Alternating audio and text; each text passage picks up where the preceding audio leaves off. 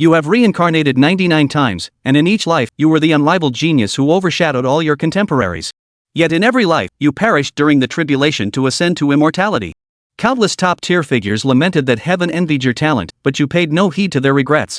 Because everything was done intentionally, your goal was to complete 100 cycles of reincarnation, and achieving this would grant you eternal life. In this final cycle of reincarnation, the system requires you to join the Qingyun sect and die for the sect. You initially thought the task would be simple, but when you accidentally awakened the Sword Sovereign's sword intent at the spirit testing monument, the usually aloof and ethereal sect master, with reddened eyes, asked you, "Why does your sword intent resemble that of my master?" Now, at the Qingyun sect's disciple recruitment ceremony, as you arrive at the square, at first glance, you saw the spirit testing steel. Though it appeared utterly ordinary, it inexplicably evoked a strange sense of familiarity within you. At the same moment, within the clan's ancestral hall, Yu Yao felt a sudden premonition. Could something significant be about to happen? A cultivator's intuition is never baseless, yet she couldn't pinpoint the source of this feeling. After much hesitation, Yu Yao turned her gaze toward the disciple recruitment ceremony being held in the clan square. Enough, she thought, I should go and see. At this moment, a middle-aged man suddenly appeared in the square, shouting loudly, "Silence!" His voice was not loud, yet it clearly reached everyone's ears, causing many to perk up. This was actually a nascent soul cultivator. The crowd immediately fell silent, looking at the middle-aged man with awe-filled expressions. However, your gaze turned toward the depths of the sect behind the square. Though you were now merely immortal, the insight from 99 reincarnations remained. You could sense that there were undoubtedly stronger figures deep within the sect watching this scene, giving you an uneasy, prickling sensation on your back. So you turned your head to look at Guyu Fangzheng, who had just arrived with you, and noticed that he was also staring deep into the sect. It seemed this guy had noticed it too. His perception was quite sharp, truly befitting a descendant of an immortal family. You silently praised him, your eyes reflecting nostalgia as you recalled a past cycle where you were also born into an immortal family. At the front of the square, after the nascent soul elder announced the commencement of the aptitude test, everyone lined up for the assessment, and you joined the long queue as well. As for Guyu Fangzheng, he also followed suit, appearing quite intrigued by the proceedings. You paid no heed, nearly beginning to calculate in your heart how you would die for the sake of protecting the Qingyun sect after joining. It seemed all you needed was to silently perish when the sect faced a crisis. You thought it best for the Qingyun sect to assign you the identity of a menial disciple. That way, if you encountered a bully insulting the sect while out and about, you could step forward to defend its honor and be beaten to death. Though cliched, it was undeniably convenient, quick, simple, and effective. Triple element mid-grade spiritual route, next. Quadruple element high-grade spiritual route, next. It's your turn. As you were thinking, the outer disciple of Qingyun sect ahead called out, looking at you and Guyu Fangzheng. For a moment, all the surrounding gazes fell upon your side, or more precisely, upon Guyu Fangzheng.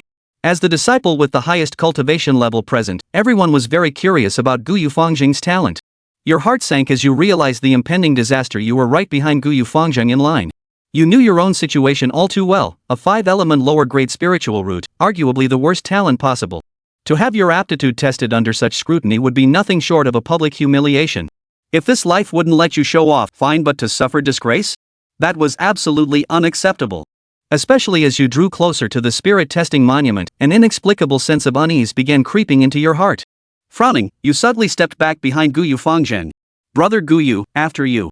Guyu Fangzheng didn't stand on ceremony after all, it was just a matter of sequence. Brother Zhang, then I'll proceed with the test first. You nodded slightly, watching as Guyu Fangzheng stepped forward to the spirit testing steel and slowly reached out to touch it. The surrounding crowd held their breath, their gazes fixed intently, while even the inner sect elders of the Qingyun sect, seated high above in the clouds deep within the sect, turned their attention to this moment. Buzz! In the next instant, a brilliant azure-purple light erupted from the spirit testing steel, soaring into the heavens. A sacred aura surged outward wildly, like raging tidal waves, tearing through the layers of clouds in the sky. Wind and thunder dual mutant spiritual route. But that wasn't all. After the cyan-purple radiance, a golden streak of light shot up from its center, actually suppressing the cyan-purple glow and dispersing the clouds within a 100-mile radius above the Qingyun sect, the wind and thunder sacred body. Yet, faced with such a spectacle, Guyu Fangzheng remained utterly composed. He turned to you and said, Brother Zhang, it's your turn now. You nodded inwardly. Such talent would likely stand out even among the long-lived aristocratic families. As expected, the guardian behind this kid must be at least at the Great Ascension realm, if not higher. Seeing Chen Feng's state becoming more and more frightening, the examiner surnamed Meng hurriedly came to the old examiner and asked in a low voice, Teacher Song, this? The old examiner was also a bit flustered. He didn't say a word. Staring tightly at Chen Feng, Gao wasn't sure if this young man was acting out, or if he was really having a drug attack. At least so far, he had said 7 of Chun Feng's 10 lines. Especially the last sentence, that tone of madness and hysteria, as well as the last few lines hit me, beat me to death were all added on the spot. The effect pulls straight through. Now, the old examiner felt like he had goosebumps all over his body. If this was really acting, and one could put oneself in the moment and even suspect that the young man was really drugged up, then the acting would be too godlike. Corner. The filming crews of the 2 programs sneak together. Lee, is this kid really drugged up? Looked like it. Should we call the police? What do you care? People's leaders haven't spoken yet. Just watch. Lee, I feel like he's going crazy. Brother Lee, what if he really goes crazy? What if he lifts the table? Shall we go up and help? I've heard that people who are drug addicted are like mad dogs, and you have to get a rabies vaccine for even 1 bite. Brother Lee, how do you? Before the words were out of his mouth, a bam was heard. Scene 4. Chun Feng's state at the moment was completely that of a drug addiction. He overturned the table in a sudden frenzy. A low growl escaped his throat. That state is to see the table, to lift the table, see the stool, smash stool. Look at everything is not good, sitting and lying down, irritable and easy to anger, like a trapped beast, crazy, want to tear everything. Chun Feng, give me a drag. Chun Feng hissed. Then he violently rushed to Zhao Zhilong's face. This sudden move scared Zhao Zhilong so much that his face turned white and he directly dodged back. And as a result of his panic, his left foot tripped over his right heel. Flutter. He fell on his ass. This action was like activating Chun Feng's explosive fuse. Chun Feng violently rushed over and directly used his knee to ruthlessly push against Zhao Zhilong's chest, his mouth frantically hissing, "Give me a puff! Give me a puff! Give me a puff!" One of his hands was in a death grip around Zhao Zhilong's neck. The other hand was rummaging around on him. Zhao Zhilong was so scared that his hands and feet went numb, and he screamed in shock, "Help me! Help me! Help me! Help me!" Aside, the examiner surnamed Meng finally became anxious and let out a loud shout. "Chun Feng, what are you doing? Quickly go over and help." Pull Chun Feng away. Corner. The 2 cameraman brothers were shaking in their boots. Done. It's a real drug addiction. Hurry up. The 2 old men rushed up there with their guts. At this time, Chun Feng really did rummage out a pack of cigarettes from Zhao Zhilong's pocket, and as a result, he immediately turned around and hid at the corner, curling up on the ground. With a trembling hand, he laboriously drew out a cigarette. The lighter in his hand fell to the floor several times. Finally and reluctantly, he picked it up, struck the fire, and drew a hard breath. That face! Tears, snot, spit, all mixed together. Puff of smoke came out. Chun Feng muttered, "Phew, 1 puff, it's worth dying." Phew! Middle of the field. The 2 filming big brothers dragged Zhao Zhilong into the distance. The ground, leaving long trips of urine marks. Chiu Chi Lung was just scared out of his wits. Surname Meng hurriedly called the police. The old examiner and the female examiner simultaneously retreated to the back door for safety reasons. No one dared to approach Chun Feng. Chun Feng, on the other hand, stayed huddled in the corner, smoking 1 puff at a time, until 10 minutes later. Sirens are blaring outside. Soon, the door to the examination room was opened. 2 uniformed officers walked in. The examiner surnamed Meng immediately greeted him, pointing at Chun Feng in the corner and said sharply, "That's him. He must be high on drugs and having a drug attack. Look at that. Scaring one of our contestants." The 2 officers frowned. One pulled out an electric baton and the other pulled out pepper spray handcuffs. The 2 men slowly approached Chun Feng. Just as they were about to exert control, Chun Feng suddenly turned his head to look at them and said with a bewildered expression, Let me ask, did the shouting click? Are they the contents of the test?" Police. Examiner. Big brother camera. Paralyzed and still shivering. Zhao Zhilong. Chapter 004. God's Reversal. People are acting. Chun Feng was taken away by the police. Hundreds of people outside were holding up their cell phones and filming as they left the examination room. Everyone heard a story. A contestant who is an addict. It turned out that the test just happened to be about playing a drug addict, and it turned out that this contestant had a drug attack in the middle of the test. Terrible. Rumor has it that it scared the piss out of his competitors. A question of who are the competitors.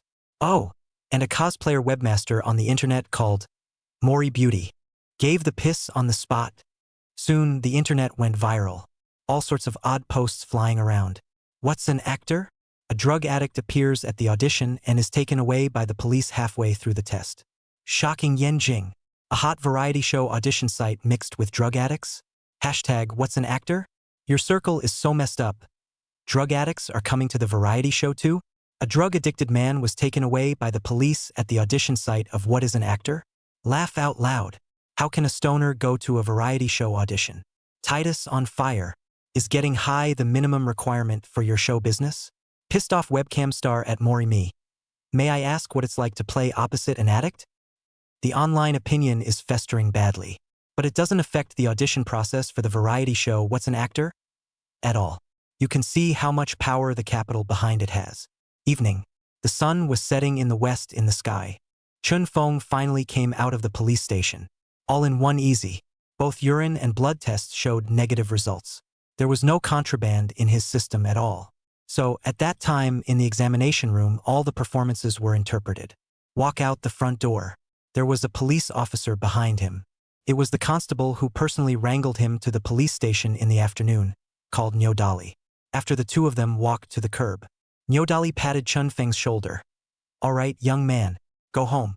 Also, for your participation in the competition, we'll help you out with a supporting document to prove it to you. Thank you, Officer Bull. Chun Feng reached over and shook his hand. Nyodali shook his head and laughed. No need to be polite. To be honest, when I saw you at the time, I really thought you were having an addiction attack. It turned out that you actually performed. It's really breathtaking. Thanks for the compliment. Chun Feng smiled modestly. Okay, hurry up. Then I'll leave first. Thank you for Officer Nyo's help, the program side, but also please write a supporting document over as soon as possible. Don't worry, let's go. Chun Feng was relieved to leave. Later that night, an official notice has been issued by the Yenjing City District Police Station. As it was at the audition site of What's an Actor? That Chun Feng was taken away, it created quite a public outcry. Therefore, it is necessary for the police to clarify this publicly. It is not advisable to over-ferment such things. It must be pressed down immediately. At the same time, the What's an Actor program team, as well as the person in charge of the Yenjing audition site, including the 3 examiners, all received proof of documents from the police station. After reading the contents of the document, the 3 appraisal officers who dined together in the evening were all stunned. It's not a drug attack, so people are interpreting it. Nice guy. This rendition is so effective. It's ing divine. Thus, the old examiner and the female examiner slapped the table on the spot and decided that Chun Feng's examination was successful in advancing. The examiner surnamed Meng was speechless. What else can I say? He was shocked himself. Besides, that little webcam was pissed off by someone's realistic acting during the test. That's it? You can't even keep it in good conscience. Let's just forget about it. With that, Chun Feng successfully advanced. 9:30 at night. Initial audition results have been posted on the official What's Up Actor website. Chun Feng was listed on the Yenjing Tournament Advancement list. At the same time, a separate statement was posted on the website, putting up the police's supporting documents to dispel the rumors for Chun Feng. Everyone who saw the disclaimer was confused. What do you mean? So it was the other Chun Feng who acted so realistically that he scared the piss out of his opponents and scared the examiner into calling the police? People are innocent. You wouldn't even dare to write a novel like this, would you? So the tide shifted instantly online. Once again, all kinds of hot posts rubbing off on traffic have sprung up like a rainbow. The God reversal. Taken away by the police for being too good an actor? What's an Actor audition scene surprised the God-level acting? The shocking reversal. Acting too much like you can be taken away by the police? Check him out. Tutor surprises Hall of Fame. Acting so like it pisses off his opponents. Acting blast. The name of the one who alarmed the police with his acting skills. Please remember. His name is Chun Feng. Midnight. Zhao Zhilong was in a bad mood. There will be no more cosplay tonight. I went to an audition this afternoon, and I was surprised to be pissed off by that psycho. Shame on you. Throw it in the Pacific. MD. Not in the mood for a live broadcast. But there's still the need to open up the live stream and talk to the fans. It's his magic formula for maintaining fan relationships. It's important to get in touch from time to time. So, Zhao Zhilong changed into more casual clothes, and then briefly primped his image, striving to remain a Mori beauty after turning on the beauty face and adding filters. Once that's done, open the live feed.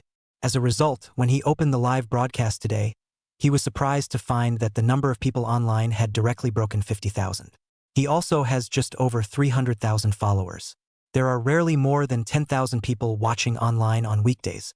It's only a couple thousand. What's going on today? The number of people online rubbed off, as if they were waiting specifically for themselves. Zhao Zhilong was in a much better mood. Posing at the live camera, "Good evening, family. Before I go to bed, Dragon is having his usual riff with the old-timers. You guys." Zhao Zhilong suddenly stopped talking. The expression on his face froze. The live stream was full of pop-ups, and the comment section was all bristling with them. "Anchor, I heard you peed yourself? Ha ha ha ha ha ha ha. I'm laughing my ass off. There's one way to put it. I'm actually here to watch the anchor pull a diarrhea upside down. Anchor, have you seen the audition advancement list? There's no you. I heard that Chun Feng has already advanced. I watched the video that was streamed online. The acting is explosive. It kills everything. Really, it's so well acted. You can't tell it's acting at all. Did anyone pay attention to the clip of the anchor being scared to pee? It was cut. Otherwise, the anchor would be completely famous. But now, the anchor is also quite famous. People call you urinary beautied. Come on, anchor. Live handstand. Seriously, if you don't do a handstand, I'm gonna go off the air. I'll do it. Laughs. Upstairs is the big sister of Pengwon. Ha ha ha ha ha ha. Tonight was wonderful. I'm ready to defan after watching Upside Down Diarrhea. I don't want to be a fan of urine beauty. Upside Down Diarrhea, walk up. Gives a fairy wand of encouragement. Anchor, hurry up. Live Upside Down Diarrhea. You're not a man if you don't pull it. If you don't, we'll all go off the air. Going up, 666. Will it be banned? Zhao Zhilong was dumbfounded. What's the deal? The first big sister on the list is getting off the hook? That's okay. To defecate or not to defecate. Seeing that the number of fans watching online was still rising, it was about to break 100,000. Everyone is up in arms about getting off the hook. If he's really off the grid, then Joe's account will be dead. Everything starts from scratch then. The signing company may not ask him to pay for breach of contract? When he thought of the astronomical liquidated damages, Zhao Zhilong's liver trembled. He fiercely clenched his teeth, stood up and looked at the live broadcast camera, revealed a kind of stiff and frightening smile, and squeezed out a sentence from the gap between his teeth. Okay, willing to gamble to lose. I'll live stream. Upside Down Diarrhea. Chapter 005. Acting What You Are. The next day, early morning, Chun Feng was woken up by his cell phone ringing. Confused, he got up and answered the phone. After listening to a few sentences, he immediately got energized and sat up from the bed violently, a smile on his face. He managed to advance. The Yenjing auditions ended with a total of 108 contestants advancing. 1 month later, the promotion tournament officially began. The location of the promotion tournament was in Yenjing City. It's kinda convenient. Also, the variety show What's an Actor is very hot right now. One of the reasons why it's so hot is that the variety show is in a live format, simulcast on all major platforms. So the ratings are through the roof. It's not taped, so any conflicts and focal points will be infinitely amplified and become a hot topic during the broadcast. It's exciting. Chun Feng was a traveler. Turns out it's not like I didn't see this type of program when I was on Earth. But those are taped. A lot of the conflicts are edited out. It's not interesting and lacks authenticity. So What's an Actor for is still a great variety show with a lot of guts. Dare to adopt a live broadcast. Chun Feng hung up the phone and wiped his face vigorously. Last night, he worked on the system until after 4 in the morning. Sleeping late. But it was also thoroughly researched to understand how sick the system he activated was. First, he has an attribute panel. It has his status on it. Host, Chun Feng. Profession, actor. Level 1-130. Activate character template. Addict. Personal skills, none. Item column, none. Very simple property board. But in here, what made Chun Feng extremely shocked was that the notes for this rank were scary. Right now, he's at level 1 status. While in first level status, he needs to experience 30 character models and activate 30 character templates to advance to second level. So what's the difference between level 1 and level 2? The difference here is that the character experience at first level is all normal. An analogy. Like a junkie, like a chef, like a lawyer, like a teacher, blah blah blah. It's just a real-life characterization. What about level 2? At level 2, the characters he can experience expand. One more character type that doesn't exist in the real world. For example, martial artists. All martial arts characters, action characters, can be expanded out of these special categories. Chun Feng's system was called drama falsehood. That is to say, once he wants to interpret a character, then the system will turn him into the identity of the corresponding character and give him the skills of the corresponding character. So once you get to level 2, if Chun Feng attempted the identity of an ancient warrior or a modern assassin, he would then become a true warrior and assassin, and have the appropriate kung fu and killing techniques. What about level 3? It's even scarier. At third level, the character expands to the immortal class.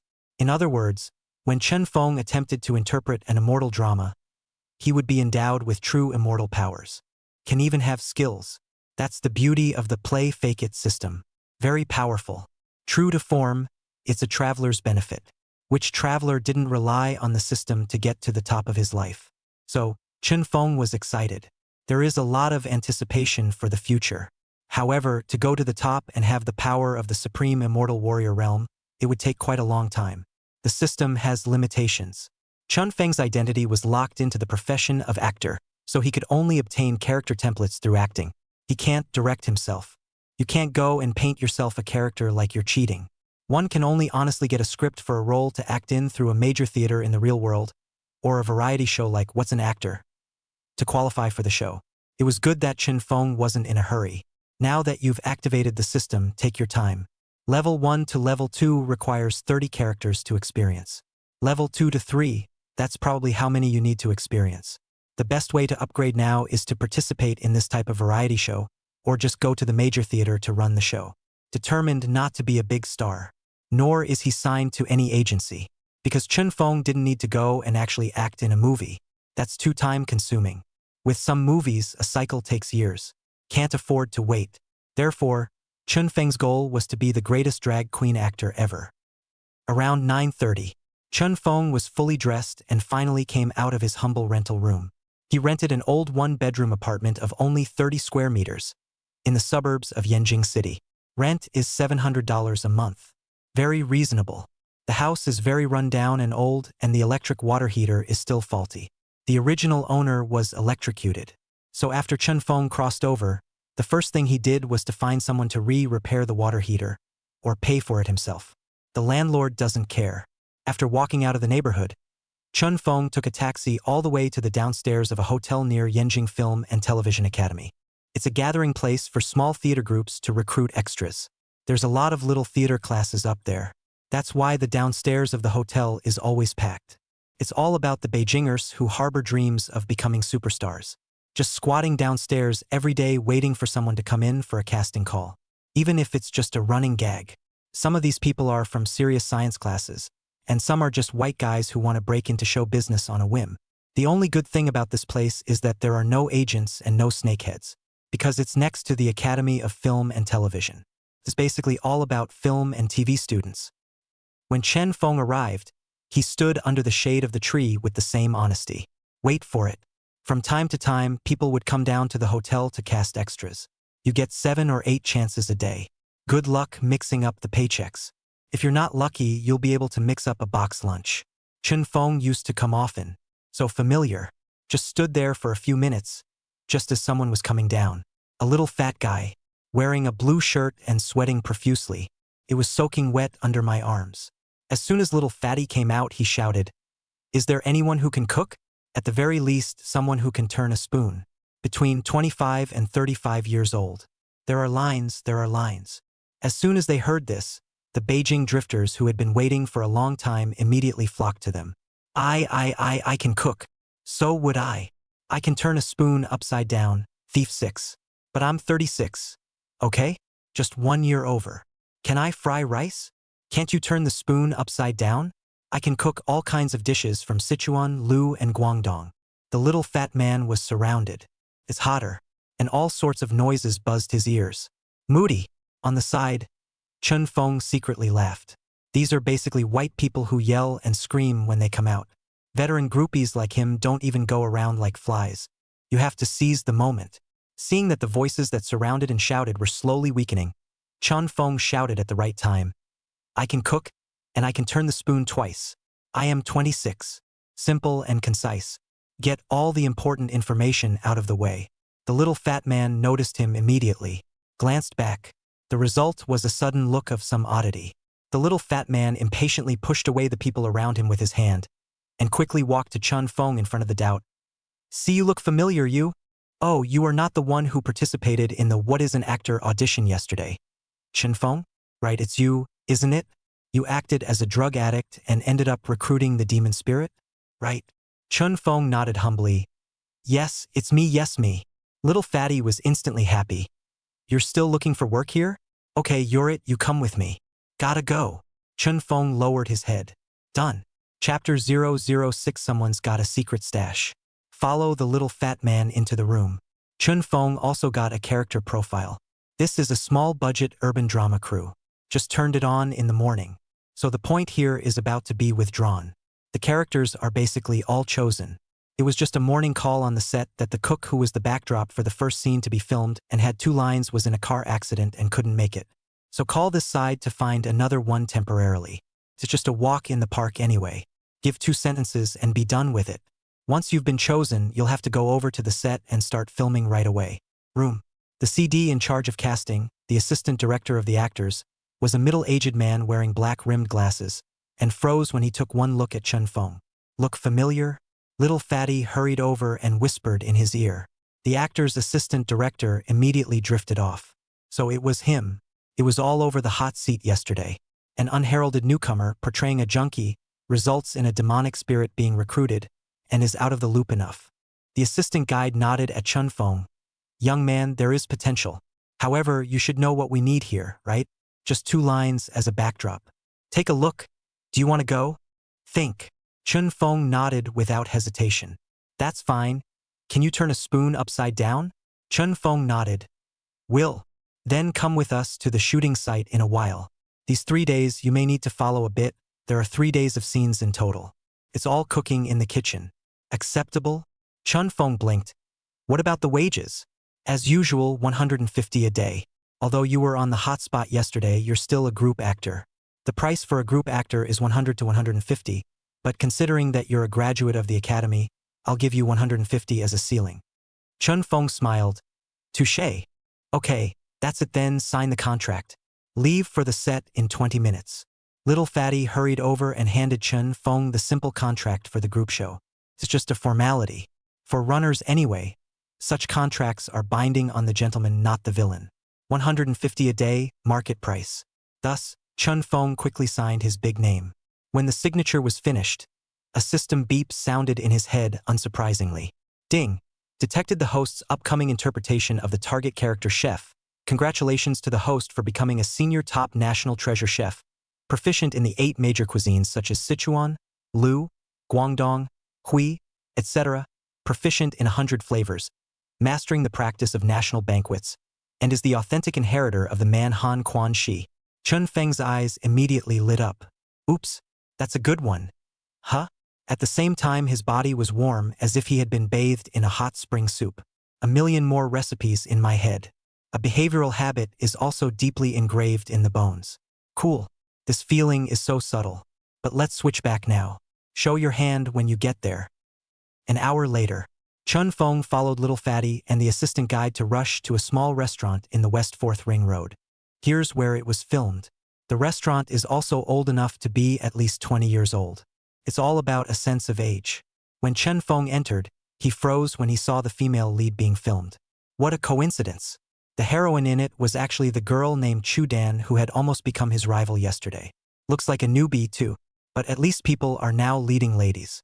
It's a drama no matter how small budget the production is. Soon, the female lead scene was shot. This sweet-looking girl is still very green in her acting. A squatting dishwashing scene took several takes. Seeing how careful she was during the filming process, Chun Feng secretly sighed. How hard it is for newcomers to get ahead these days, especially the girls. Seeing Chu Dan heading out, Chun Feng was about to nod his head in greeting, but he hadn't expected that the person just swept him lightly and passed directly by. Chun Feng froze. Is it? Is that so realistic? When you don't know. Sudan has gone out. Chun Feng shook his head, relieved. That's the way it is in show business. Worship high and tread low. If she had met her by chance on the road, she might have nodded and said hello or something like that. But on the set, people are now leading ladies. Chun Feng was just a temporary drag queen actor. That status speaks for itself. The emotionally intelligent ones might even be falsely polite. Low emotional intelligence goes without saying. Don't give a about you, a deadbeat runner. What if someone else's show accidentally catches fire and they're a hit? What are you? Always a dead runner. So Chun Feng was also open-minded. This girl looks at the looks of the sweet side of the paradigm, kinda have the temperament of the little sister next door, but can be mixed into this circle as a leading lady, basically are not simple. It's called you can't tell the difference between a man and a woman. Chun Feng stood in the doorway. Been waiting. Inside. The casting associate has been whispering to the director. Half the time. What's the situation? Is something wrong? You're a groupie and you're screwing up the play? Stick your head out. There seems to be a chef in the back of the restaurant. He's fiddling with the big iron pot. It looks a little clumsy. You don't think so? Has it been replaced? Sure enough. Soon. The casting assistant director walked out and came to Chun Feng, saying with a serious face, "Little Chun. Ah, this is the case. What about before we came back? The heroine brought someone with her. You understand, don't you? It's that chef in there." Upon hearing these words, Chun Feng was suddenly enlightened. "Oh," I said, "why did that Kadan just look like who owes her money? Coldness and rejection. After all that, she was the one who brought someone over to try to mix things up. This sort of thing is not uncommon on the set. It's on every day." Chun Feng naturally didn't take it seriously. It's just that, before coming here, there was a contract with this casting assistant director. What should I do? As soon as he saw Chun Feng's brow furrowed, the casting assistant director patted his shoulder and whispered, "Xiao Chen, take it easy for now. Even though the chef's part in these scenes is just a backdrop and it's only 3 days long, the director paid a lot of attention to detail. The chap in there, he doesn't know how to cook per se. It didn't feel right at all in the kitchen, and we tried a dozen of them before we came back, and none of them fit. So, the director said he wanted to see how you felt first. It feels right, you stay.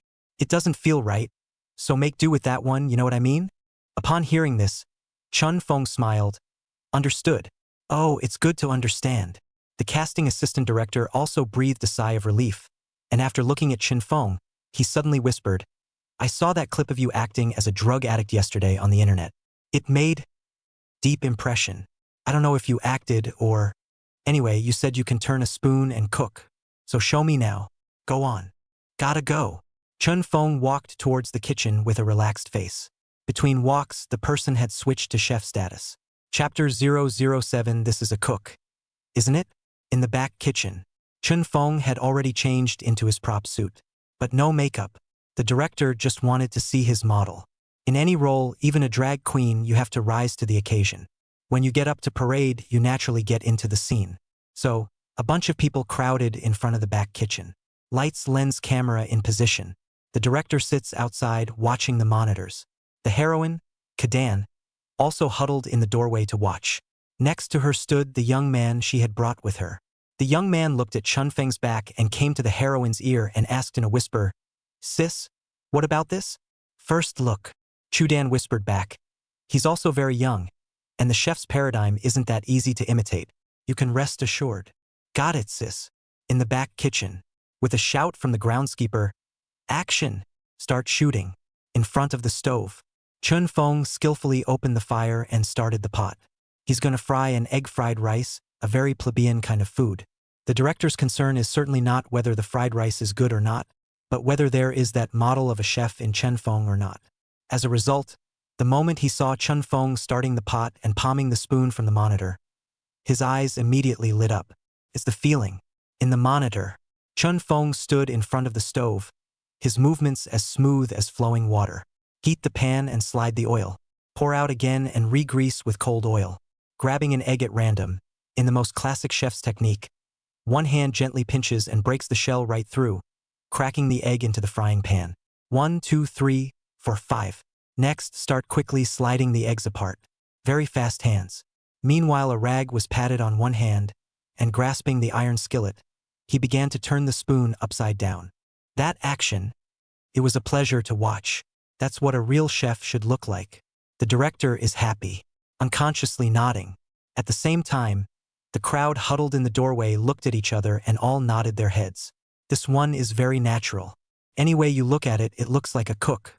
Sudon's face was a little hard to read. This guy didn't used to be a cook, did he? Otherwise, how can you act like that? It's too natural to turn the spoon upside down. At this level, it's impossible to turn the spoon upside down like this without 3 to 5 years of experience as a chef, right? It's over. The point is that it didn't work out that the casting assistant director even got him. Soon the kitchen was finished. 1 plate of egg fried rice done. When Chun Fong dished out the fried rice from the large iron spoon, he was nimble and quick. When there was only the last bit of residue left in the pot, Chun Fong also showed off the long iron spoon backward, scraping hard in the iron pot, backhanding around back to the stovetop, pouring the fried rice in the iron spoon onto a plate. Just this hand, most professional chefs may not be able to do it well. Many people this scrape, control the strength and angle is not good, all have to throw a floor. At the door, the casting assistant director's face is all happy. This specialty, he couldn't even pick a fault. Suffice it to say, it's a ing cook. Okay? At this point, Chun Fong shouted without looking back. The fried rice is ready. That's the first line. Shouting comes naturally. After waiting for 2 minutes, Chun Fong looked back in the direction of the door and shouted, "Xia, the fried rice is ready. Serve it out to the guests." As soon as the words were out of his mouth, there was a shout from outside. "Cut! Auditions are over." The casting assistant director was the first to walk in, patting Chun Feng's shoulder and smiling. "Yes, this feels right." Chun Fong had already withdrawn from his chef state. Hastily, he smiled and humbled himself twice. "Thank you, Deputy Director." At that moment, the director came over. Although his face still maintained a serious expression, his eyes couldn't be fooled. He was satisfied. After walking to the door of the back kitchen, he directly shouted, "That's him. Hurry up and put on your makeup.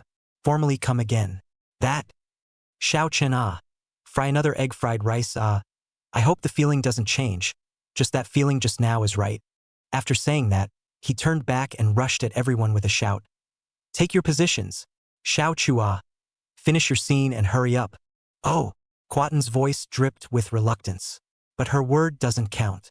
There was nothing for it but to pat the lad she'd brought with her on the arm in a comforting gesture to go out first. At least she has to finish the scene. So the makeup artist put makeup on Chun Fong. A chef in an old restaurant like this has to be covered in grease twists to feel right. The director just stands around and gives makeup advice. Just by listening to his words, Chun Fong knew that this little director was a very serious person. The details are finely tuned. If the script of this small-budget drama was still passable, Chun Fong felt that it should be able to look quite good. Most of the soul of a play is actually in the director. The actors are still second to none. The director had finished pointing and was ready to leave. On his way out, he swept a glance at the egg fried rice that Chun Fong had just finished frying, and God forbid, he went over to serve it away. 10 minutes later, it's officially on. The field recorders hit the boards and the lighting cameras get busy. Chun Fong didn't even show his face, just frying inside, at the back kitchen door, playing a Cinderella-type heroine, Quaiten, squatting on the floor washing dishes. The shots were given to her. Occasionally, he would bring Chun Fong behind him. Outside, the director was sitting in front of a monitor staring at it, but with a plate in his left hand and a rice spoon in his right, he was wolfing down scrambled eggs. He didn't even realize it himself. The food was so good. More than 2 hours later, Quaiten's play finally counted. By the look on the director's face, I guess it barely passed. In just this hour or so, Chun Fong had fried a total of 12 plates of egg fried rice. Honestly, the arms are so damn tired. But that's how he felt when he switched back from being a chef. And when he was in his chef state, he didn't feel overwhelmed at all. It's also magical. A couple of small clips were filmed after that, which didn't take long. It was soon noon. Looking at the table outside filled with egg fried rice, the director gave the order that for lunch today, everyone would eat egg fried rice. Box lunches are waived. So the group had egg fried rice for lunch. When the crowd took their first bite into it, one by one, their sweat pores instantly opened up. Holy, this egg fried rice is delicious. The rice was well divided and moderately salty, and the egg skin was wrapped around the rice with some small green onions, making it fluffy and salty, which directly convinced the entire crew. The casting assistant director sat right next to Chen Feng and asked with a smile, "Little Chen, have you ever been a cook before?" "No," Chen Feng casually replied back. "No?" The casting assistant director was dumbfounded. "You really didn't?" "Really no." Chen Feng shrugged.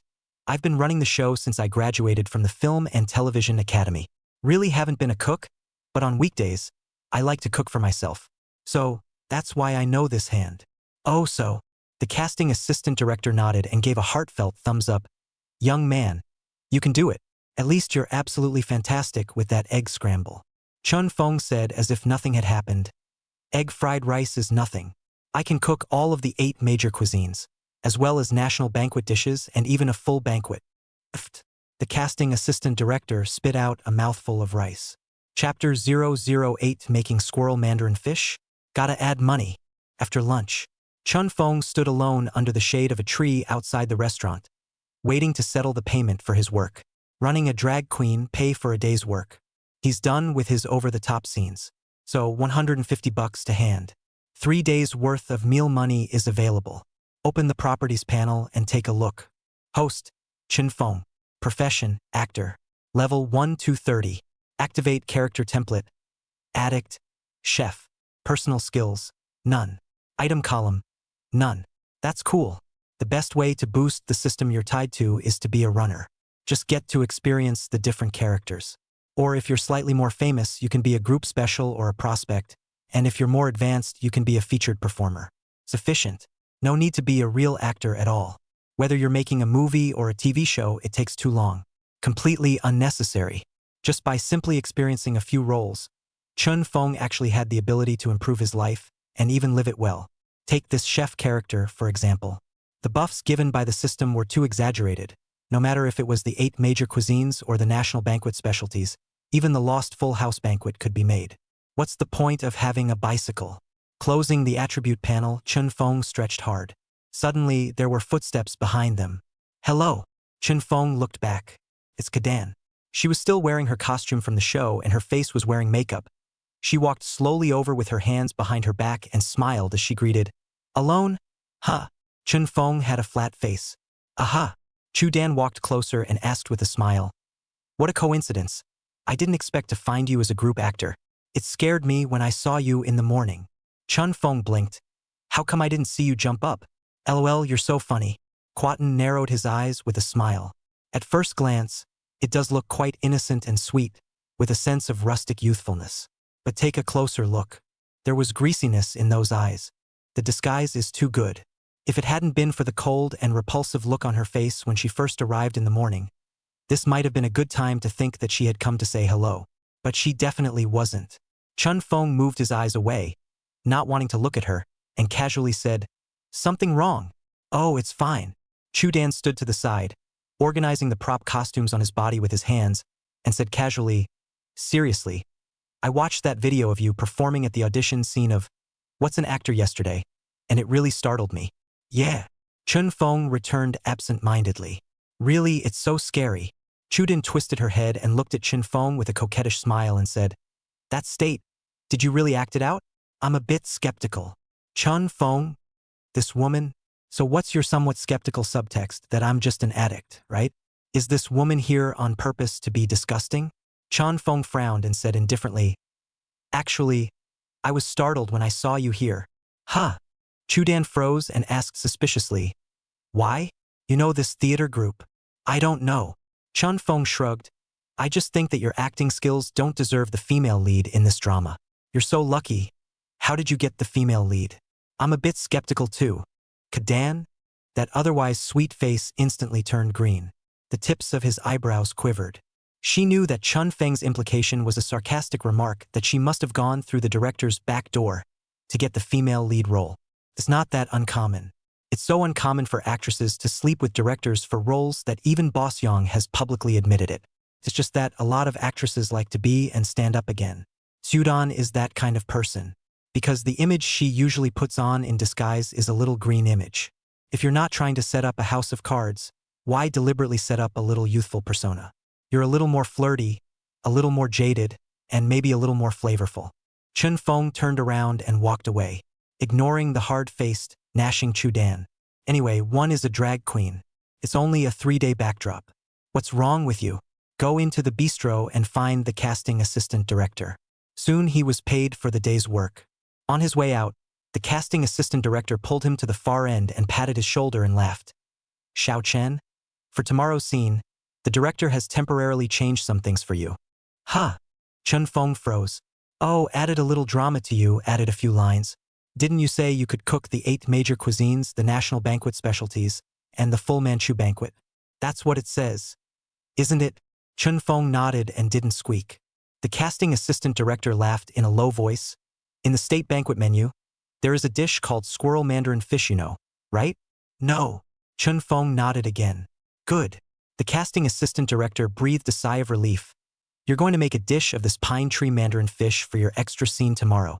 How's that? Is it difficult? Chun Feng blinked. This dish can be rather time-consuming. Aye. Extra money. The casting associate reached right out. One day, 1,500. At the big special rate for you. How's that? Is that okay? Chun Feng smiled. Then there's no problem. No more questions? The casting assistant director also smiled and said, but there are still requirements. Your job is a group actor. You have to get your lines right. I've added lines for you tomorrow. 9 sentences in total. Okay. Chun Feng was concise and nodded his head to indicate that there was no problem. The casting assistant director reached over directly. Do well tomorrow. Seriously, the way you play the chef, I can't tell if you're an actor or a chef. Okay, go back. Tomorrow at 10:30 a.m. On time. Okay, bye. Chun Feng turned around and left directly. Outside, the shade of a tree in the distance. Chudan is talking to the director. Seems to be a bit emotional. Chu Dan was vaguely heard questioning. Director, do you really believe he can act like that? A lot of people on the internet are saying that it's a real-life drug addiction phenomenon. We don't even know what his past experiences were. You still added drama to him? Director. This last shout of director was so meaty and disgusting. Solid hammer. If she hadn't slept with the director, Chun Feng would have directly ripped his head off and kicked it as a ball. LOL. Showbiz is a hole. No clean people. Chun Feng had never considered himself to be any kind of clean person either. Otherwise, you wouldn't be trying to mix showbiz. Walk away. Chun Feng swaggered off the set and took a taxi straight home. The next day, 11 o'clock at noon. Bistro shooting location. Chun Feng got ready. It does add to the drama. 9 lines. And for once, there's a separate camera on him and he even gets to show his face on camera. This kind of opportunity is a very rare experience for a small, bottom-of-the-barrel actor who just graduated over a year ago and has been running the show. Especially, we're also going to make a state dinner dish today. Squirrel mandarin fish. In the back kitchen, the national chef in Chun Feng came out. With a loud action, from the field note, the iron spoon in Chen Feng's hand immediately moved. Chapter 009 Can't Stand the Heat? Lunch spot. The bistro was a hot mess of food. The director and assistant director, plus the female lead as well as Chun Feng sat at a table. A main dish on the table, squirrel mandarin fish. This dish, crispy on the outside and tender on the inside, has an orange color and a sweet and sour taste. It tastes delicate and fragrant. The fish melts in your mouth while the tofu is soft and tender. And with the sweet and sour sauce of the dish, you can't help but take a bite after a bite. Everyone got high, even though Chu Dan was still very hostile towards Chun Feng. When she took a bite of this dish that had been selected as the national banquet specialties, she almost dropped her jaw in shock. Yummy. So good. Not even in a 5-star restaurant have you ever had such flavorful fish. Chu Dan glanced at Chun Feng from time to time. Can't figure out how to figure out if this guy is an actor, a junkie, or a cook. The director was quite happy with his scenes. It felt like he was just showing a chef as he was. So throughout the entire filming process, Chun Feng was completely free of acting, natural and smooth, including saying his lines the same way. So realistic that you'd think he was a cook. Creepy. Maybe he's really a cook? And then you got into film school? After lunch, the director personally found Chun Feng. The two stood in the shade. The director had a kind smile on his face. Xiao Chen. Tell me the truth. Have you worked as a chef before? It's okay. Tell me the truth. It won't affect your work with me. No. Chun Feng bluntly shook his head. Really haven't done it. I've been running around for a year after graduating from college. I didn't have time to look around for opportunities, So where did I find time to work as a chef? Really never did it, huh? No. Nice guy, the director said with an unbelievable face. Then you are too good at this craft. Moreover, this interpretation of yours is so realistic that I can't tell whether you are in a living state or an interpretive state. Thank you, director, for the compliment. Chun Feng smiled faintly. The director was in tears. Compliments? I'm making it light. It's not a compliment at all, really. I think you should just go for a role like a chef. You'll definitely shine. I'll borrow your advice. Chun Feng smiled, then asked, Director, my wages today? Take it easy. The director hurriedly smiled gently and said, Little Chun, do you think this will work? We'll change the script overnight and flesh out your character's role. You do a male 5. Just play the guardian of the heroine. The amount of drama depends. But it will require you to stay on the set for about 3 months. And if it works out well, you're done being a groupie. I'll sign you. Don't ever underestimate our little crew. You have to realize that there are big production companies behind this. When this drama is finished, turn around and I'll find someone to save a chef's drama specifically for you to feed. How about it? Interested? The director looked at Chun Feng with an expectant face. As a result, the person didn't hesitate for half a second and directly shook his head. I'm sorry, director. I'm not interested. You'd better settle the payment for today's work. Huh? The director was confused. Such a great opportunity in front of us. And he says he's not interested? If this were any other group of actors, a director said that the next play will give you a script to save separate for you to get a drama to raise. Then it is estimated that all have to be touched to the knees to worship and thank, crying in pain. Turns out the guy actually wasn't interested. Just thinking about today's pay, the director was also a bit speechless. After staring at Chun Feng for half a day, he slowly said, Little Chun, are you sure you're not interested? Not interested. Chun Feng shook his head very firmly. Just kidding. In a month's time, it's going to be on the live stage of What's an Actor For? And who's interested in playing the male 5th in this small budget, crappy show? And to play opposite the kind of heroine who pulls the strings? Save it. The director's face pulled down. After staring at Chun Feng for a couple of moments, he turned around and left. Chun Feng was speechless. This quality is not great either. Chun Feng did not take it seriously. Anyway, the contract was signed. Today's wages must be paid. No fear. A few minutes later, the casting assistant director is out. Quickly coming to Chun Feng, he lowered his voice and said, You rejected the director's arrangement? Aha! Chun Feng nodded, full of thought that the casting deputy director will be bitter to persuade a couple of sentences, or like the director of 2 sentences of sarcasm. But the result of this one is greatly unexpected. Chun Feng. He smiled gently and said in a low voice, Fine. It's good that you didn't agree. Chun Feng, I'm optimistic about you. The temple here is small and not suitable for you to chant. You do this, add a V-mail with me. I'll look for opportunities for you later. Here's today's pay. 1,500 and an extra 800 for your hard work in helping to cook at lunch. Okay. Hurry back and get some rest. Chun Feng took the money and finally smiled. Thanks, Director Zhang. The casting assistant director's name is Zhang Bin, rather a warm-hearted man. Zhang Bin patted his arm. There's still the last day tomorrow.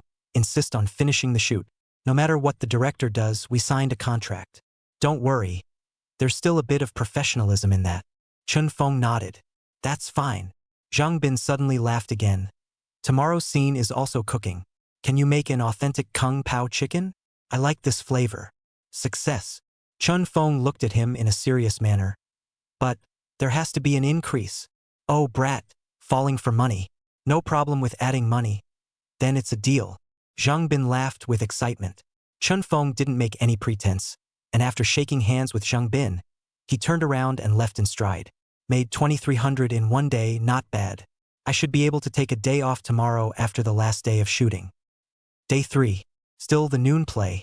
Sure enough, like Zhang Bin said, the young director dropped his face. Blackface the whole morning. Moving around on the set and freaking out. Bad attitude. This caused Chun Feng to shake his head in lamentation. It's really not a family. For that quality of emotional intelligence, it's just like Tsudan. No wonder that woman was able to get into the cast through the back door. Being able to sleep in the same bed means that both of them are all the way up. Chun Feng's Dao heart stabilized, completely undisturbed. His scenes are also in their usual vernacular. The chef style is on display. even if the director wanted to find fault, but the Instacolor episode was a one-liner. Perfect. There's nothing to pick. In the end, the director could only direct his evil fire at Chudan, because she's almost strip NG. Time is wasted on her. So, this morning scolding cursed Kadan into tears at least 7 or 8 times. Noon. Instead of staying for another meal, Chun Fong took the day's pay for his work, 1,500 for the group show, plus 1,000 pieces of Zhang Bin's private sponsorship for the production of Kung Pao chicken. After taking the money, Chun Fong walked straight away, and that plate of Kung Pao chicken was wrapped up by Zhang Bin alone. The director was too embarrassed to eat. Chudan is also embarrassed to eat. If they are too shy to eat it, others will be even more shy to eat it. In the end, Zhang Bin ate straight barf. The flavor? Absolutely. Chapter 010 A Rich Kid's Role. Chun Fong gave himself a 3-day vacation. Because in Zhang Bin's small theater group, with the ability given by the system, he earned 4,950 in 3 days. I've never been treated like this before. So Chun Fong improved his life for himself. Eat something nice. I bought myself a lot of seafood ingredients, and when I got home, I switched to the role of chef and cooked top-notch cuisine in my little 30-square-meter snail house. It's just a laid-back, really get high. In the meantime, he spent quite a bit more time working on the system. Try to be able to jam bugs. For example, they set up characters for themselves to try to interpret or mimic interpretations in cosplay, etc., and none of them work well. The system locks in the actor profession. Then you must follow the profession interpretation to get a chance to interpret the character. No tricks. It's better to remain a drag queen. It's the fastest way. Meanwhile, the variety live in a month's time is a good way to go. Looking forward to it more and more. 4th day of rest. Chun Fong decided to keep going out and running the crew. I ended up getting a phone call early in the morning. It's an unfamiliar number. After the connection, on the other end of the phone, a pale, slightly familiar voice came into the ear. Hello? How are you? It's Chun Fong, right? Yes, I am. Which one are you?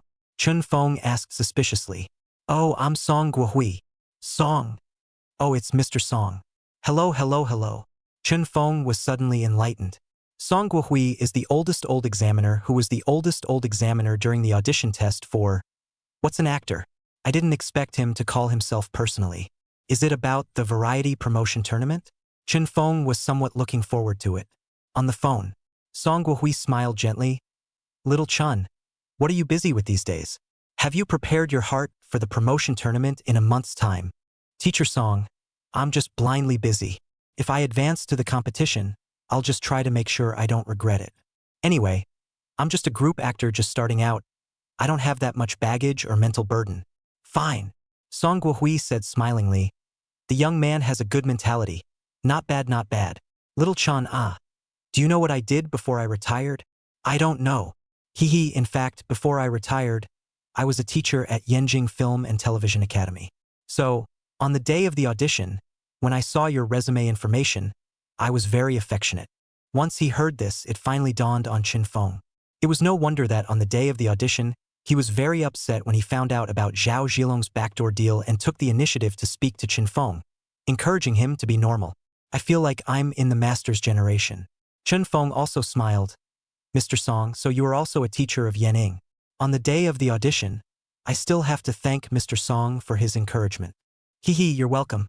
It's your talent that you were able to advance.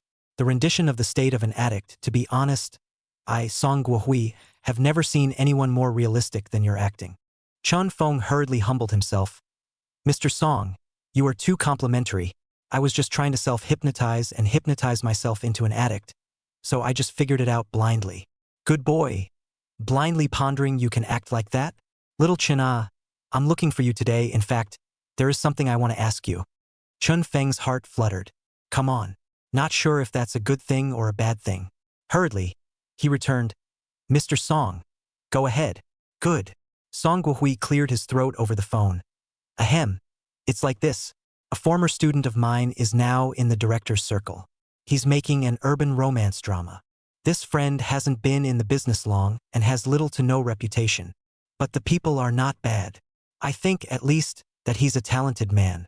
Right now, he needs a big special in his play, and he may need to be on set for 15 to 20 days. It's just that he has limited funds on hand. Plus, there's not much of a reputation for finding the right dates. He gave me a call and wanted my help in finding one that would ask for a lower price. As for me, I thought of you.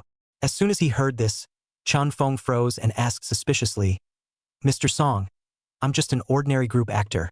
What's the point of you looking for me? I'm not a big special contract either. Chun, let me ask you first.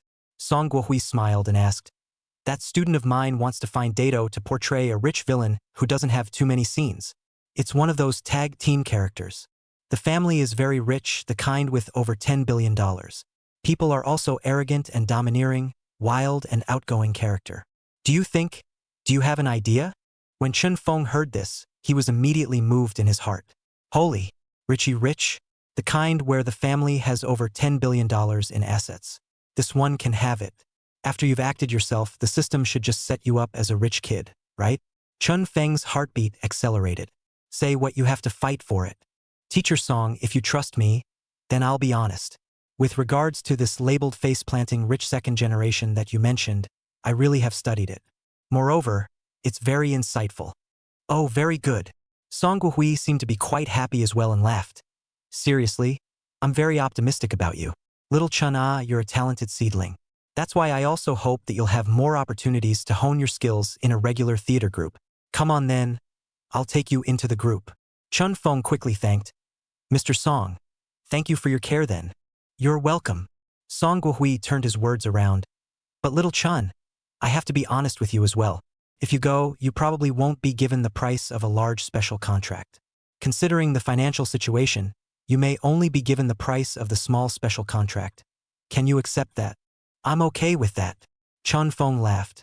I was just an ordinary group actor, and it's already good enough to get the price of a small special. Mr. Song, I have no problem. That'll do, the lads, just quick. Song Guohui also hurriedly said, how about this, if you're fine today, go with me to the theater group. That student of mine will audition for a scene, and if he feels right, he'll sign the contract immediately. Sung, Mr. Song, I'm leaving now. That's good. I'll meet you downstairs at the Oriental Mansion. Okay. After that, the two hung up. Chun Feng was in a stormy mood. Another new character. Or a rich kid with a background of over $10 billion. Is this a way to get out of poverty yourself? As for wages, it really doesn't matter. In fact, there is a big difference between $300 $500 a day for a small special and $1,500 $3,000 a day for a large special. What Song is looking for is to take the price of a small special and do the work of a big special. The drama and workload must be huge. By the measure of the average featured performer, this sort of thing is usually not agreed to, because it's too much of a loss. But Chun Feng didn't have this problem. He was never meant to be a featured performer. Strictly speaking, it's already lifting him. As for the drama, seriously, it can only be an opportunity for him to hone his skills, especially now that the system is in place. Once the role of the second generation of rich people is successfully performed, after the drama fake becomes real, it is possible that Chun Feng will directly get rid of poverty and become rich and walk on the road to prosperity. So walk away. Chapter 011. Do you really think you're a role model? Oriental Mansion, a 5A office building. Of these, the top 2 floors were rented. The cast and crew shot on location. Urban romance dramas, filmed mostly in office buildings, depict the flings between some working white-collar workers. It's just that the rent shouldn't be cheap. Chun Feng stood outside the filming site and surveyed the surroundings. There are quite a few people in the crew. There were a lot more people than the small crew of Zhang Bin that he had stayed with before. The director's name is Zhuang Qingguen, used to be an actor. It is said that after a few years of acting he never caught fire, so he simply turned to directing. He was a student of Sung's. Not a bad resource to have on hand. The urban drama was his first debut. Invested about $30 million. It is also with the nature of a bet. The main man is looking for a somewhat over-the-top male celebrity named Chan Bong. Maybe the name is a little strange to everyone, but there is a label on this actor. It's the snarling dog. He was once a big hit for his role as a snarling dog. Unfortunately, beyond that image, he's obliterated. In fact, he once took the movie star crown for a period drama. Only in recent years, the film and television circle has a strange phenomenon. Film and television resources are tilted to fresh meat. Coupled with the fact that the seldom hyped movie star never participated in variety shows to rake in the cash, this led to his figure slowly fading out of the public eye, and eventually to the point where he had no drama to shoot. It's also pathetic. As for the heroine of this play, she's a newcomer. Like Chun Fong, she is a student of the Film and Television Academy, called Lu Rui. She was the school beauty of Yen Ing 2023. Haven't graduated yet. It is said that both the male lead, Chun Gang, and the female lead, Lu Rui, were brought to Song Guohui through connections. It is evident that Sung is still capable of a lot. After waiting for 10 minutes, finally, Song Guohui walked out in tandem with director Zhuang Qingguen. Chun, come here. Song Guohui waved at Chun Fong. Coming, Mr. Song. Chun Fong turned around and hurriedly walked over. Hit it off with Zhuang Qingguen, who had just come out. First impressions. This Zhuang Qingguen is very thin, wears a hat, and has a full face of stubble. The youthful and sunny image he had as an actor is no longer visible. As with most directors' images, the beard is deliberately grown up, and the dress is casual, with a wooden, expressionless face. That's normal. He must have known Chun Feng's details from Song Guohui. No matter how Song Guohui introduced and packaged him, Chun Feng was now always just a group actor or the lowest level kind of group actor. Logically, it should be Chun Feng who went in to see him. As a result, now he's out with Song Guohui. You're not happy about it, are you? Song Guohui was very enthusiastic, and after calling Chun Feng to his side, he said smilingly, Xiao Chun. This is Director Zhuang. Xiao Zhuang. He is the Chun Feng I told you about. Hello, Director Chong. Chun Feng took the initiative to reach over. Hello. Zhuang Qingguen is still expressionless. Very perfunctory reach out and Chun Feng touched. Quickly retracted, casually asked. Mr. Song recommended you to come over, a moment to try the mirror, right?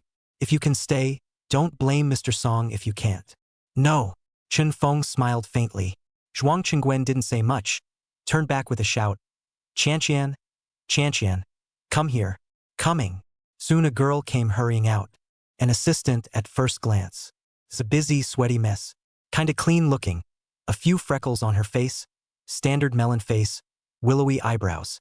Just a little shorter. 1.5 meters, I think. Zhuang Qingguen waved his hand without looking back. Bring this? What is it called? Chun Feng. Good. Take Chun Feng to change his clothes. Have him audition for the Lu Wenba scene later. Okay. The girl called Chanqian hurriedly came to Chun Feng and smiled politely. Hello, Mr. Chun. Follow me in. Thanks. Chun Feng nodded politely. You're welcome. The two of them went in. Zhuang Qingguen looked at Song Guohui and shook his head helplessly. Teacher Song, he is a little too young. I can't see a single bit of arrogant and domineering temperament in him. Instead, he is full of poor temperament. Try. Song Guohui smiled. Didn't you also see the video of the audition scene? He was able to portray a drug addict to that point. I believe he has the skills. Mr. Song. Zhuang Qingguen frowned and lowered his voice. It's not like you don't know this circle. How many people are high on drugs? You have a number in your heart. Is he really interpreted? Not necessarily. Ahem. Song Guohui dryly coughed twice, shook his head and said, Xiao Zhuang, I reminded you of this. Without investigation there is no right to speak. Don't just put a label on people. Whether it works or not, you try and say, don't you trust my vision? Zhuang Qingguen didn't say anything. Song Guohui smiled and patted his shoulder, turning around and signaling to go in. The two of them then entered the grounds. In the dressing room, a makeup artist gave Chun Feng a simple cleanup of the oil stains on his face and some light makeup. Afterwards, change your clothes. Very flirty pink suit, plus plaid suit pants. A pair of luxury brand leather shoes. The watch is a Piaget.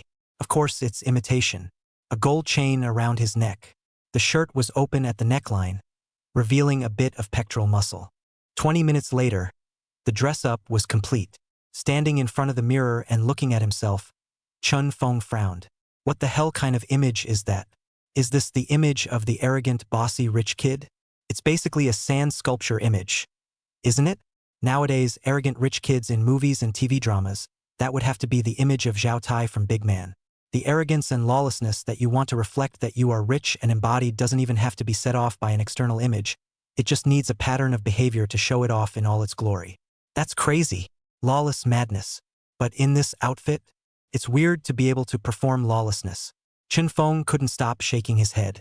Chanqian, the small assistant at the side, blinked and came closer to wonder. Mr. Chun, what do you mean by shaking your head? Is it because you think this one doesn't look good? It's not unattractive, it's very ugly. Chun Feng glanced at Qianqian and suddenly asked, "Can I match it myself?" "This? Don't worry. If Director Zhuang asks, I'll tell him myself." "That? Line it." Cynthia nodded helplessly. Chun Feng immediately went into the costume room and started primping himself. At this effort, Zhuang Qingguen and Song Guohui also came. Soon, Chun Feng walked out from the clothing room. Very simple blue suit, white shirt with only a red tie. Hair he sprayed himself wet. It gives a sense of decadence.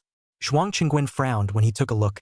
"Qianqian, didn't I tell you to change him into Lu Wenba clothes? What the hell is this?" Cynthia blanched. Fortunately, Chun Feng directly explained, "Director Zhuang, I changed into this outfit myself. To be honest, Lu Wenba's line of work doesn't look like an arrogant and domineering rich second generation. It's more like a sand sculpture. Shan Chong, this face is even darker. You're a groupie.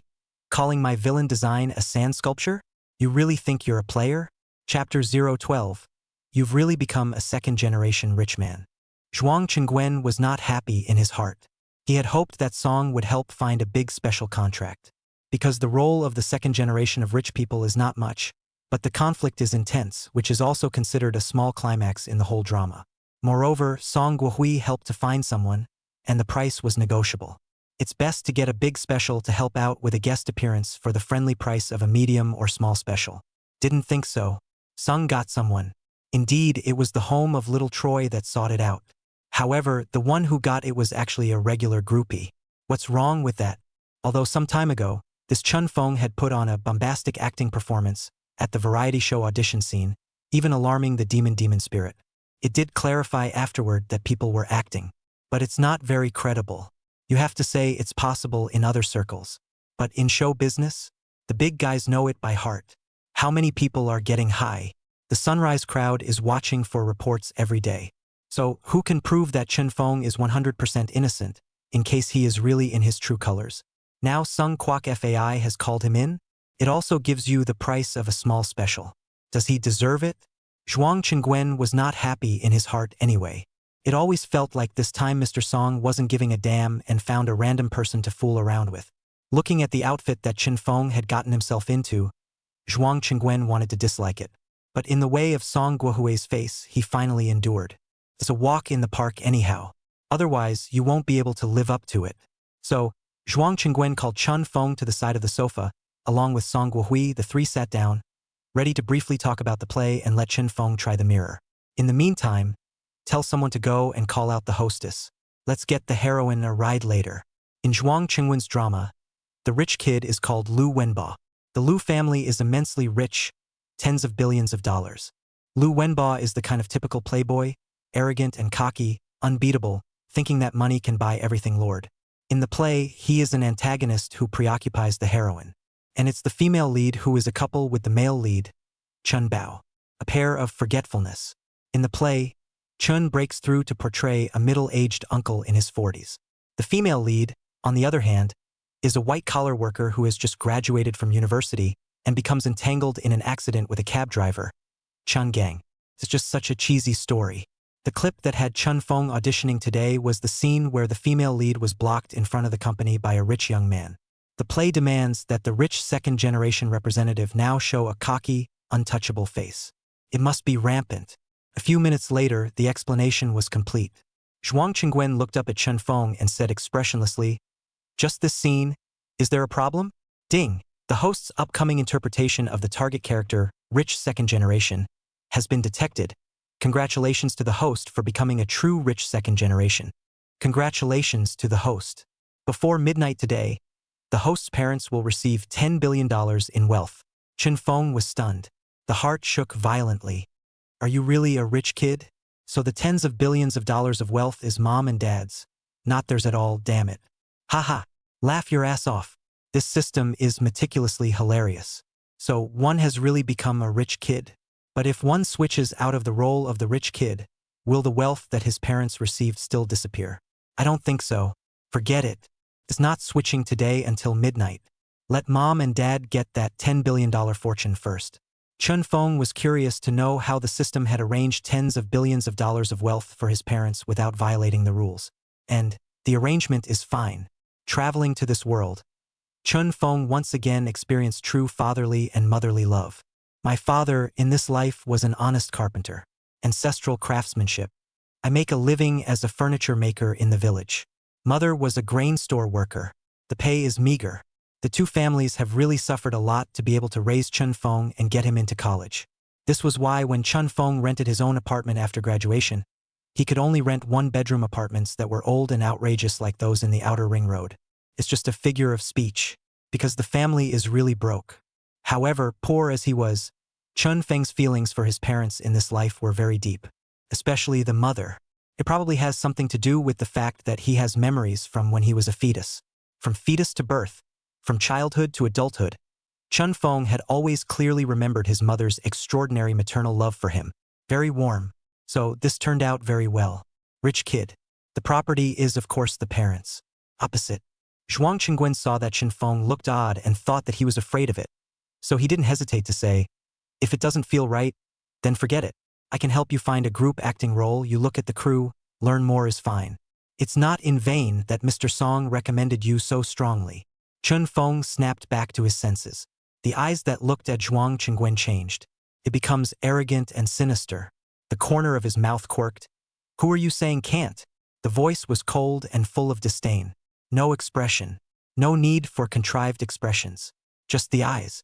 Chun Feng had already substituted into the arrogant and wild rich second-generation state, and he had been thinking about Zhao Tai from Big Man in his head.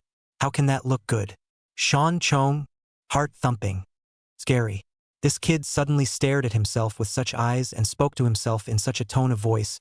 It was so unguarded. What is it? Getting into it? You're up to speed? That fast? And this feels... It's ing scary. Scalp numb. Yes, that's what it takes. Zhuang Qingguen was a bit moved and immediately turned his head and shouted loudly, "Lu Rui? Lu Rui? Coming? Coming." Outside, a girl's voice came in, running out of breath. As soon as he entered the room, he apologized repeatedly. "Sorry, director. I just went to the bathroom." "Yeah, Mr. Song, you're here too." "Oh, little Lu. Why are you running all sweaty?" Song Guohui looked at Lu Rui with a smile. The youthful and beautiful girl in front of her was the school flower of the 2023 class of Yanning, but not yet graduated. The future is limitless. Song had a hunch that the girl might have a bright future in stardom, so he called it out when she was just a sophomore. Grind it out at the theater first. This Lu Rui is the granddaughter of an old friend of Song Guohui, sort of a relationship. Song was also happy to introduce her to more resources. Zhuang Qingguen saw Lu Rui come in and immediately pointed at Chun Feng. "Lu Rui, try the scene with him. Just the part in the drama with Lu Wenba downstairs in the company." "Oh." Lu Rui looked toward Chun Feng. Chun Feng was also looking at her. But that look, how is that a bit unnerving? Lu Rui shivered in her heart. She'd seen too many men look at her. Because of the natural beauty, born of youthful beauty, so the general boys or men see her, the eyes cannot help but show a kind of desire. It's a possessive thing.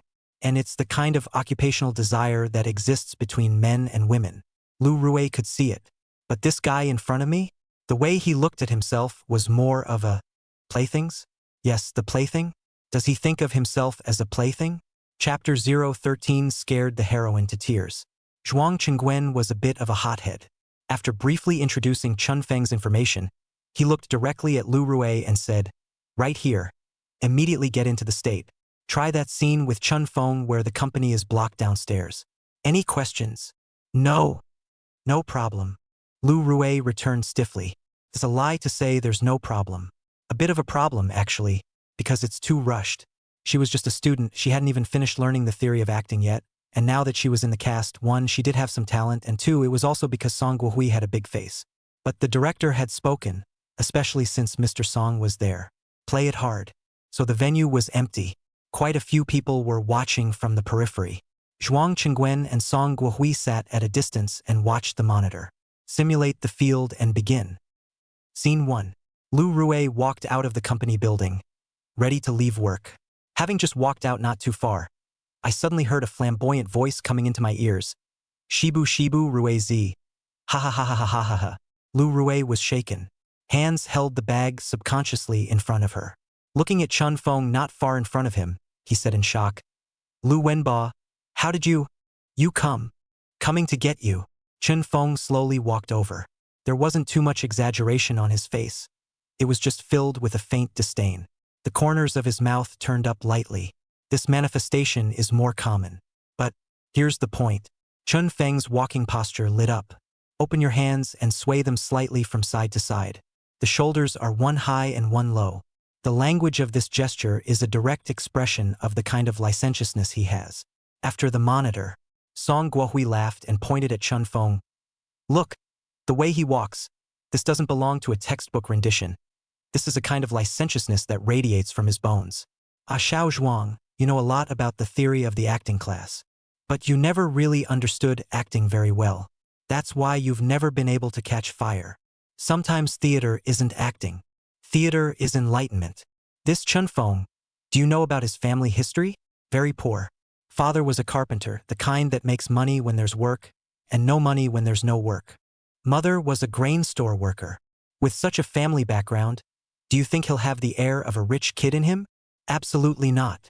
But now, this walk of his, this debauchery, do you know what comes from it? This is enlightenment.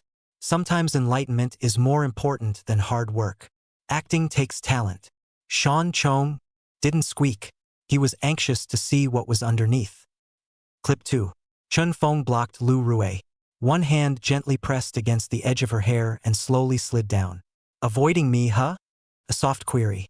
Lu Rui even heard the cold and piercing threat in that tone. None of it has to be overdone.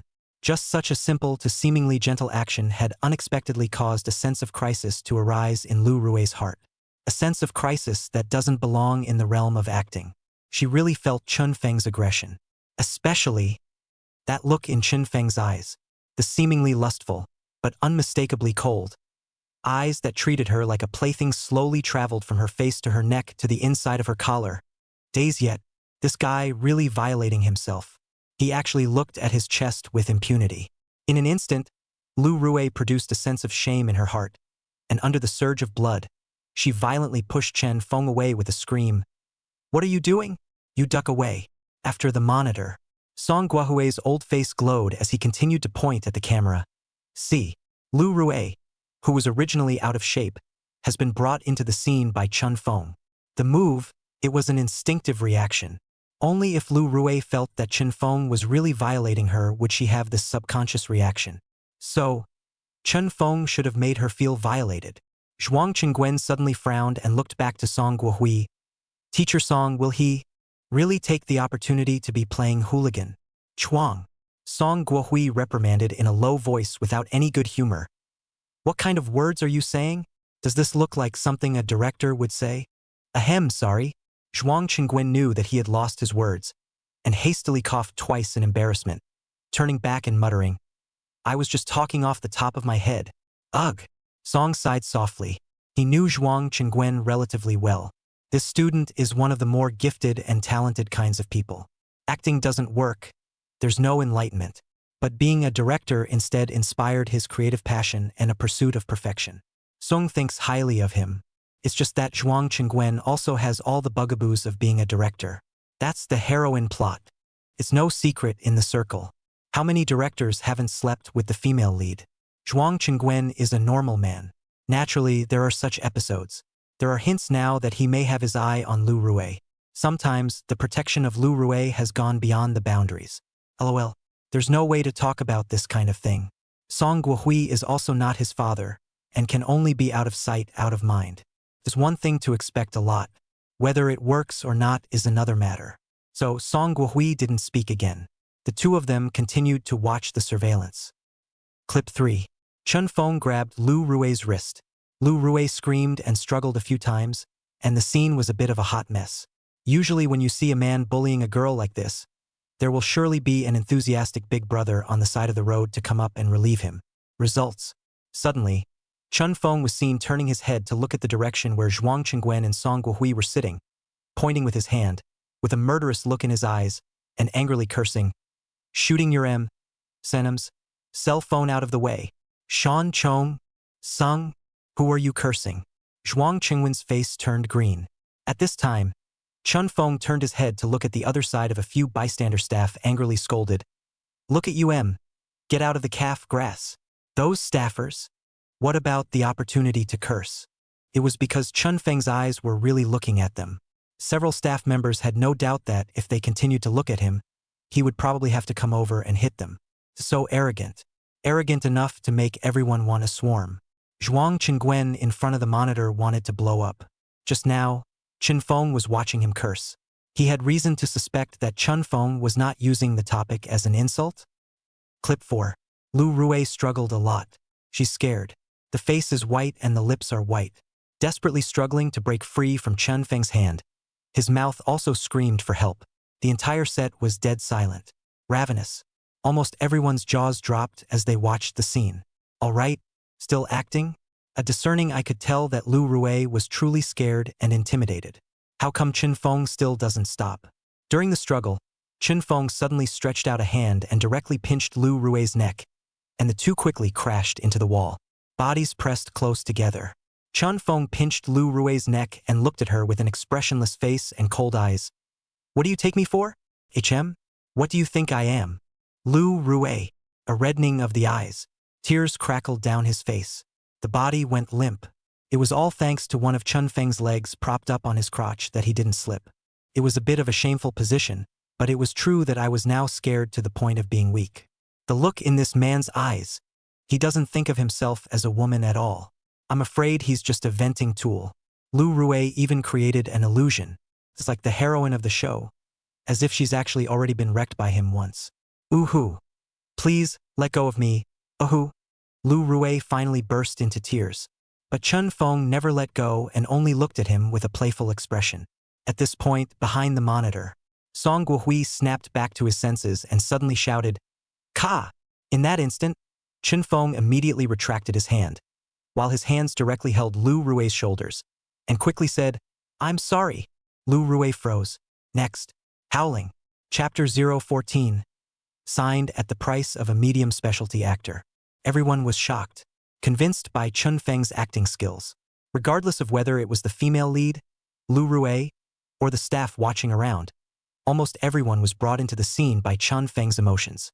Just now he cursed recklessly, that kind of arrogance and wantonness to lawlessness in the eyes. He single-handedly pinched Lu Rui's neck, but a leg on the top of the crotch of the nasty action. All of this gives the intuition that he is a lawless rich kid. It's crazy as hell. Only, when Song Guohui shouted click, that feeling came to an abrupt end. Chen Feng instantly looked like a different person. It's a miracle.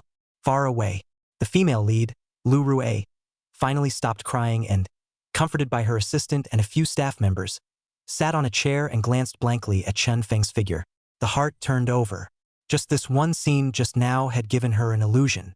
It was as if she had really been violated by Chen Feng before. There was an unrelenting hatred for him. But people are just interpreting characters. Lu Rui felt blushing herself. How did you get so caught up in the movie? Can't get out in half a day?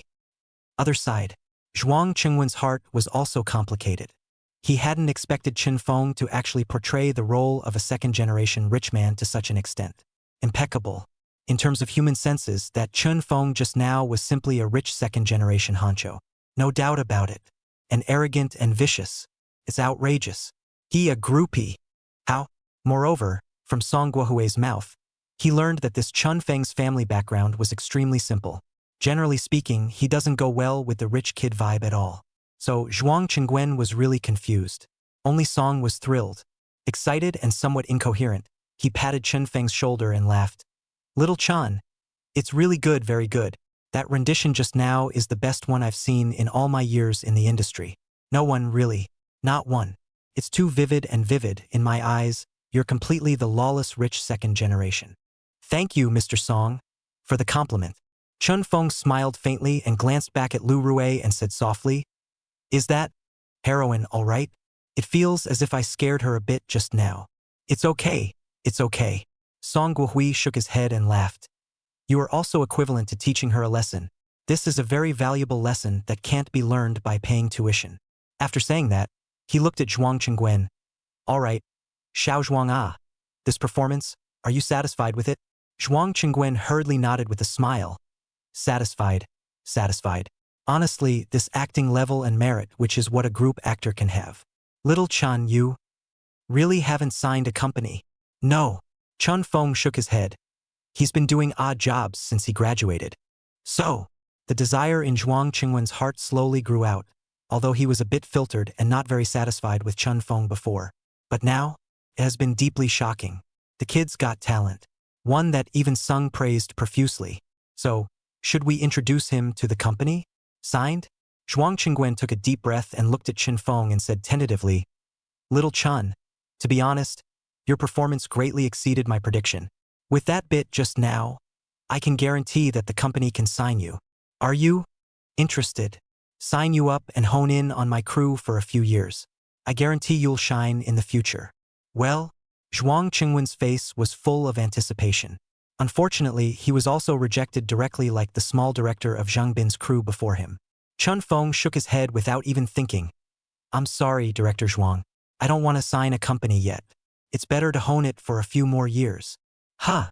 Zhuang Qingwen froze. You were given such a great opportunity, and you turned it down without even thinking about it? You're an extra, aren't you? Zhuang Qingwen thought he didn't understand, thought for a moment and added, Xiao Chun, behind our company is Yanjing Culture and Media Group. You. I know. Chun Feng laughed. Mr. Song told me when he came. Director Zhuang, thank you for your kindness. I've still decided to grind for a few years before doing so. Song Guohui on the side also couldn't help but advise. Little Chun, don't you think about it? Aren't there more opportunities to hone your skills on the crew? It's not free in the theater. Chun Feng smiled and explained, Mr. Song, Director Zhuang, in case I can only portray this kind of rich second-generation role, and I'm completely clueless and unable to grasp the other roles, will you regret signing me at that time? If you regret it and hide me, you might as well train yourself for a few years. In my opinion, being a group actor and running the show can also sharpen your acting skills. Zhuang Qingwen and Song Guohui looked at each other. Also right. After all, we don't know him now. I also wonder how malleable he really is. In the unlikely event that one would rend a dude rich kid, it wouldn't be fun. One way or the other, huh? Rich kid professional?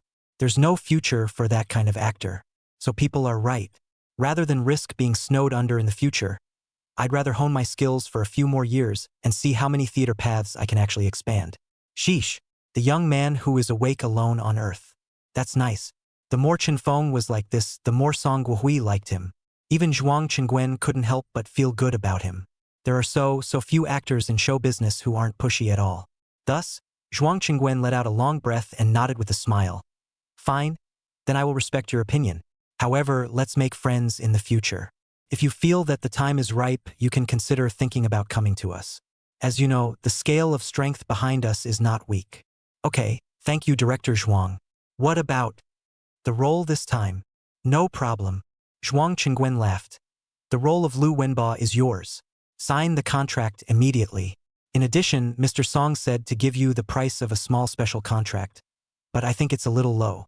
Let's sign the contract at the price of a medium special contract. You must give me a performance. Thanks, Director Chong. Chin Feng smiled back.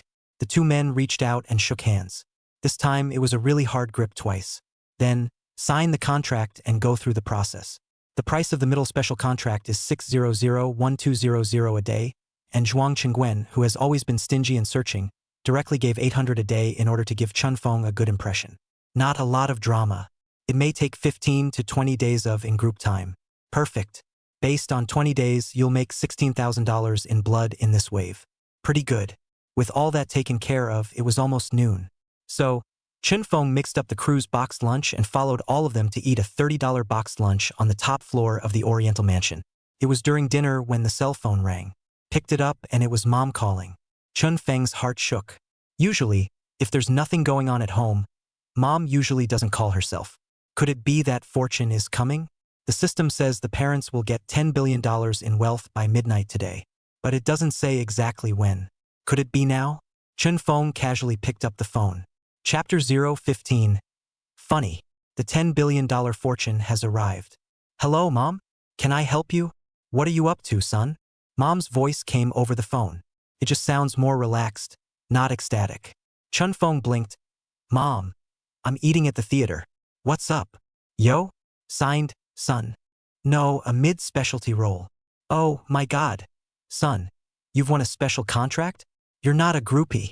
Listening to his mom's exaggerated voice, Chinfeng was speechless. Mom, are you so surprised? Sooner or later, your son will be able to get rid of the label of a group actor. You always don't believe me when I say so. I have too little faith in me. Okay. In the end, what is the matter? Oh, I have 100 times more confidence in my son. But pull back. Chinfeng rolled his eyes and casually asked, what exactly do you have to do to call me at this time? Just say something. It's not a big deal. I'm just telling you that your grandpa suddenly had a whim to go back to his hometown for some reason. My grandpa? Chinfeng froze. What are you doing back home? Alas, your grandpa is getting senile. Today, he suddenly said that our family still has some old objects buried in the backyard of the old house. I almost forgot about it. I have to go back and dig them out today. Old objects. Chinfeng's heart jumped. Yes, your grandpa said it's an old object, said it's from the Ming and Qing dynasties, and also from the Republican period anyway, a lot of jade jewelry and such. Oh, it's worth $10 billion. Eft. The drink that Chinfeng had just taken in his mouth all spewed out. On the side, Song Guohui gave him a stunned look. Chinfeng hurriedly got up with the phone and smiled apologetically. I'm sorry. I'll go out and answer the phone. After that, he ran out. Come outside. Continuing to listen to the phone. Mom, my grandpa said that? $10 billion worth. That's not true. Alas, your grandpa is getting old and has been very confused in the past 2 years. He insisted on going back, so your father and I accompanied him. Just to tell you this, so that you won't be anxious if you can't see us when you go home temporarily. Mom, Chinfeng asked tentatively, don't you have the slightest impression of these old objects that my grandpa mentioned? You child, your grandpa is old and confused, and so are you? He actually just wants to go back to his hometown to take a look. You think your grandpa really has that many treasures? What if there is? Oh, in case there is any, Mom will save it all for you to get a wife. Okay, I'm hanging up now. Your grandpa is in a hurry to leave, he's already downstairs. I'm hanging up now. With that, he hung up. Chinfeng? Okay, so that's where the $10 billion fortune came from. The system, you are so awesome. Such a tawdry maneuver to pull off. With my grandpa's been senile for over 2 years. Is that clear? It's pretty good, too. At least it's not a tens of billions of dollars from unknown sources. And if it's really old, even from the Ming and Qing dynasties, then it doesn't need to be much. There's a dozen or so pieces that would be over $10 billion. Chinfeng let out a long breath. It also confirms one thing. That is, he had switched to normal, but the $10 billion of wealth had not disappeared and was still there as promised. This means that the status buffs you get are not just experienced card style, but actually happen to you. It's just that it needs to get into shape. Perfect. However, his own rich second generation with a background of tens of billions of assets was too invisible. According to Dad and Mom, that character, even if really sure that those old objects have tens of billions of value, I'm afraid that will not be exposed. Suddenly, footsteps sounded behind them. It's light, and it's slowly approaching itself. Chinfeng put away his cell phone and looked back. Huh? It's the female lead, Lu Rui. She looked a little embarrassed, one hand holding onto that other arm as if she had reluctantly moved over a little. Hi! Chinfeng turned around and initiated a greeting. The way it was interpreted before did scare the girl. And don't blame people. Lu Rui has just started her sophomore year of college and is still a student at heart. At least now, she's not as worldly and well-traveled as the veteran actresses, and retains at least some of the youthfulness and innocence of a student in her. Lu Rui walked closer. Effort looked at Chinfeng and smiled. Hi. I'm sorry about before. I probably scared you that way, didn't I? I didn't get a chance to apologize, so I'm sorry. Are you okay? It's okay. Lu Rui smiled and shook her head. It's a lot easier. She walked over to Chinfeng and let out a long breath with her back against the windowsill. Did I act shamefully? No, it's fine. Don't lie to me. Lu Rui lowered her head and sighed. Actually, I'm barely making it as a female lead right now. Because Song Guohui is an old friend of my grandfather's, and Director Zhuang is his student. That's why I have the chance to try for the female lead. But I know what level I'm at. Chinfeng didn't say anything, just looking sideways at Lu Rui. She is indeed quite beautiful. Melon face shape with very fair and delicate skin. The face was painted with more elaborate makeup. The body is nicely proportioned, as thin as it should be and as big as it should be. It's at least a D cup, and very tall, at least 1.7 meters or so. This is already considered tall among girls. The overall image and temperament was good, so it was no wonder that she could stand out in that environment of Yenying and become the school flower of the class of 2023. Generally, Yenying schoolgirls from every session can fire up the circle. Some of them are already top streams in the summer entertainment industry. So as long as her luck isn't bad, Lu Rui definitely has a chance to make it big too. But now, she was more or less student-minded. Being scared to tears and even physically reacting to the scenes with Chun Feng made her more or less terrified. Chun Feng knew how she felt, and also knew that she had come out to find herself for a chat just to get rid of that psychological and physical discomfort. After all, the two were going to be working together for almost 20 days afterward. Therefore, Chun Feng simply stood outside and chatted with her in a casual manner. The two of them can quickly get to know each other better, which will also help in the latter part of the shoot. Just like that, chatting and chatting, Lu Rui's face finally slowly saw an easy and bright smile. Afternoon, the Richie Rich episode is officially on. With an arrogant rich second generation like Chun Feng who seemed to be fake, Lu Rui was getting into the scene faster and faster. It's just a shame that both of their scenes are thriller bridges. It's the drama of the rich kid who keeps pestering a recent college graduate and then begs and starts harassing her. That's why Lu Rui moved and cried. However, the more this happened, the easier it was for her to develop a physical self-hypnosis towards Chun Feng. It always felt as if Chun Feng had really wreaked havoc on him. The body often feels a sense of shame, especially when being taken advantage of by the rich second generation played by Chun Feng. One afternoon of shooting, Lu Rui no longer dared to meet Chun Feng's eyes. In her heart, she was alive and torn apart by Chun Feng's two faces. One is the sunny and handsome Chun Feng. One is the fierce and vicious Lu Wenba. What a marvelous feeling. So, shooting back, Lu Rui sometimes even had fantasies. It's tempting to just leave it at that. Just be conquered by that fierce and vicious Lu Wenba. Because after the conquest, she would be able to see the Chun Feng who was filled with a sunny smile. This guy, there's magic. Chapter 016 Schizophrenic Acting. After finishing the day's shooting, Chun Feng went home. Still very relaxing. Mainly, everyone else is desperately searching for a feeling to cater to him, whereas he just reverts to his true nature once he's in the role of the rich kid. Honky-tonk. Be as arrogant as you want. So it's easy. Sometimes it's very tiring to deliberately act out an emotion. From this point of view, the female lead Lu Rui was quite grateful to Chun Feng. Because as long as she was in a rival scene with Chun Feng, she was almost in a state in seconds, and that reaction was so realistic that even Zhuang Qingguen almost thought that the heroine had really been violated. Back to his little rental house. Chun Feng took a shower. Just as I got back into the bedroom, my cell phone rang. Picking it up, it was a call from my mom. Chun Feng's heart fluttered. Could it be that tens of billions of dollars of wealth have arrived? Get on the phone quickly. Hey mom, what's good about calling so late? Son smack. Our family is rich. As soon as he heard this mother's excited voice, Chun Feng let out a sigh of relief. Looks like it's done. Mom, what's the catch? Ooh. Mom can't even talk properly. Oh son, our family is really rich. Your granddaddy was rarely awake for half a day, and he took us to dig out a cellar well in the backyard of the old mansion. Inside, there are all old objects. What your grandpa said is true. Mom cried. Chun Feng was more or less emotional. It's a wonder Mom and Dad, who have been poor all their lives, aren't thrilled to suddenly see so many valuable gadgets. Chun Feng hurriedly consoled with a couple of words. Mom, calm down a bit.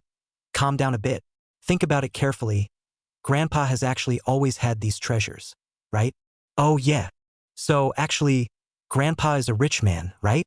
Sort of. Chun Feng laughed. What about you? You are a rich family's young lady, Mom. Let's calm down a bit. Okay. Missy, you are. You, Missy. On the phone, Mom broke into tears. She wrinkled her nose, let out a long breath and said, Son, your father is crazy with joy. He's still asking your grandpa about everything. Those old objects are all worth a lot of money. There are hundreds of them. In your grandma's words, they could be worth tens of billions. Pretty good. What the hell? I'd say it's pretty good. Son, you didn't understand what Mom was saying? Mom is saying that those old objects are all in our family and could be worth tens of billions of dollars. Chun Feng turned around and paralyzed on the bed, casually said, I understand, tens of billions of dollars. Son, are you stupid? Our family now has tens of billions of dollars of treasure, How? Do you act like you don't understand? You're not happy. Chun Feng lost his smile and said, "What am I happy about? Those things are all yours, not mine. Grandpa left it to you so you can improve your life. Brat, ours is not yours? How much money can we spend? It's not likely that in a couple of years our eyes will close, our legs will kick in, and we'll just walk away. Aren't all those things yours?" Chun Feng warmed his heart and said with a smile, "Say something auspicious, ah. It's so hard to get out of poverty and become rich. Don't curse yourself all the time. Remember, wealth does not reveal itself. There is a safe way to sell some old objects to improve the family. If you feel uneasy, I'll help you find someone." "Improve what?" Mother whispered over the cell phone. "I'm with your father on this one. Save all these things. Leave them for you in the future, to marry your daughter-in-law." "Again," Chun Feng said helplessly. "I'm not going to dilly-dally with you about these things. Anyway, you two are now billionaire tycoons. It's up to you guys to do as you see fit. I'll go back after a while, and if you guys haven't improved your lives, then I'll help you do so." "Son, Mom left all this stuff for you. Mom, I'm going to bed now." "Hey, son, you're a strange kid. Our family has a treasure worth $10 billion. Not $100. How do you—" "Mom, remember, money doesn't come cheap. I'm hanging up, sleepy me." After saying that, he simply hung up the phone. Throwing his cell phone away, Chun Feng closed his eyes. Is 26 a lot? Whenever it comes to money, it's always the same old story. Keep the money for yourself. Take a daughter-in-law. What's the hurry to get a daughter-in-law? No one can settle for anything less than the best. It has to be a love match. Besides, if you're worth $10 billion, why save it for a daughter-in-law? This old couple will probably really seal up all their treasures and not sell any of them. So go back sometime. Gotta improve it for both of them. As for those treasures, Chun Feng was not worried. My father is a well-known stingy old man. A lifetime of prudence. Every penny is broken up and spent. With his character, he must have covered it up. It will never be known. So sleep. Signed a contract with Zhuang Qingguen in the afternoon. A 20-day play. After filming and 2 more days of rest, it's almost time to go to the live shoot for What's an Actor? Expectations. Chun Feng closed his eyes and snored loudly a moment later. For the next 20 days, Chun Feng went to the set like he was going to work, clocking in and shooting every day. His superb acting skills took the breath away from the entire cast. Song Guohui came every day for those 20 days. Every day, I've been observing Chun Feng's scenes. It's mind-boggling to see more of it. With a veteran mentor-level figure like him, it was actually hard to see a trace of performance in Chun Feng. All the facial movements are natural. It's like he has a split personality. As soon as it was turned on, he immediately became the arrogant and cocky rich kid. And as soon as the director shouted click, Chun Feng quickly returned to his normal state. Simply divine. This kind of acting has gone back to the basics, hasn't it? Directors Zhuang Qingguen and Song Guohui are excited. Picked up a treasure. At least the Richie Rich scene was very well done overall. As for the others, quite depressing, to be honest. The main character, Chun Bao, has been beaten several times. It's a real fight. Slapping. Chun Feng has never been soft. Although he had been hit with some jibes, he was at least a veteran actor and knew that Chun Feng was in good shape, so he could only endure it. There are also little groupies in supporting roles who can't move without getting their asses kicked. Cursing is a regular thing. The saddest one is definitely the female lead, Lu Rue. Tortured every day. Richie's scenes focus on a dramatic conflict, so she has a lot of crying scenes. It used to be bad to cry. Now that she was acting opposite Chun Feng, it was as if that tear reservoir had been swept away, and tears often fell down like pearls on a broken string. The spirit is splitting. On one hand, it was the fear of Lu Wenbo. On the other hand, it was the appreciation of Chun Feng. Just like that, the 20 days of cooperation expired in a flash. Chapter 017 Grievance. On this day, Chun Feng's play was successfully finalized. Wrap up at 8:30 p.m. Zhuang Qingguen had been conquered by Chun Feng's acting skills. After wrapping up, he took the people involved straight to a restaurant, where we all had a meal together and talked about the future. A treasure actor like Chun Feng is a favorite of any director. Zhuang Qingguen would love to keep him, so specially ordered some seafood dinner and asked for 2 bottles of valuable red wine. The dining room table. Both Song Guohui and Lu Rue accompanied him. The crowd ate and drank and had a good time. Zhuang Qingguen had revealed his desire to keep Chun Feng several times, only to be politely rejected by him. No moves. Song didn't have a trick up his sleeve.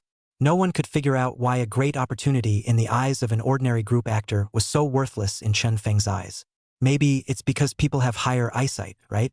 So, after eating, Zhuang Qingwen stopped talking. A dinner was served until after 12 midnight. In the end, Chen Feng was really drunk, drinking a little too much, mainly for Song Guohui's sake. This old man of the division's grandfather generation was really looking at Chen Feng in a different light and loved him. So Chen Feng didn't make any pretense. Drank a lot with him. After checkout, the crowd came downstairs, all a bit tipsy. Zhuang Qingwen recruited his little assistant Qianqian. Qianqian, you are responsible for sending Chen Feng home. Teacher Song and I will take a taxi, and that Lu Rui, you come with me. Director Zhuang, it's better for me to send Chen Feng. Lu Rui suddenly walked over to Chen Feng's side and very forcefully scooped up his arm and set it on her shoulder. Qianqian, who was on the side, was dumbfounded. Zhuang Qingwen was also stunned. Lu Rui hadn't had much to drink during the night and had been drinking sugar-free beverages. Because actresses have to control their weight. So she's sober. Seeing everyone staring at her, Lu Rui said as if nothing had happened. Actually, the place I live is very close to where Chen Feng lives, and it's also on the way. I haven't been drinking, don't worry. I'll take a taxi to send him away. After saying that, ignoring the gazes of the crowd, he turned around and helped Chen Feng towards the curb. Hey! Zhuang Qingwen just wanted to stop it, but as a result, Song Guohui, who was on the side, reached out and stopped him, lowering his voice and sighing, Xiao Zhuang, let her go. You can't stop it. Zhuang Qingwen's hand froze. Then he slowly lowered it, the flesh of his face twitching unnaturally twice. Everyone understands. He knew very well what kind of consequence it would be for Lu Rui to take the initiative to send Chen Feng home tonight. In the circle, this kind of thing is rare. It was just that Zhuang Qingwen felt like holding his breath. The number you were going to raise was just stolen by someone else? 40 minutes later, Lu Rui was sweating profusely as she helped Chen Feng to his place. She didn't even want to send Chen Feng back. It's amazing how people get along with each other. In just over 20 days, Lu Rui had been conquered by Chen Feng. That's a very complicated mentality. Lu Rui admired Chen Feng. So when faced with the role of Lu Wenba, she also had the urge to surrender to that kind of lawless arrogance and wantonness. It was this extreme split in her psyche that gave her the urge. Bring Chen Feng home. Anyway, this kind of thing has to happen sooner or later. So that night, Chen Feng fell in a daze. That night, for the first time in her life, Lu Rui experienced what it means to be crazy. The next day, just after 10 o'clock in the morning, when Chen Feng got up from the bed in a daze, he realized that this was not his own home, nor is it a hotel. Rubbing his temples vigorously, he thought back carefully. Images of last night slowly came to mind. Chen Feng froze. Is that Lu Rui? She put herself to sleep? Holy, taking a big loss. Chen Feng suddenly lifted the quilt to take a look. Aha, a peach blossom. It's conspicuous and striking. So who really loses out? Twisting his head around, Lu Rui shouldn't be at home. There was a note on the nightstand next to it. Picked it up casually and scanned it. You can take a shower when you wake up, and don't worry about the bed. I'll take care of it myself when I get back. There's breakfast in the kitchen you can eat before you go. Last night, I was the one who initiated it, so you don't have to feel guilty about it. A small red heart is drawn at the end. There's also a sketchy girl with a ponytail, red-faced and smiling. Chen Feng couldn't help but smile as well. All right, everyone is an adult. This night of passion without much emotional foundation is really not much of a burden, especially in show business. Only that Lu Rui would take the initiative, which really made Chen Feng a bit surprised. That girl really doesn't look like she's being too forthcoming. Forget it, don't think about it. Chen Feng climbed up from the bed, turned back and took another look at the peach blossom petals on the bed sheet, his heart feeling more or less marvelous. This Lu Rui has a lot of guts. Just bring yourself home. Looking around, her boudoir is quite beautiful. Pink tones. At first glance, it's girly. Chen Feng walked out of the bedroom and strolled around outside. The house is not small. It looks like the family has more or less capital. Come to the kitchen. Breakfast was already on the table. Congee, donuts, eggs, small pickles. It's kinda grounding. Chen Feng felt hungry and immediately walked over to feast. After dinner, a brief shower. Chun Fong was also speechless at the tiny pants and underwear hanging unapologetically in the bathroom. So Lu Rui really didn't treat him as an outsider. An hour later, Chun Fong left Rui Lu's home. Wrap it up. This can only be a beautiful encounter. After all, the two don't really have a relationship. At least Chun Fong felt average towards her. It doesn't really resonate with anything other than being pretty. Better to focus on the system. There's 1 week to go until filming begins on What's an Actor For? Live. By then, the time span from the advancement rounds all the way to the divisional finals and then to the national finals will be almost 3 months or so. As long as you can advance all the way, you'll at least get to experience dozens of characters, right? When the time comes, aim to choose a different character each time. In this way, when the variety show was finished, it was estimated that one system would almost be on the verge of advancing to level 2. Okay, just sauce. Take a week off. The week passed quickly. The What's Up actor crew called Chun Fong 2 days before the show started and confirmed all the information with him. After confirming that there is no error, arrive at the shooting site on time 2 days later. It was a high day. Chun Fong primped himself early in the morning, wearing only a white shirt and jeans, a pair of sneakers on his feet, clean and fresh, and set off. The Yenjing promotion match was filmed in the Yenjing Grand Theater. Ultra-luxurious venue setup. As soon as Chun Fong arrived, a staff member immediately guided him into a small sealed single room. From this moment on, the camera has the follow. He has a specialty for portraits. A big brother in his 30s with a beard follows the camera. Into the small single room. An envelope sat on a glass counter in front of it. A staff member put a microphone and headset on Chun Fong and pointed him over to pick up the envelope. In that envelope was his opponent for the promotion match. PK match 2 for 1. Chun Fong was a bit excited. Immediately, he walked up and picked up the envelope and opened it. The smile on his face suddenly froze. It has a name written on it. Sudon? It's her? Does this count as an injustice? Chapter 018, you have to let him fight for real. Chun Fong took his opponent's name and didn't know whether to laugh or not. Kadan. The competition is actually her. Mixed male and female second choice for advancement. It's now the first round of the promotion, where all 108 actors are all disrupted and randomly matched in a system of elimination. So, in the end, 54 contestants will advance. To be able to take a turn picking Chu Dan out of so many people, there was no one else with this destiny. Chun Fong certainly wouldn't worry about being eliminated. Count her out. Turn over the name tag and look at the back. There are contest titles. Once he saw the title, Chun Fong was speechless again. Participated in the play, Don't Talk to Just Any Man. Male role, Domestic Violence Man. Tags, Psychopath. Female role, Target of Domestic Violence. Tags, Modern Woman Exploding in Despair. Chun Fong, is that how the first round of advancement rolls? Did you pad yourself or did someone else do it in secret? Come on up and play a psychopath. All right, experience what it's like to be a domestic violence man. Luckily, the opponent was Sudon. There's no psychological burden. Besides, in a match like this one, you don't usually agree to a real fight, and any physical contact has to be handled carefully. You have to take a borrowed shot if you want to hit someone. So at best, it would scare her. Chun Fong put down his name tag and turned to follow the staff out. A few minutes later, Sudon is here, or that little director brought it here himself. After entering the cabin, Kadan picked up his opponent's name tag. As a result, when she saw that familiar name, she let out a subconscious whimper and covered her mouth with her hand, her eyes full of surprise. How could it be him? Almost hooked up with him at the auditions. At that time, if I had been cast with him, I guess I would have been eliminated in the audition. I hadn't realized that the promotion was still grouped with him. Why are you so backed up? Quidden had no idea in his mind. It was mainly because the sense of oppression that Chun Fong brought to her was too great. Chu Dan, apprehensive in his heart, flipped over the name tag to look at the requirements for the promotion tournament, and as a result, that little face instantly collapsed. Yon. He's playing a psychopathic domestic abuser? Playing the aggravated daughter-in-law yourself? What a title. Kadan stomped his foot in anger, but there was nothing to be done. It's only the first round of the promotion, and there's a long way to go behind.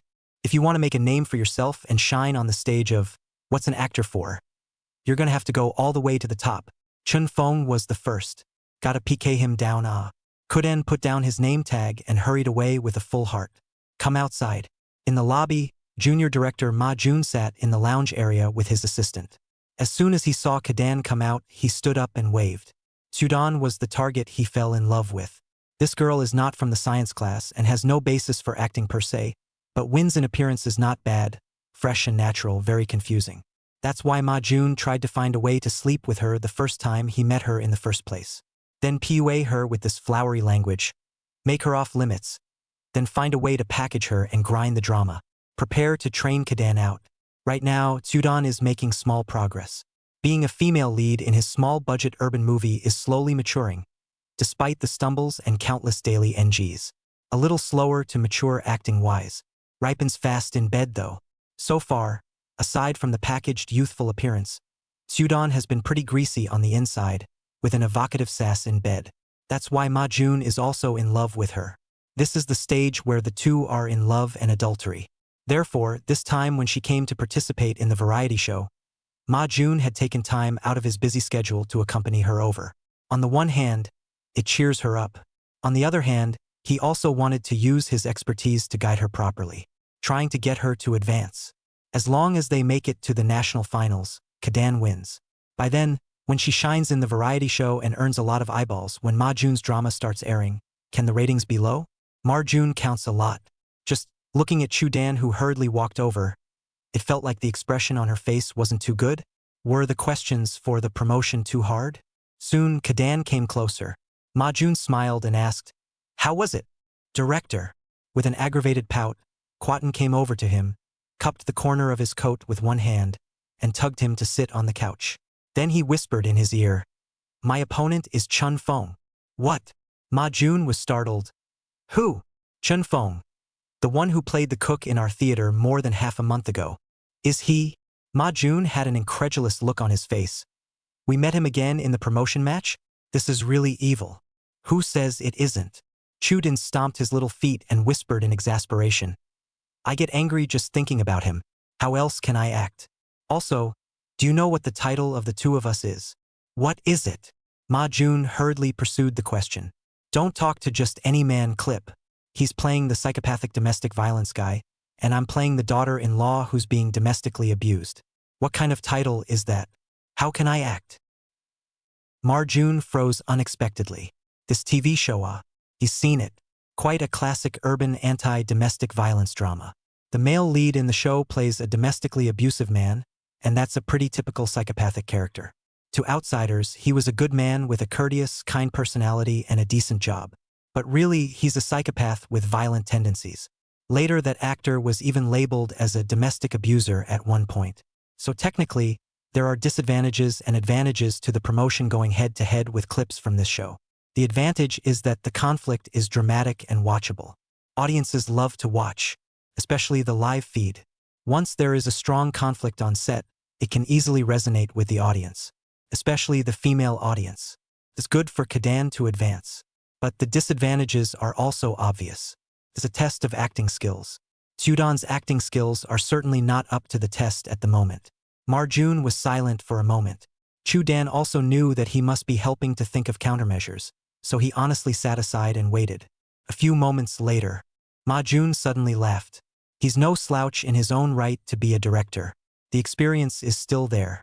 Ma Jun pulled Chudan and comforted him in a small voice. Dan, don't panic. And don't be in a hurry. Listen to me analyze a few points for you and you'll understand.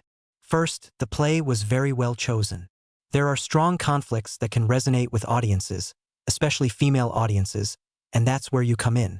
Secondly, the clips from this show must have been a great test of acting skills. Your acting skills are a shortcoming, we won't deny that. But can Chun Fong definitely play a perverted domestic abuser? Not necessarily. He can play a cook, why? It's because he must have had a lot of experience in the business. Don't look at his own denials. I concluded that he must have worked as a cook before. This chef's handiwork is no fake. So, if I'm not wrong, this Chun Fong person might have smoked contraband before, so he has first-hand experience of this. But the pervert guy? That's not a good role to play. He's more of a test of acting. Next is the third point I made. This is vital, you must remember it. Chudan hastily nodded. Director, go ahead. I'll keep it in mind. Good. This third point is that if there's a conflict episode in the play, a domestic violence episode, you remember, let him really fight. Chu Dan was stunned and shocked. What? A real fight? Chapter 019. Congratulations to the host for becoming a perverted domestic violence man. Kadan was startled. Really hit? Director. Really hit him. Hear me out. Ma Jun calmly analyzed. Dandan. Don't be afraid. I'll tell you why you must let him fight for real. First of all, you chose to fight for real, and the jury felt that you were a daring and self-sacrificing actress. That's a plus. Secondly, when you insist on a real fight, the pressure falls on Chun Fong. Think about it. If he did hit you, how would he grasp the force of this? Hit it hard and the audience will be uncomfortable. There will be disgust for him and sympathy for you, plus points for you. A lighter hit has no effect. It doesn't reach the climax of the domestic violence conflict. The audience will be disappointed in him, or you'll get extra points. And the bottom line, you're a girl, you're interpreting a woman who's been domestically abused. What's your most visceral reaction? Scared, fearful, and will bawl. So whenever he does hit you, your form of expression is simple. All you have to do is get scared and just cry out against it. Do you understand when I explain it this way? Quidden's eyes glazed over as he listened. With a delighted face, he said, Director, I understand. Once you explain it like that, I feel like I found a breakthrough. Oh, just get it. Ma Jun laughed and patted Chu Dan's thigh. Dan, you should be glad that everything was arranged for this first round of the promotion tournament. It's this kind of coincidence that will definitely allow you to successfully advance. I can guarantee that Chun Fong will be eliminated. Well, I'm confident. Kadan gave a firm nod. At the same time, the plain white and tender hand touched Ma Jun's big hand and rubbed back and forth on her thigh. Ma Jun was tickled by her teasing. Unfortunately, now is not the time, because Kadan will soon be entering the rehearsal room. The live stream is in the evening, so each set of opponents had a day to rehearse. The purpose of a programmer doing a live broadcast is not only to have the live performance presented to the audience in the most visual way possible, but also to achieve the effect of a program that is exciting and varied. It's certainly good to have conflicts, but a perfect advancement in every game would be nice. Therefore, contestants need to rehearse. Some of them have a lot of lines and you have to memorize them. So most of the day wasn't too long or too short. Ma Jun and Chu Dan carefully discussed another half day, when a staff member came over to remind them that they needed to enter the rehearsal room to familiarize themselves. Thus, it was only then that Chu Dan reluctantly parted with Ma Jun. On the way out, Ma Jun admonished again, Dandan, always remember your persona. If you have an instructor, be humble and remember that you are a newcomer. Also, it's strongly required to fight for real. Do you hear me? Got it. Kadan winks and flies, turning and leaving easily. Soon into the rehearsal room, a very small room, mainly because there were so many people in the promotion today. It's over 50 groups. All the rooms are full. The entire Yenjing Grand Theater was simply overcrowded. It was also crowded outside. It was packed early in the morning. A lot of it comes in families. A number of parents came out to cheer for their children's advancement as well. So, pomp and circumstance. It's a testament to the fact that the variety show What's an Actor For is on fire. Chu Dan met Chun Fong, sitting quietly in a chair in the rehearsal room. It's a little awkward. Chu Dan slowly walked over, remembering his own persona, and had no choice but to take the initiative to smile and wave. Hi, what a coincidence. I didn't expect to see you again. Hi, what a coincidence. Chun Fong smiled faintly and nodded as a greeting. Subsequently, both were quiet. No one said anything. After another 2 minutes, a middle-aged woman hurried in, script in hand. She is the rehearsal instructor. There were also 2 camera brothers in the room. One for Chun Fong and Chu Dan, responsible for filming weekday rehearsal status, which can be aired later in the program as program highlights. The instructor's last name is Ryu, and it's Ryu Tianqi. It's a very well-known figure in the circle. She is a graduate of the Chinese theater and once taught a star-studded star class. Chun Fong knew her background. I didn't expect her to be a mentor in the Yenjing tournament's promotion. Because the show's official announcement was made long ago, she was also the instructor at the national finals. This woman is awesome. So Chun Fong politely got up and respectfully greeted, Hello, Mr. Liu. Chu Dan, who was sitting on the other side, didn't recognize Liu Tianqi. After all, she was halfway around the world, not really in the loop. But Tsudan was kind of a smart master, also hurriedly following suit. He stood up and greeted, "Hello, teacher." "Hi guys, you're welcome." Lu Tianqi hurried over and directly handed the two scripts to the two of them. "This is the script for your promotion match. Take a look at it first, I'll come back in half an hour, and you can ask me if you have any questions." That said, I'm gone. The room was quiet again. Chun Feng walked to the chair by himself and started reading the script. Chu Din also walked back and couldn't help but ask, "What's this teacher's last name?" "Willow, Willow for willow tree." Chun Feng returned without lifting his head. "You know her?" Quatin asked tentatively. Chun Feng raised his head and glanced at her, saying with a smile, "Don't worry, not familiar." "What? Worried about me going through the back door, are you?" "No." Kadan smiled awkwardly. When Chun Feng lowered his head again, he couldn't help but flick his mouth at him, then also sat aside, while flipping open the script, while secretly took out his cell phone and sent a message to Ma Jun. "Director, the instructor here seems to be surnamed Lu. You help me inquire about it. What kind of character is she?" The message was sent and a general glance at the script was taken. "Huh? Not many lines." Tsudan was instantly delighted. "There's really no pressure on the lines. That's great. It seems to be a clip of an abusive scene. It really seems to have gone to Marjun. For the sake of staging, for the sake of the show, the organizers used one of the most gripping scenes in the play. Domestic violence scene. Phew. Okay. It's its own strength.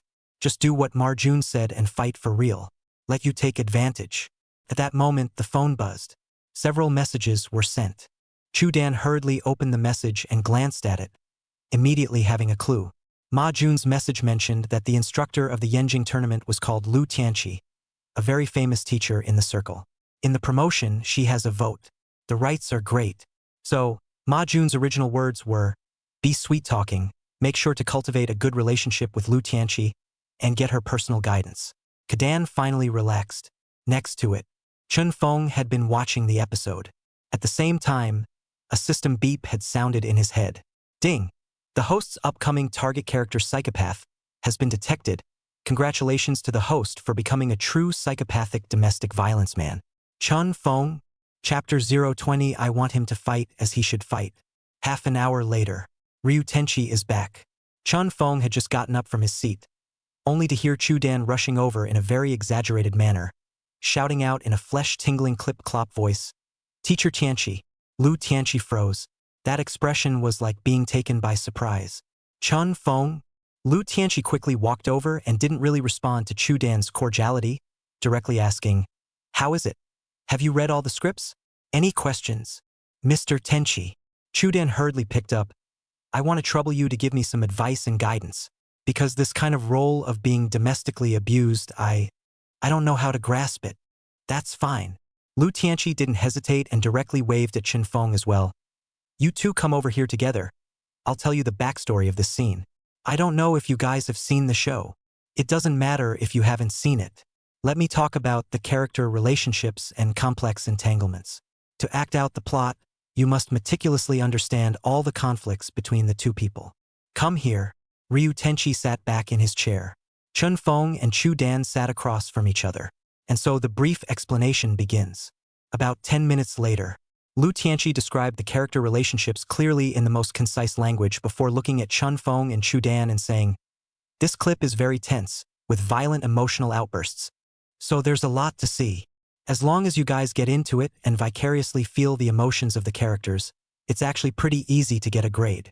First is Chun Feng. Your part is heavier and the breaking point is with you.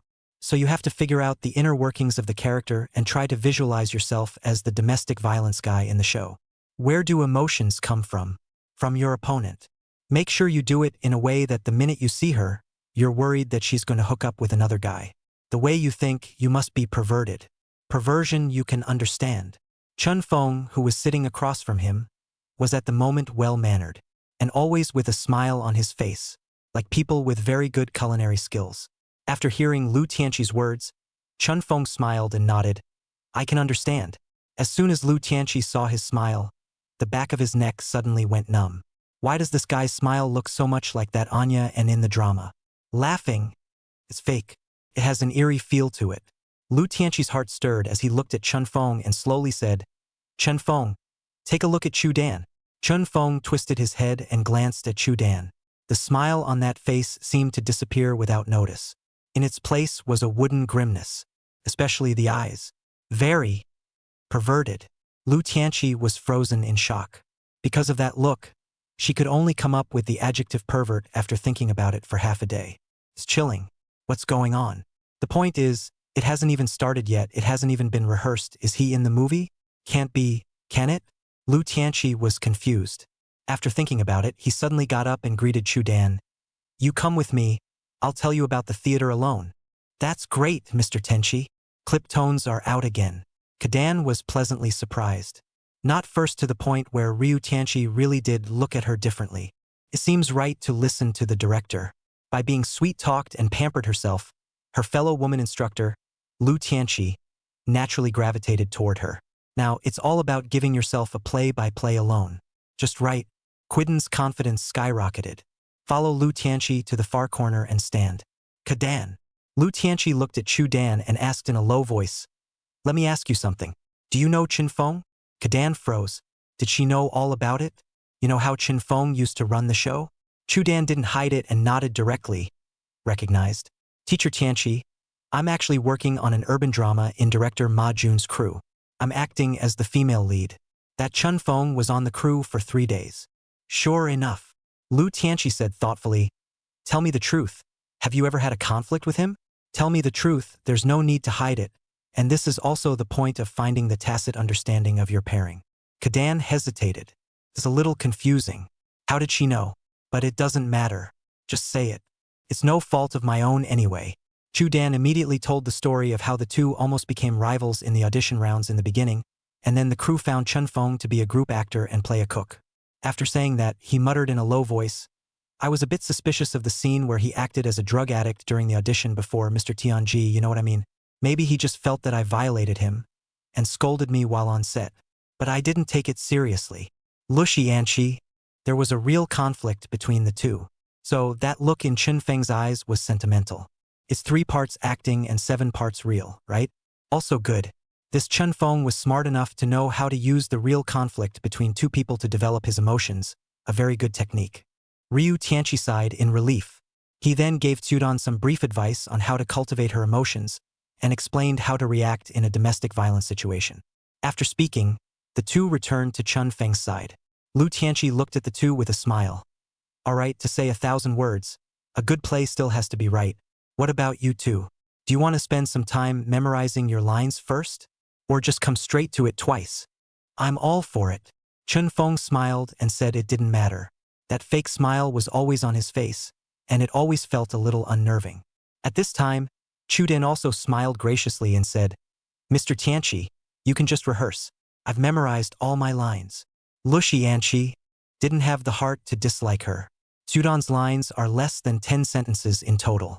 The entire rendition is required for her to express this vibe with her body language and emotions. Asking for lines was actually asking for Chun Feng. Gotta. Since both agreed to rehearse straight away. Come on then.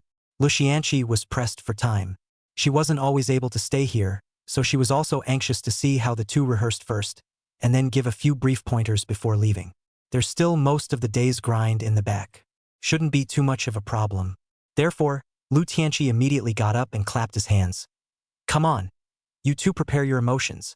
Also, Chun Feng control your range of motion As soon as the words left his mouth, suddenly Chu Dan, who was on the side, blurted out, No need. What? Lu Tianchi froze, looking back at her. What did you say? I said no. With a face of bravery and righteousness, Chu Dan looked at Lu Tianchi and said, Teacher Tianchi, he doesn't need to be controlled by Chin Feng. I hope he really does it. Hit as hard as you need to. As long as the force is a little lighter, just don't really beat the snot out of me. Lu Tianchi, Chu Dan continued, Mr. Tianchi, it's okay. It doesn't matter to me if I dedicate myself to art. As long as it's true, as long as the audience recognizes it, that's what I want. It doesn't even matter if I advance or not. Lu Tianchi, I wish I could ask her who taught her those words. So ed up, looking at Chun Feng again. Oh my God. The corners of his mouth actually hid a kind of smile. That smile. A little cruel? Chapter 021 Come on. Hit me. In the rehearsal room, With Lu Tianqi's start, the official rehearsal went off. Scene 1. The two men began to argue. The bickering tore up. Chun Feng hissed from his mouth. Kadan screamed. After a few moments of entanglement, Lu Tianqi shouted, "Stop!" The two separated. Lu Tianqi frowned at Chu Dan.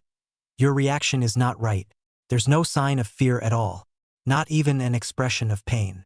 Chu Dan looked at Chun Feng aggrievedly. "Didn't I tell you? Really fight. It's okay, you really hit. You can pull my hair. Pull it hard." Chun Feng smiled. A gentlemanly smile. Scene 2. Another argument. Another rip. Another roar and scream. It wasn't long before Lu Tianqi shouted again. "Stop. It's not right yet. Chudan, you're still not feeling right. There's more fear to be had." Chudan, Chun Feng, what are you doing? Why are you so scared? You fight, you do it? I've agreed, what are you afraid of? Chun Feng continued to smile. That expression grew more and more cruel and sinister. It's hairy to watch. Scene 3. Arguing again. Torn together again. This time, Quiden's screams became louder. But it wasn't because Chun Feng had actually hit her, it was because she had intentionally screamed out loud. As a result, he had just killed a pig and shouted twice before Lu Tianqi shouted to stop. Lu Tianqi. Chun Feng, why don't you try fighting for real? You always shrink like this and you won't be able to achieve any results at all. By then, there's a chance that you'll both be eliminated. Chu Dan was anxious. Chun Feng, what's wrong with you? If you're told to fight, just do it. You wouldn't even dare to hit a woman, would you? Chun Feng laughed lightly. Of course I dare. Kadan. Then you fight. Chun Feng laughed. Good. Sudan. If you can't do it this time, I'm really going to curse ah. Chun Feng smiled politely and restrainedly. Yeah, that's fine. Scene 4. After just a couple of tears, Mr. Lu Tianqi directly shouted to stop. Then, with an expressionless face, he threw down. You can't do this.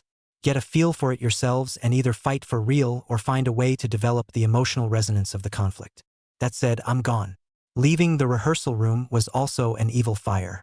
Ming Ming had already felt that chilling perversion and grim look from Chen Feng's body and face.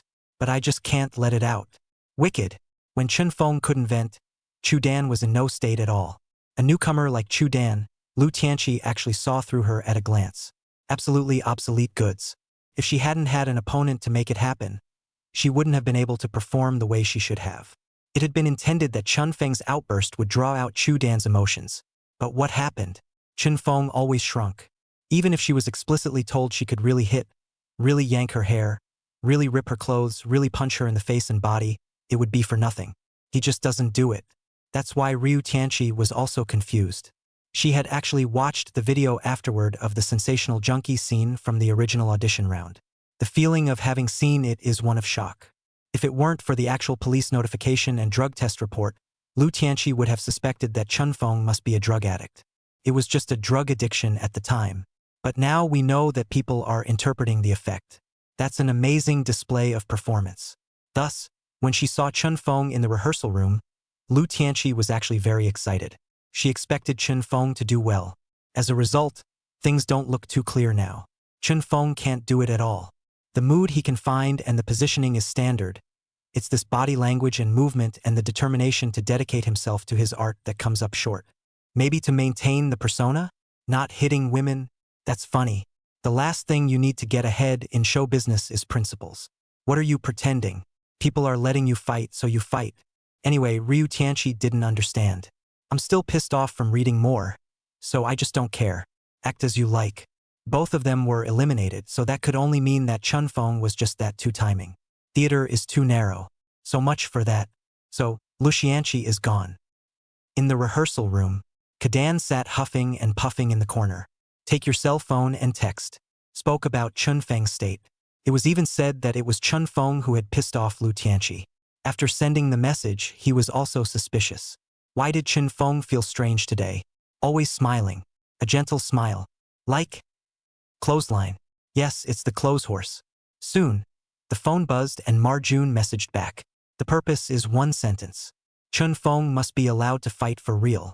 Otherwise, all coping strategies are illusory. Without the sympathy votes from the audience and judges, it's impossible for Chu Dan to make it to the next level with his less mature acting skills. So let Chun Feng really fight, by whatever means. Kadan was speechless. What should I do? This goon wouldn't even dare to hit himself. But I can't blame him when I think about it. You're at least a heroine, right? There's at least a director behind it. What is he? A groupie, a dead runner. Kadan couldn't help but feel a surge of amusement as well. Got it. Try to talk to him about it for the sake of your star. Must fight. Hit yourself hard to do it. Otherwise, the director's plan goes out the window. Thus, Chu Dan slowly walked towards Chen Feng. Chen Feng, let's talk. Yeah. Chen Feng smiled. Kadan was all twisted up. It's like this guy is sick today. Always laughing. And it's still that sick laugh. Laugh your ass off. Quatin mentally cursed, but still tried to put on a smiling face. Chen Feng, I'm especially serious about communicating with you. The scene between the two of us is rather special, and you understand it in your heart. In order to be able to trigger the audience, in order to mobilize the judges, you have to really hit me. It's okay. I know you're afraid of hurting me, and I know you're probably hurting me too and have scruples in your heart, but at this point, there's really no need for scruples. What else are you afraid of? I'm all for you hitting me. Actually, I really wouldn't blame you or come after you afterward. I just wish you'd hit me for real for once. Let me find that feeling of being domesticated too. Do you understand me? Chen Feng, hit me like a man. The sicker the better, the rougher the better. Really, I can take it. Okay. Chen Feng blinked and said with a smile. Okay. Really? Kadan was instantly delighted. It really works. Well then, let's both hurry up and do it again. It's almost noon after such a long delay. Yeah. Chen Feng smiled like a fan. Room. The two transparent like camera brothers couldn't help but yawn. Are we going to fight or not? Shooting for these two was really no fun at all. With that, Chu Dan pulled Chen Feng to the center of the field. She looked at Chen Feng and said seriously, "Come on. Hit me. How do you fight? Slap me first to try your hand." A honeyed smile appeared on Chen Feng's face. Then, reached out and slapped her. Hit very lightly. It's the equivalent of a handful of touches to the cheek. Kadan? CNM, you're touching your M. Can you fight? You can't even hit someone? You're the second chair, aren't you? Quatin cursed frantically in his mind. But his face held back the mania and guided Chen Feng a little bit. It's okay. I won't blame you. Come on. Hit me. Hit me hard. Chen Feng waved his hand and slapped again. Sudan. No, you're still not strong like that. You don't keep sweeping through You have to hit me. Hit me, won't you? Chen Feng hit again. Dan, you. Chen Feng, tell me the truth. Did you just want to take the opportunity to touch me?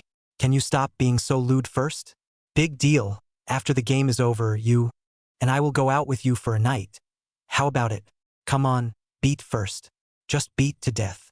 Chen Feng laughed, this time swinging his arm up to slap him. Snap. This time it's a real fight. Chu Dan was slapped with a wave of dizziness, touching his somewhat hot face and shouting shrilly, "Okay, that's the way it is. Just think of me as a hater and be as ruthless as you want." Snap. Another big mouthful. Sudan's face is swollen. Ears are also a little buzzed. However, as if she was possessed, she covered her face and screamed, "Okay, I just want you to beat me up and slap me like that." Chen Feng, go on. I want you to be a little more perverted. The smile on Chen Feng's face slowly disappeared. The eyes turned grim. Looking at Quidden's face as he came up to her, he drew up his strength and slapped again. Kadan stumbled as he was jerked around, almost falling head over heels. The face was instantly green. Kadan was a bit confused. It was hard to stand still, shook his head vigorously, and muttered, Right, the emotions are in place. Our play, it should feel like this." After saying that, he barely looked up at Chen Feng with a smile. You wait first, I have to. Slow down. Wait for me to slow down before rehearsing. Agu, my face hurts.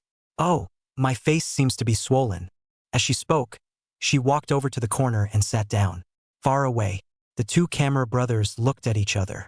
Then, one focused the camera on Chen Feng's eerily perverted face. In the other, the camera focused on Quidden's swollen, bruised face. This paragraph is wonderful. This is a blooper that can't be cut in one piece. Chapter 022. I Want to Be Queen. Noon. The contestants all found their own places to eat. Chen Feng returned to the rehearsal room after a hasty noon meal alone. Sit quietly. Sudan was following Ma Jun out to dinner, mask on his face. because his face was swollen from being slapped by Chun Fong in the morning. It's been reddish-purple when I've been eating. It never goes away. And the cheeks were on fire and the back teeth beds were swollen. That was a bit of a slap. Quidden kind of regrets it. However, during the meal, Ma Jun was unusually happy. He comforted Chu Dan. It's okay. What is that Chun Fong kid? Just a runner. There are tons of posts on the internet about him getting high right now. So he was bound to be eliminated. All you have to do, Dan, is win as beautifully as you can. How's that for pretty? That's making the audience and the judges feel like you're winning at acting. Therefore, he played well. Don't be afraid of the pain.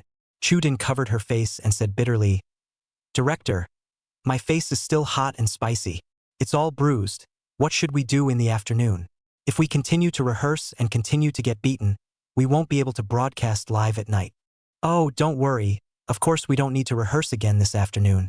Otherwise you can't go on camera at night. After dinner, go back and discuss this with Chun Fong.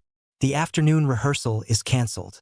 But in the evening, he has to shoot the live scene realistically according to the force of that last slap. Your face is fine. I've had the best anti-swelling ointment sent. Rub it on in the afternoon, and the swelling will surely be gone by the time you turn it on in the evening. As long as Chun Fong beats up on you like a madman during the live broadcast at night, I guarantee that public opinion will be one-sided in the end. Not only was he eliminated, but he had to be cyberstormed and ended up out of the ring miserably. Believe me? Ma Jun looked at Chu Dan with a confident face. Kadan nodded vigorously. Of course, the letter. Ma Jun has been instrumental in getting to where we are today. How can you not believe him? It's up to him to become a top streamer like Fatty in the future. So while we were eating, we were having a good time.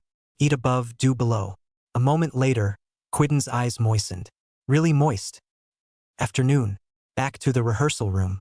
As soon as he entered the door, he saw Chun Fong walking back from those two camera big brothers and sitting at the corner. The two camera brothers looked odd. But Kadan didn't take it seriously. Her mind was full of her own fantasized scenarios of advancement. On a live stage in front of a national audience with all the spotlights on themselves. Excited, Kadan took a deep breath. Slowly walking up to Chun Fong, he said very calmly, Chun Fong, I'm afraid I won't be able to rehearse this afternoon. Look at my face, said taking the mask off. Half of her face was still bruised and swollen, even though she'd touched the ointment. The swelling hasn't gone down at all. Could be seen how hard Chun Feng's last slap was. Chun Fong also looked up at her and smiled with a gentle face. Sorry. It's okay. I'm not blaming you. Chudan quickly shook his head. Really? I don't blame you. After all, this is a real fight that I asked for myself. It has nothing to do with you. But it's going to be live tonight after all. So, I've taken some steps to try to get the swelling down before the night starts, or the promotion will be a bust. Let's not rehearse this afternoon. And memorize lines and stuff. Also, I want you to stay in that mindset of beating me at the end. When the night starts, you'll just beat me up like that. In that case, I'm sure we both have the best clips. Well, Chun Fong looked up at her. A slight smile. Then with a surprising shake of the head, I'm sorry. I can't agree to that. What? Kadan froze. What is it? Why did you change your mind? Didn't we all agree to fight in the morning? And the face is swollen. Why don't you agree now? Chudan hurriedly rushed to Chun Fong and said sharply, What's wrong with you? Why are you backing out again? Didn't you go out and fight in the morning? It's hit. Chudan gasped. Then why do you still have scruples? I don't want to hit a woman. Chun Fong laughed. Slapping you in the morning with a swollen face made me feel like it was a sin, especially for you. Huh? Why? Kadan froze again. She suddenly felt that Chun Fong's eyes looked like they were carrying a very subtle love. Leon. He's not interested in himself, is he? Kadan was instantly paralyzed. A burst of self-perceived goodwill came flooding back. And the eyes lit up. And the corners of his mouth turned up. And the boobs are sticking up. Looking at Chun Fong, he blinked, and his flirtatious eyes drifted. Why am I so special? You were already special. Chun Fong slowly approached Chu Dan, looked into her eyes, reached out and gently touched the hair on her temples, and murmured in a soft voice. In my eyes, you have always been special, youthful, innocent, too rare in the entertainment industry of this era. Kadan? My face is a little hot. Chun Fong continued to murmur. I've never seen any girl in the entertainment industry whose eyes can be as green and seductive as yours. Kadan? Heartbeats racing. Strictly speaking, Chun Fong had a high face value. Hanging Ma Jun is definitely not a problem.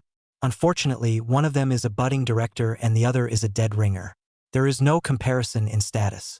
Chun Fong looked at Chu Dan and said gently, "It's hard for me to do it if you ask me to really fight. That last slap in the morning, I was blaming myself and regretting it all noon. So I won't hit you again." Kadan? The heart felt like a million groundhogs were screaming. Suddenly, I realized that this boy was so sensational. He's so affectionate. If she dated him for a bit, Chu Dan was almost certain that she would definitely be held in the palm of her hand and treated like a little princess. The man in front of her should fulfill all the feelings of being pampered. Definitely better than Ma Jun. What kind of pattern is Ma Jun in with her? It's just a big inflatable doll. Don't look at the fact that she's being promoted as a leading lady now, but that comes with strings attached. It's just a matter of needing it and coming over to stay with the bed right away. When it comes to bed, it's even less self-respect and dignity. Wear whatever you're told to wear. Dress up as whatever you're told to dress up as. Shout whatever you're told to shout. It's hard for a woman to endure. Chudan's eyes are a little red. It may have struck a chord deep inside. With that, Chu Dan looked at Chun Fong. Chun Fong also looked at Chu Dan. The two stared at each other in silence for well over 10 minutes. The two camera brothers on the sidelines glanced at each other as well. This pair had exceeded both of their predictions. The play? It's too much of an act, isn't it? I'm afraid that just these bloopers clips put out there are better than the show itself. So the two camera brothers got serious. Concentration. Constantly adjusting the focus, trying to get all the detailed images between the two people. In the meantime, Kadan also finally woke up from his dream.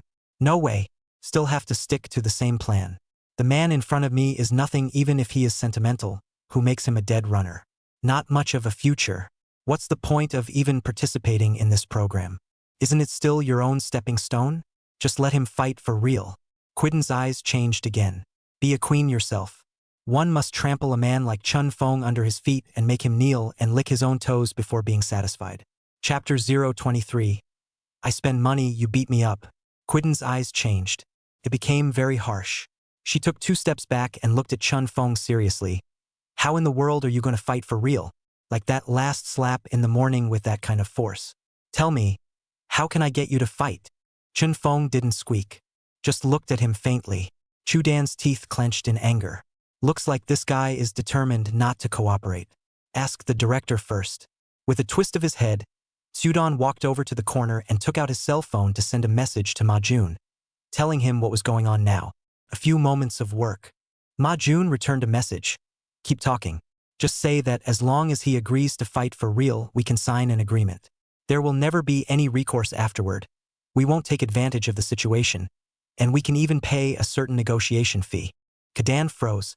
How do you think it's awkward? Strongly pleading with someone to beat themselves up, and then not pursuing them afterward, not making an issue out of it, and even paying them a certain amount of money for the negotiation. Getting paid to let people beat themselves up? Ravage yourself hard? What about being a, but no tricks, who let himself be drawn into a group with him, who let themselves draw the subject of domestic violence?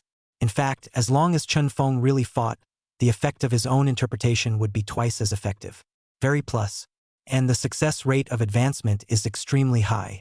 After all, it's the ones who hit people who need to measure that line. So, Kadan clenched his teeth. Once again, he walked towards Chun Fong. Coming in front of him, he looked at Chun Fong and whispered, Chun Fong, if you are having concerns, we can sign an agreement. Chun Fong blinked. What agreement? No recourse agreement. Chudan whispered. We formally signed an agreement that you have to fight for real at the live broadcast in order to pursue the most perfect effect. Even if it hurts me. Afterward, I will never pursue the matter and never take advantage of it. If you don't believe me, I'll even pay you a certain negotiation fee, as long as you agree to broadcast the real fight live. Chun Fong silently looked at Chu Dan and suddenly asked, Do you count this as dedication to art? Right? Chu Dan immediately nodded. Have you forgotten what I am? I'm an actress, especially now as a leading lady.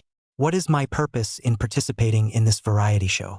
Naturally, it's to present a truer version of myself to the audience. Right? Dedicating myself to the arts, I am duty-bound to do so without complaint. That's great. Chun Feng shook his head and sighed. Compared to you, I'm rather vulgar. All right, I'll ask again. How much did you say the negotiation fee was? Kadan? Lean. Still want the money. MD. What the just happened to me? I can't believe I looked away. Thought this one was a deep one. Even physically, physiologically, honestly had that throwback reaction. As it turns out, this guy is actually just a cowardly master of recognizing money. Dead runners. Chu Dan resisted the urge to curse and said through gritted teeth, how about a negotiation fee of $20,000? Not enough. Chun Feng actually shook his head. In case you regret it and file a lawsuit against me, $20,000 won't even be enough for the legal fees. You take me for a fool. Kadan almost spat out a mouthful of blood. The old lady is a disgrace. I can't believe I'm attracted to a mundane thing like you. Chuden asked without any good humor. Then how much more do you want? Give you $1 million and you dare to take it. Oh, $1 million won't help. Chun Feng smiled. 88,000, Yuri. At least the legal fees are definitely enough. Chu Dan squeezed a sentence out of the gap between his teeth. I told you. I swear on my honor that I will never pursue the blame after the fact. $88,000. Agree and sign the agreement. Kadan? The flesh on his face shook straight up. He hurriedly calmed down a bit and finally nodded.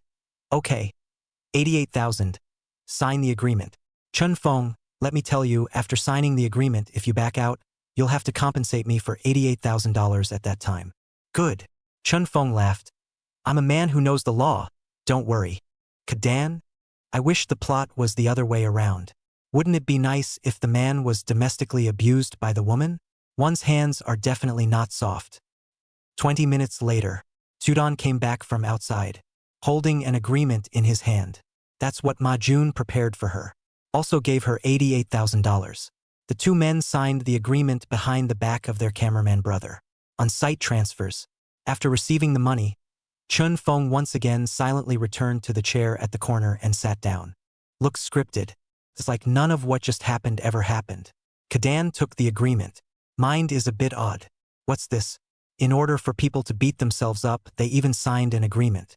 And it cost $88,000? Spend money to get beat up. It's laughable to say the least. But it's worth it for the future. Tonight, I don't think I'll be on the hot seat myself. A live broadcast of What's Up Actor, in which a contestant brutally beats a woman in front of a live camera, drew outrage and sympathy from viewers across the country. So the abuser is eliminated, cyber-violated, and called out of show business. The abused advances smoothly. It even garners a bunch of sympathy fans. Perfect. Kadan slowly smiled again. The smile was so heartfelt. Time rushes. In a flash, the afternoon passed. The program starts right away. All actors in place, all crew in place. The Yenjing Grand Theater was resplendent with gold. 3 heavyweights of the Kyoto Circle were present as judges and instructors. One is the actor Tong Gij, one is Yenying's greasy teacher Mr. Huang, and one is the rogue director Jiang Wan, who was heavily hired, plus Lu Tianqi. 4 heavyweights served as judges. The Yenjing tournament is extremely well attended. The live format just sucks. The prime 8 o'clock slot in the evening. When it's time, it's on. The spectacle, the pomp and circumstance.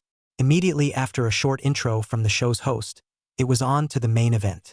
Due to the large number of people in the promotion, so each group will be short, just one clip, and then the judges will read it, comment on it a few times, and then take it straight to a jury elimination. For judges, 3 passes. If it's tied 2-2, then keep it for now. When all the games are over, the ones that are tied will be mixed up for a rematch. It's a very simple race. And so the promotion began. Chun Feng and Chu Dan's performance is in the middle and back section. The two just watched the monitor in the small rehearsal room that had a live feed to observe the other contestants. Chun Feng had been quietly watching the match. Kadan, on the other hand, was apprehensive. From time to time, he glanced at Chun Feng, fearing that he would not fight again when he got on the court. And so, in such a state of trepidation, the time finally came before the 2 men took the field. When a staff member came to notify the 2 to get ready to go on stage, Chu Dan, whose heartbeat immediately exploded, tugged at Chun Feng the moment he was about to go out the door and lowered his voice. Chun Feng, you won't back out? Don't worry. I really don't have $88 million to pay you back. Chun Feng faintly replied back, turned around and directly walked out. Behind. Sudan also took a deep breath, touching the face. Luckily, the swelling has pretty much gone down. With a little more makeup, you shouldn't be able to tell. Let's go. The time has come to decide the fate. Chapter 024 Live, Broadcast Live. Domestic Violence. Live on the air and officially on the air. Chun Fong plays a psychopathic domestic abuser. Sudan plays a female victim who is dominated by fear and suffers violence. When the host announced the name of this examination clip, Jiang Won, who was sitting on the judge's seat, looked puzzled and sat up straight. Because the heroine in the original was once an actress he admired as well. Even been his leading lady. Add to that the extreme difficulty factor of this domestic violence clip, and it's hard to imagine seeing this kind of clip in the promotion. So Jiang Won got serious. Tong Gij also sat up straight, but she just wanted to see the action. It's rare for a domestic violence scene to make it to this kind of variety show. How do you show it? The sense of conflict is promising. As for Mr. Huang, who was quite a bit middle-aged and greasy, he always had that smiling look. Can't see him looking forward to it either. It had been talking in a low voice to Ryu Tenchi, who was next to him. Stage. It was quickly set up, so the actors entered and prepared. On the live streaming platform, when they saw Chun Fong appear, the pop-up screen suddenly exploded. I told you the name sounded familiar. Isn't this dude the one who played a junkie in the audition? Then he recruited all the demonic spirits. It's really him, 666. Who's going to popularize the idea that he's an addict or not? Analyze the emperor to analyze a wave. There are big ones have been copped. He that state is the addict drug addiction look absolutely right. How can this kind of person continue to participate in variety shows? Didn't the police prove someone's innocence? This guy's lucky. He played a junkie in the audition and a domestic abuser in the final round. He's a real villain, isn't he? Looking forward, this looks good. Woman's good. Little red book, exquisite girl face. How do you play domestic violence? It's too fake not to fight, right? If it's a real fight, the actress will blow up. This one's really nice now. Get started. Audience. Ma Jun was there. Swipe your phone while watching the stage. Very smug. And more or less, he was glad that Chu Dan was fortunately arranged in a group with Chun Fong. Now, even before it started, the online popularity value about Chudan has skyrocketed a lot. There were even quite a few people who had already posted Chu Dan's current situation, including his participation in the new drama. Even his margins information has exploded. Good. Very good. Are people in show business afraid of exposure? Not afraid at all. The more exposure you get, the better. Even if you are hacking her. The darker it gets, the hotter it gets. That's how people are, they just like to hunt. With a smug look on his face, Ma Jun put down his phone and prepared to step into the show. It was just a short 10-minute clip, it passed quickly, and as long as Chun Fong really fought, it should end up being a scene where Chu Dan advanced. Didn't run. Public opinion is powerful. And so, the promotion began in earnest. Stage. Sudan is busy at home, and a grim-faced Chun Fong went home. The two of them talk and argue. The atmosphere is getting more and more intense. When you see this, everyone feels that the performance is moderate, right? Chun Feng's performance is considered a highlight, for he did grasp the unshady expression and the perverted, grim look in his eyes. But Kadan was a bit out of his element. The bickering is fake at first glance. Soon the conflict reached its climax. After Chu Dan's sentence angered Chun Fong snapped with a fierce expression, his eyes flashing with a ferocious light as he lunged up and yanked Chu Dan's hair. At that moment, everyone sucked in a breath of cold air. Get real. Live camera. Sudan's hair was pulled up so hard that it contorted her face. And all the faces were horrified. Obviously, although she had mental expectations, she did not expect Chun Fong to be so ruthless. The force is too much. Ouch! When it hurts, I forget the words. Quidden was so focused on struggling that he forgot to say the words. But Chun Fong didn't care anymore and performed on his own. Mouthing lines, he frantically tore at Kudan's hair, strangling her with his arms. Even as he made her face twist and distort, Kudan screamed, terrified, and kept struggling. But the more she struggled, the more Chun Fong tore at her. Everyone looked confused. The big director Jiang Won even violently stood up from his seat, staring at the stage with round eyes. Really? More Anjiho than the original Anjiho? Is this staged, or does this person have a mental problem and is using it as an opportunity to vent on stage? When the auditions were initially held, This Chun Fong had caused an ominous incident that almost everyone in the entire capital knew about. There are quite a few versions of this circulating on the internet as well.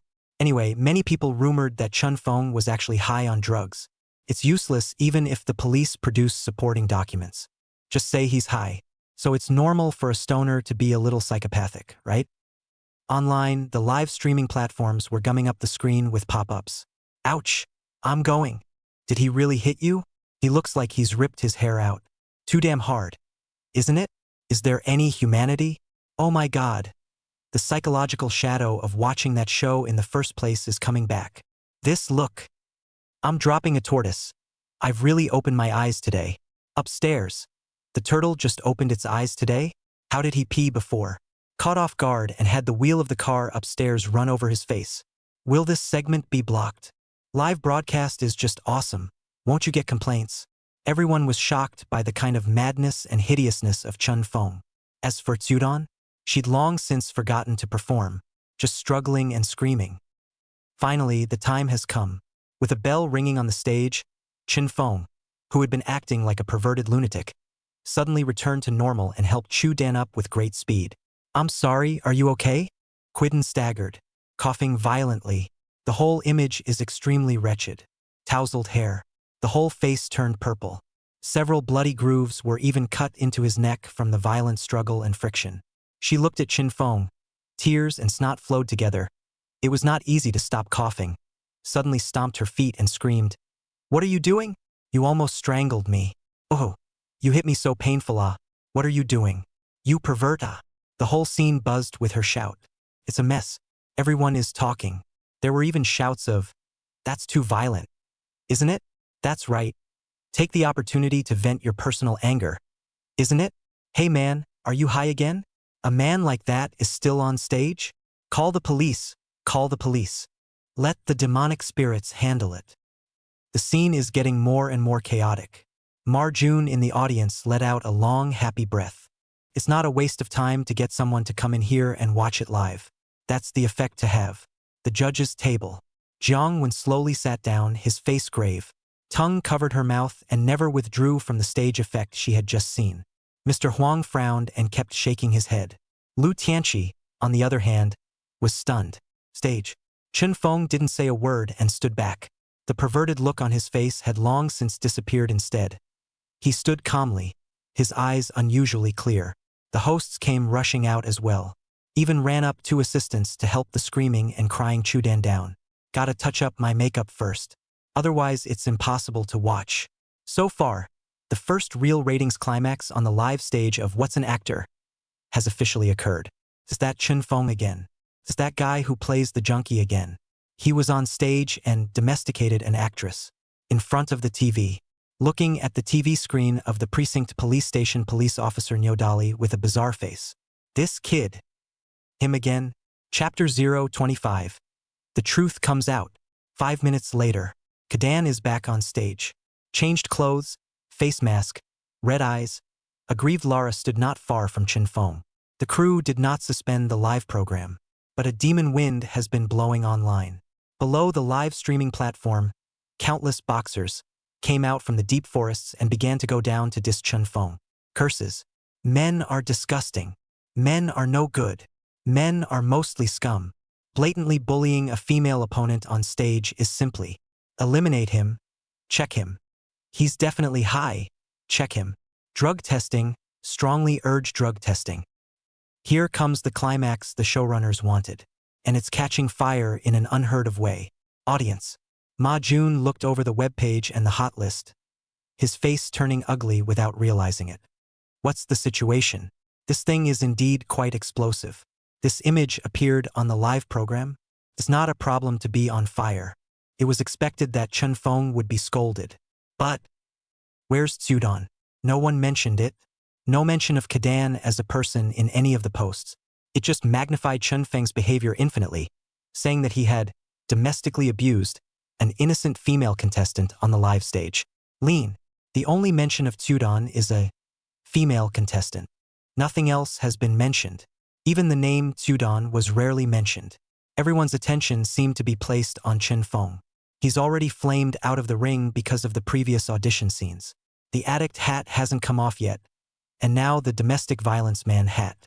Flipping around, all of them were fighting Chen Feng. This ing. Isn't it a waste of effort? These ed-up boxers on the internet are netting a lot of ing around. Ma Jun this angry.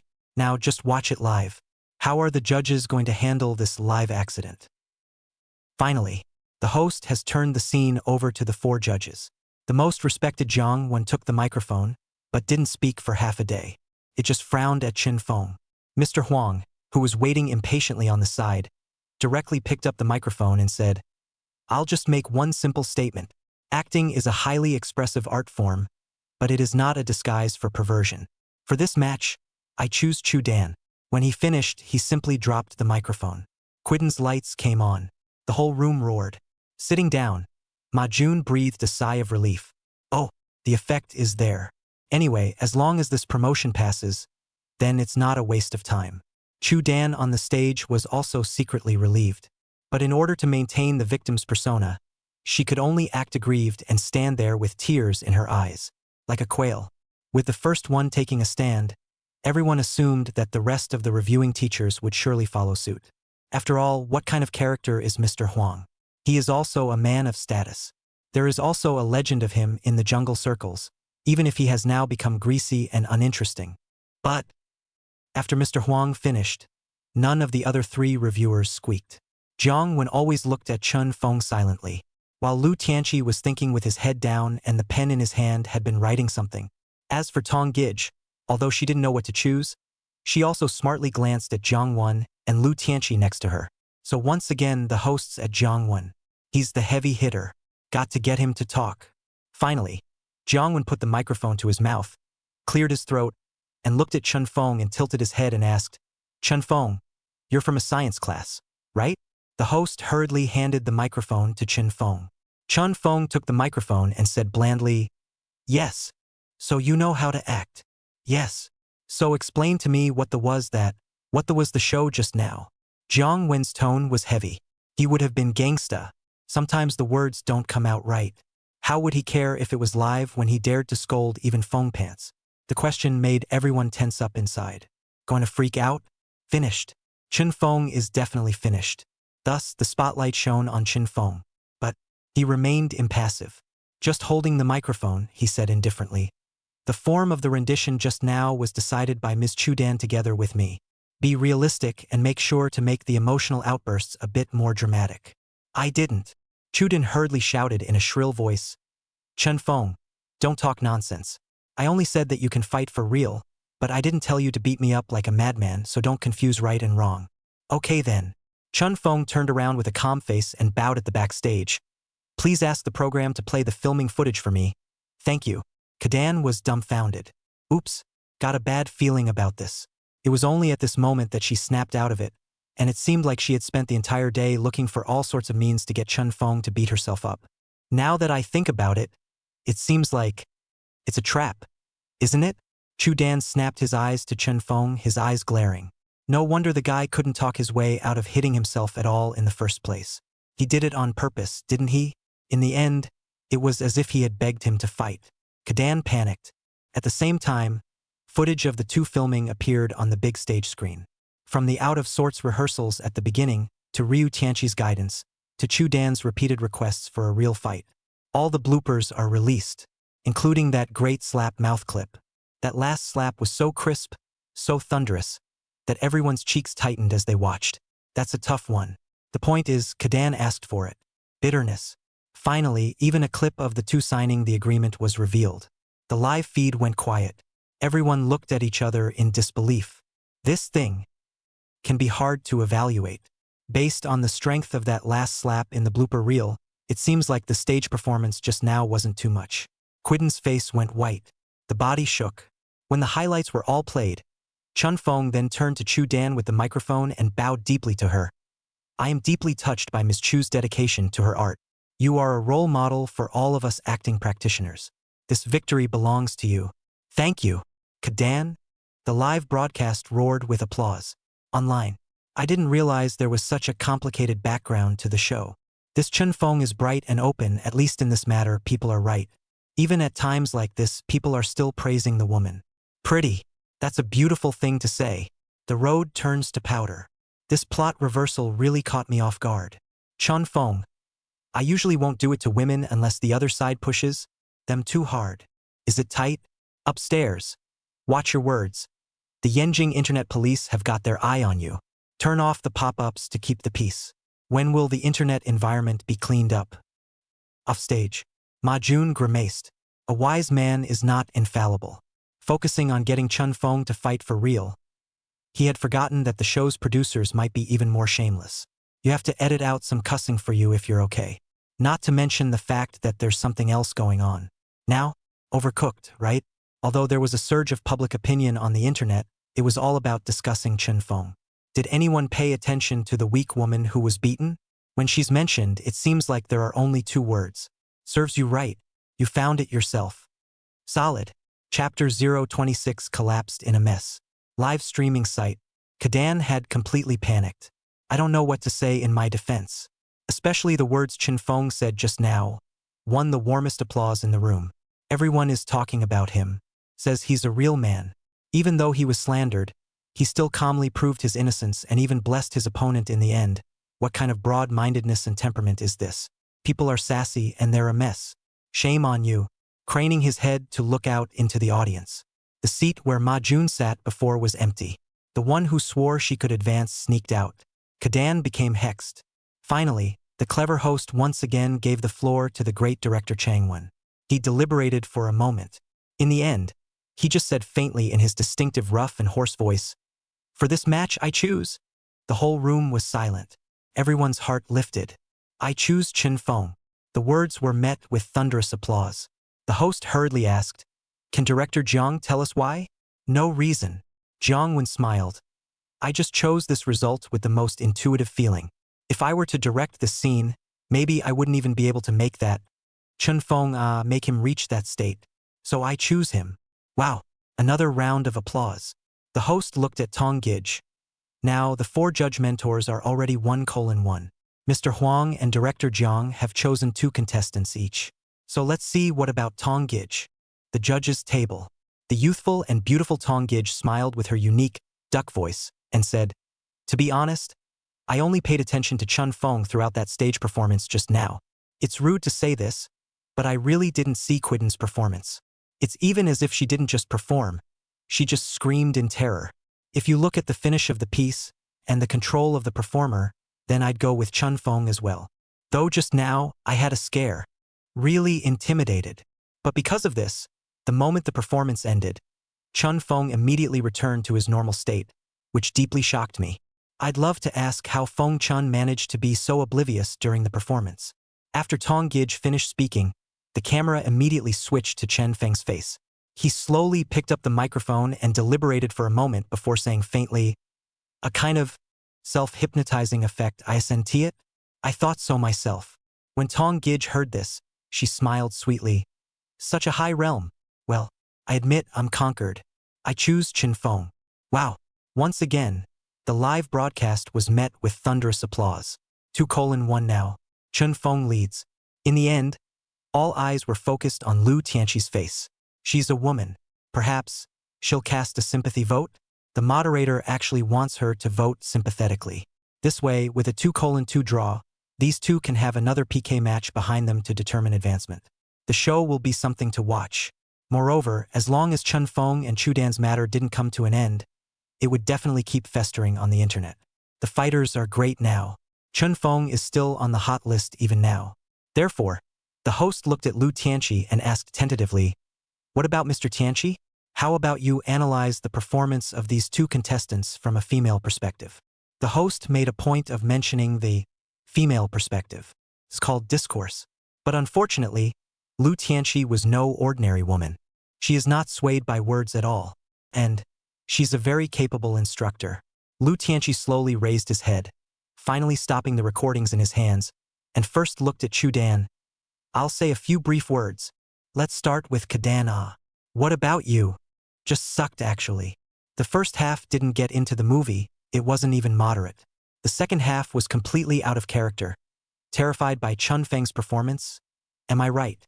Kadan on stage nodded in resignation. What else could she say? Lu Tianqi said with satisfaction. It's good that you know yourself. Now I'll give you a chance. I'll say a state and I want you to show it on stage. Can you do it? As soon as the words fell, Mr. Huang, who was not willing to be left out, said loudly. Chu Dan. Ah, such a good opportunity, perform well. Although you're not from a science class, I've heard that you've already been a leading lady and are filming a movie. I believe you have some performance ability. Quiden's face collapsed. Live rendition? Doesn't that make it harder? How do you behave? However, it is not possible to say no. Thus, Chu Dan could only force out a smile and gently nodded his head. Seeing that she agreed, Lu Tianqi immediately looked down at his record and said, Chu Dan, you now show us the scene. It's your match where your opponent wins to advance. But you know that he won through backdoor connections. You interpret the state you were in when you knew the result. After saying that, he looked at Kadan. Kadan? This one, it seems so simple. She immediately looked at Chun Feng. And Chun Feng turned to her graciously and shrugged and smiled. That smile!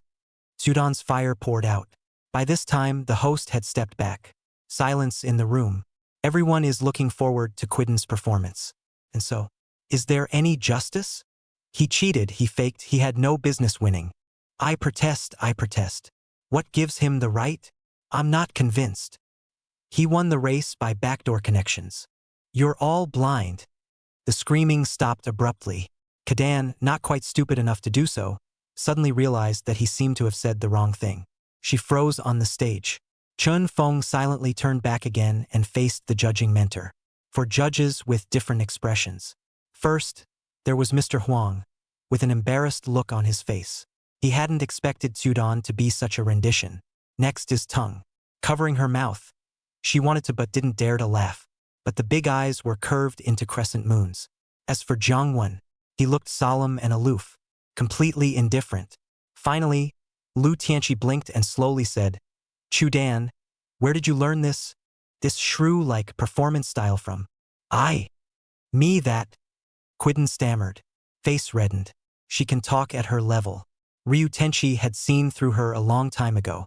So too, he shook his head helplessly and stopped looking at her. With a turn of the eyes, he looked at Chun Feng. Chun Feng, I'll also give you a topic for you to interpret. Good. Chun Feng nodded frankly, although this kind of proctoring is actually very difficult. However, Chun Feng was very certain. It's times like these when it's all about peer-to-peer lining. Come on. Lu Tianqi looked down at the record and said slowly, I want you to portray an arrogant attitude, an emotion that doesn't look anyone in the eye. Here's a scene for you. Let's say you're facing the 4 of us competitors. After saying that, he looked up at Chun Feng. Ding! Detected that the host's upcoming rendition of the status label is arrogant and arrogant. Congratulations to the host for becoming a truly arrogant and arrogant person. Chapter 027, Letting the Judges Put on a Show. Hearing the beep in his head, Chun Feng was slightly stunned. That's okay. The few times I've played roles in the past, those were people with set labels and careers. Like a drug addict, like a chef, or a psychopathic domestic abuser. Thought this was the only opportunity to utilize the system's capabilities. As it turned out, it hadn't occurred to me that even a temporary test of a performance state could use the power of the system on such occasions. Cocky and arrogant? Chun Feng's face slowly revealed an expression that looked like a smile, and the eyes changed. Lu Tianqi looked at him and asked, Chun Feng, understand the title, right? You're treating the 4 of us as your competitors in this variety show. You defy us and are extremely arrogant and cocky. Try it. Okay, Mr. Tenchi. Chun Feng nodded with a bemused expression. Everyone is starting to look forward to it. This kind of proctoring is the best test of resilience. Some people are awkward until they die, just like Kadan. Full-on shrew-like performance. But there are masters. Act like something. Now it's time to look at Chun Feng's. This guy is a legend too. Acting as a drug addict to the point of being sent to tea by a demonic spirit, and as a domestically abusive man to the point where the actress is so scared that she jumps out of the scene and screams and cries more than a little. Bullseye this is. So, how does he perform the kind of arrogance that Lu Tianqi said? The entire performance hall went silent. The spotlight hit Chun Feng's body, all waiting. At this moment, Chun Feng was seen suddenly reaching out and asking, Teacher Tianqi, can I trouble you few to come up to the stage? I would like to simply set up a scene to facilitate the performance. Upon hearing this, Jiang Wenxian was happy. You who? That's a request that'll have to be met. Without hesitation, he took the lead and stood up. Teacher Huang on the side also immediately got up and laughed. Come on. Let's be a backdrop. Let's go. Tong Gij, are you familiar with this kind of stage performance? Tong Gij stood up and laughed. To be honest, I really haven't acted in a stage play before. It's the first time I've stood in front of an audience and performed like this. Then you're here, so I'll let you feel it this time. Come on, Mr. Tenchi. You've given a topic to arrange, and you've got to come up here and be a backdrop. Okay, I'm in, the host exclaimed excitedly from the stage. The 4 teachers are on stage. This kind of scene is really uncommon, and it's only the first round of the promotion tournament. The hot spots are all over the place. Let's see what kind of interpretation effects Chun Feng and the 4 teachers will bring later. Stage. Chun Feng had a few chairs sent up. For people sat on either side. He sat on the sidelines. Put another table in the center. All 4 judges looked curious, especially Jiangwen. He was surprised that Chun Feng was able to design the scene in such a short period of time, and even managed to get the 4 judges to come on stage to interact. It's also an ability. Very rare choreography skills. Does this kid have potential to be a director? Jiang Wen got on board. Soon the 5 men were seated. Chun Feng wrote 2 sentences on a piece of paper and handed it to Jiang Wen, saying very respectfully, Director Jiang, please cooperate with me according to this in a moment. Jiang Wen took the note and read it. There's a couple of lines. There's no head or tail, but each line is labeled with what kind of attitude to use. Jiang Wen was a happy man. Quite interesting. I can't believe I'm directing a play for him. As for the other 3, they all looked at Chun Feng with puzzled faces. So, Chun Feng briefly told an episode. During his explanation, the host kept looking at the clock. This is going to time out. It hadn't occurred to me that their group would take so long. As a result, Chun Feng's domestic violence directly caused a program climax out. Now, another ad hoc exam question. This is the kind of segment that programs usually set aside time for. But this is live after all. Time is limited. Got to get a grip. Because it's dragged on so long, there's a suspicion of watering down, and it's time for the audience to run away. The host, not trusting in his heart, stepped aside to ask the backstage crew about the ratings. The results took him by surprise. It's a segment where the ratings actually went wild. Wicked. The host slowly looked towards Chun Feng. This guy, it seems like he's starting to bring his own traffic. On the live streaming platform, everyone was speculating on how exactly Chun Feng would interpret this arrogant and cocky scene. The bottom line is that there are 4 other judges. One bad move and it's a rollover situation. Is arrogant and cocky a good rendition? Pretending to be a pussy, that is. Upstairs comes out to show his intelligence again. The so-called wise man sees wisdom and lust. Arrogant and cocky, this state in the eyes of everyone is not quite the same, right? How to act. There will always be someone who says you are not acting arrogant enough. Unless he himself is a very arrogant person. Copperhead comes out. It's actually good to act. Just fill the cup. Sand sculpture. Usually it's okay to pretend to be a cup, but now? What about the 4 judges next to it? Filling the JB. It's pretty funny. This show is out of this world. I suddenly realized that I like watching Chun Feng play villains so much. Whether he's playing a drug addict or a domestic violence guy, he's quite the character. Oriental Mansion in the crew. Lu Rui took the time to watch the live feed as she touched up her makeup in preparation for the night scene. Watching Chun Feng on camera as he prepared himself on stage, she was also apprehensive. After her last one-night stand, she actually had a bit of a hard time letting go, always thinking about Chun Feng. But rules in the circle are rules. She had broken the rules herself and had a relationship with Chun Feng under Zhuang Qingwen's nose, which was detrimental to her current development. If it were not for the fact that she is also considered to be Song Guohui's relations, Zhuang Qingwen would have long given up. Why are you being praised? Didn't even get the first bite. Even if you eat it later, it's still chewing on someone else's chewed bread. It's no fun. So for the past 2 days, Zhuang Qingwen was in a bad temper. There was a meaty awkwardness between the two of them. Lu Rui stared at Chun Feng in the camera, silently praying in her heart. You must advance. You must succeed in advancing. Let me see just how far you can go. Everyone is looking forward to it, except for Kadan. She now hated for Chun Feng to directly offend all 4 judges on stage. This will allow her to advance through the ranks. LOL. The score is now 2-1. It's just short of Ryu Tenchi. Why, as a woman, Does she have no sympathy at all? Pissed off, Chu Dan silently looked at Chun Feng's back, his toes unconsciously drawing circles on the ground to start cursing him. Soon the stage was ready. Chun Feng also didn't know when he had gotten his hair greasy, and even had a center parting, and put on a pair of prop glasses. Black frame. It looked civilized. But since his previous image as a domestic abuser was so impressive, he's more of a closet animal this time around. The five began their official rendition. Chapter 028. Arrogance. Eldest brother broken stream. Stage. Chun Feng was seen sitting there, head down, not knowing what he was rubbing with his eraser, and later scribbling. The lines were also spoken in a very flat manner. That's why I think karate should be the only thing that exists inside the elite center. All others should be repealed. At that moment, Jiang Wen suddenly sat up straight and said in a domineering manner, "What do you mean? Only your karate? Then what do we count as?"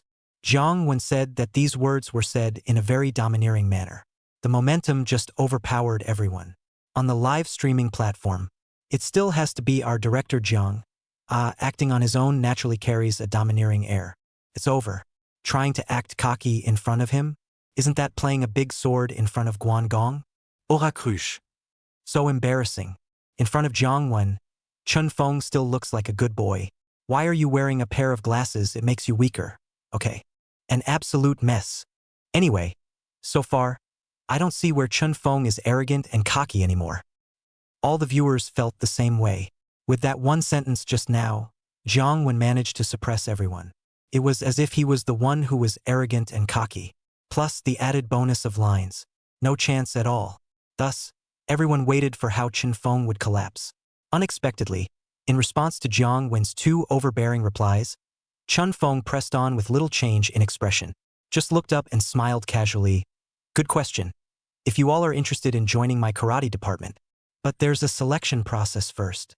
Because I will only train the elite and will never accept. Speaking of this, he then slowly looked at Jiang Wen and smiled faintly. Definitely one T except the color of music. As soon as those words came out, the audience's feelings changed. Holy. Feeling it. Feeling coming on. Under Jiang Wen's overbearing rhetorical question, Chun Feng was surprisingly still able to speak with a smile that did not change his face. That kind of open-heartedness slowly coming out. And there's a sense of anticipation, because everyone was expecting what Jiang Wen would say next.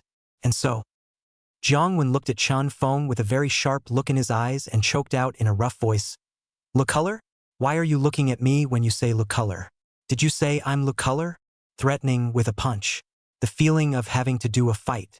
The mood at this table is crying out for more. How do you show the bravado? Everyone saw that Chun Feng still did not have any exaggerated body language or snarling lines, but only revealed a very arrogant, even with a hint of perverted smile. Then he looked at Jiang Wen and laughed. Hey, no, don't misunderstand. I'm not targeting you. After saying that, he swept his eyes and looked at the other three judges with an open-faced grin and said, I mean, everyone here, they're all happy colors. His eyes changed after that statement. Sinister arrogance. Along with that perverted smile that wasn't yin or yang. This one who dares to say he's not arrogant? Even Jiang Wen was stunned by this form of expression from Chun Feng. So tempting to hit someone. For the first time on this occasion, I was forced to intuitively feel by my opponent's play. Bull. That's awesome. Especially the young man in front of him.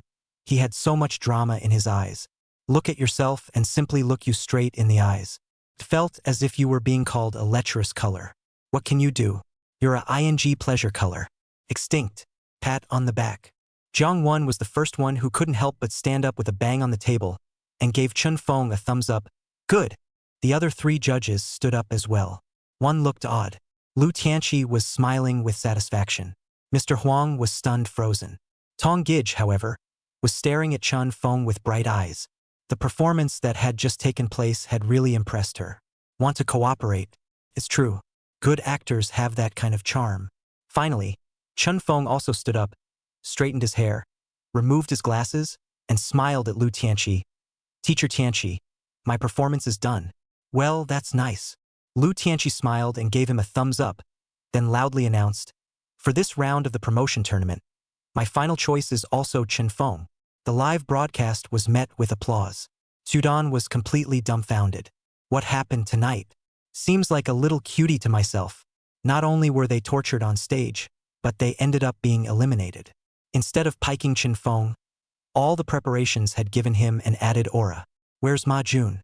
Didn't he say Chen Feng would definitely be eliminated? Quiden's mind is broken. On the live streaming platform, this performance is 666. It's so damn enjoyable to watch. There's a saying that this Chun Feng's performance is too damn heavenly. How did he come up with this bridge? It always felt like he was someone with a background. Junkie, domestic violence, and now the label of arrogant and cocky. There is no big pick on him. 3 minutes, I want all his information. Doesn't look like a good guy. Identification complete. So far, the ratings climax of the variety show What's an Actor? Has come and gone. The whole internet is buzzing. Chun Feng's advancement was not in doubt. However, there is a lot of right and wrong in people. With increased exposure comes natural eye candy. As a result, there were more and more comments on the internet saying that Chun Feng was not a good person at all, and even labeling him with many unfounded labels. Said he was just in his element. After all, the characters that were revealed were basically villains. And Chun Feng? He actually doesn't care. Backstage, a very relieved sigh of relief. Check out the property board. Host, Chin Feng. Profession, actor. Level, 1-430. Activate character templates. Addict, chef, domestic abuser, arrogant and cocky guy. Personal skills, none. Item column, none. Not bad. For character templates are up. Although the only template you can use in your day-to-day is the chef's template, it's good enough. Just enough to get by. It unfolds slowly in the future. The live program continues. The rest of those groups started PK one after another. As for the contestants who had already advanced, they were all called into a large room where everyone gathered to continue watching the live feed, waiting for the end of the final promotion. At that time, all the advancers will go to the front of the stage together once. Take a walk. As for those who were eliminated, a staff member has already taken care of sending them away. Sudan was then sent away. That was a pretty miserable back being sent away at the time. Everyone knows she was domesticated on stage. But no one sympathizes with her. Because she was the one who strongly requested it, even going so far as to force people to sign the agreement. That beating was paid for. Who can say what? Let's just say the girl has a questionable IQ. Backstage in the waiting room, the 20 or so contestants who had already advanced were seated. Upon seeing Chin Feng come in, the few people from the social cattle waved their hands and greeted themselves. Someone even gave him a thumbs up. But most chose to sit silently in place. There was no communication at all. It's not without a few small, little-known actors. It all looks familiar. So Chin Feng didn't care. When someone greeted him, he smiled, waved his hand, and walked alone to the corner to sit down. There is always someone in these guys who will be their competition in the next game. There's no need to force socialization either. Void of panic. When he sat down, no one seemed to come over and interact with him either. And so, after almost another 40 minutes, all the matches were all over. With 108 entrants, a total of 36 advanced. Because some groups were more depressed and drew a group of 3. This kind of group eliminates 2 people at once. So it's kind of worse luck. With that, all 36 advancers walked out onto the stage to have the judges say a couple of words of encouragement and support for their juniors. Also looking forward to next week's promotion. Finally, the host says a few closing words and the evening's live program comes to a successful conclusion. Chapter 029. Next round, Death Hell Group. The first round of advancement is over. 36 contestants advanced to success. Although the live show ended, all the advanced contestants did not leave, but were invited by the program team to a large room. Lots are drawn to determine the opponents and matches for the next round. 36 into 10. So for the second round of advancement, some groups still have to face a hell of a competitive situation, and that's multiple big plays. Whoever is chosen for the multi-person play is out of luck. This has been recognized. Room. 36 people were on tenterhooks. 20 minutes later, the system's big data ranking begins. 10 play segments in all. When the rules for the second round of the promotion tournament were listed on the room's big screen, everyone sucked in a breath of cold air. Going crazy. 36 people will be divided into 10 groups. This leads to many groups with the potential for 3 or more innings. So whoever draws a team of 2 and a 2 for 1 elimination instead is the luckiest. The largest group may hold 6 or 7 people, using large repertoire segments to compete for that one advancement spot. Very cruel. The elimination rate is too high. As a result, everyone in the room was worried. Of course, there were also people who had a bland face and didn't care, such as a young fresh meat sitting in the very center called Li Han, the famous crown prince of the capital circle. Godmother is a heavyweight character in the film industry who once took the post-film crown. Li Han has become a minor celebrity. He has acted in several period dramas and urban dramas, and his acting skills are not evaluated, but at least he is already a familiar face at the level of fresh meat. He is said to have been a race car driver by trade. After being accidentally injured during a professional race abroad, he said goodbye to the racing circuit and returned to his home country. His godmother immediately launched a capital push. As a character with a strong background, he wouldn't have cared, never paying attention to the alert messages on the electronic screen, just fiddling with his cell phone with his head down. Besides him, there was another girl who was also indifferent. She's also famous. Fei Chong, one of the 3 sisters of the Beijing Circle. The pretty city girl. The resources behind it are also staggering. Used to come from a casting girl. In addition to these 2 very famous figures in the Kyoto Circle, there was another rather special character among the contestants. He is said to be the close disciple of Zhao Haitu, a big man in the northeast. It's called Su Yao. Born with an unattractive face, even a little stumpy. However, there are rumors in the jungle that he is the illegitimate son of Zhao Haitu, or that he is the mysterious male companion of Zhao Haitu's daughter, or even that he is the youngest son of a mobster in the northeast. Rumors abound anyway. Su Yao himself is versatile and witty. Of the jinns in the room, he was the most active, so there were 7 or 8 of them gathered around him. He didn't seem nervous either, still whispering about the upcoming AI big data ranking system. Other than these 3 people plus Chun Feng, the rest were all as tense as they could be. 20 minutes later, the AI big data ranking screen officially appeared on the big screen in the room.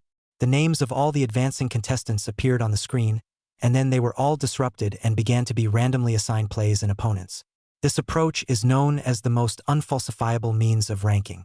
Only, Chun Feng was not quite convinced.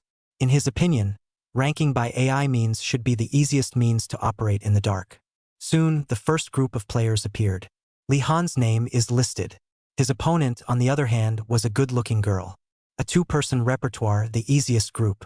As soon as that clean-cut girl saw that her opponent was Li Han, her face, which was still filled with nervousness and anticipation, instantly collapsed.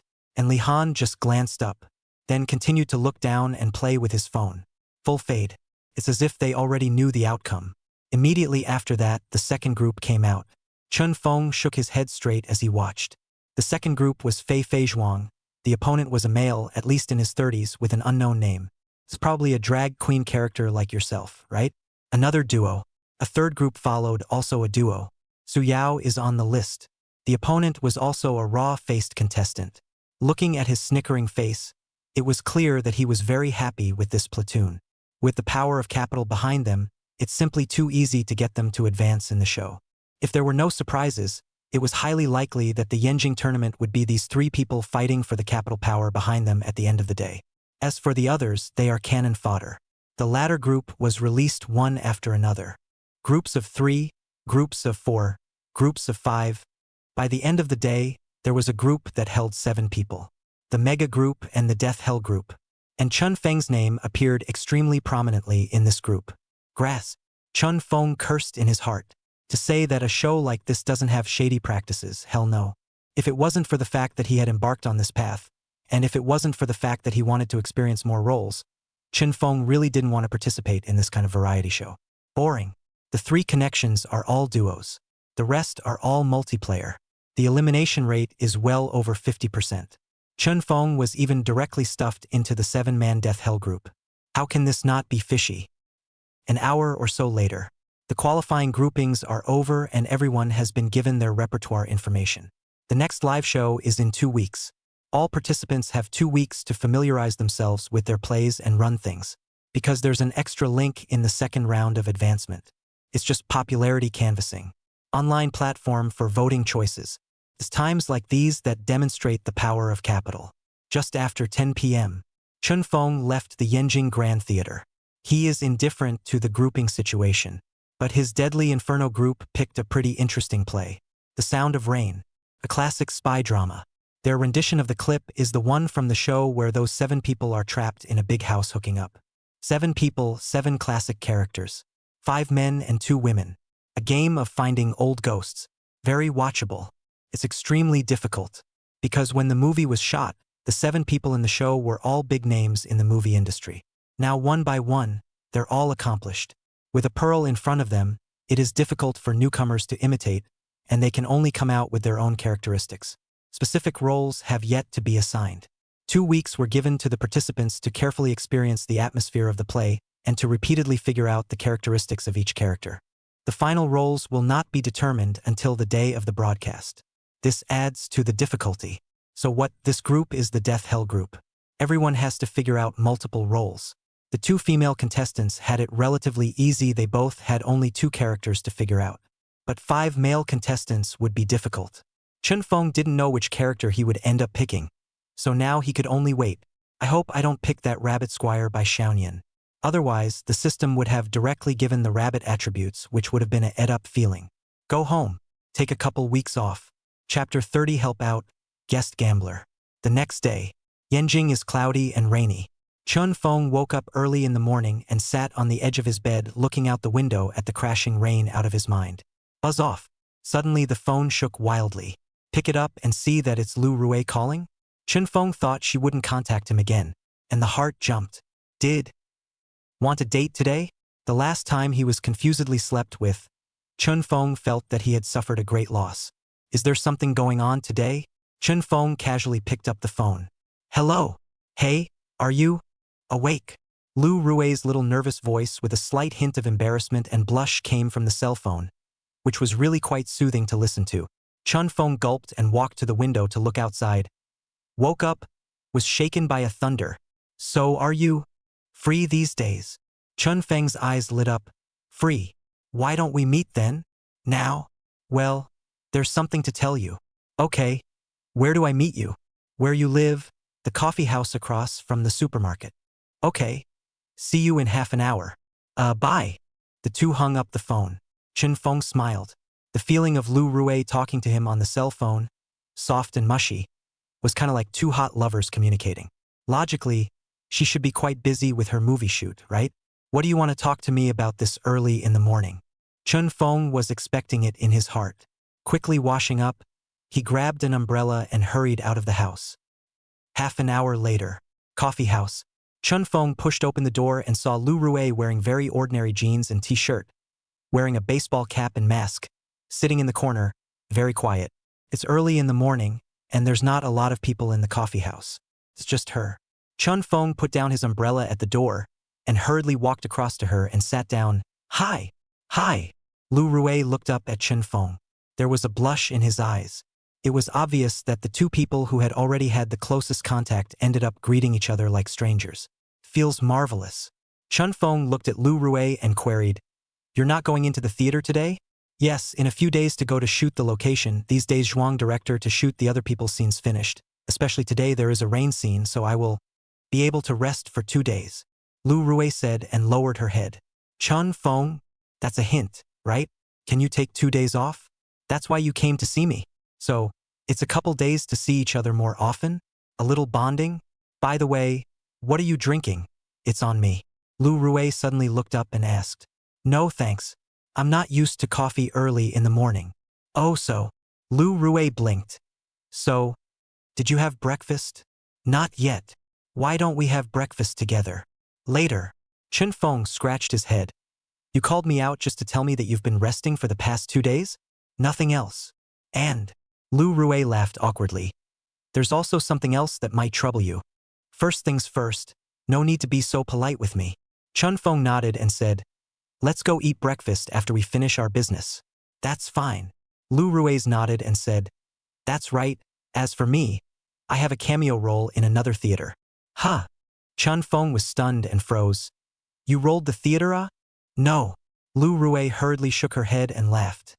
It's not considered rolling. I'm just helping to show my face. Friendship help. None of it is paid for the movie. Oh, so does director Zhuang know? He doesn't care about you. He knows.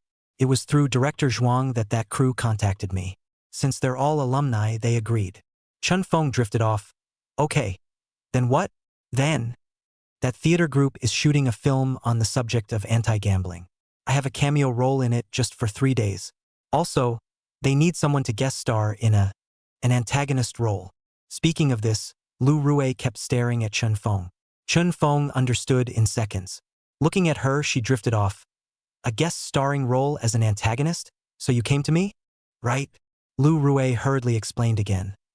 I was thinking that the images of the antagonists that you interpreted were all quite deep, so that's why I thought to ask you. But don't misunderstand, I'm not implying that you have any problems. Oh, no need to explain, no big deal. It's nice to have a classic take on the villain. At least it's kind of a specialty. Chun Feng laughed, and at the same time he was pleased in his heart. Sensei's negative and positive. As long as he makes a name for himself, the opportunities for this character experience will continue. Anti-gambling theme? That's not bad. A gambler? Is kind of a character template. Lu Rui looked at Chun Feng's expression without any abnormality, and only then did she sigh with relief and laugh lightly. So you're promising? Yeah. I'm fine with that. I'm taking 2 weeks off anyway. That's good. Relaxed, Lu Rui suddenly reached up and removed her mask, and took off her hat, gathering her hair in her hands and a sweet smile on her face. Chun Feng sat across the table and watched. Couldn't resist the thumbs up either. Yan Ying's school flower level, looks and body are very characteristic, 1 in a million. Unfortunately, that night, he was a little too drunk for his own good. There seemed to be a bit of a feeling in the daze. But it's a shame that you don't remember that feeling. After finishing her hair, Lu Rui found Chun Feng staring at her without blinking. Her face slightly reddened, and she lowered her voice to find a topic. I watched your live broadcast again yesterday. I really admire you. Admire me for what? Admire how perfectly you behaved. Lu Rui laughed heartily. Whether it's the psychopathic domestic violence man, or the arrogant identity of the later on-site test, I feel as if you're comfortable with it all, and have your own unique way of understanding it. Thanks for the compliment. Chun Feng shrugged. As long as you don't think I'm a real pervert, a domestic violence man, because there's too much cursing me on the internet right now. Don't worry, I won't. Lu Rui suddenly blushed and whispered, I know you better than those people. Huh? What did you say? I didn't hear you. It's okay. It's okay. Lu Rui quickly shook her head with a red face. Mind this awkwardness. I don't even know how that just came out. Because the true meaning of saying that was actually an allusion to the fact that she knew Chun Feng's body a little better. Lu Rui reddened. Chun Feng also did not hear clearly what she actually muttered. Anyway, blushing, just now the words quasi no good. Strange. Is this girl flirting with herself? You really want to get married, don't you? She's crazy, isn't she? Looking at Zhuang Chengguen, it seemed like he wanted to build her up heavily. And behind Zhuang Chengwen's crew is Yanjing Culture and Media Group. That is currently a few of the few mega-sized film and television group companies in Xia with a strong strength. So Lu Rui actually has unlimited prospects as the school flower of the class of 2023. Would she really look at herself? Chun Feng was not quite convinced. Just then, the cell phone rang.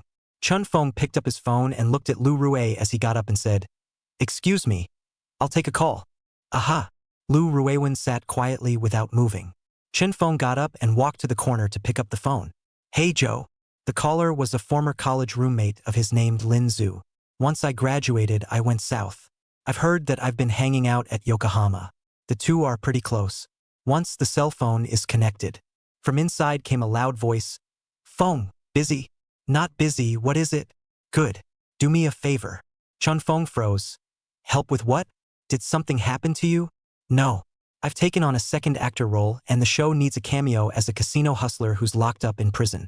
I've seen you on What's an Actor for a while now, right? You seem to be getting a lot of exposure. So are you interested in doing me a favor? A cameo? Chun Feng blinked and suddenly covered the cell phone microphone, returning to Lu Rui's side and asking in a low voice, The alumnus you said was looking for your help? It wouldn't be called Lin Zhu, would it? Huh? That's him. Lu Rui subconsciously stood up. Do you know senior brother Lin? Chun Feng cried and laughed. I don't just know him. We used to be roommates in a dormitory. Ha! Lu Rui froze. Only then did Chun Feng pick up his cell phone and put it to his ear, directly smiling. Ah Zhu. I've done a favor. Chapter 031 Old Friends Meet. On the train to Hengdian, Chun Feng sat in a row with Lu Rui. Both of them are wearing masks and sitting together looking up and down. For Lin Zhu's favor, Chun Feng decided to help. Still a drag queen character. A gambler who was incarcerated in prison and a known master of the Thousand Doors. The entire series is an urban drama with an anti-gambling theme. Positive energy abounds. Lin Zhu plays a second male positive role in the show. Not many specifics were given over the phone. However, Lin Zhu was quite a friend and negotiated a mid-special contract price for Chun Feng's role. It's been great. Although Chun Feng was on the hot seat in the live variety show, what's an actor? The internet scolded him mostly. And the jury is still out on whether he's a natural or a great actor. Whether it was the drug addict or the domestic violence man, or even the arrogant and cocky actor, they could all be recognized as a kind of true face of Chun Feng himself. Especially since Chun Feng is not signed to any company right now. He can only be a drag queen actor. A few hours later, the end of a journey full of charming atmosphere. On this journey, with Lu Rui as a companion, the feeling is different. The two of you are having a relationship and then being friends. That's the order reversed, but the result hasn't changed. Lu Rui admired Chun Feng. Even if he is still a groupie, Chun Feng also admired Lu Rui. Regardless, it was himself who took her first blood. So, the two appreciate each other. It won't be lonely on the road. Rush to Yokohama. At the entrance of the movie city, they met Lin Zhu, who had been anxiously waiting for them. The three men met. Lin Zhu laughed out loud and went over to put his arm around Chun Feng's shoulders. Feng, there's really something about you. It's all on fire on the hot search you, bull. Don't bull me. Chun Feng patted his shoulder and laughed. Can't you see that the internet is cursing me? Haha, the more you curse, the hotter you get, I tell you. I still want people to curse me. The point is they don't even know who I am. After saying that, he turned his head to look at Lu Rui with a rare face. I'm just curious. How do you and Feng know each other? Met through director Chong. Lu Rui smiled slightly. As a result, I didn't expect him to be in the same dormitory as you, senior brother. The world is too small for that. Lin Zhu hurriedly exchanged pleasantries, and then directly pulled the two people towards the movie and television city, saying as he walked, Take you to meet our director. Who? Chun Feng looked at him suspiciously. Do you know McJ? Chun Feng shook his head. Never heard of it. And do you know McDonald's? Don't tell me you only know McDonald's. Chun Feng blinked. Is that the director who made Po Hao? That's right, that's him. Lin Zhu immediately said with a furrowed brow. My Zijie is a distant native nephew of my Dongxiong, relying on my Dongxiong's connections to get into the circle, and is now also a little-known director. What kind of work has he done? Chun Feng casually asked. No movie or TV work yet, but a couple of commercials have been made that have won Golden Lions. You know, the Garner Golden Lion, a very prestigious honor in advertising. Oh, Chun Feng nodded. He is now officially involved in urban-themed TV dramas. This one, the script alone was polished for 7 years. It's very good, you'll see in a minute. Lu Rui, who was on the side, suddenly asked, Senior, how did you get into his crew? It's all about connections. Lin Zhu smiled mysteriously. I'll reveal this answer to you guys tonight. Now hurry up and meet the director. Although Ah Feng's character is a dragon set, he is the soul of the play. It's the kind of person who doesn't appear, but whose name stays throughout the entire play. Yeah, that's pretty good then. Lu Rui's eyes lit up. Usually this kind of role is easy for the audience to remember the actor. Later, Chan Feng suddenly stopped and tugged on Lin Zhu's arm quizzically. Zhu, tell me the truth. Does your director know that you looked for me? He doesn't know it yet. Lin Zhu scratched his head awkwardly. Chun Feng had a fruitful expression on his face and shook his head helplessly. It's not that I'm hitting you. You really should have mentioned my name first, or else I'll most likely make a trip for nothing. At that time, you'll have to reimburse me for the traveling expenses. Why would you run for nothing? Lu Rui looked at him suspiciously. It's not easy? Chun Feng shrugged. The labels on my head right now are all bad guys, what with the junkie, the domestic violence guy, the pervert, and the gangster. Anyway, I don't have a great reputation. If you were the director, would you hastily use me to guest star as such a soulful character? Lu Rui. That's a problem. Lu Rui looked at Lin Zhu. Lin Zhu, however, laughed and reached out to whack Chun Feng. You're thinking too much. I think you're just a bad guy professional now. Come on, let's meet the director first. Even if it really doesn't work out, You staying here is still much better than you being in Yenjing. Walk on, hurry up. After saying that, without any further ado, he pulled Chen Feng and left. 10 minutes later, after passing by at least 7 or 8 filming sites for the crew, the 3 of them finally arrived at a live shooting site for an urban drama. A movie is being filmed inside. Lin Zhu pointed to a long-haired middle-aged man in the distance who was watching the surveillance and introduced him in a low voice. That's my Zijia, Director Mai. Chen Feng took a glance. 40-something. A bearded, rugged-looking sort. Classic director costume.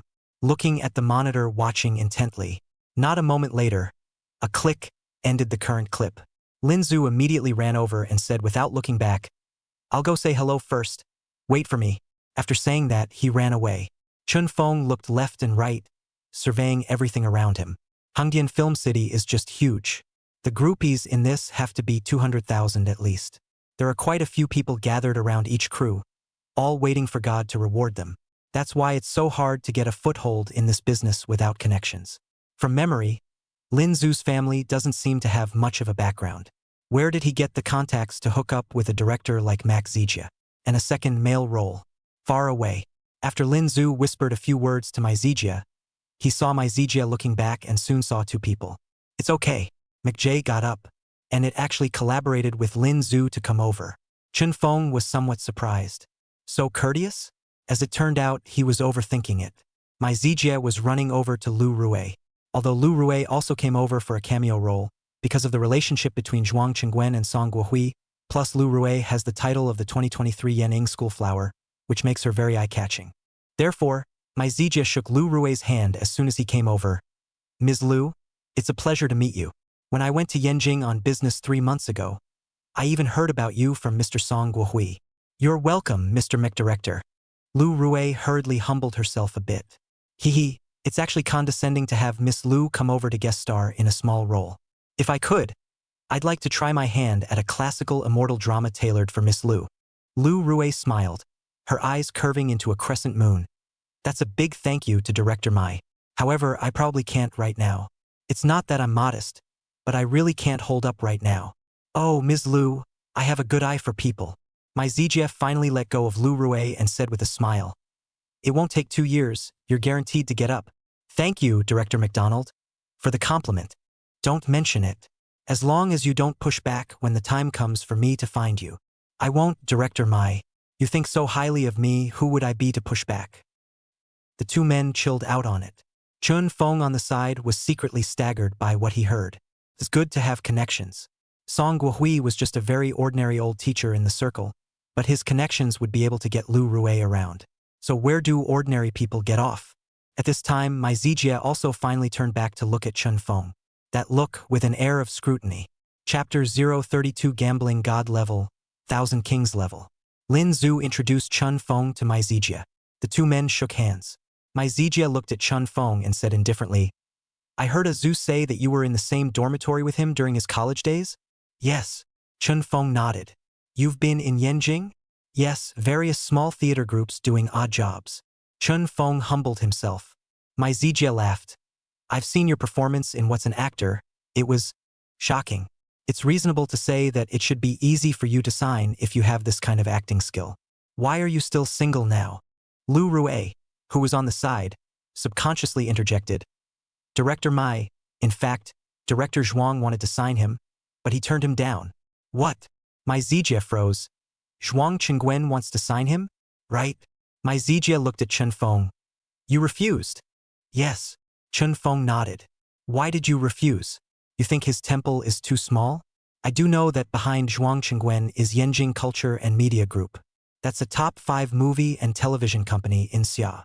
McKay had a rare look on his face. Chen Feng smiled indifferently.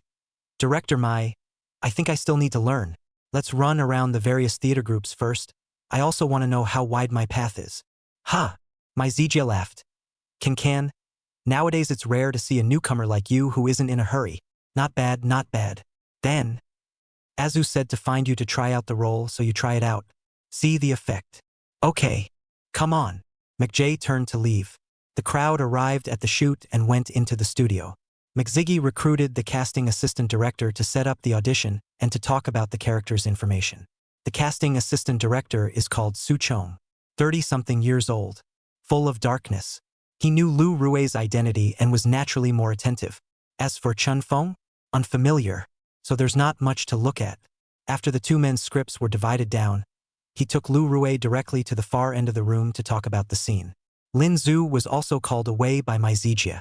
Leaving Chun Feng by himself, and with no one to greet him, he walked alone to the corner and sat down, picking up the character profile in his hand and glancing at it. The character in need of a cameo is a long-established gambler, master of 1,000 tricks, poker hand out of this world, and can listen to the dice. Very bullish, portrayed in the play as a prisoner. Because the police need to solve a very difficult case, they need to carry out an investigation in an underground gambling house. In order to be able to infiltrate the underground gambling house, so I specifically got someone to meet this gambler in prison. Learn the art of gambling. Learn fraud prevention techniques. There are very few scenes, only 3 short episodes of drama. But this character is the soul of the entire show, running through it from start to finish, and usually such soulful cameos are a steal. It's easy to remember the actors as long as the interpretation is outstanding. After Chun Feng finished reading through the information once, the system's beeps were already ringing in his head. Ding, the host's upcoming interpretation of the target character gambler has been detected. Congratulations to the host for becoming a true gambler, at the level of the god of gamblers and the level of the 1,000 kings. Congratulations to the host for acquiring the hearing voices and recognizing numbers skill. Congratulations to the host for acquiring the follow your heart card trick. Congratulations to the host for obtaining the supreme 1,000 arts. The series of sounds made Chun Feng unable to help but get excited. Gambler level, 1,000 kings level, and for the first time you get skills. 3 at once. Simply awesome. With a gambler's nature to add to the mix, the cameo role was no trouble at all. Chun Feng simply memorized the lines and called it a day. Half an hour later, started auditioning for the movie. Lu Rui came over to guest star in the role of a female college student who was arrested by an underground gambling house because her father was addicted to gambling and owed a lot of money, so the daughter became a victim. The drama wasn't much, about a week's worth of drama, but the plot happens to be a conflict climax throughout the show. Plus, there's contact with both the male and female leads of the show, so even the cameo roles are important. Lu Rui auditioned first. After walking through it, it felt moderate. McJay was satisfied, because the character's background is very similar to Lu Rui. College student, first time in society. Some lag is normal, and being locked up by an underground gambling house. It's enough to show panic and hexing. Simple. During Lu Rui's audition, Chun Feng had been sitting on the periphery watching the fun. He was holding a deck of playing cards. Watching Lu Rui auditioning, one hand unconsciously playing with a playing card, playing with it and then starting to cut it. One hand cuts the cards. A deck of cards is divided into thirds and flipped between the fingers for transportation. Not far. The other cameraman who was taking a break to drink water inadvertently saw the movements of Chun Feng's hands and his eyes widened. This guy. I can't believe they cut the cards like that. It seems that I have only seen this technique in some Hong Kong island gambling movies in the past. Awesome plus. The cameraman immediately picked up his equipment and aimed it at Chun Feng. Start shooting. These classic clips are very useful bloopers, because a lot of the highlights interspersed in the final cut of the piece were actually blooper clips. The photographer started to shoot Chun Feng's hand. In just a moment's time, the playing cards in Chun Feng's hand were seen to be constantly flopping. Look at the eye candy. That good? Internet rumor has it that this Chun Feng's background is not simple. Another junkie, a psychopath, and probably involved in gangs. Now look, is this guy even involved in gambling? How else could it be such a coincidence? Came to him to audition for a role as a gambler, and the guy ends up playing poker to the hilt? The cameraman was staggered by what he saw, and quietly called the staff resting around him, even including the casting assistant director, Su Chong, while stealing the shots. Everyone looked dumbfounded. As he played, he saw Chun Feng mashing his left and right hands together. The playing cards arrived on the left hand, leaving only 4 in the right, the very same 4 old aces. Lean. Extinct. This kind of maneuver, which I've only seen on TV, is now real. The crowd looked at each other in disbelief. The photographer glanced at Su Chong. Su Chong, on the other hand, tugged at the corner of his mouth. This is something, don't we have to talk to the director about it? Now Chun Feng is a bit of a blackmailer. All kinds of background rumors are flying around. Shouldn't. He's still involved in gambling, isn't he? Soon, Lu Rui finished her audition. It was Chun Feng's turn. He put down the poker and walked slowly towards the audition venue. The body was dressed in a prison jersey. The hair was also done simply. The look in those eyes had changed as he sat in the chair in the disposal room in character. It gets very deep. Especially the eyes are very bright. In the audition clip, it was none other than Lin Zhu who played opposite him, wearing a police uniform. When the two sat down face to face, Lin Zhu was shocked in his heart. Huh? Feels like it's changed. This guy across the street, why do you look at yourself with such complexity and horror? It's as if you can see right through your own soul at a glance. Lin Zhu's mind boggled. When I was in school in the past, I really didn't realize that Chun Feng had any acting talent. The cultural classes were good. As a schoolboy, so it's just right to go through the motions. Thus, Lin Zhu and Chun Feng said a few words according to the plot. Then someone brought in a deck of playing cards. Takes Chun Feng to reveal some of the techniques used when playing poker. The moment he got his hands on the playing cards, Chun Feng was handcuffed, but his face showed a look of surrender. The moment the poker was picked up, the hand just flicked over it. Then another flip. An old ace appeared. Lin Zhu instantly froze. A look of confusion. What the hell? Completely missed it. This isn't a post-production special effect. Lin Zhu slowly raised his head to look at Chun Feng, an incredulous look in his eyes. Chapter 033. So you've met a rich woman. 20 minutes later. The audition is over. According to the needs of the plot, during this scene, the character played by Chun Feng needs to show some of the tactics used in the casino to the police officer played by Lin Zhu. It was supposed to be an audition to just try out the lines and feel. It just feels right. As for those gambling table maneuvers, they all need to be subsequently synthesized. Director Mak Zukit has already found a gambling expert to come over and do a favor with his deep Hong Kong Island background. Take a close-up of your hand. For example, the technique of playing poker. But what happened? Throughout the entire audition process, Chun Feng actually played poker to the hilt in full view of everyone. The one-handed cutting of the cards is hardly different from what is shown in movies and television. Even prettier. This confused the crowd. Really? This kid? What the hell is going on? McJay was very pleased. This was because what Chun Feng was displaying was definitely the aura of a gambling gate master. Although down and out, in prison, but the kind of arrogance and self-conceit in the eyes, as well as the kind of king's aura when you get a poker card cannot be concealed at all. Plus that out-of-this-world hand of cards and the feeling when explaining it. That's a real old gambler. So, the audition was done, the candidate was shot on the spot, and the contract for the medium special was signed. A week-long drama. The crew even arranged for Lu Rui and Chun Feng to stay in a relatively upscale hotel outside. In this way, Chun Feng stayed in Hongdian Film City. Evening.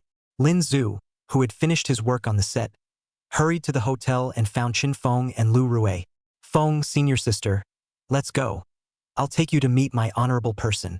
I was able to get into Director Mai's crew thanks to her help. Tonight, I'll organize a game and have a meal together. Once Chun Feng and Lu Rui heard this, they put on their clothes and followed them out. Get to know no. In this circle, one more person you know is one more network. Half an hour later, Lin Zhu drove the two to a nearby restaurant. Go up to the second-floor booth. Push on the door. The sound of lively conversation inside immediately cut down a few notches. They're coming. A soft woman's voice came out. The three entered the private room. Chun Feng swept his eyes. There were quite a few people inside. McJay was there, and two strangers, a man and a woman. The man wore a suit and bow tie, a rather formal getup, and had a very smug sort of smile on his face. The woman was dressed in an aqua blue dress skirt. Age about 40 or so. The woman is half-aged and has an alluring figure. It's kind of flattering. Lin Zhu went in and immediately greeted Mai Zijia and the woman with a smile. Director Mai, Sister Song. Joe, you're here. The woman's face was swirling with a bright smile, and she also stood up, directly calling Lin Zhu to her side, and very affectionately took his arm. It's all in the eyes. Coddling? Favors? Chun Feng was a bit confused by this. Full of love anyway. At this time, Mai Zijia waved his hand at Chun Feng and Lu Rui. Come on, sit together. Lu Rui. Let me introduce you as well. Mai Zijia pointed at the woman and smiled. Her name is Song Yuan, a distant relative of Mr. Song Guohui Song. She is also the premier luxury queen in Hong Kong Island. Her fortune is over $10 billion now. Oh, hello. Upon hearing this, Lu Rue hurriedly went over and shook hands with Song Yeon. Hello? My name is Lu Rue. My grandfather is Lu Zhanshan, and I'm an old friend with Ms. Song. I know it. Song Yeon was all winks and smiles as she looked at Lu Rue and nodded. I've heard my old uncle talk about Elder Lu, and I've also mentioned you. Oh, Lu Rue sighed in relief. Then he laughed. Then I'll call you Auntie Song. Don't. Song Yeon's charming eyes turned and laughed delicately. You call me sister. Calling aunt has aged me. Okay, Sister Song. Lu Rue awkwardly called out to her sister. It's more or less a twisted heart. Song is from her grandfather's generation. Song Yeon was Song Guohue's niece generation, so she should be in the same generation as Lu Rue's father. Auntie, right? Sister? But looking at Song Yeon's outfit, Lu Rue was able to understand. Tied. This woman oozes a hipness all down the mountain. Don't look like you're in your 40s, but you're maintained about as well as you feel in your early 30s. The body is plump and the face is like a peach blossom. At first glance, it's as old as a wolf. So people are probably a little bit younger at heart. You can't stick to seniority at a time like this. People can call themselves whatever they want. I really didn't expect to unexpectedly run into Mr. Song's relatives here. No wonder my Zijie was able to find himself for a cameo. At this time, Lin Zhu also introduced Chun Feng to Song Yeon at the right time. Sister Song, this is Chun Feng, my college roommate. When he was in school, he used to be a bully in the culture class. Now, he's still taking his chances. But at today's audition, Director Mai was full of praise for him. Song Yeon glanced at Chun Feng, smiled charmingly and reached over. Hello. Hello. Chun Feng was bland and unassuming. After reaching out and gently shaking hands with Song Yeon, she immediately shrunk her hand. He had seen it. Song Yeon has an unusual relationship with Lin Zhu, presumably a male-female relationship. Because that touch of flavor in the corner of Song Yeon's eyes was even a little cutie, can all see it. Chun Feng couldn't help but feel some sighs in his heart. When he used to go to school, Lin Zhu was also a spirited master. There have been more than a few occasions when I've shared my future over a drink, believing that I could make a career in show business. And the result? I haven't seen him in over a year, and he's got a rich woman. This woman's $10 billion. Pretty scary. To be able to get into my Zijie's crew, it should be Song Yeon who gave the operation. LOL. Once a youthful teenager, After introducing Song Yeon, my Zijie then signaled the crowd and focused on the man who had been sitting without getting up. Come on. One more of your valued guests. My Zijie was quite respectful of the man beside him. This is Mr. Ouyang Hua from Hong Kong Island. Mr. Ouyang is currently one of the only 2 remaining seniors from Hong Kong Island who have the status of king of gamblers. Mr. Ouyang has 3 casinos under his name. He is also one of the members of the East Asia World Gaming Council. This visit was purely to help. After my Zijie finished, Lin Zhu and Lu Rue came forward to greet and shake hands. It was Chun Feng's turn. Chun Feng reached over and faintly said, Hello, Mr. Ouyang. I am Chun Feng. Ouyang Hua didn't reach out. He just looked at him with a smile and said with a mouthful of very fluent Hong Kong Putonghua, Mr. Chun is a real person, and it's surprising that he has this kind of technique at such a young age. I'm flattered. Seeing that the other party had no intention of shaking hands, Chun Feng simply withdrew his hand as well. Can hear the tentativeness in the other person's tone. I guess I know how I acted when I auditioned for the movie. Ouyang Hua didn't speak again. All of his attention seemed to be placed on Chun Feng. So, my Zijie smiled and gestured for the crowd to sit down. The crowd took their seats. Song Yeon naturally arranged Lin Zhu by her side, one hand always grasping Lin Zhu's hand tightly and clasping her fingers tightly. Lin Zhu secretly gave Chun Feng a wink. The corners of his mouth turned up. Everyone is smart. Nothing needs to be explained anymore.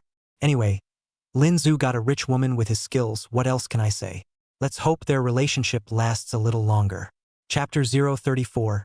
4 old aces turned out at hand. Dinner was scrumptious. The table was laden with upscale ingredients. The restaurant specializes in Western cuisine. The finest snowflake steak, the finest blue lobster, black and gold abalone, face-sized king crab, even white truffles and top-quality caviar. The food is a luxury. A meal is 6 figures less. Lin Zhu said that he organized the bureau, but he could think with his ass that it must be Song Yeon who made the payment. It's really nothing for a rich woman with a $10 billion background to eat this stuff. During the meal, the crowd chatted freely. But it was basically my Zijie, Song Yuan, and Lu Rui talked more, and a lot of the conversation was about Song Guohui and some of the private topics in the circle. Ouyang Hua said very little. It was just that Mac would bring the topic to him from time to time, saying something about some of the stormy times in Hong Kong Island's casinos in the early years. Every time this happens, Ouyang Hua is glowing. After talking more, Chun Feng slowly understood some of Ouyang Hua's background. This man is not really famous. Mac says that he has the real name of the King of Gamblers, but not the name of the King of Gamblers. The main reason is that more than 2 decades ago, the gambling community of Hong Kong Island clashed with that of Macau Island, and several very famous King of Gamblers competitions were conducted in the circle. At that time, Ouyang Hua was also in attendance. And with his superb gambling skills, he made it all the way to the final round. Had he won, he would have been absolutely famous. Unfortunately, during the semi-finals, Ouyang Hua lost miserably to the gambling king of the Australian island, Ho Sang, and has since been devastated and completely disillusioned. He then concentrated only on running the casino and never again took part in any gambling races. And so, people slowly forgot about him. The wine is over. Song Yuan, who was in the middle of the conversation, suddenly looked at Chun Feng and asked with a smile, "What do Mr. Chen's parents do? Is it convenient to say? My dad was a carpenter and my mom worked at a grain store. It's pretty ordinary. Nothing I can't talk about." Chun Feng shrugged. "Oh." Song Yuan blinked with a pair of charming eyes and said suspiciously, "Does someone in Mr. Chen's family run a casino?" Upon hearing this, Ouyang Hua was immediately in high spirits. Those bright eyes stared intently at Chun Feng's face, observing his micro-expressions. The others stopped talking. All of them were looking at Chun Feng, because this query is the one that everyone can't figure out. Chun Feng still had a bland look on his face and shook his head with a smile. "Sister Song, no one in my family is involved in gambling. The things I know are actually all blindly figured out from watching Hong Kong Island gambling movies. When I was a kid, I loved watching gambling movies and felt so amazing. Playing poker can be played to that level, so I blindly figured it out myself." Grace Song, how far can you go with that kind of thinking? Wouldn't those gamblers who practiced hard all their lives become little cuties? Idiots? Lin Zhu was also more or less puzzled. "Feng, when did you practice?" "When I was in school before. I never saw you play poker like that." "At school?" Chun Feng was speechless. "When I was in school, we played Fight the Landlord, Arch the Pig, and 3 to 1. How would I be interested in playing tricks? If it wasn't for Director Mai's role, I don't think I would have had much of a chance to play this kind of trick in my life." "Fair enough." Lin Zhu nodded. Mai Zijie, who was on the side, laughed. "But to be honest, Ah Feng's poker playing skills are indeed very professional. If you figured it out on your own, then I'd have to give you a thumbs up." "Mr. Chun." Ouyang Hua suddenly spoke up. "Can you let me see it with my own eyes?" "See what?" Chun Feng glanced at him. "Look at your maneuvers." "Mr. Ouyang, that was all blind fun for me, hardly elegant." No, Mr. Chen's technique is not a fool's errand. I suspect that Mr. Chun may not be telling the truth. If Mr. Chun doesn't mind, play 2 hands now. Perhaps, my humble servant can also play 2 hands with you." Upon hearing this, Mai Zijie's eyes immediately lit up. "Yo-ho, it's really rare for Mr. Ouyang to have this pleasure. It's been a long time since you've personally moved your hand. Great to see the action." Song Yuan also smiled and waved her hand at Lin Zhu. "Ah Zhu, go call the waiter and send over a pair of poker." "Good." Lin Zhu immediately got up and ran out. Chun Feng, Lu Rui on the side looked at him quietly. Curiosity about his cascading skills is also growing. Soon after, the playing cards were delivered. "Put it on the table." Ouyang Hua reached out his hand at Chun Feng. Chun Feng, however, did not make a move. Instead, he looked at Ouyang Hua and said indifferently, "Mr. Ouyang, please. I haven't touched poker in years. Mr. Chun, please." Hee. If Mr. Ouyang doesn't show his hand, how dare this junior of mine show off his skills? Or else, it's better for Mr. Ouyang to show it first. Ouyang Hua looked at Chun Feng with very sharp eyes. That's the look of a competitor. It was evident that when he had seen the way Chun Feng played poker, his heart had risen to compete for victory. Definitely itchy hands. Thus, Ouyang Hua was no longer polite. Reaching down, he picked up the poker box and slowly unwrapped it, taking the playing cards inside and placing them in his hand. No one in the booth spoke anymore. Both looked at him with interest. The real feeling of observing this technique live is different. Watching TV, you always think it's fake. But it's different when you see it live. Ouyang Hua start shuffling. Both hands were shifting around like flipping butterflies. A deck of cards stuck in his hands as if they were glued together, and no matter how he cut and shuffled them, not a single one fell off. Several of the men looked at it with newfound wonder, and one stared at it with rounded eyes. It's masterful. It's masterful. A few moments later, Ouyang Hua was seen placing the entire deck of cards neatly on the tabletop and looked at Chun Feng. Mr. Chun, I'll make an offering. Next to her, Song Yewen also sighed heartily. I always thought that these techniques were fake before, but today I finally saw it once with my own eyes. It's so amazing. Mr. Ouyang is awesome. Lin Zhu also gave a thumbs up. Only in his heart he muttered, it doesn't feel like it's as good as Feng's play, it's average. My Zijia looked overjoyed and looked at Chun Feng with a smile. Feng, you try. This hand of Mr. Ouyang's poker skill was also at the level of the reigning Hong Kong island 20 years ago. It's awesome. Chun Feng finally nodded. Then, he didn't pick up the playing cards and play the shuffle and cut trick, as the others had expected him to do. Instead, reach over slowly. Press the deck with your thumb and forefinger and slowly spread it out. Then, with one finger, he pushed out 4 cards from the deck a little bit. Ouyang Hua's face changed. Others were confused. Chun Feng had already closed his hand. Lin Zhu looked puzzled and immediately reached over and turned over the 4 cards that were clasped. The result was an exclamation of surprise. The others were dumbfounded. Those 4 cards were actually 4 old aces. Crap! Chun Feng actually played this trick. How could he silently memorize the order of all the cards while Ouyang Hua was shuffling? Otherwise, how did you pick the 4 aces? The shock in Ouyang Hua's heart was beyond words. This, the real deal. Chapter 035 Follow Your Heart. Leopard 2. Ouyang Hua was shocked in his heart. Originally, he hadn't expected Chun Feng to have this kind of ability. It was only assumed that he was so gifted that he figured out how to play poker by watching a movie, or at best by shuffling and cutting the cards. But as it turned out, he was surprised to find 4 old aces from the cards he had just shuffled. That's scary. It's definitely not simply learning a little bit of how to play poker, but having a very impressive memory and observation. It would make sense if he shuffled his own cards. The point is, that's shuffling your own cards. Ouyang Hua's brain buzzed, and he actually felt a subtle hint of fear. Back then, he lost to the Australian island king of gamblers, Ho Wing Sang, in the semi-finals of the King of Gamblers competition, and he still has a psychological shadow to this day. I hadn't thought that I'd be shadowed by a young man today. Ouyang Hua didn't say anything for half a day. The onlookers were in awe. Song Yewen's charming eyes sparkled as she looked at Chun Feng and said in surprise, "How did you find it? If I didn't know that you and Mr. Ouyang were first acquainted today, I would have to wonder if it was the 2 of you putting on a show." "Feng, you can do it." Lin Zhu was also shocked. "How did you do it? I haven't seen you do this in 4 years of college. When did you learn it?" Chun Feng smiled. "A fluke." My Zijia suddenly reached out and stuffed 4 old aces into the cards, shuffling them as he said, "Let me try." I shuffled them blindly. "Ah, if you can still find them, I'm really convinced." After a couple of shuffles, put the poker on the table again. A very common maneuver. No tricks. The gazes of the crowd once again fell on Chun Feng. And without any pretense, Chun Feng reached out and spread out the playing cards, then casually drew out 4 cards from them. For more old aces. Song Yewen covered her mouth with her hand and let out a soft cry. "Oh my God! Is it so amazing?" Chun Feng glanced at Ouyang Hua across the table. This kind of small trick should not be worth mentioning to Mr. Ouyang. Humble. Ouyang Hua looked grave.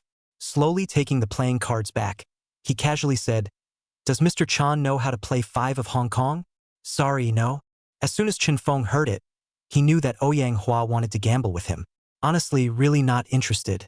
From the shuffling technique, Chun Feng could already tell that his own gambling skills definitely took him down. So there's no need to blow him off. This one knows at a glance that he was struck down and shriveled up in the first place, or else it would not be said that he has the reality of the King of Gamblers but not the name of the King of Gamblers. But without thinking, just as Chun Feng finished speaking, Lin Zhu, who was on the side, tapped the table. "Feng knows how to play Diao Jinhua. He used to play it a lot when he was in school." Chun Feng twisted his head to look at him. This piggyback. Upon hearing this, Ouyang Hua immediately nodded. "All right then, let's play fried gold flour. Mr. Chun, how about playing 2 games? Give face." McJay was more than a little surprised. "Is that all you've got to say?" It's rare to see Oyanghua so serious, and he even took the initiative to ask Chen Feng to give him face. Thus, the gazes of several people were fixed on Chen Feng. Hopeless, Chen Feng could only nod his head. Play a couple of hands. Anyway, the system grants the ability to note that it is at the level of the god of gamblers and the level of the thousand kings. It's really hard to comment on what level it is. You have to get your hands dirty with someone to see it. Now would be a good time. Oyanghua certainly has the power. Then try your hand with him. The sofa chair on the inside of the booth. Oyanghua and Chen Feng sat opposite each other. Several others were sitting in their chairs watching the action from the sidelines. Lu Rui, Song Yan and Lin Zhu were really watching the show and just felt curious. But Mai Zijie was astonished. It was because he knew what kind of position Oyanghua had in the gambling world of Hong Kong Island. If he hadn't lost the war, he'd be the revered king of gamblers now. So why was Oyanghua so desperately asking to play 2 games with Chen Feng? Table. Oyanghua shuffles the deck. The cards were then dealt. Since there was no wager and it was purely a test, Oyanghua dealt the cards and simply lit up. A hand of gold smooth, 5, 6, 7 of hearts. It's already very big. One hand is this kind of poker face. Chen Feng knows that he did not use any cheating tactics, purely just using the shuffled a golden straight out for himself. As for dealing yourself a card, it's very small. A small pair. Oyanghua looked at Chen Feng with a burning gaze. Mr. Chen, open the card and take a look. Chen Feng was silent. One hand slowly touched the 3 cards, lifting them out one by one. First card, 2 of hearts. Chapter 2, 2 of spades. When he touched the 3rd one, Lin Zhu, who was on the side, subconsciously said, "It's not going to be another 2, is it?"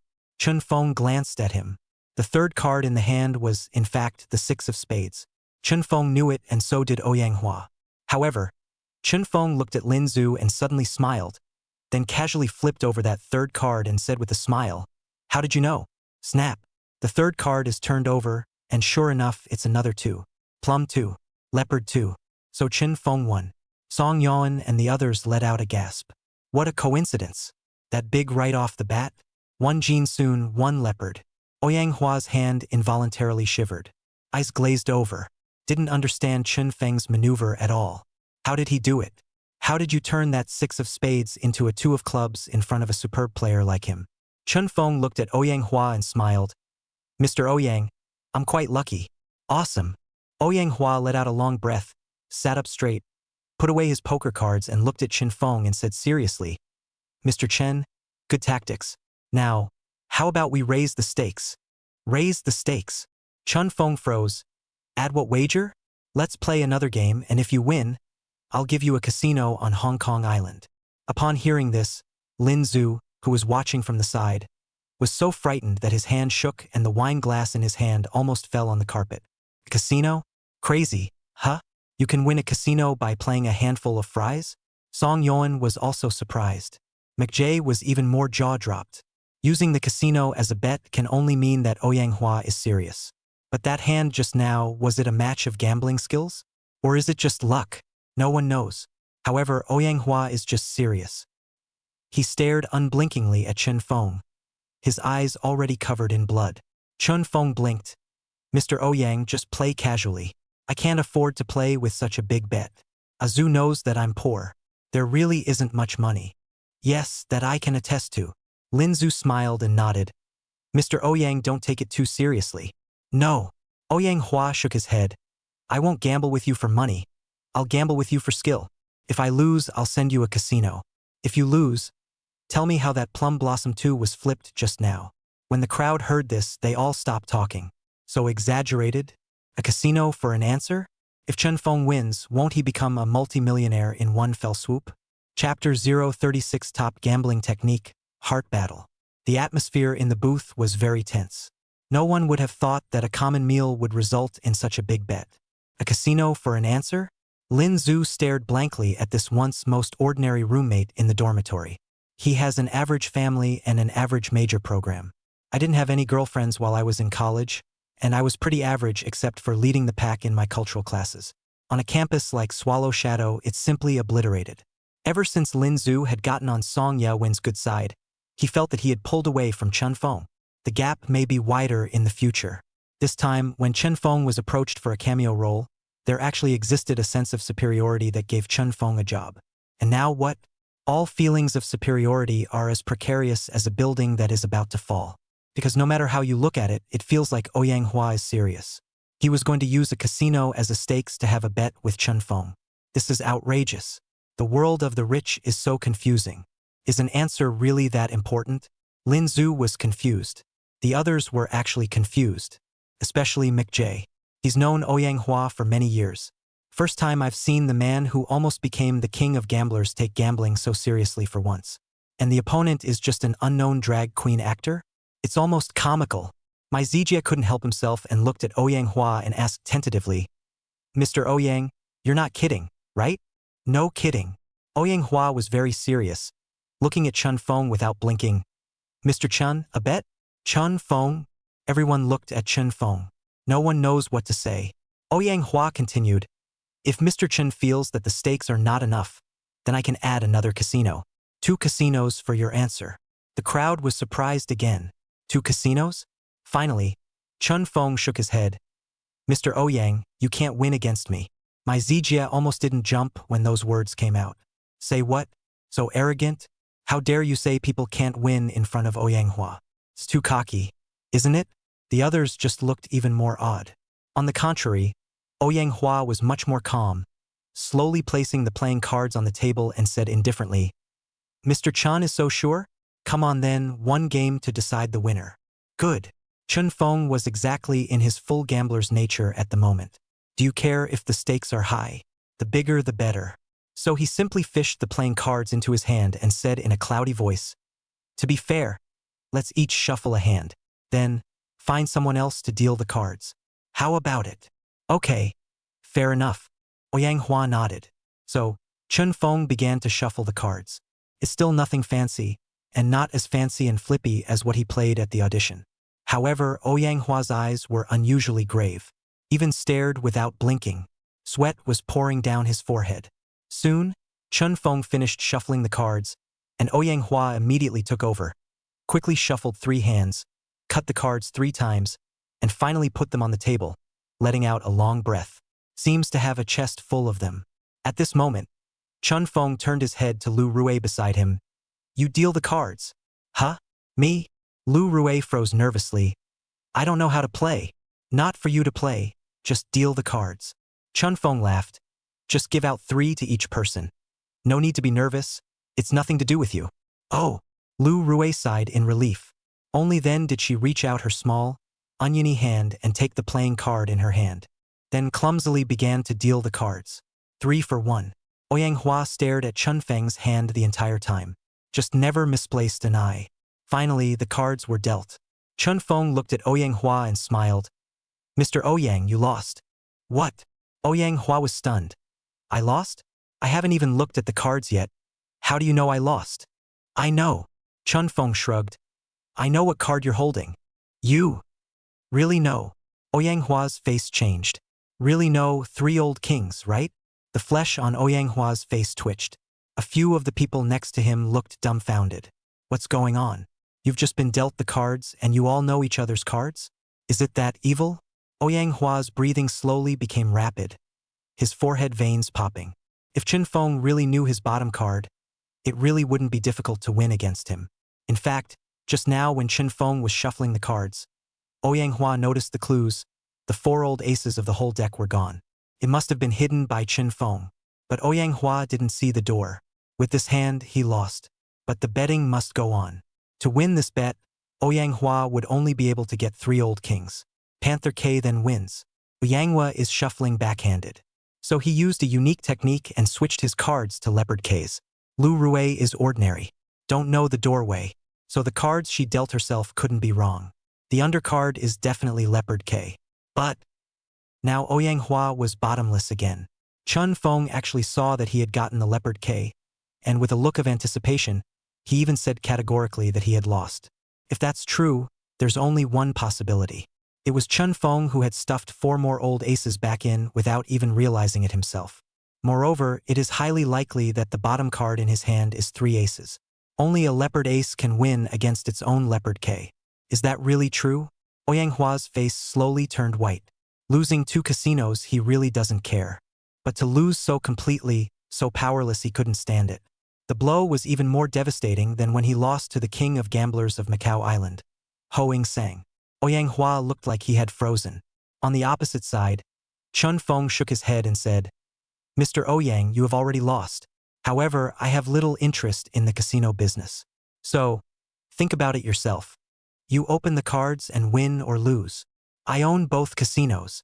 If you don't open your cards, this bet will be as if it never happened. You're still Ouyanghua. Open or not, it's up to you." When he finished, he reached out and tapped his hand on his own deck. That finger was like magic, attracting Ouyanghua's eyes to stare involuntarily, tapping on the card a few times. Ouyanghua could almost conclude that those 3 were definitely old aces. To open or not to open. Once it's open and you lose, then all of that may completely collapse. The state of mind that had been so hard to slowly recover from all these years would once again collapse into a mess, even to the point of doubting life. It was because Chun Feng was not the king of gamblers of the Australian island, Ho Sang, after all. He's just a little drag queen. Can one lose? Can't. Can't lose. 2 casinos is a small thing, but 1 loss is a loss of confidence. It's never going to be recovered later. By then, what's the point of talking about the goal of going to Aussie Island for revenge? The booth was unusually quiet. It was quiet for a good 10 minutes. Finally, Ouyanghua slowly reached out his hand and pressed on his card. At the same time, he said in a hoarse voice, in a low voice, "Mr. Chan, this game is nullified." "Good." Chun Feng smiled. Casually, he pushed the 3 cards aside and nodded with a smile. "I agree. This round is null and void. Seriously, I really don't have what it takes to run a casino." Ouyanghua forced a smile. Mr. Chan didn't look at the bottom card either. So he's so sure he can win? Sometimes, winning or losing doesn't always depend on the undercard. Chun Feng gave him a big meaningful look. Afterward, he got up and looked at Mai Zijie and Song Yan and smiled. "Director Mai, Sister Song, let's stop here tonight. I'm not much of a drinker, Joe knows that. Really dizzy now." Lin Zhu hurriedly nodded. "Well, he really can't drink much." "Well then, that's it for tonight." McJay finally nodded. Thus, Chun Feng bid farewell to the crowd and left the restaurant with Lu Rui. After the 2 left, Ouyanghua never got up either, just staring blankly at the cards on the table. Those playing cards sucked all his spirit in as if by magic. At some point, as if he couldn't hold back any longer, Ouyanghua got up violently and walked over to Chen Feng's seat, lifting his 3 cards with one hand. As soon as the cards were turned over, Ouyanghua's body shook and he lost his voice in shock. "What? A pair of 6s. Chapter 037, Losing Until You Vomit Blood. A bright pair of 6s on the table plus a club 9. This was Chun Feng's bottom card. He's cheating? Ouyanghua wanted to vomit blood. Sweetness in the throat. That kid actually forced himself to give up the bet with a pair of 6s. The booth. Mai Zijie and Song Yuan looked at each other. Both of them had also guessed that Chun Feng had not won Ouyang at all in terms of gambling skills, but had simply won in terms of psychological fraud. Nice guy. Is that kid too good? Using psychological warfare to actually push back an old gambler? Seeing Ouyanghua's flushed face and slightly trembling body, Mai Zijie tried to comfort him. "Mr. Ouyang, that kid is playing tricks, so don't take it to heart." Ouyanghua hissed and muttered. "Psychological warfare is also a form of gambling. I didn't expect that a pair of leopard Ks would be deterred by a pair of 6s. LOL. Song Yuan came over to make a roundup. "That kid is a little slick at first glance. He is a young man, not afraid to play tricks. This is called barefoot, not afraid to wear shoes." After saying that, staring at Ouyanghua's deck of cards on the table with interest, he said, "Mr. Ouyang, is your base card a leopard K?" "Yes." Ouyanghua slowly sat down. Seemingly drained of all his strength, he reached out and touched the bottom card. However, the moment he brought up his bottom card, he violently shook violently and stood up with a prancing movement. A face full of incredulity. Staring at the cards in his hands were shaking. Both Mai Zijie and Song Yan froze. What now? Had he made a mistake with his own bottom card? Eft. Suddenly, Ouyanghua opened his mouth and sprayed out a mouthful of blood, directly committing to the chair. The 3 cards in his hand also fell down, scattered on the tabletop. Mai Zijie was so scared that he rushed over and said sharply, "Mr. Ouyang? Mr. Ouyang? Are you alright? What's wrong with you? Song Yeon swept the cards on the table in surprise. Ah, where did the leopard K come from? There's clearly a small 2, a small 3, and a small 5. Smaller couldn't be a smaller card. Even if the cards are opened, Ouyang Hua is still bound to lose. So this round, open or not, he's finished. And defeated extremely badly. No wonder they're vomiting blood. Outside the restaurant, Lin Zhu didn't know what was going on in the booth. He came out to see Chen Feng and Lu Rui off. When stopping a car on the side of the road, Lin Zhu patted Chen Feng's shoulder and whispered, "Feng, you really opened my eyes today. If it were me, I would have taken down those 2 casinos no matter what I said." A step to the top. Chen Feng glanced at him. "Aren't you also at the peak of 1 step now?" "Me?" Lin Zhu shook his head with a bitter smile. "You're burying me? I am just a—" "Alas now, forget it. We'll see in the future. I hope I made the right choice. What if it's wrong?" Chen Feng looked at him. "If it's wrong, it's wrong. What else can be done? When the time comes, if you catch fire first, don't forget to lift up your brother." "Azu." "All right, Feng. I know what you're going to say. Don't try to persuade me, I'm already on this path. Let's talk about it in the future. By the way, you're sending your senior sister chanting." "Aha. All right then, the car is here. Hurry back." Lin Zhu patted Chen Feng's shoulder. "We can still stay over here for a week anyway. We have plenty of time to eat. Let's make another appointment tomorrow and the day after." "All right." Chen Feng didn't want to say anything else. It just so happened that the car also came, so Chen Feng took Lu Rui and directly got into a cab, rushing in the direction of the hotel. Seeing the 2 of them leave, Lin Zhu's expression was more or less helpless. He had long since seen the catfight between Chen Feng and Lu Rui. These 2 got together. Enviable. Lu Rui is 1 in a million, both in terms of her face and body. Rarely does she have a good personality too. No T and no ing, it's rare. The 2 of them are a perfect match when they come together. What about yourself? A chance to meet Song Yeon in order to be able to struggle for 20 years less. In order to be able to ride on Song Yeon's human resources, he degraded himself. Being the adopted gigolo. The sparse in dignity, but it's slowly getting a little bit of resources now. Life is all about making your own way. Lin Zhu took a deep breath. Turning, he strides toward the restaurant. It's better not to envy others. Even if Song Yeon is not as youthful and beautiful as Lu Rui, but the older woman also naturally carries a kind of mature charm, which is not bad. That flavor is not something a young teenager can have. Those who get it get it.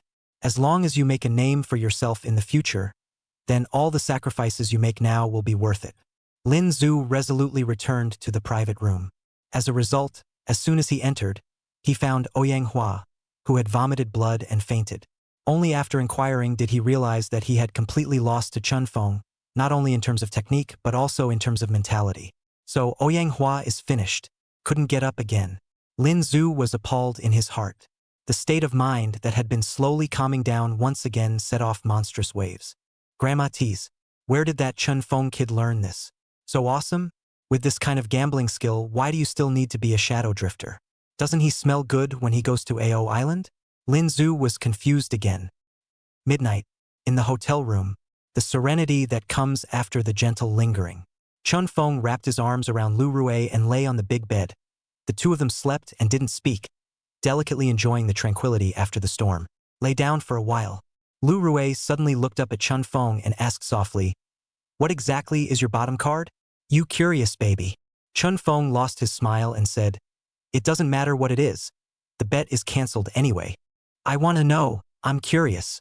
Lu Rui began to pout. "Well, it's no big deal to tell you. My bottom card is a pair of small 6s. "Ha!" Lu Rui was shocked and got up in consternation to look at Chen Feng. "You're just a pair of small 6s, ah. And then you swindle people. Hard to swindle people's leopard K away." "He's not a panther K either." Chen Feng looked out the window and laughed. "His cards were also changed by me. I purposely made him think that I hid the 4 aces. But in fact, I didn't hide them. I just did it in a more stealthy manner and didn't let him realize it." Lu Rui stammered. "How did you change it?" "It was clearly me who dealt the cards." "Yes, you dealt the cards." Chen Feng let out a long breath and said, "I hid the 4 old aces in the cards, and he thought I had stolen them. So when he shuffled the cards, he shuffled them in the same way as if there were no 4 aces. If there really aren't 4 aces, then his bottom hand must be 3 old kings." But alas, all 4 aces are in. So once he got his hands dirty, the order was wrong. This resulted in both of us being dealt small, random cards. Suppose he did dare to open the cards, it would be pure luck. Unfortunately, he wouldn't dare. When he lost to the king of gamblers of Australia Island, he actually collapsed. Once a gambler's confidence collapses, it simply cannot be picked up. Never trust the bridge in the movies so easily. Lu Rue. Listening to Chen Feng say these words, it always felt like he didn't look like Chen Feng anymore. Like another person. Especially that look in his eyes, like he could see through people. Days yet. How many faces does this guy have? Chapter 038 Target Character, a rabbit. The following week, Chen Feng had the peace of mind to make a cameo appearance in the cast as the role of an old gambler in prison. Perfect rendition. Every single one of them passed at once. Mai Zijie also slowly rose to love talent. No wonder Zhuang Qingguan would want to sign Chen Feng. Based on his performance in the cast, it's definitely signable. 1 week later, the play kills. The night before he left, Lin Zhu treated him to another dinner. This time, it's just him. Because Song Yuan had something to do and couldn't come over. Therefore, the two of them, Lin Zhu and Chen Feng, drank a lot of wine and chatted freely about many things, including his current journey. Chen Feng didn't comment much either. The road is all your own, who is anyone else to judge? Look to the future anyway. If you can be successful, the sacrifices you make now are nothing. That night, Lin Zhu was drunk. The next day, Chen Feng and Lu Rue hit the road. Back to Yanjing. Lu Rue reluctantly said goodbye to Chen Feng and went back to the crew as well. In the latter months, their crew would leave the capital and go out of town to shoot live-action scenes. Probably won't be back until after the first of the year. So when she was leaving, Lu Rue's eyes were red. After this week of bonding, the two of them felt incredibly in harmony, both in and out of bed. It's just a shame that no one has poked through that window. No one can stay for the other. Therefore, separation is inevitable. Returning to the rented room, Chen Feng rested for a few days. There's still half a month to go until the second round of the promotion is live. In the next round of the tournament, the group that Chen Feng was assigned to was described as a death hell group. Big group of 7. Performing a bridge from the classic play, The Sound of Rain. 7 distinct characters. Everyone singled out had a role to play, so no matter which role he was assigned, Chen Feng felt quite good. Time passes day by day. Soon it was time for the start of the show. As usual, after receiving a call on the first night, Chen Feng rushed to the live broadcast site early the next morning. Daytime remains rehearsal time. The participants in each group are basically in place, including those 3 with deep backgrounds. Before entering the rehearsal room, Chen Feng followed the staff into the script cubicle and finally got the role he needed to play in the play. By Xiaoyan. Chen Feng? Is it this stark every time? Junkie, domestic abuser, prison gambler, arrogant villain. And now a rabbit? Do you really think you're a villainous professional? Chen Feng cried and laughed. Never mind, even though the rabbit was a bit twisted, Bai Xiaoyan was still somewhat capable as a person. When he first drew the repertoire for the second round of the promotion tournament, Chen Feng had carefully checked the background of the movie The Sound of Rain on the internet. And each character role is examined in detail. Let's just say Bai Xiaoyan, he's not a simple rabbit either. In the original story, Bai Xiaoyan graduated from the Beiping Art College. In those days and times, a science student like him was obviously very noticeable. Bai Xiaoyan is a no-nonsense kunku artist. There was once a dazzling luster. There was also a time when his heart was immensely holy. It's just a shame that in those middle warring days, the more beautiful it was, the more fragile it was. The holier they are, the more easily they are defiled and the more they need shelter. In the end, Bai Xiaoyan disregarded his honor and became the attendant of the pseudo-army commander. He is also the unspoken man's favorite. It is difficult to grasp the inner workings of the character of Bai Xiaoyan. Throughout the play, he goes through 3 contrasting phases.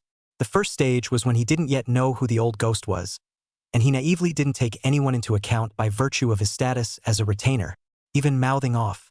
To the second stage, he was falsely accused and became the first to be suspected. Bai Xiaoyan was tortured miserably. By this time, all his innocence and holiness was gone, and all that was left was to languish. But, deep down, he naively retained a hint of fantasy. Fancy waiting for the commander to arrive and save him from the fire. But the results were brutal. This brings us to the third stage, utter despair. Instead of bringing him freedom and relief, The man he had longed for brought a severe beating with a whip when he saw him. At that moment, Bai Xiaoyan's beliefs completely collapsed. He's desperate. There was a darkness that came out of his eyes. These are the 3 stages of Bai Xiaoyan. Chun Feng had carefully studied this person and learned all the background information. The moment he picked up his character's roll card and turned to leave, a system beep sounded in his head as well, as promised. Ding! The host's upcoming target character, famous kunku opera artist, has been detected. Congratulations to the host for becoming a true famous kunku opera artist. Congratulations to the host, Kunku Skill Max. In the training room, all 7 contestants have arrived. 5 men and 2 women. Everyone identifies their role. Of these, the 4 contestants who got the roles of Gu Xiaoming, Li Ningyu, Wu Zhigua and Takeda were excited, because that's the proper lead character. As for the remaining 3 characters, Bai Xiaoyan, Jin Shenghua and Wang Tianxiang, they are slightly inferior in terms of their roles and are considered supporting characters. A lot of drama is a natural advantage. You can show more. The group of 7 in tonight's promotion is a death match from hell. To 7 save 1. So everyone is a competitor. Anyone who wants to be that winner at the end. When Chen Feng walked into the training room, the other 6 had already arrived. 3 by 3 they came together and whispered. All talk about what the characters are about. As soon as Chen Feng came in, the crowd automatically and consciously shut their mouths and all looked at him. It feels like some kind of repulsion. The main reason was that the way Chen Feng had advanced these 2 times was too bizarre. No one could tell if he was acting or displaying his true colors. But this time, shouldn't be that lucky. After all, Chen Feng was unlucky to have chosen the character of Bai Xiaoyan. That's a rabbit. It's the male favorite of the pseudo-commander. It's a really hard role to play. In terms of face value, Chen Feng was up to snuff. But in terms of temperament, Chen Feng was more or less a big sunny boy. It was too different from the 3 parts feminine, 3 parts arrogant Bai Xiaoyan. So he has the lowest probability of advancing. After Chen Feng entered the rehearsal room, it wasn't long before Lu Tianqi came in. A short guide as usual. Let's start with the play. Also point out the characteristics and labels of each character. When speaking here, Lu Tianqi suddenly looked at Chen Feng and another girl named Li Xiaodan and said, of these 7 characters, Bai Xiaoyan and Gu Xiaoming are the most difficult to interpret. One is a famous kunku opera singer, the commander's male favorite. One was a true underground spy who died heroically to protect his comrades. These 2 roles are difficult. Now that you 2 have been chosen, it's time to figure out what's going on inside the characters. While your group is very competitive and very brutal, it is also the group with the most drama, which makes for a great show. So, behave yourself. Among the 7 of you, other than Chen Feng, all of you have more or less a foundation of works. Therefore, what actors do is not your ring, but your showcase. Don't worry too much about winning or losing. One stage experience can make you shine if you interpret it well. Do you understand me? The crowd nodded at the same time. Chen Feng and Li Xiaodan exchanged a glance. Unexpectedly, in the eyes of a professional instructor like Lu Tianqi, the most difficult characters to interpret were Bai Xiaoyan and Gu Xiaoming. Maybe the inner workings are more complicated. Kind of looking forward to the big show. Chapter 039. You still know Kunku? In the rehearsal room, at Lu Tianqi's request, the 7 people got to know each other. The one who picked Gu Xiaoming is called Li Xiaodan. The one who picked Li Ningyu is called Zhou Xia. The one who picked Wu Zhigua is called Feng Jinshan. The one who picked Takeda is called Chun Zizhou. The one chosen to make fire from gold is called Qian Jiang. The one who picked Wang Tianxiang is called Lu Xuanli. Other than Chen Feng, these 6 people more or less had some basis for their works. And they're all from the section. Only no one is a serious Yanning graduated, are some miscellaneous media film and television college graduated out. So in comparison, Chen Feng is still considered to be a high achiever who graduated from a higher institution of learning in this circle. The crowd finished getting to know each other.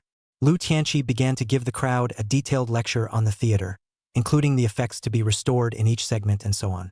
All 7 listened intently. Half an hour later. End of lecture. Lu Tianqi looked at Chun Zizhou first. The character you're interpreting, Takeda, is a brat officer, so the accent tone of your speech needs to show rawness as well. It needs to be practiced. Got it? Got it, Mr. Tenchi. Chun Zizhou hurriedly nodded. He was panicking. Why? Because he went the fresh meat route. The raw one is so tender.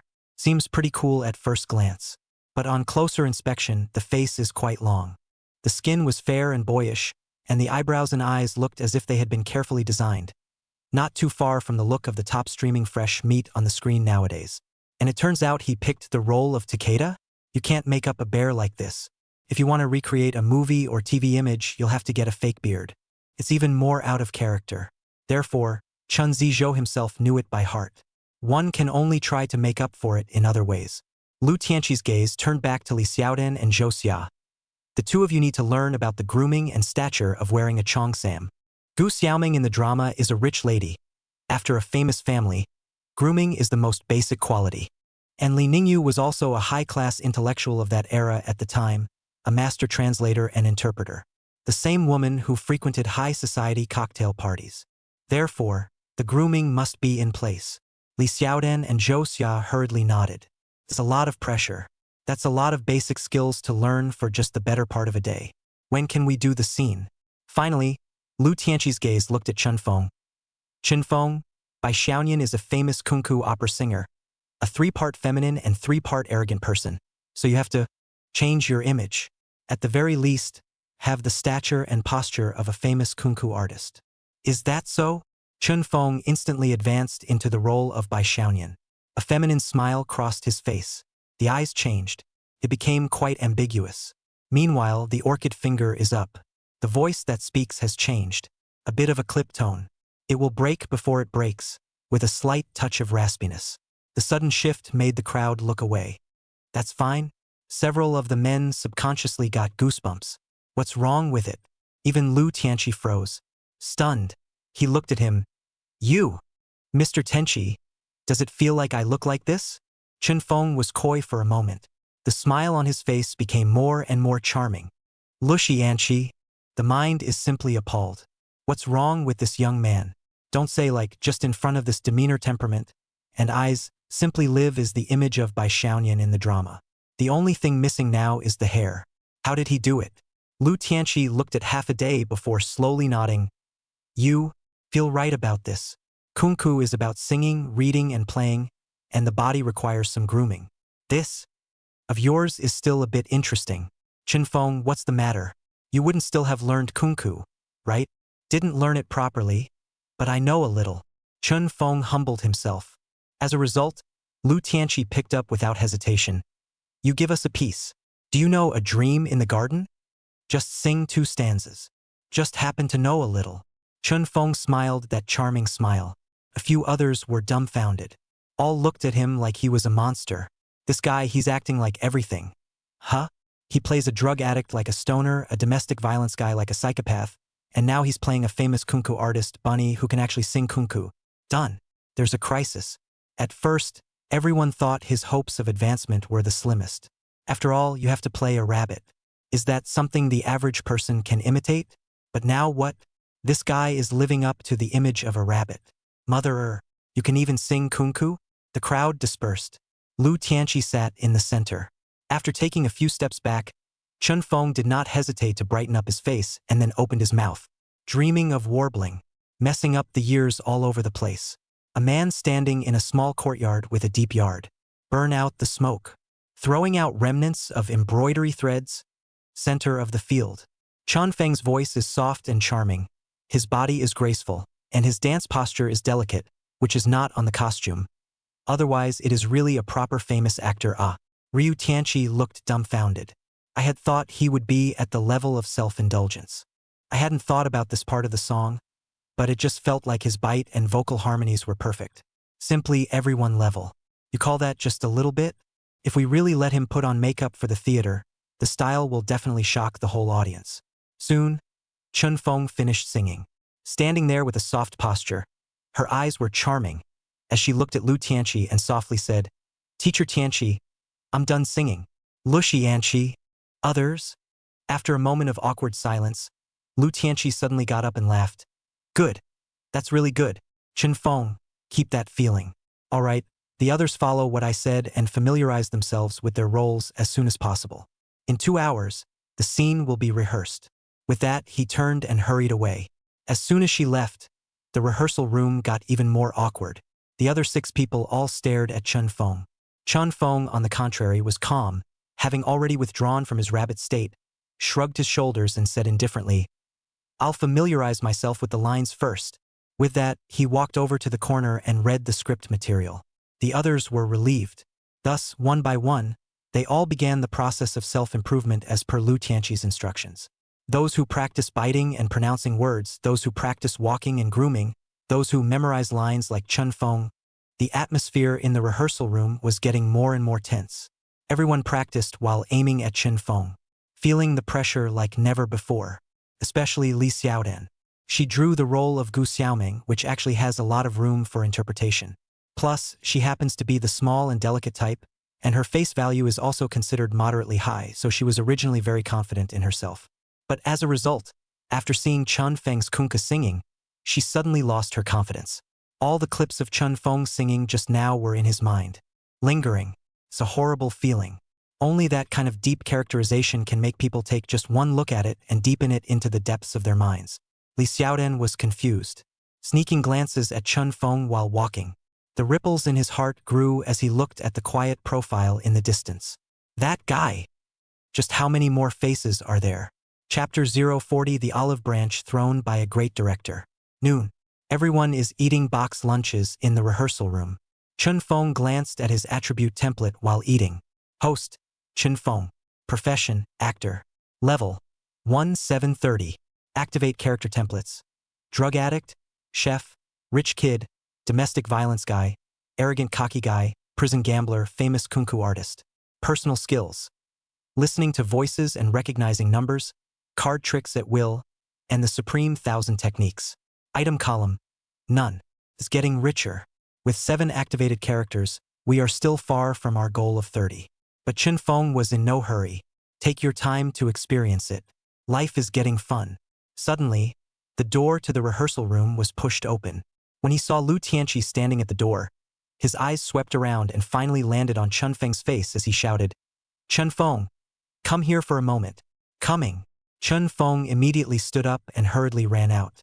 As soon as he left, the 6 remaining people in the rehearsal room gathered and whispered, "Everyone, Teacher Tianqi seems to like that Chun Feng quite a bit."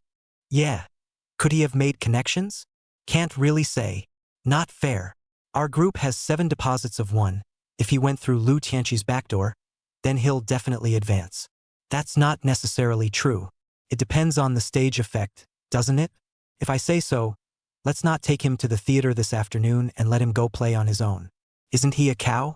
So like a rabbit. Maybe he is in private. Holy, you talk a lot of poison. Li Xiaodan, why don't you say anything? What's on your mind? Li Xiaodan, who hadn't said anything, looked at the 5 people in front of him, and only after a long time did she shake her head. He may not just be going through the motions. None of us know. We can't just jump to conclusions. Li Xiaodan, you're not worried about him? Li Xiaodan let out a long breath and pretended to be relaxed.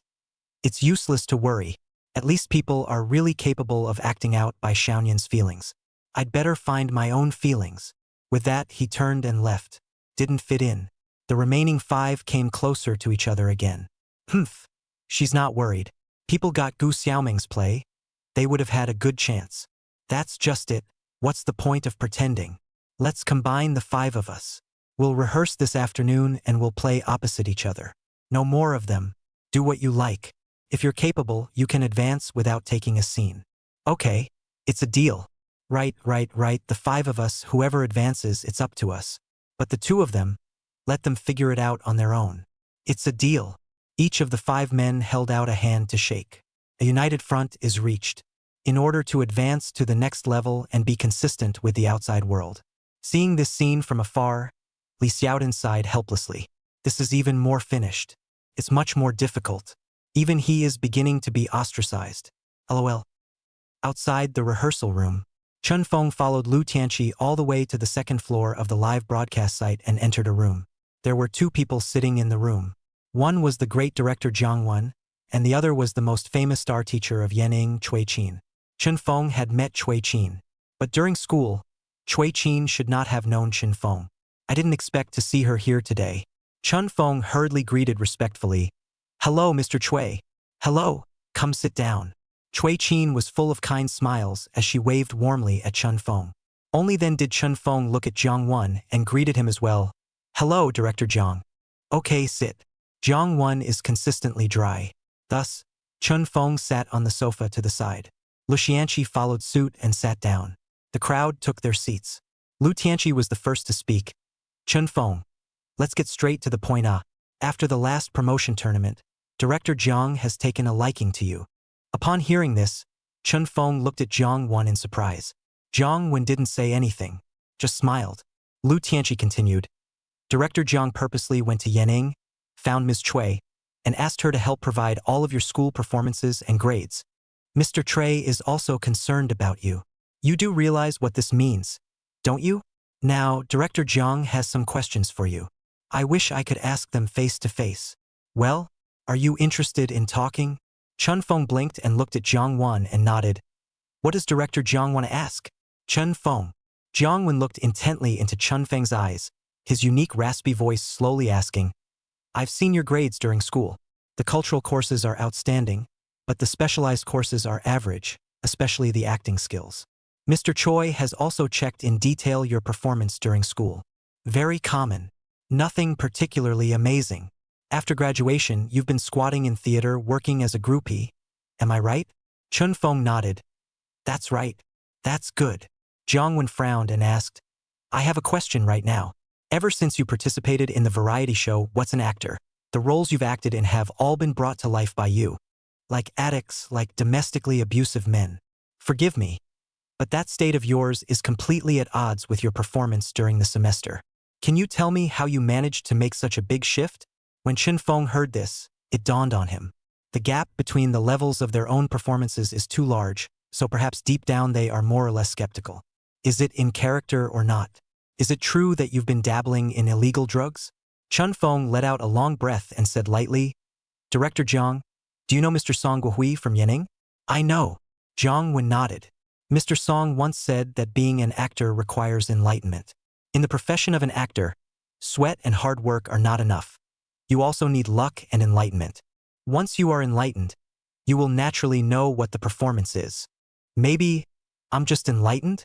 Anyway, every time I get a script the moment I get it, it's like I know how I'm going to interpret it. It's that simple.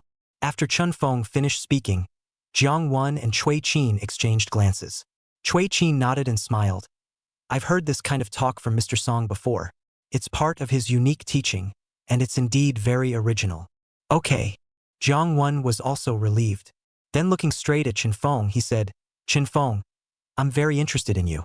As you also know, my Not Even a Little Bit of Fun picks actors with specialties. So, if you're willing, you can come to me. How about it? Cui Qin, who was on the side, smiled and said, Chun Feng, Director Zhang's olive branch is really not thrown out casually. Lu Tianqi also laughed. In the last program, this didn't happen during the entire broadcast. Chun Feng, Director Jiang is one of the premier powerhouse directors in the country. The opportunity is in front of you. All three of them looked at Chun Feng with unblinking eyes. Chun Feng was silent. If there was no system, he would have chosen Jiang Wan without hesitation. But the point is, without the system, he wouldn't have this kind of real acting skill in his own color. At that time instead, Jiang Wan couldn't look at him. Signing with a company is undoubtedly the primary goal of every young person with dreams of becoming an actor. But Chun Feng couldn't. Once you sign up with a company, your movements are restricted. Having to rely on the company for all roles, the opportunity to experience other roles is greatly diminished. So, I'm sorry, Director Jiang. Might not want to sign a company just yet. I still want to hone myself for a while longer. The room was immediately quiet as soon as the words left his mouth. Chapter 041 A good job is better than a good life. Afternoon. Chun Feng returned to the rehearsal room as usual. There was nothing wrong with rejecting Jiang Wan, it just made them feel surprised. The opportunity that others could only dream of, when it came to Chun Feng, he even decisively gave it away. The reasoning is also bull. Wanted to hone my acting skills and broaden my repertoire. Can you hone your acting skills as a groupie? Jiang Wan is not convinced. Therefore, he intuitively thought that Chun Feng should have another backstage. Maybe that guy has more clout than he does. So it didn't stick around. Let's see what happens. If Chun Feng's later matches stop, that's the level he'll be at. The afternoon rushed by. The atmosphere in the rehearsal room was marvelous. Chun Feng and Li Xiaodan were isolated. Even if 2 people took the initiative to find other people to pair up, those 5 people pushed back with various excuses, and as a result, they were never able to pair up with each other. No one is a cutie pie. Chun Feng's heart was clear. Then forget it. If it's not the right play, it's not the right play. Makes no difference to him. As long as he brings in the character, Chun Feng is a real rabbit and doesn't need to be hitched at all. When the time comes, play yourself. Everyone is to blame for the raw articulation. So Chun Feng simply stopped contacting the other few people as well.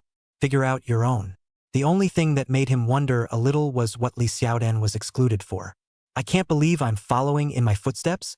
Is it because of her role? Li Xiaodan, after all, is different from Chun Feng. Her heart is not so big bottom, so has been dragged unable to ride the scene, angry and cried twice. All of this was recorded by the big camera brother in the rehearsal room. Finally, the prime 8 o'clock slot in the evening. The live broadcast of the What's Up actor extravaganza begins. 10-team matchups. Chun Feng's group was ranked in the final finale field because it had the largest number of people and the richest plot. The internet was already ablaze with conversation before the show even started. There are several more discussion hotspots. For example, the crown prince of the capital circle, Li Han, or one of the 3 sisters of the capital circle, Zhuang Fei, or even Zhao Heitu's close disciple, Su Yao. Plus the king of conversation, Chun Feng. Those 4 alone dominate the list. Especially Chun Feng. What kind of performance will this one bring to the table? Will it still be in character? So, once the broadcast officially began, the show put out all the plays and the random self-selected roles of the contestants for tonight's 10-team competition.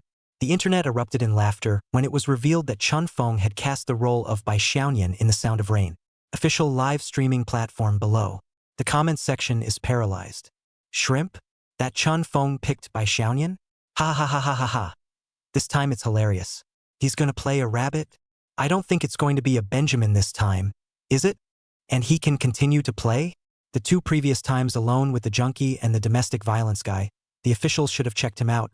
There is definitely something wrong with this guy. If a psychopathic junkie can play a rabbit, I'll live stream Upside Down and myself. Playing Bai Xiaoyan? What a ing classic. 666. Suddenly I feel so sorry for Chun Feng. Why is none of the characters chosen normal? Is it because he's bad? Or is someone deliberately screwing him over? The gossip is that Uncle Black Earth seems to have rushed to the capital, coming specifically to cheer for his shut-in disciple. Nonsense, this issue, the most popular one, is definitely Li Han. He's the famous crown prince of the Beijing circle. Who wouldn't give him 3 points? Our Fifi isn't weak either. Fifi, my wife, always support you. The Water Boys are going to generate revenue tonight. The heat of the program is high. The ratings are also way up. In the studio hall, after the host finished stringing the scene and the 4 judges finished their remarks, the promotion competition officially kicked off. The first group is up. In the backstage lounge, everyone was glued to their monitors watching the live feed. Everyone was tense with anticipation. Only Chun Feng was idle. He took his cell phone and kept messaging his mom. Mom, son, behave yourself tonight. Mom, your dad, and your grandpa are watching TV, just waiting for you to come out. Chun Feng, Mom, my grandpa is awake again, still watching TV. Mom, your grandpa has been awake a lot lately, and I don't know what's wrong. He doesn't seem to have much Alzheimer's since the last time he dug up all our treasures. Chun Feng was speechless. Mom, son, as long as you get promoted this time, Mom will reward you with a big red packet. Chun Feng, Mom, you save it. I told you guys last time, let you take a few kinds of treasure to find a stable person to sell. You sell know it? Mom. Oh, son, you don't have to worry about it. Your grandpa knows a lot of people. We just sold 3 things and realized a lot of money. Chun Feng blinked. Grandma again? That's a little out of line, isn't it? Has Grandpa become a tool man? When has he ever known a bull? But think about it from another angle. If the system has arranged tens of billions of dollars for the grandpa, then let him know a few cowboys seems to be nothing new. Chun Feng was more or less uneasy and hurriedly returned another sentence. Chun Feng, Mom, is it reliable? How much money did you realize? Mom, you don't have to care. I won't tell you how much, but just remember, as long as you get promoted, Mom will give you a big red envelope. Chun Feng, your son really doesn't care about your red envelope. Just improve your and my dad's life. If you're really rich, you can buy a house in the city. It's closer to me. Mom, we'll talk about that later. Your father has recently taken on another job that will earn him some money. Chun Feng immediately had a black line. Another job? Isn't it $10 billion? Still taking jobs? Chun Feng, Mom, you guys, this concept still need to change. You are all $10 billion, you are the tycoon, is the tycoon, and still take the job? Do not mind the panic? Mom. Oh, your dad said to take a job to earn some pocket money. Those babies are left for you, those are your future wealth. Chun Feng was silent. What simple parents in this life. Forget it. It's better to do it for them yourself some other time. Expecting them to improve their lives on their own is harder than climbing up to heaven. As for those riches, Chun Feng really didn't look at them right now.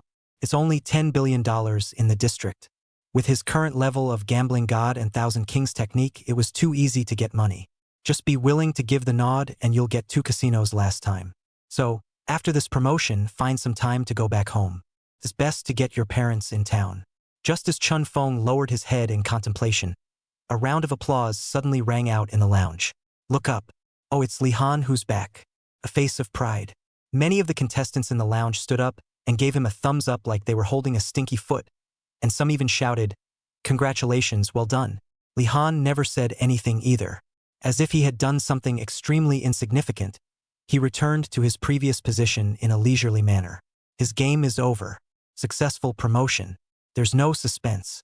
Chun Feng shook his head and withdrew his gaze, lamenting in his heart. In this world, a good job is better than a good marriage, and a good marriage is better than a good birth. Chapter 042, Advancing to the Top 10 of Yanjing Tournament. The Top 10 promotion is in full swing. One group after another comes on stage. A few of the hotter guys advanced with little suspense. For example, Li Han, for example, Fei Zhuang, or the humorous and witty Su Yao. Uncle Black Earth did appear in the audience. When Su Yao's performance was over, the program team purposely shone the spotlight on Uncle Black Earth's face and even let him speak a few words. That effect is so obvious. So at the end of the match, the popularity ranking on the internet, Su Yao temporarily surpassed Li Han and Zhuang Fei and jumped to the first place. Time rushes by. Finally, it was the last group's turn to take the stage. Hell of a death squad. 7 save 1 game. And the performance repertoire is quite topical. An excerpt from the annual spy drama, The Sound of Rain. In the original play, everyone was a play. The excitement speaks for itself. It's just that, when you get it on stage, it's a debatable effect. With the stage set complete, the spotlight in the arena turns on. The final promotion match officially kicked off. In the plot, Gu Xiaoming and 5 other suspects were locked up in Chozhuang. Takeda and Wang Tianxiang try to do everything they can to uncover the old ghost. So, some open and shut battles were staged. Scene 1. 5 people in the room. Sitting or standing, smoking or reading a newspaper. The 5 men looked different. This appearance was immediately visualized by the audience of the live broadcast and all those who were watching the live broadcast at their terminals. Aha! The styling is very close to the movie and television. As for the demeanor, there were 3 people who did very well. One was Gu Xiaoming, one was Li Ningyu, and one was Bai Xiaoyan. Of these 3, Gu Xiaoming and Li Ningyu won by their grooming. Both actresses are in good shape. In the Chongsam, the impromptu learned model was held quite well. And Bai Xiaoyan is godlike. Without saying a word, he just stood there, and the elegance of this famous actress came out. That's the first impression. As for the images of Wu Zhiguo and Jin Shenghua, they are a bit far off. Feng Jinshan, who plays Wu Zhiguo, doesn't have a tough guy image and doesn't look like a soldier. Chen Jiang, who plays Jin Sangfu, is even worse. There's a bit of a gap in age. Hard to bridge that gap with makeup. After the 5 have made their appearances, the camera goes to the other 2 contestants. Takeda and Odaika. The 2 men have a conversation outside that illuminates the theme of this selection. Find the old ghost. On the live streaming platform, a screen full of pop-ups floated up. Sigh. This fan on Chun Feng seems to be very Bai Xiaoyan. Before I can say anything, goosebumps are already rising. Does anyone doubt that he's a real rabbit? Check. Upstairs ready for inspection? If only he were really a rabbit. What's mixed up in the pop-ups? Do real rabbits commit domestic violence? I don't think he has that hard temper. Does he? After that, it's like I'm starting to look forward to what he's going to do next. Nice opening appearance. The drama on stage slowly unfolded as time went on. Everyone had a great rendition. Everyone is trying to behave themselves. Only watching, the audience slowly realized something was out of place. For example, the plot is not very well connected. Every time there's a storyline involving Bai Xiaoyan, the opponents are guaranteed to fail to pick up the slack. Whether it's the rivalry scene with Wang Tianxiang, or the rivalry scene with Jin Shenghua, or even Gu Xiaoming Li Ningyu's dialogue, it always feels a bit disconnected. The only bright spot was that Bai Xiaoyan was brought to life by Chen Feng. His every move, every knit of the brows, every word, every anger, all the micro-expressions and physical behaviors perfectly illustrate the grooming of a famous kunku artist and the femininity of a rabbit. As a result, the live broadcast was met with thunderous applause. Every now and then there were cheers. On the live streaming platform, more and more people began to join in on the topic of discussing Chen Feng. His heat level skyrocketed. That kind of heat is not the same thing as the heat some people get with their waterboys. Every time, when Chen Feng uttered classic lines in a feminine tone, the atmosphere in the arena would erupt in a wave of climax. Like the classic pussy, don't believe you're getting hard. So hearty, eat on the road meal. Another example is the classic, I've got anyone's black bottom there including yours. Then there's the classic, it might kill someone. And so on. On the judging table, Jiang Wen watched with a big smile on his face, constantly clapping his hands and applauding. Tong Gij, on the other hand, was looking out of her mind with big, colorful eyes. Mr. Huang looked frozen. Instead, Lu Tianqi nodded in relief. She was seeing it. In Song Guohui's words, this Chen Feng was definitely enlightened. Act like something. The point is, he knows too much. I can't believe you know kunku? With the hard power of a famous kunku artist, wouldn't it be a no-brainer to want to portray a rabbit? And so a nearly 40-minute match became the true climactic segment of tonight's broadcast. Chen Feng's image of a rabbit is thoroughly popular. 40 minutes later, the game is over. This time, the 4 reviewing teachers had no objections and unanimously gave Chen Feng the qualification to advance. For once, it's there for all to see. Last time, there were people who said that Chen Feng's domestic violence guy was in his element and not eligible for promotion. But this time, no one said he was a real rabbit, because when the stage show was over, Chen Feng resumed his image as a big sunny boy. Where is there a hint of femininity? Therefore, people are acting. Real acting school. The interpretive skills are simply perfected. Thus, in the 7-save-1 Death Hell group, Chen Feng succeeded in advancing with undisputed hard power, becoming one of the top 10 in the Yenjing tournament. Finally, organize online popularity rankings. In first place was still Su Yao, because the popularity that Uncle Black Earth brings is quite hot and irresistible. In second place was Li Han. The crown prince of the capital circle has spared no effort in brushing up the charts, and the money makes place. The one who ranked third was clearly none other than Chen Feng. It was simply shocking to see him squeeze into the top 3 as a vegetarian. As for Fei Chong, she temporarily came in fourth. Being overtaken by Chen Feng had really surprised her a bit. But there's no way. That's the reality. As long as there's a buzz, the drag queen can be on fire. That leaves the other 6 advancers. Slightly. After the program, the organizers gathered the 10 contestants together and made short arrangements. Next round of promotion 10 to 5. 10 contestants are paired in pairs for an elimination round. As for the competition repertoire, this one is kept secret. No more early leaks. This adds a certain level of difficulty to the game. Everyone knows it by heart. The next round of tests will only be harder. It wasn't until about 11 o'clock at night that everyone left the arena. On his way out, Chen Feng received a phone call. It's an unfamiliar number. As he walked out of the Grand Theater, he answered his cell phone. Hello? Who is it? Hey Xiaochun, it's me. Can you hear my voice? Chen Feng froze. Does the voice sound familiar? Think about it. Oh, it's Song Ah Man, isn't it? Why is she calling herself all of a sudden? Chen Feng asked suspiciously. It's Sister Song, right? Egu, yes, it's me. Little Chun, you have a pretty good memory. Oh, Sister Song is flattered. Chen Feng walked to the side of the road and prepared to stop the car. At this time, Song Yawan on the cell phone said in a very soft and charming tone, Little old brother, are you free tonight? I've called a sister. Let's have a drink together. Chen Feng stumbled on his feet and almost didn't fall to the ground. Holy, what the is this, trying to bag yourself? Chapter 043 A Rich Woman's Dinner Invitation. That's definitely what Song Yeon meant when she called. This woman is really rich. No men. The child has been sent abroad to study. Her family's money will never be spent in her lifetime. So, she is also seeking pleasure and excitement. Chun Fong had heard Lin Zhu say that before Lin Zhu, Song Yeon had bagged a total of 4 gigolos. 3 of them are showbiz freshmen. Every man only lasted for a year before they lost interest, and one by one, they were all stomped by Song Yeon. Right now, Lin Zhu is just 3 months fresh. Still fresh. So what was the point of Song Yeon calling herself tonight? Find one for her friend? Or is she just horny? Does Ringo know about this?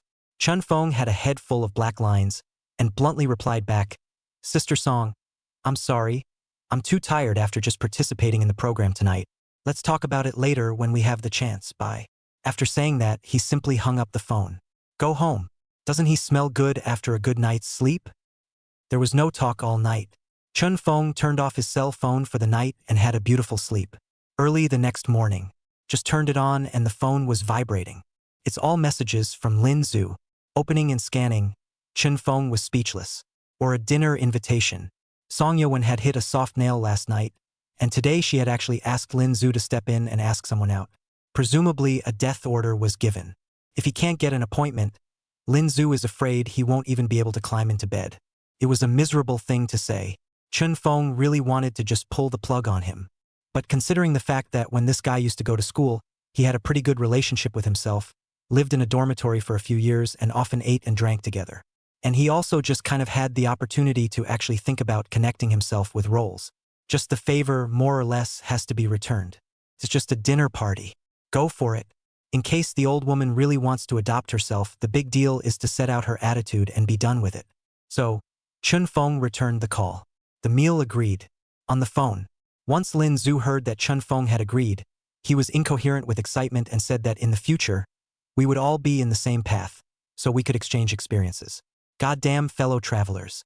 At that moment, Chun Fong really wanted to throw the bottom of his big shoe in his face. The morning rushed by. Chun Fong gave himself a vacation, not thinking about anything, just staying leisurely. Nothing to scroll through online news. It's okay. The heat is on. At least with the What's Up actor variety show in the news, you can almost always see your name in the news. It's real easy for people to catch fire once they're in the conversation. This is a time when traffic is king. Noon. Chun Fong changed into a casual outfit, wore a hat and mask and set off. According to Lin Zhu, Song Yeon had traveled all the way from Jiangnan to Yanjing, accompanied by Lin Zhu and a good sister. No specifics were given, but Lin Zhu leaked a secret. Song Yeon, the good sister, is said to be very beautiful. The age would be 35 or 36, and well off. I guess it's richer than Song Yeon's family. Hong Kong island background. The family's businesses are located in Hong Kong, Macau, and Taiwan. Anyway, if Lin Zhu were to choose, he would fall under someone's stone skirt without hesitation. As long as people are willing to take it, it's worth it in this life. Enough said. But Chun Fong really wasn't interested. He doesn't like age gaps that are too big. And more than that, I don't like being wrapped up. For Chun Fong, who had already lived a life, it was very easy to separate feelings from money. Even if you are poor to the end, your feelings are not to be tarnished. One must find women who are in love with each other for the rest of one's life. Half an hour later, Chun Fong rushed to his destination. Just as he got off the bus, he saw Lin Zhu in front of the restaurant, anxious as an ant on a hot pan. It was a relief until he was in sight. Fong, come on. Here we go, what's your hurry? Oops. The other young ladies have arrived. Can I not be in a hurry? Lin Zhu tugged Chun Fong into the restaurant, whispering as he walked, Fong, I'm NG underrated. Sister Song, that's sister's face value, how to describe it, it's really a national color, you know. Chun Fong looked at him with a skeptical expression. Don't look at me like that, you'll know when you see her in a while. And let me remind you, that woman is still very quality connotation. You must not talk nonsense, Chun Fong frowned. What do you take me for? No, man. I'm just worried that you won't make the cut. Grass. Chun Fong immediately stopped and looked at him quizzically. Do you really think I'm here to hug my thighs? Do you want me to be bagged just like you so badly? Bro. Lin Zhu looked at him in a serious manner. You're not here to hug your thighs. I know. You don't need to be bagged. But you need a woman. After saying that, he violently pushed him. I have confirmed with my senior sister. You two are not boyfriend and girlfriend at all. No one mentioned it, right? Now, people have gone out of town to shoot. So you two are over, right? Chun Fong? Lin Zhu smiled smugly. I knew it. All right, hurry up. Career is one aspect. Feelings are also an indispensable thing in life. If you really get into the eyes of others, I rely on you still struggle directly when the Lord he does not smell good. After saying that, without any further ado, he dragged Chen Fong towards the box. Chen Fong was also speechless. Forget it. After returning this favor, it's better to forget about each other in the future. This kid has gotten in deeper and deeper. I don't know if I've been brainwashed by Song Yan. Soon, the two came to the entrance of the VIP box. Lin Zhu knocked on the door and directly pushed it in. Step into the box. The two men sitting on the couch inside immediately got up and stopped talking. Chun Feng's eyes looked over. The eyes of those two men were cast over. The moment his eyes intertwined, Chun Feng unexpectedly flinched. Huh? It's also true that it's a national color. The woman standing beside Song Yuan was wearing a cheongsam with an ink flavor. That stance is too wide if you add a point, and too narrow if you subtract a point. That face, with its picturesque brows and gorgeous features. That figure, slender and graceful, stood there as if it carried a circle of light. Aha! There's a classical beauty to it. Especially that pair of beautiful eyes, as clear as a flood of autumn water. A string of emeralds around her neck. You don't need to identify it to know that it's definitely an imperial green. Jade bracelets on her wrists. It's probably the finest sheep's white jade. Greasy and warm. You can't see any beads on your whole body, but this outfit, it is estimated that ordinary people can't earn it in their whole life. Even this cheongsam, that is estimated to be the old craftsman of the century-old store in Jiangnan, a needle and thread hand-made sky-high cheongsam. Chun Feng swallowed his saliva. No wonder Lin Zhu looked like a nymphomaniac desperately praising people. Just this model, it's really not something that ordinary women can handle. But does a woman like that need to come to a gigolo in this way? Pulling it down a notch? Huh? With a stomach full of doubts, Chun Feng slowly walked over. Chapter 044, a big red packet from Mom. Box. Song Yuan was full of spring and was very self-conscious as she introduced both sides. Her sister's name is Liang Wanqiu, originally from Sichuan and Chongqing, but grew up on Ao Island. After brief introductions, the four men sat down. Liang Wanqiu was not as talkative as Song Yuan and had not opened her mouth since Chen Feng came in, except for a couple of sentences when she introduced herself, just silently looking at Chen Feng. Sit down. Song Yuan called for a waiter to serve the food. It's all pre-booked. Anyway, this is a private dining room, so I ordered one of each of the signature dishes. It's a good thing that none of the dish sizes are too big. Just eating fresh. Sung Amun also asked for 2 bottles of red wine. It's over $80,000 a bottle. The deck is open anyway. It's just a luxury. It oozes rich from the inside out. While waiting for the food, Song Yuan looked at Chun Feng and said with a smile, "Congratulations. You've successfully killed your way out of the Death Hell group in the promotion tournament. It's now one of the top 10 in the Yenjing tournament." Thanks, it was just a fluke. Chun Feng humbled himself. Elder brother Chun is really modest enough. We've watched all of your matches, and honestly, if I hadn't seen you beforehand, I would have thought you were effeminate. This sister Song can rest assured. Chun Feng laughed. I definitely have no abnormal tendencies in my life. LOL, that's good. Song Yuan laughed that big smile. Maybe she herself also feel that said too much. Suddenly turned her head to look at the side of the Liang Wanqiu. Jiao laughed. Wanqiu, your mouth is sealed? Don't pretend, don't mind getting tired. Say a few words. It's always me talking again, you think you're the backdrop. Liang Wanqiu guffawed and laughed softly. It's the first time we've met, and I don't know what to say. It's better to be a backdrop. You. Song Yuan disliked her without any good humor. Sister brought you all the way to the capital. Is it for you to be the backdrop? You've seen all the people. Don't you have any ideas? Liang Wanqiu. Still no word. Just the corners of her mouth pursed, and her face wore such a flirtatious to the point of sweetness smile. Chun Feng had a head full of black lines. Why is it so awkward? Am I on the stage? Shaking his head, he casually placed his phone on the table and got up to politely say, "Excuse me, I'm going to the restroom." After that, he went out. After he left, Liang Wanqiu suddenly looked at Lin Zhu and asked, "What do his parents do?" Sister Liang, Feng's father was a carpenter who made furniture for people in the village. Mother is an employee of the town's grain and oil store. Anyway, as far as I know, the family is quite difficult. Lin Zhu hurriedly introduced himself. When he used to go to school, I've never seen him spend a penny carelessly. But as far as I know, kids from family backgrounds like that usually don't go into the entertainment industry, right? With a school like Yening, how can you get ahead without money or background? Liang Wanqiu looked confused. Lin Zhu shrugged. That I don't know. He's probably the one who makes the decisions at their house. His parents haven't objected anyway. So, Liang Wanqiu nodded thoughtfully. Song Yuan came to her ear and muttered softly. Wanqiu, I've asked around. That kid didn't have a girlfriend during his school days. He's kind of single now. Aha! Liang Wanqiu gave a soft hum. There was no sense of rejection in the look. Lin Zhu, who was sitting on the side, was thrilled in his heart. Feels like there's a door. If Liang Wanqiu could look at Chen Feng, then Chen Feng wouldn't have to struggle for the rest of his life. I just don't know if Chen Feng has the life. Lin Zhu picked up his teacup and drank tea. Just then, Chen Feng's cell phone buzzed. A text message popped up. Lin Zhu subconsciously moved over to take a glance. The result is the next second. Eft. The tea in his mouth spewed right out. Song Yuan, who was startled by the side, gave him a blank look without any good manners. What for? Cough, cough, cough. Lin Zhu coughed violently a few times and his face turned red.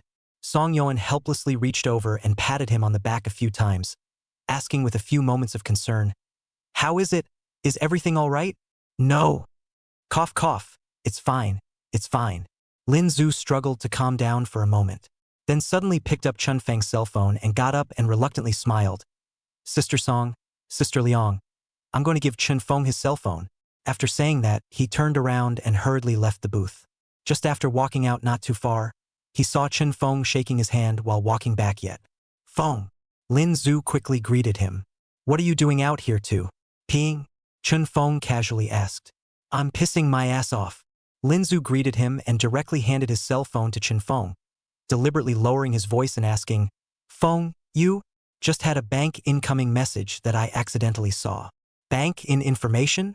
Chen Feng took the cell phone suspiciously and asked while turning it on, What did you see? I saw your bank in amount alert. Oh, Feng, the amount is huge. How big is very big? At least 6 zeros. Chen Feng froze and immediately opened the unread text message to take a look. The bank transfer arrived in the amount of $3 million. So much money? Lin Zhu, who was beside him, saw that he also had a stunned expression on his face and hurriedly asked after him, Ah Feng, where did you get so much money? You didn't do anything illegal, did you? Nervous. Chen Feng gave him a blank look without any good reason. Do I look like that kind of person to you? And how do you explain this one? Who would give you $3 million? You're not a hot star right now, you're not signed to an agency, and you're not starring in a fire drama? Who would transfer $3 million to you? Lin Zhu's face was grave, and the eyes were full of scrutiny. The main reason is that all the images of Chen Feng exposed before were not so good, either a drug addict or a domestic violence man, so there were rumors on the internet. Black and red and black and red. If there weren't any prohibited means, how could a family like Chen Feng's get $3 million? Just as Chen Feng also looked confused. Suddenly the phone shook again. The mail message pops up. Mom, are you happy, son? Mom is at the bank. I just transferred $3 million to you. Mom said, as long as you succeed in the promotion, Mom will give you a big red packet. Is this red packet big enough? Chen Feng, a head full of sweat. Such a big red packet? That's a good old lady, said Turn. The point is, how much money did their old couple realize? No way. There's a trip back home tonight. At least those babies of grandpa's have to be seen. It's worth $10 billion. I don't know who the hell their old couple got to strike. Chen Feng turned off the message. Turn your head. Lin Zhu was seen with his mouth wide open with a confused look on his face. Obviously, he saw the message just now. Chen Feng blinked. As you can see, it was my mom who forwarded it to me. Your mom. Lin Zhu's brain went down. Froze for half a day before muttering, Doesn't Auntie work in a grain and oil store? Are grain and oil stores so profitable now? That's out of your hands. Chen Feng put away his cell phone and patted Lin Zhu's shoulder. Zhu, I actually have a doubt. Explain it to me. What doubt? Lin Zhu froze and looked at him. Tell me, What the hell is that Liang Wanqiu doing here? She wants to get to know you. Chun Feng frowned. Ah Zhu. Liang Wanqiu's family is distinguished. Her background is extremely deep, and the person herself is as beautiful as a heavenly fairy.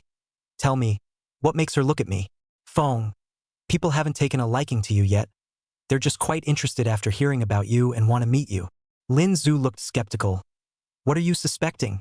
Could she still have designs on you? Not skeptical. Chan Feng shrugged. A woman of her segment who wants to find a quality gigolo doesn't even need to do it this way. She wants to see me. She definitely has something up her sleeve. If you don't believe me, let's just wait and see. After saying that, he patted Lin Zhu's shoulder and turned around to walk towards the private room. Lin Zhu stood in place. It took half a day for him to snap back to his senses, and he muttered, changing the subject. What the hell, your mom sends you a red packet, 1 cent is 3 million. Is your girl's family really poor or not? Chapter 045 New Opportunity. Appraiser. Re-enter the box. The 4 men took their seats. By this time, the food was basically up. Boutique customized dishes. Under Song Yuan's hospitality, the 4 of them ate and drank. Between the seats, the 4 of them made small talk for a while. It could be heard that whether it was Song Yuan or Liang Wanqiu, the education they had received since they were young was the kind of Western aristocratic elite education. The quality of itself is high. When I was young, I traveled a lot and flew everywhere, both at home and abroad. So well-informed and well-spoken. Song Yuan left it at that. Being in her early 40s, even if she was well-maintained, that was not Chun Feng's cup of tea. I really don't want to be in a relationship with my aunt. But Liang Wanqiu is not bad. 30-something, should be less than 35. Face and body are the peak golden period in a woman's life. Every move and every smile are quite attractive. So a meal of its own. Only, Chun Feng intuited that Liang Wanqiu should be meeting him for another reason. But throughout the entire meal, Liang Wanqiu didn't say anything. All the way to the end of the meal, Chun Feng could not help but be shaken as well. Could it be that she had really heard about herself and had come to see herself on purpose? But it should be too easy for a woman like Liang Wanqiu to find a quality gigolo, right? Not so much as to come all the way to Yanjing to see himself. Can't figure it out. More than 2 hours later, the meal was over. While drinking tea, Chun Feng received a phone call. It's an agent I used to know. This agent was not in the real estate business, but a middleman specializing in contacting group actors like Chun Feng. The agent's name is Wang Bao. Chun Feng just graduated from college, deliberately looking for people to inquire about him, plus the V letter. That time also naively thought that these people give a little benefit fee to help themselves find the right opportunity. It's just a shame that the red envelope was sent out several times. This Wang Gang spoke quite openly, but not once did he find an opportunity for Chun Feng. So in later years, Chun Feng also stopped contacting him. And after mingling for a long time, Chun Feng also vaguely knew the secrets within. Middlemen like Wang Bao received quite a staggering amount of favorable fees. But opportunities are limited. It's right there. There's a crew that needs it, so you have a chance. Therefore, it must be that whoever pays the most for favors has a chance. Chun Feng just graduated that time, heard people say to give a 3 to 500 red envelope. Wang Bao can help find opportunities. So it's 3 to 500 at a time. It was only later that I realized that it was simply fooling him. To give 3 or 500, Wang Gang simply can't look at it. They are really willing to put down the money. Ordinary are 5,000 bottom, more tens of thousands. Only that kind of person would give it a chance. And like Chun Feng, this kind of freshly graduated rash that are leaks. If you pay people for favors, they don't give you a chance to find them and they don't return your money. Just eat your words. That's the price of growing up. Chun Feng looked at the caller ID and was suspicious in his heart. He hasn't talked to me in a while. What's he doing here all of a sudden? Is he finally getting the hang of it and ready to give himself a chance? Chun Feng said sorry to Song Yuan and Liang Wanqiu and got up and walked outside to pick up the phone. Hello? Hello? That is Chun Feng, right? Yeah, it's me. Agu, I told you, I have your phone number for a long time, but I haven't been able to contact you. You say this fate shallow, ah? Ha ha ha ha. Chun Feng frowned. Wang Gang, right? Have something to say straight up. Hey listen, little old me is hardened now. Well, I'll be straight with you. Brother admitted that he didn't recognize the gold and jade in his eyes. I didn't expect little old brother's business to be so good. Now that old brother Chun has made a splash on the stage of What's an Actor, brother truly congratulates him. What about this call? Nothing more. A buddy of mine, he made a small-budget internet movie. He's short a man now acting an appraiser. There's not a lot of theater, and there's probably not a lot of money to give. He asked me to help row someone, preferably with some traffic. Just give a cameo. I was thinking about it, and suddenly you came to mind. Cough cough. Chun, old brother. Brother knows that I've brought my eyes to recognize people in the past. So I'm also brazen enough to make this call. If you can, you can, and if you can't, you're free to do so. Hit a shot with a date or without a date. Elder brother Chun. Look at. Chun Feng had been listening silently without saying anything. Wang Bao's voice came out from the cell phone once again. Got it.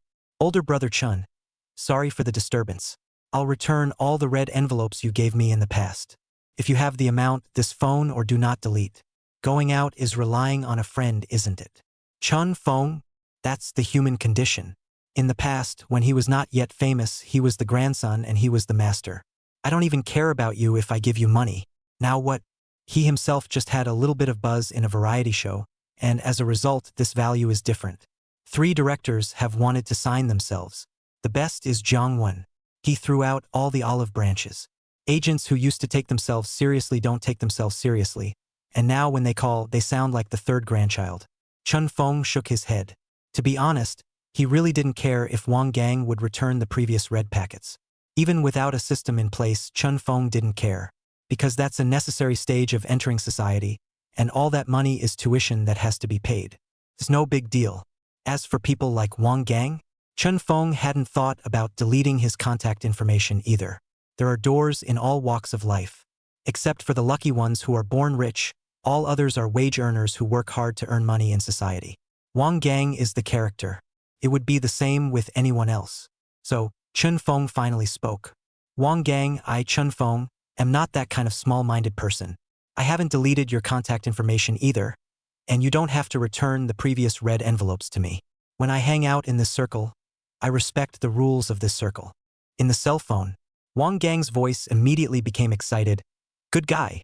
You see, this awareness, this quality, this model, hey, Chun, old brother, I just didn't see you at first. If I had seen you in person, I would have made friends with you a long time ago. It's not that I'm flattering you, Chen. You'll be all over the country sooner or later. You'll even break out of Asia and go global. Chun Feng had a head full of black lines. This one is just full of tunes. Forget it. And cut the crap. Chun Feng was actually more concerned about the character he was talking about. Praiser? What's the content? As for whether it was a big network movie, Chun Feng didn't care. As long as the role is challenging and has substance, then take it. Enriching your experienced character first is the main thing. Thus, Chun Feng simply asked bluntly, Brother, what did you just say was the role your friend's web series needed? An appraiser? What exactly? Yes, elder brother Chun. Listen to me tell you briefly. Wang Gang explained with extreme excitement. My buddy made a web series, right, which is actually rubbing off on Tomb Raider. Right now, I guess, it's in the pipeline. There is a role here is often mixed Pangiayuan, the kind of old oil, can identify a variety of antique jades and paintings, and even jadeite bronze and so on the old objects of such a person. Age about 40 or so. It's kind of such a big hidden character. I know astronomy from above and geography from below, and 500 years before and 500 years after. That's the role. My buddy has limited funds, and he was hoping I could do a favor and just find a familiar face to make a cameo. Elder brother Chun. Look at. Hearing this, Chun Feng returned without hesitation. I promise. Huh. Wang Gang flinched. I said I promised. Egu. Chun, old brother. Look at this. Generosity of yours. Chun, old brother, this eye circles are a little red. Brother really didn't expect you to be able to. Okay, I have a social engagement here. Let's make an appointment this afternoon. Meet me at the entrance to Wangfu Street around 3:30. Let's talk about it when we meet. I'm hanging up now. Hey. Lin Lu. Chun, old brother. Without finishing his words, Chun Feng directly hung up the phone. Then he turned and hurried back to the box. Chapter 046 full of words. The meal was soon over. Liang Wanqiu never showed any other special requirements either. She was reserved the entire time. Not much to say. It had been observing Chun Feng. After the meal, Song Ye-wen drove off with Liang Wanqiu. Lin Zhu had wanted to tug Chen Feng to chat for a couple of minutes, but she was directly pushed away by a slap, watching Chen Feng take a taxi and leave, furious with a ghostly face. This meal today, a belly full of doubts. First was the big red envelope that Chen Feng's mom had sealed for him. $3 million. In hell. Is that sure it's not a spoof? Lin Zhu's self-perception of his family's condition is certainly beyond the well-off level, even if he is not a small rich family. But $3 million? The parents can't afford it either.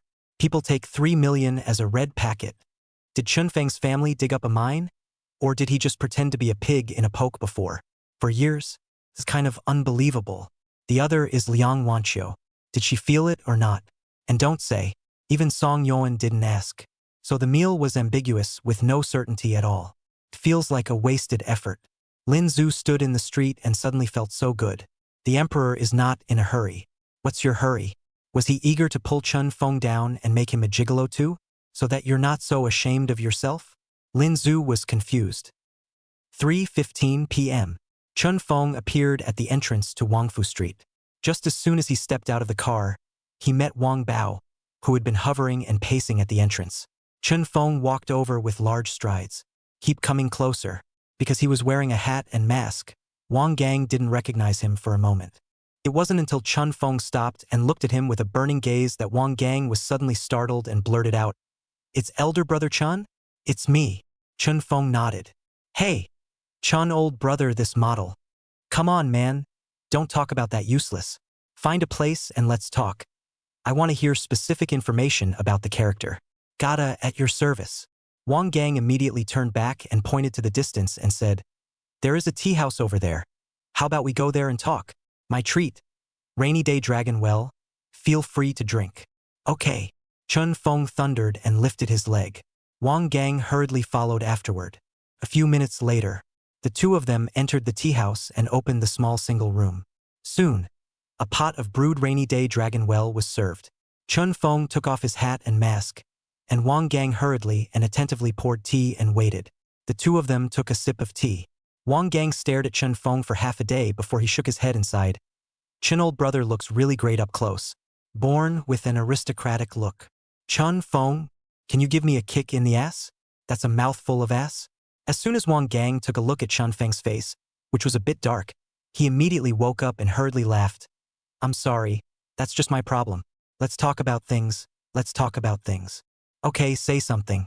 You say another word of bull and I'll turn my head and leave." Chen Feng picked up his teacup and took another sip. "Never go." Wang Gang hurriedly smiled and said, "Actually, that role thing was pretty much said on the phone. My buddy is also wistful. He was that, back in the day." Chen Feng knocked on the table. "Say something. Your buddy's story. I don't want to hear it." "Oh yeah. Wang Bao once again knocked his head, then organized his language. "That. Finished. Forgot what I wanted to say?" Chen Feng. It's getting more and more tempting to kick ya in the ass. Wang Gang. "Oh, come to think of it. Yeah, that role, it's only about a 3-day play.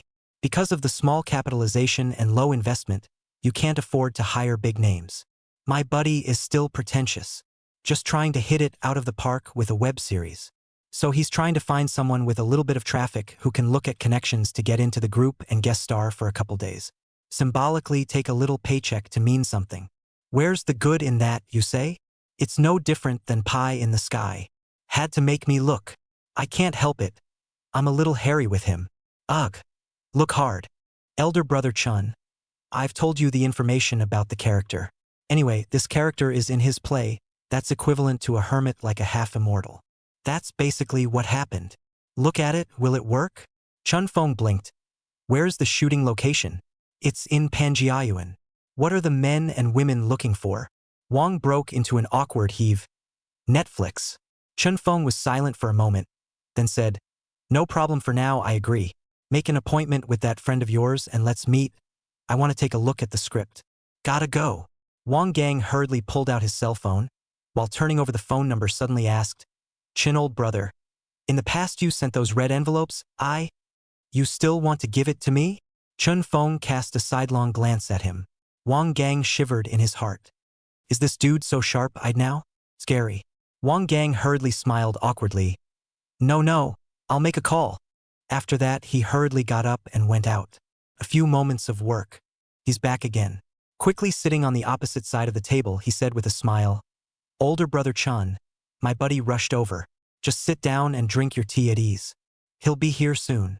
"Good." Chun Feng nodded. The two of them started drinking tea. One glass after another.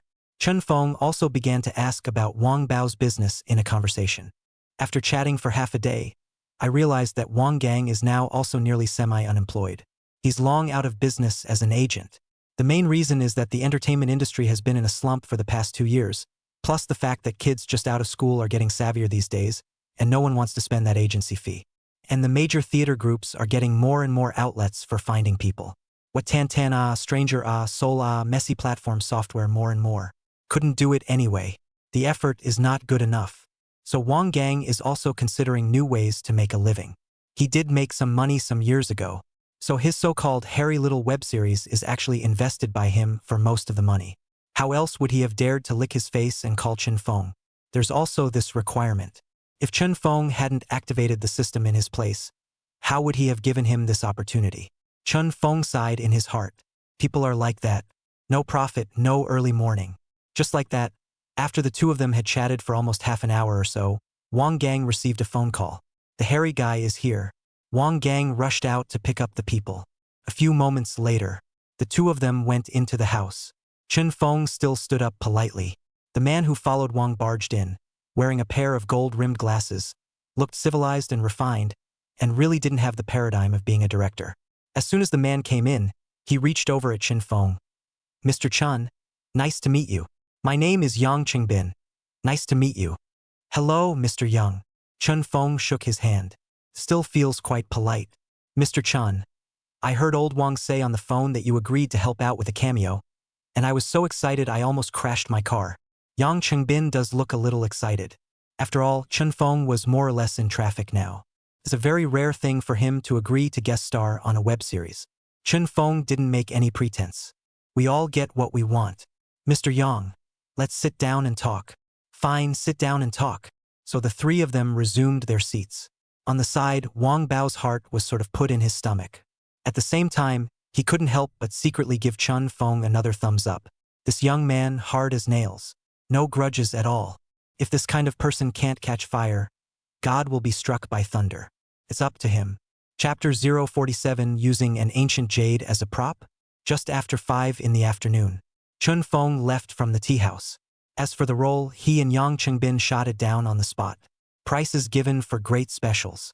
The scene is only a 3-day cameo role, a walk-on, but the character careers are pretty good. Praiser.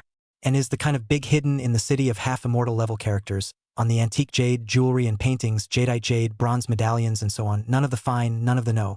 Such a character Chun Feng likes so it doesn't matter what the price or anything else is. What do you care about that kind of money when you're a rich kid with $10 billion? On the way out, both sides agreed to go into the theater tomorrow. The filming took place in Panjiayuan. Found a hutong with few people to shoot 3 scenes. Signed the contract on the spot. When the contract was signed and Chun Feng received the electronic version of the script information on his cell phone, the system's beep also sounded in his head. Ding! The host's upcoming interpretation of the target character appraiser has been detected. Congratulations to the host for becoming a true top appraiser. Congratulations to the host for having the most professional ability to identify all old objects such as antique jades, jewelry and paintings, jadeite, and bronze medallions. Chun Feng laughed then. That's the effect to have. There was no talk all night. The next day, Chun Feng followed Yang Qingbin to a deep alley in Panjiayuan. 3 days of shooting here. Speaking of which, this Yang Qingbin is also poor. For a web series, the entire investment is just over $3 million. Most of this money was borrowed from Wang Gang. Yang Qingbin is not from a science class, not a serious director study, but his uncle is a small director from a serious science class. Made some anti-war dramas. He grew up with his uncle's ear to the ground and has an unexplainable obsession with filming. Since the short video platform exploded on the internet, Yang Qingbin has engaged a few people, nothing to do on the Shake M to shoot scenarios of small short drama. The response was pretty good. At least the number of Jitterbug followers is already upwards of 7 million. They made a very popular scene of a very folksy metaphysical video classic. Why? The main thing is that the special effects are well done. It's better than any of those decent movie or TV productions that claim to have invested hundreds of millions in a metaphysical masterpiece, only to end up with 50-cent special effects. That tells me he's a bit of an insider. After operating a few years of short videos, slowly tasted the sweetness of Yang Chengbin wants to enter the film and television industry. That's why he decided to do a web series first. The first work rubbed off on the Tomb Raider traffic. It's also going around pulling sponsorships and looking for investment. Wang Gang was the first ingrate to be bound to him. Group actors like Chen Feng, who were little known but had not signed an agency, were simply his favorite. Neither are the filming locations. Dabble all over the place. This venue in the small hutong of Panjiayuan is also said to be on loan. There's an antique store in there. Yang Qingbin's uncle used to know an old friend's store, which is also begging grandpa and grandma hard to rely down. Getting ready to shoot a 3-day scene in someone's store. Let's finish filming Chen Feng's storyline first. 8 o'clock in the morning. Chen Feng and Wang Bao then rush to the antique store. The store location is hidden. Usually there is the real thing in such stores instead. The store plaque is quite well done. For big words, Stonecrop Heavenly Crystals. The name of the store tells the story of the store's main business, which is still focused on jade amber and jadeite crystals and other types of merchandise. Into the store. There were a pitiful 7 or 8 people in there. That's all the cast and crew. Not much in the way of professional-grade cameras either. There is only one handheld filming device, plus 2 cell phones. There's a makeup artist. There's a props master who oversees all the props, lights, sound, and so on. Here comes the heroine, called Lu Man, Netflix face. It's not famous either. It's just so-so in looks, and probably just a decent body. The face is heavily made up. When she saw Chen Feng enter the store, Lu Man was shocked and shouted shrilly, "Yeah, isn't this Chen Feng? Give me an autograph," said the man and charged. Chen Feng had a head full of black lines. Where do I sign? She didn't have a little book or anything. As a result, Lu Man is also absolute. Directly put the chest forward, a face of joyful, said, "You sign here for me, right? Chen Feng? How the hell did that happen?" Lu Man looks like she's really quite a fan of Chen Feng, looking at him with a face of infatuation. "It's okay. Sign it. You're my idol. It's only because of this issue that I've become a fan of you. Really, Brother Feng? Thanks." Chen Feng smiled awkwardly. "Gotta. Sign it." Taking the water pen in her hand, he signed the shirt on her chest with a quick, large signature. Yang Chengbin, who was on the side, laughed. Pointing to Lu Man, he smiled and explained, "This girl is actually the daughter of a friend of mine. Doing cosmetics live, people are a bit lacking in heart." Nasty, Director Yang. Lu Man let out a pout and also stomped her foot fiercely. Chen Feng had goosebumps all over his body. What kind of demon is this? Can a Netflix star like this really make a Netflix show? Fortunately, Yang Chengbin was still quite businesslike. Immediately began to open up. It was hard to borrow the place, so I had to hurry up and shoot the scenes I needed. So, the main drama begins. Scene 1. Chen Feng plays the owner of an antique store, Master Jean, listening to an opera box in his store. Then the heroine sneaks in with a piece of ancient jade and seeks the boss's help to give it a look. Such a simple play. Chen Feng was more or less in tears. That's hard, rubbing people the wrong way. Do you have to be called Master Kim? Couldn't you have come up with a different name? It's hot in the face to act it out. But there's no way around it. Who made him the director? Thus, Chen Feng entered the state, transformed into an appraisal expert, and with a mercenary air of the city. The acting is naturally nothing to write home about. This counts as a home run. It made Yang Chengbin look flabbergasted. Thinking to myself, how is this young man so powerful? I can't believe that I can play a treasure hunter in an older marketplace so vividly that it feels like the real thing. Especially when it comes to saying lines. Chen Feng basically didn't even follow the original lines. It's all replaced with his own words, and he even cuts down on the lines and says some very specialized terms. This made Yang Chengbin feel unimaginable. Scene 2. The first piece of ancient jade identified by the heroine was a fake. Chen Feng broke it down on the spot, so the heroine obediently pulled out another piece. According to the plot, this second piece of ancient jade was of great origin, and it was a 1,000-year-old jade brought out from the ground. It was worth its weight in gold. On the set, when the female lead, Lu Man, pulled out the second piece of ancient jade and handed it to Chen Feng, who had been acting as if nothing had happened, suddenly froze. Then stunned, he picked up the ancient jade and looked through it. After looking at it for half a day, he raised his head in surprise and looked at the director beside him. Director Yang, is this piece of jade also a prop? Corner. Yang Changbin, who was staring at the cell phone screen, suddenly had a black line. Even shouted, "Click! The heart is more or less angry. What the hell? What's with the lack of professionalism? I'm in the middle of a shot and you call me out of the blue? If this piece of jade isn't a prop, what else could it be?" Chapter 048. Acting as an appraiser so you can read stones? The shooting stopped. Chun Feng kept looking at the ancient jade over and over again. The heart was really surprised. At the moment, he had entered the role of an appraiser. The appraisal ability granted by the system could be said to be bug level, and even a glance could tell the exact age of the antique. This ancient jade in front of me is not to be missed. The shape and style are ancient, somewhat like objects from the Qin and Han dynasties. The jade is not too high grade. However, Chun Feng could roughly tell the age.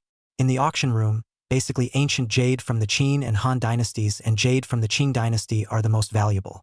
This piece of trinket in front of me, I'm afraid it's worth $8 or $10 million. Using this as a prop, obviously Yang Changbin and the others don't get it. That was why Chun Feng wanted to know where this ancient jade came from. It was only after Yang Changbin explained that he realized that he had borrowed the fake goods as props from the boss when he borrowed this store. So, Chun Feng asked Yang Changbin to call the boss back. This is something that needs to be talked about. If the boss misses it, then he wants it for himself. Anyway, Chun Feng was very confident in his current vision. More than half an hour later, as everyone waited anxiously, the boss, Wang Ermatzi, rushed back. A little old man in his 50s, a face full of pockmarks. He used to be old friends with Yang Qingbin's uncle, growing up together as Kyoyako, more or less a friendship. When Wang Ermatzi returned, he was obviously not very happy. "I've lent you the store, why don't you let people rest? I'm fishing and I have to be detained." So as soon as he entered the store, Wang Ermatzi impatiently frowned and said, "What in the world is inconvenient to say on the phone? Hurry up and say it. There's still a pole down at my place." Yang Changbin looked at Chun Feng with an embarrassed expression. Chun Feng didn't hesitate, directly put the ancient jade on the counter and asked, "Master, I'm discreetly asking, this thing you are not when the contraption is it? Just give it to Director Yang to use as a prop." "Yeah, what?" Wang Ermatzi rolled his eyes. "Which one are you?" "Uncle." Yang Changbin hurriedly introduced. "His name is Chun Feng. He's the big special I hired. He's very hot right now, and he's already advanced to the top 10 of the Yenjing tournament in the variety show What's an Actor?" "What actor is that?" Wang Ermatzi waved his hand impatiently. "I don't look at that stuff. What in the world is going on? Just say it. Hurry up. Time waits for no one." Yang Changbin. Once again he looked at Chun Feng. Thus, Chun Feng said bluntly, "Success, old man. I'll be straightforward. Why don't you turn this thing over to me? You give a price." Wang Ermatzi finally calmed down. Based on a treacherous sixth sense, he keenly caught a strange signal. This Chun Feng wants to collect this fake piece. Why? Wang Ermatzi looked Chun Feng up and down. "Young man, what do you do?" "Actor. Actors." Yang Changbin, who was at the side, explained again. "Uncle, I found the actor. Borrowed your store for the purpose of filming his scene." "What play?" "The play of appraising antiques. He plays an appraiser in my play and is good at everything about appraising antiques and jade." Wang Ermatzi had a weird look on his face as he looked at Chun Feng. "You acted as an appraiser? Right? You think this piece is a good one? Right? You think you play an appraiser and then you can read rocks?" Chun Feng blinked. "Master, are you making a bid or not? Anyway, I have my eye on this stone. How much do you give a price?" "You who?" Wang Ermatzi came to be interested, sat down on his butt on a nearby tie-shirt chair and laughed. "Young man, you still really want this? Think. Okay then, $2,000, you take it. I tell you what, not a cent don't look like you're some kind of dater." When Yang Changbin, who was next to him, heard this, he immediately had a black line. "A broken prop. When I asked you for it, you said take it and play with it, it's okay to lose it. Now they want it and you want 2,000? It's really dark to run a store like this. Rags can be sold for money. It's basically fooling the cutie. The Chun Feng shouldn't be a cutie, right? Who's gonna pay $2,000 for this crap?" But what Yang Changbin did not expect is that Chun Feng did not say anything. On the spot, take out his cell phone, and swept the QR code of the collection in the store. Soon, Wang Ermatzi's cell phone shook. $2,000 arrived. Chun Feng shook his phone. Payment made. The stone is mine, no comments. Wang Ermatzi looked skeptical. Why does it feel wrong? If regular tourists came in and fooled them into spending $2,000 on this crap, it wouldn't be a crime at all. However, Chun Feng knew about this fake in advance. Why are you still so sure you want to buy it? Without hesitation, could it be that he had looked away? Wang Ermatzi suddenly had the urge to reach out and ask for it back for a second look. But there are rules of the trade. Once the goods are out of your hands, then don't think about it. Buying up and buying down are people's business. Don't blink. If you break the rules, you won't be able to make it in this business anymore. Being an antique is the most important thing in terms of reputation. So Wang Ermatzi hardened his curiosity. It was young Chengbin who looked at Chun Feng rather speechlessly. Mr. Chun, why did you buy this? My uncle Wang has been in this business for 40 years. Seriously, there is almost nothing he has seen that has gone astray. He shouldn't be out of sight. Chun Feng, who was fiddling with the ancient jade with his head down, casually said, he should simply not recognize this kind of thing. Wang Ermatzi came to the force, immediately came over to the doubt. Young man, what do you mean by this? Not much. Chun Feng finally raised his head and tossed the ancient jade in his hand and smiled. I recognize this thing, so $2,000 is not expensive to buy. You recognize? Wang Ermatzi blinked. Isn't this just a piece of artificial imitation ink jade? What do you recognize? Not an artificial imitation. Chun Feng shook his head and said with a smile, this should be an ancient ink jade. The age is too long, and the jade is rather refuted. It is not considered a fine product. But the long age is also value.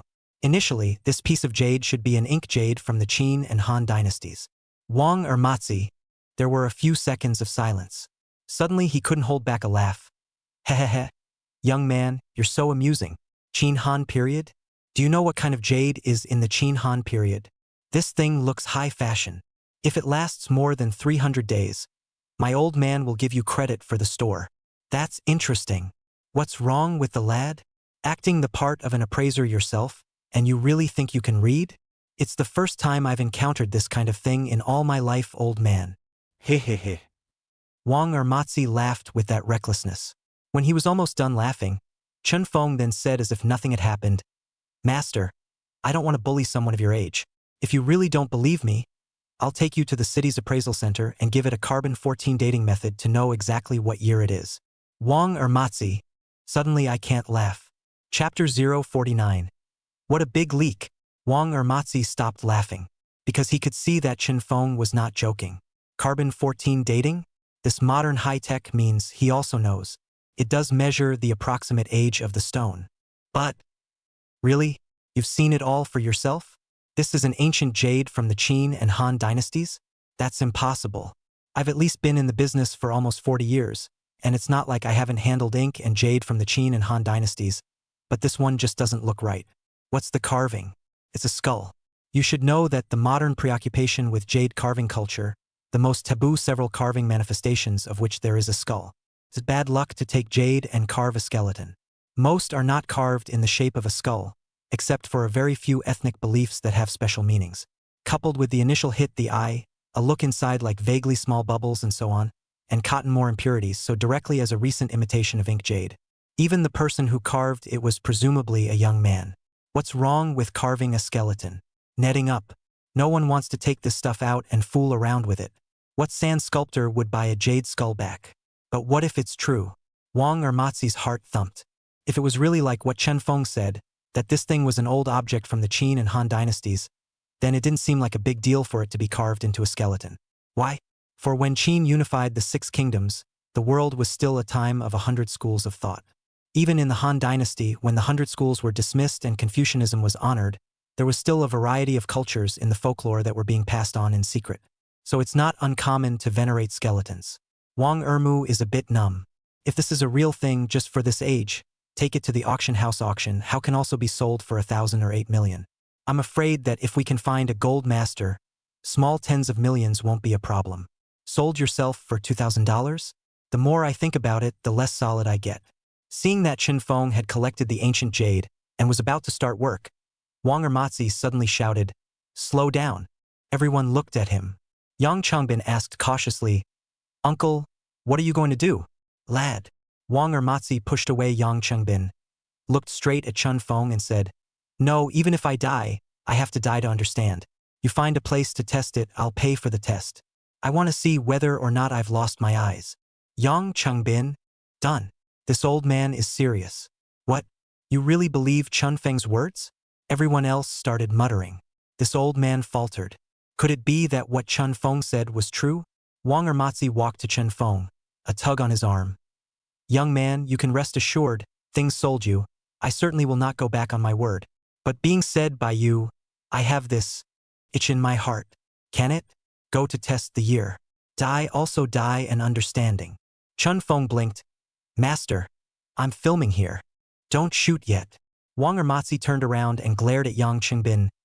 "Big nephew, you stop first. I have to go confirm this with this young man." Ahem. Yang Changbin had a helpless look on his face. It's not good to disagree. After all, the shooting locations were borrowed from others. Thus, Chun Feng was released. Wang Ermatzi dragged Chun Feng and hurriedly left the store. Went to the city appraisal center. As soon as the two of them left, the people in the store all looked at each other. Lu Man came to Yang Changbin's side and asked cautiously, "Director Yang, is what Chun Feng said true?" "How would I know?" Yang Changbin returned without a good mood. "If it's true, that thing is worth $10 million? Holy! I've been playing with an ancient jade worth $10 million all night." Lu Man had an exaggerated look on his face. The most harboring is still Yang Changbin, because that piece of jade was one he had rummaged through a box of rags in the store, intending to use it as a prop. At that time, Wang Ermatzi said, "Feel free to take it. Not good stuff. Results now. If it's really worth millions, how nice to give it to yourself. Take it and sell it. You'll have the capital to make a movie straight away." Wanted to spit blood. I hope it's not true. 3 hours later, Chun Feng and Wang Ermatzi are back. Everyone stared nervously at the two. Only Wang Ermatzi's face was pale and disoriented. Chun Feng, on the other hand, was smiling and calm. "Yan, the real deal. Is that piece of jade really an ancient artifact from the Qin and Han dynasties?" Yang Changbin hurried over and asked, "Uncle, ugh, look away." Wang Ermatzi let out a long sigh and returned to the rest room at the back of the store, falling head over heels on the bed, unable to get up. The crowd simultaneously sucked in a breath of cold air. All of them looked at Chun Feng. So, Chun Feng picked up a big leak? $2,000 for an ancient jade worth $10 million? Yang Changbin's face expression management was going out of control. Lu Man was even more dumbfounded. It's a good thing Wang Bao left in the middle of it. Otherwise, if he finds out, he'll probably blow up the temple. Chun Feng saw the crowd staring at him and knew that they were thinking about the ancient jade. So he asked as if nothing had happened, "Director Yang, is the movie still being filmed?" Ahem. Yang Changbin coughed dryly twice and drifted back to his senses. "Filming? That has to be shot. The opportunity to get rich overnight has been taken by others, and you have to keep shooting yourself. Bitter people are always bitter." Yang Changbin nodded helplessly. "Shoot. Continue. Come on, take your positions. That. Hua, change the props to come. Shao Man, replenish the makeup. Hurry up. Get busy." In the store, the crowd was busy as if they were wandering souls. Keep shooting. But everyone looked like they were distracted.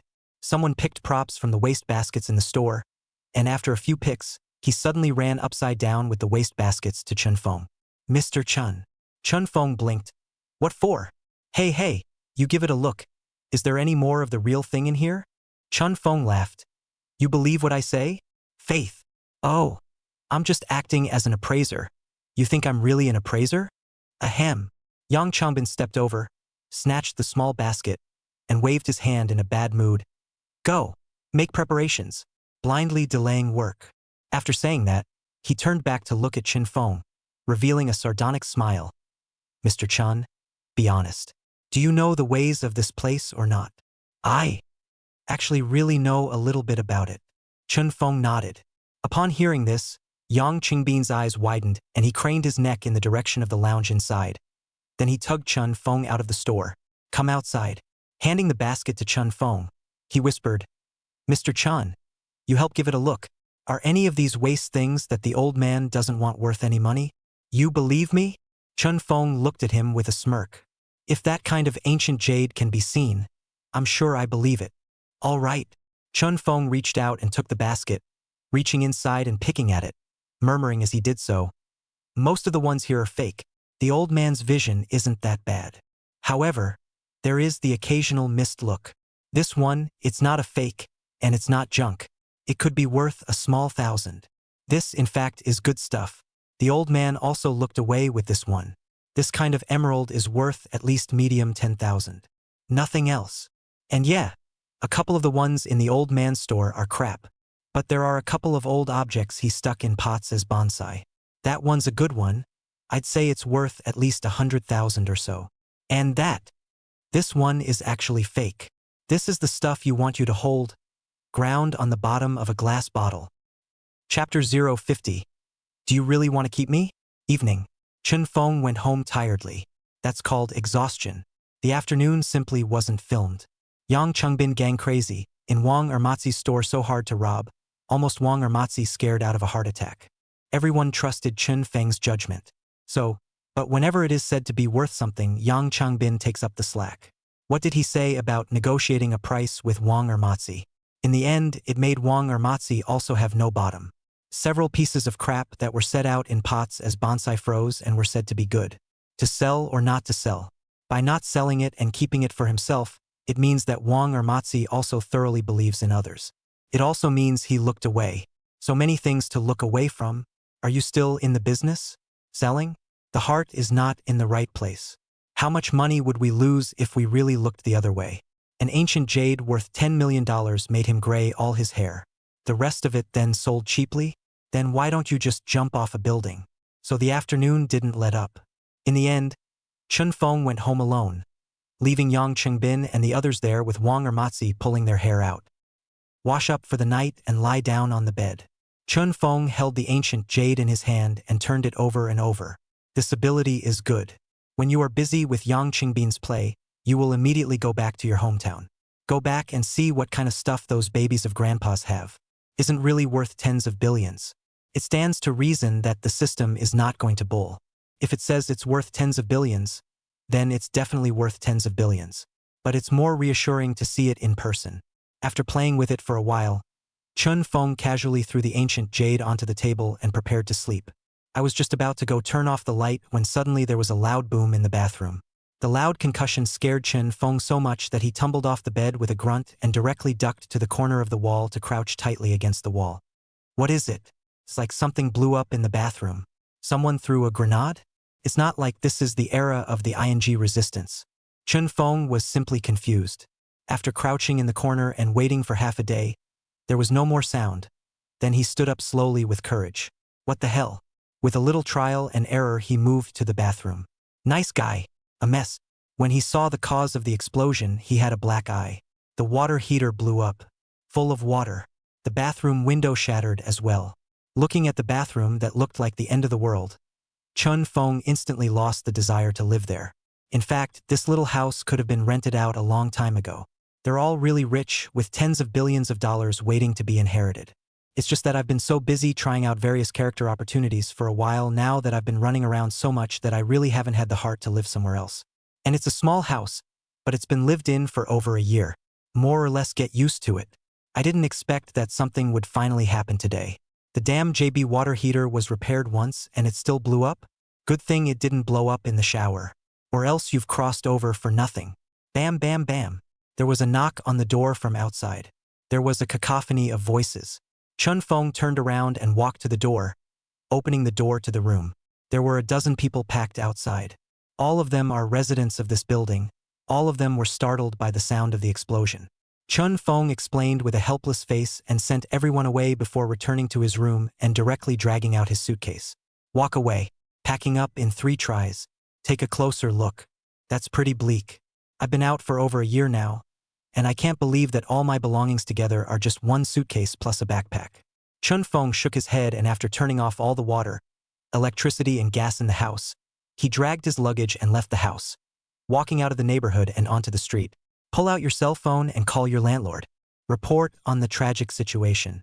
Finally, he signaled that he didn't want the rest of the rent and told him to take care of the water heater on his own, communicated, and simply hung up the phone. Take a long breath. Looking at the sparse traffic on Long Street at midnight, I actually didn't know where to sleep for a moment. Also hilarious. With $3 million in your pocket and tens of billions of dollars of wealth waiting to be inherited by your family, you're actually standing on the side of the street not knowing where to go from here. Just then, the cell phone rang. Pick it up. Chun Fong froze. It's Liang Wanxiu. The call was added when I left after the last dinner. She would actually take the initiative to call herself? Chun Fong casually picked up the phone. Hello. Hello. Chun Fong. I'm Liang Wanxiu. The voice coming from the cell phone was unusually crisp and melodious, euphonious like an oriole singing in the green willow. Chun Fong walked to a side wall and put down his suitcase and backpack, casually returning. Sister Liang, hello? Looking for me at this late hour. Well, are you busy? It's okay. It's not busy. And is it convenient to meet in the evening? Chun Fong blinked, and his heart couldn't help but become a little faster. Looking at the time, it was almost 11 o'clock at night. Meeting at this hour? Is this pretty little rich girl really going to adopt herself is what? You're wrapping it up tonight? Chun Fong scratched his head and asked suspiciously, Sister Liang, it's so late. You're still not resting? What is it that you are looking for me for? You can just say it. Chun Fong, let's meet and talk. Is it convenient? Convenience. Chun Fong didn't bother with any more nonsense. Just meet up. Whatever she wants, we'll have to meet her to find out. One has to find a place to sleep anyway. If you go to a hotel, even better. Save yourself the search. Where are you? I'll pick you up. The voice on the phone sounded as if it was much more relaxed as well. Is she still afraid of her own rejection? Chun Fong casually said, I'm in the suburbs, Sister Liang. Name a place. I'll take a taxi directly to you. Suburbia, huh? Where is it? I'll pick you up. I'm in front of the happily ever after neighborhood by the 6th Ring Road. Okay. Meet me there. Be right there. After saying that, he simply hung up the phone. Chun Fong had a helpless look on his face. These little rich girls are stronger personalities. You have to act like a little minion every day to be adopted by them, don't you? Getting to bed is the only way to get to bed. You can't even be served unsatisfactorily. At Song Ye-wen's age, 30 like a wolf and 40 like a tiger, I don't know if Lin Zhu can handle it. When I see him again in a while, will he be skinny as a spar? Chun Fong was amused in his heart. I really don't know what it's really like to be adopted by a little rich girl. It's just a venting tool, right? Will there be feelings? As Chun Fong thought wildly, he paced back and forth in front of the cell. Almost 20 minutes later, a dull sound of a motor was heard in the distance on the long street. It's the same as that angry bull roaring. The long streets of shock echoed constantly. Chun Fong twisted his head to look into the distance. Is that her? That So Tai? Did it come in a sports car? Just as Chun Fong was puzzled, he indeed saw a red open-top supercar rushing all the way from the distance to the near front. It slowly stopped. Holy! A red Porsche 918? Is officially priced at over $13 million. In the driver's seat was none other than Liang Wanxiu, dressed in a little white evening gown. This woman is driving a supercar in a tuxedo? Chun Fong couldn't help but look frozen. It's beautiful, but it just feels a little tawdry. There were still some pedestrians on the surrounding road, and at this moment, one by one, they all stopped and looked at the supercar in surprise, looking at the beautiful driver with long flowing hair. Liang Wanxiu turned her head to look at Chun Fong as if no one else was there and smiled faintly. Why did you still come out with your luggage? Is it because you want me to arrange a place for you to stay? Chun Fong? The people watching from the side immediately looked at him in unison. Lean. Awkward. Chun Fong was also crowing in his heart. That's a big misunderstanding.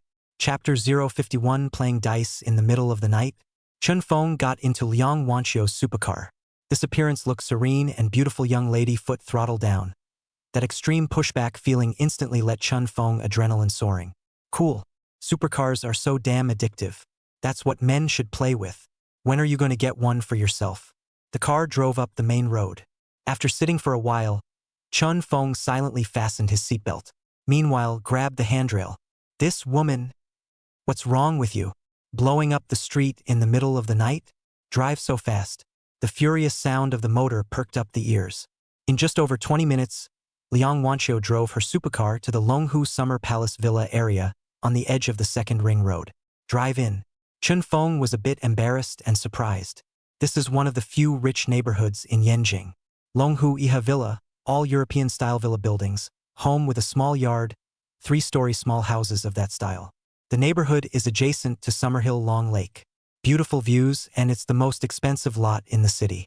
The king of villas here is even more expensive than the old courtyard houses in Nanluoguxiang. 7 or 800 million a set. I didn't realize Liang Wanqiu actually lived here. The point is, it also brought itself back. Before getting on the bus, Chun Feng simply explained that the rental was due and he was considering moving. The results were brought back. So, is she really going to bag herself? Chun Feng had been pondering this question in his head. Moreover, if Liang Wanqiu really wanted to adopt herself, what would she do? Agree or reject? From a physiological perspective, Chun Feng was eager to agree. Because after seeing Liang Wanqiu's figure, the changes in her body simply couldn't be hidden. Anyone who doesn't want to is sick. But psychologically, Chun Feng couldn't accept it. We have a system, and we are a rich second generation with $10 billion. Do we need to let a woman to keep us? Where's the hullabaloo? About P is more like it. Just as Chun Feng was rambling, the red supercar also slowly stopped in front of a small 3-story villa in the neighborhood. After parking, Liang Wanqiu looked at Chun Feng and smiled softly. I live here. Come down for a drink. Convenient. Chun Feng blinked. Come on. I live here alone. Don't worry. Liang Wanqiu got off. Standing next to the car door, she looked at Chun Feng and ran her hand through her long hair. The little woman's feeling out. It's tempting. So, Chun Feng also got off the bus. Let's go in and sit down first. Although it was a bit late today, Chun Feng always had a wonderful premonition in his heart that this woman was definitely not looking for herself to sleep. There must be something. Let's hear it first. The two of them entered the small courtyard of the villa. This place where rich people live is just pleasing to the eye. The yard is beautiful with running water, stone arch bridges over the mountains, and a variety of flowers and plants competing for attention. After entering the first floor hall, Liang Wanqiu turned on the light. The eyes brightened. Nice guy. Luxuriously decorated and extravagantly one of a kind. I feel like I've followed into a 5-star hotel with all its splendor. What's going on in this woman's family? Liang Wanqiu looked back at Chun Feng with a faint smile. You sit down first, I'll go change my clothes. Good. There are drinks in the fridge, feel free. No thanks. Liang Wanqiu smiled and turned around to head upstairs. Chun Feng sat down on the sofa. Couldn't help but laugh at myself. Such a dramatic encounter, it's like being in a movie. Guess we're definitely staying here tonight. Reaching out and patting the couch seems to be quite comfortable too. Chun Feng leaned comfortably against the back of the sofa and let out a long breath. A few minutes later, footsteps sounded at the stairs. Liang Wanqiu came down. The first thing I saw was a pair of crystalline and beautiful slender jade feet. Then tight calves. And then the long, slender, tender thighs. Chun Feng was startled. What's wrong with being naked? Immediately after that, he saw Liang Wanqiu slowly walking down wearing a pair of small white home-type shorts with orange and red stripes, and a loose, large round-neck t-shirt on top. Phew, scared the hell out of me. Why don't you go make a movie with that sense of camera? Liang Wanqiu came down and directly yanked a bottle of red wine out of the refrigerator. As a result, just as he turned around, Chun Feng directly waved his hand. Sister Liang, don't take this stuff. Honestly, I'm really not used to drinking it. It's sour, even 100,000 or so red wines can't drink out of the flavor. It's a waste. Oh, Liang Wanqiu stuffed the red wine back in again, then carried out a dozen Yanjing beers, turned and put it on the coffee table. Chun Feng, what's going on? Do you have to drink it? Was tonight meant to be something? Gotta. It's not manly to be more pretentious. Just in time for the sweltering heat and thirst. Drink. When Liang Wanqiu sat down sideways, Chun Feng casually took a can of beer and said with a smile, Sister Liang, this stuff is good. Just the thing to quench your thirst. I won't be polite with you. After saying that, he opened his beer and tilted his head back. Gobble, gobble, gobble. Frost stimulation. Over the top.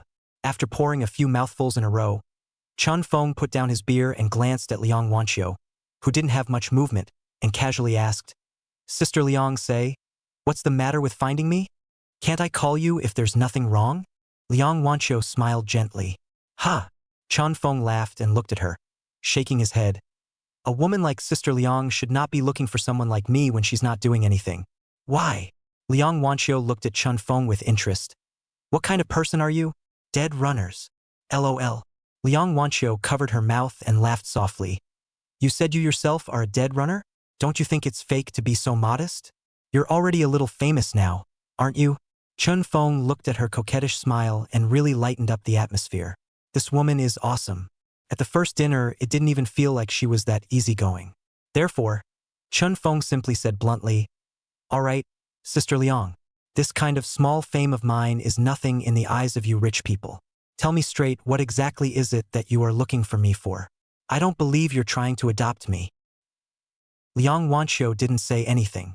A pair of eyes as clear as autumn water stared straight at Chun Feng, looking at him for half a day before slowly nodding. That's right. I did look for you for something. Look. Chun Feng sighed in relief, picked up his beer and took another sip, smiling lazily. Say, what's the matter with me? Can we play a game before we say anything? As Liang Wanqiu spoke, her right hand suddenly flipped, and in her hand there was actually an additional dice. Chun Feng's eyes lit up. Oh, the woman's true purpose in seeking herself out might have something to do with gambling. Maybe she knew she had it from Song Yuan. After all, when he was over at Hengdian, he had 2 moves with Ouyang from Hong Kong Island, and as a result, he had directly dried up and spat out blood from the man who had the reality of a gambling king, but not the name of a gambling king. This is actually quite shocking. Looking at the dice in Liang Wanqiu's hand, Chun Feng slowly put down his beer and said as if nothing had happened, What does Sister Liang want to play? Hear the sound and recognize the number. Liang Wanqiu's face finally became serious. Chapter 052 Don't want to mind your own business. Liang Wanqiu will bet. This was Chun Feng's intuitive feeling. Just look at the way she feels when she takes the dice cup and shakes the dice. A few seconds later, the dice cup landed. Liang Wanqiu seemed a bit nervous as she looked at Chun Feng. Chun Feng, can you hear the points? Can. Chun Feng did not have a serious expression at all, just lazily gesturing casually with his beer can. 1 2 2 4s. 10 points. Liang Wanqiu hurriedly lifted the dice cup. The body was not shaken. Full center. Again, Liang Wanqiu is shaking the dice cup. After a few juggles and settling down, he nervously asked, How many points? 3 3 3 9 o'clock. Also in. Shake it again and drop the cup. 1 6 4 11 o'clock. Shake it again and drop the cup. 2 dice on top of each other, 3 points on top, and the other one 2 points. Liang Wanqiu's face changed. It's all audible like that. Again. 1 hard shake later. Drop cup. Chun Feng glanced at her and casually said, There's only a little bit left. Liang Wanqiu slowly smiled. Uncover the dice cup. 3 dice on top of each other. There's just a little bit at the top. It's all audible. It seems that this man is indeed skilled in hearing voices and recognizing numbers. Liang Wanqiu didn't say anything either, turning around and walking to one side of the bookcase, reaching out and taking a deck of playing cards out of it, and rejoining Chun Feng. Open the poker and shuffle the cards. Then gently placing it on the coffee table, he looked at Chun Feng and said, Find 4 aces. Chun Feng looked at the poker on the coffee table. Reach out and slowly whisk it away. Then the fly swept over the top, and 4 playing cards instantly flew out of the long line of poker, but remained clasped. After picking out 4 poker cards, Chun Feng continued to drink his beer. Liang Wanqiu blinked and personally reached over and flipped over 4 poker cards. Sure enough, for old aces. Liang Wanqiu's hands were more or less shaking. She was about to get up, only to have her wrist grabbed by Chun Feng. Don't try it. You should have heard about my affair with Hong Kong Island's Ouyang from Sister Song, right? Let me be blunt, I know a little bit about any play. There's no need to try, you're straight to the point. Liang Wanqiu blushed. The wrist twisted gently, breaking free from Chun Feng's hand, before she turned around and sat down slowly, sighing and saying, Chun Feng, I want to ask you for a favor. Help with what? Winning the King of Gamblers of Australia Island. Ho Ying sang once. Chun Feng shook his head dryly. Sorry, I don't want to get involved in this kind of thing. I'll pay you a fee, $100 million. Not interested. Liang Wanqiu froze. Not even interested in $100 million? Really not interested. Chun Feng shrugged. Liang Wanqiu, how to know in front of her this man has been a real 10 billion body rich second generation. 100 million really does not count for anything. And so, Chen Feng, help me, I'll give you $1 billion. As long as you can win against He Yingxing once, I'll pay the 1 billion in one go. Sorry. Chen Feng shook his head and drained the beer in one gulp, then got up and straightened his clothes, smiling faintly. Sister Liang, it's too late. I'll leave first, bye. With that, he turned around and walked away. Liang Wanqiu hurriedly chased after her and said urgently, Chen Feng, what will it take for you to agree to me? I'm sorry. I don't want to be bothered with that kind of trouble. Chen Feng waved his hand without looking back. Sister Liang, this isn't about money. You can find someone else. Thanks for the beer tonight. It's a thirst quencher. Chen Feng. Liang Wanqiu gave a shout. Good night. Chen Feng walked to the door. Liang Wanqiu clenched her teeth and stomped her foot fiercely. Can I accompany you for one night? I am the first time. Bam. Chen Feng closed the door and left. The press didn't linger. Liang Wanqiu's eyes reddened and she slowly turned around and slumped on the sofa. Can't you even do that? Leave the Longhu Iha Villa neighborhood. Chen Feng stood on the street once more, crowing in his heart. Tonight seems destined for a hotel stay. And don't rub it in. Get a room. 20 minutes later, Chen Feng found a 5-star hotel in the neighborhood and directly asked for a deluxe king-size room. Get a good night's sleep before you do. As for the house, don't look for it yet. Just stay at the hotel. And you don't have to clean up after yourself. Stay for a few days for now, and think of something after you've taken care of Yang Qingbin's drama. Thus, this night, Chen Feng was extravagant. 12,000 a night. For the next 2 days, Chen Feng finished the scene at Yang Qingbin's place as promised according to the contract. Funny thing is, Wang Ermatzi obeyed, completely lowered his stance. Every day, she waited in the store for Chen Feng to finish filming. As soon as it was finished, he immediately had the cheek to pester Chen Feng, insisting that he give all the goods in the store a plate. Let's see how much of an eye-opener it is. Chen Feng didn't make any pretense. Casual eyeballing. Time to hide, time to sell, time to throw. 2 days later, the store was straight up brand new. The initial valuation of the goods left in the store is over $200 million. 2 of the porcelains were valued by Chen Feng at least $80 to $90 million, which made Wang Ermatzi ecstatic. It was only at this moment that he realized that he had been in the business for almost 40 years, and with that eye, he had missed at least half of it. All those years, the antiques let go from his hands must have amounted to tens of millions of dollars, to say the least. Vomiting blood.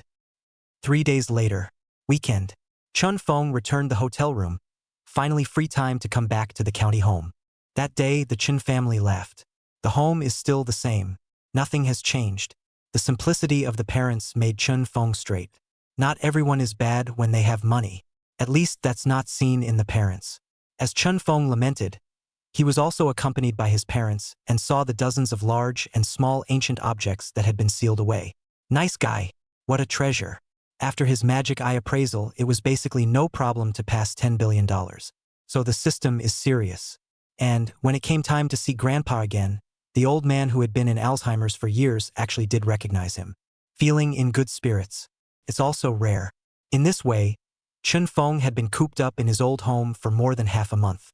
It wasn't until the What's an Actor program team called him to inform him that the next round of promotion had been moved up that he hurried back to the city. As for the idea of trying to improve the lives of his parents, it was simply snuffed out. They really don't have to. It's no good saying anything. Keep everything anyway. They sold 3 things last time and probably realized over $3 million. Transferred $3 million whole dollars to Chen Feng. The rest of the change stays at home. With this amount of money, the old couple said that they are not worried about food and clothing, and life has completely embarked on the road to prosperity so that Chen Feng should not think about it. Peace of mind for business. No way. Chen Feng had no choice but to call it quits. There's no point in forcing them, just live comfortably anyway. Back to the city. Chen Feng unexpectedly received a message from Liang Wanqiu. The content was written, Chen Feng, I'm leaving and going back to AO Island. In fact, I want to declare one thing, decided to know you when I didn't know you knew how to gamble. Do you understand what I mean? You're a good brother. I hope you can win the variety show What's an Actor and walk out on your own path. Bye. After reading the message, Chen Feng was somewhat stunned. So, at that dinner, she hadn't realized that she knew how to gamble. So, that dinner, she was really trying to bag herself. That's what it's about. Isn't it? Awkward. Chapter 053. one of the three sisters of the capital circle Zhuang Fei Fei. For some reason, the live broadcast of What's Up Actor has been moved up a week. Today, the 10 in 5 advancement round. At 9:30 a.m., Chun Feng arrived at the Yenjing Grand Theater. Follow the staff to the Mystery Lodge and go through the usual routine of checking out your opponent and the content of the play you're interpreting. When Chun Feng picked up his opponent's information card, he was stunned. Huh? Fei Chong? It's actually her. This one is a lot harder. Fei Chong debuted early and already has a movie and TV career with a certain fan base. PK with her? Taking a loss. Chun Feng frowned and picked up the card of the play he was interpreting again. It turned out to be even more speechless after reading the card. His and Fei Chong's topics were free play topics, with live judges coming up with the topics and interpreting them on the spot. Why is the midterm so difficult? It's definitely harder to perform live out of the box than those with a set repertoire. Chun Feng let out a long breath. With such a high level of standard required, it was not clear whether it was designed at his own level or at Fei Zhuang's level. Leaving the mysterious hut, Chun Feng arrived at the rehearsal room, pushed the door and go inside. Inside by the window stood a girl, wearing a white dress, long hair draped over her shoulders. Stylish and beautiful, it was none other than Fei Chong, one of the three sisters of the capital circle. Little-known actress. She has appeared in several teenage romantic dramas and has even released a solo single. Overall, a good mix of qualities. Face-wise, the face is a bit long, the mouth is a bit big, the temperament is on the cold side, not really a beauty. It's just good makeup. Hi there. Upon seeing Chun Feng come in, Zhuang Fei Fei did bend down very politely with a smile and reached out to greet him. Hello. Chun Feng also responded politely. Hello, I'm Fei Chong. I'm Chun Feng. I've seen you on TV. Chun Feng smiled and shook hands with Zhuang Fei Fei. I saw you on TV too. Zhuang Fei Fei smiled as she stared at Chun Feng. I've seen your performances in the previous installments. It feels like you're so amazing, acting like everything. Yes. Chun Feng shrugged. That's why the internet says that I'm a real addict. I just don't check it out right now. Oh, the internet is the least trustworthy. Zhuang Fei Fei laughed.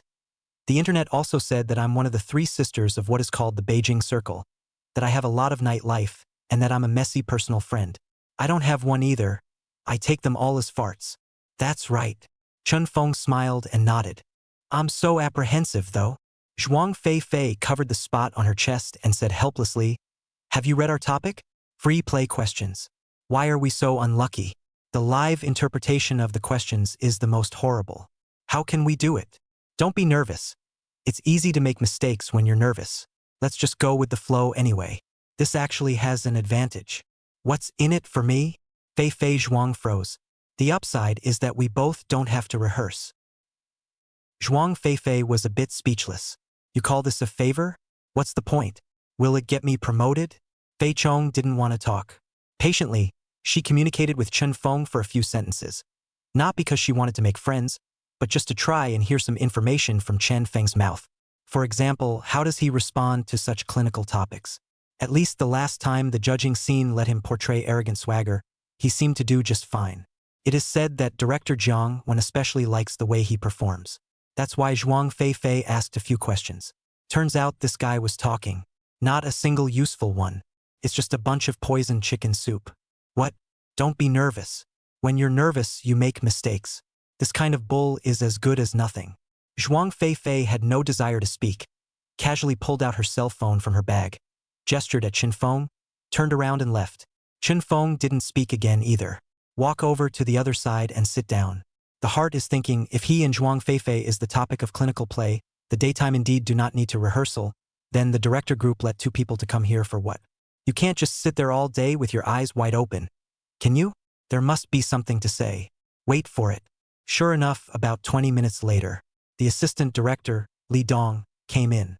Fei Zhuang, Chun Feng, come over here. Chun Feng and Zhuang Fei Fei hurriedly walked over. The three men sat in their chairs. Li Dong looked at the two men seriously and said, 5 groups of matches, you guys are the first group, and you drew the proctored questions. Technically, it's the hardest. But consider the two of you, a new actor with a movie or television credit and a rookie who stood out in the promotion. So the program thinks that proctoring the questions won't be a problem for you guys. Right? When Li Dong finished speaking, He looked at the two men with a burning gaze. Chun Feng nodded casually. He really doesn't care about this kind of scene. But not Fei Chong. She's actually terrified. But what else can I say when people have asked that? Is it even possible to say that you have a problem? Zhuang Fei could only force a smile. Assistant director, I have no problem. That's good. Li Dong smiled. Both of you are fine. I also believe that both of you are players with hard power. But what about? We're an entertainment program after all. Still, we hope that each group of contestants will give the audience the most authentic, ultimate viewing experience. So the directing team did a double take. Li Dong casually handed the folders he had brought to the two men, one for each of them, and said with a smile, regarding the topics of your proclivities, they will come out from these following scenes. When Chun Feng heard this, he was suddenly enlightened. Oh, what the is clinical or pre-designed? I guess the directing team was afraid that it would be too awkward for the two to hang out on stage. With that kind of consideration, it must have been directed at Fei Zhuang. Don't want to embarrass her too much. Because he's not famous, he's just a groupie. Who cares? As expected, after hearing Li Dong's words, Zhuang Fei received the folder with a smile on her face and quickly opened it to have a look. At the same time, he said joyfully, Assistant Director, you guys are still the most considerate. Ha! Li Dong grinned. Chun Feng could disregard it, but Zhuang Fei had a backstage background. Can't shame her too much. She's taking the idol route, so if she embarrasses herself during the competition and drops her fan base, the people behind her won't be looking for trouble. Now, the show is doing its best. By then, if Zhuang Fei still hung up on the stage, it would be no one's fault. In fact, in all fairness, Li Dong preferred Chun Feng to win. As soon as he wins, won't this topic come up? Now Chun Feng is bringing his own traffic. Therefore, Li Dong patted Chun Feng's shoulder, got up and smiled. Work on it and try to face it with ease. All right, I'll leave first. With that, he left the rehearsal room. With the cheat sheet in her hand, Zhuang Fei had even less heart to make false pretenses with Chun Feng, and directly turned around and walked to the corner to read the information. Chun Feng shook his head and flipped open the folder as well. The first scene, the patient and nurse who are dying of cancer. Chun Feng, I don't know if I should say this or not. Chapter 054, Acting like a Dying Cancer Patient. The cheat sheet, given by Li Dong, has 4 topic groups on it. The first is a patient dying of cancer and a female nurse. The second one is the fallen man and policewoman who are about to jump off a building. The third is the beggar man and the rich girl who begs for food on the street. The fourth is a tortured undercover male cop and the only daughter of a black boss. After reading through the 4 sets of questions, Chun Feng silently looked up at Zhuang Fei. Grass, what's the point of that? Who the hell came up with that question? Is it true that all the titles are available to the male actors? CTMD. None of the male characters are any good. The female characters are all ing glorious as. What the hell? The power of capital is truly great. Who is behind Fei Chong? For her to be known as one of the 3 sisters of the Beijing Circle, it is thought that her background is quite complicated. Chun Feng hadn't gotten to know her carefully, so he wasn't too sure. Now it seems that even the programmers are being grandchildren. Forget it. The gas doesn't help. Come to think of it, what variety show isn't shady? Let's just leave it as it is. The daylight hours rushed by. Finally, it was time for the upcoming live broadcast of the evening. All 5 groups of contestants have taken their places. In the lounge, live footage from the live stage has begun to play on the big screen. The audience was very large. The camera focused several times on Uncle Black Earth, who was in a more prominent position in the audience, and traffic skyrocketed with such a big name sitting in the live broadcast. That's why his shut-in disciple Su Yao was also full of spring. The same group of contestants he was piking with had already given up in their hearts. Definitely no chance. Soon enough, the opening of the live broadcast ended, and the 10-5 promotion match officially began. Group 1, Fei Zhuang versus Chun Feng. In the lounge, as the 2 men stood up and prepared to head for the live stage, the other contestants gave a standing ovation and shouted encouraging cheers. But Li Han didn't move the whole time. Keep your head down and play with your cell phone. It's like this guy is on vacation. Almost every game he was all over the place, no pressure at all. It's also oxymoronic. Thus, Chun Feng walked onto the stage with Zhuang Fei. The big stage. The spotlight shines on the 2 men. The host excitedly introduced the 2 contestants on the sidelines, and finally said loudly to the camera, "Viewers, tonight's match. The opening is the pinnacle. The questions these two contestants have chosen are clinical questions and the hardest test the show has had since it began. Let's wait and see. What kind of great rendition can these two really bring to the table? Now, let's bring the camera to the four judges and have them come up with a title for the two contestants on stage to perform. When he finished, he waved his hand at the judges' table. The lights hit the past. The camera went over there too. The four adjudicators sat upright, each with an easy, signature smile on their faces. The moderator blurted out, "Now, will the four judges please discuss what kind of title to set for them to interpret?" The judges' table. The four came together, whispered a discussion. Stage. Chun Fong looked at this scene and was amused in his heart. Load it. You guys just pretend. I always used to see some people on the internet exposing the shady aspects of variety shows, and those shady aspects were jaw-dropping to hear. I finally got to see a little bit of the end today. One of the four counted and acted as if it really mattered. I thought director Jiang Won was a tough guy who wouldn't compromise on the power of capital. That's all that seems to be happening now. Isn't it? Soon. The four judges sat back down. Jiang Won, who was sitting in the center, moved the microphone in front of him, cleared his throat, and said slowly in his unique raspy voice, "The four of us discussed it.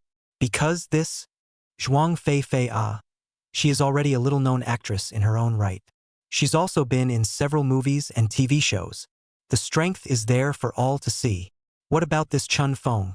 From the auditions all the way here, I've carefully watched every single one of his performances. I honestly admire his appreciation for each character's role. So, the title of this test is difficult. The scene we set for them is an intensive care unit. Chun Fong plays a terminal cancer patient who is required to portray feelings of pain and despair. What about Fei Chong? She's going to play the role of an intensive care nurse. She is needed to portray the feeling of mourning and self-blame that white angels feel when they realize that their patients are about to fall. Okay, that's it. I hope that the two actors will not let down the expectations of the audience and do your best to give everyone a great performance." Zhang Wen finished. The system's beep also finally sounded in Chen Feng's head on the stage. Ding! The target character dying cancer patient that the host is about to portray has been detected. Congratulations to the host for becoming a real cancer patient. The host is about to enter a near-death state. Chen Feng was startled. Get out of the role of cancer patient. Nima, should the system be so serious? How about some lead time? Straight to near death.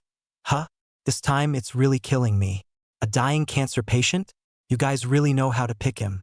You like to see me suffer, don't you? If we get into the mood later, will we accidentally go over? Chun Fong was depressed. But Zhuang Fei Fei, who was standing next to her, was full of surprise. White angel, little nurse. That's great. This one's really not difficult. Then the smile on Zhuang Fei Fei's face showed up as if she couldn't hide it. It was even caught on camera. I don't know if the photographer was so into it that he actually gave her a close-up of her face. I'm coming along. The smile was so smug. On the live streaming platform, I'm really impressed. Is this Chun Feng's character not compatible with the program? Not once is the character good-looking. Shady, absolutely shady. I'm so upset for Chen Feng. Hey, you guys, look at the smug smile on Zhuang Feifei's face. Her smug smile. Her smug smile. Definitely screwed. Dying cancer patient. Is that a good thing to do? Is it just makeup? I like to see Fei Chong in a nurse's outfit. TSK, TSK, TSK, TSK, TSK, TSK, TSK, TSK, TSK, TSK, TSK, TSK. All duck, I'm gonna prepare to lick the screen. Nurse's outfit? Good looking. High tech has one? Ha ha ha. Hivis again and a nurse's outfit? Chicken frozen. Typing with both hands to prove my innocence.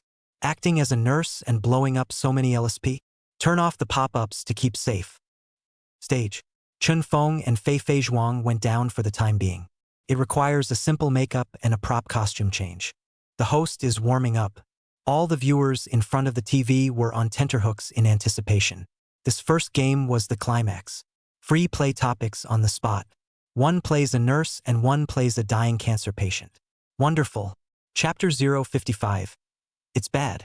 Chun Fong is really vomiting blood. Waiting in the wings. The four judges at the judging table 2 by 2 got together and whispered. Tong Gij whispered to Lu Tianqi, and Mr. Huang came over to Jiang Wen's side to make small talk.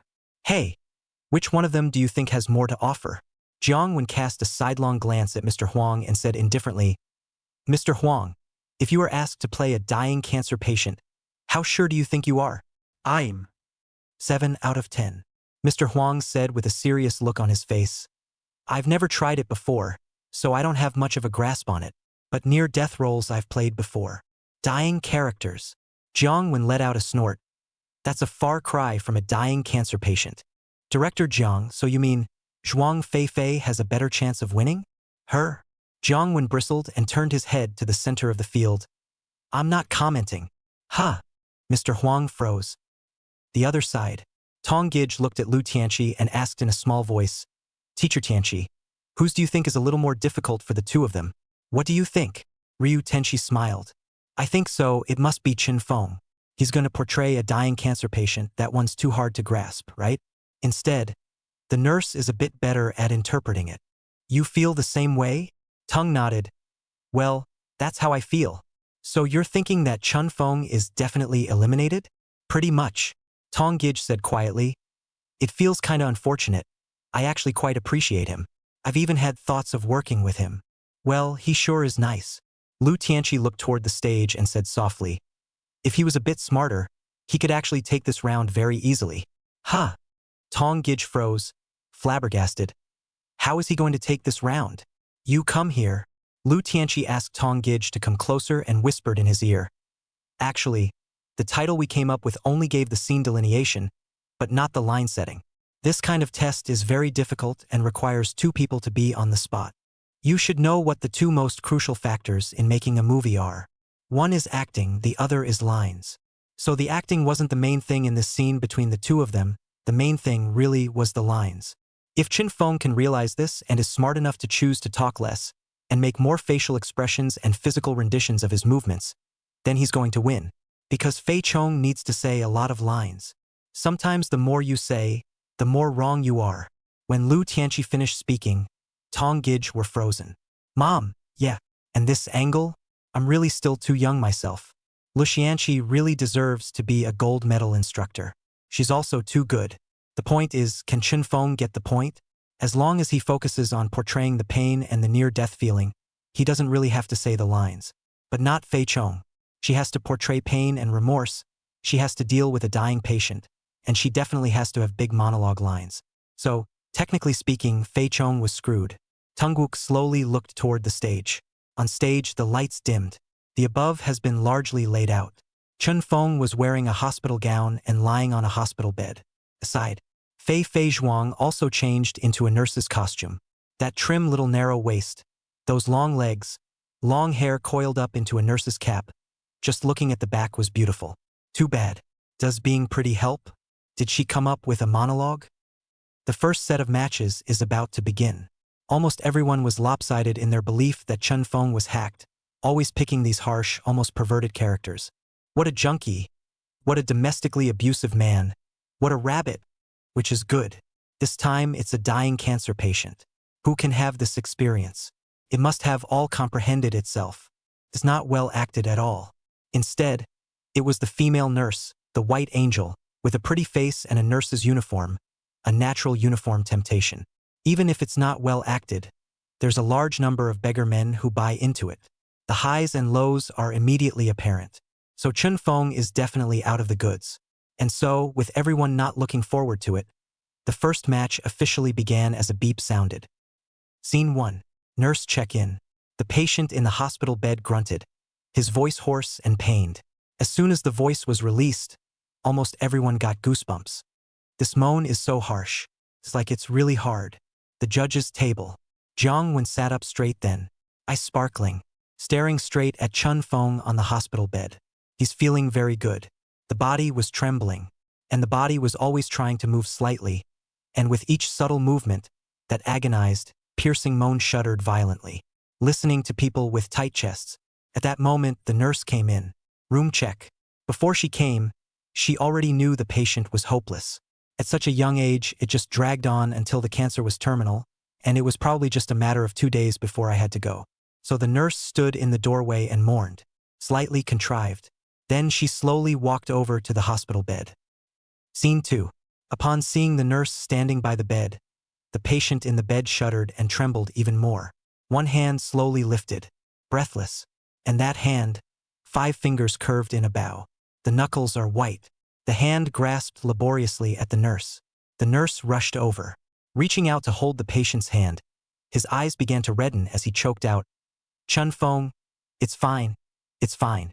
Just bear it and it will pass. It's okay, Chun Fong. Don't be afraid. I'm here. I'm a nurse. I'm here. Don't you be afraid." Ah! It hurts. It was probably because Chun Fong had pinched her hand, so she subconsciously blurted out. Scene 3. Sickbay. The patient seems to be settling down a little. The nurse stepped aside and there was a gap of nearly 40 seconds. It was 40 seconds before she thought of the subject and began to whisper reassurances to her patient. Scene 4. The nurse said a lot. Attempts were made to call the patient during this time to try to get the patient to talk. But the patient never spoke. The nurse's face got a little more complicated. About 3 minutes later, the patient violently shook violently, as if some kind of immense pain had struck his entire body, causing his body to instantly bow into the shape of a prawn. The patient hissed in pain. The patient convulsed violently. The patient's finger bones and joints even made snapping sounds. This eerie sound was transmitted through the loudspeaker to the ears of every viewer at the live broadcast, and to the minds of all the viewers in front of the television. Everyone sucked in a cold breath. What is it? Did Chun Fong really smoke? How else would the joints pop? The nurse at the bedside screamed in terror, took several steps back, and shook off the patient's hand. Just then, the patient wowed and spurted out a mouthful of blood, sprayed all over the place. The nurse screamed again and turned her head to scream shrilly at the director's team below. Oh no! Chun Fong is really vomiting blood? In the blink of an eye, the live broadcast was a mess. Chapter 056 Live Broadcast Accident. The live feed was a mess. Blood stains all over the floor. Zhuang Fei was so frightened that she lost her color and trembled, standing at a distance with a horrified face, her hands covering her mouth and not daring to make a sound. 7 or 8 people rushed up from the stage in a row. The host was also so scared that he waved at a couple of cameras on stage. Still shooting? It was a proper live streaming accident. I can't believe someone actually spit blood on stage. What's wrong with that? The judges' table.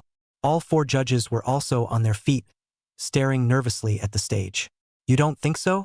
Did Chun Fong really vomit blood? Could it be an act? Is that blood he's spitting? On the live streaming platform, the comments section has been swept away. What's up? That Chun Fong really vomited blood? Really? The scene is in such a mess? Can't be true, can it? What's with all the coincidences? Don't tell me this Chun Fong is really a cancer patient. Hey, the screen went black. A live broadcast accident. Looks like it's real now. That Chun Fong might actually vomit blood. A good guy performing with his life. Huh? Why do I have a suspicion? This Chun Fong used to bring in demonic spirits by playing a drug addict. Then he played a domestic violence guy who made his opponent cry, and now he's playing a cancer patient who ends up vomiting blood? I suspect he's acting all the time and this time too. Anyone bet with me? Upstairs analyzing the Emperor. Grass. The screen is all blacked out. Look at the JB. Black screen in the middle of the program. Almost everyone had decided that Chun Fong must have really vomited blood. Why? Just because of Fei Chong's yelling. If it was by design, then she didn't have to be so scared, did she? There's no way out. Let's wait for the results. Stage. 7 or 8 people gathered around the hospital bed. Sickbay. Chun Fong was motionless, his face taking on a greenish-gray color like a dead man. His hand clutched the edge of the bed. The bones are white and green. The veins on his forehead and neck were throbbing. It's like a watery wash all over. This is indeed the state of near death. The people running around were too scared to do anything about it. I'm afraid that if I touch him, I'll just burp. When the time comes, will the bag be sticky lie? Someone yelled out, "Call the police. Call 120. Chun Fong on the hospital bed shook violently, then saw him miraculously slowly calm down, reached out and wiped a handful of sweat on his forehead, then even sat up. The people around them backed away in fear. One looked at him in horror. Grass. Fraudulent? Chun Fong sat up and looked at the people around him with an innocent expression, then looked at the host in the distance and queried, "Excuse me, is it showtime yet? What are these people doing?" Moderator. Philip Chong. 4 reviews. All viewers of the live stream, crap, did this guy just put on a show? What the hell? Zhuang Feifei was shocked. Didn't she know that Chen Feng was acting? There was dead silence in the room. Spare the host many years in the profession, and also have countless times of experience in saving the scene, but how to save the scene at the moment this scene. The ING live camera was turned off. This is live. I'm afraid this is the worst and most outrageous on-air accident ever. Chen Feng got out of bed. There was absolutely no sign of anything different. Just a frozen look at everyone. What's going on here? Did our show stop? I was just too into the show to pay attention. All? Too much of a drama queen? Your ING scaring everyone. The host suddenly turned his head to look at Feifei Zhuang. Couldn't hide the knife in those eyes. And as if she had suddenly come back to her senses, Zhuang Feifei suddenly let out a scream. Chen Feng? What's wrong with you? Why are you vomiting blood? Me? Chen Feng was at a loss. Why did I vomit blood when I was fine? That's ketchup that's been watered down a bit. Didn't I tell you to shed some blood? You! Zhuang Feifei was dumbfounded and stomped her foot in anger. You said bleeding a little, but you didn't say vomiting blood? And the way you just looked, you clearly. She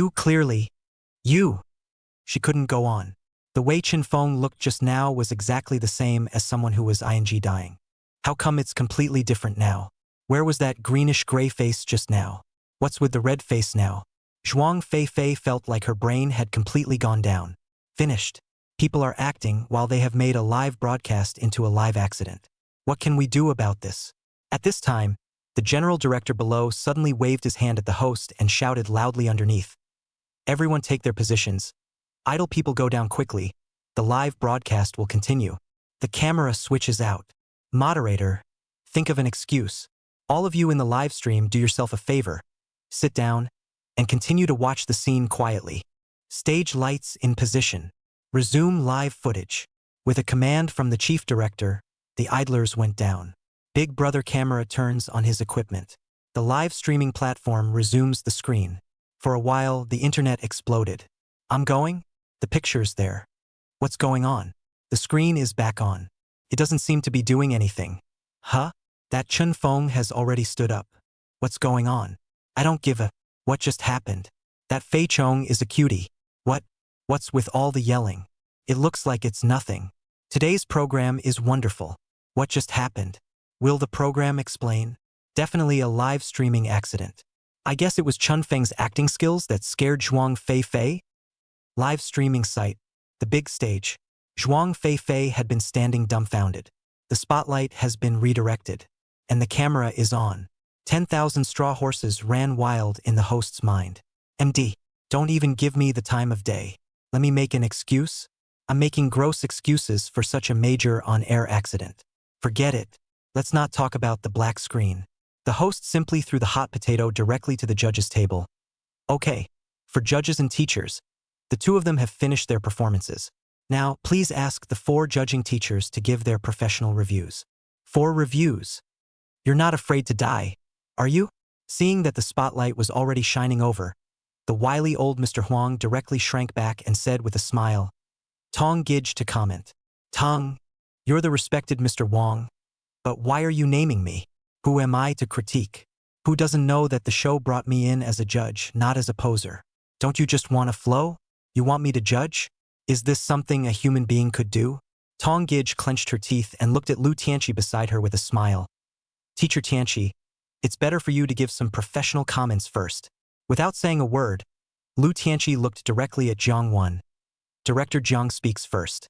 Jiang Wen, a row of black lines across his forehead. The shining spotlight overhead hid it. The whole room looked at him. Jiang Wen took a deep breath and slowly moved the microphone over, hoarsely and faintly saying, In this round, I'll go with Chen Feng. Chapter 057, 3 votes, successful advancement. Jiang Wen made his choice calmly. The moderator is much more flexible when someone picks up the conversation.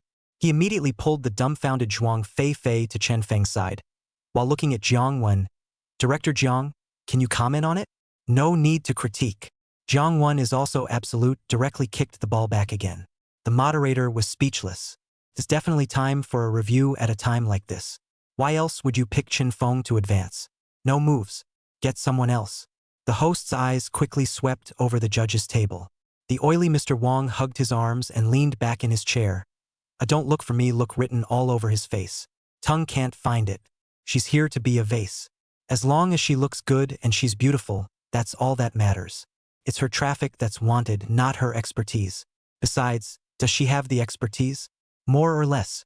But critiquing others can be almost as fun. Still Ryu Tenchi, who made her a gold medalist mentor. Thus, the host quickly changed the goalposts. Mr. Tianchi, what about your choice? Please give these two contestants a critique. Lu Tianchi let out a long breath. She knew she couldn't escape, and after all this time she had regained her composure. Thus, Lu Tianchi picked up the microphone in a serious manner, looked at the two people on stage and said with a smile, I also choose Chen Feng to advance. Also, I'd like to talk about Fei Chong.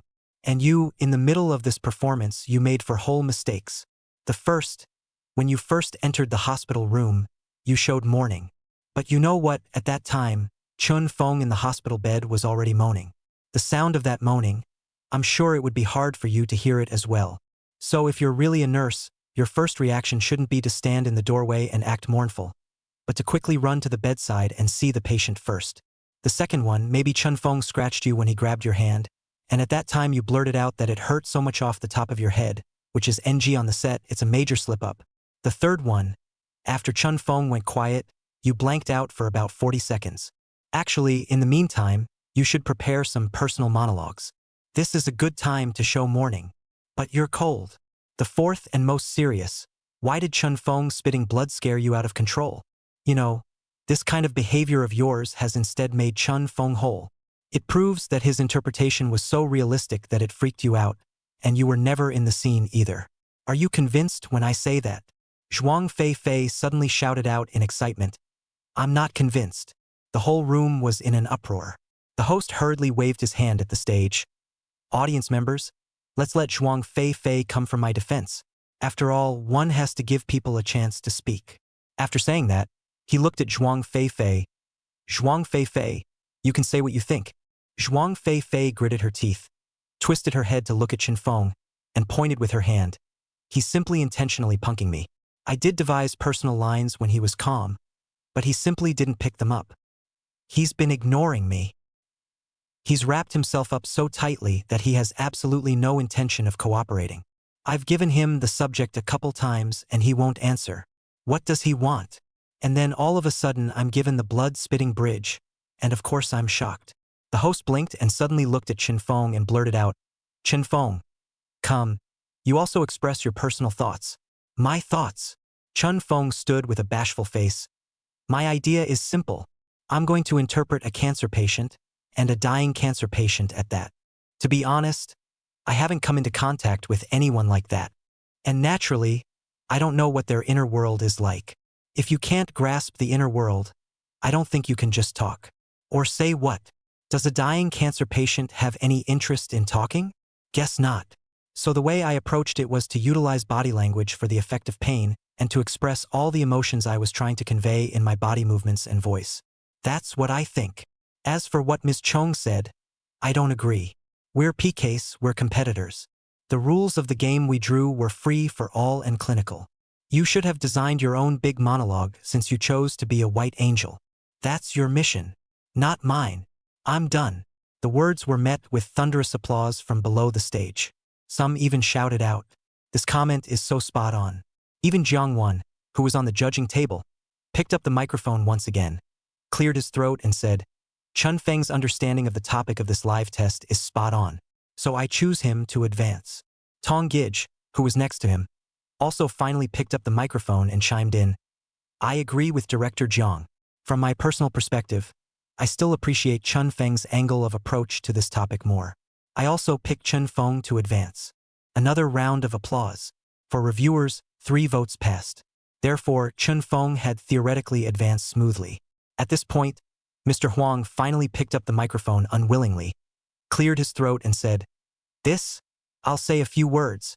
Actually, Fei Chong's performance was noteworthy. What Mr. Tenchi said is certainly some slip-ups, but nurses are human beings, and as long as they are human beings they will all make slip-ups. So really when you're on the ward, Even real nurses may not be able to do textbook response behavior. Moreover, I see that the words that Zhuang Feifei said when Chen Feng was calm were also considered genuine and still good. Also, Chen Feng Mr. Huang deliberated for a moment, then said with a straight face, "Your performance is a bit too pompous. Do cancer patients just vomit blood? Not really, right? The bridge where you spit up blood is overly designed to be raw. Instead, they surprised their opponents. It's defeat. Plus, you do have a smart angle on dealing with individual characters. But you're forgetting one thing. Whether it's a stage competition or a sports competition, it's all about friendship first and competition second. You could actually take on a rival scene altogether that would fulfill her as well as you. Maybe then you'd be more popular. Now you're acting well, more or less toxic in my case. So for this one, I'm going with Fei Chong."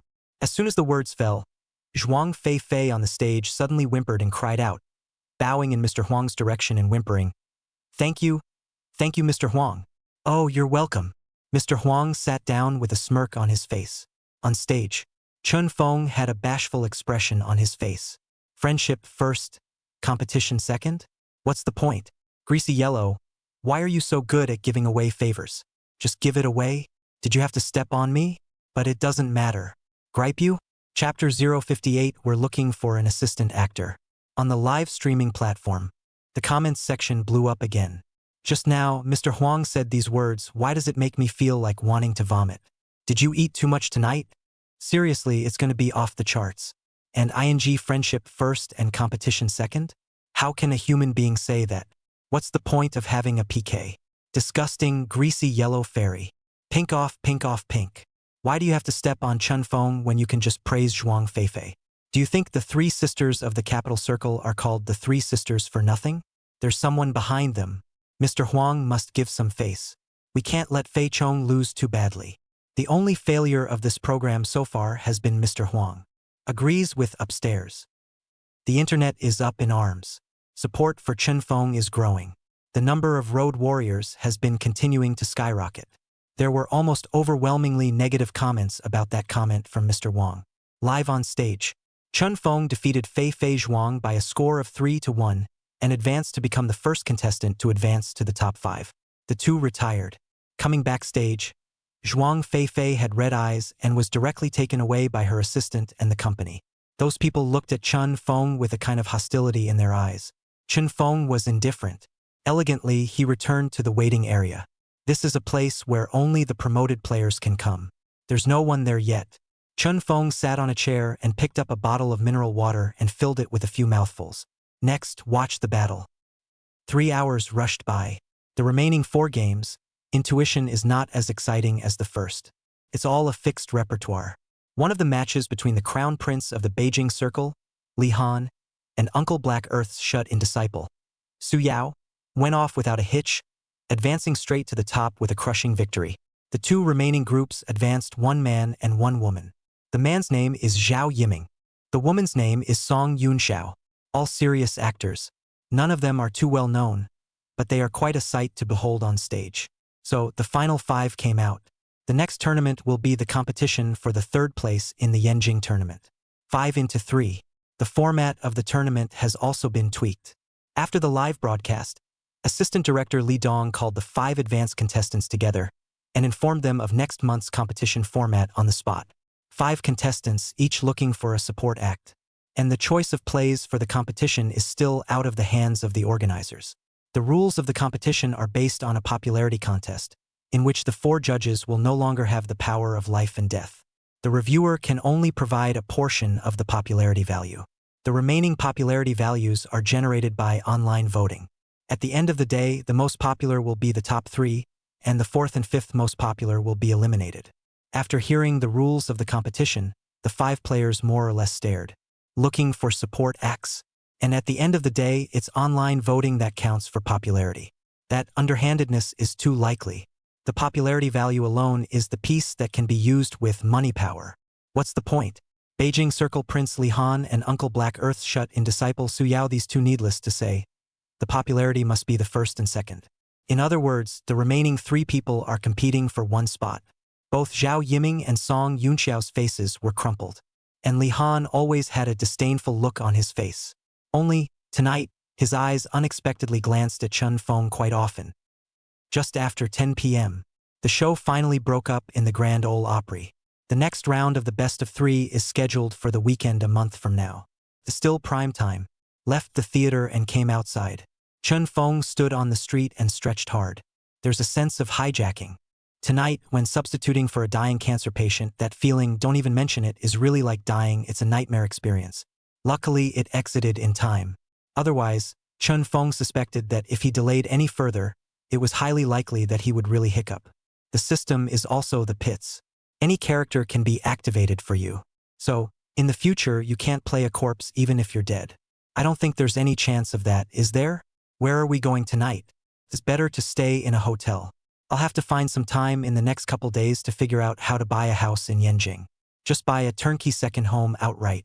He was a rich second generation with a $10 billion family fortune, so he couldn't always go to a hotel. So, Chun Feng took a taxi and checked into a random hotel. Had a beautiful night's sleep. The next day, early morning, when Chun Feng slept until he woke up naturally and opened his phone to brush up on the news, he was immediately startled by several hot news items about the What's Up Actors AAA contest competition.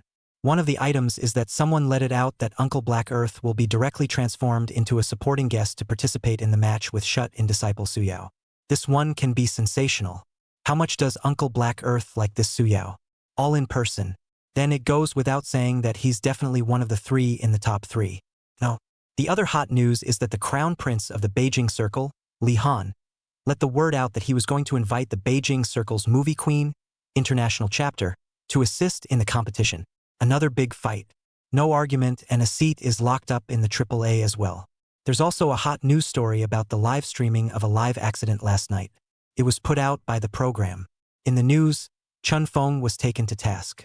Said his realistic acting scared his opponents to the point of breaking down and screaming, at one point causing the live program to be interrupted. Chun Feng cried and laughed. Just because of this news, he was pushed into the hot seat again. He has become the hottest dragon set emperor. Okay, at least this time it's not black and red. Sort of a positive image. The acting skills are kind of recognized by the show and the general public. Exposure soared once again. Popularity is growing. So now here's the question. Who do you go to as a support act on your own in a battle for third place? Of all the people he knew, counting them, there was not a single heavyweight at all. Chun Feng was depressed. After sitting in my room for a while and pondering, I couldn't do it. I'd go back to school and get some help. How can we find one that's a little popular? The battle for AAA is one that requires an online vote. Both Li Han and Suyao had locked up their wins early, so the next match would be between themselves and the other 2 players for the only advancement spot. So, this time it's really difficult. 9 o'clock in the morning. Chun Feng left the hotel and found a place to have breakfast.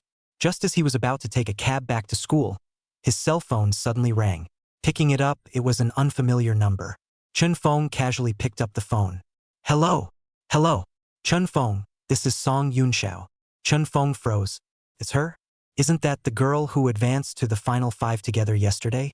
Strange, why would she call herself? Chun Feng asked curiously. Hello? May I ask what you're looking for me for? Yes, wanted to meet with you. I'm with Zhao Yiming. If it's convenient for you, can we meet? What is it? You can't tell me on the phone? Less conveniently, it's about the AAA contest next month. If you're not busy right now, I hope we can meet. It won't take you too long. Chun Feng was silent for a moment. Something about a contest? Do they have any more inside information? I'm not doing anything today, so it's okay to go and meet them. Chun Feng casually replied back. Okay. See you anywhere. I'll go over. Great. The tea fail on King Street, right? We'll wait for you there. Okay. I'll see you in a minute. After saying that, he hung up the phone and turned around to take a taxi directly to Wang Fu Street. Chapter 059. Tong Gij wants to be the supporting guest? Wang Fu Street, tea or no tea house. Chun Feng met Song Yunxiao and Zhao Yiming. After the 3 of them exchanged pleasantries and resumed their seats, Zhao Yiming took the initiative to call the waiter to add cups and brewed another pot of biluakun. Chun Feng sat down across from the 2 of them and took a few careful glances. Zhao Yiming is a typical fancy man. There was makeup on his face, and he would have been one of those guys who put on half an hour's worth of makeup every day when he left the house. It does look cool anyway. He has previously appeared in 2 teen idol dramas and a small horror movie. He's also lukewarm, probably not much of a character. Nowadays, fancy men are not as popular as they were some years ago. Song Yunxiao is more or less unique. Mainly tall. Must be at least 6'5". The body is on the thin side. It's just a B cup. It seems like tall, thin women generally have small breasts. Iron Law. Song Yunxiao was born cold. She has acted in several business war dramas with a big female lead, played a domineering female president, as well as ancient costume fairy dramas. She still has some fan base. Still, it's just a familiar face. Soon, Chun Feng's tea was delivered in front of him. After the waiter went out, Zhao Yiming directly closed the small door of the private room, returned to his seat and looked at Chun Feng and smiled. Come on. Let's clink one with tea instead of wine first, even if we make a friend. Come on. Song Yunxiao also took the initiative to pick up a teacup. Chun Feng looked skeptical and impassive, looking at the two people suspiciously. Can the two of you tell me what exactly you're looking for me for first?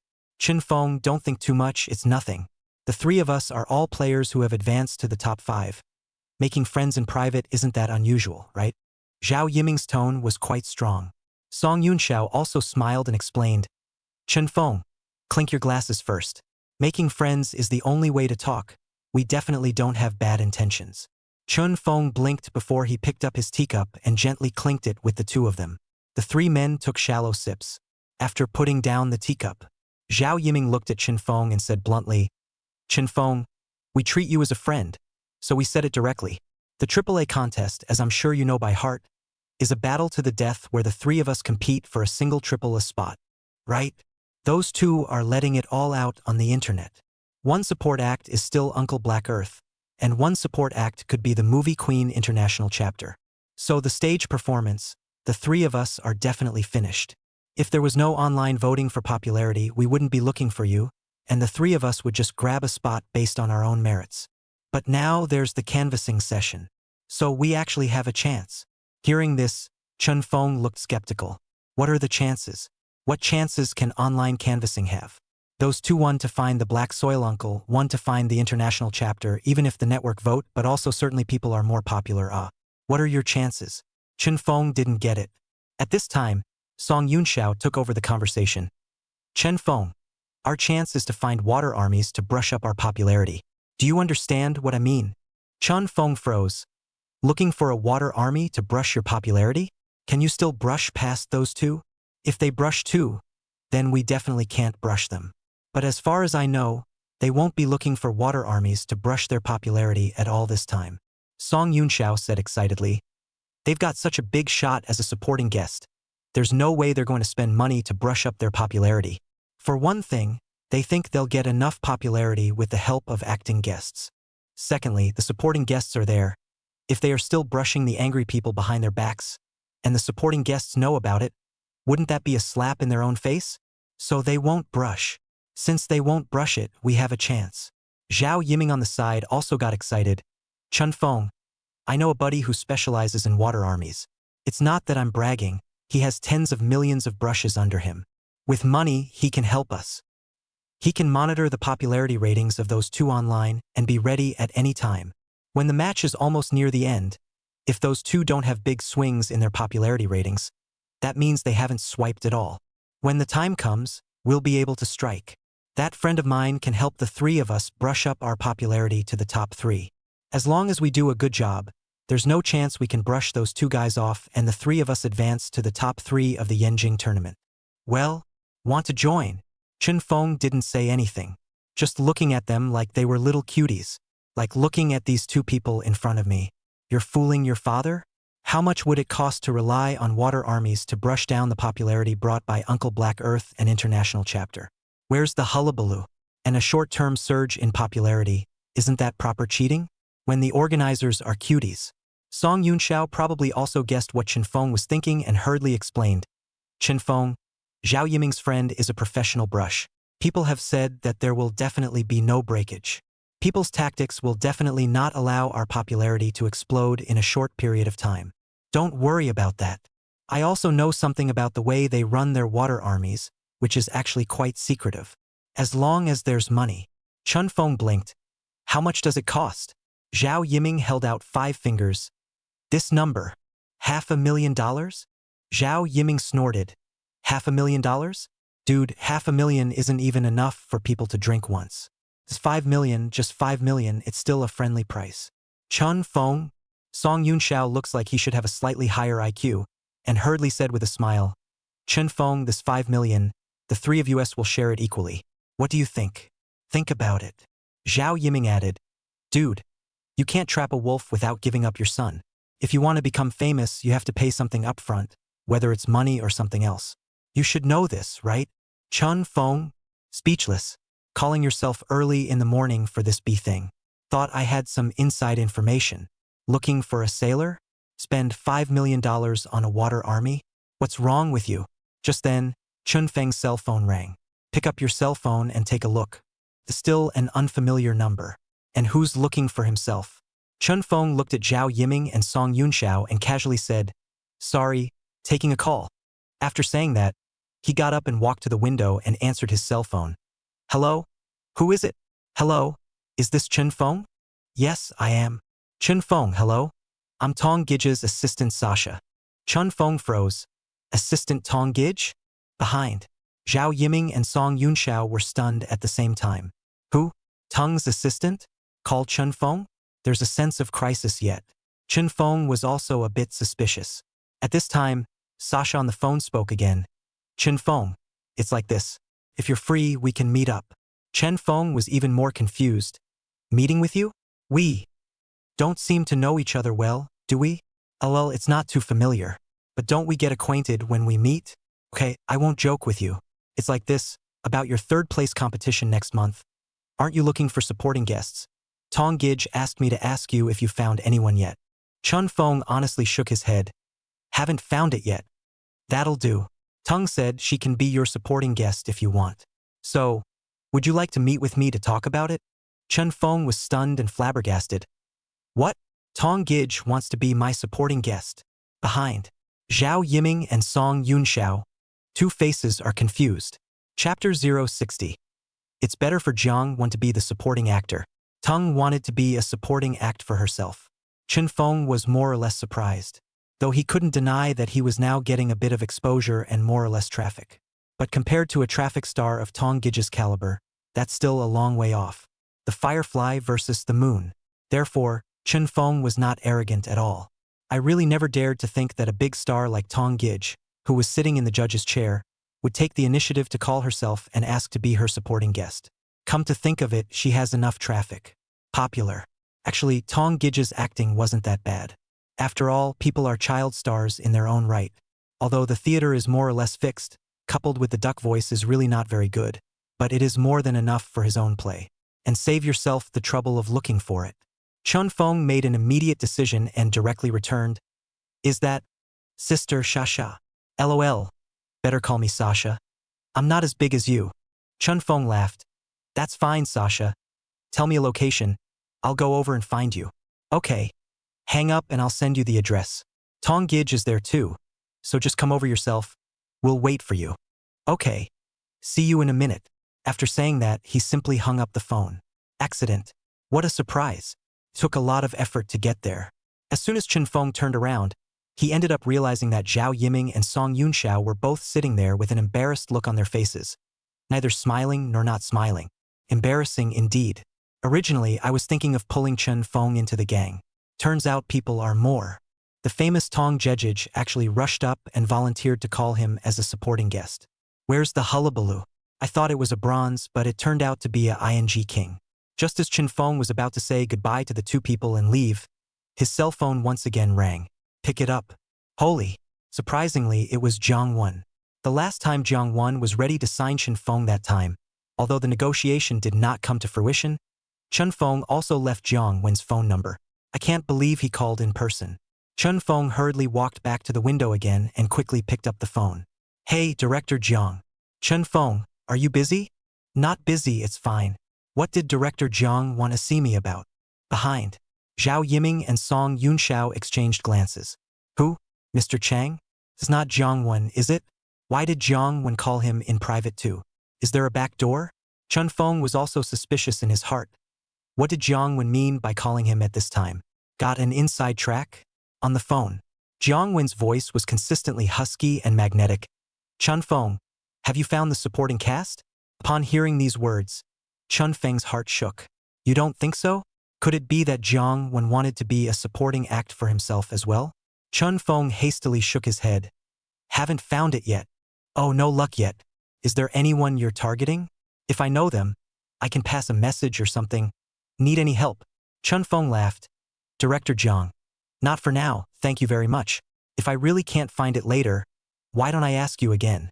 Oh, if you really can't find it, what do you think of me? Huh. Chen Feng was surprised. Director Jiang, you're going to be my supporting guest? Behind, Zhao Yiming and Song Yunxiao's faces fell even further. What's going on? Isn't this Chun Feng just a runner? He hasn't even signed with an agency yet. Why are they all volunteering to be his support act?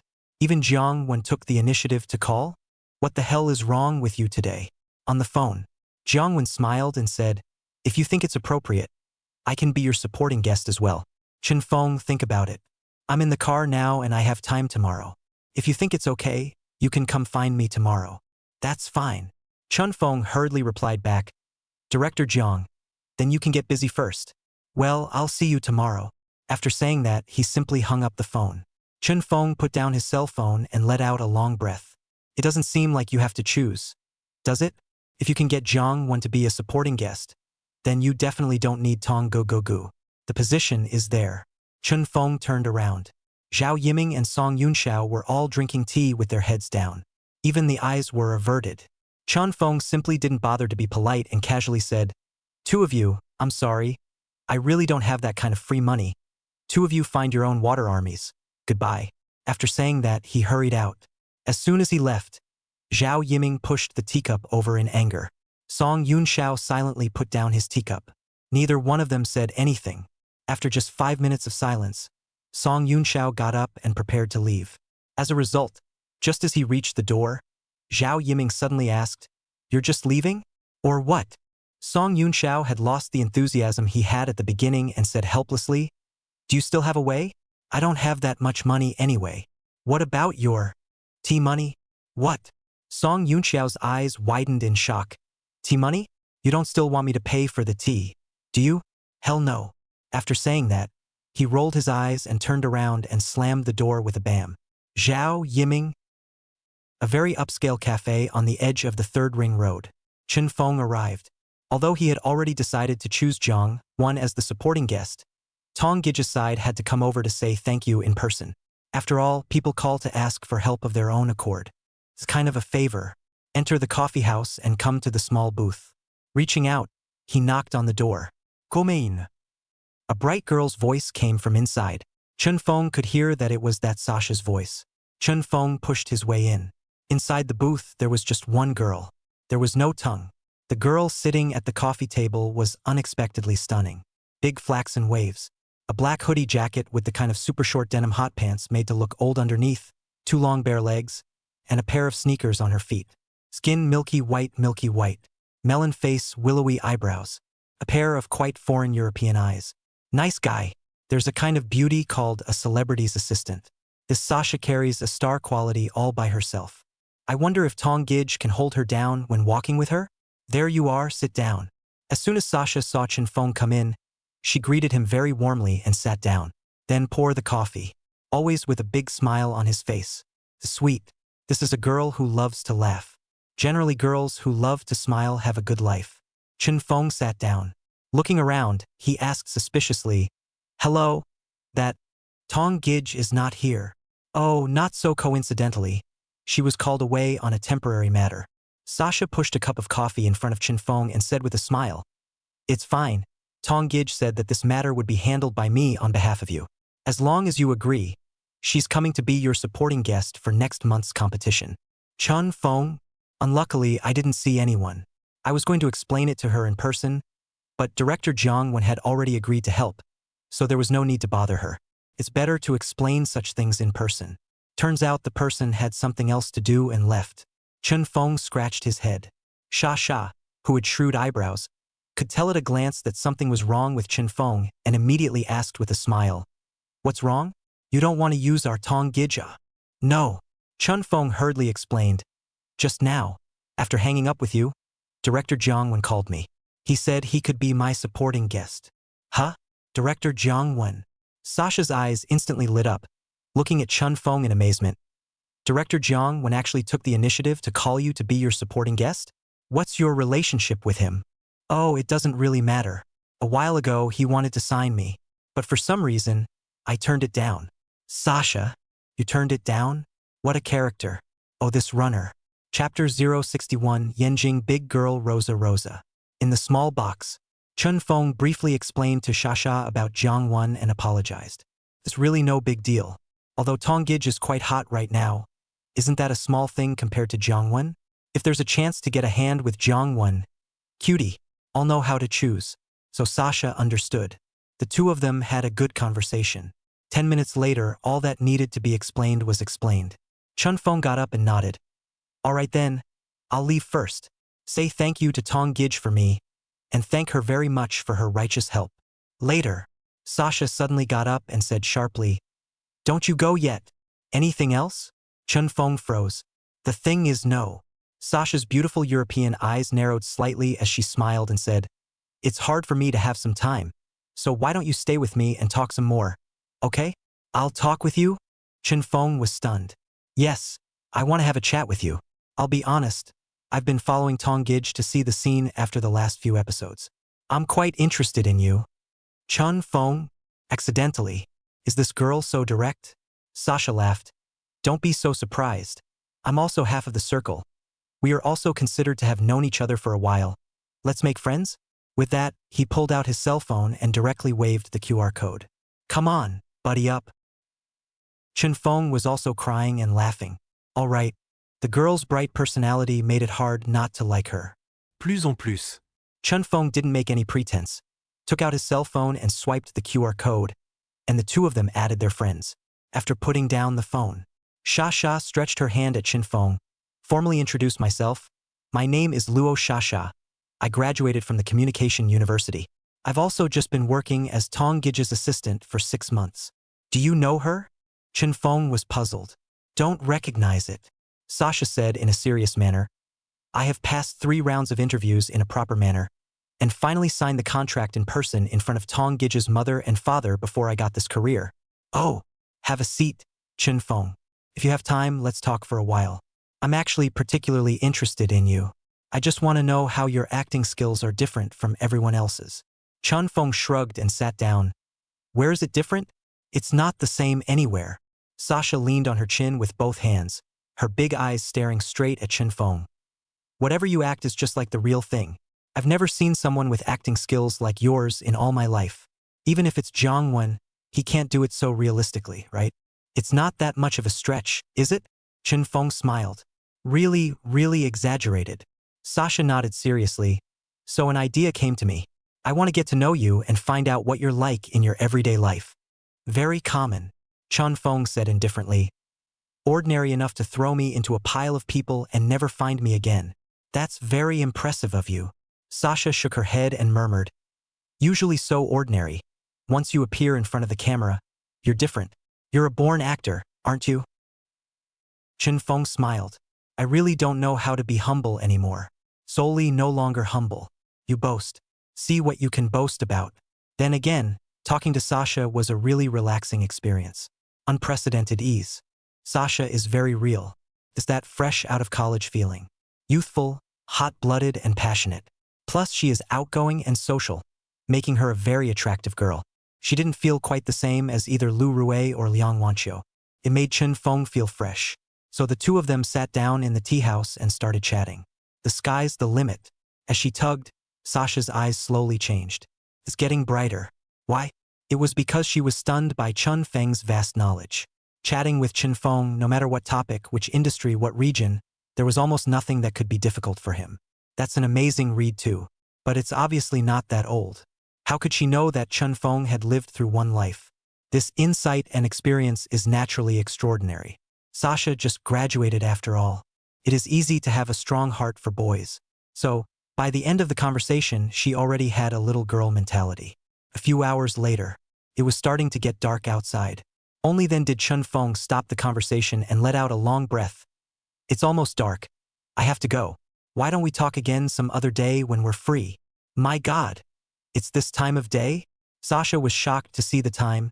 It was almost 6 o'clock. I can't believe I talked all afternoon. Will Tong Gij be angry? Hurry up and flash. Sasha hurriedly stood up to pack up her things and said as she did so, Chen Feng, I'll look for you some other day. I'll send you a message when I'm bored. Don't forget to reply to me. I'll leave first, bye. After saying that, he ran away in a hurry. Looking at her back, Chen Feng guffawed. Windy girl. Probably a fire sign girl, right? Chen Feng also stood up.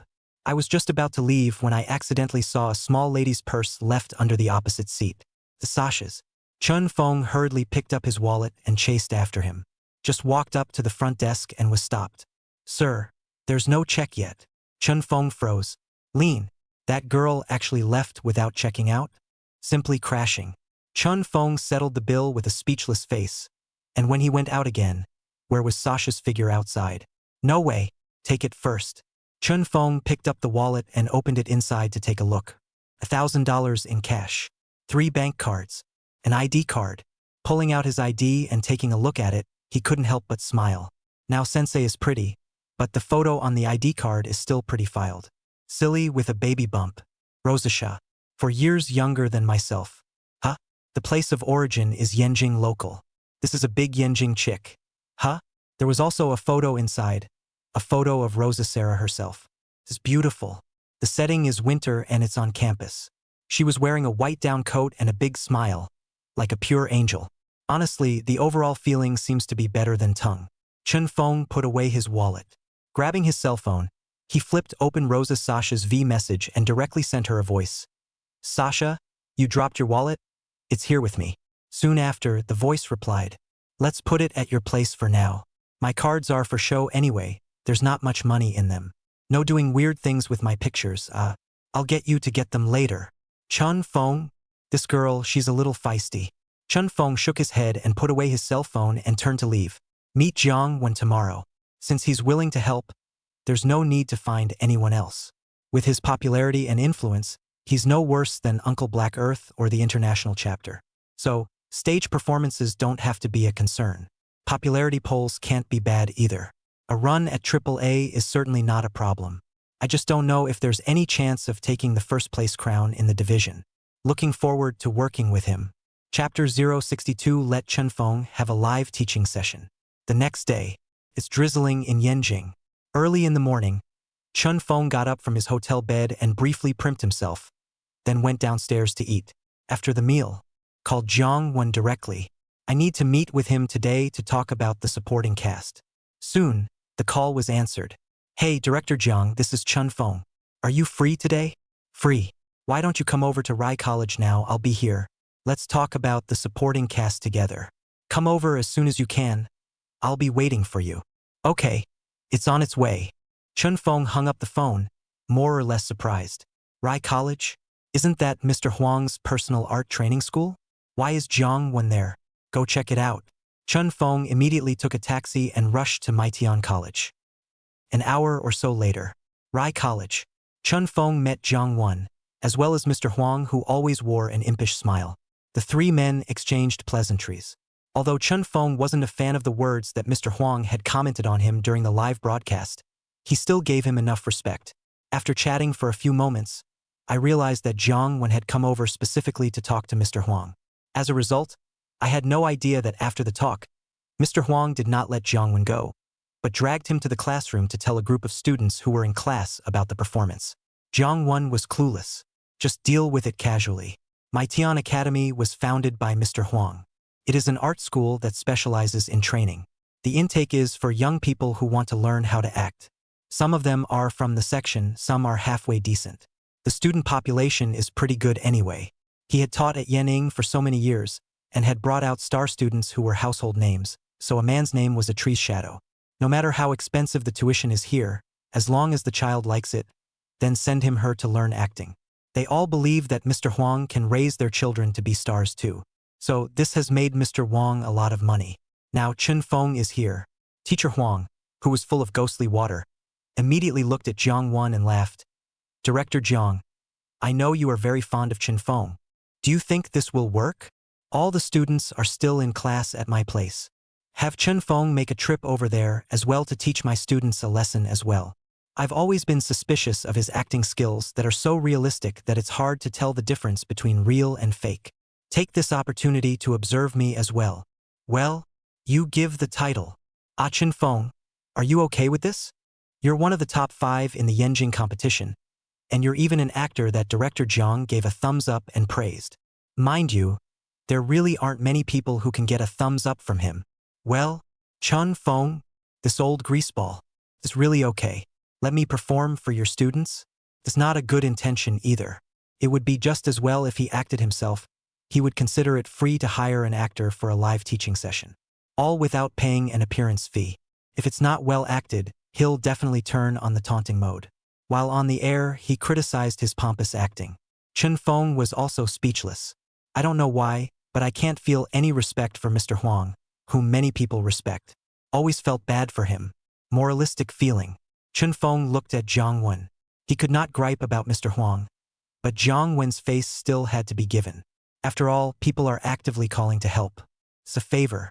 Aside, Jiang Wen was also an old fox, so how could he not know what was in Mr. Huang's mind? With a twinkle in his eye, he immediately laughed. It's possible, Mr. Huang. I am convinced by Chen Feng's acting skills. The live teaching qualification is enough. It's okay to let me come up with the questions. But yeah, you'll have to cooperate. You can't let someone else, Chen Feng, play a one-man show all by himself. That's no fun. Well, Mr. Huang, you give Chen Feng a ride. Don't you want to see the kind of hard-to-discern acting skills he has? Then experience it directly. Okay, Mr. Huang. Awkward. I didn't realize the fire was on me. Over the years, Mr. Huang hasn't acted at all. It's all about that youthful base. Now he's either in the kitchen or at school, except when he's on a variety show. Moving your mouth is great. The stir-fry is just as sloppy. To say that the performance was more or less heartfelt. However, right now he was put in a position by Jiang Wen. How can you say no? Especially since this is still in your own school. You have to do it the hard way. So, Teacher Huang deliberately made a harumph. Yes, haha, of course I have no problem with that. Is Chen Feng willing to let me ride in the movie? Chen Feng looked at him and blinked, then nodded in a serious manner. I've always hoped to have the opportunity to let Mr. Huang give me some pointers. Mr. Huang gave an awkward smile. All right then, let's go. Walking. Jiang Wen also had a bad smile on his face. Casually pulling Chen Feng's arm, he even deliberately pinched it, signaling that he should feel free to perform boldly. Chen Feng smiled and nodded. It's clear. Soon, the 3 men entered a classroom. Very large classroom. The student area is a stepped classroom structure. Lots of space in the front teaching area. It is designed specifically for field instruction. As soon as the 3 people entered the classroom, those students inside immediately erupted into a burst of screams and clapping. This all for Chen Feng. Mr. Huang was more or less surprised. I didn't realize that so many of these students that I had taught had become fans of Chen Feng. It's even more embarrassing. If I had known, I wouldn't have said those words the day before yesterday on the live broadcast. It was estimated that Jiang Wen was also because of his own words, so he deliberately squeezed himself to make himself a scene for Chen Feng to have a hand of live teaching. You want to see yourself make a fool of yourself, don't you? It's still true. He himself is a household name, Mr. Huang. No matter what, it wouldn't be so bad as to be suppressed by a tiny Chen Feng, right? What's Chen Feng? It's just a group show. If it wasn't for the variety show, what's an actor? Who knows who he is? Chen Feng's kind of inexplicable acting isn't exactly an orthodox mainstream means of expression, and it always feels a bit pompous and sideways. Just don't believe that all of his roles are insta-famous. Cutting through a handful of them today. Let's see how real his acting really is. Teacher Huang waved his hand to signal all the students to be quiet before he cleared his throat and said, Everyone, I'm sure you all recognize Chen Feng, one of the top 5 in the Yenjing competition in the What's an Actor variety show. It's very popular online right now. It's just a coincidence that he came over this time. But then again, the teacher talked to him as well and decided to let him do you guys a favor and give you a live lesson. The way Chen Feng performs, I'm sure many of you have seen it on TV. Very realistic. So, how did he do it? In a moment, let Jiang derive a topic, and the teacher can hook up with Chen Feng and give you a live teaching analysis. Remember, everyone, opportunity, difficulty. All of them watched closely, carefully trying to figure out Chun Feng's form of performance. Okay, Director Jiang, why don't you give a title? A scene for two. I'll set up a scene for Chun Feng. Jiang Wen then stood forward with a bad smile on his face and cleared his throat. Ahem, well, then I won't be polite. What's a good topic to come up with? Chapter 063, Target Character, Fortune Teller. Jiang Wen mulled it over. In order to see Chun Feng's acting skills live, and also to embarrass Mr. Huang. So Jiang Wen had a brainwave and came up with a scene. He immediately cleared his throat and said, Ahem, there it is. Here's the deal. I've got a scene in mind for you guys. Where's Chun Feng? Playing a street fortune teller. It's the kind of charlatan who's full of. What about Mr. Wang playing a skeptic? I just had a bad nightmare the first night. So the next day I got a fortune teller from the runway to interpret my dreams. That's the bridge. You guys are on your own prowess. Work out your own lines. How do you bring out two extremely distinctive characters? That's a lesson you're going to have to teach these students in the field. Well, is there a problem? As soon as Jiang Wen's words fell, a beep sounded in Chen Feng's head. Ding, the target character, fortune teller, that the host is about to portray has been detected. Congratulations to the host for becoming a true fortune teller. Congratulations to the host for being proficient in the way of Fushi divine calculation. Chun Feng was happy in his heart. Here we go. The opportunity for such a character experience is most enjoyable. Immediately, he looked at Jiang Wen and nodded. Director Jiang, I have no problem. Good. Jiang Wen smiled and looked at Mr. Huang. Mr. Huang also smiled as if nothing had happened and nodded. I'm fine with it. He said it but mentally spat on it twice. This Jiang Wen also has a bad stomach. Having acted for so many years himself, he basically portrayed very lifelike roles, all of which were roles such as the head father of the family, or some of the old-time literati portrayals from his youth. Must be gentle and can be seen to be learned. Now, what did Jiang Wen set up? A hypochondriac and superstitious. I can't believe you'd go to a fortune teller to interpret your dreams? Just this kind of thing would never happen to you in the real world. It's safe to say that the character is literally the opposite of himself. Mr. Huang prides himself on being a man of culture and a scheming old fox persona. It's really nothing like the kind of person who goes to a fortune teller to interpret their dreams because they have nightmares. Bad. This Jiang Wen. Mr. Huang is at his wit's end, so just tough it out. You can't show weakness in front of your own students. So the two men briefly made preparations. Classroom. The students were thrilled. It's perfect to see this live rendition of teaching. Acting is something where you learn the theory as well as you can, and it's not as effective as actually walking across the stage. Sometimes it takes someone in person to show you the ropes to be able to turn the theoretical knowledge you've learned into real acting. So the students are looking forward to it. A boy suddenly yelled from below, Mr. Huang, you're the best. When he shouted this, the other students followed blindly. Mr. Huang, you are the best actor in our hearts. Mr. Huang, show us the acting skills of a veteran actor. Mr. Huang, go for it. Mr. Huang, I especially enjoyed watching you perform. Strange noises occasionally mixed in with the crowd. Chun Feng, show off again. Chun Feng, don't act like a beggar flower boy. Chun Feng, you can teach us a lesson as well. Li Dong Kai. Off. What are you talking about? That's right, how is he qualified to give us lessons? This is Mr. Huang's classroom. Li Dong Kai, are you lacking in heart? The classroom is a mess. Jiang Wen stood just around the corner in front of him, watching it all with interest. Soon, Mr. Huang and Chun Feng finished preparing. Stage. Chun Feng set up a table in the corner. And I don't know where I got a piece of white paper with a couplet written on it. Previous Shi Huang Yao residence. Gua Terrace, wonderful connotation of the world's dense. Next couplet. The spirit turtle is still heading towards. Kai Chi always hangs in the Taiku autumn. Next to it was a long strip of white paper acting as a banner with a couplet written on it as well. Previous couplet. The fortunes and woes of fate and coolness. Next couplet. Tasting the 6 sutras as if they were high seas. 4 pens were placed in the center of the table. Cross each other and put them together to form a line. Upon seeing all that Chun Feng had prepared, both Mr. Huang and Jiang Wen froze. The whole thing is kinda like that. The point is, where were those 2 couplets copied? I didn't see him copying with his cell phone just now, but I saw him writing with his headboard. Did he write it? Jiang Wen and Mr. Huang both fancied themselves to be cultured people, and felt marvelous at the seemingly unintelligible meanings in the two couplets on Chen Feng's desk. Chen Feng was unconcerned. Toward the chair. With a book in his hand, he pretended to read there. Simply a scene layout and people's mood comes out. Kinda like a fortune teller. Mostly, those two couplets were such a plus. And look at Mr. Wang? Not much primping either. It's just a change of clothes or borrowed from a classmate. A very plain gray jacket. Messed up my hair. Hands on his arms, eyes darting around. He feigned nervous apprehension. That's not a bad start. It's kind of fun.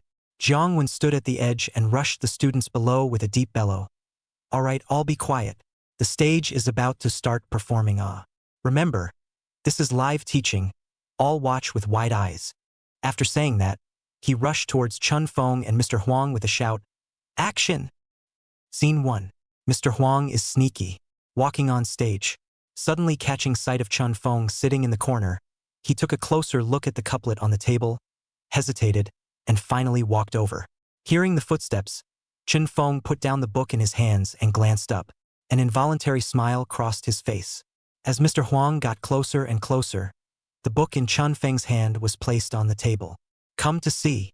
Chen Feng revealed a signature smile and greeted Mr. Huang, who was walking towards him. As a result, after Mr. Huang gave him a look, surprisingly, he hurried past the side. The students below were mildly agitated. How did it go over? Aren't you looking for a fortune teller? Only Jiang Wen nodded, smiling. Mr. Huang is still a bit of life because the average person looking for a fortune teller is afraid of being cheated, and sometimes when they come close and worry about being cheated, they end up missing out. He acted out that torn psyche of an ordinary person. Now, the pressure was on Chen Feng. How is he going to show it? What kind of words can be used to call Mr. Huang back and make this business? Seeing how professional the couplets on Chen Feng's desk were, Jiang Wen took it for granted that Chen Feng should have paid attention to observing the profession of fortune teller. Otherwise, it's impossible to memorize that kind of couplet. What's he gonna do? Stage. Seeing that Mr. Huang is about to go far away, he heard Chen Feng quietly said, "A side of heaven and earth, the two instruments of the first birth of the fixed image, the three births of all things, the four barge Chenkuan ripples, the 5 lines of gossip, the 6 lines of prediction of good fortune and bad luck, the 7 stars of the Big Dipper, the 8 compasses of the destiny of the 9 heavens, the gods and the Buddhas, and the 10 worlds of good and evil." Believing in fortune-telling and feng shui are all the result of delusion. People who read books and understand reasoning are at peace with their righteous destinies, so they don't believe in them. Those who come to me for fortune-telling, spiritual or not, must know that words and these things have marvelous power, saying good or bad. In fact, do not listen, do not hear, do not ask, can also, life will be counted more and more thin. Luck will be counted more and more low. Hearing these words, Jiang Wen froze. That's a good one. It's not just a made-up line, is it? If you were walking down the street and wanted to find a fortune teller, but were afraid of being scammed and were about to miss it, you would most likely turn around if you heard these words. Not to mention Mr. Wang. He has always prided himself on being a well-read and sensible man. So, Mr. Huang stopped and turned around. Chapter 064, A Little Elder is coming. That's right, Mr. Huang is the kind of person who has always prided himself on being a well-read and sensible person. He likes to be called teacher. He likes to package himself as a man with a belly full of ink, not a man with a belly full of bad. The one with a belly full of bad intentions is Yan Wangsun. That's why when he heard that phrase, reading and understanding people to live in righteousness and self-security, his footsteps couldn't help but stop. Speak for yourself. Talking about myself. The next 2 phrases, these things, words, have a marvelous power to say yes and no, and fate will be counted thinner and thinner and fortune will be counted lower and lower, completely captivated him. Mr. Huang was a little baffled. In his opinion, Chen Feng's acting skills were indeed somewhat pompous. It's like when he played a junkie before and he brought in the demonic spirits. Play a psychopathic domestic abuser who makes his opponents cry on stage. This kind of overdone performance is all he doesn't like, and intuition is somewhat overdone and eye-catching. Even the most recent cancer patient, spitting blood out in the cold and taking his opponent by surprise, not taking his opponent's lines the entire time, and freezing his opponent into a clown. This type of performance is not desirable in Mr. Huang's opinion. Therefore, in his eyes, Chen Feng is also just an actor with little cultural connotation who relies on gimmicks to win by surprise. That's why Mr. Huang dared to say something on the air. But today, when facing Chun Feng, Mr. Huang was suddenly a bit weak. He was afraid that he wouldn't be able to pick up Chun Feng's kind of realistic to the point of being fake. Because every time Chun Feng interpreted a character, it was so real that one couldn't tell the difference between illusion and reality. It's like this impromptu play. Chun Feng table that 2 couplets let a person surprised. Those 2 couplets, Mr. Huang actually peeked at the whole process, are Chun Feng direct pen writing. Didn't copy it on the cell phone. So either it was something Chun Feng had memorized long ago. Either that or Chun Feng wrote it himself. If the latter, that's pretty scary. That says a lot about people's cultural heritage. Just moments ago, after the show started, Mr. Huang put on a smart-ass rendition of a tangled mental state. It was intended that Chun Feng would make a fool of himself as well. If Chun Feng couldn't handle this detail, Mr. Huang could have declared a pause on the spot and explained to his classmates the connotations of this divine stroke he had just made. Talk about sketching a character's mental state. As a result, he hadn't expected that Chun Feng would get him hooked with a few words. A fortune teller uttered these words, which are clearly words of persuasion away from the target. At this point in time, it does not go against the grain. Instead, after the bias was finished, Mr. Huang developed an impulse. The more you say that, the more I'd like to hear how you do the math. Specialties. So professional. At this moment, Chun Feng was living like a fortune teller. Seeing the smile on Mr. Huang's face when he turned around and turned back, the cunningness like a fox in his eyes, all made people feel like he was a fortune teller. With that, Mr. Huang turned around and returned to Chun Feng's stall. Scene 2. Chun Feng smiled and gestured to Mr. Huang. Have a seat. Mr. Huang sat down. The look wandered. Eyes also wandered to the 2 couplets on the table. Still feels good. Chun Feng also secretly admired it in his heart. But not real enough. With a professional smile on his face, Chun Feng looked at Mr. Huang and asked cordially, "What would you like to calculate, sir?" I had a nightmare last night." "Oh." Chun Feng nodded and said slowly, "Want to interpret your dreams? Right. Well then, tell me about it." Teacher Huang looked at Chun Feng's eyes and slowly said, "I dreamed of a frog last night." "Frog?" Chun Feng confirmed. "Yeah, frogs." Mr. Huang's expression was more or less out of control. Looking at Chun Feng wanted to laugh, because he just blurted it out.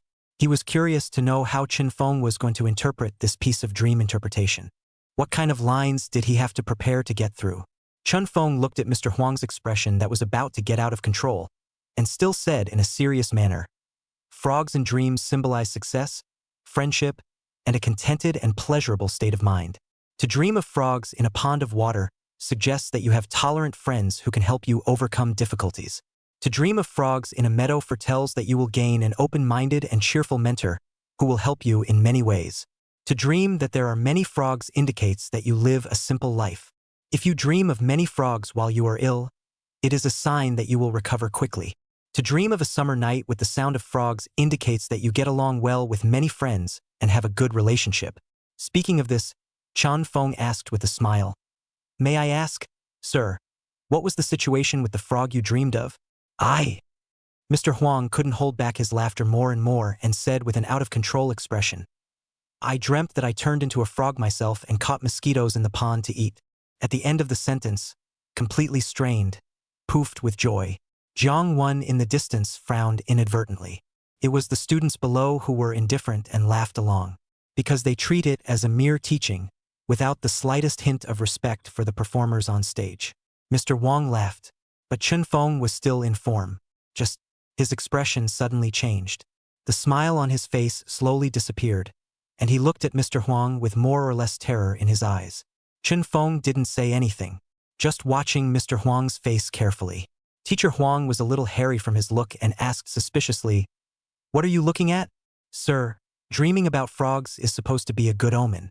But it's not good when you incarnate yourself as a frog in your dream and you're still catching insects to eat." Mr. Huang, starting to talk nonsense? Chun Feng continued as if no one else was there. "It is not difficult to talk about the feudal lords. The heroes are still not depending on the view. There are all merchants and businessmen in front of their eyes, and the rich and the poor are all within reach." Teacher Huang was dumbfounded and asked in dismay, "What do you mean?" Chun Feng slightly shook his head, said faintly, "The wealth of the 4 directions, all cannot be taken, not for awkward, the time is forced." Fortune is low, just be careful with the right. When Mr. Going low, do not raise your head. You must look down at the road. Otherwise a small doom is coming. What a mess. At this time, Teacher Huang was a bit grossed out by Chun Feng's eyes and hurriedly got up and smiled. All right, that's it. Director Jiang. Just mean it. In the distance, Jiang Wen walked over in large strides and let out a long sigh. You're so boring. I'm addicted to watching you. I almost wanted to come over and ask Chun Feng what those 2 sentences meant. After saying that, he looked at Chun Feng and laughed. What do you mean by those 2 sentences? Made them up yourself? What, never raise your head? Look down at the road. Isn't that a connotation of Mr. Huang? No. Chun Feng was no longer in that state at the moment and gave a modest smile. Just being honest. Mr. Huang is not young. You still need to watch the road when you walk. Don't always look up at the front. Look. It's still connoting Mr. Huang. Jiang Wen laughed and scolded. That's how I understood it, Mr. Huang. Don't take too big a step. It's easy to walk and tear your eggs. It's better to keep your feet on the ground. I've got my feet on the ground enough. Mr. Huang smiled and turned toward the student area, ready to return his jacket. As a result, when I walked down the steps of the stage, I kept looking forward and didn't look down, and I took too big a step. Ah! Puff! Bam! Ouch! A scream. Mr. Huang! Mr. Huang! Mr. Huang! Oops, it's bad. Mr. Huang's forehead is bleeding. Come on, call 120. Are you okay, Mr. Huang? A group of students rushed out and quickly helped Mr. Huang up. Jiang Wen and Chin Feng also ran over.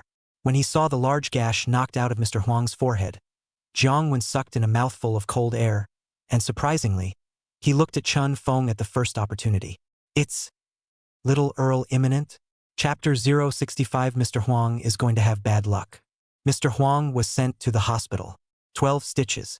That's quite a knock. When Jiang Wen finished listening to the news on the phone, he was relieved. Because Mr. Huang left on 120, he and Chin Feng didn't follow anyone, but only notified Mr. Huang's family to go over. Putting down the phone, Jiang Wen looked at Chun Feng with a skeptical expression. Tell me the truth, what you meant by those 2 words. Was it a premonition that this would happen? Chun Feng laughed. Director Jiang, I'm not an immortal, how could I possibly have a premonition of such a thing? You really don't feel anything? No. Is this such a coincidence? Jiang Wen simply felt horrible. Now the more he thought about what Chin Feng had said in those few words, the more frightening he felt. I'm sure we'll be able to cope with the impending doom. Jiang Wen blinked and asked again. When you said those things, did you come up with the lines yourself? Come up with them on the fly? Yes. Chun Feng didn't leak a single word. Okay, you're awesome. Jiang Wen was also convinced. If this topic had been given to him, although he could play an old godly man, it would have been impossible for him to say all these specialized terms. Never even heard of it. How did he figure it out? Convince.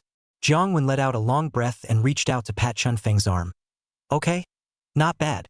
Young man, let me put it this way, if you just go ahead and act like a godly man with the same feeling you had just now, I'll really look into it. I like to watch, and even more so, I like to watch the next episodes, you know what I mean, right? Thank you, Director Jiang, for the compliment. Chun Feng nodded. You're welcome. Jiang Wen looked at the time and then said, That's it for today. I still have things to do, I have to go first. There's no need to discuss the matter of the supporting guest. I've decided, as long as you're willing, I'll be your supporting guest. Okay. Of course I do. Chun Feng smiled and said, If Director Jiang can give me a ride, I'll make sure the stage is full. That'll do, it's a deal. Jiang Wen waved his hand. You also rest and relax. I'm leaving first. Feel free to contact me if anything happens. Don't you have my number? Well, there is. Okay then, bye. After saying that, Jiang Wen drove straight away. Chun Feng stood on the side of the road and watched his car leave before he slowly put away his smile. A bit of a surprise today. I didn't expect Mr. Huang to actually fall. A little doom is on the way. In other words, his off-the-cuff comment about dreaming about frogs was not a lie. He really does dream about frogs. That dream interpretation thing is a big deal. The system granted Chun Feng the status of a fortune-telling master and even activated a skill. Fushi's ability to do divine math. This Fushi divine calculus determines good fortune, bad luck, and fortune through the mysteries of Fushi's 16 hexagrams. Utilizing this ability, Chun Feng interpreted the dream that Mr. Huang had said. The conclusion is 8 or 9 to 1. So, if dreaming about frogs is really his thing, then Little Earl Imminent is still just the first course. In the back, Mr. Huang's career might be damaged. Rich and poor are only a stone's throw away. Can be called one thought of heaven and one thought of hell. LOL. Chun Feng shook his head. Forget it. It's none of your business. Originally, he couldn't see himself. So why think so much?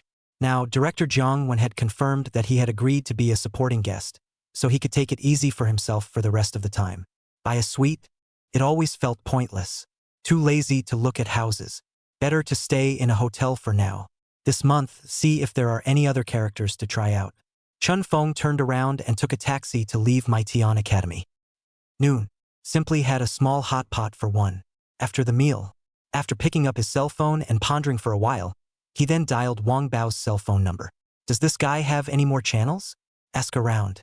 Soon, the call was answered. Immediately, Wang Barge's surprised voice came out from the cell phone. Agu? Chen Laudi? You took the initiative to call me? Chun Feng took his cell phone away a little. It feels jarring to the ears. Old Wang busy? Not busy. Not busy. Old brother Chun has something? Nothing much. Just asking. Do you have any more channels there? What? Wang Gang was also rare and couldn't help but wonder. Elder brother Chun, you're now a top 5 player in the Yenjing tournament, and you've opened up your popularity here. With all due respect, in your current situation, I believe there should be quite a few directors who are willing to sign you and assign you to a play, right? You still looking for me? I always thought it wasn't very decent to get you a bunch of acting jobs now, huh? Condescending. Isn't that right, old man Chin? Besides, it's time for the final 3 next month. Don't you guys have to find support acts? Do you have a plan yet? You're not busy with that? And take on group acting jobs. Why can't I figure you out? Chun Feng casually replied back. The matter of the supporting guest has been resolved. Director Jiang Wen will be my supporting guest. Holy! Wang Gang let out a gasp. He's acting as your support act? Good guy, hey. You see, this is really a golden scale. Once it meets the wind and clouds, it turns into a dragon. Elder brother Chen, you're gonna rocket up 90,000 miles. Stop, stop. Old Wang, can you stop yanking words? In the end, there is no channel. No, I'm hanging up the phone, ah. Hey, you don't have to tell me. I really know a crew that needs a big special right now. Chen Feng's eyes immediately lit up. What role? I've heard that he seems to be an old Beijing oil man and a big landlord. In the play, he's a landlord, the kind that has hundreds of suites in his hands. He walks around the capital all day long wearing a slipper and carrying a set of keys in his hand. Chen Feng was happy. This one's just right. Hundreds of houses in your hands? This has to be tried. Old Wang, give me a contact. If you're familiar with that theater group, hurry up and introduce me. I'll give you a red packet when it's done. Come on, you can stop mentioning the red envelope thing. I'm ashamed of my face. Let's do it this way, I'll make a call for you first. If people have not found it, I will help you on the appointment. Although we don't know each other very well, but it's good to talk over there. Chun Feng quickly nodded. All right, you make the call. Let's talk about the rest later. Okay, Ugh, really can't figure you out. Obviously all the traffic are up and froze without signing. Just be a lonely ghost. But is not picky about food, what roles to take. Wang Gang mumbled and hung up. Chun Feng didn't care either. Waiting. It's the most comfortable thing to have new roles to try out. A few minutes later, Wang Gang's call came back.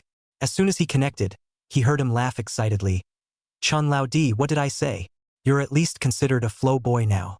As soon as people heard you were coming, they immediately agreed. Chun Feng smiled back. Good. Thanks a lot. You're welcome. I'll push the director's business card to you then. Just contact him directly when you return. But this director isn't from the mainland.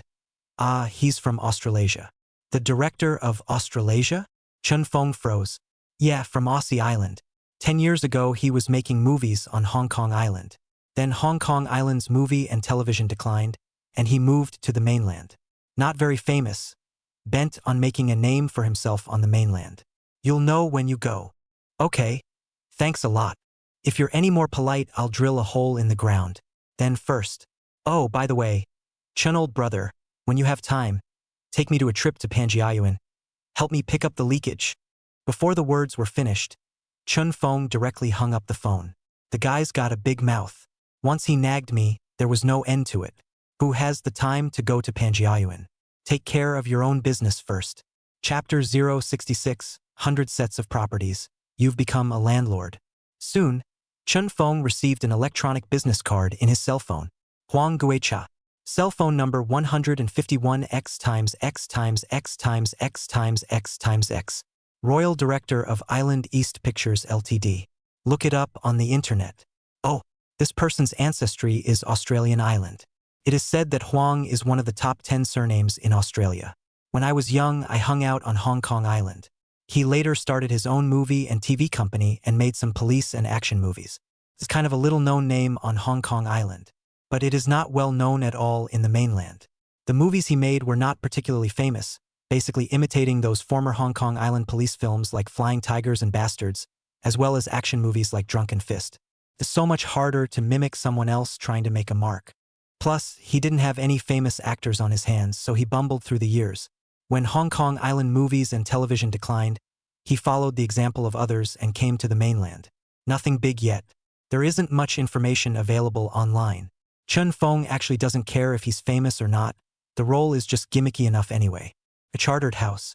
This character is a favorite. So, Chun Fong immediately called over. Soon the call was answered. Hello. Chun Fong was happy that this accent had been thoroughly mainlandized and did not have too heavy a Hong Kong popular flavor. Hello, it's Director Huang, right? I'm Chun Fong. I got your contact information from Wang Chao. Yoo-hoo, it's Mr. Chun. Nice to meet you. Chun Fong smiled. It's quite pleasant to hear. Don't tell me, he is now more or less getting some traffic through the variety show. What's an actor? Other than not being signed to an agency, it shouldn't be bad. The conversation level is absolutely awesome. Therefore, Chun Fong was not vain at all. Taking his cell phone, he smiled and asked, Director Huang, Wang Chao told you about the role, right? Right, said it. Is Mr. Chun really interested in taking this kind of drag queen role? Yes. Well then, why don't we meet? Talk together. Good. Chun Fong looked at the time. I'll take as much time as I want. See you, Director Huang? Now then, I'd like to meet and talk with Mr. Chun as well. Okay. Where do I meet you? I'll send you the address and we'll meet you there. Okay. So for now, I'll see you in a bit. See you in a minute. After that, the two hung up. Soon, Chun Fong received the shared address information in his cell phone. Chun Fong took a look at it and it was okay, not far at all. A coffee house 2 blocks away. Departure. Half an hour later, Chun Fong met Huang Guicha at the cafe. Short and dark-skinned. The forehead is huge. Already almost Mediterranean hair. Very typical of the eastern part of Guangdong. Chun Fong quickly walked over and greeted him with a smile. Hello, Director Huang. Agu, Mr. Chun. Come. Don't be polite, have a seat. Okay. The two men took their seats. Chun Fong looked at Huang Guicha and smiled. Director Huang's Mandarin is really good. It even has a bit of a Beijing flavor to it. Alas, it's been 7 years since I lived in Yenjing. Huang Guicha let out a long sigh. Then excitedly pouring coffee for Chun Fong, he casually asked, Mr. Chun hasn't signed an agency yet? No. Huang Guicha's eyes immediately lit up. Mr. Chun, do you want to consider Hong Kong Island Oriental Film and Television Limited? You can check online, it's not bad. Not for a while. Chun Fong shook his head. I don't have any thoughts of signing with an agency for the time being. Why is that? Huang Guicha looked skeptical.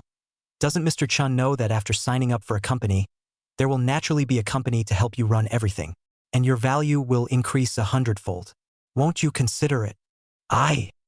Chun Feng's eyes rolled. I'm going to start my own company. Upon hearing this, Huang Guicha immediately nodded indistinctly. So Mr. Chun wants to start his own company. No wonder. However, Mr. Chun, it's not easy to start a company. It's okay. It's good to be interested. Director Huang, let's talk about the role. Oh yeah, fine. Huang Guicha immediately took a document from his briefcase and put it in front of Chun Fong. Mr. Chun, this is role information. Not a lot of drama and relatively demanding. I require the actor to have a deep experience of a character like the charterer in order to do it. Since there are not a lot of scenes, I wanted to get a big special to play. If Mr. Chun really wants to try out for this role, I can give Mr. Chun a higher price than the big special. So, let's see the character info first. Chun Fong nodded and didn't say anything. He had opened the folder and perused the character information. Character charters. An old Beijinger born and raised in Yenjing. The family has at least 100 houses, have been living off of rent collection. It needs to come across as that state of being so lazy and free that you no longer have any pursuits in life, i.e. you have plenty of money, you live a leisurely life, and you don't need a goal in life anymore. That's what it feels like. Chun Feng roughly read through the character profile, a total of 15 days of drama. Pretty good. Not too long and not too short. That's it. Chun Feng made a snap decision and looked at Huang Guicha and nodded. Director Huang, I have no problem with it. As long as you're okay with it, I'll take this role. The price is at your discretion. I really don't value it. Oh, good. Huang Guicha's eyes also lit up. Just Chen Feng's sentence of, the price is arbitrary. It really doesn't matter, made him feel like he had made a worthwhile trip. This young man is getting a lot of traffic right now. The conversation level is much higher. On the variety show, What's an Actor For? Every performance that advances to the next level is mind-blowing. That scene is so realistic that you can't tell reality from fantasy. It's awesome. It's been pretty nice to get him in a role for the price of a big special. With his traffic, maybe his own movie could be a hit. So Huang Guicha didn't hesitate. The two signed the contract on the spot. The moment the contract was signed, the system's beep also sounded in Chen Feng's head. Ding! The host's upcoming interpretation of the target character, Bao Rentgong, has been detected. Congratulations to the host for becoming a true Lao Jing Bao Rentgong. Congratulations to the host for obtaining 100 properties. Note: 100 sets of properties are scattered in different locations in Yanjing City. Each location matches 100% with the target character's property in the drama. Note: all real estate documents and keys will be deposited in the attachment section. Chun Feng was delighted in his heart. Nice guy. 100 properties? So all of a sudden, you're a chartered officer yourself. I was thinking about having to buy a house a couple days ago. Otherwise, it's not good to always stay in hotels. I hadn't thought about it, but now it's a direct step up. Chun Feng smiled and reached over, looking at Huang Guicha and smiling. Director Huang, thank you very much. No, I should be the one thanking you. Huang Guicha smiled and said, with Mr. Chen's current popularity, he actually doesn't need to act in such small roles at all. That's why I'm the one who should be thanked. Good, no thanks then. Good luck with our cooperation. Good cooperation. Director Huang, when will you enter the group? Tomorrow. Mr. Chun can rest for the night and enter the group tomorrow. How's that? Is it convenient? Chun Feng let out a long breath and smiled. Very convenient. See you tomorrow then. Fine, see you tomorrow. Chapter 067 Number 8 House of Longhu Iha Villa. After separating from Huang Guicha, Chun Feng rushed back to his hotel room. Can't wait to pull up the property board. Host, Chun Feng. Profession, actor. Level, 11130. Activate character templates. Drug addict, chef, rich kid, domestic violence guy, arrogant and cocky guy, prison gambler, kunku opera singer, appraiser, cancer patient, fortune teller, rent a guy. Personal skills. Listening to voices and recognizing numbers, card tricks as you wish, supreme thousand techniques, Fushi divine calculations. Item column, 100 sets of real estate documents and keys. Holy, it's called a feel better. 100 properties arrived. All in Yanjing. Chun Feng immediately took out those documents from the item bar and spread them on the bed. Lean, it's a full bed. It's not even finished. Casually flipping through a few house books, the lots were all familiar, ranging from the 2nd ring to the 6th and 7th rings. There are prestigious neighborhoods, old neighborhoods, school districts, and even stores and offices. Suddenly, Chun Feng's eyes lit up. Huh? What's so familiar about the address of this house book in your hand? Take a closer look. Isn't this the Summer Palace Long Lake Villa neighborhood? Here too. The last time I went there, I went with Liang Wanqiu. When he thought of Liang Wanqiu, a trace of nostalgia unexpectedly rose in Chen Feng's heart. I also wonder how she's doing back on Aussie Island. After thinking about it, he quickly put away the other house books and shoved them directly into the system item bar. Keeping them that way was safer than any safe. Then he picked up the key to the Longhu Iha Villa, took all his luggage, and left the hotel in a hurry. 40 minutes later, Dragon Lake Summer Villa entrance. Chun Feng dragged his suitcase and walked to the door of the neighborhood. The mood was more or less foreign. It's a gripping place to have your own property as well. So just how rich is this charterer of his own? You don't have to be a rich kid now, do you? Just as Chun Feng was about to pull out his access card and swipe it, A dull engine roar behind him came from far away and quickly drove to the door. This voice. Chun Feng's heart shook. Could it be that Liang Wanqiu is back? Can't be that bloody. Can it? The sports car behind him slowly came to a stop, while the electronic gates to the neighborhood swiped open. The gate was slowly opening. Chun Feng took a deep breath and looked back. Aha! Not her. Though the car behind him was also a supercar or a very tawdry gold Ferrari supercar. Lean. There are so many rich people in Yanjing. It shouldn't be a big deal to see a Ferrari supercar in front of a neighborhood like this, right?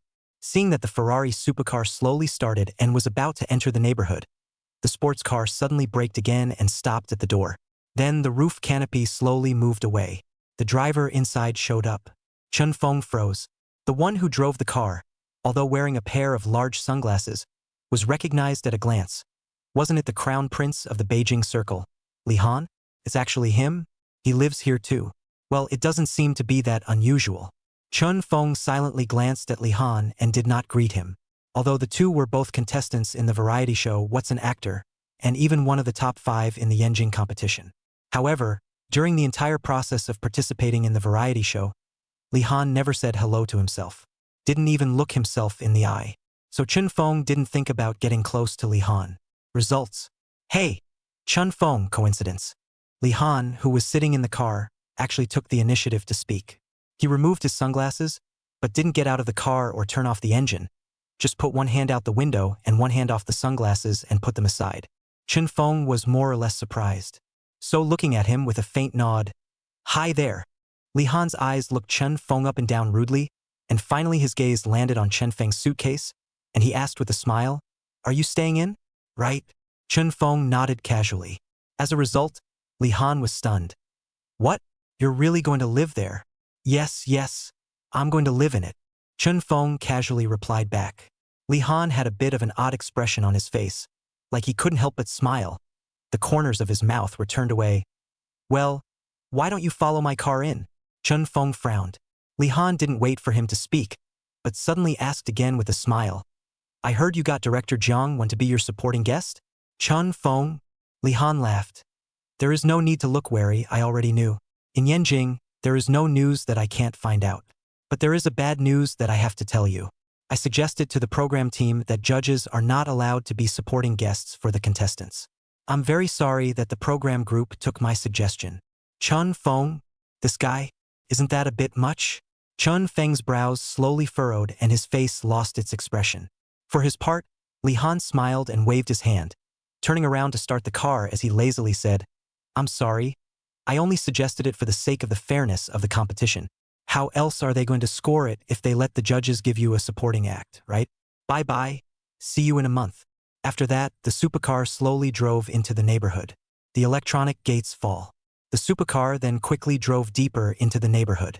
Chun Feng took a deep breath. Then he took out his access card and swiped open the small door next to him. Once inside, the security guard on the inside just froze. Yeah, and actually swiped in. Mainly, the access control system in the villa community is with electronic displays. Everyone swipes in and the electronic display in the security room shows the owner's information and the location of the housing. Outsiders can't get in even if you steal the access card. There's no information about you. Before, when Chun Feng stood outside the door, the neighborhood security guards didn't even bother with him. Dressed in ordinary clothes, dragging a beat-up trolley case, and carrying a large backpack. That's the image? No matter how you look at it, you don't look like an owner living in the Longhu Iha Villa neighborhood. And now, people really come in. The electronic display also had his check-in information. What's even more outrageous is that he actually lives in a single house in the neighborhood, the kind with a small yard. You know, that kind of villa usually starts at $700 million to $800 million. So this young man is really the owner. Chun Feng dragged his trolley case inside, going slow, walking and strolling at the same time. Gradually, he moved away from the doorway as the security guard looked on in embarrassment. Longhu Iha Villa number 8 house. Chun Feng finally walked to the entrance of the villa's small courtyard. The mood was extremely mixed, because it's a road he's traveled. The last time I came with Liang Wanqiu, it was this way. So the neighbor across the street from number 8 is Liang Wanqiu's house. This one is a little too coincidental. Chun Feng looked a few times into the small villa building across the street. There were no lights on inside, and the doors and windows were closed, so it was assumed that no one was living there. Liang Wanqiu said she went back to Ao Island. Shouldn't be back anytime soon. Chun Feng shook his head, turned around and came to the door of the number 8 courtyard, took out the key and directly opened the door of the villa's small courtyard. Phew, so cool. It's even prettier in here than Liang Wanqiu's house. The yard is a little bigger, and the small villa building is a small 4-story house. House 8 is supposed to be one of the most upscale villas inside the Longhu Iha Villa neighborhood. Others like the SIXS, like the 9s, like the 18s, etc. are basically a little more upscale as long as they come with SIXS and 8s. Chun Feng was cool. The hint of displeasure that had just been brought about by Li Han was now completely thrown to the back of his mind. It didn't matter if what he said was true or not. If Jiang Wen can't do it, he can find someone else. Besides, he's on his own ing way to the top of his life, and the original reason for participating in what's an actor for is no longer there, so who cares? Love whoever you want. Stay here tonight. Chapter 068 Liang Wanqiu's True Identity. There was no talk all night. The next day, Chun Feng slowly sat up from the luxuriously exaggerated and outrageous large bed. Phew, it was a damn good night's sleep. So quiet in the neighborhood. The noise is barely audible at night. The only downside is that it's too big. Living alone in such a big villa with a small house feels empty and unpopular. It's too cold. It would be nice to pick up both parents someday. Live in a villa together. The old couple has been in their old home all their lives. They haven't been out much. It's time for them to enjoy themselves, right? Bring Grandpa too. He's not so demented anyway. Chun Feng leapt off the bed and came to the luxurious bathroom, peeing like a walking corpse, washing his face and brushing his teeth. 7:30 in the morning. Chun Feng walked out from the small courtyard of the villa, walking around the neighborhood. While passing by the 6th house, there just happened to be a low rumble coming from the garage of the villa. Sports car. Chun Feng looked back. Oh, it's him, Li Han. Turns out he lives in house 6. With his hands behind his back, Chun Feng leisurely walked past Li Han's door. Li Han, who had just driven out, stopped with a sharp brake. With a dumbfounded look, he looked at Chun Feng. How did he get in here? Does he really live here? How is that possible? He's just a groupie. Where did he get the money to afford this place? Or did he blend in? No way. Li Han immediately overturned this presumption. The Longhu Iha Villa community was one of the few most upscale neighborhoods in the entire Yanjing city. The rankings won't go beyond the top 5. The security measures here are the best. Strangers will never get in. So how the hell did Chun Feng get in here? Li Han had been staring at Chun Feng disappearing at the end of the neighborhood road before he snapped back to his senses and hurriedly drove towards the gate. Passing by the security room, Li Han directly waved at the security guard and inquired about Chun Feng in a low voice. The results surprised him. Chun Feng really lives here, and it's living in the Villa King 8 compound. Before, that villa was always empty. Although I knew it was sold, I never saw the owner come to live there either. I hadn't thought that Chun Feng had lived in it yesterday. After asking about this, Li Han was truly confused. The brain went blank. Forgot how to drive out. Grass. The groupie? He can afford to live in Longhu Summer Palace? If he's so rich, why has he been a groupie all these years? You're playing a pig in a poke? Are you nuts? Li Han couldn't figure it out how. Longhu Iha Villa, that Villa King 8 house, even he cannot get. Surprisingly, it's Chun Feng's? Li Han was completely emo. 8:30 in the morning. Chun Feng left the neighborhood and prepared to have breakfast before rushing to Huang Guicha's theater to finish his scene. While eating, the cell phone rang. Picking it up, it was Jiang Wen calling. Finished. Chun Feng sighed in his heart. It seems that what Li Han said was true. Jiang Wen must have called to talk about this. Feel free to pick up the phone. Hey, Director Jiang. Chun Feng. Jiang Wen cleared his throat, then said helplessly, last night, we received a call from the program team informing us that the 4 of us judges can't serve as the contestants supporting guests. So, no way. Chun Feng, I'm sorry. You may have to find another support act. Chun Feng took a deep breath and said blandly, it's all right, Director Jiang. No matter what, I am grateful for your righteous help. Ugh. I'm not going to say much. Sometimes one has to serve the EDUP rules. Chun Feng, find a new supporting guest. Call me if you need my help. Okay, Director Jiang, thanks a lot. That's it then, goodbye. Bye. The two of them hung up. Chun Feng also merely frowned for a moment, and then took a taxi to leave. rushing to Huang Guicha's theater group. After getting to know everyone in the crew once more, Chun Feng immediately started work without saying a word. After makeup, Chun Feng's image changed. That's called grease. The beard was straggly and the clothes were lazily dressed, with slippers on his feet. The whole person has a sense of decadence of the children of the 8 banners, carrying a key ring in his hand. Hands behind your back. As soon as he came out, he walked dejectedly, with a hollow look in his eyes, going around collecting rent. Just this feeling made Huang Guicha slap his thigh so hard that he simply sighed in awe. It's all about the feeling. I've tried a few before that came over to audition for a movie, but I can't even get that feeling. There's not an empty space in any of the eyes. Why is it empty? There are more than 100 houses in Yenjing, and the rent collection is several $100,000 a month. What's left of life? Isn't it just money? That's why it's hollow. This is a true reflection of some of the big landlords' charters in the old capital. Now only Chun Feng performed. Originally, Huang Guicha didn't even think it would work so perfectly. He was looking for Chun Feng, and most likely he was also looking to confirm that he wanted him to act because Chun Feng had the traffic now, but the price was low. Turns out that's what people call professional. The acting was stellar. In this way, Chun Feng stayed in Huang Guicha's crew for half a month. Finish all the scenes with the charterers. That's called dedication. Moved everyone in the crew. Not only are they good actors, but they have a serious attitude.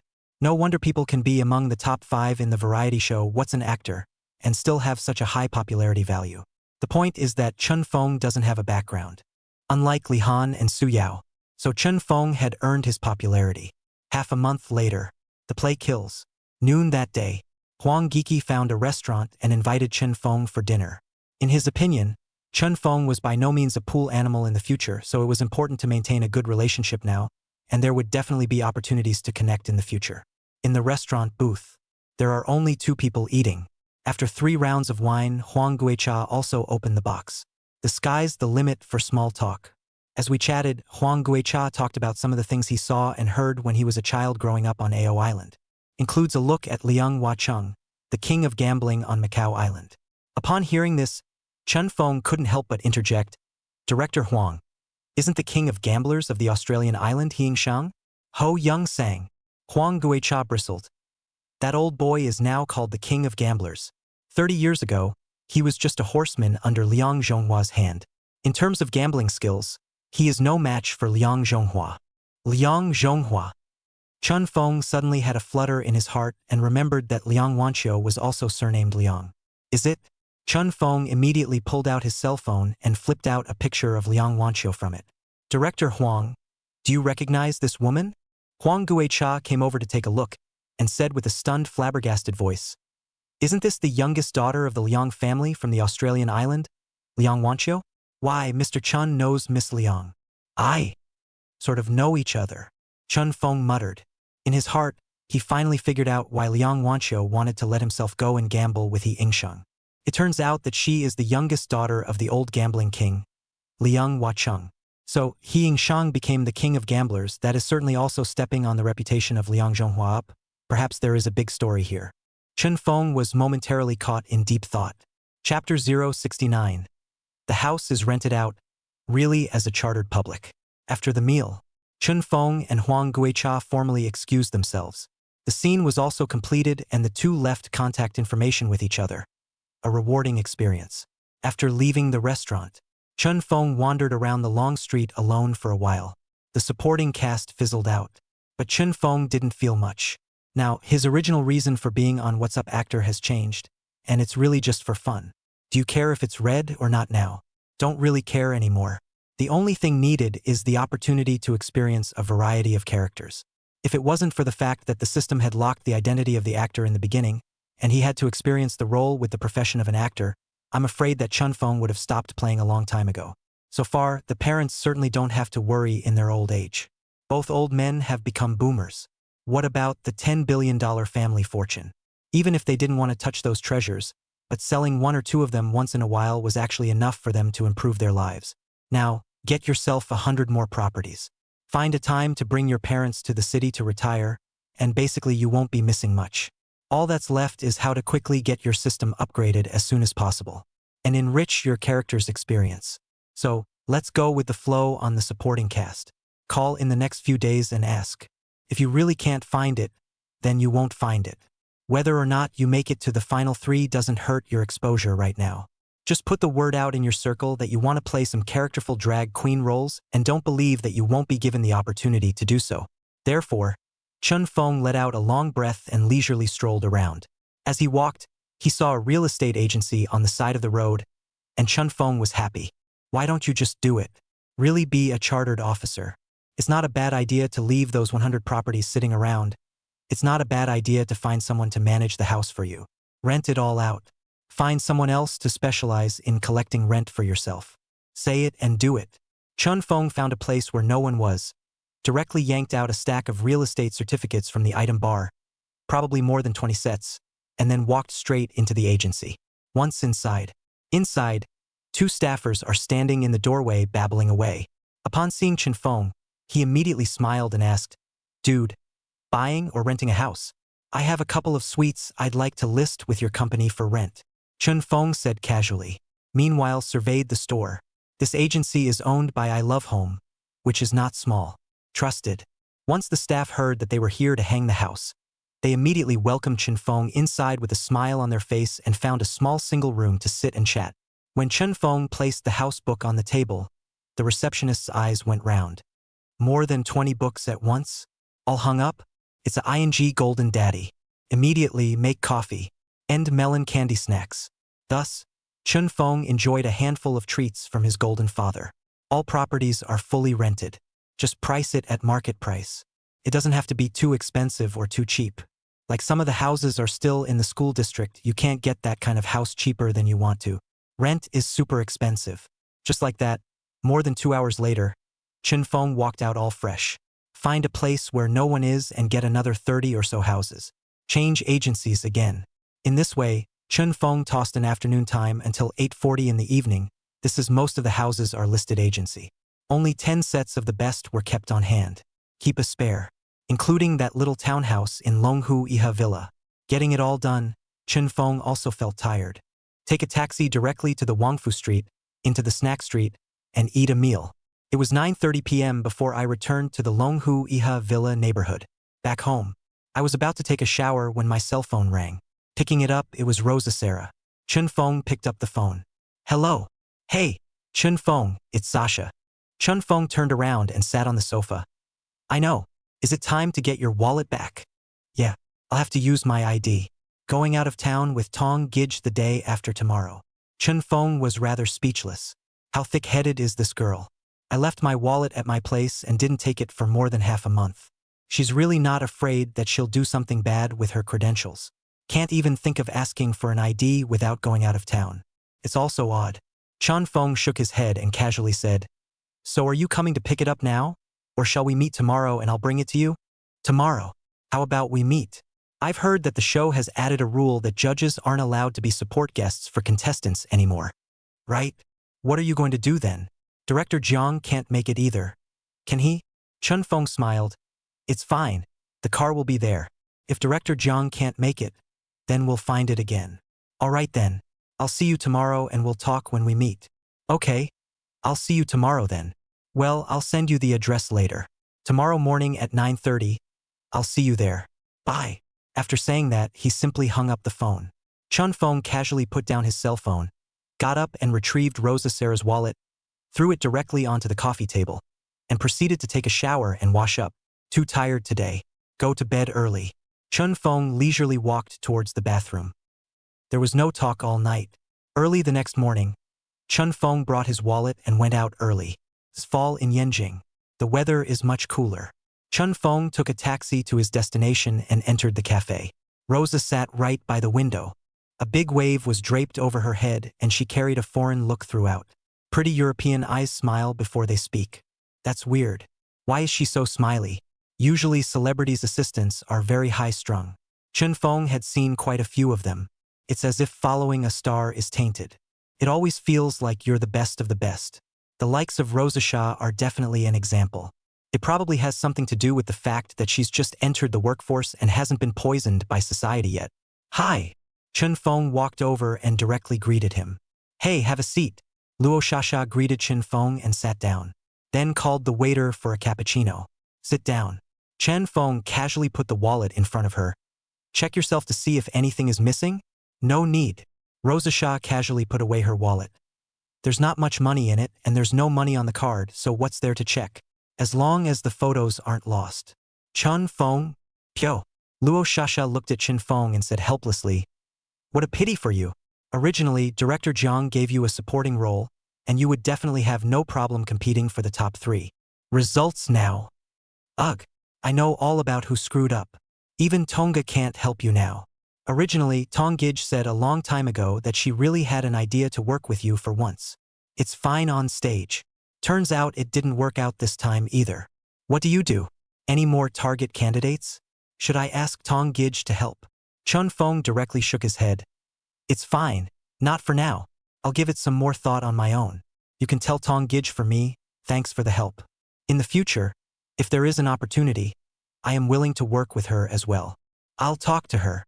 Luo Shasha's pair of charming European eyes looked fixedly at Chen Feng and suddenly asked, do you have something to do in the morning? Are you busy? Nothing, what's wrong? Chen Feng looked at her suspiciously.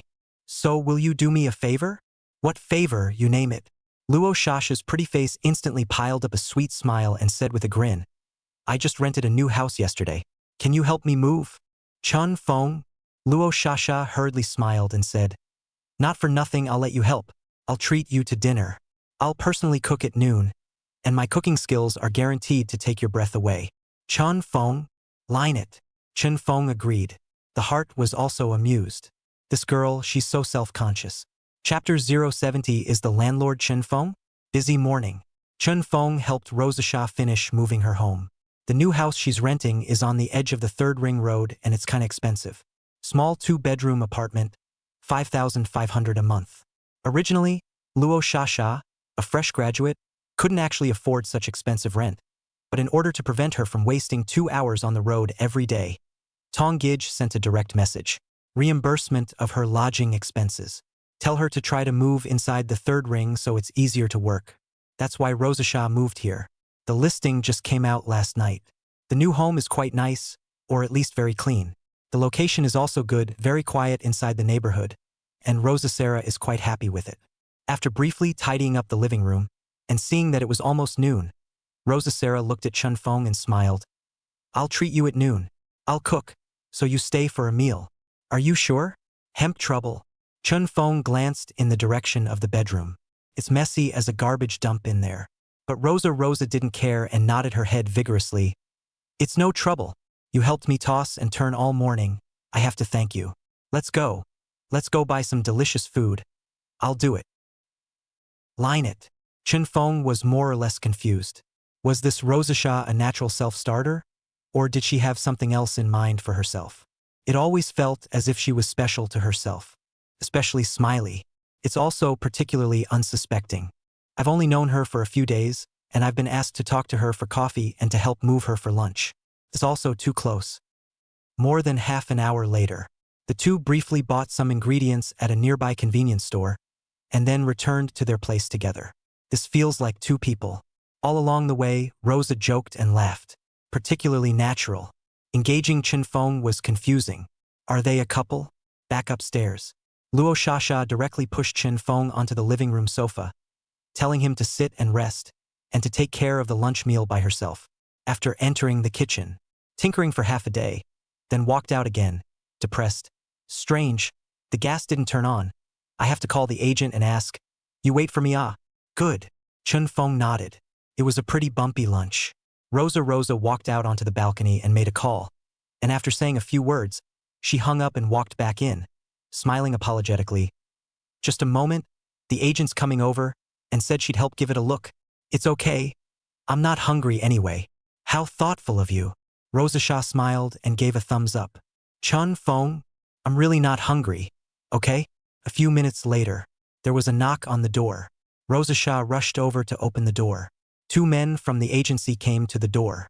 One of them came in and went straight over to the kitchen, and the other one was supposed to be the one who rented the room for Rosasera. He looked at Rosa and smiled as he explained, I'm sorry, Ms. Luo. By all rights, the gas should be through. Let's take a look first. If it doesn't work, I'll call the landlord and ask. All right, Luo Shasha said doubtfully. Is the landlord in Yenjing? Yes. Where does he live? That we don't know. Well, you guys hurry up then. I've got guests here, getting ready to cook. Upon hearing this, the agency boy hastily glanced at Chun Feng in the living room and realized that Chun Feng was also looking at them. So he immediately waved his hand. I'm sorry, brother. It'll be done soon. It's okay. Chun Feng nodded. The intermediary retracted his gaze. A little excitedly lowered his voice and looked at Luo Shasha, asked in a low voice. That big brother? Seems to be on the actor is what variety show in that Chun Feng bak? Bah? Yeah, it's him. Rosa Shah didn't hide it and gave a straightforward nod. Hey, meet the real thing. Rosa Shah didn't squeak. Soon the gas checker came out. The coworker looking out shook his head. No, I don't know what's going on. Call the landlord and ask. There's a word in the meter, but it doesn't go through. Okay, I'll make a call. The agency boy pulled out his cell phone, scrolled through it to find a number, walked to the door and dialed the number. Suddenly, the cell phone rings in the room. Rosa Shah and the agent hastened to look back. It was then that I saw Chun Feng pull out his phone and smile apologetically. Excuse me. After that, he got up and stepped aside to pick up the phone. Hello. Eh? The agent boy at the door turned back to Chun Feng with a confused look on his face. What's the situation? The one who answered the phone was actually Chun Feng? At this time, Chun Feng also finally realized that the one making the call was none other than the agency boy at the door. So the room got weird. The agent walked in with his cell phone and looked at Chun Feng with a stunned, flabbergasted look. Are you the landlord here, Mr. Chun? You, isn't it? This number was given to me by my coworker. Chun Feng blinked. Which agency are you? I love home. Oh. Chun Feng hung up his cell phone with a black line on his head. So the house is owned? Just hung out last night? Because there were so many houses. Chun Feng couldn't remember exactly where all the houses were. Anyway, it's a brainchild that's been put up on the internet. And it's split between 4 or 5 agencies that put it up. At this time, Rosa Sarah looked at Chun Feng with an odd expression. This house is yours? It should be right. What do you mean you should? Can't you remember your own house? Chun Feng helplessly spread his hands. I indeed didn't memorize it. The agent boy on the side explained at the right time. Mr. Chun listed 26 houses in our company last night. Didn't he, Mr. Chun? How much? Rosa was startled and looked at the agent boy with a shocked face. 26 houses? Yes, it's all Mr. Chen's. Luo Shasha slowly turned towards Chun Feng, feeling her brain go a little down. The agency boy is also confused. He thought that Rosa Sarah and Chun Feng were a couple. If the house was Chun Feng's, how come Rosa Shah didn't know about it? You're renting it to her for $5,500? What's the game? Are all games played by rich people so brain-burning? Finally, after confirming that this was indeed his house, Chun Feng helplessly said, I'll give the gas company a call to ask. Wait a moment. With that, he headed for the balcony. Rosalie? Agency guy? You wouldn't even dare to write a novel like this, would you? A few minutes later, Chun Feng returned to the living room and looked at Luo Shasha and smiled. The house was disconnected by the gas company because no one lived there for too long. It's fine now. The gas supply has been restored over there.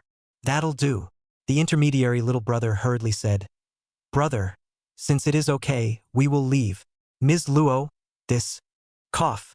He is the landlord. If there is anything you can say directly to him. After saying that, the 2 agency boys grayed out. Wait for the 2 to leave.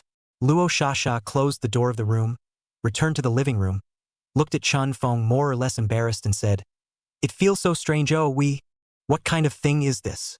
Chun Feng also smiled helplessly. This one is really a coincidence. So you have 26 properties in Yenjing? Luo Shasha looked at Chun Feng with a suspicious expression. Well, there is indeed.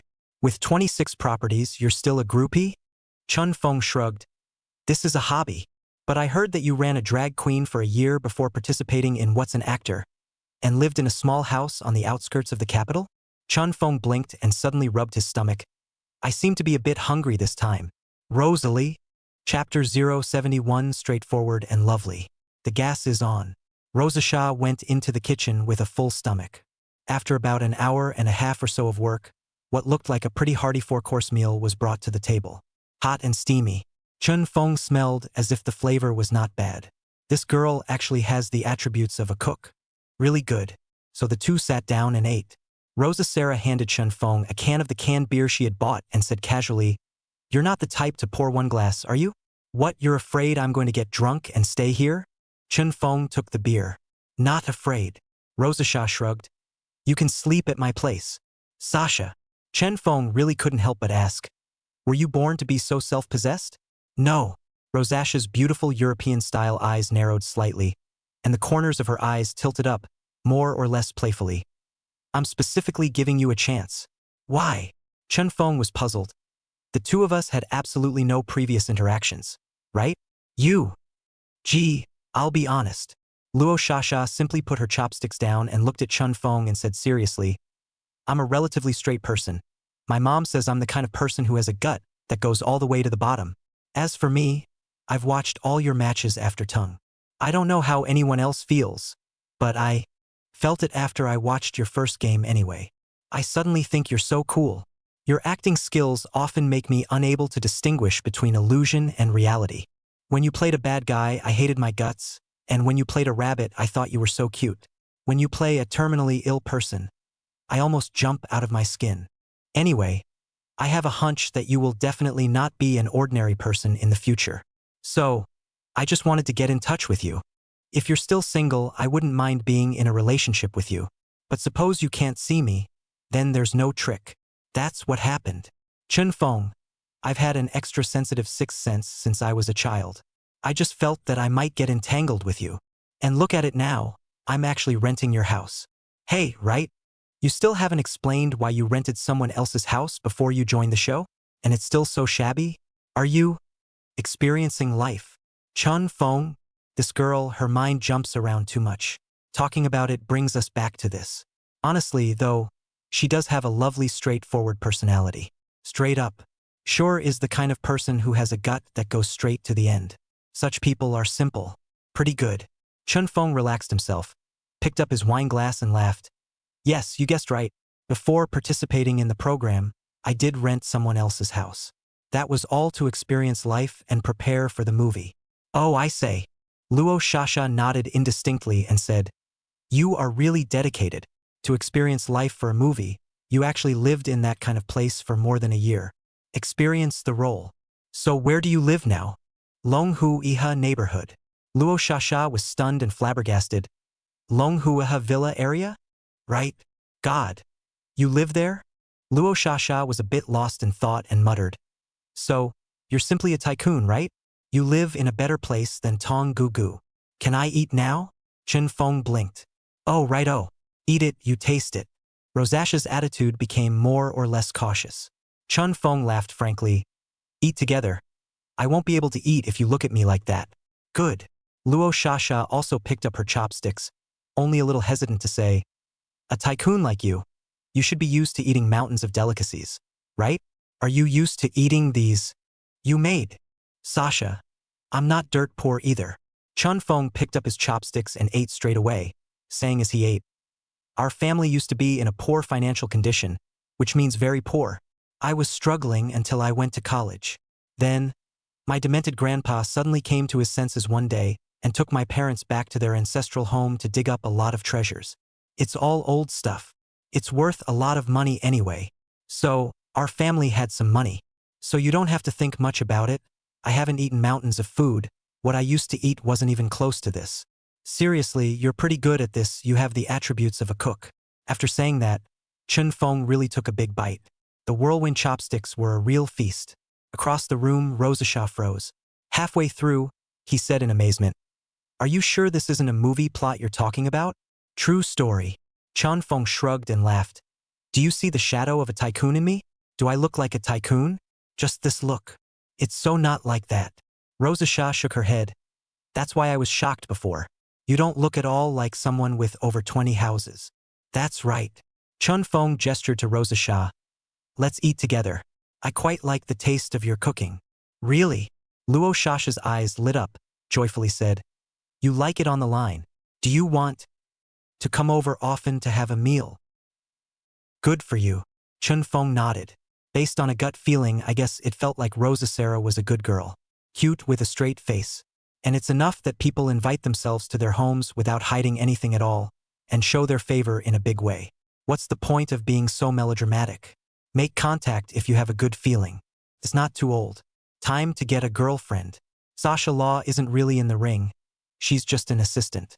If she really got along with her, she could totally get her to quit her job as an assistant. With so many houses in her hands, she's perfectly capable of being a chartered house. So, just look at the feeling. At least for now, Chun Fong had a fondness for her senses, saying what she had to say and being straightforward, and was especially interested in her sixth sense. She felt that she would definitely not be an ordinary person in the future. The truth is, one really isn't an ordinary person. So, Chun Fong opened his heart. The atmosphere was getting better as the two ate and talked. An hour later, both of them finished their meals. Luo Shasha cleaned up the dishes with nimble hands and asked Chun Fong to take a seat on the sofa in the living room and have a cup of tea to rest and relax. She herself went into the bathroom and took a shower. 40 minutes later, Rosa Shah finished washing. When he came out, his hair was still a little wet. She was wearing a homey white dress and was barefoot. She stood in front of the dressing mirror in the living room, ruffling her hair while looking at Chun Fong with a bright smile. This image is like a pure white moonlight goddess on campus. Chun Fong all looked at it with a heat in his heart. At this time, Rosa Sasha suddenly pursed her lips and asked softly, "So, we'll still date and see each other later?" Chun Fong froze. The heart is also crying. This one is a bit too straightforward. Okay, one's acceptance is considered strong. Besides, Rosa Shah was a little beauty and perfectly fit her criteria for a spouse. Thus, Chun Fong nodded dryly. "Will." Rosa Shah laughed. The smile was especially sweet. Chapter 072. You're in the rest of my life. It was also the first time Chun Fong had dealt with such a straight girl. So unexpected. Rosa Shah is a fire sign girl. Enthusiastic and straight. Once the relationship was established, she immediately went all in. Without even blow-drying his hair, he squeezed next to Chun Fong, unapologetically wrapped his arms around him, and rested his head on his shoulder as well. Chun Fong cried and laughed. A romance that moves this fast has never been encountered in a previous lifetime. It's only been 2 meetings since I met Rosa. It's just together now. He himself could only clearly be sort of a little bit good to her, but looking at Rosa's feeling, it was as if he was already intent on himself. Is it that attractive? It should just be her, right? The two snuggled up on the couch and made miscellaneous small talk for a while. As his blood sugar rose after the meal, Chun Fong felt a bit sleepy and couldn't help but yawn several times in a row. Luo Shasha suddenly sat up straight, put her legs on the coffee table, reached out and tugged on Chun Feng's clothes, and said with a red face, "Just lie over." "Ha!" Chun Fong froze. "You lie on me, take a nap and don't leave in the afternoon. I'll take you to have dinner with Tong Gij in the evening. I'll ask her to help out, and I'm sure I can find you a strong supporting guest. Is this good?" Chun Fong looked at Luo Shasha's cool white dress and those 2 long, straight, long legs. Lay down on it? This isn't going to give anyone a nosebleed? Rosa Sarah didn't care, just a slight blush on her face, biting her lip and nodding. "It's okay. Come on, it's fine." Chun Fong didn't know what to say. Lie down. Really kind of sleepy. Anyway, it was already clear with her that they could reach out to each other and have a relationship, so what's the point of being polite? Chun Fong immediately adjusted his posture, then slowly lay down on her lap. This lay down and the smell of freshness filled his nose. It all smells like Rosa Shah. It's reasonable to say that girls have a cleanliness problem. Much less allow a man to lay on top of him before he's even washed his face and hair, especially when the girl has just gotten out of the shower. But Rosa Shah really didn't care. Joyfully, she blushed even more after watching Chun Fong lying on her lap, but the eyes are bright. The pair of plain white and slender tender hands also lightly caressed Chun Feng's hair. "Go to sleep, Chun Fong." Rosasha's voice was light, soft, and sweet. Chun Fong closed his eyes. Smells so good. So soft. Comfortable. The mind is completely relaxed. In one swaying moment, Chun Fong fell asleep, snoring lightly. Luo Shasha pursed her lips with a smug look and returned her hand to secretly pick up her cell phone, turned on the photo mode, and directly took selfies of herself and Chun Fong, took a picture and posted it to a friend. The copywriter put in a quote, "From this day on, I'll have you for the rest of my life." The heart is happy after sending it. Putting down the phone and looking down at Chun Feng's side face, he accidentally found that his side face seemed to be even more handsome and sunny than the front. What a treasure, man. Especially, this guy not only has the fame flow now, but even his family is a thug. 24 houses? There's even a house in the Long Lake Summer Villa. How many treasures did their family dig up? Thinking about it, Rosa was suddenly despondent again. Do you deserve him? In the future, when he's hot, famous, and rich, I guess there won't be fewer women around him, right? Especially in the entertainment industry. How far can one go with him? The smile on Rosaccia's face slowly faded. A hand gently rubbed the tip of Chun Feng's eyebrow, and his mind started to wander in a chaotic manner. Chun Feng slept soundly, too down to earth. Pillowed on the soft warm thighs, his hands unconsciously wrapped around Rosa's waist. His face facing towards the small of his back, he slept at an awkward angle for the rest of the afternoon. When I woke up, it was dark outside. He was woken up. Rosaccia blushed like a persimmon. Looking at him, he shyly whispered, I can't, I want to pee. If you don't wake up, I might have to pee my pants. Upon hearing this, Chun Feng hurriedly sat up and laughed awkwardly. I'm sorry, I slept too much. You woke me up earlier. I saw you sleeping well, so I didn't bother. Rosa laboriously stood up, only to have her legs go numb just as she took a step. Ouch! Almost didn't fall. Chun Feng hurriedly reached out and wrapped his hand around her waist. Slow down. I'll help you over. Thighs are numb, right? Move around. It's okay. It's okay. With Chun Feng's support, Luo Shasha finally slowly moved into the bathroom and hurriedly closed the door. Clatter followed. The sound is this long. Chun Feng was sweating profusely outside. At the same time, there was a warm heat in his heart. The girl was probably holding her bladder in order to get a good night's sleep. Silly girl. Chun Feng let out a long breath. A girl like that deserves to be happy. A few minutes later, Rosaccia came out red-faced. Both hands pounded their thighs uncontrollably. Chun Feng laughed. Do you want a massage for you twice? Now. Or not. Let's do it at night. If you're free at night, you can give me a massage and I have a place to stay here. What a bold and direct attitude on Rosaccia's part. That's an invitation to spend the night by yourself. Chun Feng simply nodded his head graciously. All right then, it'll be at night. Anyway, the last thing I need right now is time. Good. Luo Shasha was excited like a little girl and immediately turned around and laughed. Go. Accompany me to meet with Tong Gij. Have dinner with her tonight and ask her for a favor. Sasha. Chun Feng reached out and wrapped his hand around Rosa's waist, shook his head and said, Actually, I don't care about the supporting guests anymore. There's no need to have to beg. If you can find one, find one. If you can't, forget it. No. Luo Shasha stubbornly shook her head once. Now that you're my boyfriend, why don't I go and try since I have this kind of resources? I'll definitely find you a better supporting guest. Speaking of this, Rosa said hatefully, originally, Director Jiang Wan would have been the perfect choice to be your supporting guest. His jungle status is there. Not at all inferior to Uncle Black Earth and the international chapter. It turned out to be surprisingly spoiled by some people. Humph, it's that Li Han. What the hell? He didn't know where he heard that Director Jiang Wan was going to be your supporting guest, and was afraid that you would overpower him on the competition floor. So he ended up calling the program and making a suggestion. You just can't have judges as support acts for contestants. Do you think he owes? I just think people like that are a cancer in the entertainment industry. To acting without acting skills, to emotional intelligence without emotional intelligence. Relying on the family has a few stinking money. In this circle to pick outside pouting, horizontal kicking manger shta. Chun Feng? Nice guy. Why don't you say that Yenjing chicks are hot? That little tantrum. And what a cynicism. Even if the other party was a famous rich second generation, with a family background that made many people chase after him, he was still scolded by Rosa. That's gotta give credit where credit is due. This shows that Rosaccia is not the kind of girl who is materialistic and gold-digging. Chen Feng's favorability towards her skyrocketed, so he simply wrapped his arms around her small waist and laughed. All right, don't take it seriously. Since you want to go find Tong Gij to figure out what to do, then let's go. Let's see if I have that luck. But for the record, it's okay if you can't find it, so don't take it personally.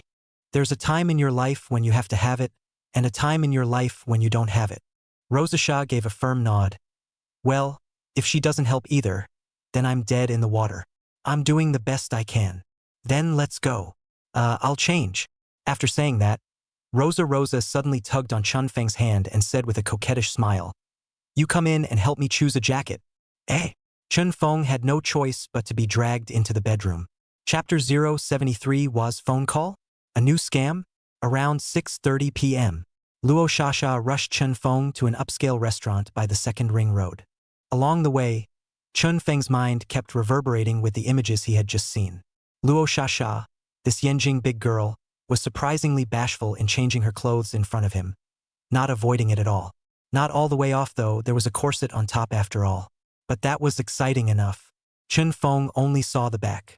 Seeing her real body, it was perfect. Plump waist and fat ass. I don't know how many notches higher than Tong Gij's kind of tall and skinny dried up body. What an eye candy. This girl really has star bones. Chunfeng suddenly wondered if he was too lucky. Go inside. Tongij is already up there. Luo Shasha, who was on the side, took a quick glance at her cell phone and immediately dragged Chunfeng into the restaurant, directly up to the third floor box. Knock on the door and go in. There was only Tong Gij himself inside. Is drinking tea. Luo Shasha hurriedly ran over to greet her with a smile. Sister Tong. Aha! Tong Gij's face darkened a bit. At this time, Chunfeng also walked in, and after seeing Tong Gij, he politely greeted, "Hello, Ms. Tong." Hey, come on, don't call me teacher." Tong Gij hurriedly waved her hand modestly. "I really don't have that qualification.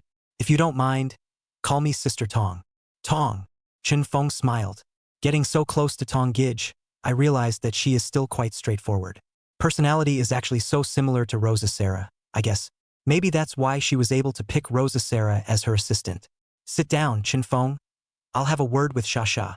After Tong Gij invited Chunfeng to sit down, she immediately glared at Luo Shasha, signaling her to follow her out. The two went out. Outside the door, Tong Gij looked at Luo Shasha with a dark face. What's going on with you and him? What's going on with the photos you posted in your circle of friends? Rosa Shah laughed stiffly. We're good to go. Well, Tong Gij stared wide-eyed at this little assistant who had just graduated not long ago, and said without any good humor, "You've only met him a few times, and the two of you are already hooked up? It doesn't matter how many times you've met. It's what feels right that counts. You." Tung was so angry she wanted to throw up her little fists. How does this girl's brain work? Love brain? She's got the guts to a guy she's met 2 or 3 times. Luo Shasha carefully smiled with him and said, "Sister Tong, don't worry. I know what I have in mind. I asked him to help me move in the morning, and he came to help without saying a word. We had lunch together at noon, and I confessed my love during dinner. He also agreed." "Huh?" Tung laughed in exasperation. "Or did you confess?" "Yeah. You're awesome." Completely speechless, Tong Go shook her head and said, "I see you don't want this job. Sister Tong, I won't delay my work." Luo Shasha hurriedly explained, "Don't worry, I really won't delay my work. Although the two of us have officially established a relationship, we're just getting along for a while to try it out. It's not like we're getting married directly. There's still time to work. Besides, he's actually very busy." Tongij was speechless. After rubbing her temples, she simply said, "Sasha, I'll say it in advance. If you affect your work, I'll directly fire you. Also, you don't know him well, so if you get cheated one day, don't come crying to me." "It won't." Luo Shasha laughed heartlessly. "Sister Tong, I'm taking advantage of the fact that I'm good with him. You know, he has 26 properties in Yenjing." "What?" Tung froze. "He has 26 properties, scary no?" Tong Gij reached out and touched Rosa's forehead. "You're burnt out, 26 properties? 26 properties and he's still a groupie. Really?" Rosa Shah laughed.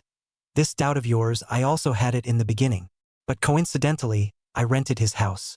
After the agency's confirmation, he really does have 26 properties, all of which are listed for rent in my love home."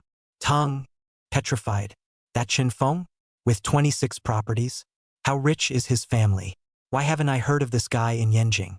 And, from what the showrunners have been told, it seems that this person has been running the show in major productions before joining the show.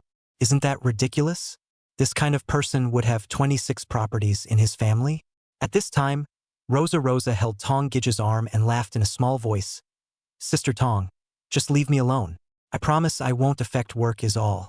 You can leave my personal life alone. I believe in my vision. Chun Fong will be a hit sooner or later. All right. Tong Gij glanced at her mouth. I don't care about you either. Just remember what you said today. Don't worry. I have it in mind. You still have the count? Tong Gij shrugged off Luo Shasha and walked back in a bad mood. A woman chasing a man has no good results. Who said that? Luo Shasha hurriedly followed. Sister Tong. Who is chasing who between you and Brother Deer? I wasn't the one chasing him anyway. So Deer chased you? You control me. Tong Gij directly pushed the door into the private room, and Rosa followed with a smile. The booth. Chun Fong was at ease with his demeanor. Not the slightest hint of embarrassment. In fact, Tong Gij also had a good feeling towards Chun Fong, the kind of pure appreciation. She had been convinced by Chun Feng's acting skills. Originally, he was still thinking of finding an opportunity to work with Chun Fong, and it's not bad to be a supporting guest for him, but it turns out that there's no chance of that happening now either. The three men resumed their seats. Rosa Sarah called for a waiter and began to serve the food. A few minutes later, a few classic small plates were served. It's quite rustic and not as extravagant as one would expect. So, in fact, celebrities are just like ordinary people in private. They also eat regular food. It's not a mountain of food all the time, either. They also pee urgently and poop out stinky. Ordinary very much. It's only in front of the camera that it's glossy, like it's unearthly. When the meal was served, the three men opened their mouths. As she ate, Luo Shasha couldn't help but open her mouth and ask, Sister Tong, Chun Feng's supporting guest has fizzled out. Can you help him find a guest? Tong Gij glanced at Chun Fong. Do you think little dear can do it? If it's okay, I'll call him to come over and help. Ha! Chun Fong was flabbergasted. Fawn? Chun Fong blinked. Not really. Fawn's got the flow, but the acting… What do you mean? It looked like Tong Gij was genuinely trying to help, moving her boyfriend out. But what if it backfires? Right at this moment, Chun Feng's phone suddenly rang, and he hurriedly got up and smiled apologetically. Sorry, I'll take a call first. After saying that, he quickly walked to the window. Caller ID is weird. It's not a mainland phone number. It shows up as Hong Kong Island. Fraudulent phone calls? Chun Fong casually picked up the phone. Hello? Which one? Hello, Mr. Chun. How are you? I'm Wa. Who? Chun Fong froze. This is Wa. I'm sorry. I know it may be abrupt to call you. However, I've heard that you're having a little trouble and may need a support act. If you don't think I'll be a drag, I'd like to be your support act. Chun Fong? Hear me wrong? Wa? To be a supporting act for yourself? Chapter 074. Wa wants to be a supporting actor. So metaphysical. Chun Feng's first reaction was a scam call. Will the other side of the next sentence directly come to say, first VI $5,000, buy a ticket, immediately fly over to see you? So, Chun Fong replied back, You're Wa. Behind. The two who were eating froze at the same time. In unison, they looked up at Chun Fong. Who? Wa? Which Wa? In the cell phone. The indeed familiar Hong Kong Pa said very seriously, Yes, I am Wa. I know you will be skeptical because it is indeed hard for you to believe me with this look. Actually, we can video connect. I have been using Vmail as well. Chun Fong? And a video link? It's not a spoof, is it? Really? The point is, this is outrageous. Does Wa also watch the variety show, What's an Actor? And happen to enjoy their own performances as well? And just happen to have the time and want to be a supporting act for yourself? How big of a pie to drop on your head? Chun Fong was suspicious in his heart and couldn't help but say, Okay, video link. My cell phone number is V, add a friend. Okay, I'll hang up then. After saying that, he directly hung up the phone. The other person was polite the whole time. It really doesn't seem like a spoof or a scam call. At this time, Luo Shasha's voice came from behind her. Chun Fong, just now I heard you say something about Wa? What's the situation? Has Wa come to Yenjing? Chun Fong looked back at her. At the moment, both Rosa Sarah and Tong Gij were not eating. They're all looking at him. Chun Fong frowned and said slowly, A number from Hong Kong Island just called me, saying that he was Wa and wanted to be my supporting guest. Ha! Rosa Shah was startled. Tong Gij was also confused. Chun Fong shrugged. I also think it's bull. I just don't know if this is a new scam or who spoofed me. Anyway, he said he could video it, so video streak it is. Let's see. Luo Shasha immediately got up and walked over to Chun Fong. Tung hesitated. After sitting there hesitantly for a moment, he still couldn't hold back his curiosity and also got up and walked to Chen Feng's other side. The two girls' heads came together. Fragrant winds surrounded them. Unfortunately, Chen Feng didn't have the heart to pay attention to the two beauties next to him. On his cell phone, he had seen the friend request message. Chen Feng immediately passed. A number whose nickname is Hua. The avatar is indeed a picture of Hua too, but the number looks like a new application. The side of the Rosa skimmed his lips. This kind of look is fake. A new application, it's probably a scam, not a spoof. As soon as the words were out of his mouth, the video link came through. Tong Gij on the other side said curiously, "It's really videoed. Connect and see." Chen Feng didn't hesitate and directly clicked agree. Soon, the video connects. After the other side's video screen appeared, a familiar old man appeared in the center of the video screen. At that moment, all three people sucked in a breath of cold air. Holy, is it really Hua?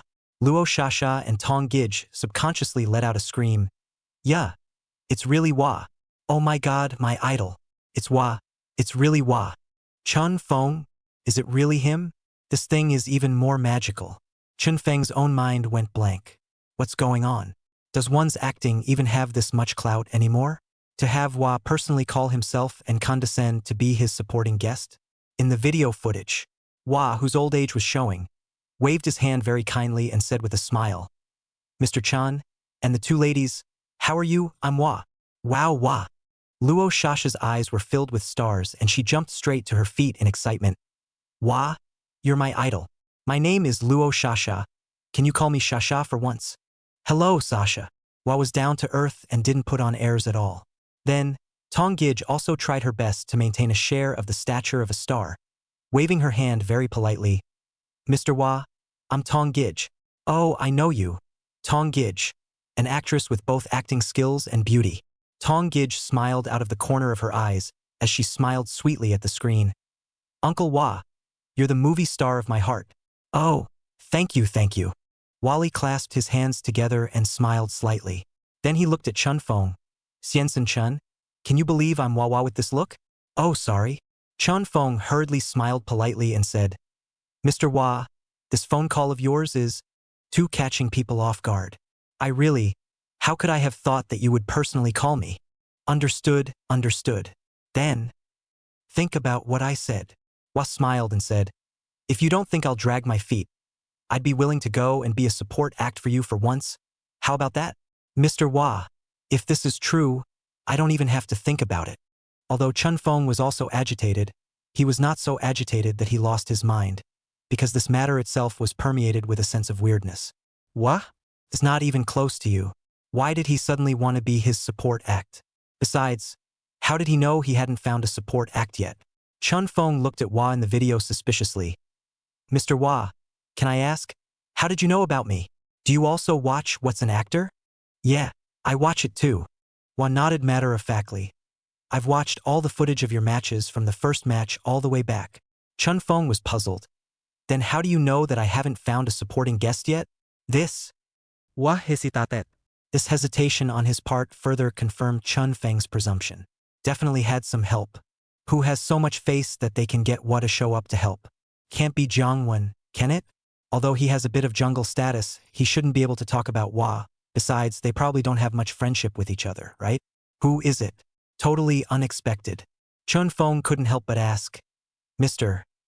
Hua, tell me straight, who asked for your help? I'm guessing you didn't come to me on your own accord." "Ha! Hua laughed. Smart lad. But don't ask. I won't say anything if you do. Let's ask you now. Are you interested in having me as your supporting guest?"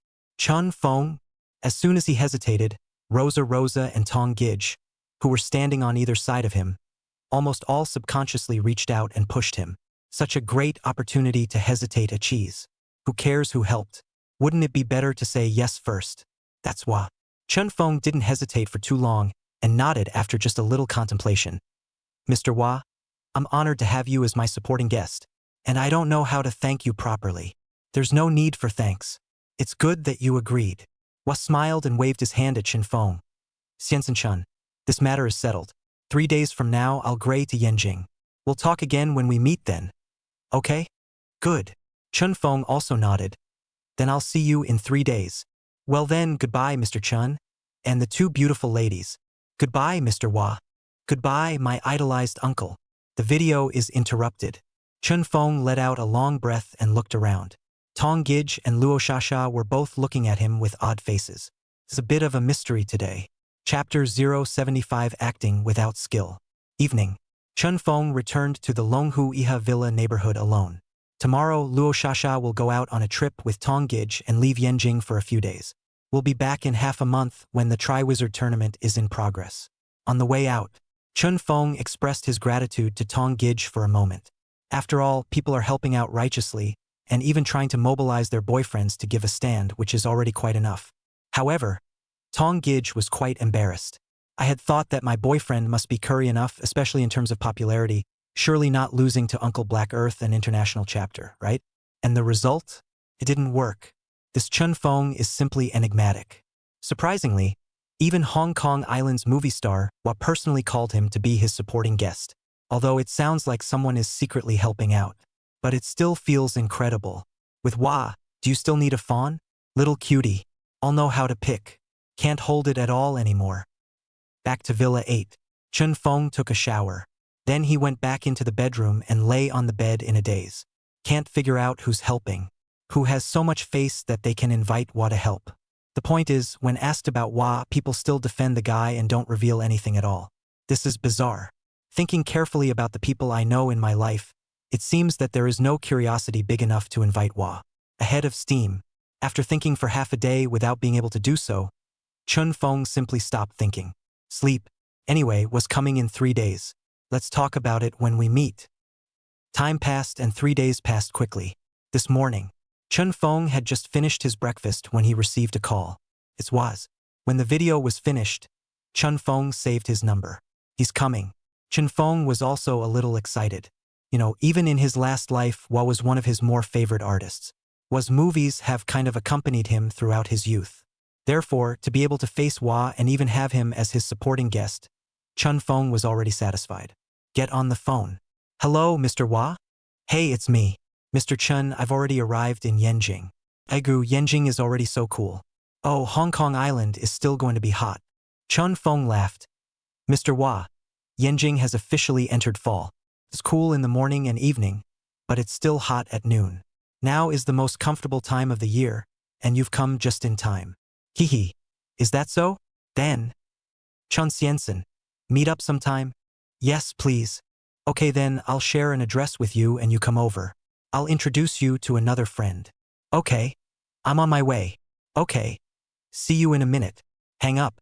Soon, Hua's shared address was sent. Chun Feng took a look. Isn't this a movie and television base in the suburbs of Beijing? In Huairou. There he goes. Meeting a friend? Is it a director? Chun Feng was somewhat looking forward to it. An hour or so later, Chun Feng rushed to Huairou Film and Television Base. According to the tips in the information of Hua Chai, in the film and television base of 7 Twists and Turns finally came to a shooting site dedicated to blasting. Before he could get any closer, he heard a rumble and a bang in front of him. The smoke was thick. Nice guy. So hot? Just as Chun Feng was looking ahead and looking around, suddenly the window of an SUV sedan not far away rolled down. Mr. Chan? This way. Chun Feng twisted his head. What? It's time to see the real thing. Chun Feng hurriedly ran over. Mr. Hua. Shoo. Keep it down. Hua was wearing a black jacket and hat, and after showing his face with Chun Feng, he directly put his mask and sunglasses back on. Aha! It must have come in secret. No wonder the inside of the movie base was so calm. If anyone knew Hua was here, I'm afraid the movie base would have been overcrowded. Come on. Get in the car. Hua opened the car door. Chun Feng immediately got into the car and sat on the other side. Mr. Hua, nice to meet you. Chun Feng reached over. Ahem. Don't be so polite. Hua smiled and shook Chun Feng's hand, taking a serious look at him. Well, not bad. A bit sunnier in person than in front of the camera. Thank you, Mr. Hua. You don't always call me teacher. Hua shook his head and laughed. I know myself that I'm not that qualified to be a teacher. My acting skills don't feel as good as yours. It's much worse than many actors in the mainland. So I'm really embarrassed to be called a teacher. No. Chun Feng hastily shook his head. I call you Mr. Hua Chai as a sign of respect for you as a person in your own right, not just in terms of your acting skills. Mr. Hua Chai is the only person in the entertainment industry that I like who lives a more authentic life. Living the truth? Hua lost his smile. This is the first time I've heard someone describe me like this. Seriously, Xian Sinshin, don't respect me too much, because you don't know what kind of era I came from. When we were young, it was very dark. That's why I said Mr. Hua is real. Anyone else wouldn't tell me such a great truth, would they? Oh, you kid. Hua and Chun Feng smiled at each other. A few short words instantly dissolved the strange atmosphere between the two men. For Chun Feng's speech and demeanor, Hua also felt comfortable in his heart. And he actually said what was on his mind. Ever since he was entrusted with the decision to be the supporting guest for Chun Feng, Hua specifically ran online to watch the videos of the first few installments of What's an Actor? He watched Chun Feng's match carefully. After reading it, a startling conclusion was reached. This young man's performance felt unskilled and purely akin to being in character. But it doesn't make sense. Even if Chun Feng was no matter how powerful he couldn't possibly have the attributes of a drug addict, a domestic violence man, and a rabbit at the same time, could he? This is especially true for patients with recent stage cancer. That was definitely a performance. But here's the weird part. Even a veritable veteran actor like Hua Chai couldn't see Chun Feng's acting skills. Felt like he had cancer himself. So, in fact, Hua's curiosity rose. After scrutinizing Chun Feng's matches a few times, Hua decided to meet the real person. Really get in touch with this amazing young man. Today, finally, I saw it. Judging from his appearance alone, Chun Feng was similar to most young people entering the acting world. There's a sunny, handsome appearance. Height has an advantage. Other than that, can't see anything too special. Who would have thought that once he was put in front of the camera, the whole thing would be different? In addition, the reason why Hua called Chun Feng to meet at the film base was actually a coincidence that an old friend of his happened to be filming a movie here. This old friend is Wang Jing, a famous director on Hong Kong Island. Numerous times he has won the Best Director award at the Bay Island Golden Horse Awards. Wang Jing is friends with Hua. The kind of thing you ask for. Therefore, Hua decided to let this old friend test Chun Feng's success. Let's see if this young man is a natural actor or not. Chapter 076, Expanding Your Network. Introducing Master Star to you. Car.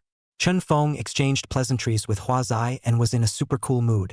It feels twice as good to be able to make friends with your childhood idol from your last life, to be able to sit in a car with him and say a few words. A few minutes later, the distant blasting scene is shot. A group of people came out of it in an uproar. Hua stared outside and patted Chun Feng's shoulder. Xian Sin Chun. Let's go. Let's introduce a friend to you. Mr. Hua, what kind of friend? Reveal it first. Oh, I'll know when I see you. Hua laughed, put his mask and hat back on, and just pulled the car door open and walked out. Chun Feng hurriedly followed. The mind boggles as well. These old Hong Kong Island actors are really plain. Don't they ever have people around?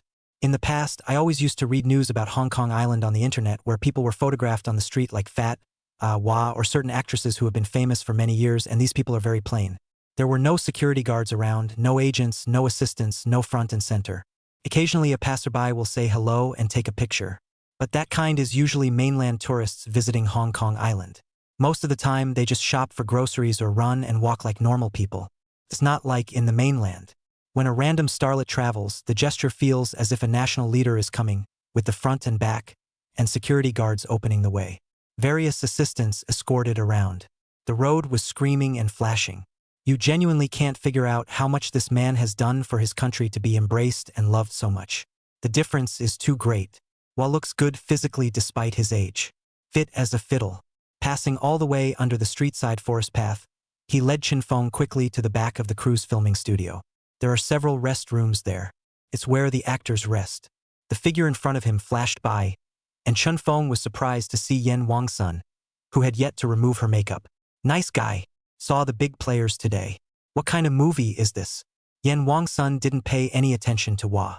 As for Chun Feng, to Yen Wang-sun it was more of a passerby role. So he left in a hurry. Hua also silently led Chun Feng to turn into one of the rooms. It's empty inside.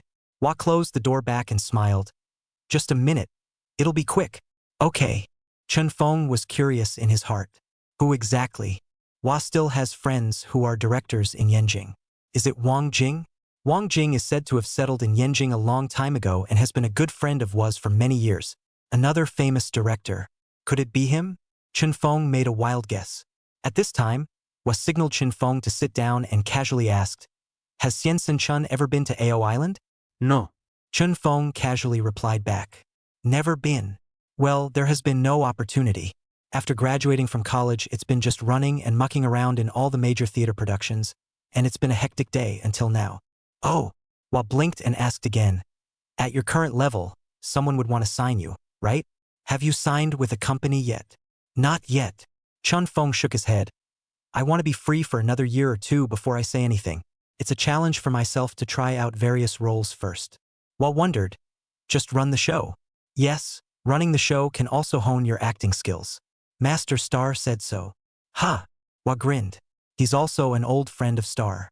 Perhaps, when Master Star meets this young man, he might like him a lot. In particular, Star's best trick is actually creating recognizable golden supporting characters. If the lad had never signed on, he could have been introduced to Star to get to know him and give him a role to try out sometime. With this kind of eccentric acting skills of Chen Feng, it is expected that even Master Xing, who is always known for his strictness, can't pick any faults. Thinking of this, Hua smiled and asked, "Does Xian Sen-chun like Star style?" "Well, super favorite. His movies, like Mr. Hua's, have been with me throughout my childhood memories." "That's good." Hua nodded. "Find a chance and introduce you to Master Star. Since you still want to be a group actor for 2 years, maybe he can help you create a special supporting role." "Okay." Chen Feng was instantly delighted. "Then thank you in advance, Mr. Hua." "You're welcome. I'll watch you." Hua gave him a thumbs up. Chen Feng hurriedly said a few words of modesty. Not bad. Unexpectedly, it expanded the network. With Hua recommending himself, I'm sure there's no problem on Star's side. You can access Master Star in the future? To be honest, Chen Feng is still very fond of Master Xing's kind of sky-high movie style. If you can be lucky enough to star in one and create a golden supporting role, then this popularity of your own will really open up. The two were chatting when footsteps and talking sounded outside. Someone's coming, and there's more than one. Hua immediately got up and laughed. "I think he's here." Chen Feng also hurriedly stood aside. Soon the door opens. The three men walked in jointly. Chen Feng saw a super familiar face at a glance. Holy, this tan face, isn't this Ku? He's there? And this one in the middle of... Sure enough, it's Wang Jing. Old age has blossomed all over. The man on the other side was unrecognizable. Wore glasses and had a more serious look. As soon as the three men entered the house, they saw Hua. Wang Jing immediately smiled and reached over. "Hey, you're here. Rare guest, Guz I also smiled and greeted. "Yesterday I heard that you were busy attending an event on Hong Kong Island, but today you came to Yenjing? You're really busy too." "Oh, born to labor." Hua shook hands with the two men and greeted them, and finally looked at the strange man and smiled. "I just realized today that Mr. Su is Director Wang's producer?" "Hua, long time no see." The man named Su shook hands with Hua. After a few people exchanged pleasantries, Wang Jing then looked at Chen Feng suspiciously. "Who is he?" "I'll introduce you to them." Hua paid quite a bit of attention to Chen Feng, going so far as to personally and solemnly introduce the three people. Only then did Chen Feng realize that the strange man was a relatively famous producer in Hong Kong Island's film and television circle called Su Xianglin. His movies are all sellouts on Hong Kong Island. It's just that it's rare within the ground. Because his movies are more or less scrubby, some are too bloody and violent, and some are nonsensical and funny movies but with a light touch of astringency. Anyway, almost all the movies he produced were killed on the mainland. That's why he's not too famous on the mainland. But almost all the big names on Hong Kong Island know him. After the introduction, Chen Feng shook hands with the three people one after another in greeting. "Hello, Director Wang.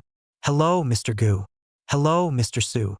All three men were flabbergasted.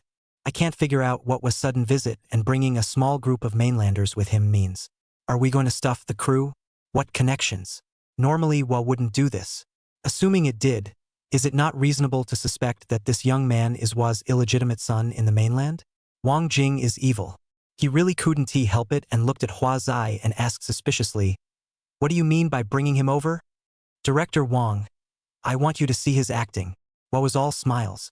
"Look at the acting?" Wang Jing looked skeptical. "Why do you want me to watch a drag queen actor act? Is this your bastard child?" "Hey you." Hua let out a laugh and cursed. then came over to Wang Jing's ear and whispered a few words. After saying that, Wang Jing looked at Chun Feng in shock. Really? Chapter 077.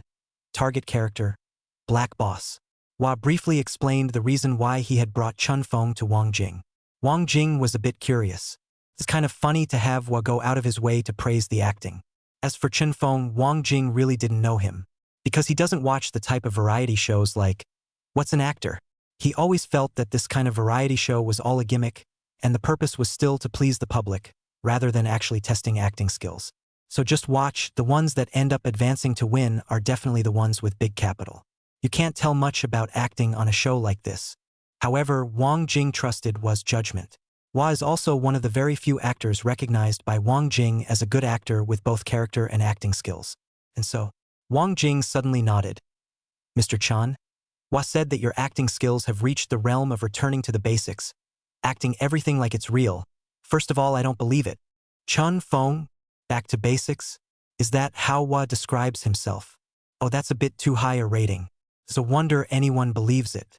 On the side, Gu Zai and Su Xianglin froze for a moment. Back to basics acting? What are you talking about? Throughout the acting world nowadays, which actor dares to say that he or she is back to basics in acting? No, right?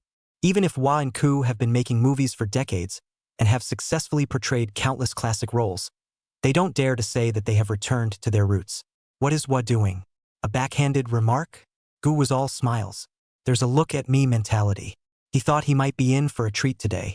Wang Jing looked at Chun Feng and continued, I, for one, have seen quite a few actors.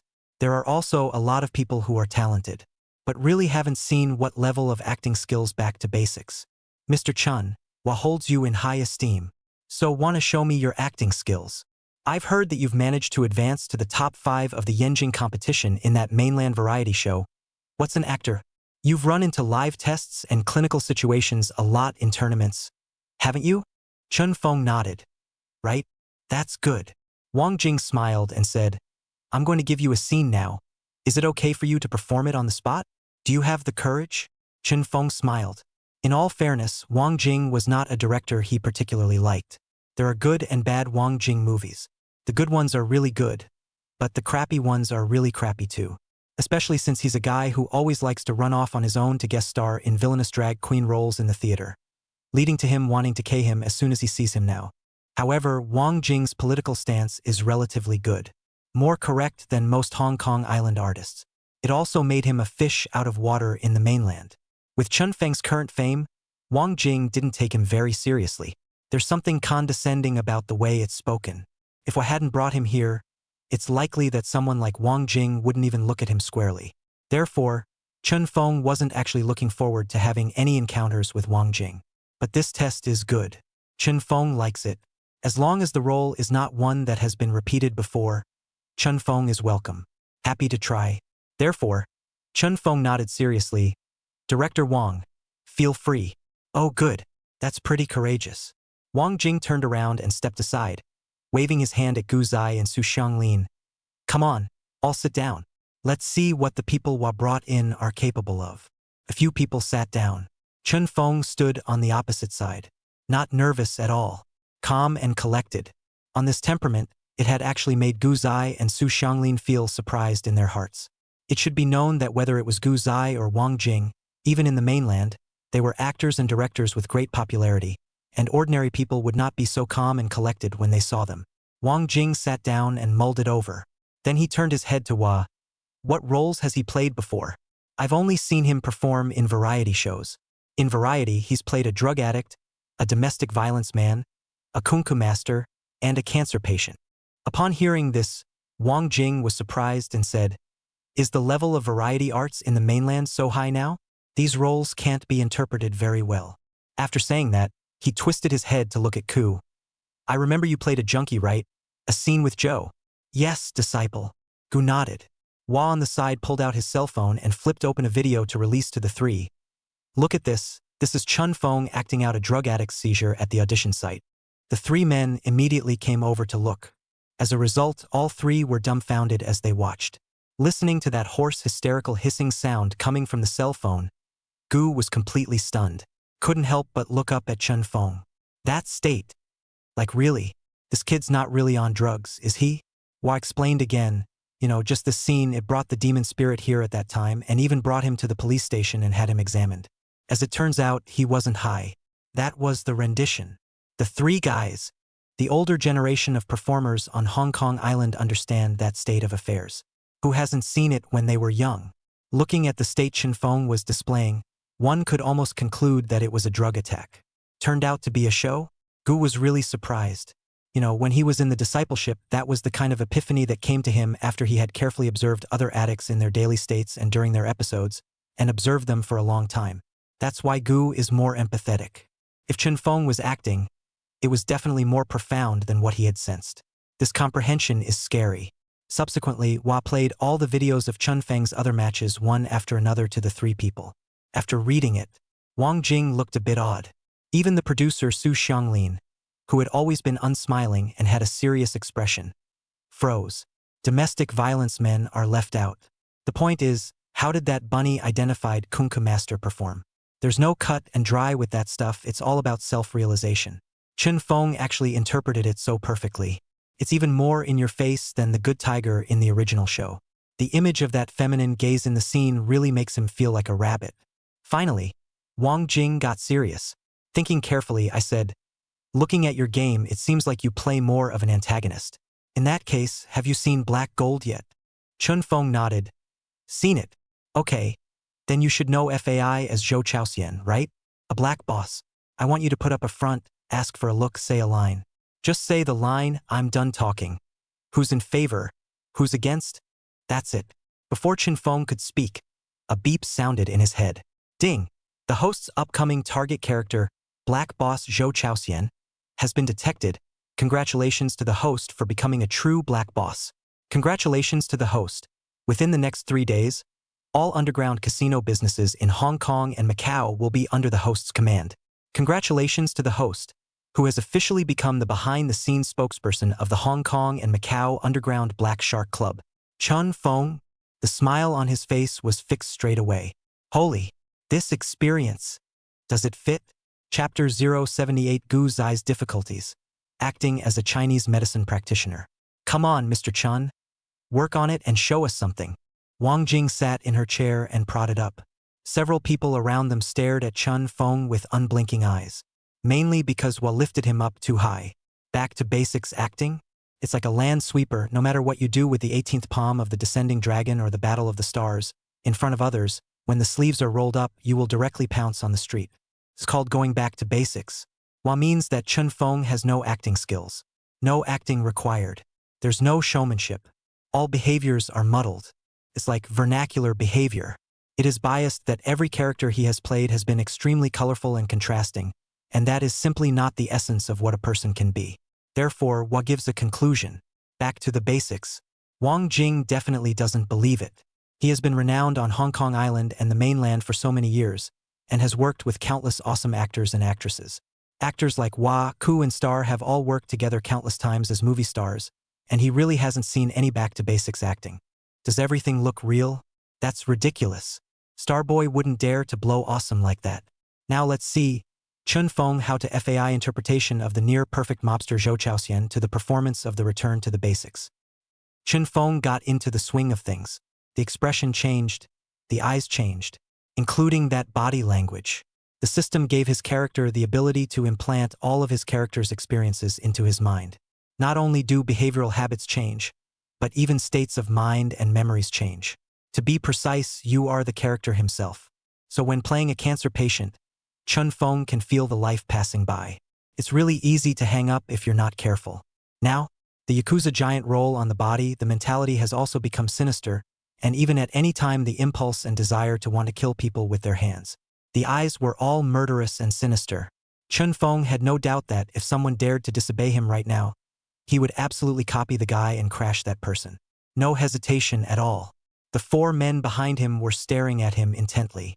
Chen Feng stood in front, his back to the four men, then slowly turned over, swept a gloomy glance at the four men, and said faintly in a smooth but sinister tone of voice, "I've finished speaking. Who's in favor of it and who's against it?" After saying that, his eyes aimed at Wang Jing.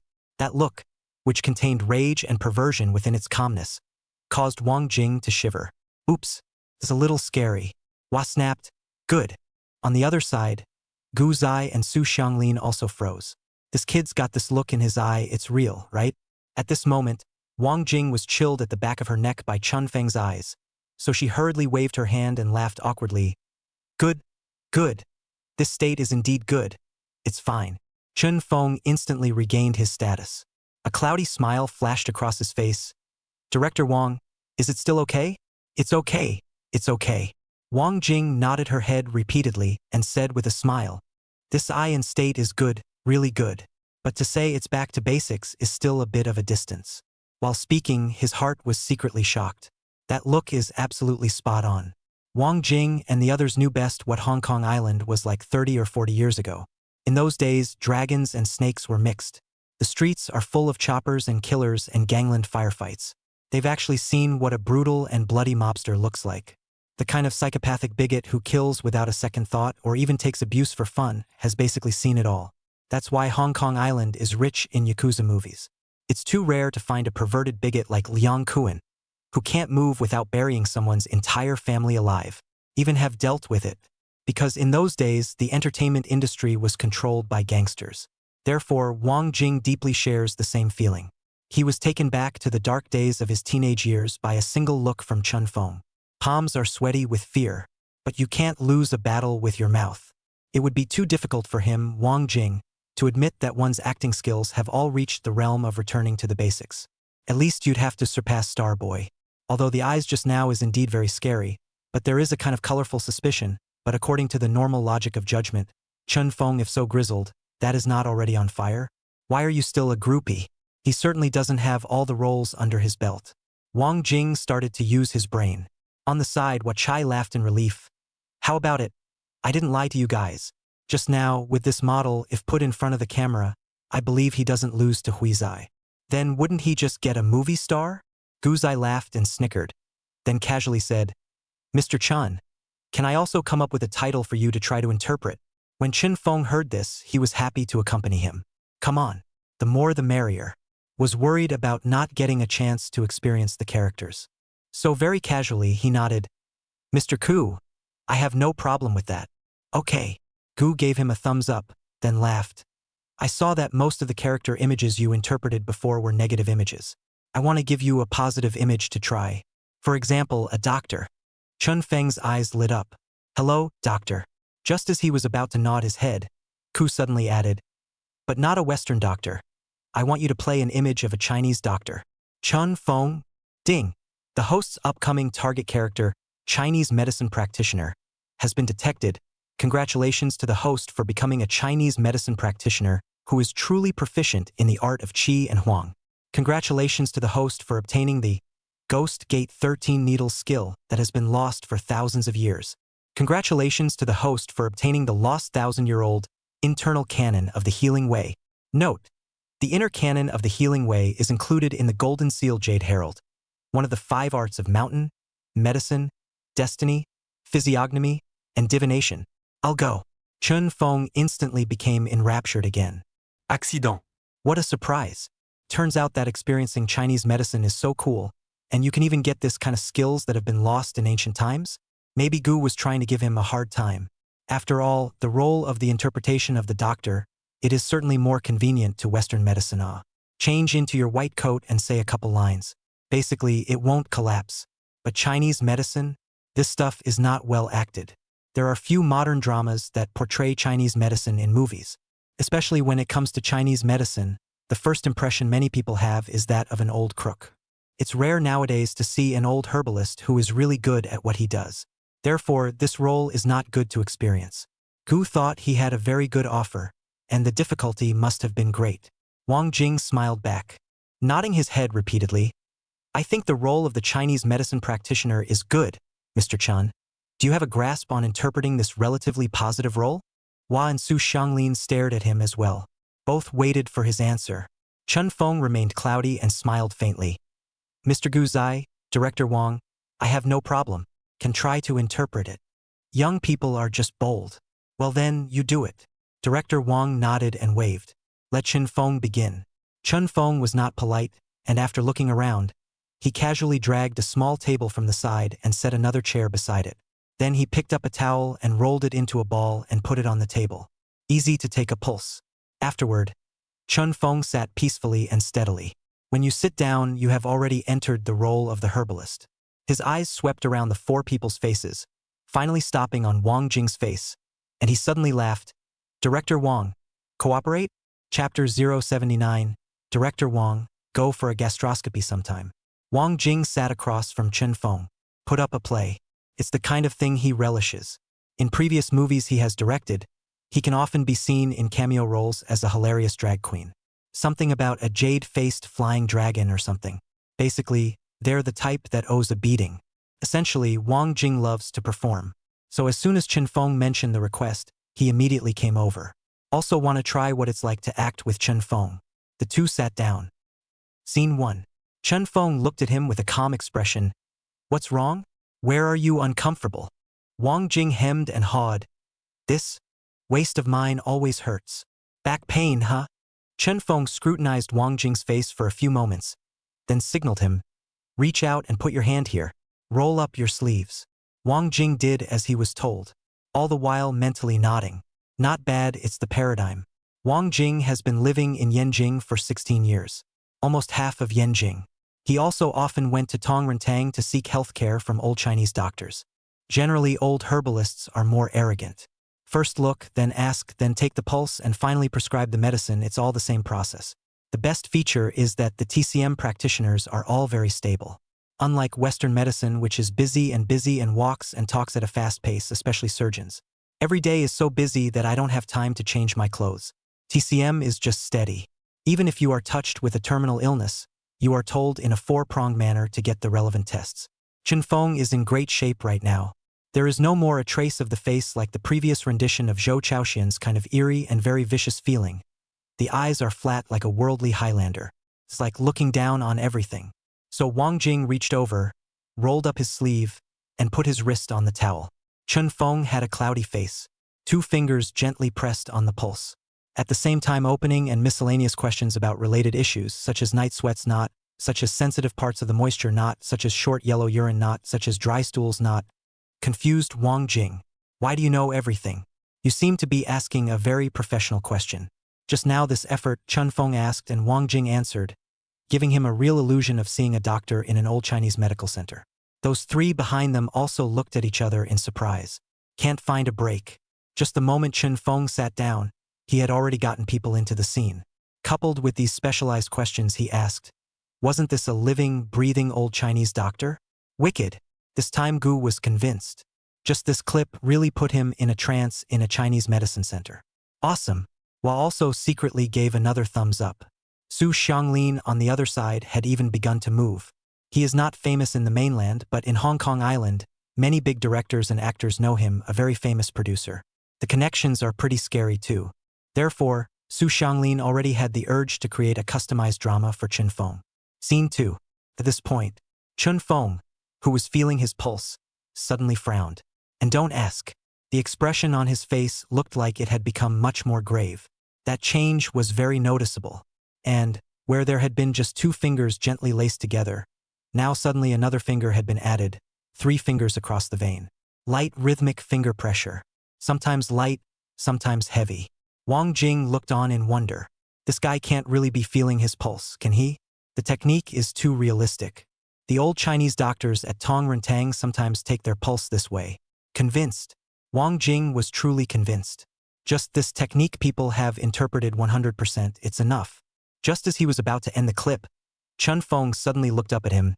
Does your stomach usually hurt? What? Wang Jing froze. Does your stomach hurt? Do you often feel bloated? Wang Jing blinked. How is this even an acting addiction? Still not out of character? Bro, let's just see what you can come up with. So Wang Jing nodded. It's an occasional stomach ache, but the pain isn't severe, and from time to time I get flatulence. It feels like acid reflux often. You come here. Chun Feng let go of his hand. The look on his face was serious. When Wang Jing got a little closer, he reached out and pressed a few times around his stomach, asking as he did so, "Tell me where it feels like it hurts." A few moments later, "Ouch, ouch, that's where it hurts." "Here." "Yes, this hurts when you press it." It doesn't hurt when you don't press it. Good. Chun Feng retracted his hand and looked at Wang Jing and said indifferently, Director Wang, I'm not joking with you right now. Find a time to go to the hospital and do a gastroscopy. Huh? Wang Jing was stunned. You asked me to get a gastroscopy? Now. I'm not acting. Chun Feng shrugged.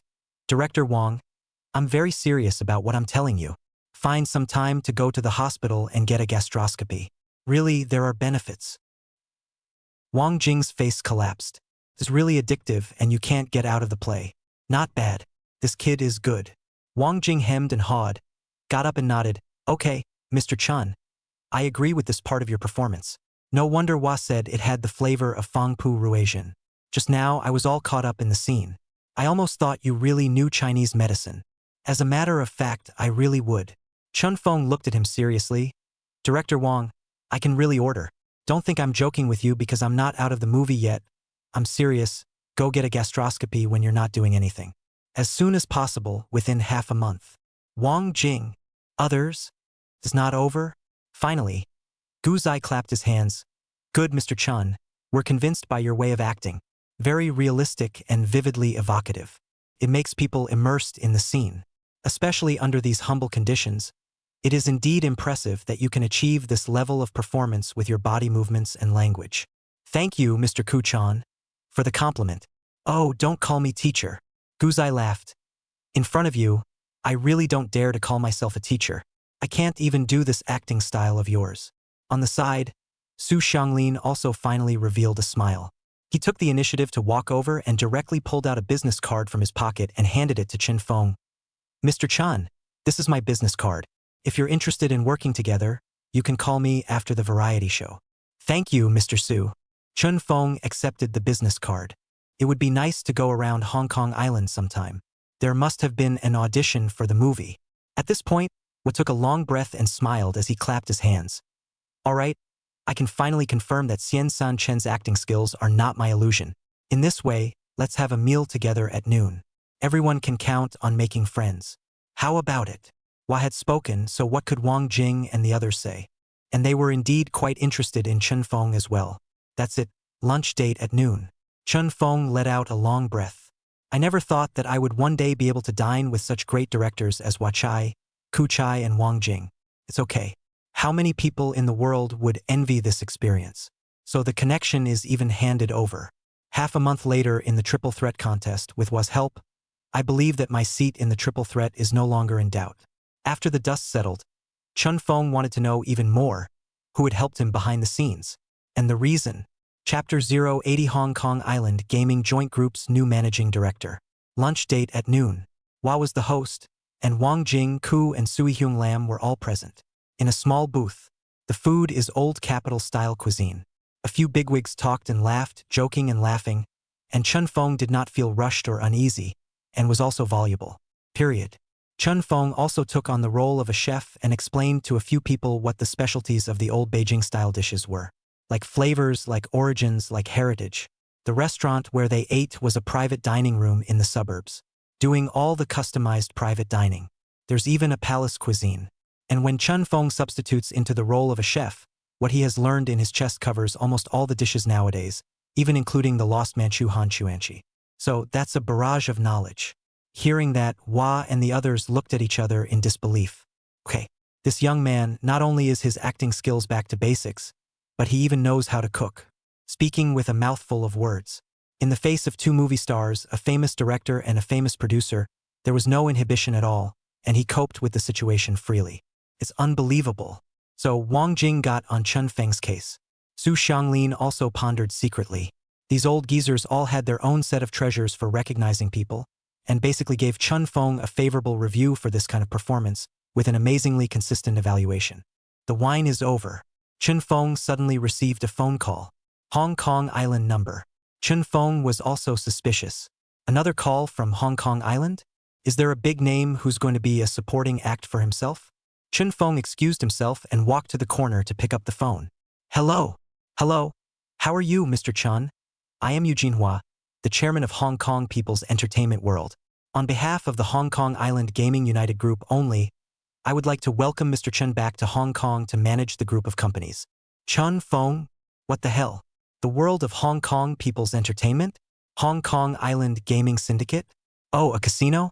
Chun Fong snapped to mind that when he had subbed into the role of a black boss, it seemed like the system had granted the entire Hong Kong and Macau region the casino business. He himself has become the real black boss behind the casino. Chun Fong was sweating profusely. Although the gaming industry is legal in Hong Kong and Macau, and it is in full swing, I really cannot go over there to take charge of the overall situation. It's not right for him either. Chun Fong didn't say anything, and another voice spoke from the phone. Xiantianchen? Aha! Chun Feng's heart moved and switched to the state of a black boss, and immediately his voice turned cold and said in a low voice, "Your name is Eugene Hua?" The moment, the top floor of a skyscraper in central Hong Kong Island. Eugene Hua, the Hong Kong Island tycoon with $100 billion fortune, held his cell phone with a slight aura in his heart. This new boss doesn't sound too happy?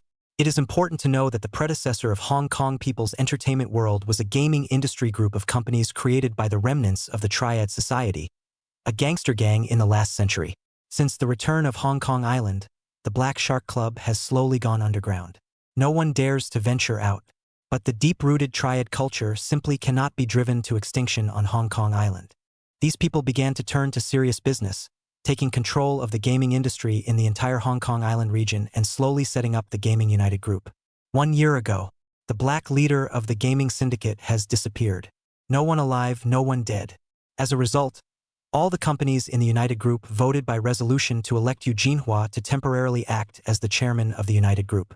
Everyone was waiting for the black boss to show up, or the next appointment.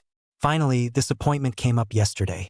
The information about the next successor of the Hong Kong Island Gaming Joint Group was sent to all the heads of its subsidiaries in the form of a mass mailing. To the surprise of all, this successor is actually a mainlander, called Chun Fong, not even 30 years old.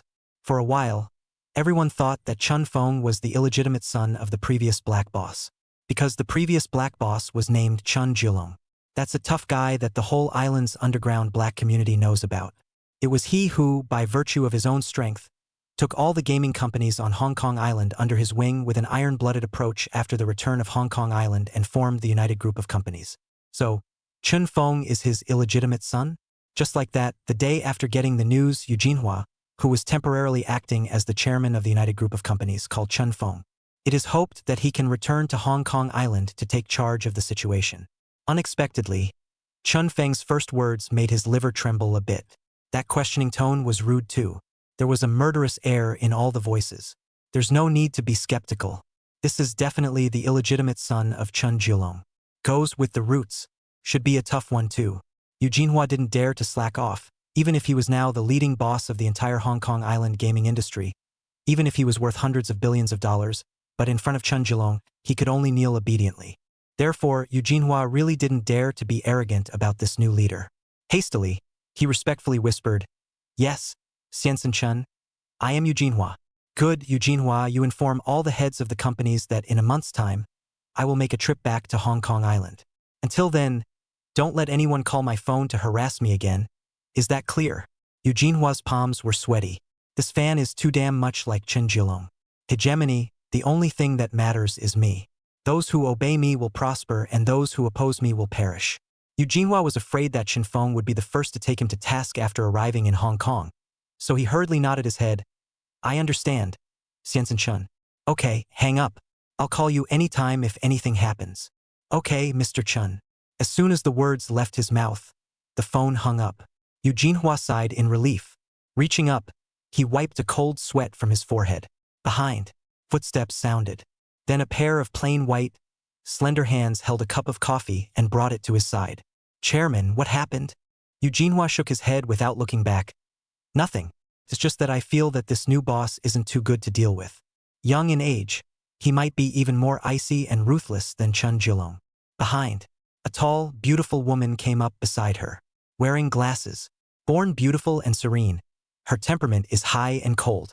She walked to her side and asked softly, "Chairman, people in the group companies are rumoring that this new successor is Chun Jilong's illegitimate son? It's possible." Eugene Hua took a deep breath and turned his head to look at the most capable secretary beside him and said in a low voice, "Ching Ching, find someone to go to Yanjing in the mainland to investigate and see if Chun Jilong is in Yanjing. If he is not dead, Why would he find a brat to manage the group company? If he is dead, find out who is using the internal system to send messages. Good. The secretary, Lin Qingqing, nodded lightly and turned around, twisting her slender waist, and walked out of the office. Same time, in the Yanjing private dining room, Chun Feng hung up the phone. Just as he turned around, he saw Hua and the others each looking at him with a weird expression on their faces. Chun Feng walked over suspiciously. "What are you doing looking at me like that?" Su Xianglin couldn't help but take the lead in sounding out a question. "When you just called, did you mention someone named Yu Jinhua?" "Yeah." Su Xianglin's eyes became even more surprised. "This Yu Jinhua? Is that Yu Jinhua from Hong Kong People's Entertainment World?" Chun Feng blinked. "Yeah." Su Xianglin's heart shook. The other three were dumbfounded. The Yu Cam Hua of Hong Kong People's Entertainment World? That man has a higher social status on Hong Kong Island than anyone in this room. That's 100 billionaire. Chun Feng actually called him? And the talking is a bit strong, huh? Chapter 081, 1 month later. Challenging Macau Island gambling king Ho Ing sang. What Chun Feng had just spoken, Wang Jing and the other four did not hear too clearly. Because of what followed, Chun Feng was speaking with a suppressed voice. Vaguely heard something about company. However, the sentence in front of it, "Your name is Yu Jinhua," which was heard loud and clear, really startled the four people. If it's really Yu Jinhua from Hong Kong People's Entertainment, how dare Chun Feng talk to him like that? Turns out that when you ask, it's true. This left the four men completely confused. Spare a thought for Hua, who has been in the business for many years, but still confused. How could Chun Feng, a young mainlander, get involved with Hong Kong Island big shot Yu Cam Hua? Does this young man have another background? No wonder that one would call for himself to give Chun Feng a favor. Just as the crowd was confused, Chun Feng's cell phone rang again. Sorry. Chun Feng awkwardly took his cell phone and hurriedly walked out of the private room, frowning as he glanced at the caller ID. The number of AO Island? Probably from the casino too? Chun Feng casually picked up the phone. Hello, Mr. Chun. How are you? I'm Sure Jean, the agent of the new Capital Entertainment Group on the Australian island. On behalf of the entire group of companies, I would like to welcome Mr. Chun back to the island to take over the group of companies. Sure enough, the Aussie Islanders have also approached themselves. No moves. Keep dragging. Chun Feng switched to the role of the black boss and said indifferently, I will be going to the Australian island a month from now. Don't bother me during this period. The company's affairs remain as they are, and anything that happens will be discussed when I'm there. That, Mr. Chun. Anything else? Sorry, Mr. Chun. It's a bit tricky right now. Say. The moment, the headquarters building of the New King Entertainment Group on the island of Australia. In the president's office. Sure Jean said stiffly, Xiansen Chun, I believe you also know that Mr. He's side has been coveting the position of president of New Capital Entertainment Group. It's been vacant for most of the previous half year, and he's already controlled over 40% of the shareholders' support by utilizing his connections in order to rise to the top. If Chun Xiansen comes back any later, I'm afraid. Mr. Ho? Which Mr. Ho? Sure Jean froze, blinked and said, King of Gamblers He Shang. Chun Xiansen wouldn't even know about him, right? Snort. Ho Young sang. Chun Feng's voice carried a strong sense of disdain as he directly said, Notify He Yingxing. I'll meet him at the gambling table in a month's time. What? Sure Jean shuddered at the sound, followed by ecstasy. I didn't realize that the newest incumbent would have this kind of drive. Where exactly did the old chairman find this Chun Feng? Does he have that? The NK Entertainment Group of companies has also been without a leader for most of the year. The old chairman has been convalescing abroad, I hear. Finally called yesterday and set up the next replacement straight away. A mainlander, called Chun Feng. This decision startled all the leadership of the group of companies. A young man under 30 years old can manage the largest casino group on the island of Australia? Are you kidding me? Many people thought the old chairman was not demented. Or maybe that young man is the old chairman's illegitimate son? This is because the old chairman was very flirtatious when he was young, and he often went to the mainland to look for women, and he specialized in finding famous actresses in the film and television industry to eat cat food. That Chun Feng is said to be in the movie and TV industry now. Probably really illegitimate. Sure Jean was the old chairman's hand-picked agent and the most loyal henchman to the old chairman. So he naturally didn't want the group of companies to be slowly hollowed out by that king of gamblers. Ho Sheng. Unfortunately, Ho Sang has become more and more prosperous in recent years. Gambling skills are also well honed. In the past, the old chairman had been dragging his feet because he didn't have the confidence to fight with He Sheng, and the result of dragging his feet was that his reputation was severely damaged. Everyone in the gambling community wants to use gambling to solve things. The old chairman was afraid to respond to the war, and he slowly lost his heart. Unexpectedly, this new talker challenged the king of gamblers, Mr. Ho Sang, as soon as he opened his mouth. This made Shurjin ecstatic. He followed up with an excited question, Chan Xiansen, are you sure? Challenging king of gamblers Ho Sang in a month's time. Okay.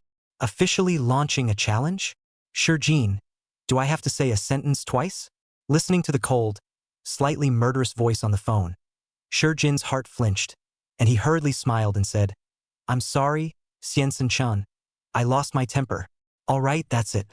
Tell He Yingxing to stop messing things up. I'll meet him at the gambling table in a month.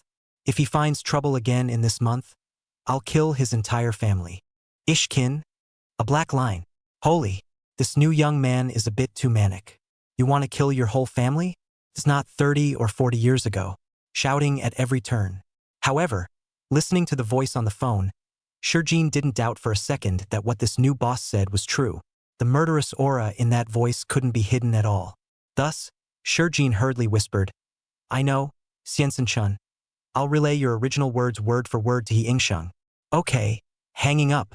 The phone hung up. Shurjin was also relieved. Didn't meet anyone but summarized this newly appointed talking head. Young, manic, confident, ruthless and dry. Feels like a talking head feeling. Don't look at the Aussie island now as if it has entered a civilized society. The streets have long been free of fighting and killing scenes, and it is also considered a tourist destination. But the darkness is always there where outsiders can't see it. As long as the gambling industry exists, this place can't be bright. Only the former black jerks are now transformed into corporate employees, and the Big Brother talkers are now called general managers and chairmen. The means are a little more civilized. What about its substance? Or bloody and brutal strife? Every day, people go missing for no apparent reason. So Shurjin began to look forward to it. It's time for a major purge of the gambling industry on the Australian island. Outside the box, Chun Fong regained his form, shook his head. To deal with this kind of thing, you have to get into the role of the black boss. Otherwise, no experience. One does not even know which way to deal with the complicated situation of the kind of dragons and snakes in Hong Kong and Macau. However, once he transformed into a black boss, Chun Feng's mentality changed. Quick and dirty. If there's trouble, fix it right away. To put an end to it, especially after hearing the name He Yingsheng, Chun Feng immediately thought of Liang Wanqiu. I didn't want to care before because it didn't concern me. It's different now. All the casino business on the island of Australia has become its own. How dare Ho Young Sang jump up and down? If not him, who? Chun Feng believed that the gambling skills granted by the system could definitely kill He Yingsheng in seconds. So challenge him. In a month's time, make sure he loses his pants. Chun Feng put away his cell phone and turned around to enter the box. There should be no more people looking for themselves. This lunch was a real toss-up. Chapter 082 Wa Chai Ku Chai appeared, exploding the capital. Back in the box. It was more or less a different atmosphere once he resumed his seat. Wang Jing opened her mouth to ask 2 more questions about Eugene Hua, but they were all skillfully put off by Chin Feng. Just say you don't recognize it. It doesn't matter. As it turned out, the more he did, the more suspicious a few people became. But there's nothing to be done about it. Several people are old and know that Chin Feng does not want to talk about this aspect, so they no longer ask. But all stayed in mind. Yu Cam Hua is a 100-billionaire on Hong Kong Island. Although he wasn't a figure in the entertainment industry, that person had a high social status and an extremely wide network. If he could also hook up with Chun Feng, then Chun Feng's identity could be intriguing. Make a friend first. So after dinner, no matter if it was Wang Jing or Gu Zai or Su Xianglin, all of them had re-friended Chun Feng and left their personal contact information. Afterward, Chun Feng followed Hua and left the movie base. Back to the city. The two also parted ways after making an appointment with Wahoo for the show's start time. Hua has a full schedule as well. There was no business activity on this side, but he had old friends to see. So, Chun Feng went home by himself. Next time, rest. There's no surfing anywhere. Just spend a few days relaxing at the Long Lake Summer Villa. It's getting closer and closer to the Yenjing tournament's top 3 competition. The two talkers among the top 5 have also been constantly building momentum, posting all sorts of recent news online to attract traffic. It's not just Yenjing. There are a total of 10 regions in the country. There are people running the online operation in every race. The online popularity of the top 3 contestants in each region has become the key to the competition due to the inclusion of online voting for a better sense of participation by netizens. For a while, the popularity of the variety show, What's an Actor?, continued to soar. In a short time, it became the most eye-catching variety show in China. According to the rules of the tournament system, after the top 3 in each division are decided, there will be a PK between these top 3 to decide the real champion of the division. Only the division winners will be able to compete in the national finals. He eventually won the national championship of What's an Actor and was awarded the title of Best Newcomer King of the Entertainment Newcomer Show. Winning the national championship in a variety show is not bad exposure for this one. So the competition is fierce. Previously, Chun Feng had never even thought about entering the national finals. He just wanted to show his face in the Yenjing division and mix up a few matches. It's also a bit of a traffic rub. But not anymore. He's now in the top 5 in Yenjing, and with a heavyweight like Hua joining him in the next round, I'm sure the results won't be wrong. Once you advance to the final 3, you end up in the division finals. Now that you have the system in place, why not go for the national finals? There will be quite a few more opportunities to try out different roles then. Now, level 1 requires 30 characters to experience, and I've already experienced 13 of them myself, and I'm looking at halfway there. With the exposure behind you, I don't think there will be any shortage of people looking for themselves. The opportunities to experience the role are definitely growing. So there's no rush. Play slowly. With the power of your own system plus, it's not a dream to take the national championship. Time passed, and it was finally the day of the battle of the 3 best. It was a clear fall day with no clouds. A rare good day. It's autumn in Yenjing, and now is the most beautiful time of the year.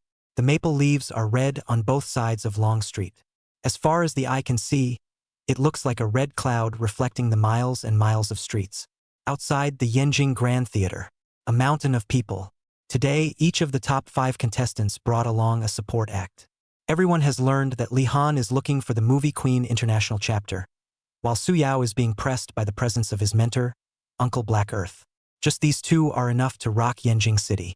Fans gathered early in front of the Grand Theater waiting to meet these 2 heavyweights of the entertainment industry. Everyone was discussing that the final overall champion of the Yenjing tournament would definitely come from the 2 of them, Li Han and Su Yao. The others don't stand a chance. That halfway decent dark horse character Chun Feng didn't stand a chance either. The main thing is that he has no capital and no backstage. All any variety show needs is buzz. You can only go so far if you have something to talk about. If you don't have it, a backroom deal and you're cool. Around 9:30 a.m., a black Mercedes-Benz high-end business sedan slowly parked in front of the entrance of the Grand Theater. The fans screamed, "Someone's coming." Who was the first to arrive? When the door of the car opened, and when Li Han's tawdry figure stepped out of the car, there were instant screams and shouts all around. The sound waves nearly shattered the eardrums. Li Han was very proud of himself. Turning around, he very respectfully invited out the other heavyweight guest in the car. International chapter. A sexy but demure black gown dress with delicate makeup on her face. Once again, the scene was filled with piercing screams. The flash was connected. After the international chapter got off the bus, she very elegantly smiled and gestured around, waved her hand in greeting, and then, escorted by security personnel, followed Li Han into the theater's front door. A wave of climaxes ends. 10 minutes later, another, more luxurious Porsche Cayenne sedan slowly made its entrance. The crowd went even crazier. This car is obvious at first glance, it's Uncle Black Earth coming.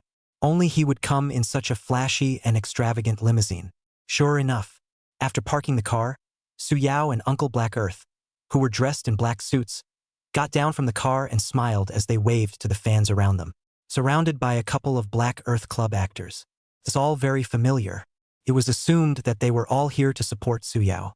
This popularity, it doesn't lose Li Han and the international chapter at all, and even has a hidden tendency to press ahead. Soon the group went in as well.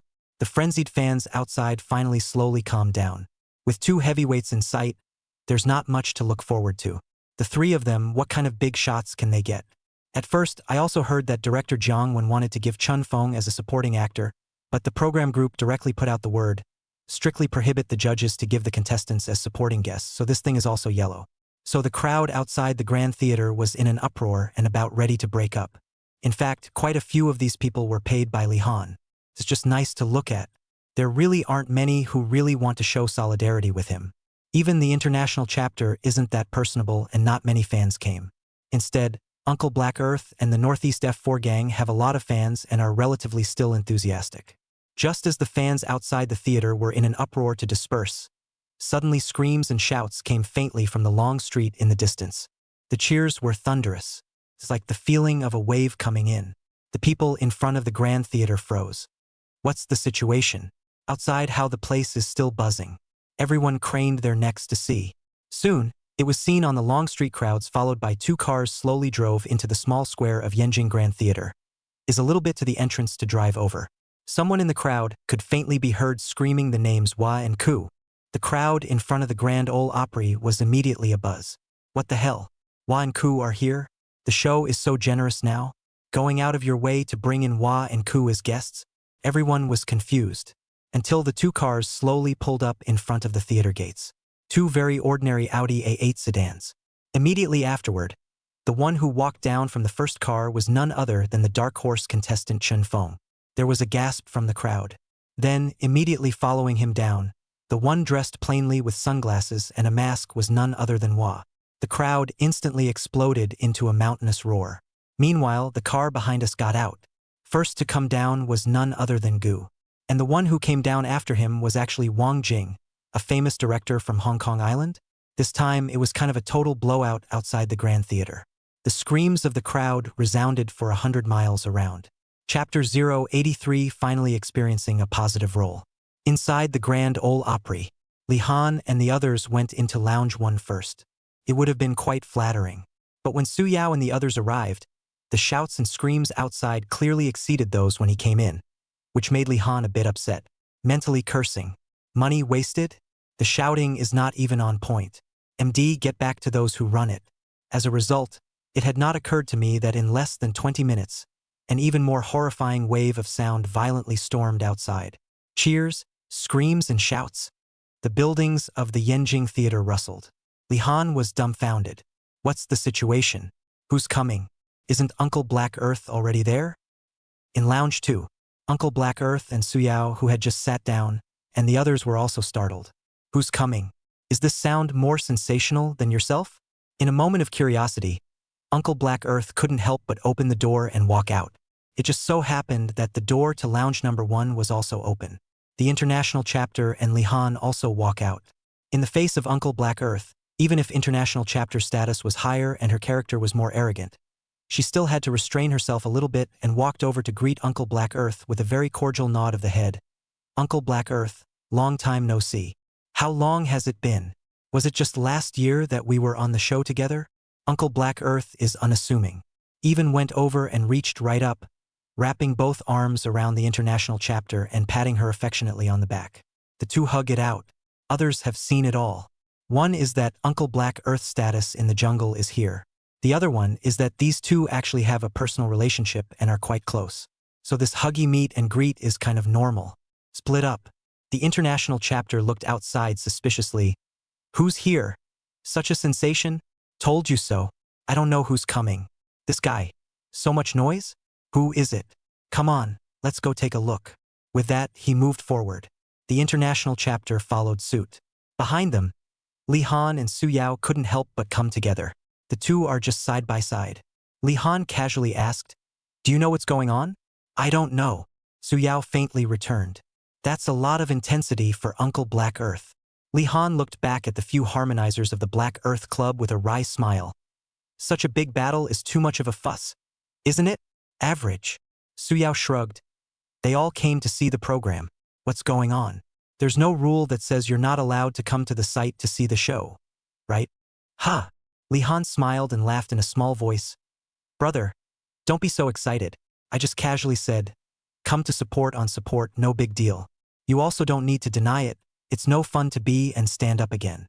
Su Yao snapped his head around to look at him. The eyes are a little fierce. Li Han didn't show any weakness either, tilting his head to look at him. Just then, a burst of sound came in from outside. Wah! Wah! Goo! Goo! Li Han and Su Yao were stunned at the same time and hurriedly looked in the direction of the doorway. Uncle Black Earth and the international chapter in front of them also stopped. Hu! Wan Ku! The doors to the Grand Theater were thrown open. A group of people were seen linking arms. Take a look from a long way away, good man, but it's just Hua and Ku. And Wang Jing? These people all followed that Chen Feng in. No way! Li Han and Su Yao were shocked in their hearts. Could it be that the supporting guests that Chen Feng had found were these two people? Soon, the two sides drew near. Hua and the others also saw Uncle Black Earth and the international chapter and hurriedly came over to greet them with a smile. Hi! Uncle Black Earth, Mr. Zhang. How are you? Hello, everyone. Good Lord. Who am I looking for? Wan Ku. And Director Wang? Nice to meet you. Mr. Black Earth. It's a pleasure to meet you. What a surprise, Mr. Hua, Mr. Ku. And Director Wang. Hello, hello. The crowd exchanged pleasantries for a while. Hua and Uncle Black Earth are also old friends, so the scene was buzzing. Behind the crowd, Li Han and Su Yao looked at each other with stiff expressions.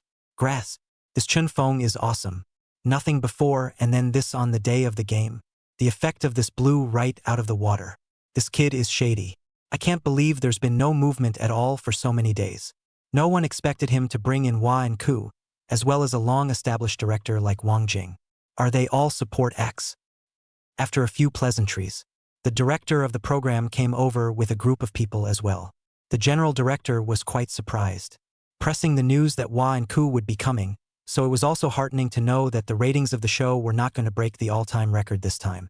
Half an hour later, the three groups entered the appropriate lounges according to the rules. As for the two remaining contestants and supporting cast, no one cares anymore. Definitely not as sensational as these three previous groups of players. So, slightly. According to the rules of the show, the support cast that was brought in was gimmicky. The crew shoots them individually with little vignettes. Although this is a competitive variety show, but to this point, the results of the competition is really not important. The important thing is the effect of the program. That's why the show needs to work on the supporting cast. Try to get them on camera as much as possible. It's also important to communicate all the live streaming details beforehand. After all, the night is live. With such a heavyweight bigwig in attendance, it's better to try to make it as free of on-air mishaps as possible, and try to pull out all the stops. So, a busy morning, communication and organization of various details, plus a little filming footage. The supporting cast is quite busy, but the contestants are a bit more relaxed. The contest is unknown at this time. The triple threat battle matches need to be released on the nightly broadcast in order to not allow the contestants time to prepare. I didn't know the content until I went on stage at night. Tests the ability to deal with the situation on the spot. Of course, this kind of test usually has short drama segments and not too many lines, so contestants don't have to worry about memorizing their lines. The morning rushed by. At noon, everyone had a simple box lunch. A few of the big boys are no exception. By the afternoon, the assistant director, Li Dong, hurried to the restrooms and took a turn in each of the 5 restrooms, leaving a sticky note for each group. Chen Feng picked up the note and glanced at it. A mocking smile appeared on his face. Another cheat sheet. Just know that the crew wouldn't even dare to cover up 100% of the night's matches, and will surely find a time to leak information about it to the contestants. At least let the players have a mental preparation, or even get a feel for it. The race system can be hard and fast.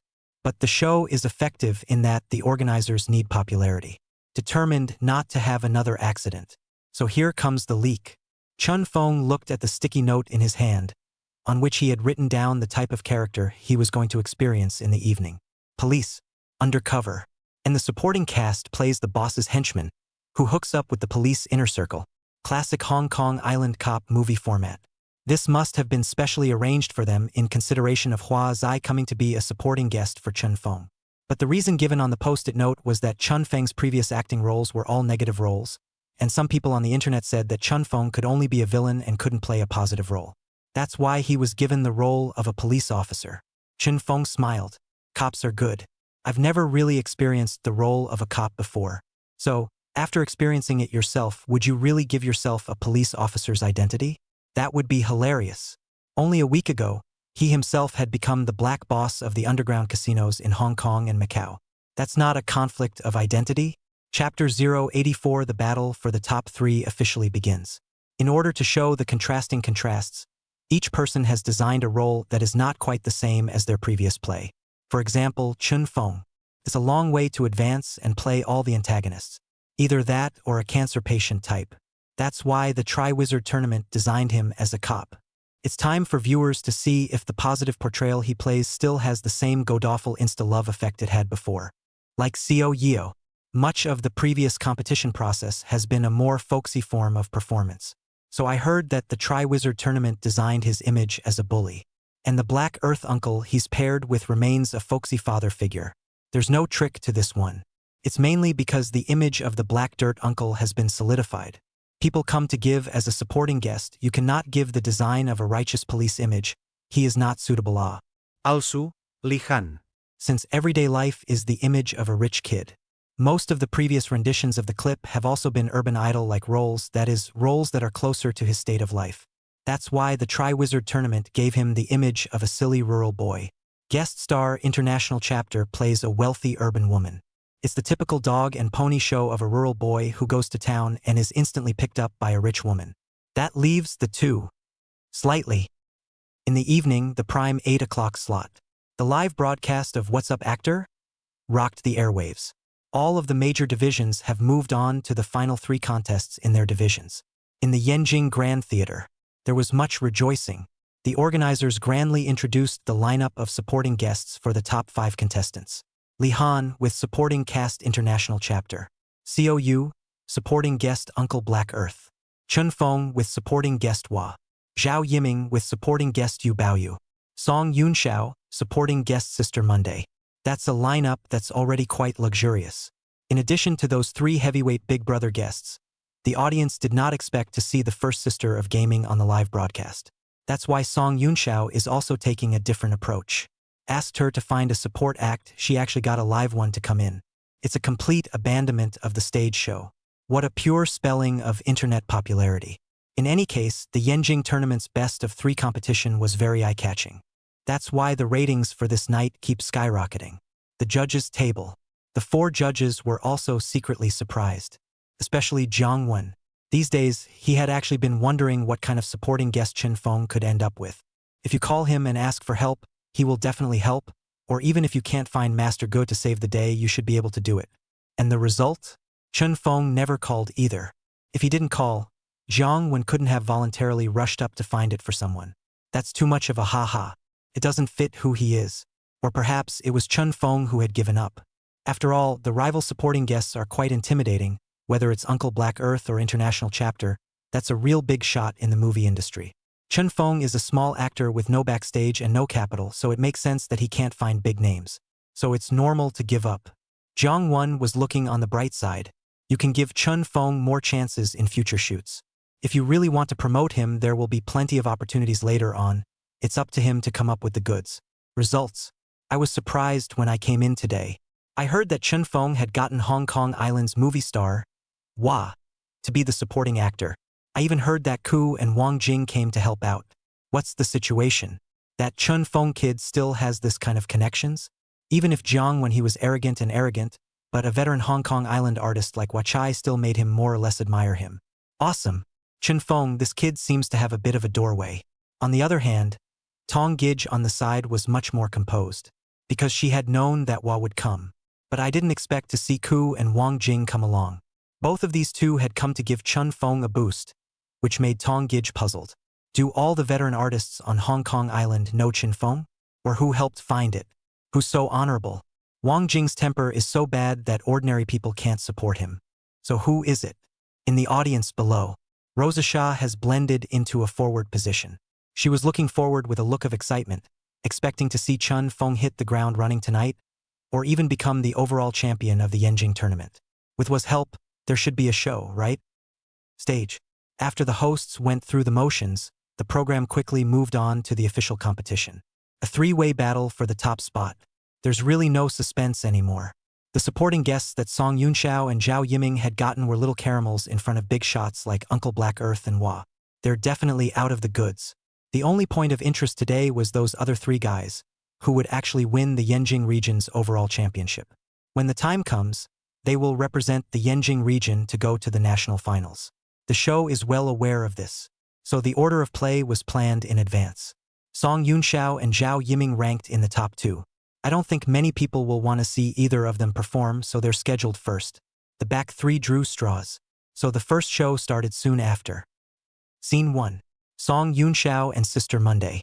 Since the content of the competition for the top 3 was all original work, the program team also created a small skit for Song Yunxiao after learning that she had sought out the first sister of the gaming team. Let's have Sister Monday in her true colors. Just play a gaming anchor, which makes up for her lack of acting skills. As for Song Yunxiao, she was given the role of a female boss. The plot is a short story about the slow decline of the gaming anchors, and the female anchors who are sacked by their female bosses after they fail to bring in traffic. Quite interesting. Quite abusive too. Since Sister Monday was a supporting guest, she was given a lot of scenes. The abuse part requires her to cry. Quite surprisingly, this face value is still online, personality greatly grinning gaming sister on the stage, but really cry sparingly. This was a bit of a windfall for the audience. On the live streaming platform, I'll go. Sister Zhou really cried. I have to say, the program group is really 666. This plot to arrange. It is said that Sister Zhou's live streaming traffic has indeed dropped. Tired of the aesthetics of it all. There's one thing to say, the heat of live gaming has fallen off now. Plus, Sister Zhou isn't getting any younger, and seriously, a lot of the young anchors that are just coming out right now have that face value. Zapping this supporting cast as a guest. Heartbroken Sister Zhou for a second. Sister Zhou, the Gaming Ashes fans will always support you. Yes, always stand up for our Sister Chow. Long live Sister Chow. Sister Zhou is the goddess of my heart. Is swept off its feet. Damn this group of bear children. Or is it just less homework being assigned? What the hell, sister? Get out of the way. I came here to watch was live broadcast. Bunch of elementary school kids. Have you finished your homework? The little skit of a few minutes was over quickly. Surprisingly, the 2 girls also received very loud applause for their rendition. I don't know if it was because of Sister Zhou's tears, or because the 2 girls' faces were online. Anyway, the men were clapping desperately. And the internet. The netizens had already started voting on Song Yunxiao's performance. Her popularity rating was publicized on the big screen, and it was already climbing slowly. Chapter 085. Supporting guests become the highlight. End of the first show. Song Yunxiao and Sister Monday's combined popularity rankings are tied for first place at the moment. Mainly because there's no one else on the list yet. Although Sister Monday is the first sister of gaming and the goddess in the hearts of thousands of dead gaming geeks, she is too cold for the general public. A lot of people don't recognize her. So the online voting was not too hot. Almost all of them are votes and comments from gaming geeks. Various goddess titles are flying around. Look at the other passers-by in a daze. What the goddess? Is this face anything like a goddess? Where was it sealed? Once they heard that they were from the gaming community, passers-by shook their heads in disbelief. Okay, let them like it. Soon, the second show was about to begin. Contestant Zhao Yiming, supporting guest Yu Baoyu. The internet has mixed feelings about this Yu Baoyu. Paste comments predominate, because Yu Baoyu can be described as a king bomb in the opening. With the remake of the role of Zhao Baoyu in The Dream of Red Mansions, he exploded onto the internet and into the public eye. When the wind was blowing, the film contracts kept coming. Holding a ton of great resources in your hands. But what? I don't know when he faded out of the public eye and has now managed to fall into the ranks of third-tier actors. Why? Internet rumors say he's not a good person. Playing big and having a bad temper. With his girlfriend, he even did domestic violence. Participating in a variety show, changing the rules without authorization, screwing over your teammates, not to mention pushing your luck. When you're filming, you think you have few lines. Privately adding to your own drama on set. Anyway, a bunch of black stuff. Sensei in any industry, as long as your character is not good, sooner or later the wall will fall down. That's the rule. So now Yu Baoyu is at the age of 30 and has reached the point where he has no movie to make. I don't know through what channels Zhao Yiming got him here. Seeing Yu Baoyu's face of anticipation and excitement, one could imagine how much he wanted to make himself hot again through this channel. Zhao Yiming's rendition of the clip with Yu Baoyu is a drama about a 1,000-mile search for a son. Zhao Yiming plays the father who lost his son. Yu Baoyu plays the son. thousands of miles in search of a son. When the son was found, he denied his father. Just a bridge, more or less a tearjerker. Only, after the two struggled to deliver a heartfelt rendition on stage, the audience response was mediocre. Zhao Yiming's acting was poor. With his makeup on, his image was okay. Playing a weathered, middle-aged father who goes around the country looking for his son. This image was actually portrayed by Hua. That image is classic. So with the pearl in front of them, many people would unconsciously compare themselves to Zhao Yiming. Comparison collapsed. Coupled with the fact that Yu Baoyu plays a son, the image of recalcitrance, acting hard and pompous, a lost child growing up in the countryside and resulting in recalcitrant image of a raw performance of a desperate need to participate in the metamorphosis of the image of the rebellious son. Disobedience. So, a show with very little applause. Not a lot of people moved. The tear-jerking episode wasn't even as tearful as Sister Chow's touchy-feely, unrestrained crying on stage. After the two performances, when the judges commented, Yu Baoyu even discussed his feelings about the characters with the judges at the judging table. It seems to be complaining that the state of one's understanding is not understood by any of you. Is it my fault? Eventually, the two went down. Internet voting is open.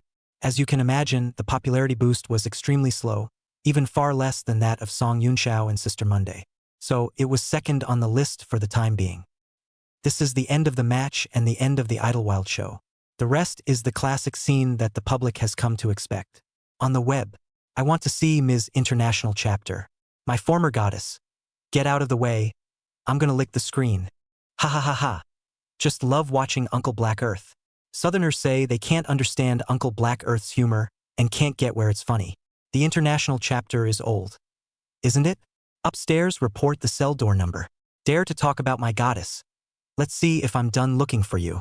Alas, we 80s still love Hua. Looking forward to Hua's great performance. We after 90 seconds are not convinced. How come Hua is from the 80s? We after 90 seconds also like it, okay? Hua is our idol too. I said Chun Feng is my idol. Does anyone object? Are you here to get sprayed?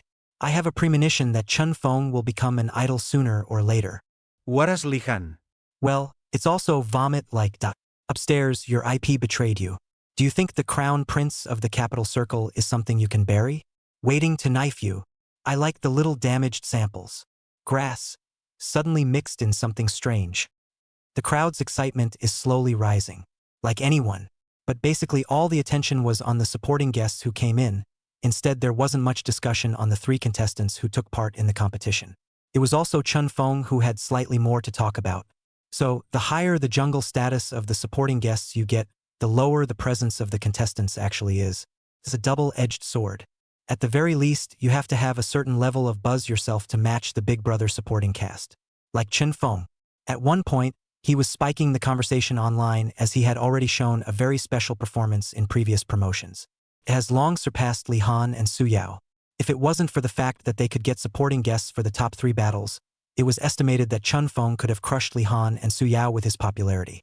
Right now, the most discussed topic on the internet is Uncle Black Earth. His image is just too ingrained. Even if the southern viewers don't quite understand the kind of humor that Uncle Black Earth has, the conversation and discussion are unaffected. Next is Hua. This veteran entertainer from Hong Kong Island is a virtuoso. It is one of the few Hong Kong Island artists who are now the favorite of mainlanders. When I was young, I was a man's god. Although his acting was a bit pompous when he was young, he always had a juggling style of acting, and was rebuked by Du Chifeng for being the first person to pompously tease his hair. But then, under the influence of director Du, Hua slowly stepped out of the idol route. The older I get, the more impressive his image becomes. By now, many of the classic images interpreted by Hua have become textbook renditions. Plus, Hua hardly ever participates in variety shows. This might be the first time to come to the mainland for a variety show, so viewers are too excited. Finally, there's the international chapter. The heat is actually not as strong as it was in previous years.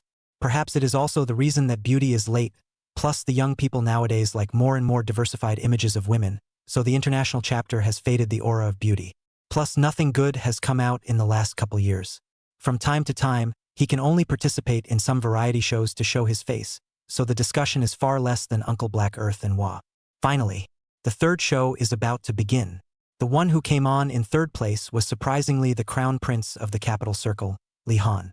This arrangement gives everyone the feeling that, by the program's measure, maybe Li Han and International Chapter are not as hot as those two groups. Because normally, the heavy hitters are used for the finale. This will keep the audience to see the end. So, Li Han and the International Chapter aren't getting much attention, huh? Chapter 086. I really don't want to be the rich young master of a $100 billion group. The plot segment performed by Li Han and International Chapter is an urban scene. A simple and honest young man from the countryside goes to the city to work and ends up picking up a rich woman in front of a KTV on his first night because he has no place to stay. Very doggone urban cool bridge. Usually this kind of drama is performed in a way that is easily recognized by the audience. Because it's cool. All men who substitute for a country boy get a kick out of it. Meet a single divorced rich woman. And it was instantly recognized by others. From then on it was a smooth ride all the way to the top. Although the little skit has little depth and even a sense of not-so-healthy orientation, the International Chapter was determined to choose this clip in order to get a little bit of suckage out of Li Han. This is a challenge for Li Han. The Li family has a big family behind them and has a lot of connections. The International Chapter has been entrusted to come and give Li Han a boost, and she wants the best for him. It would be a shame to do otherwise. It was pretty well thought out before I came. Even with Uncle Black Earth on Su Yao's side, she could still make an effort with Li Han for once and compete for the overall title of the Yanjing tournament, only to be dumbfounded when I ended up here. There's an extra wah? Originally, Chun Feng's acting skills made everyone baffled. Even if the International Chapter boasts of pure acting skills, it is already a level that can be a mentor, but it does not dare to comment on Chen Feng's acting skills. Because evaluations don't come out. Don't even know what to say. People act naturally and thoroughly, like they're in character. It's already bad enough to mess with. Now there's an additional supporting act, wah. The International Chapter is all out of ideas. Luckily, the top 3 are sure to be saved no matter what. Not to lose face. All we can do now is give it our all and expect to just not end up at the bottom of the final 3. If you can't get the title, you'd better get a runner-up. Then one has not come in vain. The International Chapter is riveting. During the daytime, through the cheat sheet sent by the assistant director, Li Han also knew the role he was going to interpret early on. So with the guidance of the International Chapter, they also practiced for hours ahead of time. Now, at last, it's time to see the real thing. The third performance began with a beep from the stage. The lights came on. The background stage was dressed as the entrance to a KTV. Stage side, Li Han, who has been made up as a rural boy, wearing a simple sweatshirt and shorts, a pair of dirty yellow rubber shoes, carrying a woven bag in his hand, slowly walked up to the stage. The image immediately caused an outpouring of vitriol online. Nice guy. Such a delicate country boy. This dude has too much idle baggage, doesn't he? I'm so embarrassed by this makeup. I feel like I'm wearing eyeliner. People are born with it. Born with black eyelids. Ha ha ha ha ha ha. 楼上笑死我了. There's one thing to be said for this image that might be a little more apt for silly roots to play. Stage. Li Han's country boy attire was more or less conservative. Not brown enough, a little too refined, especially his eyes. I don't know if I was born with dark eyeliner, and the foundation didn't cover it up, so it just didn't look right with the status. Li Han took center stage and began his short solo set. No lines. It's mainly his line work that's average. So Mr. International Chapter's advice to him was to choose body language as much as possible. Thus, Li Han performs the loneliness and exhaustion of being alone. Performed hunger. This was followed by a performance of dry chewing a large biscuit out of a woven bag. Seeing this scene, Uncle Black Earth, who was the supporting guest seat, couldn't help but poof. This one doesn't look professional at first glance. One looks like someone who has never been hungry. The show gobbled up the food without having to fight to get it into their mouths, as if they wanted to choke themselves to death. It's acting for the sake of acting. Do you really want to choke yourself? In life, people who really get to this point don't stuff themselves so desperately, and they definitely take bites even slowly. But every swallow was hard and heavy. That's what I call real. The scene shifts. The KTV door opens and the International Chapter, dressed in a gorgeous cheongsam, staggers out. Noblewoman fan. You don't have to pretend with this one. The International Chapter can show it. Plus, she has a good figure and was once a national goddess, so she won a lot of applause when she appeared on stage. The next bridge is a bit more dog-eared. The International Chapter drank too much, dropped to sit not far away from Li Han. Through the strength of alcohol and Li Han have a chat. One prosperous but forlorn, the other poor but resilient. A short but rich conversation on the field makes the scene seem more or less cozy. The international chapter performs the feeling of moving. Eyes lit up. Those eyes of hers originally spoke volumes. But Lihan's feedback was poor. Instead of acting mute and simple, he acted out a kind of sleazy god doctor down the mountain vision in the Urban Cool article. A few minutes later, end of show. The little skit ends with a limo pulling up in front of the KTV and picking up the rich girl. But before leaving, the rich woman left the guy a business card. The show has officially come to an end. There are no big ups and downs or raw tear-jerking. The international chapter is presented in a way that brings the audience a relatively cozy picture. A play in which a wealthy, divorced old woman is inspired by the simple worldview of a young man in the countryside and gradually moves on. After the performance, as usual, the judges critique a couple of lines. Because of the presence of the international chapter, all 4 judges were relatively subtle in their critiques. The 4 judges don't have the power to decide life and death anymore for the final 3, so their critiques aren't really as interesting as they used to be. The players don't care either. At the end of the day, it's all about popularity. Thus, the online platform voting channel was opened. It's just not the same with a heavy hitter on board. Just because of the popularity of the international chapter, this voting effect is also barred, the popularity of the turn of the eye beyond the first 2 groups, and far away from a large distance. Honorable mention on the list 1. Temporary. Live on air, the international chapter and Lihan left the stage to a round of applause and cheering. Come to the backstage area. Lihan looked at the international chapter with an excited face. Sister, am I good at acting? Can I take first place? It's okay. It's pretty good. The international chapter laughed and patted him on the arm. Don't look too hard at the rankings. The fact that you've had this experience will help your career in the ring. No. Lihan quickly shook his head and said, I told my family, if I participate in this program and can't get the overall champion of the region, I won't be able to hang out in the show business in the future, and I'll have to leave this industry that I love. In the future, I will have to go home and take over my dad's group business. But sis, I really don't want to be a loser. I don't want to be a young master of $100 billion group. It's no fun. Life has no purpose anymore. International chapter. Bear boy, that's a pussy. Pretending to be in front of me? Speechless. All that could be done was to put a small, awkward, but not ungraceful smile on his face. Chapter 087 Chen Feng and Hwa's grand finale. End of the 3rd show. There was an incredibly heated online discussion about who was 4th and who was 5th for the finale. The vast majority of people said Uncle Black Earth would definitely be the finale. The jungle status is there. But there were also a few level-headed people who analyzed it and said that Chen Feng might press the finale. The main reason was that he had advanced all the way over here, and his performances were all so shocking that even Grand Director Jiang, when at the judges' table, had sent word that he wanted to give him a supporting role. If the rules didn't allow it, this would be fixed. So, Chen Feng is more talkative. So, who exactly is the finale? Live streaming site. When the host finished his crosstalk and announced the 4th performer, the room erupted. Game 4, Su Yao and Uncle Black Earth. Sure enough, Chen Feng and Hwa have a finale, so the organizers are still smart. Putting the most talked about Chen Feng at the end was used to pull in ratings. After all, there are a lot of viewers in the South who don't really recognize Uncle Black Earth. Had they been used for the finale, it's likely that a large portion of the Southern audience might have changed the stage by the 5th act. With that, Su Yao and Uncle Black Earth went on stage. Acting out the scene, the urban office.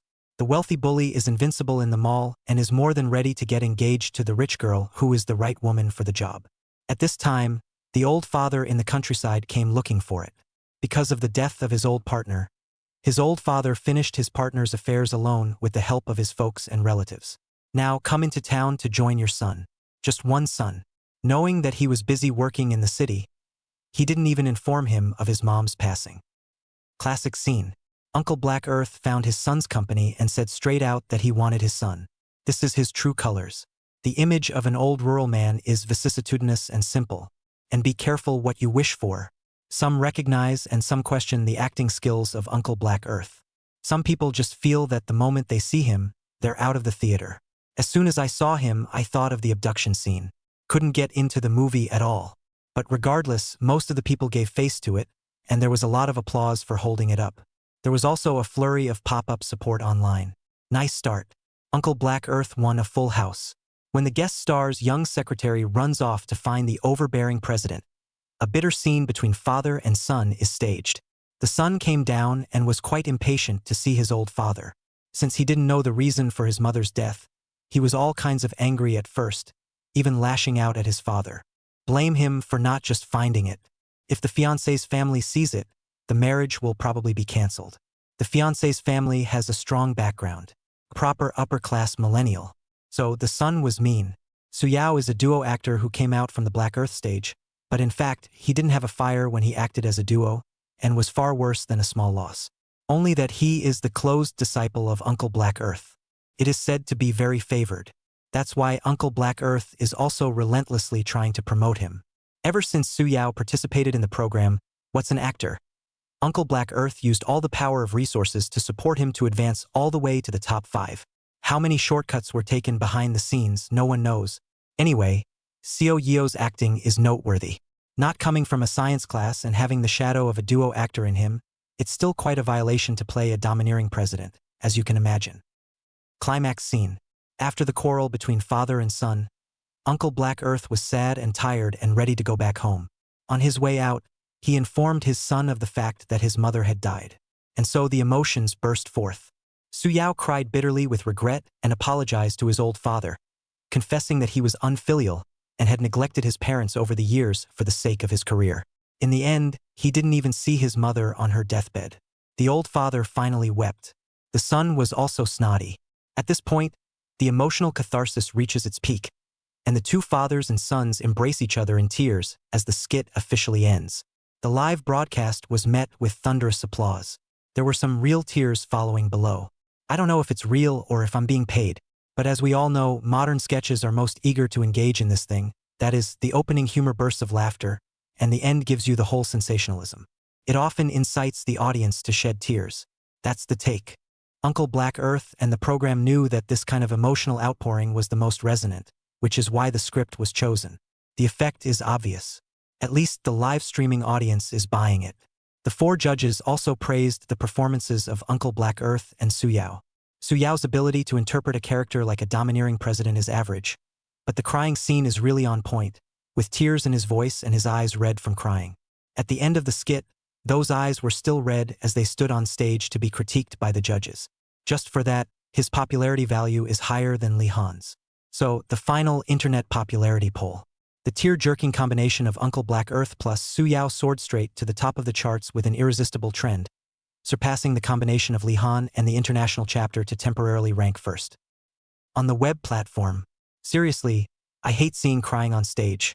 It's awkward to watch. It's good entertainment, and you have to cry for me. If you don't like it, get lost. Who begged you to read it? Supporting Uncle Black Earth. Number 1 in popularity, and deservedly so. Why do I feel nothing when I look at it? As soon as I see Uncle Black Earth's face, I think of Marshall Ma, of Selling Abductions, and of the blind man in the Grandview lamp. Doesn't anyone else feel that Suyao doesn't look like a bossy CEO at all?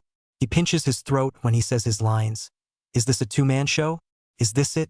How can it surpass My Goddess, the international chapter? Shady. Absolutely shady. It's embarrassing to watch, it's not fun. Hate duos. There is an urgent need to clean up the internet environment. If this trend continues, it is expected that there will be regional blackness. Looking forward to Chun Feng's performance. It's what we want to see, it's Chun Feng. Supporting Chun Feng. Ditto. The internet is up in arms. The fans of each are attacking each other in a good way. The show has also finally reached its most climactic moment since its inception. Here comes the last game, the grand finale. A combination of Chun Feng and Hua. The vast majority of people were surprised that Hua would come to this kind of variety show. It is because over the years, the mainland has produced a lot of very hot entertainment variety shows, and Hua has been invited countless times. But people never nod their heads. Just don't come. Don't want to participate in this kind of program. I never thought that this time, I would appear on stage as Chun Feng's supporting guest. So this is the group that was really anticipated by everyone. One is looking forward to Hua's appearance. One is looking forward to another stunning performance from the dark horse Prince Chun Feng. So the stage lights went black. The stage slowly turns bright as a background tone introduces background information about the current skit. 2 characters show up. All plain clothes, no character. The only thing you can tell is that Chan Feng is playing a triad boss, like he's throwing a tantrum, while Hua plays a junior instead. This strange contrast instantly puts people in the movie. Chapter 088, Who's the Undercover Agent? The name of Chun Feng's skit is very simple. It's called I'm a Cop. The plot is designed to be a bit of a reverse burner. One needs to go through the details of the performances of the two men to determine just who is the real cop. Because of the top 3 competition, each contestant's character design carries a certain amount of contrast. So Chun Feng was given the role of a police officer. But this cop is no ordinary cop. It's an undercover. The moment he got his character information, Chun Feng's character beep sounded. Ding! The host's upcoming interpretation of the target character, undercover cop, has been detected. Congratulations to the host for becoming a real undercover cop. Congratulations to the host for obtaining the Fire Eyes and Golden Eyes skill. Note: in view of the special nature of the identity of undercover police officers, it is arranged that the host becomes a dismissed undercover police officer, while the file is cancelled by the police, and the top line is killed in the line of duty. Chun Feng? Alright, that makes sense. Otherwise, Chin Feng was still wondering if the identity of a black boss given to him by the system would just clash with the identity of a police officer. Sure enough, the system is good at scheduling. As for Hua, who plays opposite him, this time he plays a junior under a triad boss. This little brother is hooking up with the police's darky insiders. The action is ambiguous. So these two are, on the surface, all Yakuza, but it's true and false, and the truth is eventually revealed through 2 or 3 clips. Scene 1. The two were on stage as soon as they made their appearance. Chun Feng sat on the sofa with the status of a black boss and snapped at Hua. Just this opening is a surprise. On the web platform, Chun Feng playing a black boss, and Hua is playing a little brother, and he gets scolded? It's really out of the ordinary. This opening hooked me right away. I thought Hua was supposed to play a black boss. The time to test Chun Feng has come. He'll be truly great if he can set up this boss image in front of Hua. That's what he'll be called. One of these two is definitely an undercover agent. Guess who? No need to guess. Chun Feng is a contestant. He must be an undercover police role. Yes, this one is definitely. I'll go with Chun Feng too. Chun Feng is an undercover cop? An undercover cop became a boss? That's crazy, right? I'm sure the program team is up to something. In fact, Hua's the undercover cop. Ha ha ha ha. Upstairs, the Emperor of Analysis has 1 billion points of truth. The netizens are already talking about it. Most people decided that, logically speaking, the main contestant should be given a positive role, so Chun Feng should be a police officer. However, he is now in the role of a mob boss. Can an undercover agent go undercover until he becomes a boss? How many years would that be? While the netizens were speculating, the drama on stage was moving at a rapid pace. Chun Feng substitutes for the role of a black boss, portraying that ferocious and grim image of a big brother. And Hua plays the little brother who is superficially scolded in a coy manner, but the camera gives him several close-ups of him lowering his head, and there's hostility written all over that face as well. It's just one clip that has the internet all confused. Neither one looks like a cop, both look like black. Scene 2. The two separated. Hua secretly sends messages out. Chun Feng, on the other hand, had met someone in secret. Thus, the identity of the two men is once again a mystery, clouded by mountains. When the two regrouped, Chun Feng began to lay out the details of the operation. They were going to go dark and grab a shipment of smuggled goods. There are extremely many lines from Chun Feng in this episode, far surpassing the skits performed by Li Han and Xiao Yeo. One can't help but be amazed at how he says his lines in a way that simply doesn't feel like lines. It's more like an off-the-cuff remark. But it was Hua who was most shocked. Only Hua knows that this line is not in the script. The script calls for this segment to be left to the two to play out on their own, i.e. make up lines on the spot. Hua watched as Chun Feng pointed to the topographical map of the city and was very focused on setting up the operation. It felt as if he was really going to go dark tonight. Cow, that's a line that just comes out of your mouth? Don't even think about it? Once again, Hua was blown away. End of second scene. The winds are slowly changing online. Taking back my previous deduction, in this drama, Chun Feng is definitely a black boss. Hua is the real undercover agent. I can see that Chun Feng said this line too damn professionally. I've heard that the scripts are improvised and a lot of the lines need to be played on the spot. He said a whole bunch of things that he made up on the spot. It's not like that. I suggest that the state investigate him. This is so professionally put together that I deeply suspect he has done this. He genuinely doesn't look like a cop in this way. Scene 3. Night action. Hwa plays a youngster who secretly meets with a man in a police uniform before the operation. It dawned on the crowd. Sure enough, Hwa's undercover. It was just that Chun Fong had also sent a secret text message out before he acted. And who is he sending it to? The plot is confusing. The stage lights dimmed and dimmed as the scene changed to a wild trading location. The deal is in the works. Suddenly, sirens wailed, and a large number of group performers rushed up in their SWAT attire, surrounding Chen Fong and the other party who were trading. Hwa appears. Stand with the police commander. At this point, the audience unanimously decided that Hwa is really an undercover agent and Chen Fong is really a black boss. Logically speaking, the skit should have ended here. The audience also got to see Chun Feng's perfectly realistic acting skills, as well as the police confrontation scene performed in tandem with Hwa. Hwa's undercover agent plays it quite like that. After all, his Infernal Affairs series is already the pinnacle of the genre. He plays this kind of scene with a light touch. But it doesn't end on stage. The police and the black ops are still at loggerheads. Chen Fong is still in the game. Everyone was surprised. What else? Just when Hwa and the commander of the police force felt something was wrong, the people on both sides of the field, who were black and white, revealed their identities, and those who were dealing with the mob were actually the SWAT team in disguise. At this point, Hwa panicked. The commander also panicked. And Chun Fong finally reveals his identity and unveils the undercover agent. At this moment, the whole room was in an uproar. Lean. So Chun Fong is still an undercover agent? Instead, Hwa is the character to capture. On the stage, with Chun Fong unveiling the mystery with a solemn face, all the audience realized what was going on in this scene. It turns out that the undercover police officer, played by Chun Fong, is trying to dig out the police commander who was the one who made the connection with Hwa, who is the dark ghost inside the police station. It was in order to catch him that Chun Fong, the undercover agent, had been lurking. This time finally captured a tumor within the police force through Hwa, a backbone who secretly harbors the scourge of ascendancy and wants to murder the boss. Once the mystery was revealed, the live broadcast was met with a roar of joy. On the live streaming platform, crap, a little skit like this, and you're giving me 2 reversals? Do you want to burn your brain like that? Wonderful. So much fun to watch. There is one thing to be said about Chun Fong: he is too evil. He plays the role of a black boss so well that when he switches his identity to a police officer, he actually has a straight face. How do you manage that expression? Speaking of which, why do I feel like I'm looking at 2 people? It's so awesome. I'm powdered. This performance is so on point. I've just gotten into it and I'm even thinking now, can we extend the storyline a bit more? I want to see the follow-up.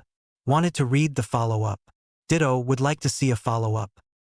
Live streaming site. The audience applauded for a long time. This little skit really kicked the mood into high gear. The crew got high. It wasn't in vain that he had taken on tremendous pressure to finale Chen Feng's group. You know, it's easy to offend Uncle Black Earth with this arrangement. But the arrangement certainly seems to be working now. Chapter 089, Uncle Black Earth's live examination. The applause was well and truly over. Chun Fong and Hwa stood on the stage and received comments from the 4 judges.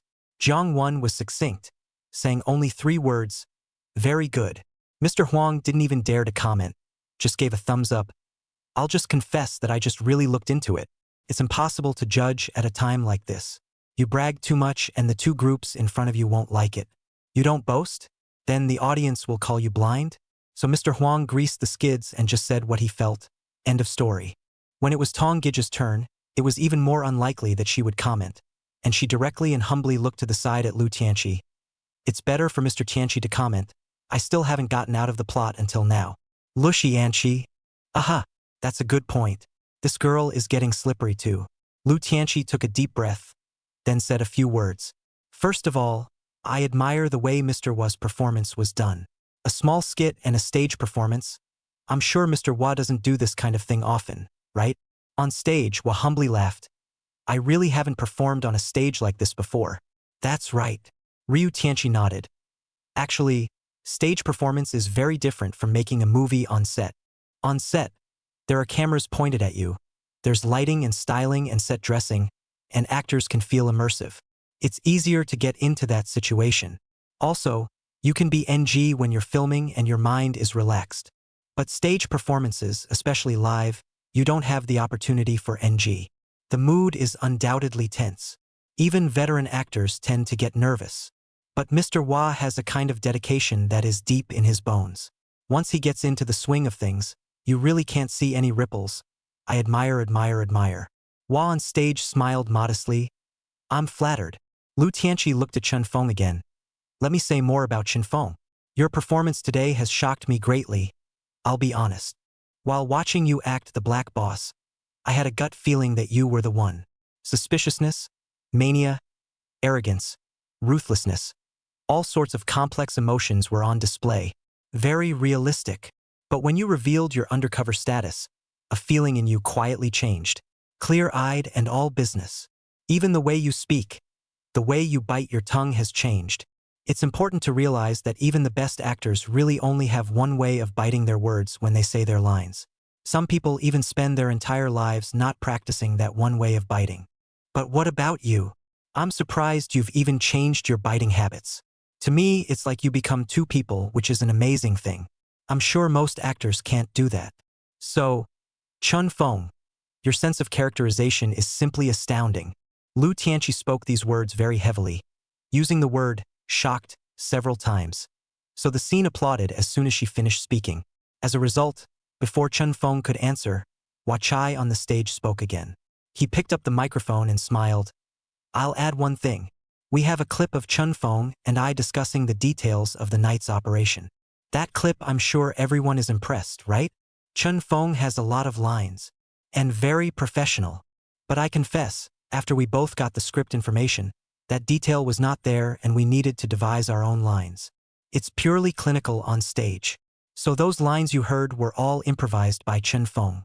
The two of us didn't pair up beforehand at all. There was no rehearsal. Upon hearing this, the entire audience was in an uproar. All four judges froze. Totally improvised?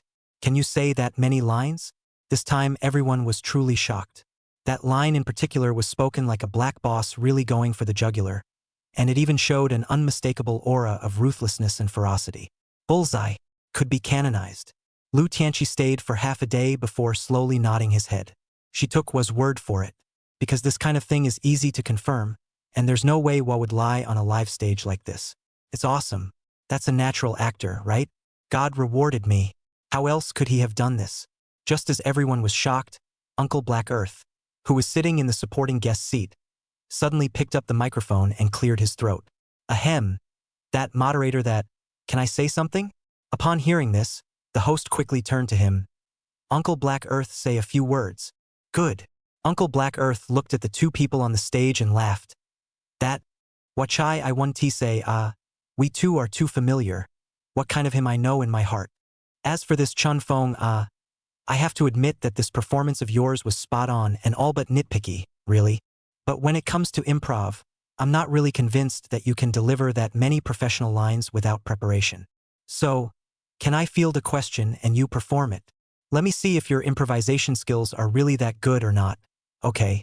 Chen Feng, you decide. As soon as Uncle Black Earth's words left his mouth, the bottom of the stage once again clamored. Here we go again. On-site assessment on the spot. This kind is the most testing of abilities. Those who are not mentally fit will probably just collapse on stage. But Chen Feng has tried it before. Jiang Wen's live test, people are very perfect to show the arrogant and cocky posture. I wonder what title Uncle Black Earth will come up with. Stage. Chen Feng had no waves. Just nodded at Uncle Black Earth. I'm fine with that, Uncle Black Earth. Good. Uncle Black Earth smiled and nodded, then said with a straight face. In that case, if the previous rendition of the clip, those lines were all improvised by you, you'll do it again now. You just pick a random person from the audience on stage. Try to analyze this man in terms of police detection. Just simply say a line. Show me your improvisational skills. Of course, it doesn't matter if it's unprofessional. I'm sure you can't possibly grasp that much specialized vocabulary. Okay, come and try. The audience below applauded. Everyone was encouraging Chen Feng. Individuals, however, cringed. For example, Jiang Wen like Lu Tianqi or Hua. This test is too strong. Isn't it? It's just a live broadcast, it's not a taped program. Originally, the previous performance is quite good. You make such a topic to make things difficult for people. Once the performance is wrong, then the effect of the previous performance will be discounted. Uncle Black Earth is being protective. Seeing that Chun Feng's popularity was unstoppable, he deliberately made things difficult for people. The purpose is to let Su Yao hold on to the first place position. More or less over the top. However, it seemed like Chun Feng really didn't care. There wasn't even a wince on his face. Just nodding very bashfully, he held up the microphone and said, "Okay, Uncle Black Earth. I'll try. Everyone in the audience, I'll just randomly choose help me cooperate if you're chosen." After saying that, he walked towards the stage with a big smile on his face. While walking around, that turned on the Fire Eyes skill. This skill is an ability granted when entering the role of a police officer. Certainly not the kind of fiery eyes of the Monkey King. As soon as Chun Feng's the skill was used, some additional detail tags appeared on all the observed targets in his immediate field of vision. This woman, for example, has her face labeled plastic surgery, her breasts labeled silicone, and the Gucci bag in her hand labeled fake. For example, the man over there is labeled cigarette marks on his hands, fracture marks on his feet, and wig on his head. Then there's the young man in the distance, labeled beetle nut on his mouth, impotent on his crotch, and fake fruit on the phone in his hand. Then there's the man sitting in the second row near the aisle. Label on face, fake beard. Label on shoulder scar. Label on tiger's mouth worn with knife. Label on pocket, murderous weapon. Chun Feng's eyes immediately lit up. Chapter 090. What about the trial? He's in the movie. "Hello, sir. Can you cooperate?" Chun Feng walked to the man in the second row near the aisle and asked with a smile. The man was visibly confused. "What the hell? So many people in the front row are clamoring to work with you, and you come to me and ask me? Did I show enthusiasm there?" Seeing that the cameras were moving over, the woman beside the man who looked like his girlfriend hurriedly disliked him with her elbow. "Cooperate. It's live. The men are clueless." Just barely managing to squeeze out a smile. "Okay. Thanks." Chun Feng smiled back. He realized that the fiery eyes ability granted by the system was too damn good. Looking away, labels float up for all those within sight, but only some outwardly more generalized ones. But once you get close enough that you only have one person in front of you, the labels on that person come up in a dense mass. Very much so. The man in front of me, for example, has at least 30 or 40 tags all over his body. Most features of the body surface are labeled. There are labels on the head such as knife scar, smoke scar, dying, hair transplant. On the upper body there are labels such as Benelux, murderous murder weapon, knife scar, oxycodone, vertigo stickers, and a series of hilarious and odd labels on the lower body such as foot fungus, private money, and so on. In short, these tags encompass all the details of the person. Chun Feng's eyes swept. Various labels at your fingertips. He's only interested in the murder weapon on the man. The man had at least 7 or 8 knife scars on his body, smoke scars on his head, and his hair was dyed and had implants. There's also oxycodone and ecstasy patches in his pocket. I'd be surprised if this guy was a nice guy. Chun Feng looked like he was in a state, his eyes gleaming, staring at the man without blinking, looking up and down, making the man look a little hairy. He was annoyed. It seemed unaccustomed to having a camera around so pointed at it. So he reached up and scratched his brow, frowning and said, "Hurry up. What are you looking at?" "Good." Chun Feng's expression became serious. The entire audience was subconsciously quiet as well. Everyone was looking at Chun Feng, all in anticipation of his next performance. Proctoring a person as a professional police officer. No lines. What can he really say? Finally, Chun Feng spoke. "This gentleman, your name, man. No need for your last name to be king." Chun Feng, "Mr. Wang, show me your ID card." The man froze. The woman next to him excitedly pushed him again. "Here. It's just a show. What are you afraid of? It's not like you really need your ID card." The flesh on the man's face twitched involuntarily twice. After a moment's hesitation, he reached down and pulled out his ID. As he handed it to Chun Feng, the expression on that face had completely changed, becoming a bit sinister. Chun Feng looked in his eyes and picked up his ID card to take a look. "I've been holding it in my hand since I read it. Didn't give it to him." Then came the question. "Chun Feng, what did Mr. Wang used to do?" Man, pick killer. Chun Feng, "No wonder the knife marks on your hand at the tiger's mouth are so obvious." The man looked at his hand in dismay. "Blade marks? Yes." Chun Feng, "Mr. Wang, the hair is dyed, right?" The man shuddered. Once again, he looked up at Chun Feng in shock. You can see that? Chun Feng, hair is not only dyed, but also has a hair transplant. The man hadn't even waited to say anything, but the woman on the side clapped her hands in surprise first. Oh my God. Did you guess or did you see it? That's awesome. He really dyed his hair and had a hair transplant. Upon hearing this, the entire audience immediately applauded. All 4 judges looked mesmerized. Even Uncle Black Earth, International Chapter, and Wa on the starring guest seats are all watching with great interest. Mind-boggling. Did the boy really see it? The point is, this conversation feels like we're arresting a criminal. The feeling of having spotted a suspect and going up to check it out. On the web platform. Holy! I suddenly came back to my senses and realized that I had actually looked in. In that scene just now, I think I was watching a plainclothes interrogation of a suspect. Why do I feel like there's a story in Chun Feng's eyes? He's in the movie. Haha, the key is that the man is also into the scene. Netizens, have you noticed that the man seems to be nervous as if?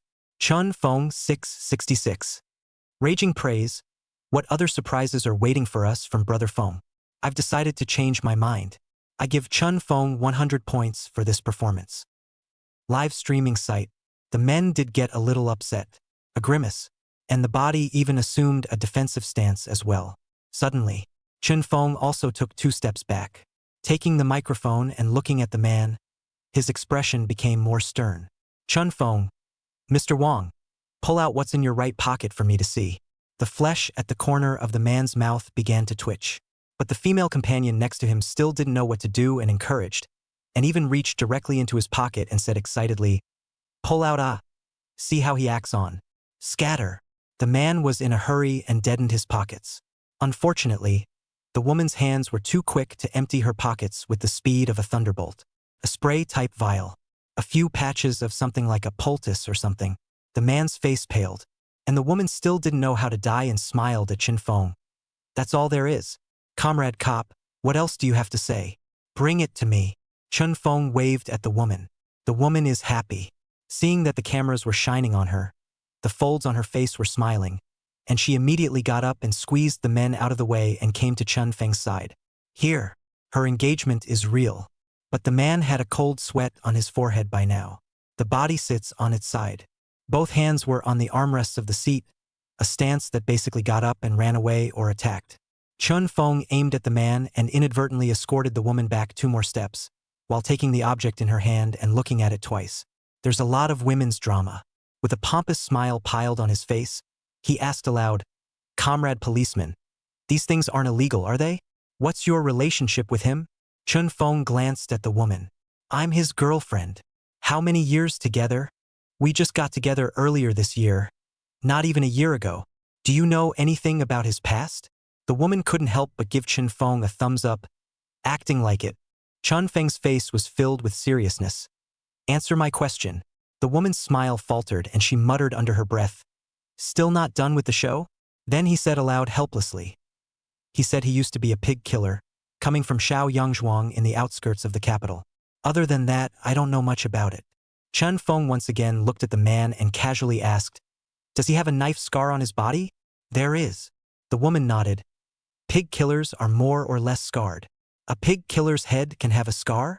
The woman froze, seeing Chun Feng's attitude more and more serious, eyes more and more cold, more or less afraid, could not help but step back. He said that the scar is a childhood fight hit.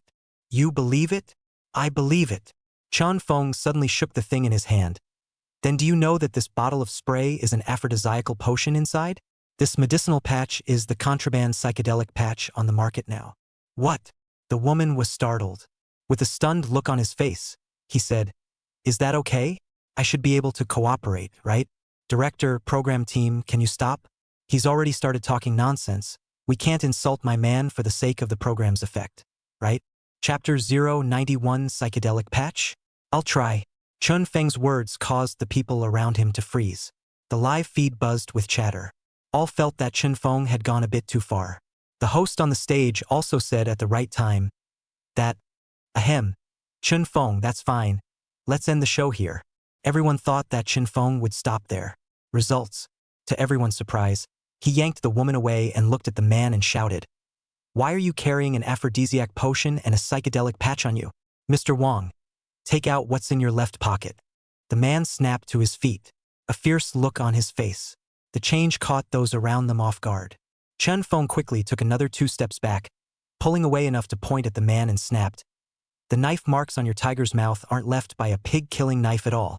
Those are the marks of a folding dagger. You have scars all over your body, hair dyed, even implants. You're carrying oxycodone and psychedelic patches in your pocket. That thing in your left side pocket is shaped like a folding dagger by the look of it. Take it out and I'll take a look. Who the hell are you? What do you have? Before Chun Feng's words fell, he saw the man violently twist his head and turn around, furiously running towards the door of the live broadcast site at a speed of a 100-meter sprint. There was an audible gasp. What's the situation? What's that man running for? No one's blocking it, and no one dared to stand in the way. For the man ran out with a scowl all over his face, veins popping out on his forehead, and a dagger in his hand at some point. Bright daggers. In this situation, who dares to go up and stop them? Only, Chun Feng had already pulled out his cell phone and dialed the demon spirit while the man fled. Call the police quickly, and reported the ID number and name in his hand. The woman on the sidelines was completely petrified. What the hell? Men just get scared off? Could it be that what Chen Feng said was true, and that the vial was an aphrodisiac potion? That patch is a psychedelic patch? Soon the men ran out the door and the live hall was in an uproar. The hosts were dumbfounded, not sure how to react to that. Finished. Another live streaming accident. Does this Chun Feng have a grudge against the show? There are always live accidents.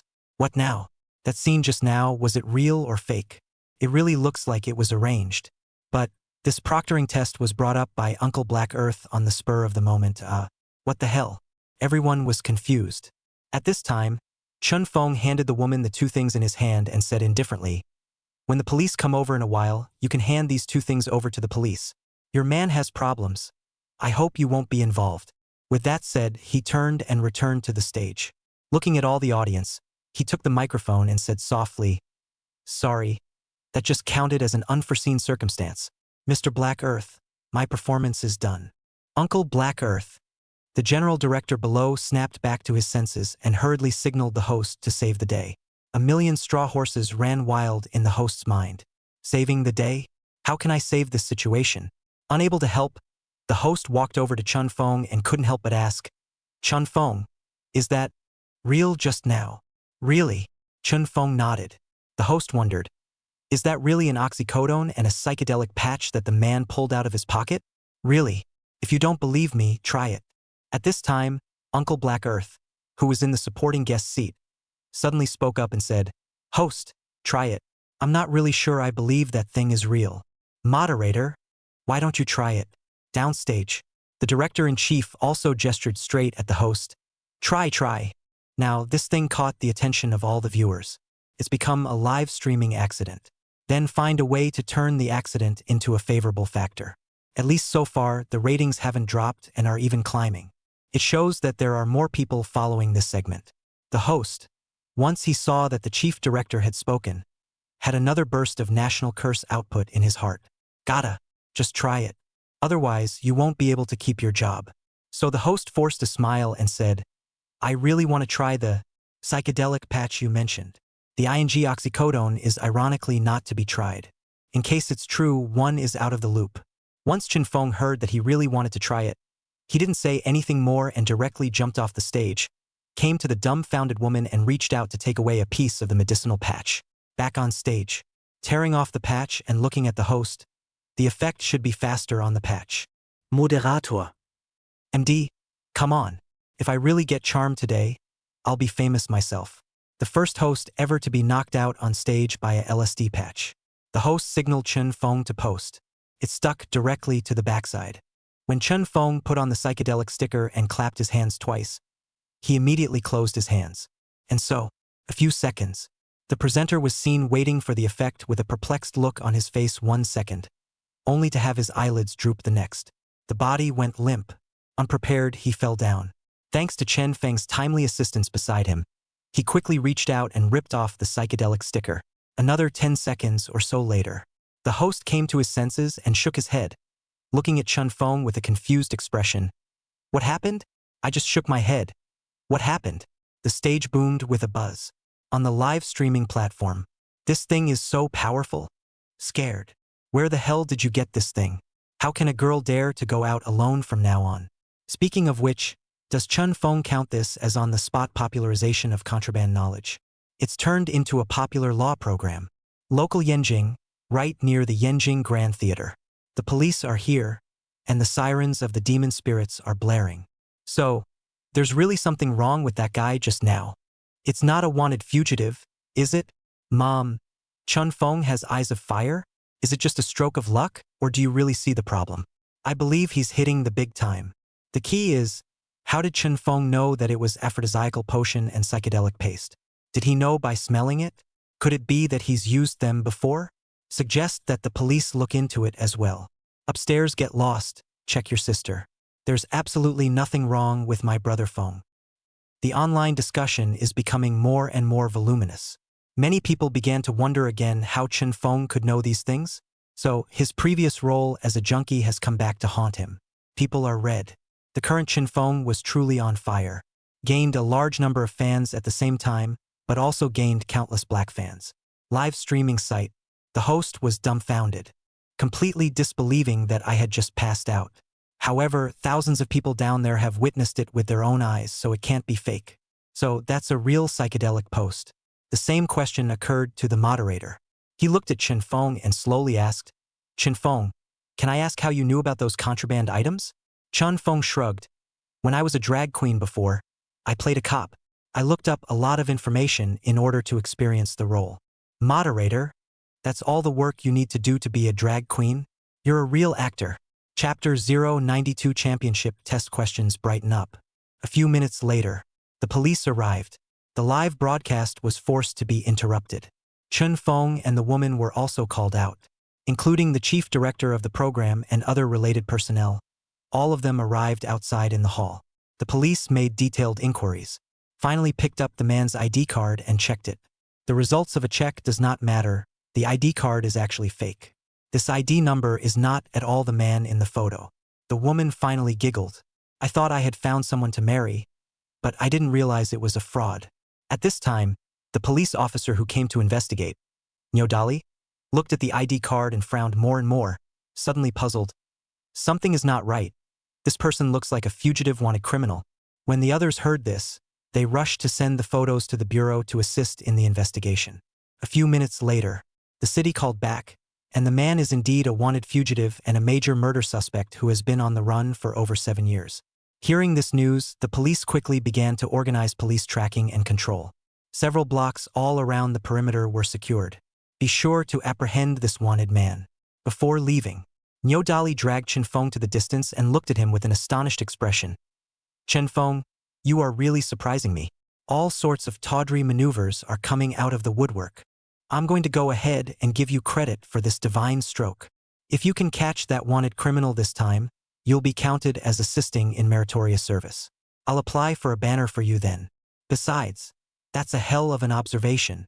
Now I think it's a shame you're not a cop. Chun Feng smiled faintly. Officer Nyo, you're too kind. All right, we gotta go. No sleep for you tonight. I hope we catch that guy. Let's go, bye. Bye. The police are gone. Everyone looked at Chun Feng. The eyes were odd. Let him have a clinical moment, and he ends up digging up a wanted man who's been on the run for 7 years. You're a real gripper. What's the deal? The show must go on. It's close to the last shiver. Now that the top 3 were locked in, it was the 3 people, Chun Feng, Li Han and Su Yao. There will have to be another PK match at the end. Then decide who is the overall champion of the Yanjing tournament. The final PK match, according to the rules of the program, is a solo monologue-like performance, where all the plot, lines and stage design are all your own. So the general director gave the order. Live streaming continues. That's the end of what just happened. This one doesn't count as a live streaming accident. Just post a statement on the website tomorrow. At least, the variety show What's an Actor For? Has done its job, hasn't it? And dug up a wanted man. 10 minutes later, live streaming continues. Chun Feng's performance was complete and the voting channel had been opened. As a result, something unexpected happened. Due to the interruption of the live stream just moments ago, Many people didn't return at the first opportunity and accessed the voting channel to cast their votes. Viewers in front of the TV are either going to eat or pee. In short, the numbers are way too low. This also led to the fact that the number of people who voted for Chun Fong within the allotted time was not too exaggerated. When the final voting ended, his popularity value was pitifully low and he managed to squeeze into the top 3, narrowly missing his Waterloo. Luckily, it worked out in the end. In the end, the Yanjing region's top 3 locked Chun Fong and the other 3 without any surprises. First place Su Yao, second place Li Han, third place Chun Fong. 3 players returned to the stage. The guests and judges also collected themselves and started to comment on a few things, at the same time voicing the expectations of the 3 young men. After the host goes through the motions, the most exciting moment arrives. The divisional finals are about to begin. Since the finals format is so simple, the show didn't want to find another separate day to broadcast, which would have been too one-dimensional in content. So why not just finish it today? With this heat right now, it's sure to be a perfect finish. The next episode, which was also the last of the season, was put on New Year's Day. On New Year's Day, the top 10 contestants from across the country returned to the stage to collectively deliver a great show to all the audience. After New Year's Day and before the New Year, the national championship game is on. Everyone was looking forward to see who would represent Yanjing in the national finals. The final division finals are officially underway. 3 selections began to scroll on the big screen. 1 randomly selected per person. This time, it's all on you. Li Han and Su Yao were both a bit nervous. But Chun Fong was much more forthcoming. A face of indifference. Thus, when it came to choosing, Li Han and Su Yao humbled themselves at the same time, allowing Chun Fong to choose first. Chun Fong walked forward and casually tapped on the select button. The randomly scrolling big screen stopped immediately. A genius retard. Chun Fong, Li Han and Su Yao unanimously snorted in the back. There was also a burst of laughter in the audience below. All 4 judges were speechless. The 3 guests in the supporting cast seat fell back with different expressions. On the live streaming platform, I spit a mouthful of coke on my computer. Who's gonna pay for my computer? My brother Fong is definitely not in tune with the program. From the time he joined the competition until today, it seems that he has never been cast in a good role. Playing a police officer is also an undercover agent. I'm blind. Please, can these 2 words be put together? Genius and madness are just a hair's breadth apart. This one's really high up. You have to play a retard and show the nature of a genius. Damn, the show is really good at screwing people over. I wonder if Li Han and Su Yao were chosen for this, would they be able to perform it? One acted like a genius, one acted like a retard. Upstairs. Keyboard warriors, who dares to come to Yanjing City and talk to the crown prince of the capital circle like this? I'll serve you. I'll call you daddy. Who dares to come? What era is this? The king of hell has changed to wearing Western clothes, but still playing with the princess sand sculpture stuff. What's the matter? Do you understand the rule of law? Those who post pop-ups are elementary school students. UING2. I really am. Stage. Chun Fong retreated with an indifferent face. Ding, the target character, a genius retard, that the host is about to portray has been detected. Congratulations to the host for becoming a true genius retard. Chun Fong? Okay, hurry up and exit the status. I wonder what the state of genius retardation really is. The system empowers this kind of character anyway. We'll find out when we act it out later. Let's see what characters the remaining 2 are, shall we? This time it was personally chosen at random, so there should be no catches. So 1 is really ing bad. It's really not that great of a role to play with such complexity. Soon after, Li Han went up second to choose. With the button pressed, the big screen stopped again. A teacher with a split personality. The smile on Li Han's face instantly froze. Holy, is it all that hard? Behind. Su Yao couldn't laugh either, because then the big screen lit up with the last character choice. A man who fantasizes about himself as a woman. Chapter 093. This too. Does it pee? Divisional finals. 3 topics. A genius retard. A teacher with a split personality. A man who fantasizes about himself as a woman. Just those 3 topics froze the 4 judges at the judging table. Who came up with the questions? You come out and I promise I won't kill you. With this kind of topic, it's too difficult for the contestants to perform alone. Isn't it? Probably just as good as the 3rd one. After all, Little Damage Sample used to interpret a Scottish mood style once before, and that was kind of a performance. Which two are left? You may not be able to perform well even if you put an old actor in the role. Who's so talented? What's with the difficult questions at the end of the day? Jiangwen looked directly at Teacher Huang beside him. Teacher Huang, let you choose one to perform. Which one are you sure you can play? I. Mr. Huang scratched his head and finally said vaguely, maybe he'll pick the third one. I wouldn't pick any of them because they're all poorly interpreted. Jiangwen told the big truth straight away. Mr. Huang was speechless. Actually, he can't interpret it well. No concept in my head. I also chose the third one because the only borrowed image in my mind was the pussy image created by Little Damage Man back in the day. It should be fairly close to the title, right? The other side. Tong Gij came up next to Lu Tianqi and asked in a low voice, Teacher Tianqi, who came up with these 3 questions? It's too outrageous, isn't it? I don't know. Lu Tianqi skimmed his mouth. I heard it was given by a director. The exact person is unknown, and the program group is keeping it a secret. However, these 3 sets of questions are really good and very much a test of ability. Tong Gij cried and laughed. Teacher Tianqi, this test is too high and difficult, isn't it? If it were me, I probably wouldn't be able to act out even one of them. Ryu Tianqi didn't squeak. She kept looking at Chen Feng, feeling strange. Everyone's feeling of seeing the 3 titles was devastated, especially those other 2 on the stage, Su Yao and Li Han. Both of them collapsed in a heap. Cutie. It's all so hard to see. Only Chen Feng was expressionless. Who knows what he was thinking? Is it a forced calm? Or is it just a good idea? He's going to be portraying a genius retard. How the hell is this going to be portrayed? Even the experienced Lu Tianqi had no concept of it. Supporting guest seat. The international chapter also came up next to Uncle Black Earth and asked, Uncle Black Earth, do you think it's appropriate for this kind of topic to appear in a variety show? Isn't it a bit too difficult? Humph.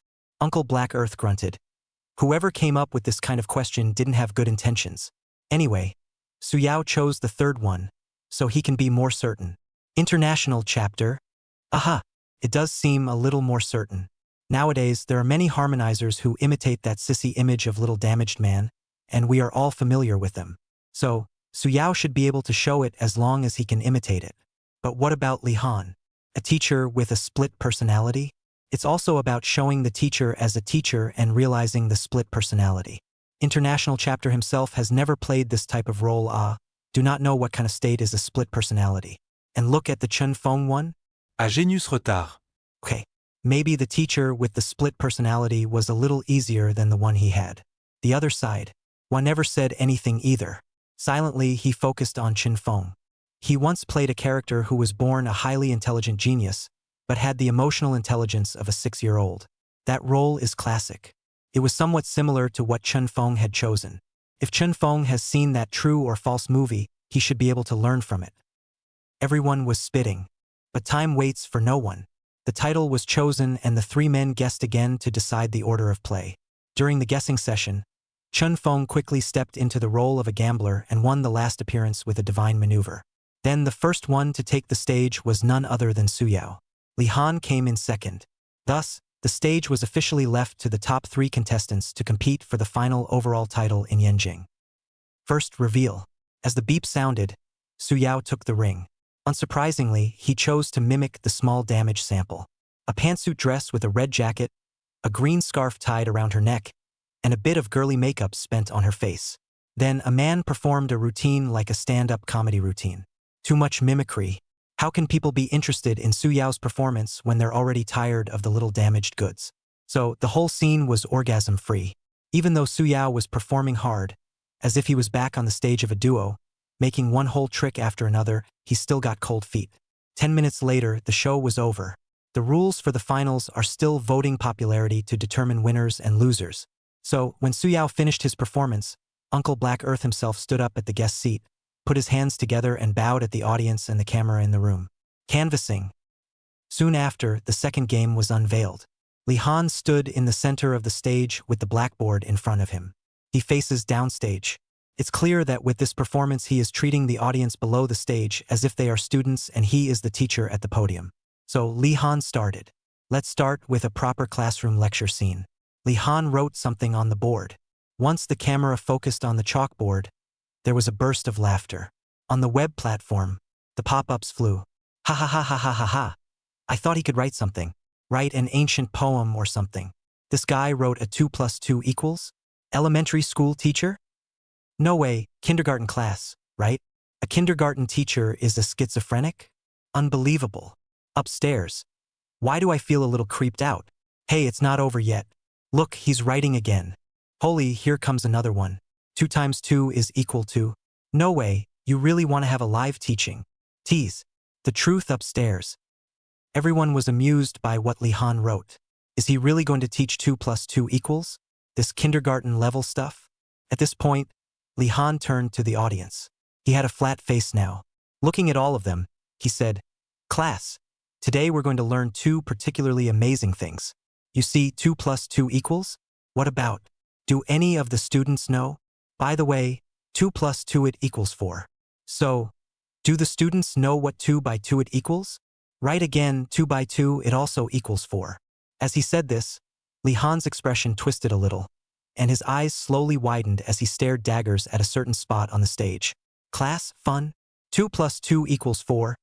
2x2 it still equals 4. How amazing, isn't it? The more Li-han spoke, the more hideous he looked, and roared loudly in an almost bizarrely perverted voice. Class, you say? This too? Is it piss poor? Does it piss off? 2加2能等于4 ，2乘以2还是等于4。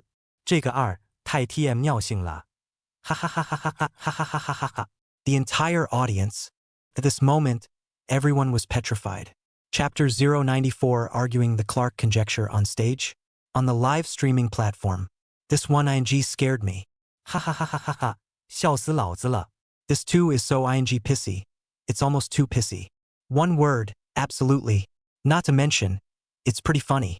Is that schizophrenia? It's called sand sculpture. Isn't it? Upstairs is wrong. This is not a sand sculpture. This is. It's over. I seem to have been brainwashed. All I can think about now is the sound of this 2 peeing or not peeing. Hey, of all the numbers, 2 seems to be the only one that looks like this. Addition and multiplication give the same result. It's amazing, isn't it? Either how to say 2 urinate.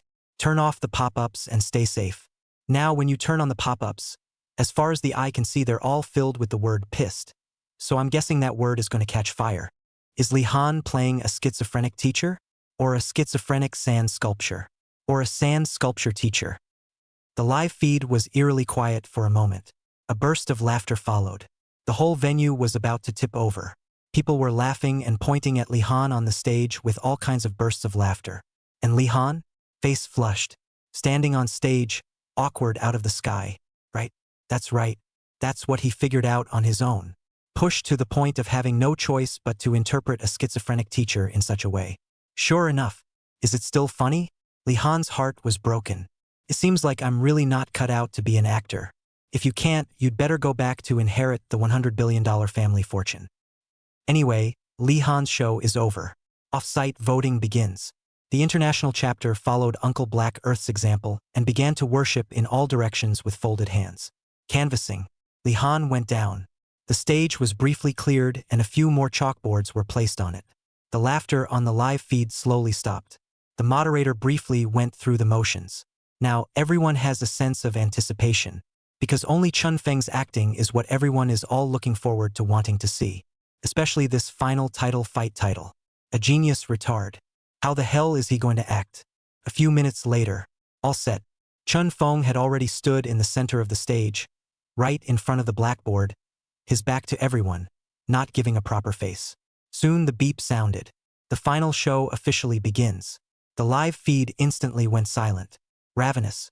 Everyone stared at Chun Feng's movements. Includes judges and guests. There's even Su Yao and Li-han who hid in the restroom. Stage. Chun Feng hadn't moved. Just cocked his head and looked up at the blackboard. The body is more or less twisted. One arm was crooked. Strange. Just a simple backstory like that made one word come to everyone's mind. Intellectual disability. Even physically disabled. So what's he watching? Just observing this action is tied to genius. Smart. The judge's table. Jiang Wen couldn't help but give him a thumbs up. With this move, he has brought everyone in who wants to know what the hell he's going to do next. And so, time passed. Chun Feng stood in this position for a full 5 minutes. Just as everyone was getting impatient, Chun Feng finally moved. With a trembling hand, he reached out and picked up a piece of chalk in an extremely awkward position and proceeded to start writing and drawing on the blackboard. Write a 6 first, then use 6-2 and get 3. Then use 3x3 plus 1 to get 10. Use 10-2 again to get 5. Then use 5x3 plus 1 to get 16. Again, use 16-2 to get 8, then 2 to get 4, then 2 to get 2, then 2 to get 1. Finished writing. It was a pain in the ass to write. Each calculation seemed as if it took a great deal of his energy. It does seem like a retard learning to count. But that's it? The audience looked skeptical. That's a good way to show a retard. But a genius? How does it show? Everyone is confused. However, on stage, Chun Feng never turned around and kept trying hard to write and draw on the blackboard. He kept writing numbers and then kept doing simple arithmetic. A whole blackboard full of writing. Then he moved laboriously to another blackboard. Still need to write? At that moment, the stage cue sounded. Time's up. Each person only has 10 minutes to perform. You can only pause when it's time. So, the host walked onto the stage and waved at Chun Feng. Chun Feng, you can stop now. Your performance time is up. Chun Feng was indifferent. He had laboriously moved to another blackboard, laboriously held up the chalk in his hand, and laboriously began to write. But this time, he doesn't write numbers. He's actually writing derivation formulas. What 2k what 2k 2 what 4k plus 1 what 4k plus 3 Then iterative derivation continues later. 12k plus 4, 6k plus 2, 3k plus 1. Next came 12k plus 10, 6k plus 5, 18k plus 16, 9k plus 8. Watching him write on and on, endlessly, there was already a clamor and shouting from below the stage. All of them made him stop. The host hurriedly ran to Chun Feng and patted his shoulder. Chun Feng, it's time for your performance. Chun, I'm going. The host let out a gasp of surprise and stepped back in fear. At that moment, an overhead camera tracked past, finally capturing the front of Chun Feng. On the big screen, Chun Feng's face looked like it was twisted, mouth open. The haram has been flowing. That image is so kind of retarded. Those eyes, staring straight at the blackboard. Ignoring the words of the presenter, I kept writing on the blackboard, desperately, with all my strength. One chalkboard is not enough. Get another one. The hosts were dumbfounded. What's going on here? Are you that into it? Can't get out? The host looked down at the general director. And at such a critical moment, the chief director is answering the phone? Does it fit? Director, we're live here. What do you say? Should we force him to stop? Seeing that the director answered the phone with a look of surprise and gravity, it is assumed that there is something wrong. There is no other way but to save the scene yourself. The host once again tried to go over and stop Chun Feng. As a result, just then, the general director below suddenly shouted at him, "Don't move. Leave him alone. Let him continue." The host froze. Don't care about him? That's what's taking so long? There won't be enough time left in a while. There is a fine for dragging hours. What is the director doing? The host couldn't figure it out, but the director had spoken, so he was still grinding his teeth. Get out of the way. Watch. Let's see what Chun Feng can do. So there was a lot of commotion. Live streaming continues. Everyone stared at Chun Feng as he wrote and drew on the blackboard, as if he was deriving an extremely complex mathematical formula. After he had filled 5 blackboards in a row, he finally stopped moving. A man stood dumbfounded, both eyes looking up at the sky, like thinking. The moderator finally breathed a sigh of relief that this time it could be over, right? But just at this time, the director suddenly jumped up from the stage, quickly rushed to the host's side, picked up the microphone in his hand, cleared his throat, looked at everyone and said something. Ahem, everyone on the field, and all the viewers on the live streaming platform. There is a temporary and unexpected situation. A special viewer called from outside the arena, reached me directly, and told me something. I'll start by identifying this audience member. He's a professor at Qingbei University, in the math department. The old man was very well known in the field of mathematics and was one of the leading math experts in the country. He just called me and told me that what Chun Feng wrote on the blackboard wasn't just a mess of random writing. That one, it's a very famous conjecture in the world today in the math world called the Cronje conjecture. No one has been able to thoroughly prove this guess until today. But Chun Feng wrote something on the blackboard, as if he had already discovered something. After the general director finished speaking, the entire live broadcast was dead silent. What's this about?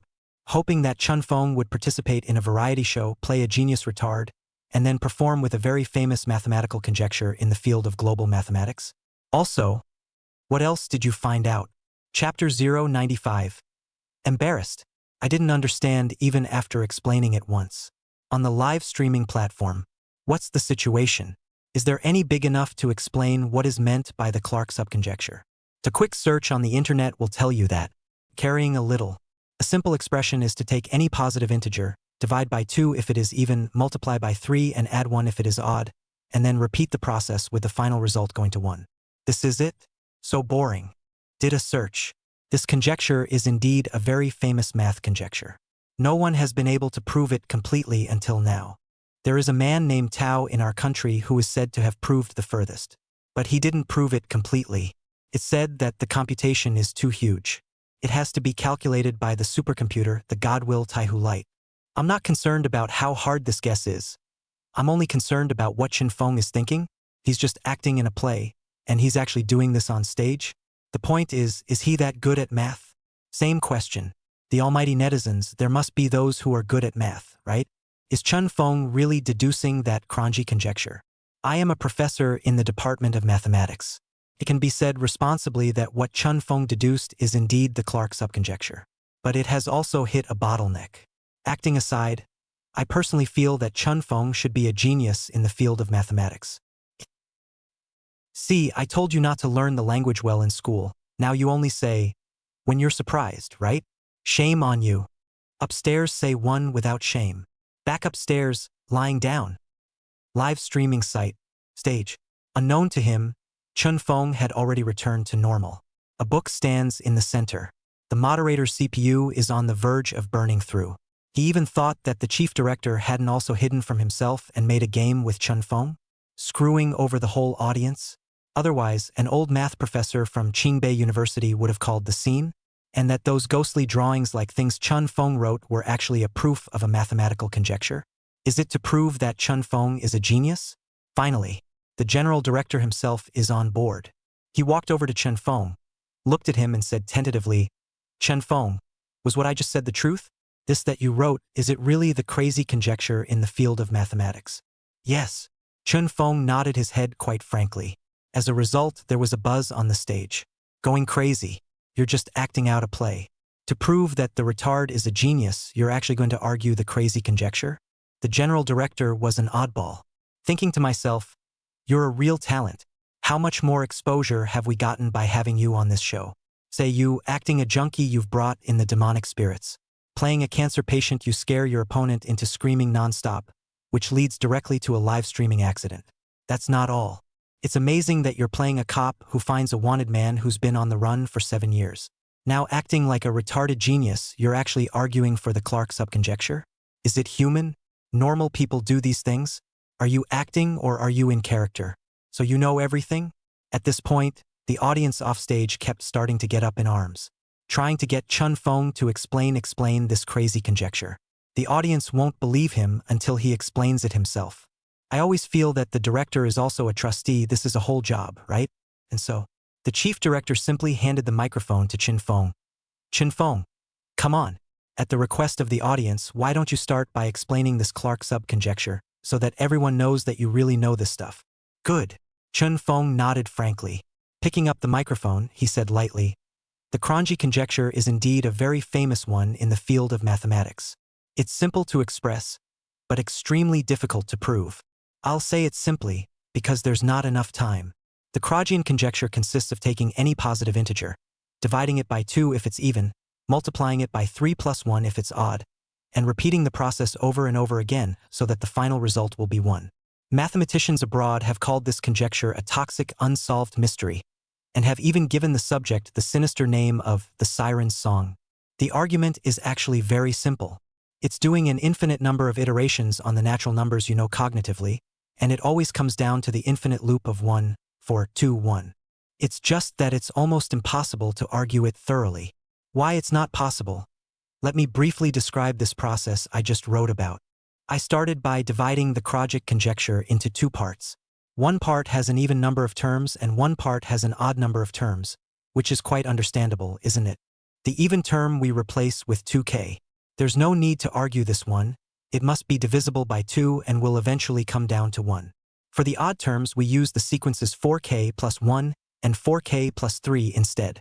In this, 4k plus 1 goes through a handful of iterative steps to 12k plus 4, 6k plus 2, 3k plus 1, which smoothly iterates to an even number of terms that are divisible by 2 and finally boils down to 1. Understand this, right? So here comes the key. Speaking of this, Chun Feng's expression became unusually serious as he pointed at the 4k plus 3 sequence on the blackboard and said, "Everyone, the 4k plus 3 sequence scenario is just bizarre. It goes through iterations and becomes 12k plus 10, 6k plus 5, 18k plus 16, 9k plus 8. See, this sequence goes on iterating indefinitely, and you'll never eliminate its parity term, even as the value increases indefinitely. Why? If the fastest supercomputers in the country were to be used to calculate it, they probably wouldn't be able to calculate the end of it. So it was never possible to argue whether the conjecture was valid or not. Actually, I've argued up to here and stopped, because I realized that it didn't really make sense to keep trying for infinite positive integers. The exact reason this conjecture appears to be weirdly circular in the sequence 4k plus 3 is actually that when k equals 0 and 1, that is, between 3 and 4, there is actually an extra positive integer that doesn't exist. It is this positive integer that causes the 4k plus 3 sequence to fail to iteratively eliminate and finally come down to 1. If no positive integer between 3 and 4 can be found, then the Krajik conjecture is ultimately untenable. There must be positive integers beyond the light speed power of 2 that cannot be reduced to 1. That's my conclusion.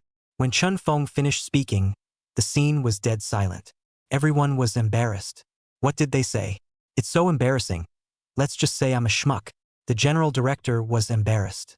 Don't ask nicely. The person re-explained the whole thing, and he or she still didn't get it. Forget it. Hurry up and end the fight. If we don't end it, we're really going to get fined. So, the chief director simply didn't pick up on this and directly said, "Let's applaud Chun Feng for his wonderful commentary." The following clamor of applause. Sensei has to be applauded now, whether he heard it or not. Show that you're listening. So the chief director passed the microphone into the hands of the host next to him and gave a wink, meaning a quick end to the fight. Then it was off the stage. Moderator, there's an MMP I don't know if I should say or not. Chapter 096. Taking down the Yenjing region champion. The host took the microphone helplessly. Let's settle the battle quickly. He looked at the side of Chun Feng and casually asked, "Chun Feng, I ask for all the general audience, you as an actor, how will you study this kind of mathematical conjecture?" I didn't actually study it. Chun Feng organized his language before he slowly said, "I just happened to brush the post online once, and when I was bored, I saw the post about the Clark subconjecture, so I studied it." Studied a little? The moderator's face collapsed. Yeah, studied a little. Okay. The moderator couldn't pick it up. You casually surfed a wave online and studied the Clark subconjecture, and actually drew a personal call from a professor in the math department at Qingbei University. And that you're on to something. So you played a retard, but you're a real genius, right? Forget it. Let's stop here. Can't really have fun hosting. If you keep asking, you're really going to have to worship him yourself. The hosts chopped and pushed the live broadcast forward and went straight to the next segment, where the online popularity voting began. On the live streaming platform, Brother Feng is really a big man, worship. A good actor who doesn't study math isn't a good idol. I've decided to fan Feng. I adore him so much. I'm still confused as to whether it's true or not that he deduced that stuff. Deep suspicion of a stunt arranged by the show's crew. Bull. The program team dares to play a trick on Qingbei University? You don't want to die fast enough? Vote, vote, vote. I, Feng, am definitely number 1. Brother Feng is the best looking. No rebuttals accepted. I have a problem with that. Even if Chun Feng is really a genius, has he shown the retardation of a genius in his acting? Doesn't seem so, does it? All gather around. Upstairs comes out to show retardation again. As soon as the popularity voting began, Chun Feng's popularity climbed at a rapid pace. With an amazing speed, he quickly surpassed Li Han and Su Yao, and finally managed to top the popularity list. It even surpassed the second and third oldest by a hair. With this kind of achievement, even if you find a water army, you can't brush it up, it's too much over. So, live on the air. The final results came out and Chun Feng deservedly became the overall champion of the Yanjing division. There was much rejoicing. Everyone felt he deserved it. Too many surprises on Chun Feng. Every show has to bring a little surprise. It makes you feel like you're always expecting a surprise when you watch him perform. And Chun Feng didn't disappoint. The surprises keep coming. In the end, the program presented him with the Entertainment Newcomer King Best Newcomer Show trophy for the overall winner of the division. The second Su Yao and the third Li Han also got the third-place awards respectively. Due to the timing, the final awards ceremony was stopped right in its tracks and ended hastily. The hosts concluded with a preview of this year's New Year's Day special. The What's Up actor crew will bring together the winners of the top 10 divisions across the country on New Year's Day to create a spectacular program to present to all viewers. Stay tuned. This officially brings the live program to a close. Backstage division. Rosa was ecstatic with excitement, wrapping her arms around Chun Feng and jumping and laughing. It was evident that she was truly happy for Chun Feng. Only Chun Feng was more or less surprised, because was gone. It was only after he had gone through all the processes of the show that he realized that Hua had quietly left. Chun Feng hurriedly made a call over. Hua confessed on the phone that he was commissioned to come to the mainland to give Chun Feng a hand as a supporting actor. Now that Chun Feng had managed to win the title, his mission was complete. So he left first. Mostly, the schedule is so full that there's just no way around it. On the phone, Hua also made an invitation to Chun Feng to visit Hong Kong Island sometime. Introduce Master Star to him when the time comes. At the same time, gold medal producer Su Xianglin also asked Hua to pass a message that he also had an idea to work with Chun Feng once. A customized play will be made for him. Even Wang Jing leaked the idea of wanting to work together. Anyway, see you later, the meeting is not far away. Let Chun Feng not have to care about going out of his way tonight. There's no way out. Chun Feng could only let out a long sigh. Who on earth invited Hua to give himself as a supporting guest? And this has actually become an unsolved mystery. Strike that too. It's already done, so let it go. After making an appointment with Hua Zai about the date of the meeting, Chun Feng hung up the phone. The other side, Rosa Xia also called Tong Gij and took the night off. She wanted to celebrate Chun Feng. Thus, the two of them walked out of the back door of the Yanjing Grand Theater in a relaxed manner. Rosa Xia drove, a rather chic pink Beetle. But not hers, it's Tong Gij's. I don't know out of what frame of mind. Tong Gij was particularly generous tonight and lent her car to Rosa. Get in the car. Luo Xia casually asked, Chun Feng, how do you want to get high tonight? I'll stay with you for the whole night, drinking and singing and watching movies. How do you want to celebrate? You're going to stay with me all night? Chun Feng looked at her in surprise. Okay? Rosa Xia smiled like a little fox come to life. It's written all over his face. Chun Feng also smiled. I don't care. Have you thought about it, accompanying me for one night? You can't regret it when the time comes. No. Rosacea's cheeks blushed slightly and she nodded with great certainty. I will definitely celebrate with you tonight. That's fine. That's still hesitating an eggplant. Straightening his seatbelt, he lazily said, then we'll have a drink, then go to karaoke, and finally go to a nighttime movie. Yeah. With a shout of excitement, Rosa Xia then skillfully started the car, slammed her foot on the gas, and flew up the main street. Chun Feng's performance today had given her a sense of anticipation in her heart. So the love brain went to the head. Half an hour later, the two arrived downstairs at an upscale restaurant. Eat Western food. Tonight's the night for luxury.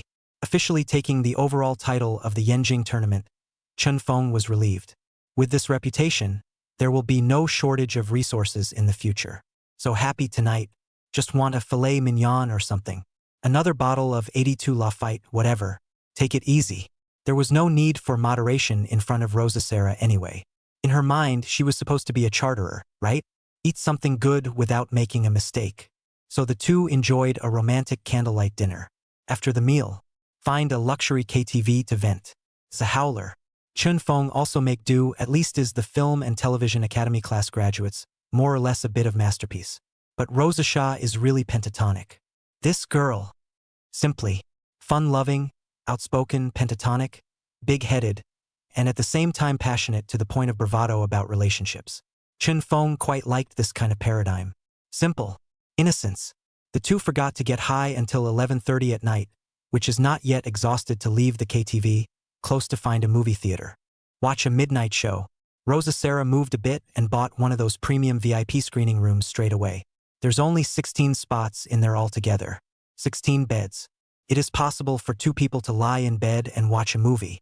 Condition is very upscale. The atmosphere is also ambiguous. By the time the two entered the screening room, all the other seats were occupied.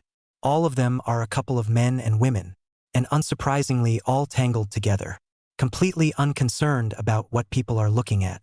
So when Chen Feng and Luo Shasha, wearing hats and masks, quietly came to their positions, the others only glanced at them before withdrawing their gazes. Here everyone plays their own. Who cares who? And after seeing the bed in front of him, Chen Feng reached out and gently wrapped his arms around Luo Shasha's small waist that was full of youthful vigor. Chapter 097 Fire Signs. Heat is on. The movie is starting. The projection hall lights went out, leaving only the glow of the screen. All the young couples in the seats were snuggled together with blankets over them. What the hands are doing under the blanket is unknown. The blankets are moving anyway. Chen Feng and Luo Shasha were also covered with blankets. Back against the bed. There are small tables for food and drinks next to it. Snacks and drinks are available outside the hall. Free to help yourself to as much as you want. Rosa Sarah wrapped her hands tightly around Chen Feng's waist, resting her head on the position of his chest, staring at the screen without looking away, as if she was watching television. And Chen Feng? Breathing in the daughterly scent of Rosasha's body. He gently rubbed his chin against her hair every now and then, and his eyes were glued to the screen. Seems to be watching a movie too, but really neither one was looking in. Rosasha took her socks off when she came up. She was born with pretty feet, 10 toes like onion shoots, nails all painted with light pink nail polish. Very girly. Chen Feng could have some fun. It feels amazing to just get mushy together like that. Rosasha was also distracted. One moment he would look at the TV, and the next he would look up at Chen Feng. Just like that, the two of them were very subtly teasing each other, their eyes hooking back and forth. Soon, Rosasha's face was red. Chen Feng also felt hot all over. It didn't make sense before. It always feels like both men and women can be passionate without flirting. I finally got to see it today. Feeling it, the water is there. Ryoko. Luo Shasha simply couldn't watch the movie anymore, looking up at Chen Feng with a blushing face, her eyes watery, seemingly angry and happy. Bay teeth bit her lip. In the dark light, looking like a little wildcat in motion. Chen Feng smiled and asked in a low voice, "Why? Why are you looking at me like that?" "You looked at me first. You were the one who was teasing." Rosasha blushed and whispered lightly, "You're the one who teased first. Then I won't move, okay?" No. Chen Feng simply sat up and whispered with a smile, "Can we not watch the movie anymore?" Rosasha knew it by heart as soon as she looked at him. This guy, he's probably gonna make it bad. There's no escape tonight. Had a hunch.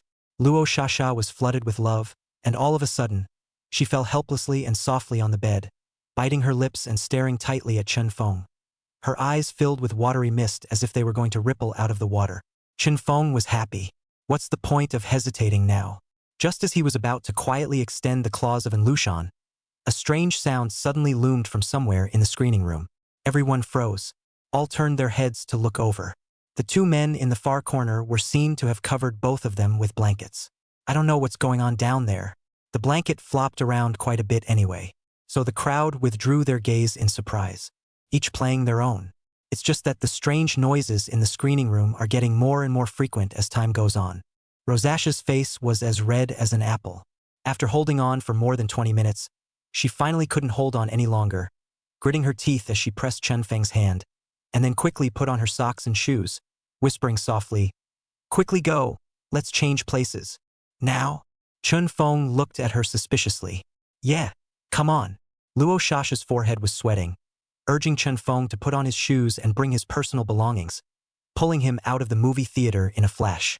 10 minutes later, in a nearby upscale hotel, the two men got a room.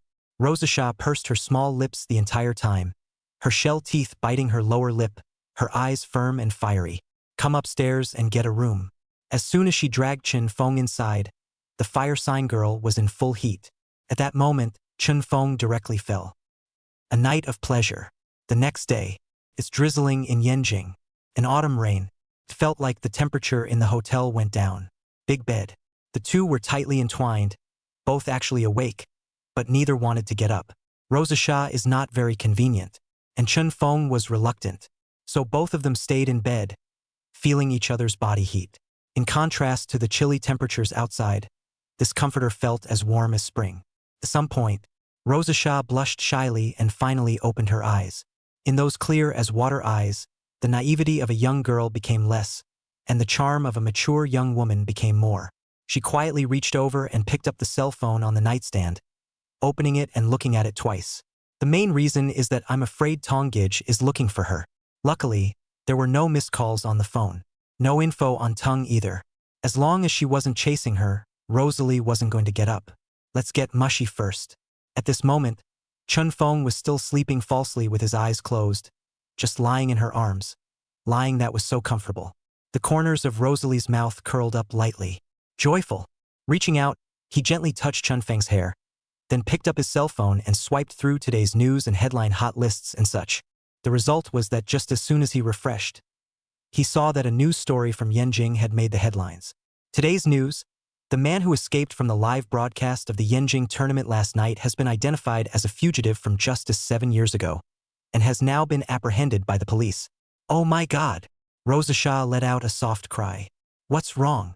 With his eyes closed, Chun Feng arched into her arms and murmured, "Something wrong."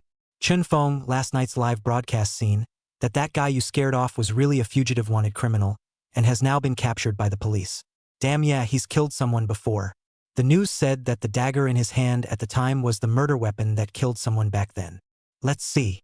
Chun Feng lazily opened his eyes and glanced at the cell phone in Rosa's hand. After a moment, he shook his head and lost his smile. Count him out. He's really unlucky. Luo Shasha also couldn't help but laugh. Originally, he had gone to watch a live broadcast properly, but in the end, an interaction with a contestant exposed him to himself. I guess he wanted to die after he was caught. After he was caught, even if he didn't have the desire to die, I guess he couldn't live, right? He's been carrying a murder case and absconding for so many years. It's estimated that he'll have to be sentenced to death or something. Aha!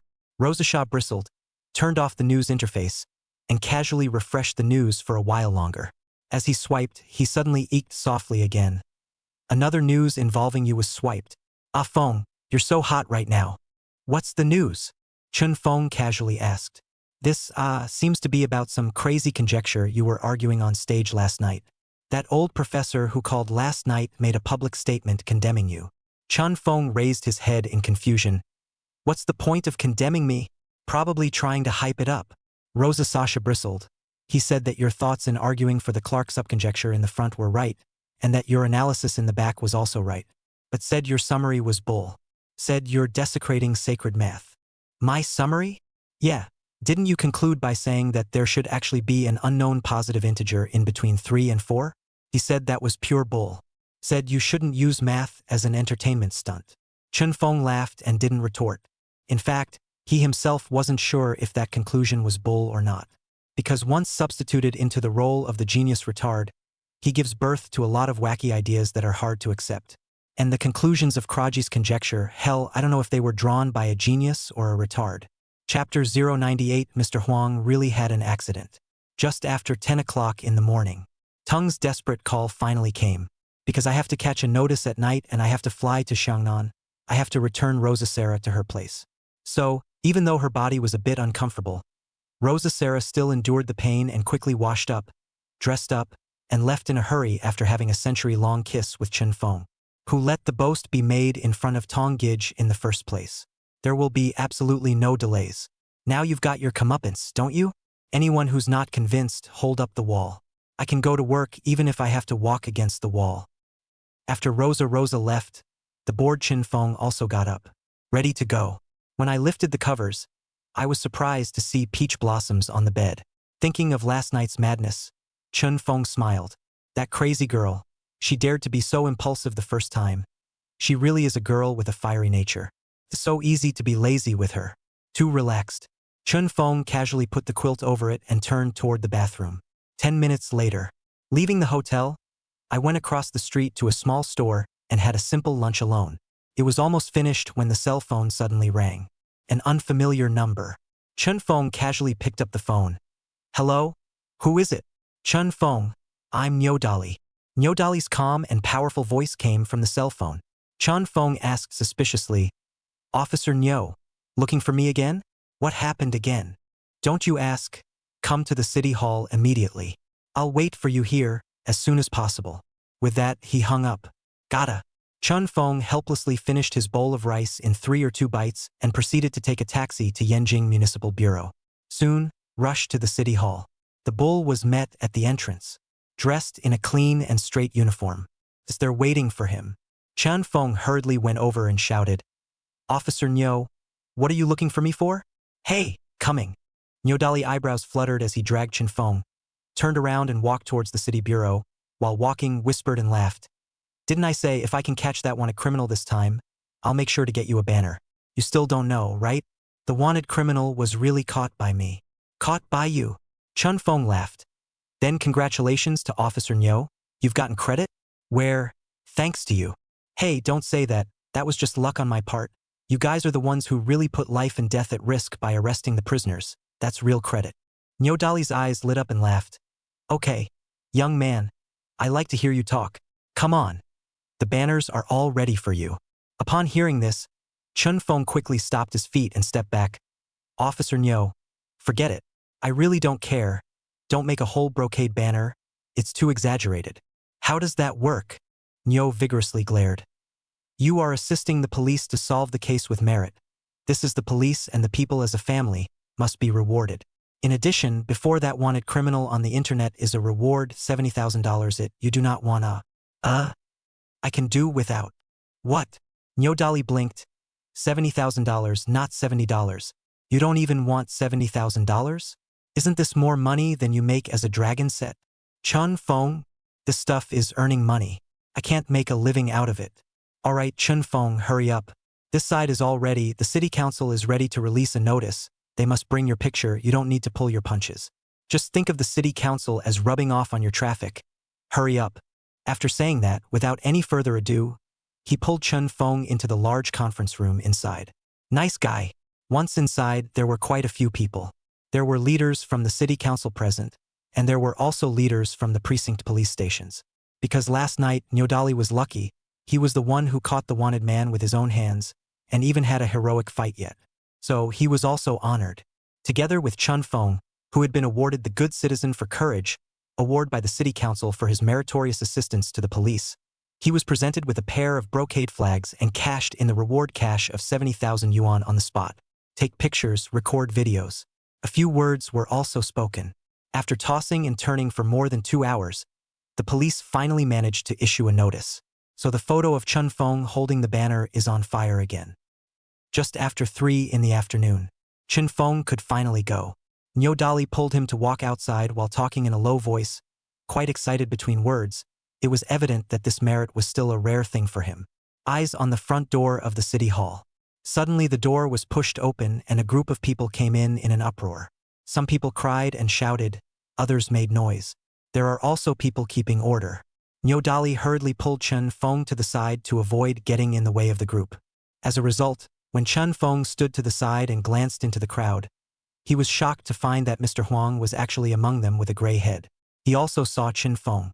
After only one glance, he hurriedly turned his head away and followed the policemen with his head down as they hurried toward the city's disposal room. Behind, at least a dozen of them followed close behind. Among them were 2 other families crying their eyes out, straight up yelling about returning their children's lives. Chun Fong frowned. Did something happen to Mr. Huang? That's not true.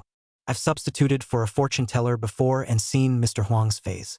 He's a bit of a bloodbath and has the appearance of breaking the bank, but there's really no jail time. I don't know what's going on. At that moment, Nyodali, who was beside him, also discovered Mr. Huang in the crowd. He just got credit today and his mood is also high. When people are happy, this gossip mentality comes up. It really does not distinguish between men and women. As soon as Nyodali saw that Mr. Huang had been brought in, he immediately became interested. First time I've seen a movie star brought in. Sounds like there's a murder involved? So Nyodali suddenly chased after him, directly dragged a small police officer at the end, and whispered a few words of conversation. A few moments later, He hurried back to Chun Feng. Let's go. Later. Chun Feng looked at him suspiciously. What happened? I think I saw Mr. Huang. Yes, it's Mr. Wang. Something happened at his school. Chun Feng's heart stirred. What happened? I heard it was a couple of students who broke the rules last night and snuck into the school during the latter part of the night to play. The result was the use of a contraband hallucinogen, which caused one of the kids to fall down the stairs and die. Chun Feng? That bad?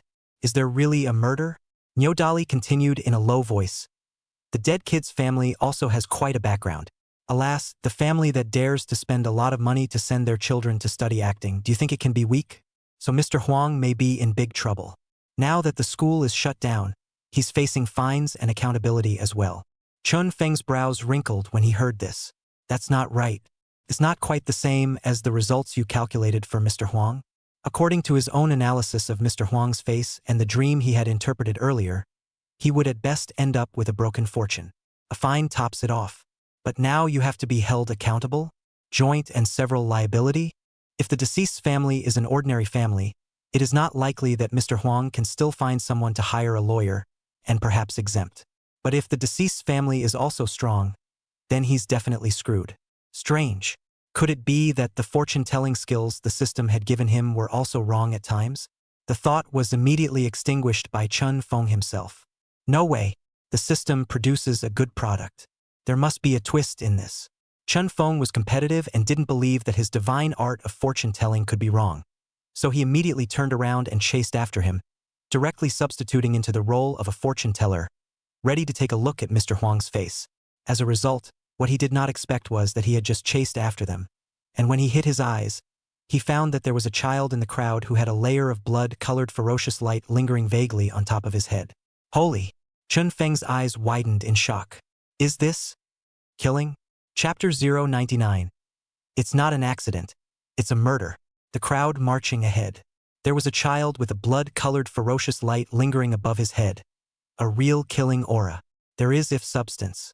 The average person wouldn't have such a heavy murderous aura if they hadn't just killed someone recently. There's a murderer in the group?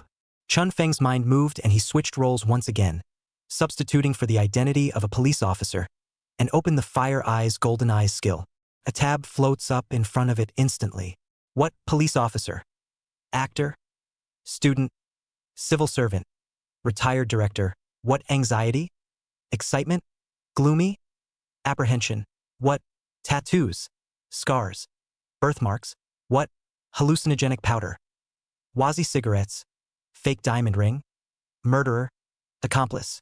Chun Feng's eyes lit up. I'll rub it in. There's a ing murderer in there. These kids should all be involved in last night's murder. That makes sense. The murder that occurred at Mr. Wang's school last night, if the child really overdosed on hallucinogens on his own and accidentally fell down the stairs, then the school authorities should definitely be held accountable. If the victim's family doesn't go to you, Mr. Wang, who will they go to? Even if the kids break the rules themselves, the families will sue a handful of times. It's called a shot with or without dates. It usually hits. This is especially true for movie stars like Mr. Huang, who is a public figure. Whether it is to put the matter to rest or exemption, Mr. Huang will choose to break the bank to avoid disaster. A bad one will also have to bear joint liability. But what if this is a murder case? The family's target will immediately shift and will focus on the killer. If someone deliberately brought the deceased there and engineered the fall to death, then Mr. Wang would be able to get away with it. Homicide and accidental death by falling are two different concepts. Chun Feng let out a long breath. Couldn't help but shake my head. When he first told Mr. Huang's fortune, in fact, when he spoke of dreaming of frogs, according to the interpretation of the dream, he should have had the help of a nobleman. Right now, he wouldn't have gotten out of this case without the help of a nobleman. As a result, after all this time, this nobleman is himself? That's a lot of free time, isn't it? At this time, Nyodali, who followed by the side, looked at Chun Feng suspiciously. Chun Feng, what are you looking at? Why don't you hurry up and leave? You're still watching the fun. Officer Bull. Chun Feng turned around and looked at Nyodali with a mysterious smile. Do you still want to take credit? Take credit? What other merits? Nyodali froze. Mr. Wang's case. What credit can I take for his case? A bunch of bears played with hallucinogens and fell down the stairs. It's not a criminal case. What credit can I take? Chun Feng blinked. What if it is? Bull power. Chun Feng tugged Nyo Dali back to the side and lowered his voice. Officer Nyo, do you know why I identified the fugitive wanted criminal at the live broadcast site? Nyo Dali shook his head with a confused expression. Chun Feng laughed. Because I was born with a very spiritual sixth sense, 100 times stronger than ordinary people. After saying that, he pouted at the group of people who were far away. One of those bear children is a murderer.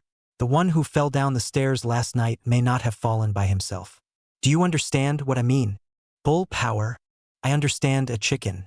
Sixth sense? You want me to solve a case with this? What's wrong with that? But the point was, the wanted criminal that he had caught was indeed exposed by Chun Feng at the live broadcast. That's how many people have seen it with their own eyes. So, believe it or not. Chun Feng patted his shoulder with a relaxed face. Officer Nyo, the opportunity for promotion and pay raise for meritorious performance is here for you. Believe me, just go and investigate. I'll point you to that bear child, you check to the death, it'll be right. Nyo Dali slowly looked toward the group that was far away. They had gone inside into the large disposal room that was inside. Chun Feng continued, how about this, you take me to an observation room.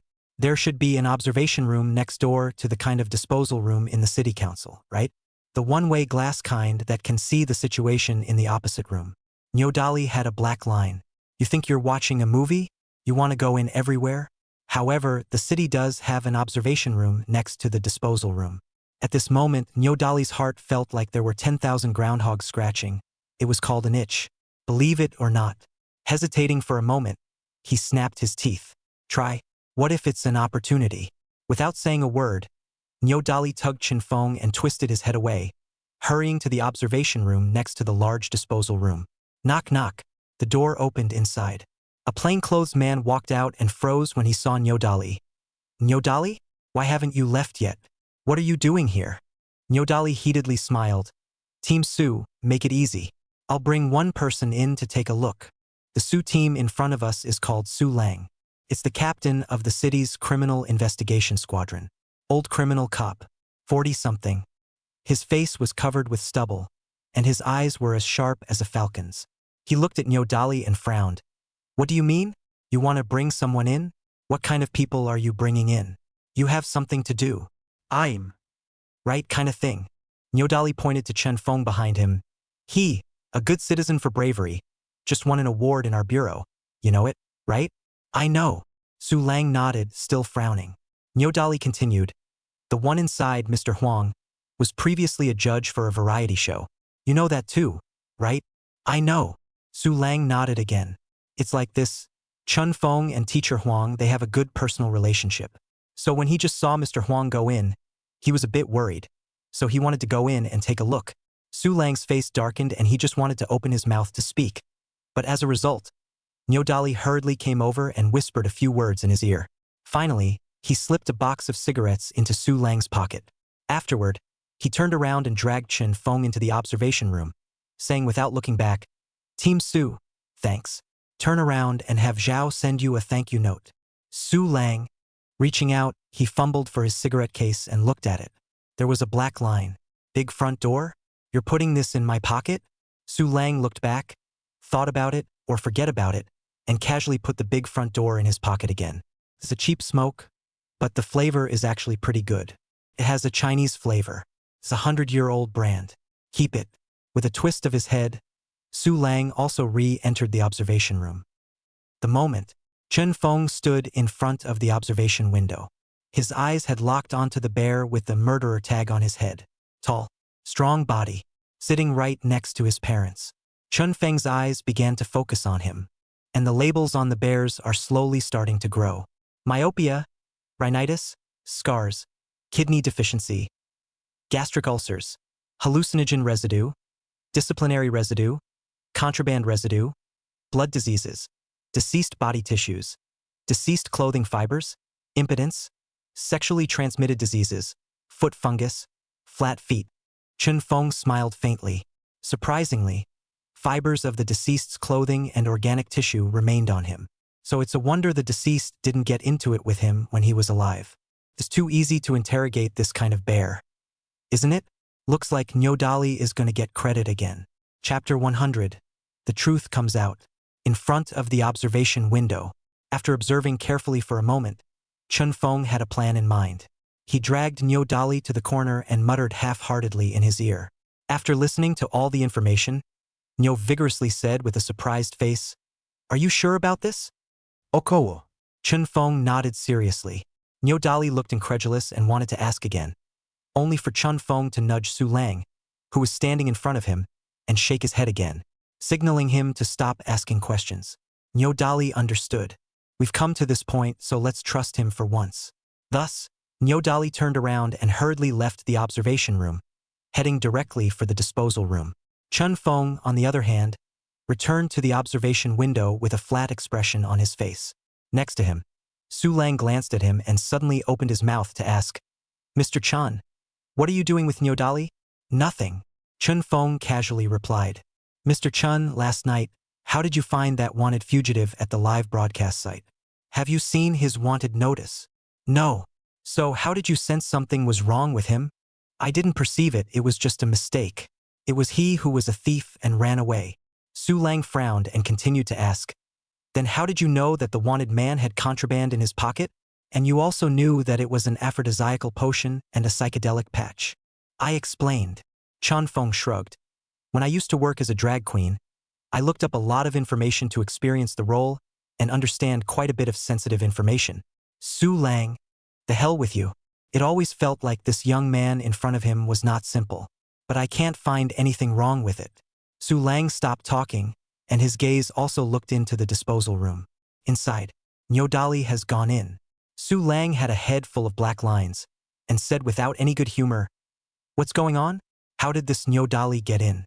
A small police officer from the police station dares to enter our disposal room at will? Outrageous." He was about to turn around and leave after saying that. Chun Fong hurriedly stopped in front of him and smiled. "Team Su, wait a little longer." "Wait? Wait for what?" Su Lang's face was dark. After all, Nyo Dali is not a person of the city bureau, just a small civilian police of the district police station. How can you just go into the city's disposal room? It's not compliant. Chun Fong didn't care about this. He just looked seriously at Su Lang and whispered, "Team Su, wait a moment. It'll only take a moment. Let Officer Nyo go in and ask a couple of questions. We'll know the result right away."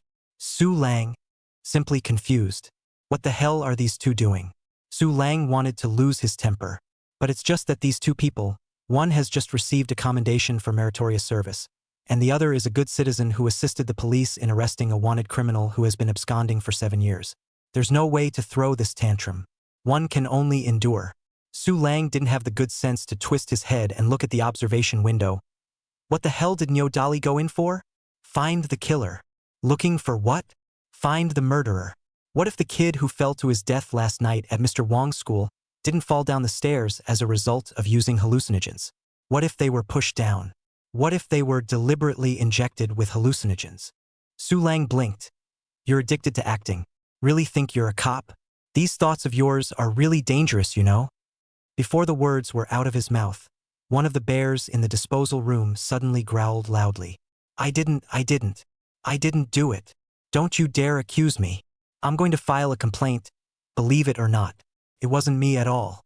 Dad, Mom, you guys tell this little constable to get the hell out of here. CNMs, I didn't do it means I didn't do it." Su Lang hastily turned his head to look inside the observation window, and the expression on this face became more or less grave. Why is it so intense? What exactly did Nyo Dali say? That bear is overreacting. Su Lang frowned. At this point, Bull Power said a few more words and appeared to take something from the bear. As a result, the bears reacted even more violently. He suddenly frantically resisted and dodged Nyo Dali's hand. The mouth couldn't stop cursing angrily. Finally, Nyo Dali also let out a deep voice. "Be honest. This is the city council, no? Even your parents are not qualified to protect you here. Let me tell you, once these residues on your body are detected to be the dead man's, you will be suspected, understand?" Pale and sweating, the bear suddenly rushed to his parents bawling, "Dad, Mom, help me. Don't let him take it to the lab. Oh, Mom, save me, save me." At a glance, everyone in the disposal room ducked away with a shocked look on their faces. Even the parents of the bears were dumbfounded. My father froze for half a day and suddenly slammed the table. "Asshole, what the hell did you do?" What are you afraid of? Ooh, Dad, I didn't do anything. Ooh, I didn't kill anybody. I'm not a murderer.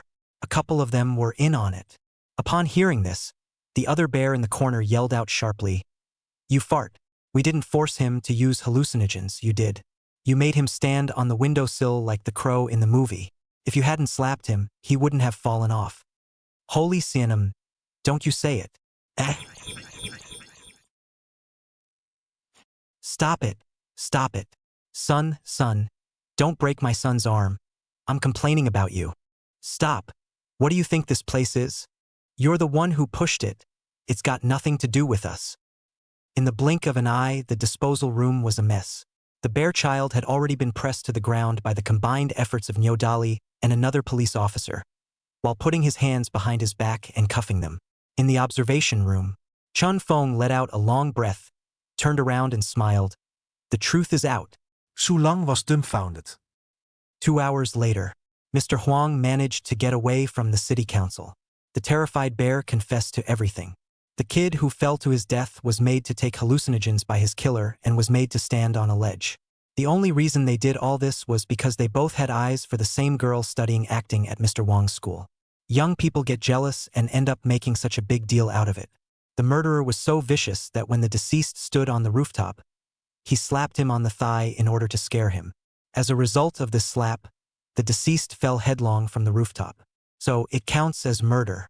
Bears are going to have to pay the law. As for Mr. Huang, sort of mismanagement, the police ordered his school to shut down and fined him a sum of money. This was the best possible outcome for Mr. Huang, breaking the bank and avoiding disaster. When he came out, Mr. Huang had been waiting in the hall. When Nyodali walked out from inside with a spring in his step, Mr. Huang hurriedly greeted him and had to say thank you to him. But without thinking, once Nyodali heard him thanking him repeatedly, he hurriedly came to his ear and whispered a few words. Mr. Huang froze when he heard it. Who? Chin Feng? Did he help to save the day? How does he know all this? And pointing bull power to solve this homicide that doesn't look like a homicide at all? So one owes him a huge favor. Chapter 101 New Opportunity, Jiang Wen's Republican Drama. Chen Feng left early. He neither wanted to be pestered by Nyodali nor to be seen by Mr. Huang. Last night he had spent half the night with Rosa, and he was still tired today, so he might as well go home and get a good night's sleep if he had that kind of time. So, 10 minutes later, Chun Feng rushed back to the Dragon Lake Summer Palace. At the gate of the villa, he happened to meet Li Han in his supercar again. He's coming home too. After seeing Chun Feng at the door, he directly stopped with a kick of the gas. Then he got out of the car and shouted at Chun Feng, Hey man, congratulations. Chun Feng looked back at him and nodded. Thank you. You're welcome. Thanks to your blessing, I didn't get the championship. Next week, I'm going to keep my promise to inherit my dad's $100 billion group of companies. Chun Feng? Li Han låghed. Man, seriously, ikvite admire you. Can't figure out at all how you got from a drag queen to where you are today. Even Sister Zhang applauded your acting skills. Awesome. Awesome. Why don't I start a company to promote you when I take over my dad's business? How about that? Chun Feng blinked and suddenly entered the role of a fortune teller, carefully observing Li Han's facial features. He could not help but frown. He is quite handsome, but the heavens are sunken in and the complexion is dull. The earth is too broad and pointed, and the heart is not strong. Too close between the two eyebrows, too narrow-minded. The eyes are especially dull and black and white. There is a saying in physiognomy that a big fortune depends on the eyes and a small fortune depends on the nose. Li Han's eyes are charming but devoid of spirit. His nose is bulging but lacks flesh, and his black nostrils are hidden on the front, draining his wealth and luck. That's the face? How can you not see how he could be worth $100 billion? It's already the limit to be a solid rich kid and get 100,000 or so pocket money a month. If you really inherited their family's $100 billion conglomerate, it would collapse in less than 3 months. Chun Feng exited his role, turned around and waved his hand. Li Han, I advise you to be a trashy rich second generation. Maybe you can still prosper your old man. If you inherit the $100 billion group, you will surely go bankrupt in less than 3 months. What the hell? Li Han immediately froze. Looking at Chin Feng has brushed open the door to prohibit to walk in. Cannot help but hate voice cursed. Senem. The dog's mouth cannot spit out the ivory. Raise you still do not know how to raise. Grass, we'll see. Returning to the villa, Chun Feng left everything behind and took a hot bath painfully. Then he turned off his cell phone and went back to his room to sleep with his head covered. The following week, Chun Feng gave himself a week's vacation. Every day is just a leisurely reading, walking around the Summer Palace Long Lake. Nothing to do at home by myself using the chef's identity to make 2 classic dishes from the full house. In the evening, visualize with Rosa Sarah again. Get a little moody. The days went by quite leisurely. A week later, it was also almost time for Chun Feng to go around Hong Kong and Macau. When the system gave the character abilities, it also incidentally added some more hidden identities to him. Like a black boss, like an undercover cop. All of these identities have a connection to the real world. So no way. The gaming industry in Hong Kong and Macau is quite prosperous, especially on Macau Island. That's a really big deal. I can't go without showing up. Chun Feng had his own plans anyway. The fact that the business over there had been running normally even before he got his own identity meant that it had been a system there for a long time. Don't worry yourself at all. After you go over there and familiarize yourself with all the business that the system gives you, just leave it to the agent to take care of it, and you'll be a hands-off person, which is fine. This will also prevent those with selfish agendas from being jealous of their seizure of power and causing further trouble. Though once he subbed into the role of a black boss, Chun Feng's heart and ruthlessness was completely different, and he didn't care at all about those hooks in the darkness. But it's better to stay out of it if you can. It's actually most comfortable to be a Teyukai. In addition, going to Hong Kong Island would also allow him to meet Hua and the others. When he left Yenjing, Hua himself said that he would introduce Starboy to himself. Such a great opportunity to have to see it. Maybe there's another opportunity for a good character experience.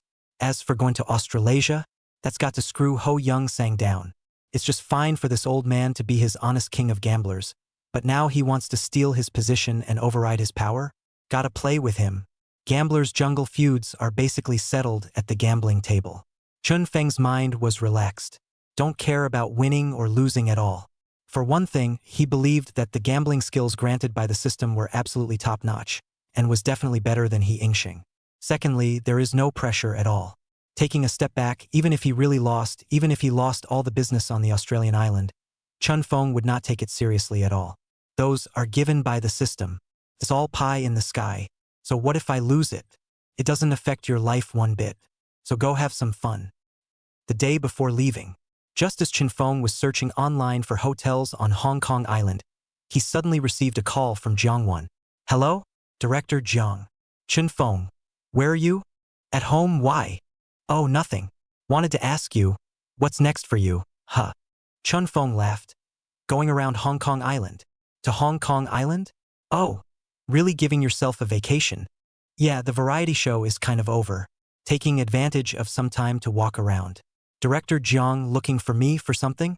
Is there a good role? Jiangwen laughed. You guessed right. I was going to ask you to meet up and read the script. Yes, Director Jiang. I have no problem with that. Can you come over now? Absolutely. Well then, why don't you come to the cafe under the financial building? I'll wait for you there. Chun Feng immediately laughed. Got it, see you in a while. See you in a bit, bye. After that, the two hung up.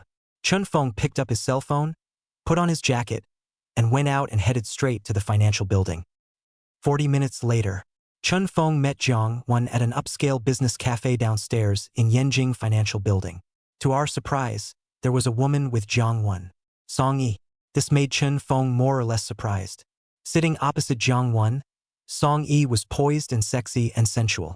She is now considered a popular actress. The acting is good, her face is online, and especially her body is hot. Feeling quite flirty in a Cheongsam. After Jiang Wan's introduction, Chun Feng then realized that Song Yi had also found Jiang Wan through a friend's introduction and had successfully passed Jiang Wan's audition, officially finalizing the role of the new drama's female number 1. Today, the two are also meeting to talk about the start of the new drama.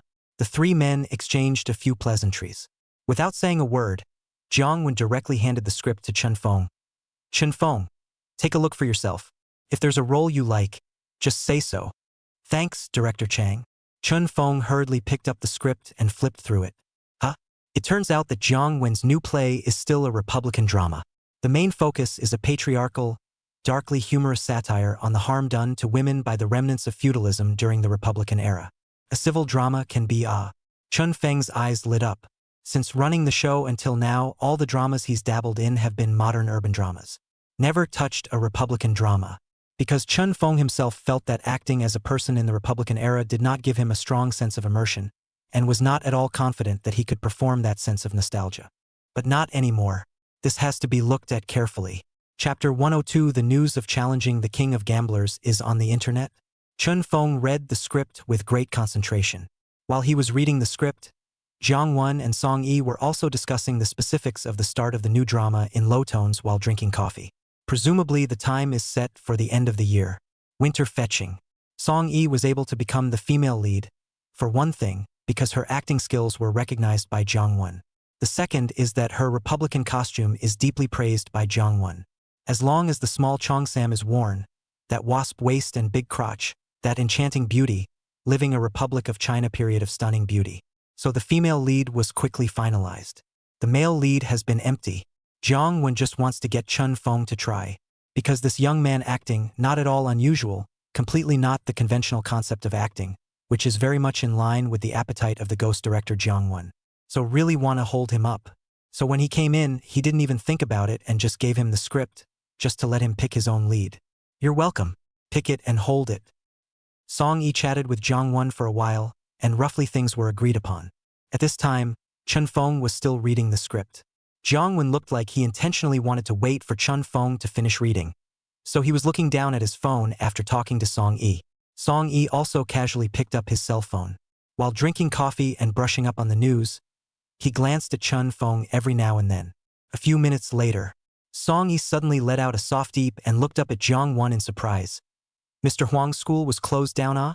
It seems like something has happened. Well, something happened. Jiang Won seemed to be well informed, and without looking up, he said, a student at his school fell down the stairs after violating the hallucinogenics. My God! Song Yi covered his mouth with his hand and said in surprise, is the person gone? I heard it was gone. Then Mr. Huang is in big trouble. Yeah, there's joint and several liability. Speaking of this, Jiang Won suddenly remembered something and looked up at Chen Fong. Chen Fong, what did you say the last time you acted as a fortune teller at Mr. Huang's school? It seems to be a laughing matter that it's not difficult to seal the marquee. The heroes still look at it as if they don't depend on it, and there are all merchants and businessmen in front of them, and the rich and poor are all within reach. There is another sentence is the wealth of the four directions. All cannot be taken, not for or awkward, the time is forced. Fortune is low, just be careful with the right. When Mr. Going low, do not raise your head. Must look down to see the road. Otherwise a small trouble is coming. Right. It's these two lines, isn't it? Chen Fong said without lifting his head. Director Jiang, why are you still thinking about this? I have to blame you for kowtowing to Mr. Huang when you finish saying that little heir is imminent. I always thought what you said was true. Chun Fong looked up helplessly and said, I made that all up on the fly. So what now? Jiang Won looked at him suspiciously. Mr. Huang's luck is really low right now. Moreover, the rich and poor are far away. Doesn't that mean he's going to break the bank? Chun Fong? Jiang Won suddenly frowned. But this, Mr. Huang, may be jointly and severally liable. You didn't seem to show it in these few sentences. Chun Fong shook his head helplessly and continued to look down at the script, casually saying, Director Jiang, you're not well informed. Mr. Huang has been exonerated. That student who fell to his death was not an accidental fall. It was another student who intentionally pushed him down. So, the case is now characterized as a homicide. Ha! Jiang Won was stunned. Song Yi on the opposite side looked at Chun Fong with even more colorful eyes. She didn't pay attention to Mr. Huang's case, but she was interested in the words Jiang Won had just said. Those lines rhyme and are neatly paired. Surprisingly, Chun Fong made it up on the spot. So talented? Chun Fong didn't speak anymore, reading the script in a bored manner. And Jiang Wen's curiosity was piqued, and he took his cell phone and started searching the internet for the latest news about Mr. Huang. Sure enough, the police have issued a notice. The kid who fell to his death was bullied and deliberately pushed. That counts as murder. So the location was also deliberately chosen by the killer. Therefore, Mr. Huang is exempted, but also compensated a certain amount of fines. Jiang Won was secretly shocked in his heart. Looking at it this way, that Chun Fong was acting in the beginning when he gave Mr. Huang fortune-telling uttered the aphorisms completely right. There is no deviation. That makes it even creepier. For a moment, all three were silent. Song Yi absent-mindedly continued to swipe his phone. Brushing it off, he suddenly hid a smile. Then he handed his cell phone to Jiang Won and laughed softly. Director Jiang, look at this news. In half a month's time, someone is going to challenge the gambling king of Australia Island, He Ying-sheng. Jiang Won glanced up, not interested in the slightest. I'm not interested in this kind of news at all. What gambling king? Can he have supernormal capabilities like in the movies? It's all claptrap. The casinos in Australia Island, there are fewer without cats and dogs. It's all deceitful stuff. Song Yi quickly shook his head and laughed in a low voice. No, Director Jiang. What I'm showing you isn't the matter of challenging the king of gamblers. It's for you to see the person who initiated the challenge. Jiang Wen took a closer look. Suddenly froze. Who? Chen Feng. Yeah, also called Chen Feng. Jiang Wen immediately turned his head to look at Chen Feng, but didn't say anything. At this time, Song Yi on the opposite side laughed and said, same name, same surname, and the characters aren't even one off. But that Chen Feng, he's the big boss of the Australian Island Xinjiang Entertainment Group. Oh, Jiang Wen gave an O. That's when he withdrew his gaze. But this heart always feels like a groundhog scratching it. Next to it, Chen Feng had actually wandered off. The mind was cursing furiously. What's with this bunch of douchebags from Aussie Island and posting this on the internet? What's the big deal? You're afraid the whole world won't know? It's a quiet gamble and it's making a big deal out of it. Luckily, the group doesn't have a picture of themselves yet. Otherwise, I guess I'd have to put a big header on it and introduce myself in heavy ink. LOL. Convinced, Chen Feng simply stopped looking. Putting the script down, he looked up at Jiang Won and smiled. Director Jiang, I really admire your storytelling ability. This script is very appealing to me, so I really looked for a role. Oh. Tell me, which character? Chen Feng immediately replied back. Just that private tutor, the music guy. Which one? Jiang Wen's pitch went straight up an octave. Mr. Private School. You. Chen Feng, can't you see that on the script the first male, second male, third male, and fourth male are all empty? I gave you the right to choose, and you chose a dragon set. Jiang Wen was flabbergasted. Chen Feng instead laughed. No tricks. I'm just interested in this Mr. Private School play. Jiang Wen, don't want to talk. Emo up, private school teacher? In the play, this private school teacher is absolutely an expert, though he is well versed in music and all kinds of ancient musical instruments at his fingertips. However, this private tutor is also a short-lived character. Feudal old codger. Song Yi plays the female lead who is the fiancée of this private tutor, who has returned from studying abroad. Upon his return to China, a fierce conflict erupted with Mr. Private School, who was full of feudal thinking, because he had accepted the Western ideas of that era. Soon the two split up, and Mr. Private School, because of some overly drastic tactics, ended up being accidentally clubbed to death, and ended up in a very sad state. It's just such a drag queen role. It's less than 10 episodes before it's over. While there's no denying that this Mr. Private School is a very controversial and absorbing character at the beginning of the new show, it's still a drag queen character. It's just a character that exists to emphasize the spirit of the times in the heroine and the kind of fighting spirit that dares to rebel against feudal rights. Jiang Wen couldn't figure it out. With a status like Chen Feng's, what's he doing if he doesn't choose the male lead for the dragon set? Is it because the character of Mr. Private School is having an intense flesh-to-flesh scene with the female lead in the show? Chapter 103 Target Character, Master of Music. Jiang Wen glanced back at Song Yi, who was drinking coffee. After thinking about it, he simply frowned and looked at Chen Feng and said, Chen Feng, tell me the truth. Why did you have to choose the drag queen role of Mr. Private School?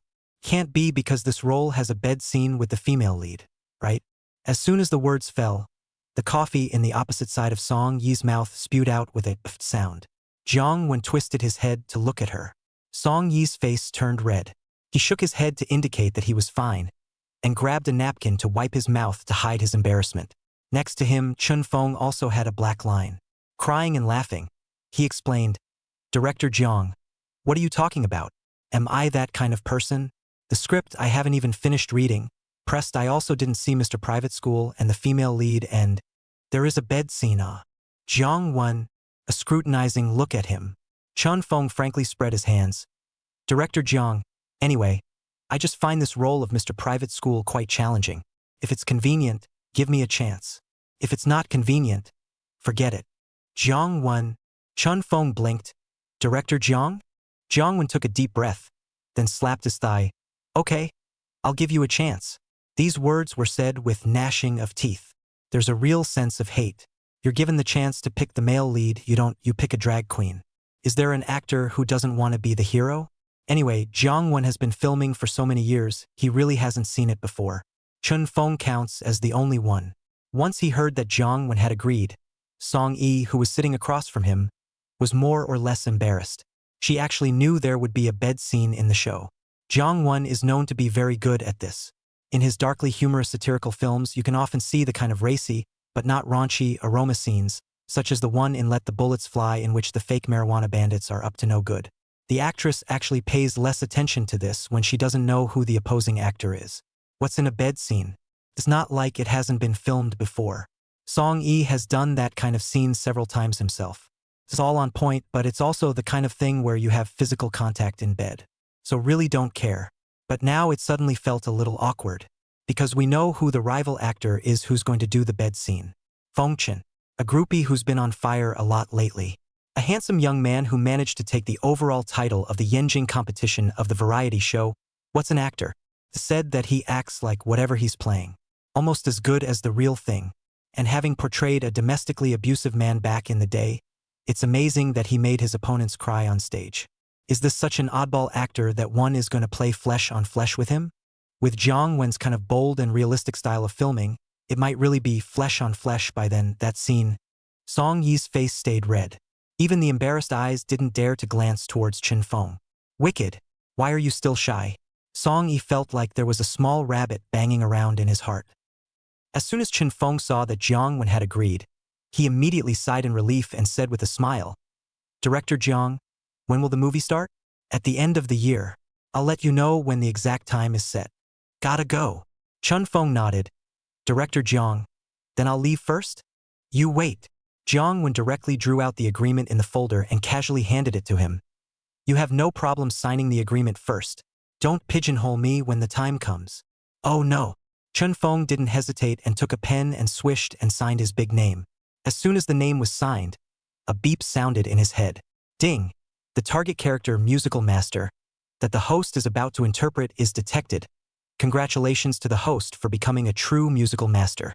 Congratulations to the host for being proficient in all musical instruments, both ancient and modern, including and not limited to ancient traditional musical instruments that have been passed down for thousands of years in China, etc. Chun Feng immediately felt a sense of relief all over his body. The feeling in both hands has changed. A sense of musicality and familiarity with the instrument comes from the bone.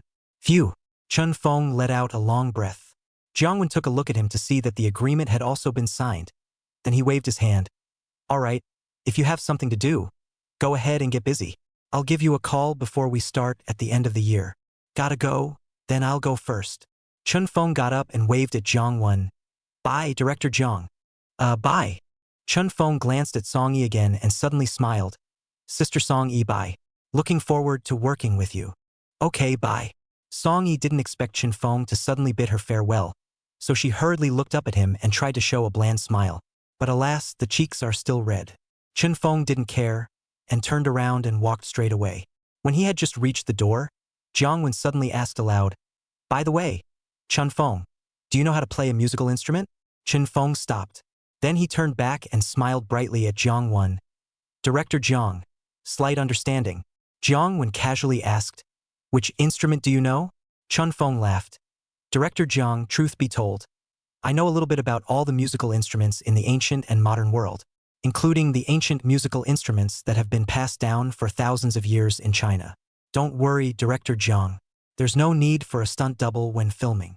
With that, he waved his hand and pushed straight out the door. Jiang Wen, mind-boggling. You know all the instruments? Do you know all the ancient instruments that have been passed down for thousands of years? Really? Song Yi was also shocked. You know all the instruments of the past and present? It's too much, isn't it? Looking at Chun Feng's back as he left, Song Yi fell into deep thought. It doesn't feel like it until you've met. After meeting one side, why do you feel that this Chun Feng has a kind of fascinating attraction? After a moment of silence, Song Yi suddenly looked at Jiang Wen and asked softly, Director Jiang, how old is he? 26. Oh, so small. Song E mode. Smaller than yourself. A sex scene? Is a little awkward. Song E, there's no need to have a mental burden. Age is the least condition an actor needs to worry about. And you don't have many rivalry scenes with him. Jiang-wen saw the embarrassment on Song Yi's face and casually soothed it. Song Yi blushed, blinked hesitantly. Director Jiang, that bed scene. You don't have to worry about the bed scene. Jiang-wen casually explained. My habit as a person is to seek authenticity. When the time comes, I'll find a way to get you guys into the mood. Don't worry about his young age. Song Yi, days yet. I'm worried about me. Okay? Can I get in the zone? Song Yi was all depressed. I hadn't been exposed to this before, so I didn't take it very seriously. It feels awkward how I think about it now. That Chun Feng acted what like, if he acted with himself in a bed scene, would it be like the real thing?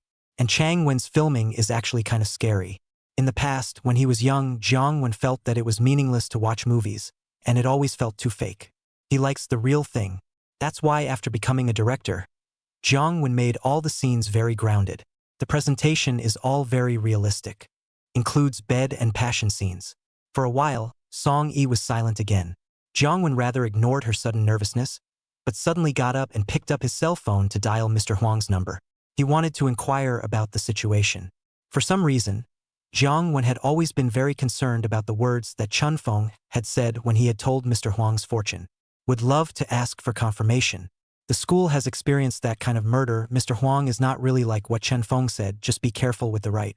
Rich and poor are only a stone's throw away. It's just a breakthrough? Is that so?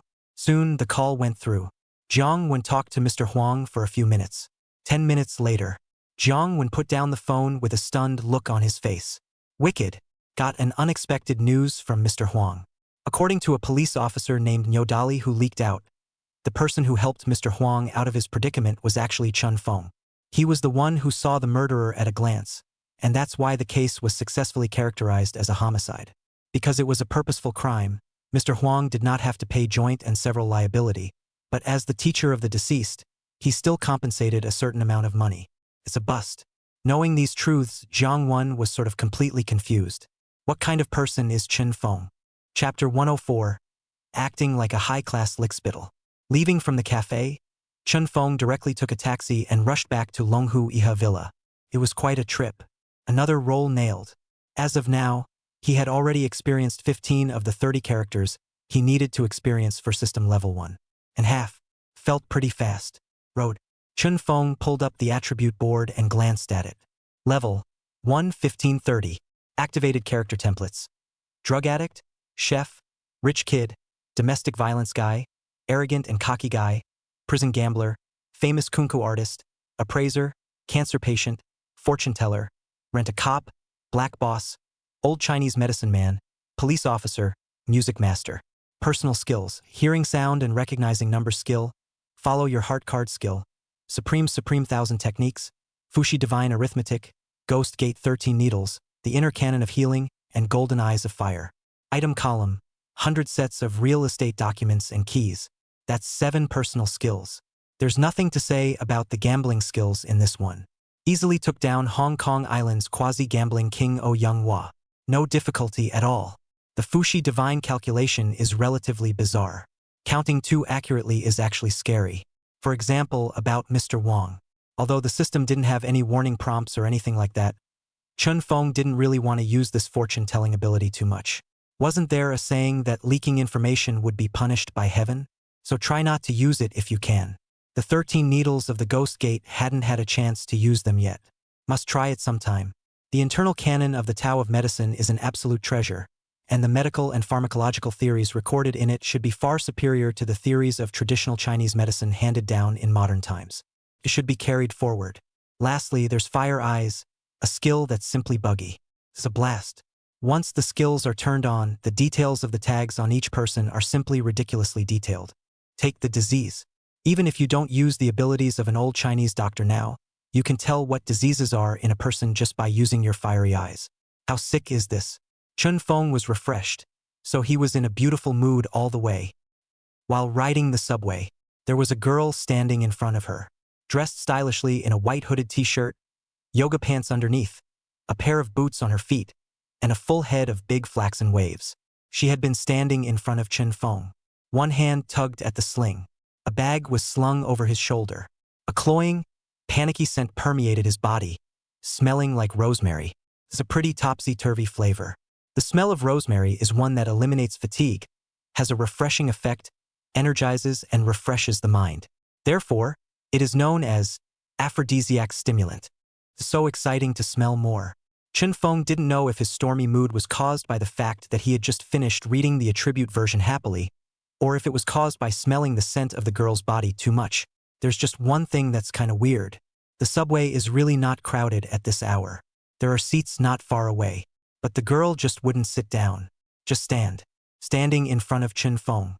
At first, Chen Feng thought that she would go down soon yet, so he chose not to sit down, which had made her stand for 5 stops.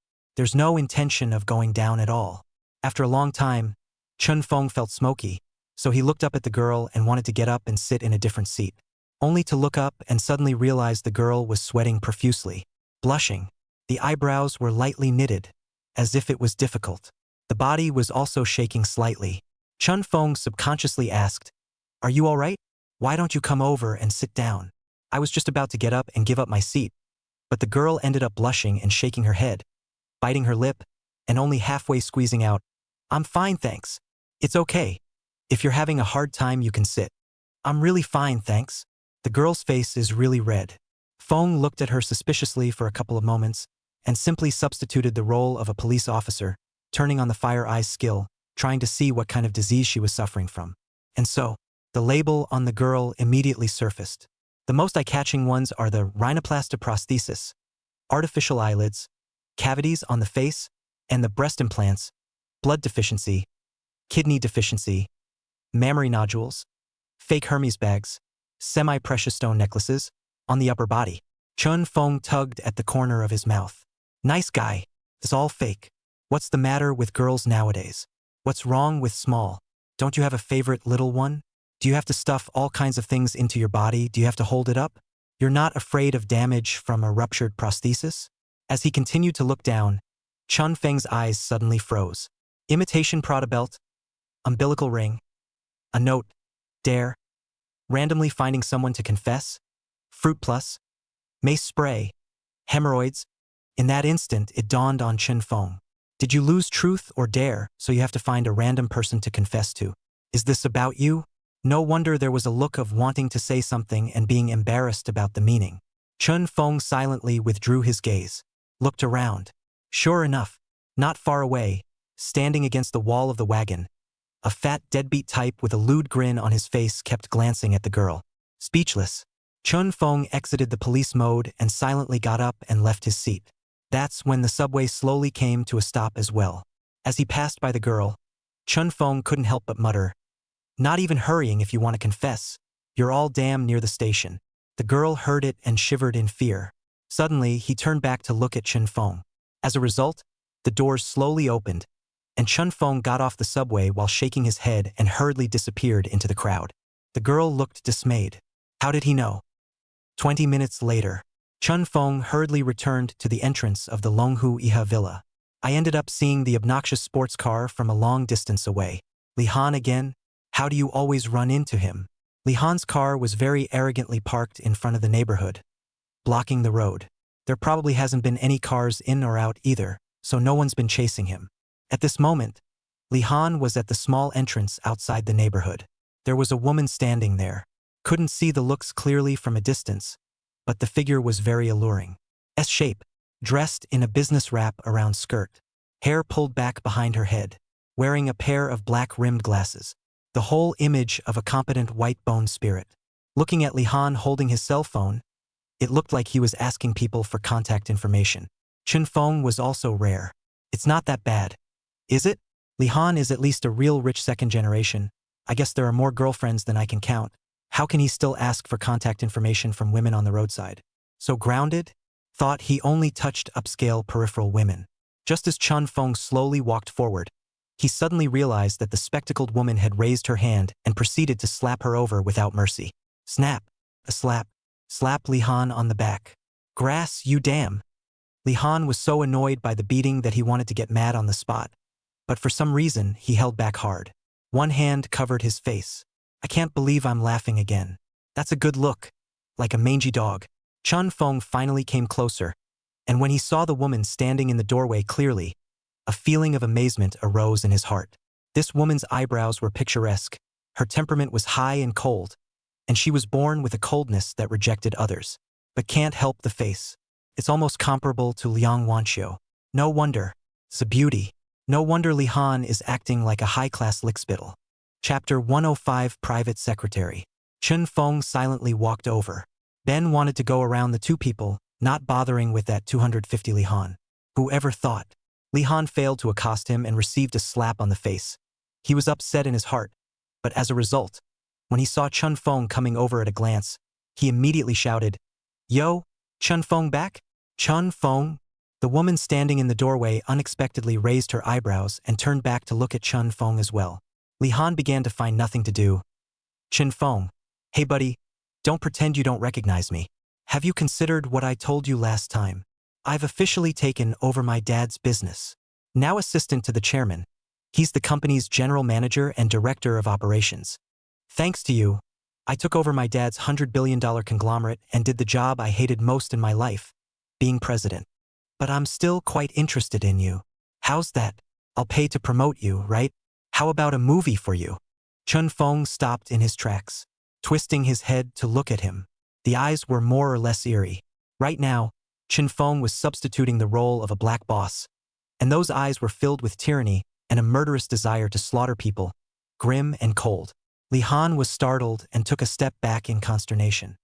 Never seen Chun Feng look like this before? It's kinda scary. Just as Chun Feng's ferocious eyes stared at Li Han, the icy-cold intellectual beauty unexpectedly walked up to Chun Feng and bowed and bent down to salute. In a cool yet soft voice, he said respectfully, "Hello, Chairman. Chun Feng? Li Han. What the hell? Chairman?" Although Chun Feng froze for a moment, he did not withdraw from the role of the black boss, so his expression was also icy cold, and there was a hidden dominance of the superior in his gaze. The woman's heart trembled as she watched. A feeling of being conquered came over me. No wonder he was able to become the new spokesperson of the Hong Kong Island Gaming Union Group. Just this look in his eyes was not something an ordinary person could possess. The woman was more respectful.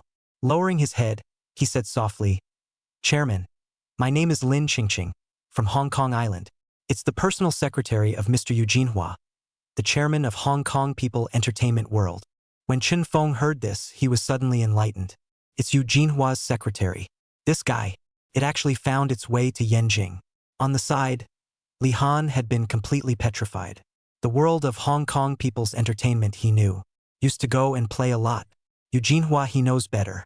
That's an invisible tycoon on Hong Kong Island with his hands full. I didn't expect this woman to be Yu Jinhua's secretary.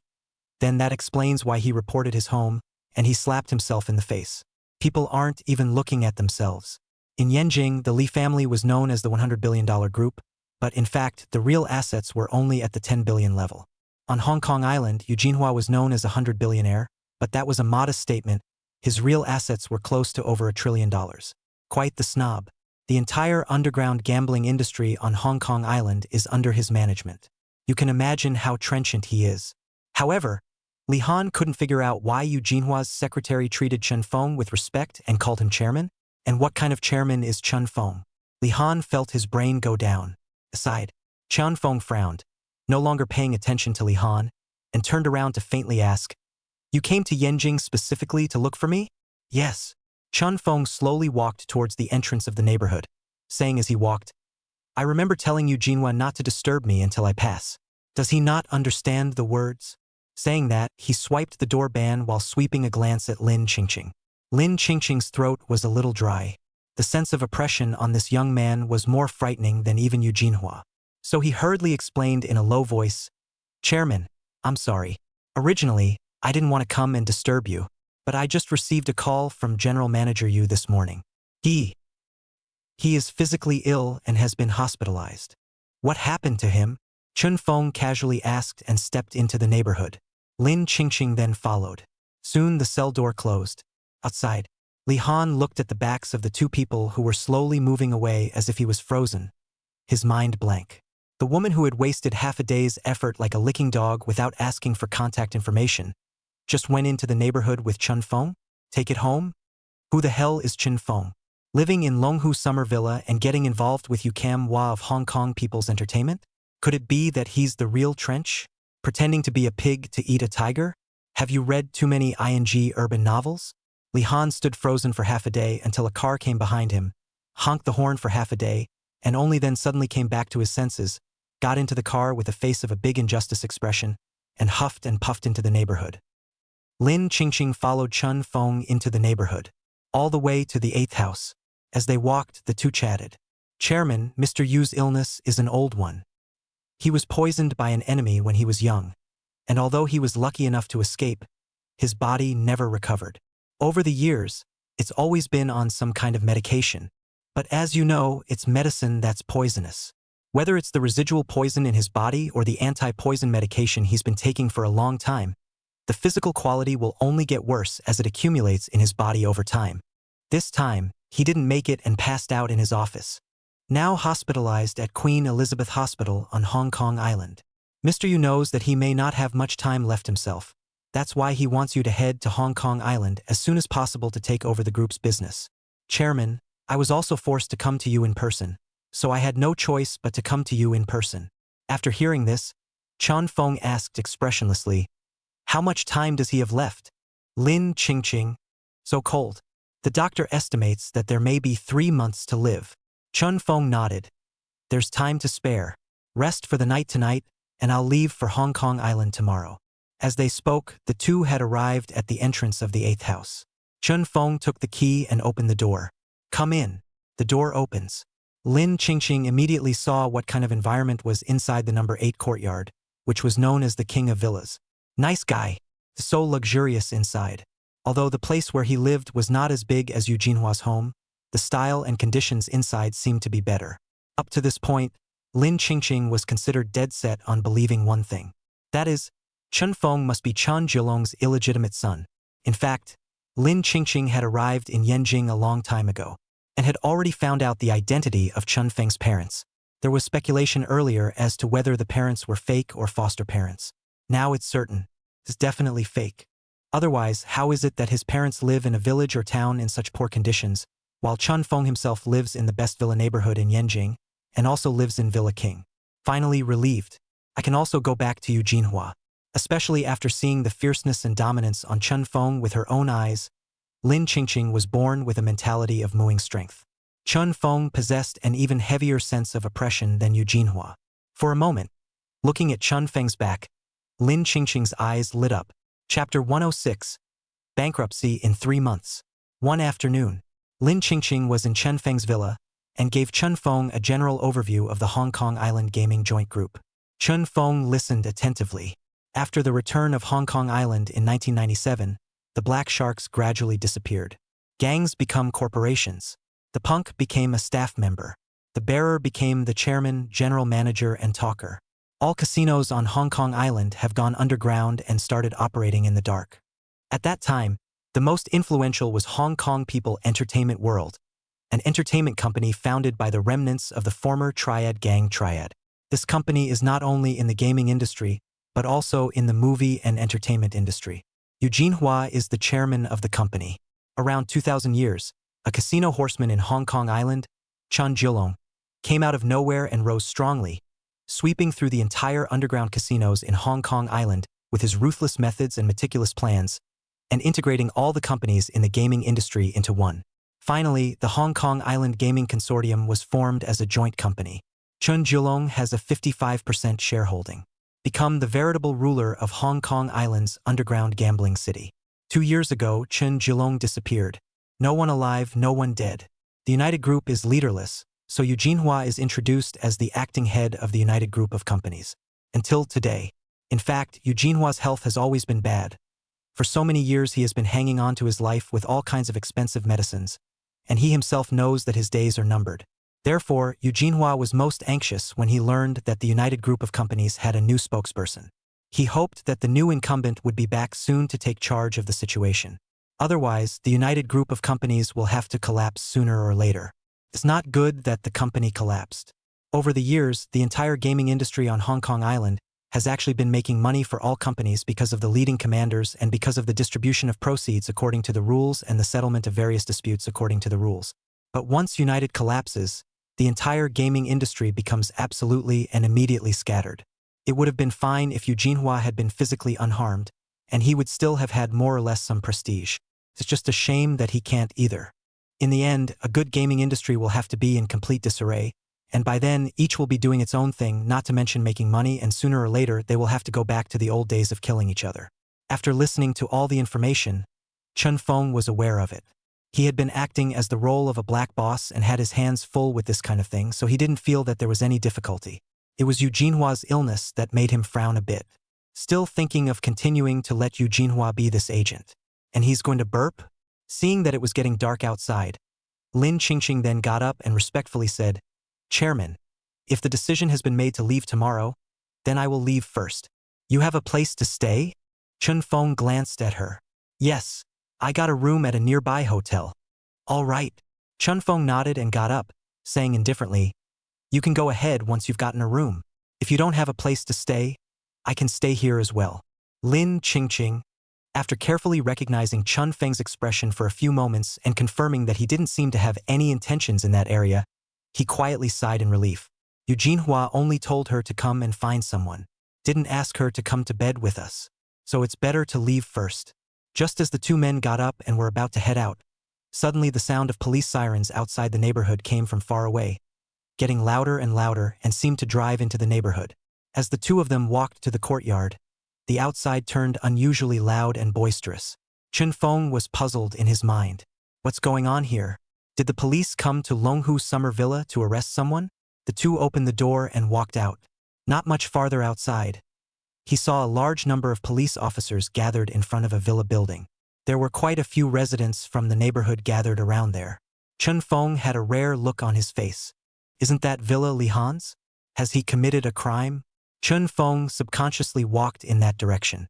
Lin Qingqing took a look at it and had to follow it for the time being.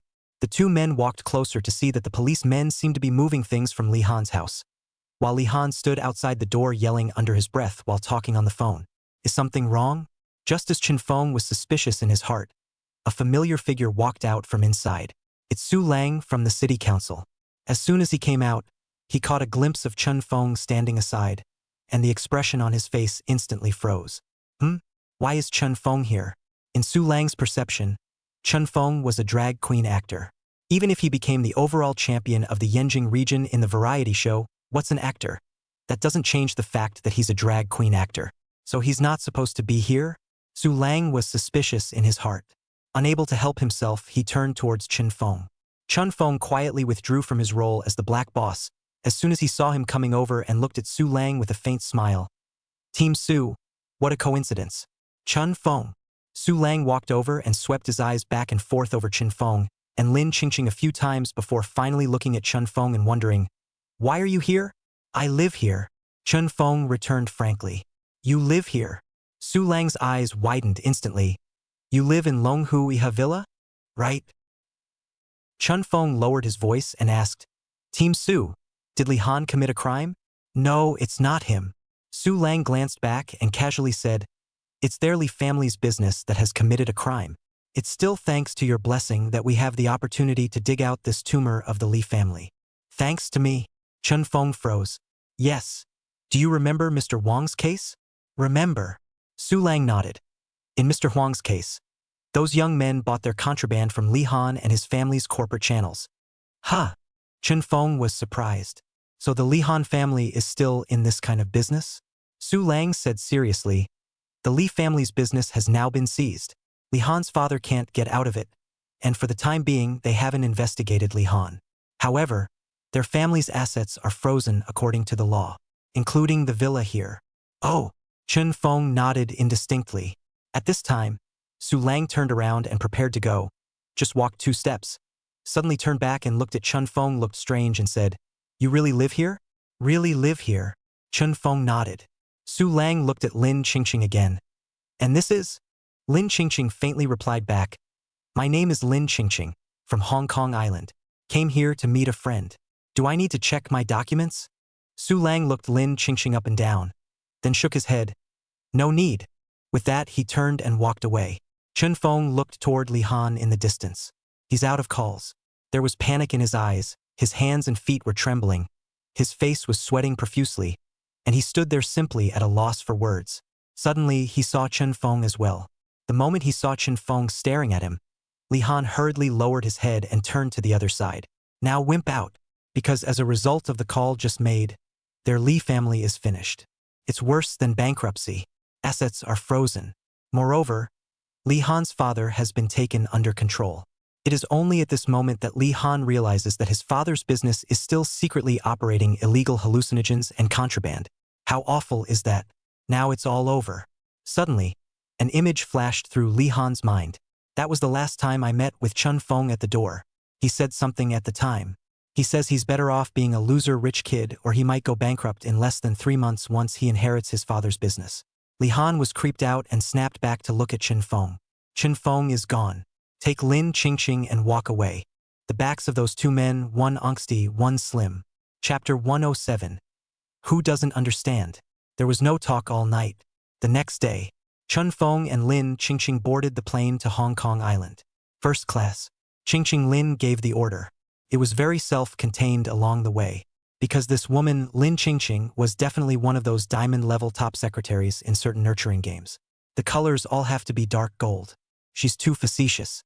As long as she was around, Chen Feng hardly had to care about anything. Even on the airplane, there was no need for the stewardess to open up.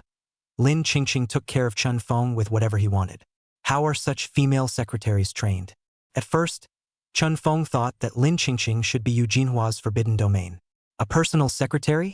It's the kind of thing where you have a secretary during the day and a secretary at night. But upon closer questioning, I realized that Lin Qingqing was Yu Jinhua's goddaughter. No wonder it trusts her so much. She also let her run to Yanjing to investigate herself. This also made Chen Feng sigh more and more. Yu Jinhua can't die. It's only good to live 2 more years if you can, or at least be an agent for yourself for a few more years. A few hours later, the plane landed safely at Hong Kong Island International Airport. Get off the plane. Under Lin Qingqing's preparation, Chen Feng seamlessly rode in the high-grade business sedan that the group company had come to pick up, and quickly rushed towards the United Group of Companies building. Road. Chen Feng took out his cell phone and flipped out Wa's number. After mulling it over, he dialed it anyway. It didn't take long. Phone call connected. Hey, Mr. Wa. This is Chen Feng. Hey, Chen Feng. Why are you free to call me? Wa's attitude was as warm as ever. Mr. Wa, I'm here on Hong Kong Island. When are you free to meet up? Have a meal together. Yo, you're on Hong Kong Island? When did you get here? Just arrived. Just got off the plane. Oh, good. Let's do it tomorrow night. I have time. If you're interested, I'll try to make a date with Master Star.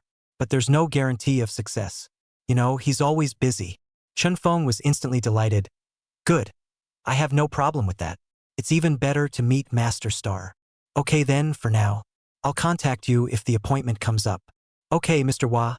I'll see you tomorrow night. Oh, I've told you to stop calling me teacher. I wouldn't dare. Chen Feng laughed. Mr. Wa is too polite. When I have all these achievements of yours, then I won't call myself a teacher. Heh, okay. That's it for now then. I'll see you tomorrow night. Okay, bye. Hang up. Chen Feng thought for a moment and rushed ahead. Lin Qingqing, go to the place where Yu Jinhua is hospitalized. I'll go see him first. Huh. Lin Qingqing froze and said rather unexpectedly, Chairman, do you want to go see Mr. Yu first? Right? That's good. Lin Qingqing hurriedly asked the driver to change the route. At the same time, the heart warmed. I didn't expect that when Chen Feng arrived on Hong Kong Island, the first thing he did wasn't to go to United to check on his own shares and assets. The first thing he did was actually to go see Yu Jinhua. This move is such a plus. Lin Qingqing once again felt a different kind of charm.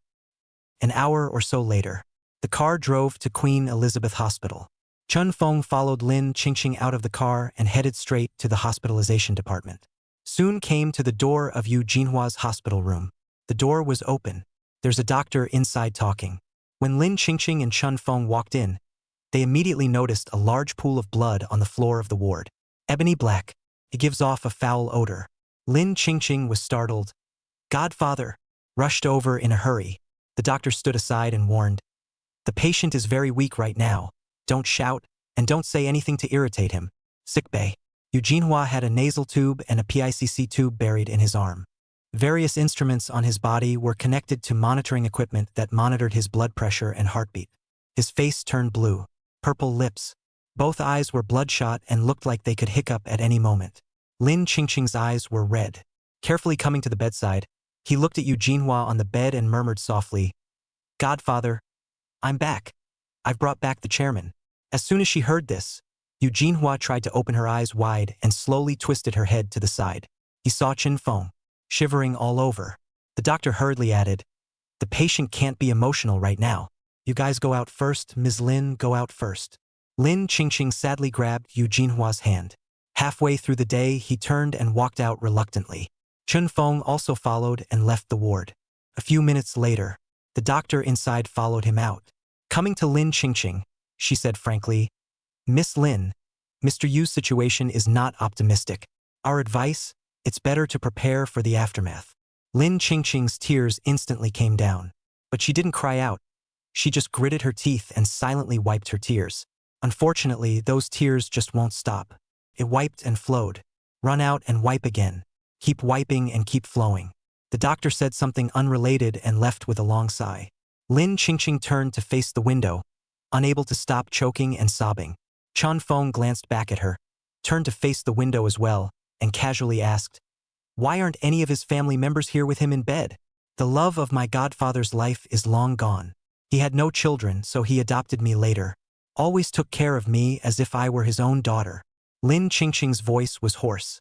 At this moment, there was no longer any high spirits to be seen in her. Chen Feng was also a bit surprised. It turned out that Eugene didn't have an old partner or children.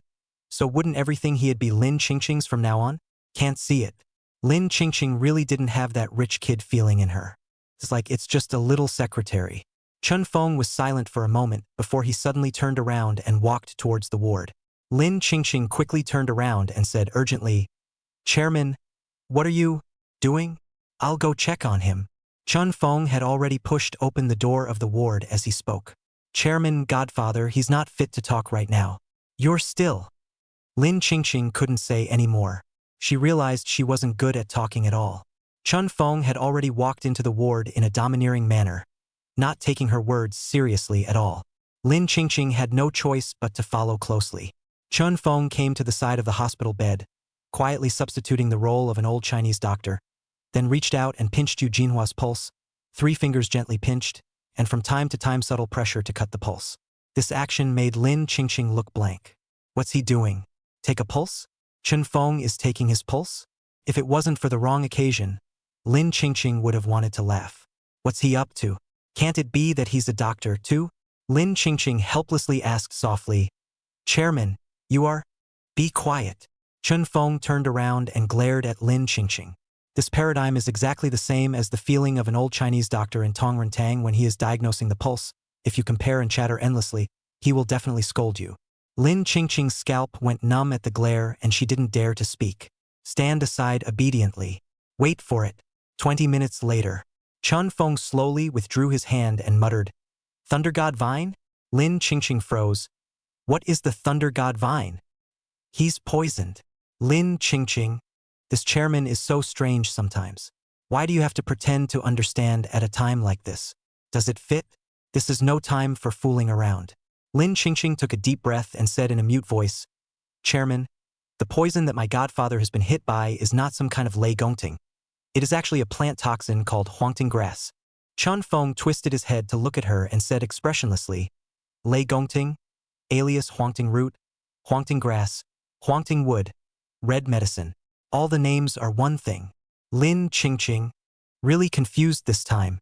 Chapter 108, 13 Needles of the Ghost Gate. Personally tested and effective. Lin Qingqing's intuition was unthinkable. She couldn't figure out how Chen Feng knew what kind of poison Eugene had been given.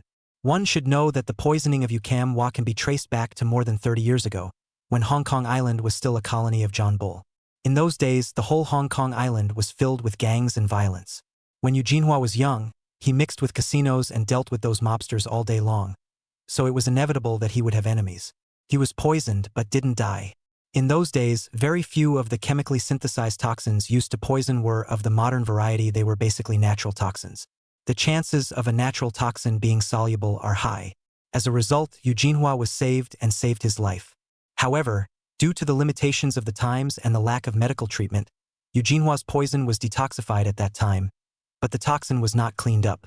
He left a trail of sickness. That toxin plagued him for the next 30 years or so.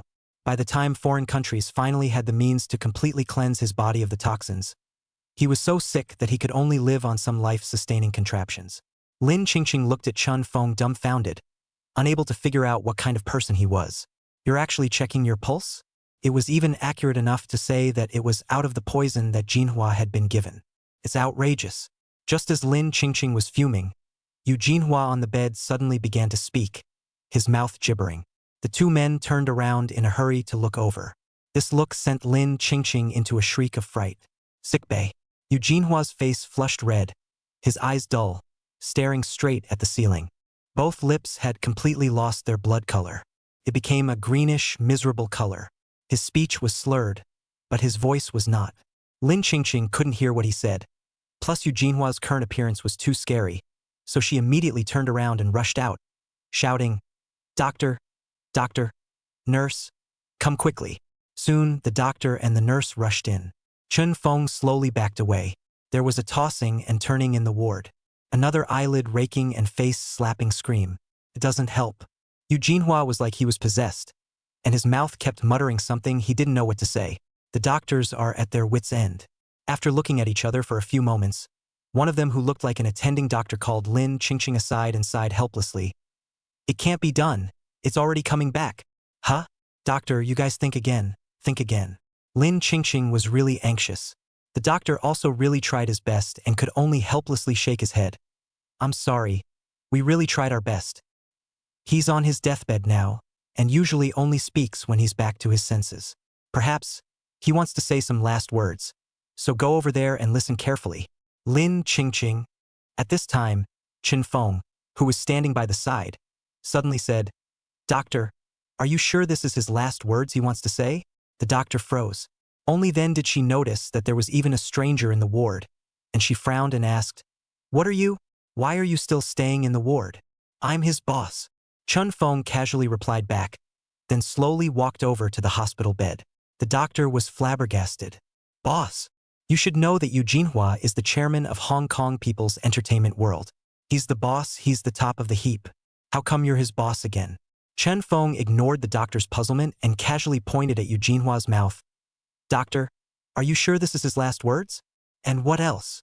The doctor's face was dark. Chun Feng, on the other hand, said in disbelief, "Is Yu Jinhua from Shaanxi province?" "What?" The doctor was stunned. Chun Feng casually explained, "You're from Hong Kong Island. You've never been to northern Shaanxi, so you shouldn't have heard of northern Shaanxi dialect. But Yu Jinhua is speaking northern Shaanxi now." "Doc? Lin Qingqing? Shaanxi dialect? Are you kidding me?" Chun Feng glanced at Lin Qingqing. "Does Yu Jinhua speak Shanbei?" "No." Lin Qingqing shook her head decisively. "My godfather has never been to northern Shaanxi in his life. How could he possibly speak northern Shaanxi? He definitely won't. But now, he does speak Shanbei."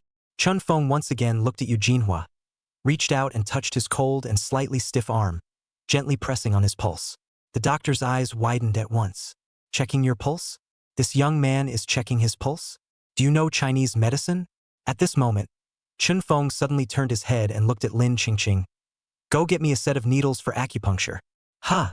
Go." Chun Feng let out a deep bellow, scaring Lin Qingqing into shivering and twisting her head to run out. The doctor just couldn't help but ask, "What are you doing?" "Check your pulse."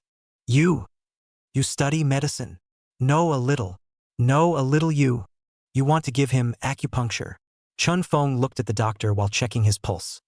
When a person is about to die, he will sometimes be invaded by external evils.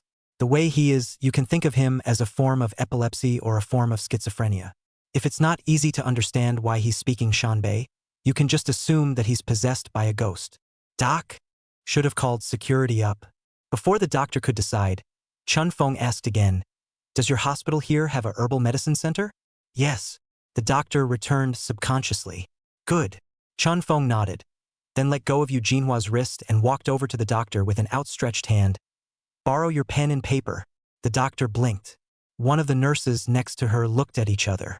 If it wasn't for the fact that they had seen Lin Qingqing treating this Chun Feng with respect earlier, it was estimated that they would have called security long ago.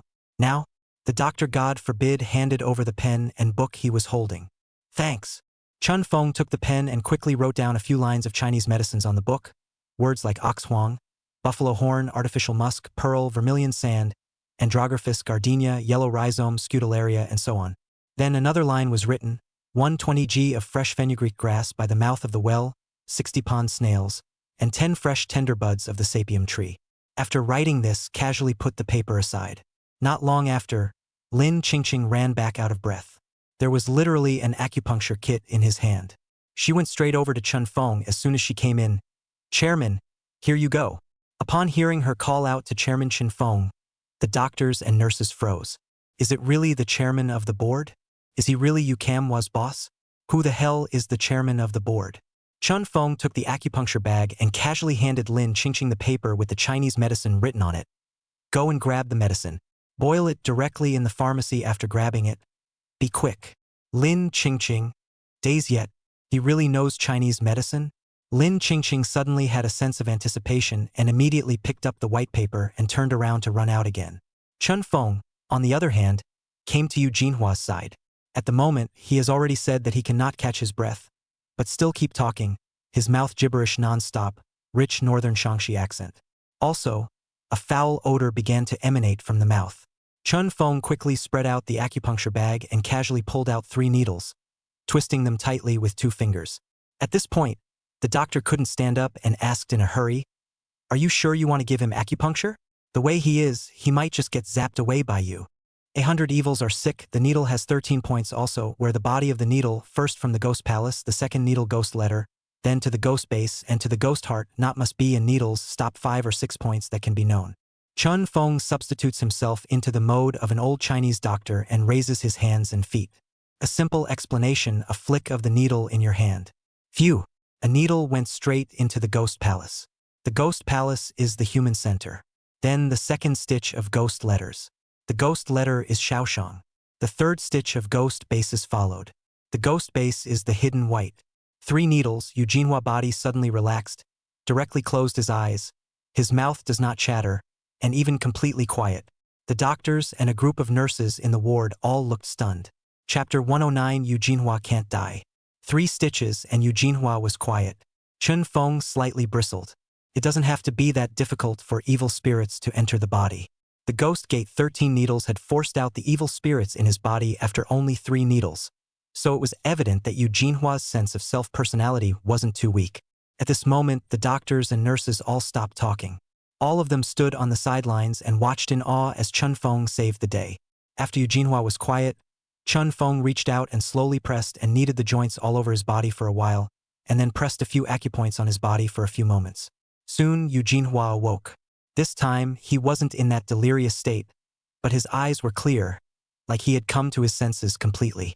As soon as he opened his eyes, he laboriously twisted his head to look at Chun Feng. "Mr. Chan? Chun, I'm sorry I couldn't get up to greet you." "You're welcome." Chun Feng closed his hands and stood, looking at him and said indifferently, "Mr. Yu is awake now?" "Sober." "How about just now? Was it sober or confused?" "Sober, too." Yu Jinhua hissed and muttered, "Actually, I was awake the whole time and could hear all of you conversing. However, in that moment just now, it suddenly seemed like I had turned into a bystander, as if my body had been taken over by something and I was completely powerless to do anything about it. The feeling was too frightening." "Doc? Nurse?" "It's a little creepy to hear." "Really? Did Yu Jinhua just have his wits about him, and then he can't control his body? Wouldn't that be the same feeling as being a vegetable? It's too scary." Chun Feng instead nodded as he listened. Because this is the correct situation, and it is exactly the sign of evil spirits entering the body that is told in the internal canon of the healing way about the evil spirits encountered when a person is about to die, and that is what it looks like. In this case, the use of the Ghost Gate 13 needles is the most effective. Even the most powerful evil spirits can't carry the 13 needles, and are guaranteed to be sent to the Ghost Gate. Yu Jinhua is doing much better. His own consciousness hadn't disappeared, so it was only 3 stitches that sent the evil spirit within him away. As long as he's sober. At this time, Yu Jinhua suddenly looked at the doctors and nurses next to him who were dumbfounded and hissed. All of you get out. I don't want to die in your hands. The doctors and nurses were embarrassed. One grayed out. Chun Feng and Yu Jinhua were left in the room. Yu Jinhua looked at Chun Feng with great effort. Mr. Chun, it's best if you can return to Hong Kong Island. The Hong Kong Island Gaming United Group cannot afford to be leaderless. Once there's no one to talk to, it will soon be scattered. I know. Chun Feng sat on the side and looked at him with a faint smile. I see that you are doing just fine as an agent, so you continue to manage. Yu Jinhua froze. Then he smiled bitterly and shook his head. Mr. Chun is joking. I may not be able to live for a few days in this condition. Not necessarily. Chun Feng said blandly. There's an old saying that if you don't die in a great calamity, you will be blessed later. If you can't die this time, you might be able to live for another 20 to 30 years. Oh, cough, cough, cough. Yu Jinhua coughed violently twice and finally said weakly. Mr. Chun is so humorous. Thank you, Mr. Chun, for lifting me up. But I admit it. It's worth it to have a half-life of splendor. Believe it or not, it's up to you. Chun Feng let out a long breath, got up and said, Stop talking for now. Keep some yuan qi. Wait for Lin Qingqing to return. Yu Jinhua stopped talking. He was also really tired, so he slowly closed his eyes. Chun Feng then walked to the window and looked outside. The streets of Hong Kong Island are also filled with traffic. Only, as far as the eye could see, whether it was a skyscraper or a residential building, the buildings felt dilapidated and an outdated feeling arose. So outdated on Hong Kong Island now. Whether it's city building or economic development. Chun Feng leisurely looked up at the scenery. More than 2 hours later, Lin Qingqing hurriedly ran back, really panting from exhaustion, carrying a big old plastic bag in his hand. It's full of boiled herbs. Chairman, the medicine is all boiled. Well, give it to me. Chun Feng took the bag and casually said, Wake up your godfather and prepare to take the medicine. Godfather sobered up? Lin Qingqing was instantly surprised. Awake. Lin Qingqing hurriedly came to the bedside, reached out and touched Yu Jinhua's forehead and gently shouted twice. Godfather, Godfather, wake up. I'm Qingqing. Yu Jinhua slowly opened his eyes. The moment he saw Lin Qingqing, a smile finally appeared on his face. Qingqing, you're back. Godfather. Oh. Lin Qingqing couldn't help but cry. It's okay. Godfather is okay. Don't cry. Yu Jinhua wanted to raise his hand to wipe her tears. But as soon as he did, he heard Chun Feng say icily, You'd better not move, or you'll die quickly. Lin Qingqing was startled and hurriedly pressed Yu Jinhua's arm. At the same time, he looked at Chun Feng. Chairman, can my godfather be saved? I don't know, try it. Chun Feng pulled out the bag of medicine inside, and after confirming the ingredients, he took a new pair of syringes out from the small bedside table and handed them directly to Lin Qingqing.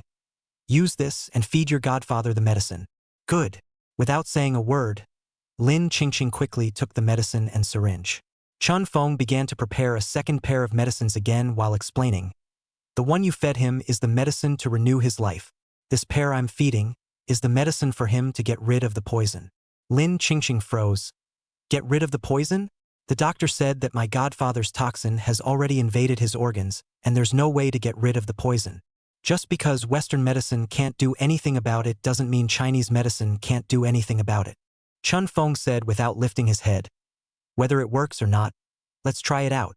Remember, in the future, there is no right to speak without investigation. Never jump to conclusions without trying. Got it. Lin Qingqing obediently bowed her head and was taught. The scene made Yu Jinhua look stunned. Wicked. This goddaughter of his own was arrogant and conceited by nature, and her character was cold and hard. She hardly ever served anyone but herself, let alone talking to a man in that position. Has the daughter been conquered? Whatever happened between those two? Yu Jinhua couldn't figure it out. Unfortunately, there was no time for him to think about it either. Lin Qingqing began to feed the medicine with a syringe. After a bag of medicine was typed in, almost half an hour passed before typing the bag in Chun Feng's hand. While feeding the medicine, Chun Feng said from the side, It might be a bit hard all over in a while, so bear with yourself. Yu Jinhua hissed, I've been through death before. Am I still afraid of pain? Okay, mark your words. Chun Feng turned around and went out. It didn't take 20 minutes before a grunt could be heard coming from the hospital room. More or less miserable. I don't know how long I grunted miserably, but then I heard a wow. Throw up. Chun Feng immediately pushed the door open. A fishy smell filled the ward, and Lin Qingqing had already been smoked out and opened the window to ventilate the room. Chun Feng came straight to the black blood spat out by Jinhua and took a closer look. It's okay. It's what it's meant to be. According to what was said in the internal canon of the healing way, Jinhua should not be able to die. Chapter 110 Dongguan Zai. I can't catch Chun Feng's play? Jinhua is not only not dead, even went so far as to get out of the hospital bed that night. Without saying a word, he had Lin Qingqing directly apply for discharge. Just because Chun Feng had said that he would prescribe him a few pairs of Chinese medicines to take care of him and guarantee that he shouldn't be able to die within a few years. Of course, that doesn't count if you touch it directly to the electric door. As long as he didn't kill himself, the remaining poison in his system would basically not bother him anymore. Jinhua was incredulous. But he really believes, because Queen Elizabeth Hospital is already a top hospital on Hong Kong Island. Jinhua has plenty of money. The doctors you get are also at the specialist level on Hong Kong Island. That's all. Almost gave him an aftercare. As a result, people Chun Feng a pinch and then drink 2 pairs of tonics the same night went down to the ground and even refreshed. It's not a miracle? So Jinhua was discharged from the hospital without hesitation. As he was leaving, the doctor came out to see him off. The whole thing was a dud. Watching a medical miracle just go away. Evening. Chun Feng balked at Jinhua's warm invitation and refused the Yu family's villa, instead staying in the hotel that Lin Qingqing had booked for him beforehand. I made an appointment with Jinhua before I left. 3 days later. He'll take care of everything with Hua about the Hong Kong Island Gaming Joint Group of Companies. During these 3 days, Jinhua needed to recuperate. Returned to the hotel in the evening. Chun Feng resumed his true colors and leisurely began to experience the nightlife of Hong Kong Island. Have a late-night snack and stroll down the long street. A walk under the neon lights of the lights. When Rosa Sarah's side of the work is done, then I will video her, meet a while through the screen, and find a random luxury store to buy 2 luxury items. Done. Go back to the hotel and sleep. Tomorrow is the main event. Chun Feng didn't really care about any gaming united group of companies, but he cared about a date with Hua and possibly even meeting Star. If you're lucky, you can experience some interesting roles at the Star, and it won't be a wasted trip. There was no talk all night. The next day, Chun Feng slept until he woke up naturally. It was almost around 10 o'clock in the morning when I finally got a call from Hua. Asked to meet him. The location was sent to a cell phone. However, Hua didn't make an appointment with Star, who was working hard on the follow-up to Mermaids 2, and couldn't squeeze in any time at all. But Hua has an appointment with another old friend. He didn't say who. Sold out first. He only said that he would let Chun Feng get to his appointment as soon as possible to ensure that he did not make a false start. Thus Chun Feng moved, with a few expectations. Who exactly did Hua ask out? 40 minutes later, Chun Feng took a taxi to his destination. Located in the New Territories, Island Studios is also the largest film shooting base on Hong Kong Island. Following the guidelines in Hua's message, Chun Feng quickly arrived at the periphery of a place inside the studio where a fiery shootout scene was being filmed. At the moment, shots are being fired on the set. After contacting him by phone, Chun Feng finally found Hua. Hua shook his hand very warmly in greeting, and then took him straight into the shooting location. Just a few steps in, there was a blasting operation in one of the buildings inside. There was a loud boom, a moment of flying sand and pandemonium. Chun Feng looked staggered. In the distance, a man in a hat, surrounded by a group of people, sat in front of a monitor and shouted click. The staff at the site was immediately noisy and busy. At this moment, Hua quickly pulled Chun Feng over and shouted in a raised voice, "Hey, Director Du. I've brought someone over." Once he heard the words Director Du, Chun Feng immediately knew who it was. Isn't it Du Chifeng's signature to shoot such hot gunfighting and demolition scenes? Sure enough, the director, hearing the shout, got up from his seat and looked back. When he saw Hua, a smile appeared on his face. Then he handed the walkie-talkie to the person beside him and hurried over. Hua patted Chun Feng's arm. "Director Du Chifeng, you know?" "No." Chun Feng smiled and nodded. "There should be no one in this circle who doesn't know Director Du." "That'll do." At that moment, Du Chifeng also walked over and patted each other's arms with Hua as a sign of greeting. Immediately afterward, he looked over at Chun Feng. unexpectedly stretching his hands over and smiling very warmly. Chun Feng right? Hello, hello? Hello, Director Du. Chun Feng hurriedly shook his hand in greeting. The heart was more than a little surprised. So polite? I heard that Du Qifeng is actually quite arrogant and not very nice to deal with. Chun Xiansen's later life is fearful. Hua and I are old friends, and have long said that he wanted to introduce someone to me. He also said that this person is definitely the seedling of a movie star. I thought he was talking too much. It wasn't until later when I saw all the videos of Chun Xiansen participating in variety shows that I thought what Huazai said might be true. When Chun Feng heard this, he was suddenly enlightened. Turns out he'd seen his own game. It's no wonder then. Hastily, he modestly said, Director Du, Mr. Hua is too flattering. I've only been in the industry for a few years. How dare I hope for the position of movie star? Chun Xiansen, you're wrong. Acting depends on talent. Du Qifeng said with a straight face. Some people act for their whole life and in the end, they still have third-rate roles. But some people go to the top in just a few years after their debut. So acting doesn't depend on seniority, it only depends on perception. Chun Feng smiled and nodded. This isn't the first time I've heard this kind of talk. So acting really depends on talent. At this time, Du Qifeng suddenly turned his head and waved at the distance. Dongguan boy, come here for a moment. Coming. A figure hurriedly ran from the distance. I guess they just finished filming, they are wearing prop suit costumes, and there are even blood stains on their faces. Wearing a pair of black-rimmed glasses. Bearded. This Dongguan boy Adong.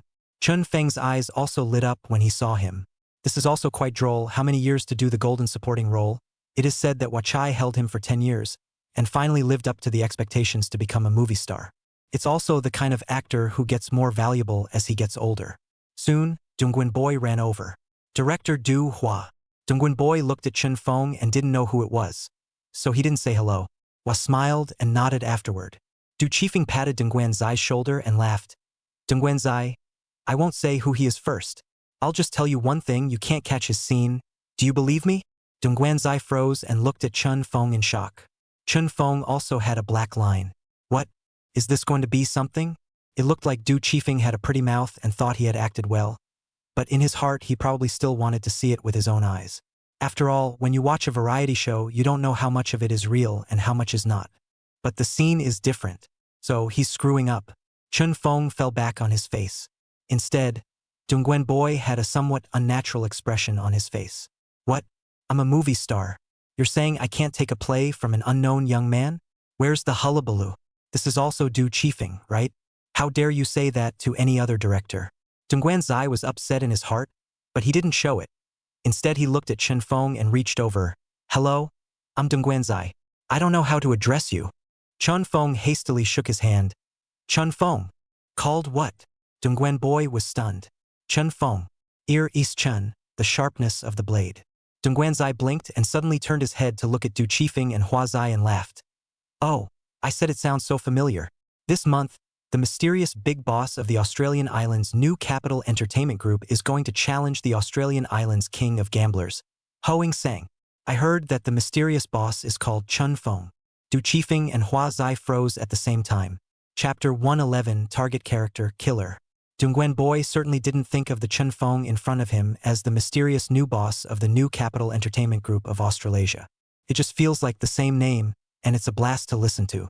Du Qifeng didn't take it too seriously. Only the expression on Hua's face slowly disappeared. The eyes were extremely odd. As he looked at Chun Feng, his brows slowly furrowed. At this time, Du Qifeng suddenly smiled and said, Xian Sen Chun, are you interested in playing a scene opposite Dongguan boy, so that we can see how you perform? Chun Feng gave a casual nod. I'm fine with all of it. Oh, good, good. Du Qifeng was very satisfied with Chun Feng's reaction and patted Dongguan Zai's arm. If you don't believe me, just play a scene with him and I'll find a place for you. How about it? Yeah. Dongguan boy was all angry and laughing. Come on. It's all come down to this. If I can't even take on a youngster scene, what do I call a movie star? Who the hell is this guy? It should be brought to you by Hua. Is it a Hua's favorite? Nor does it look like it. If you speak Mandarin so well, you should be from the mainland. Strange. What kind of person can get such high praise from Mr. Tu? Dongguan boy simply had a bellyful of doubts. As soon as he saw that both of them agreed, Du Qifeng excitedly pulled Hua and called on the two of them to head towards the middle of the movie city. A few minutes later, They went into a haggis noodle store. Many people in Du Chifeng's film crew followed and ran over, blocking the doorway to watch the fun. The main reason is that he found out that his own director is actually not doing his job, not in a hurry to direct the movie, but actually followed Hwa into this store. That's got to be a show. What's going on? So there were no less than 30 people crowded in the doorway. One craned his neck to look inside. Store. Hwa sits on the far side of the room, ready to watch the action. He was dead set on Chun Feng's acting skills, so he was ready to watch the fun. Du Chifeng said that Dong Guanzai could not take Chun Feng's drama. Hwa did not think it was so exaggerated. After all, Dong Guanzai is also his promotion. Dong Guanchai's acting skills have a few pounds. Hwa Chai is still very clear about it. And it's not like Chun Feng can hold all the character images, right? So it must be quite an interesting matchup between these two. The middle of the store. Du Chifeng looked at Dong Guanzai and Chun Feng and said seriously, "It's a very simple scene. Dongguan boy, you play a key member of the local gang of the Black Shibuya Club. Arrogant and domineering, usually flaunting his power, a very aggressive kind of person. Sam Chan, play the killer." 2 scenes. In the first one, Mr. Chun was eating noodles here, and when Dongguan boy came in, he grabbed his place and squeezed him into the seat next to him. In this scene, Dongguan is going to be arrogant, while Chun Xiansan is going to be bland and stoic. In the second scene, Samson Chan receives a phone call and the assassination target is confirmed, which is Dongguan boy, so he gets up and decides to go for it. Murder, clean. Dongguan boy looked at Chun Xiansan before he died. "I want to see what's in both of your eyes." It's as simple as that. Get it? As soon as the words fell, a system beep had sounded in Chen Feng's head. Ding! The host's upcoming interpretation of the target character killer has been detected. Congratulations to the host for becoming the true king of killers. Chun Feng, to experience such an outrageous character right off the bat? Killer. So act up with Dongguan boy later. What if he really kills him? It shouldn't. Should be able to control yourself, right? Chun Feng was practically sweating profusely. On the contrary, Dongguan boy was oblivious, and even this kind of drama was too easy for him. In the past, when he was a supporting actor, he often played the kind of arrogant Yakuza character, tyrannical and arrogant, lawless. It was all too easy to interpret. So, no problem. Come on. Dongguan boy was the first to get up and walk out. The heart is also holding its breath. To be told to his face by Du Chifeng that he couldn't take a scene from someone who was completely unknown was an insult to his profession. Watching Dongguan boy go out, Du Chifeng smiled at Chen Feng. "What about you? Xiansan Chen, any questions?" "No problem, I'll try." Chen Feng nodded implicitly. "Good." Du Chifeng got up and walked over to Hwa at the corner and muttered softly in his ear. "Hwa, in a moment you go and make an impromptu string. I want to see how well the two of them are able to play on the spot." "Good." Hwa smiled slightly. He knew that Du Chifeng liked to engage in this kind of impromptu change of scene the most. Thus, after Du Chifeng gave a few gentle instructions, Hwa went out leisurely as well. Afterwards, Du Chifeng went to the door and called a few group actors over, making them sit in the store as backdrops. All set up properly. Du Chifeng directly ordered a bowl of miscellaneous noodles for Chen Feng and placed it in front of him. "Xiansan Chen, I hope you can eat noodles normally." "Thanks, seriously. I'm really hungry." Chen Feng didn't look up either, cradling the noodle bowl in front of himself, reaching out to pick up the convenient chopsticks, ripping off the wrapper, and eating directly. The chopsticks were picked and the food was sucked and sucked. Du Chifeng blinked. "That's a start?" He tentatively bent down to look at Chen Feng, originally wanting to see his expression. As a result, he hadn't expected that Chen Feng would instead look up at him with a gentle smile on his face. "What are you looking at?" "Something wrong." Just such a simple expression made Du Chifeng's heart stutter. "Hurry up and stand up straight." The mind was secretly amazed. When Chen Feng looked at him just now, although his face showed a kind of polite smile, his eyes were as flat as the eyes of a dead man. There's no more light. There are no ripples. This was nothing like Chun Feng's eyes that were filled with spirituality before. Wicked. Just this kind of flat and unmoving eyes of his especially looked like a killer, a professional killer who had killed so many people that his heart had completely died. Du Chifeng was beginning to be surprised. "That's a start? So back away slowly." Then a wave at the door. "Dongguan boy is up." Scene 1. The store was bustling with people eating. Dongguan boy came in because the makeup are not removed, there are props on the body bloodstains, and the image is also very brown, very fierce. He strutted in. After glancing around, his eyes finally landed by Chun Feng's table. Only that table was alone. So, Dongguan Boy casually took a cigarette in his mouth, and while pulling out his lighter, he walked over and sat on his butt beside Chen Feng. Chen Feng, who was eating, paused for a moment. The whole body was as stiff as if it hadn't moved, and Dongguan Boy had skillfully opened the lighter and lit the cigarette, then leaned his body on the dining table and crossed his legs. With a pout of her mouth, she blew a puff of smoke at Chen Feng. Chen Feng's eyes narrowed slightly. The head ducked minutely. Let's mistake him for cowering in fear.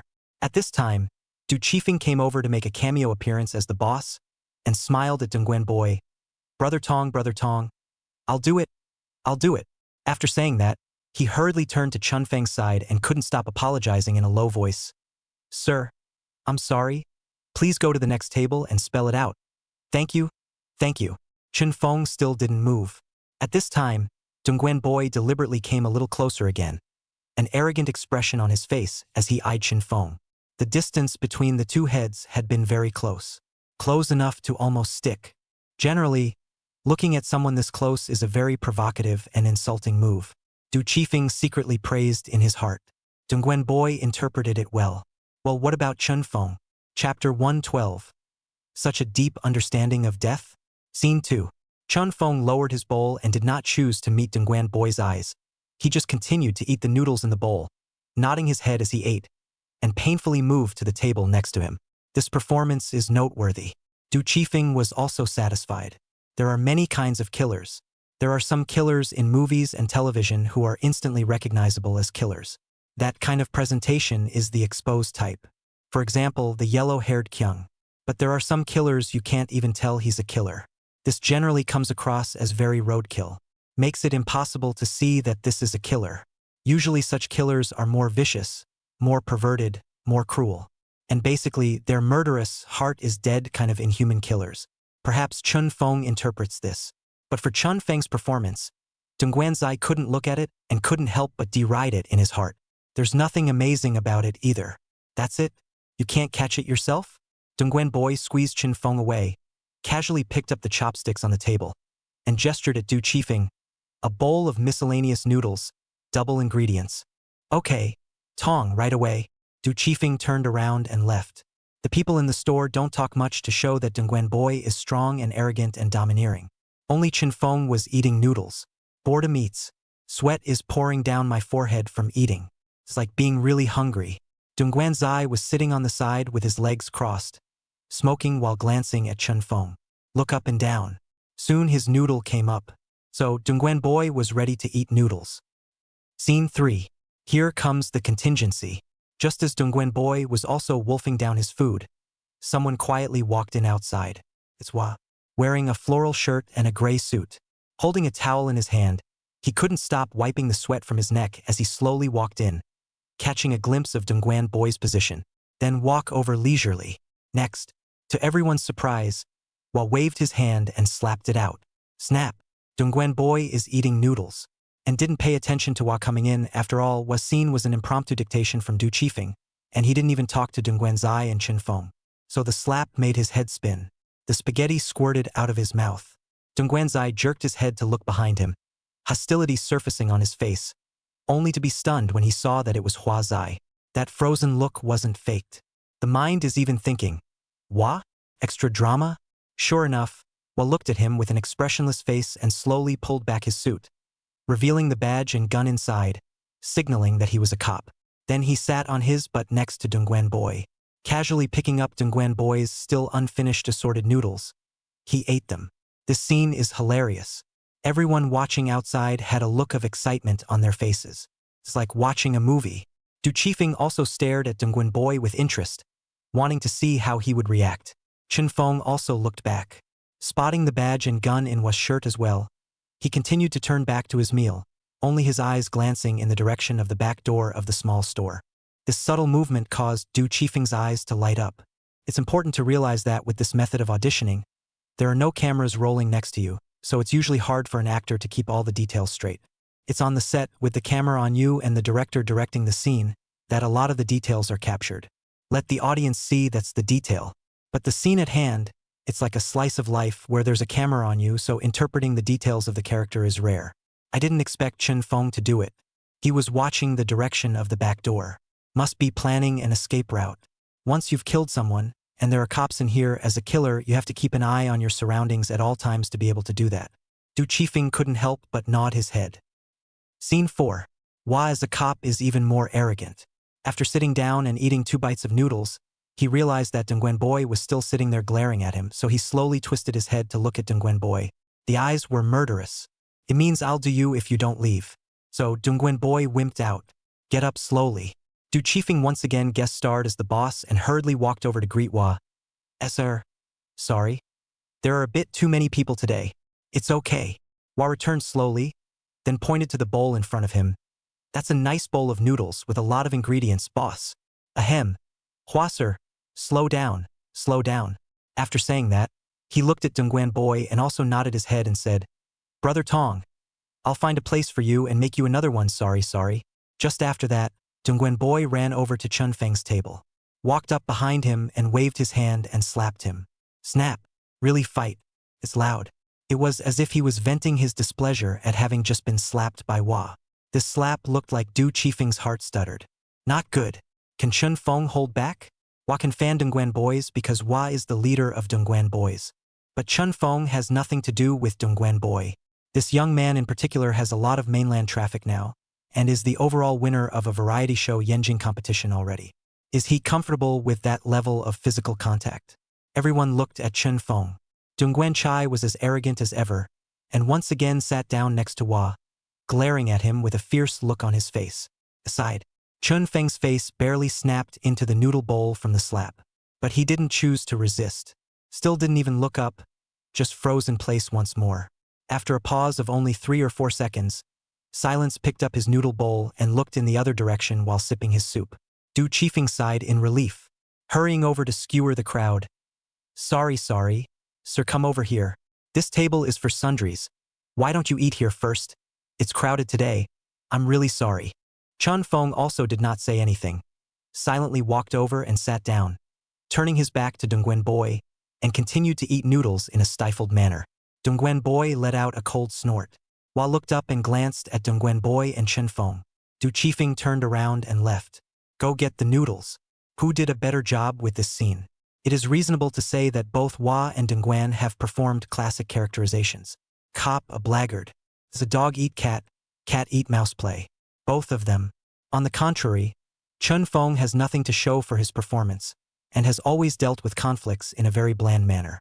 On the surface, he's pretty average. However, Du Qifeng felt increasingly creeped out. That's a gut feeling. From Chun Feng's interpretation of the killer to the few small details that he had exhibited now, it made Du Qifeng feel as if he really wanted to kill. Right now, it's a kind of calm before the storm. So, how are you going to interpret that last paragraph? Can you put the finishing touches on it? Can it be turned into a miracle? Scene 5. All three started eating the noodles. Suddenly, Chun Feng's cell phone rang. He picked up his cell phone and glanced at it silently. The photo above is exactly the photo of Dongguan Boy. After looking at it twice as if it was nothing, Chun Feng put down his cell phone and picked up his noodle bowl to drink all of the noodle soup. Du Qifeng stared at him closely. Observe all the details of his movements. He saw Chun Feng casually wiping his mouth, slowly getting up, and walking straight behind Dongguan Zai, at an angle that just blocked Hua Zai's line of sight. Full marks for this detail. Then, Chun Feng suddenly reached out and choked Dongguan Boy's neck.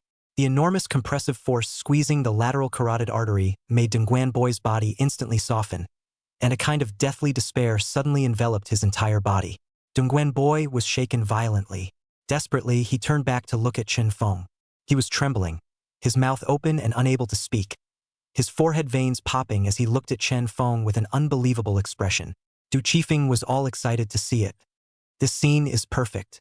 Dongguan Boy's expression interpretation is a textbook performance. I really didn't realize that he had such a deep understanding of death. Chapter 113. What do you think? Do you really want to pinch me to death? Chun Feng finally made his move. Up to this point, Dongguan Boy has performed all perfectly. It even exceeded Du Qifeng's expectations. In particular, this pre-death sensation and manifestation is simply so realistic that you can't tell the difference between the real and the fake. As for Chun Feng, it's just middle of the road. It doesn't feel true to the degree that Hua says it does. Exaggerated. What an exaggeration. Could be that Wa's connections are trying to prop up this young man. You know, for so many years, Wa hardly participated in variety shows. But for the sake of this young man, Wa actually ran to Yanjing in his busy schedule to be a supporting guest for someone else. There's definitely something fishy about this.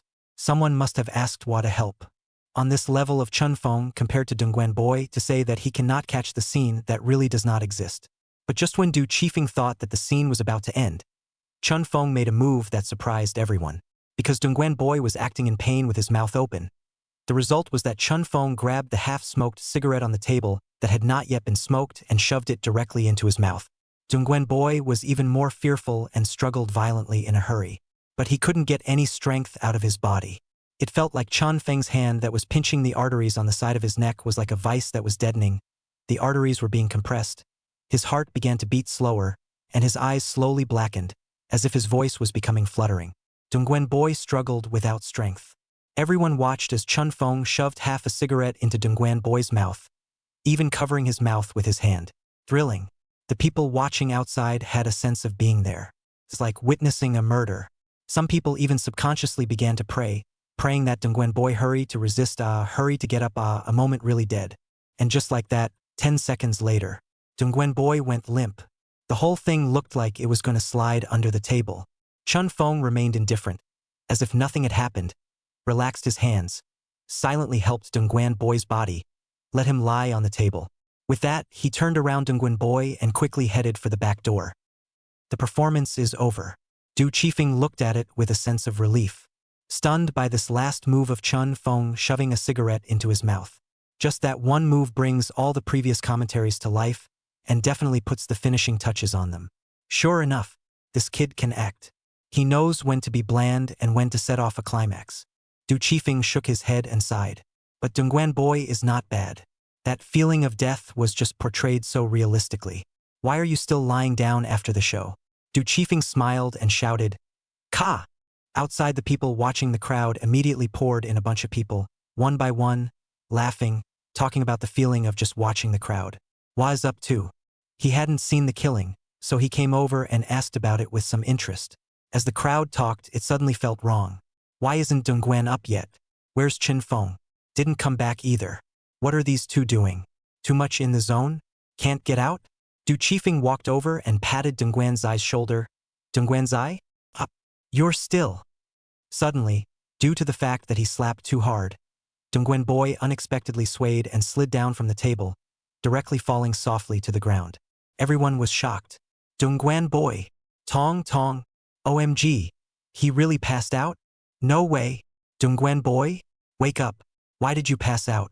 Heat stroke or starvation? The inside of the store was a mess, and the crowd helped Dongguan Boy up with 7 hands and 8 feet. At that moment, a voice came from behind the crowd. I'll do it. Chun Feng is finally back. He parted the crowd and came straight to Dongguan Boy's side, looking at Du Chifeng with a smile while saying, I'm sorry. I might have pinched too hard just now. Du Chifeng? Wah? All? Pinched too hard? You pinched someone unconscious? Chun Feng was seen squatting beside Dongguan Zai, gently massaging a few places such as the side of his neck and the human body for a few moments. A few seconds later, Dongguan Boy violently gasped for breath, then shivered. His eyes had not even opened before he roared loudly in horror. Let go of me. Cough, cough, cough. Let go of me. Shoo. It's okay. It's okay. Chun Feng pressed his hand hard, then patted his face. Slowly, Dongguan Boy finally came to his senses. As soon as you open your eyes, what met his eyes was Chun Feng's gentle smiling face. However, the smile that seemed harmless to others fell into Dongguan Boy's eyes, but it scared him so much that he moved back a bit as if he was nervous. That smile is horrible. The second before he was previously pinched unconscious, Dongguan Zai realized that Chun Feng also had that slight smile on his face. Only he was smiling on his face, but there was not a half ripple in his eyes. Like dead eyes. It's also like looking at a dead person. No feelings. Dongguan Boy was really scared. When Chun Feng saw him come to his senses, he got up and smiled apologetically. Sorry. I was too deep into the scene just now, and I pinched a little too hard. Dongguan Boy? On the side, was said in surprise. He was really pinched unconscious by you? I suppose so. Well, looked odd. You've got a really strong hand. I heard that you even put a cigarette butt in someone's mouth. Seems like it hasn't gone out yet. You didn't burn Dongguan Boy's mouth, did you? No. Chun Feng casually flipped his hand, and the half-cigarette appeared in his hand. The cigarette remains red, still burning. However, just now, everyone clearly saw that Chun Feng was forcing the cigarette into Dongguan Boy's mouth. How could this be? Is everyone looking the other way, including Du Qifeng? He didn't see the cat in the bag either. Chun Feng laughed and casually put half a cigarette on the table, explaining with a smile, "A little trick, just borrowing a bit of a blindfold." The people watching around them finally relaxed. "Good man, you can do this one. Yeah, it's awesome. Seriously, I just really thought Tong had hung up. Just this scene, I wanted to sleep when I watched it in the front, and then all of a sudden my scalp went numb in the back. Now that I think about the whole thing again, I can only say 2 words, awesome. It's so good. I want to keep watching it. Director Du, if only there was a plot." The people around him were praising, and as a result, the expression on Dongguan Boy's face collapsed. Who the hell is paying attention to me? I almost died just now, okay? Finally, Du Qifeng reached out and yanked Dongguan Zai up with one hand and said with a smile, "All right, it's just a small accident. However, I've also finally seen the acting skills that even Hua was praising. Xian Sunchun, your performance has indeed amazed me. I'm flattered, Director Du." Chun Feng hurriedly said a few words of modesty. Du Qifeng shook his head and laughed as he walked over. "It's not overrated at all. How many more days can Xian Sunchun stay in Hong Kong Island? There's no time set for leaving yet. That's good." Du Qifeng held Chun Feng's hand with both hands. "Xian Sunchun, let's make an appointment in a couple days. If Xian Sunchun is interested, we can talk about cooperation, that okay?" "Okay. Then we'll make an appointment in a couple days." Chun Feng nodded cheerfully. Dongguan Boy on the side is still touching his neck, with a confused look on his face. Do ordinary people have that much hand strength? And how is it possible to press so precisely on the lateral carotid artery? That place where if you accidentally apply too much force, a person has to be pinched to death. What does Chun Feng think? What's wrong with wanting to pinch yourself? Chapter 114. Ouyang Hua on the street. Half an hour later, Chun Feng left the movie city with Hua. Because Du Qifeng still had to catch up with the shooting of this drama he was working on, he didn't have time to chat much for the time being. So he made an appointment for the next meeting. After leaving the movie city, Hua also left in a hurry on the pretext that he had something to do. "I'll see you at the next appointment." Thus, Chun Feng, all by himself, took a taxi directly to Victoria Park Bay. It's just a hangout. Near noon, Chun Feng received a call from Lin Qingqing asking him to meet him. After the two met, Lin Qingqing told Chun Feng roughly about Eugene Hua's state today, even if it was a follow-up. The internal canon of healing is indeed awesome. The system produces a good product. Eugene Hua took the medicine for 2 days and his mental state improved greatly. This shows that the wisdom of the ancient forefathers was not worse than the present scientific instruments. It's a shame so much wisdom has been lost. Eugene Hua is theoretically fine, as long as he doesn't seek death himself in the back, and spend some effort and money on conditioning his body, he can still live for a decade or 8 years. Lin Qingqing had obviously smiled more today, and she didn't leave after explaining about Eugene Hua, saying straight away that she wanted to accompany Chun Feng to dinner. According to Eugene Hua's explanation, she was Chun Feng's personal secretary during the time he was in Hong Kong. Something for the secretary to do. It's okay. Anyway, all the expenses in Hong Kong were covered by Eugene Hua. Chun Feng didn't refuse either. Also good. Save him the trouble of trying to find places to eat and play on his own. Around 12:30 p.m., tired of strolling around Victoria Bay, Chun Feng was ready to go to a nearby upscale restaurant for a French foie gras at the suggestion of Lin Qingqing. Never ate. Go ahead and try it. Someone else is paying for it anyway. The two of them walked out from the Victoria Harbor Bay, and when they passed through the entrance of a small park, Chun Feng suddenly stopped in his tracks. He heard a familiar voice. "Turn your head and look." Not far away, there was a group of people gathered in an alleyway, like they were playing some kind of game. Inside, the banker is still shouting, by the hand, ah. Look carefully, I'm opening the pot. Wow, I won.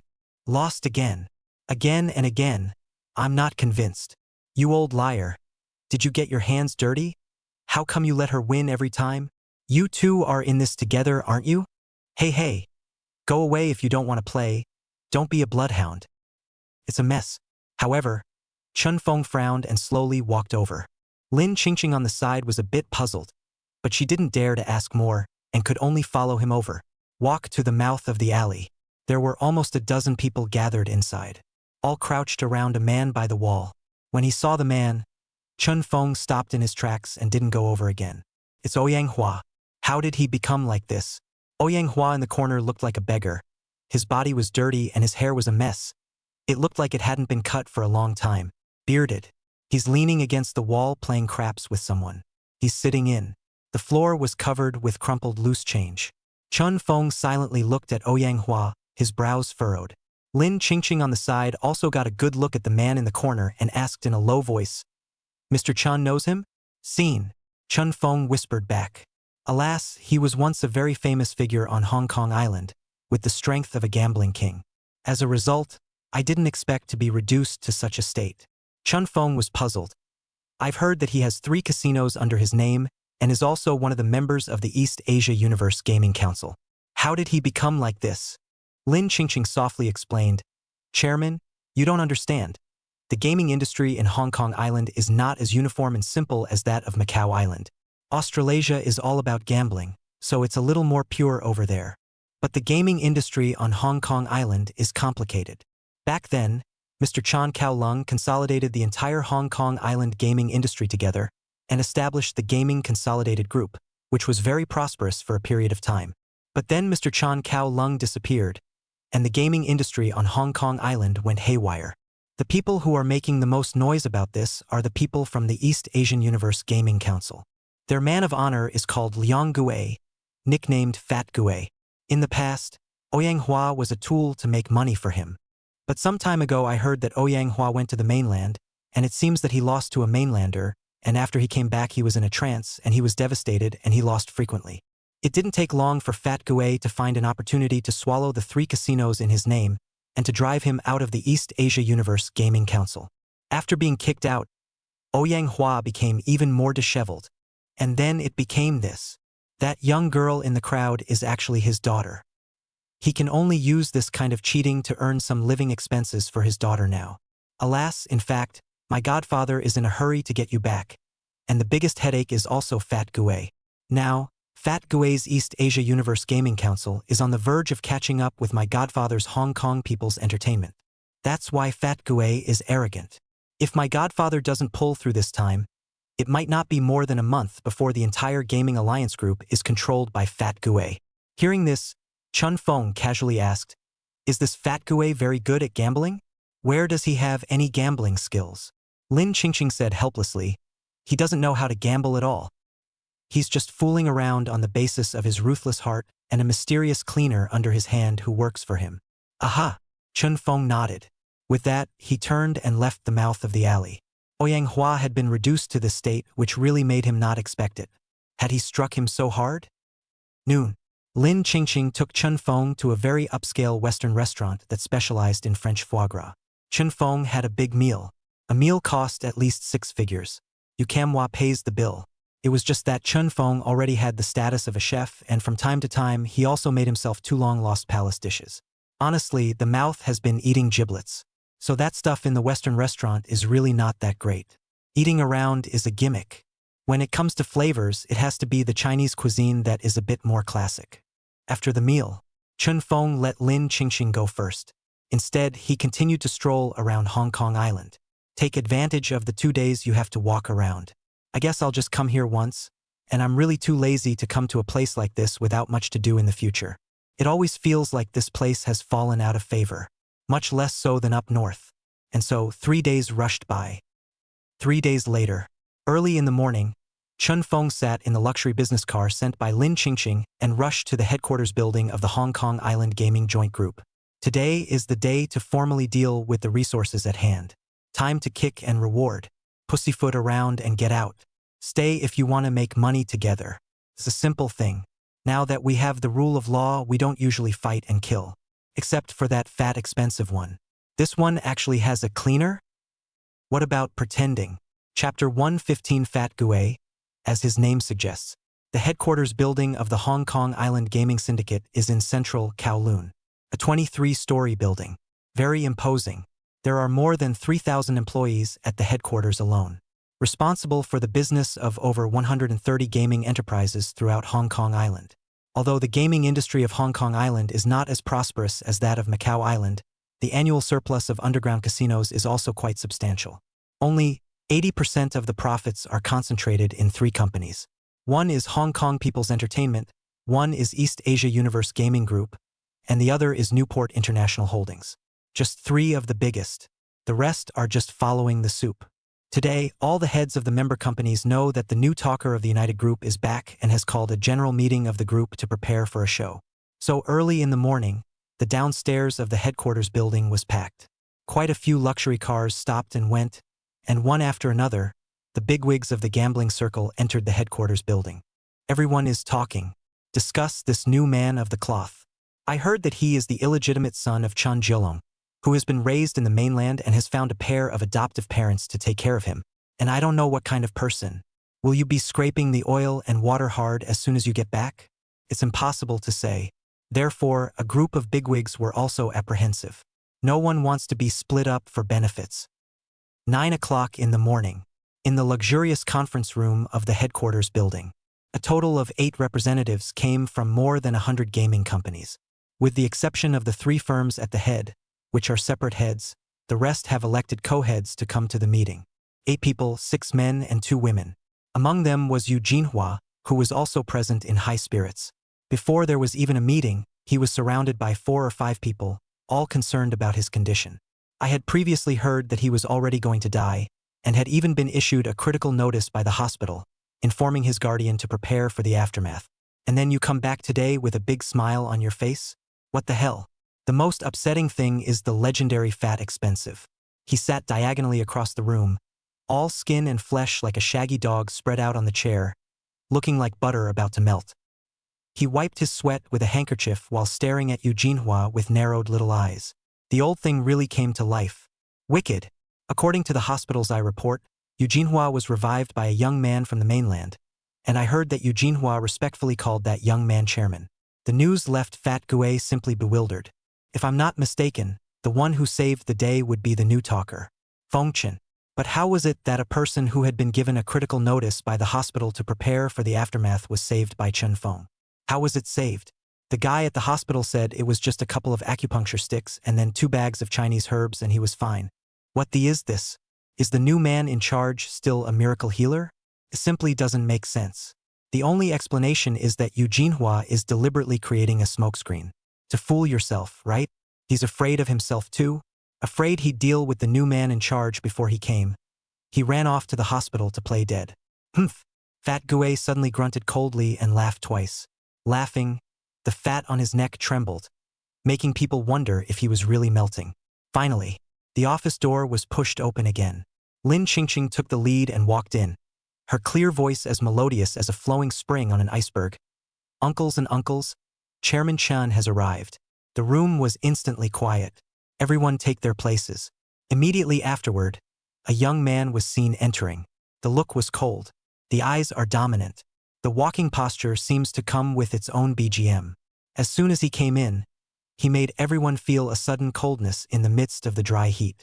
Not general. The crowd of old guys were all quite surprised to see Chen Feng walk into the conference room and then directly sit on the position of the chairman of the United Group. Lin Qingqing closed the door to the conference room. 8 representatives. Behind each delegate is a chair with an entourage. Some are women, some are men. The woman looked like a secretary or something. But the men were invariably in black suits and they also had cold faces, and they looked like they were escorting bodyguards or something like that. Chen Feng sat down. Lin Qingqing acted as the moderator of the meeting. She walked over to Chen Feng and opened a file bag, from which she took out some supporting documents and tokens one after another. These things were used to prove Chen Feng's identity. After having each of the 8 representatives verify the authenticity of the documents and tokens, the first process ends. No one actually suspected. Mainly, the claim that Chen Feng was Chun Jilong's illegitimate son had long been circulated within the United Group.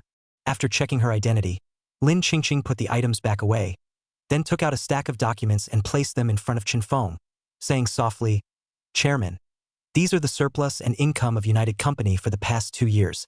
It includes your equity and asset gains. These 2 years. No need to look. Chun Feng casually pushed all the papers aside. Then he looked at the 8 people in front of him, quietly substituting the role of a police officer and turning on the fire eyes skill. He's going to scrutinize them one by one. 6 men, 2 women. Responsible for a wide range of businesses across Hong Kong Island. The 8 men all averaged in the mid to late 50s, all old guys, no young ones. Maybe the young people of this era don't want to get involved in the gaming industry either. After looking around, Chun Feng's gaze stopped on the pile of butter that looked like it was about to melt. Fat expensive. The label on him is quite interesting. Left eye prosthetic eye. Hearing loss in left ear. Dentures. Severe fatty liver disease. Coronary heart disease. Type 1 diabetes mellitus. Mid-term rectal cancer. Impotence. Short toothpicks. Daggers. Contraband white noodles. Emerald rings. Hydrocele in knee. Athlete's foot. When Chun Feng stared at Fat Gui didn't take it seriously at all. No matter how cold and stern Chun Feng's temperament and expression was, he was still too young after all. There's really no deterrent in a big shot like Fat Gui, who lived through the chaotic times and made it all the way to the present day. Plus, Fat Gui has some connections within the Hong Kong Island police force. So he's arrogant. Sitting there with his head cocked, he wiped the sweat from time to time. One hand was playing with a gold-cased Zippo lighter, squinting his small eyes as he looked back at Chun Feng as well. The provocation was full of flavor. Chun Feng didn't pay any attention to him. How many days can this one live with all the basic diseases? Instead, it's this guy behind him. In Chun Feng's eyes, the label on the man following behind Fat Gui was frightening.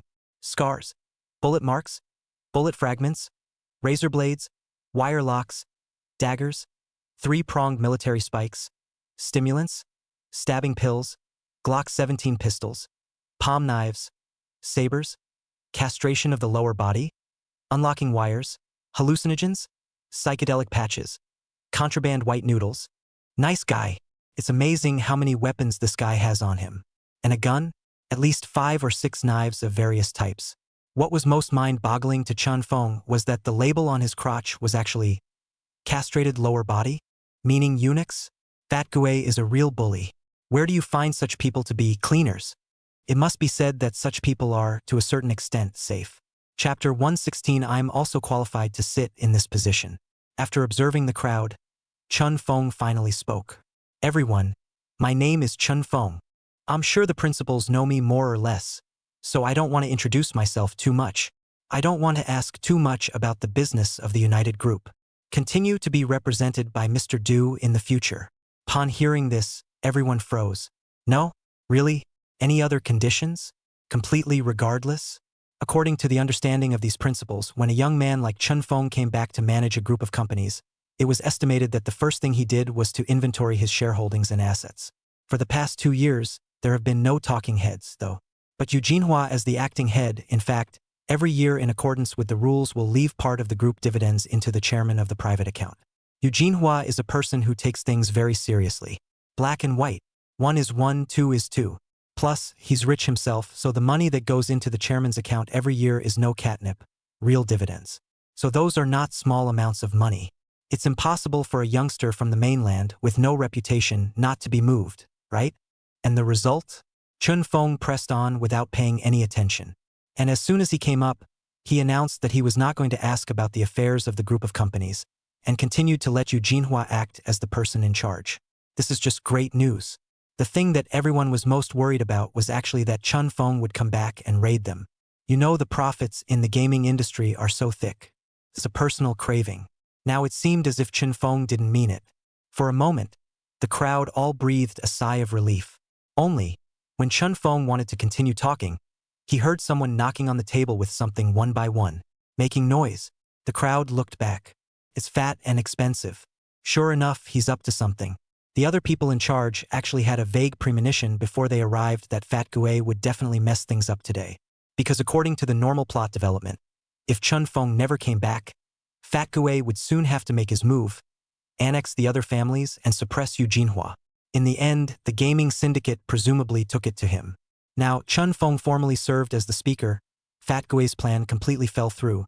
With his kind of arrogant and domineering character, it would be strange if he didn't mess things up. So no one spoke. It was Yu Jinhua who had nothing to fear from him, frowning and asking, Fat Gue, what are you doing? This is a meeting, have some rules. Humph. Fat Gue let out a cold grunt. The fat on his chin quivered with shock. He put down the lighter in his hand and looked at Yu Jinhua and laughed disdainfully. Boss you? Putting up a fight with me and playing the bully? Yu Jinhua said in a bad mood, Fatty Gue, there's no need to be eccentric. You can speak properly if you have something to say. The chairman of our united group is now sitting here. Have some rules. Okay? Oh, people make the rules. Fat Gue laughed. If I were sitting in that position, I wouldn't mess with any bull rules. If you have something to say it freely.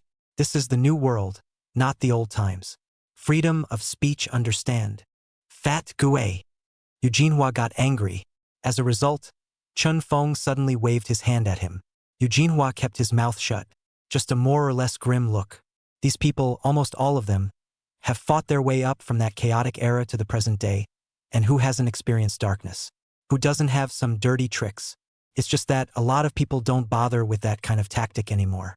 A civilized society, a society governed by the rule of law, to be harmonious. Harmony makes money. Only people like Fat Gue still do dirty tricks in private. All he relied on was that he had a not-so-small backer in the Hong Kong Island police force. But if he really pissed off Yu Jinhua, even if he had a backer, it would be in vain. Sooner or later, he would let his body lie in the garbage. Yu Jinhua didn't say anything, and the others didn't dare to speak. So only Chun Feng can speak. He looked at Fat Gue with a flat face. Boss Liang, you can say what you want. You're right about freedom of speech. This is a new society, not the old times. Ah. Fat Gue laughed, revealing that mouthful of black and yellow teeth, and said triumphantly, Okay, the chairman told me to say it, so I'll say it. I, for one, consider myself to have done a lot for United Group of Companies over the years. No less than he, Yu Jinhua. Our East Asia Universe Gaming Group is becoming more and more profitable and has surpassed Hong Kong People Entertainment. So, I'm surprised.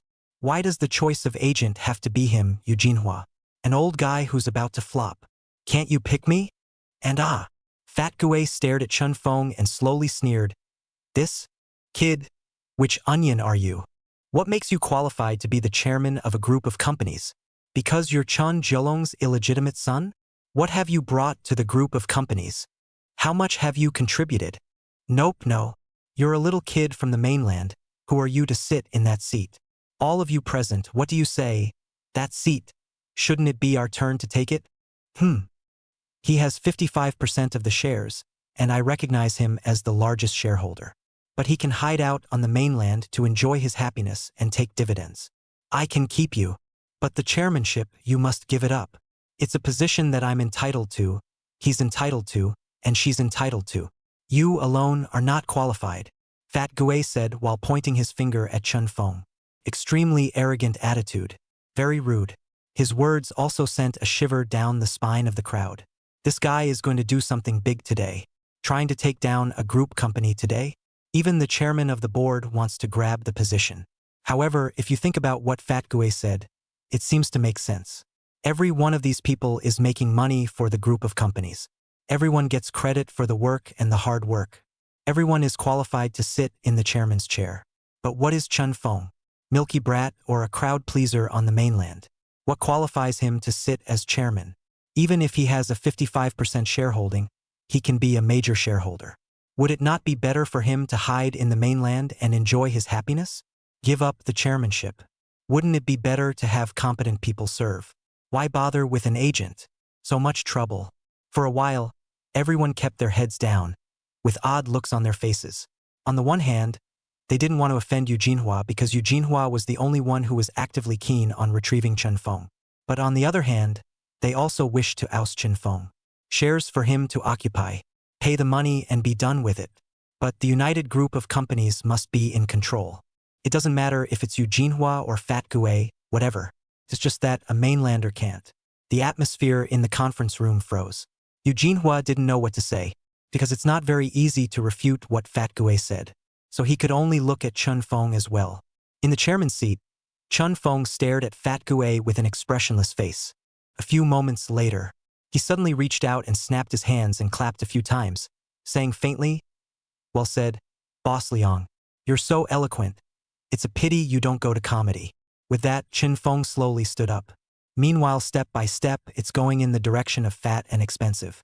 At the same time, the man in black sitting behind Fat Gue suddenly sat up straight. The entire body took an attack stance, like a sharp dagger. Chapter 117. Who's in favor and who's against when I'm done talking? Chen Feng walked around the table and slowly walked towards Fat Gue. Everyone stared at him nervously. Lin Qingqing stood in front, her hands sweaty with nervousness. Also, the man behind Fat Gue didn't formally look up, but his body was sitting up straight, ready to attack. Fat Gue was quite confident in the man behind him, so it doesn't matter at all. He didn't even look at Chen Feng, just playing with the lighter in his hand, and said with disdain, "Humph, our Hong Kong Island United Gaming Group? Actually letting a mainlander to be the chairman? Where's our face when word gets out? If you're not too ashamed, you'll all get the out of the United Group from now on. I'm in charge here from now on. Transfer to me the shares in all of your hands. Break up peacefully and leave peacefully." Not quite. At this moment, Chen Feng, who was already on the verge of walking beside Fat Gue, said indifferently, "Boss Liang, what you've said is quite good. I can consider it. However, it is limited to the proposal to sit in that seat on a rotating basis. Personally, I feel fine. Strictly speaking, I don't want to run to Hong Kong Island too often. I'm used to living on the mainland. Mr. Yu used to be the agent for all the big and small things here, and I see that it is well managed.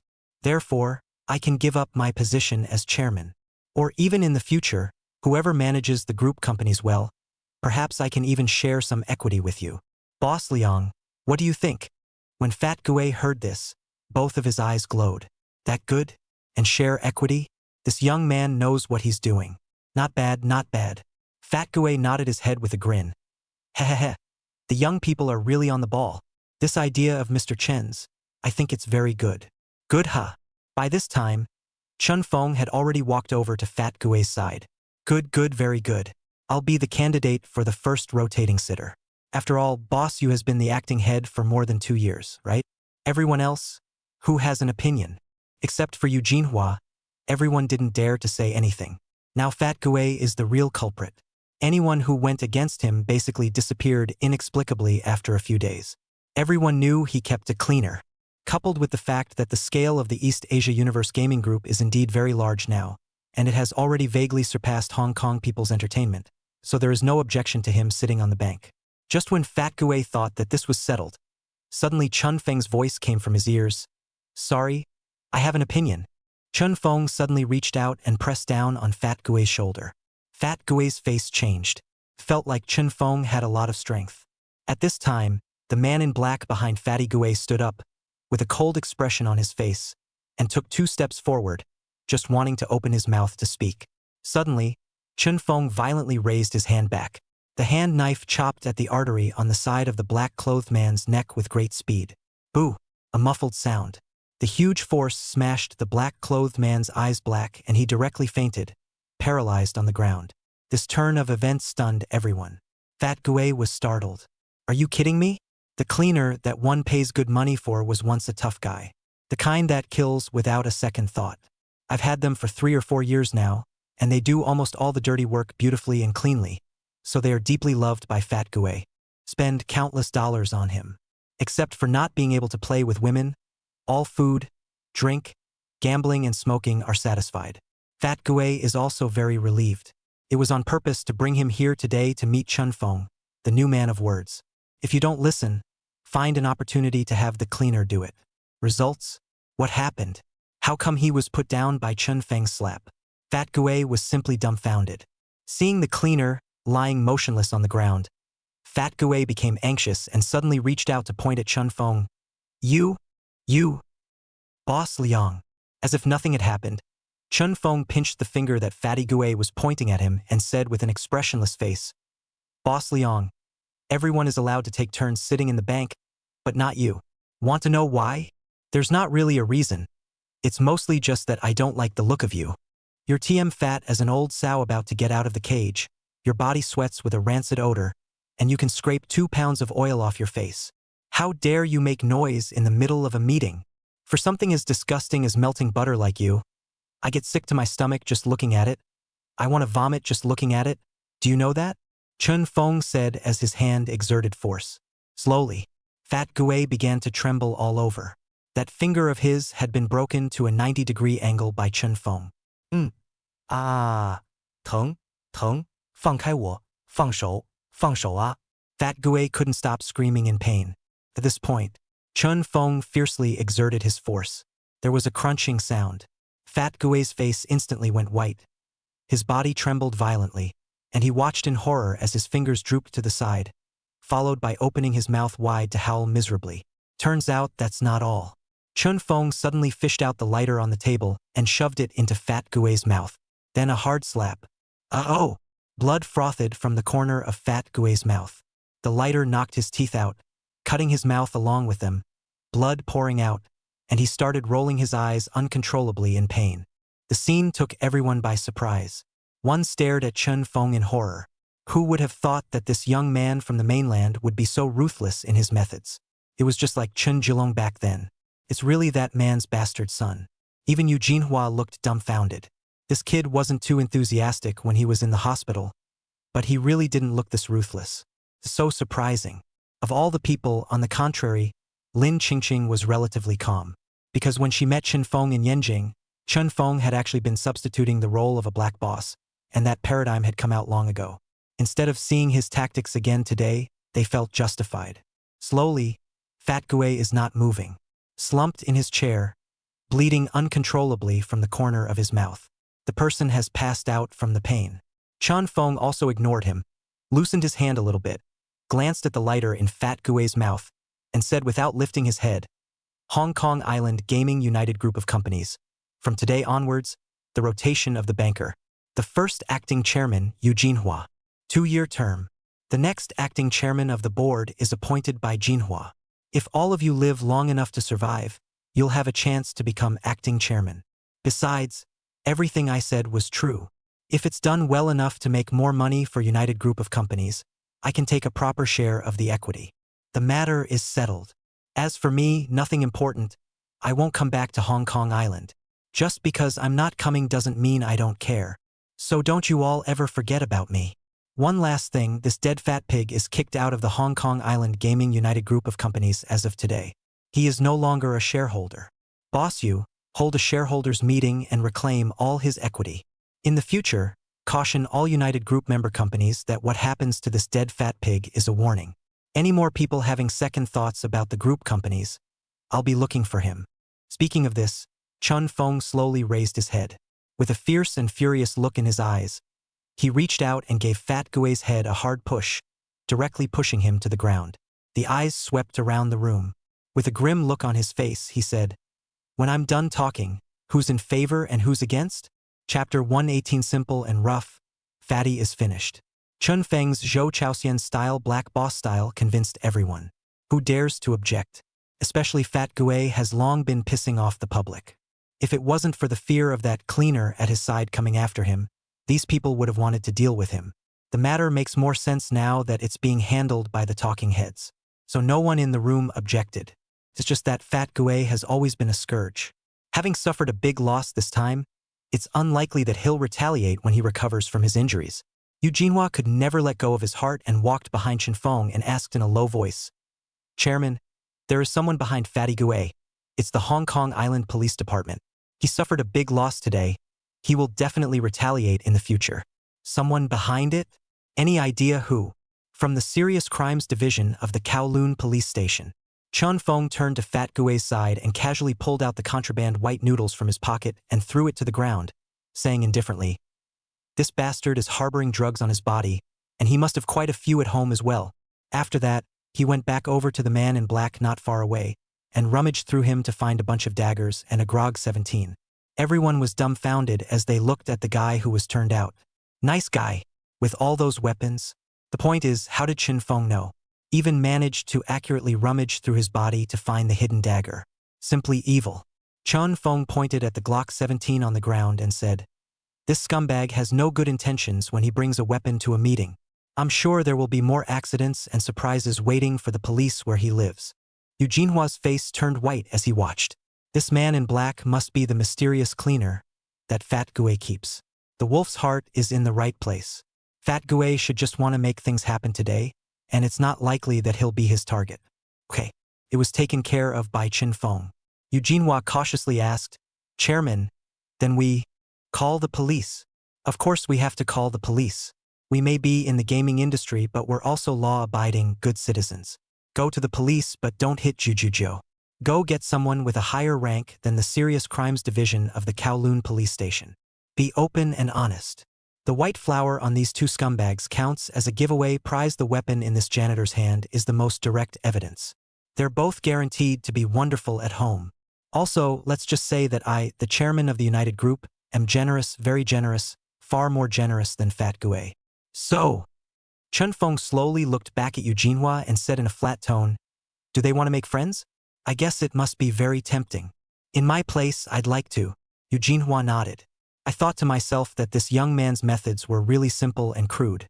It means that Fat Gue can come up with a bribery tactic, and our United Group chairman will only exaggerate it more than that. So, want to make friends? I don't think anyone will say no. The morning session is over. Yu Kamwa followed Chin Feng's instructions and went straight to the commissioner of Kowloon Police. Originally, Eugene herself was of honorable status. Who doesn't know the chairman of Hong Kong People Entertainment? Add to that the fact that the chairman of the gaming syndicate himself has spoken, and the results speak for themselves. Fat Gue was checked. The janitor's secret is completely exposed. The police recovered a large amount of weapons, ammunition and knives and daggers from the cleaner's residence, and even contraband and assassination target information. It's a shock not to find out. In the past 2 or 3 years, several high-impact unsolved cases on Hong Kong Island were committed by this cleaner. A deeper look into the matter, and in the end, almost all of it was suppressed by a person of significance in the Serious Crimes Division of the Kowloon Police Station. Meanwhile, a large amount of contraband was seized from Fat Gue's house. It's worth over $10 billion. That alone is enough to nail Fat Gue.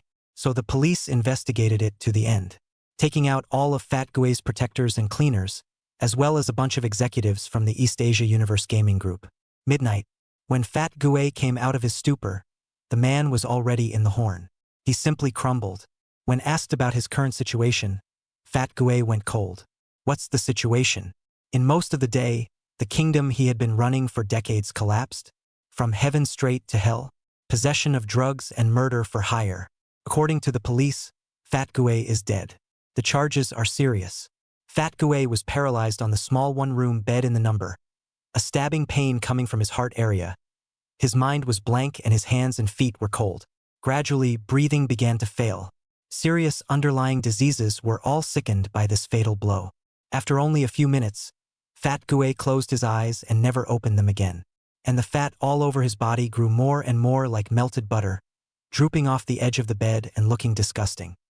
The next day, Chun Fong woke up from his hotel bed in high spirits. I turned on the TV to look at it during the morning meal, and the morning news rolled on what had happened to the East Asia Universe Gaming Group. Fat Gue is dead. Died in prison. This result did not surprise Chun Fong at all.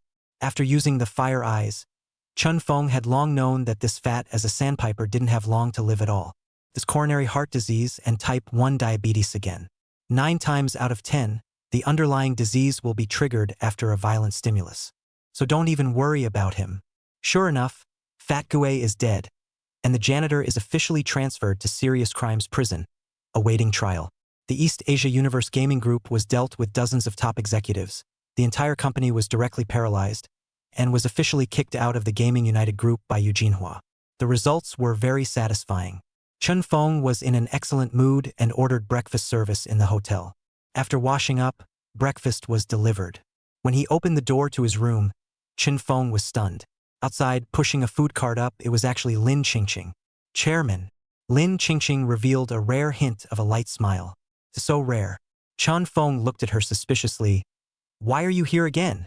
Does the chairman hate me? Lin Qingqing's face immediately dimmed as she lowered her head and said softly, Godfather said that his body is recovering very well and he doesn't need me to take care of him anymore. He asked me to stay by the chairman's side, at least during the time I'm on Hong Kong Island. I can prepare everything for the chairman and take care of him. Chun Fong?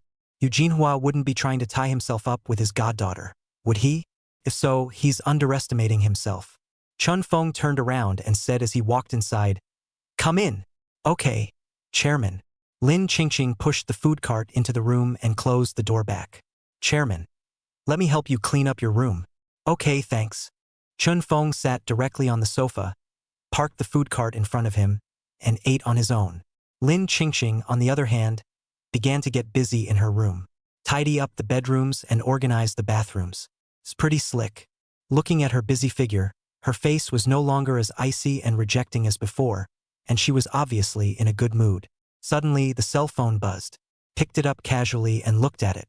Huh? Surprisingly, it was Lin Zhu who called. Has this kid finished filming in Hengdian? Chun Feng picked up his cell phone and answered the call. Hey Joe. Feng, help is desperately needed. Got a minute? Chun Feng froze. On the phone, Lin Zhu spoke as if he was pressing his voice, and it sounded rather tense. Help with what? Where are you? Got your neck pinched. Ugh. Feng, don't joke around. I'm in trouble now. Sister Song has lost almost $50 million in a casino in Australia Island, and she's not going to stop yet. Chun Feng was stunned. $50 million? Yeah. Feng, I suspect there's something fishy going on in this casino. But Sister Song is on a collision course with this place and has to win it back. I'm afraid that if she continues to gamble like this, she'll lose everything. Feng, are you free? Come and help me out? I can't control Sister Song. Chun Feng, Chapter 119. Rosa Rosanna has also arrived at AO Island. Just after 9 in the morning, Chun Feng got on a plane and went to the Australian island. Before leaving, Lin Qingqing had been sent to the airport, reluctantly. But Chun Feng didn't stay. Hong Kong Island is basically considered over. It was somewhat of a shame that I didn't get to meet Star, but at least it took care of the Gaming Associates group of companies. Hidden dangers weeded out, and there's someone like Yu Cam Hua as acting chairman. At the same time, Chun Feng had recovered nearly 15% of the group company shares from Fat Gui, and now owns 70% of the shares. Don't even bother with the company from now on. Just eat the dividends every year. Be a throwaway. Pretty good. The next target is the gambling king of Macau Island, Ho Ing Sang. Finish him off, take care of the casino business on Aussie Island, and hit the road immediately. Still have to keep finding opportunities to experience the characters going. Half an hour later, Chun Feng rushed to the AO Island airport, asked for the location of the casino where Lin Zhu was, and took a taxi straight there. Rich people have a common problem. As soon as he gets rich, he likes to gamble. It's probably just so easy to make money that you don't care when you splurge. Sung Ah Man is a little rich girl from Hong Kong Island. The little-known queen of luxury goods is also worth over $10 billion. It is not surprising that such people like to gamble. It's just that Song Yuan doesn't look like a woman with a low IQ. So why did she get deeper and deeper into the casino? 50 million isn't a small amount for her. Is it? You've lost so much and you're still betting? Who's ever seen an ordinary person win back their capital in a casino on Aussie Island? It's a matter of common sense. Therefore, Chun Feng was also rare. Wrote, Chun Feng sent a message to Luo Shasha and had already turned to the Australian island. As a result, the video link came through just as the message was sent. After the connection, he saw Luo Shasha in the video window shouting with a surprised face, Ah Feng, have you come to the Australian island? Tong Gij and I are also in AO Island. Huh? Chun Feng was stunned and asked, You guys are in Australia Island? Filming a movie? No, shooting commercials. Isn't Tong Gij the spokesperson of Four Circles? In the past 2 days, she came to Australia Island to shoot a set of advertisements for the Four Circles' new luxury cars. Oh well, great. I didn't expect you to come over as well. Chun Feng laughed indistinctly. That's quite good. We count it as a triumphant rendezvous. Yeah. Luo Shasha pouted her little lips at Chun Feng in the camera, lowered her voice to a mua, and then said excitedly, Hey, I'll come find you at night. Oh, okay. Chun Feng's heart was hot. Come to yourself at night and have sex again. By the way, I almost forgot to ask you, what are you doing in AUS Island? Meet an old schoolmate. Chun Feng laughed. One of my college classmates is over here. He called me and wanted to meet up, so I flew over. Well, then let's make a deal that your time at night has to be reserved for me. Don't worry. It's guaranteed to be yours, all night long. Rosa's cheeks blushed and she laughed quietly. All night? Say yes. I won't let you sleep tonight. You have to stay with me all night. Okay. Chun Feng lazily smiled. Let's see who surrenders first when the time comes. Hee hee, I sure won't. I found my own boyfriend, so I'll have to stick around all night even if I bite the bullet. Anyway, I can have a day off tomorrow. You just don't make me hold up the wall. You little horny cat. Chun Feng also guffawed. The two of them are kind of the archetypal lovers and adulterers, having just been together for a short time and being incredibly harmonious in bed. It's definitely time to eat their hearts out. Every time we talk about this kind of thing, both of them get excited. Luo Shasha suddenly lowered her voice again with a gossipy face and whispered, Ah Feng, in fact, little dear is also here. I saw him sneak in last night, sneak into Tong Gij's room, and sneak out again in the wee hours of this morning. Chun Feng, a head full of sweat. Why is this girl so nosy?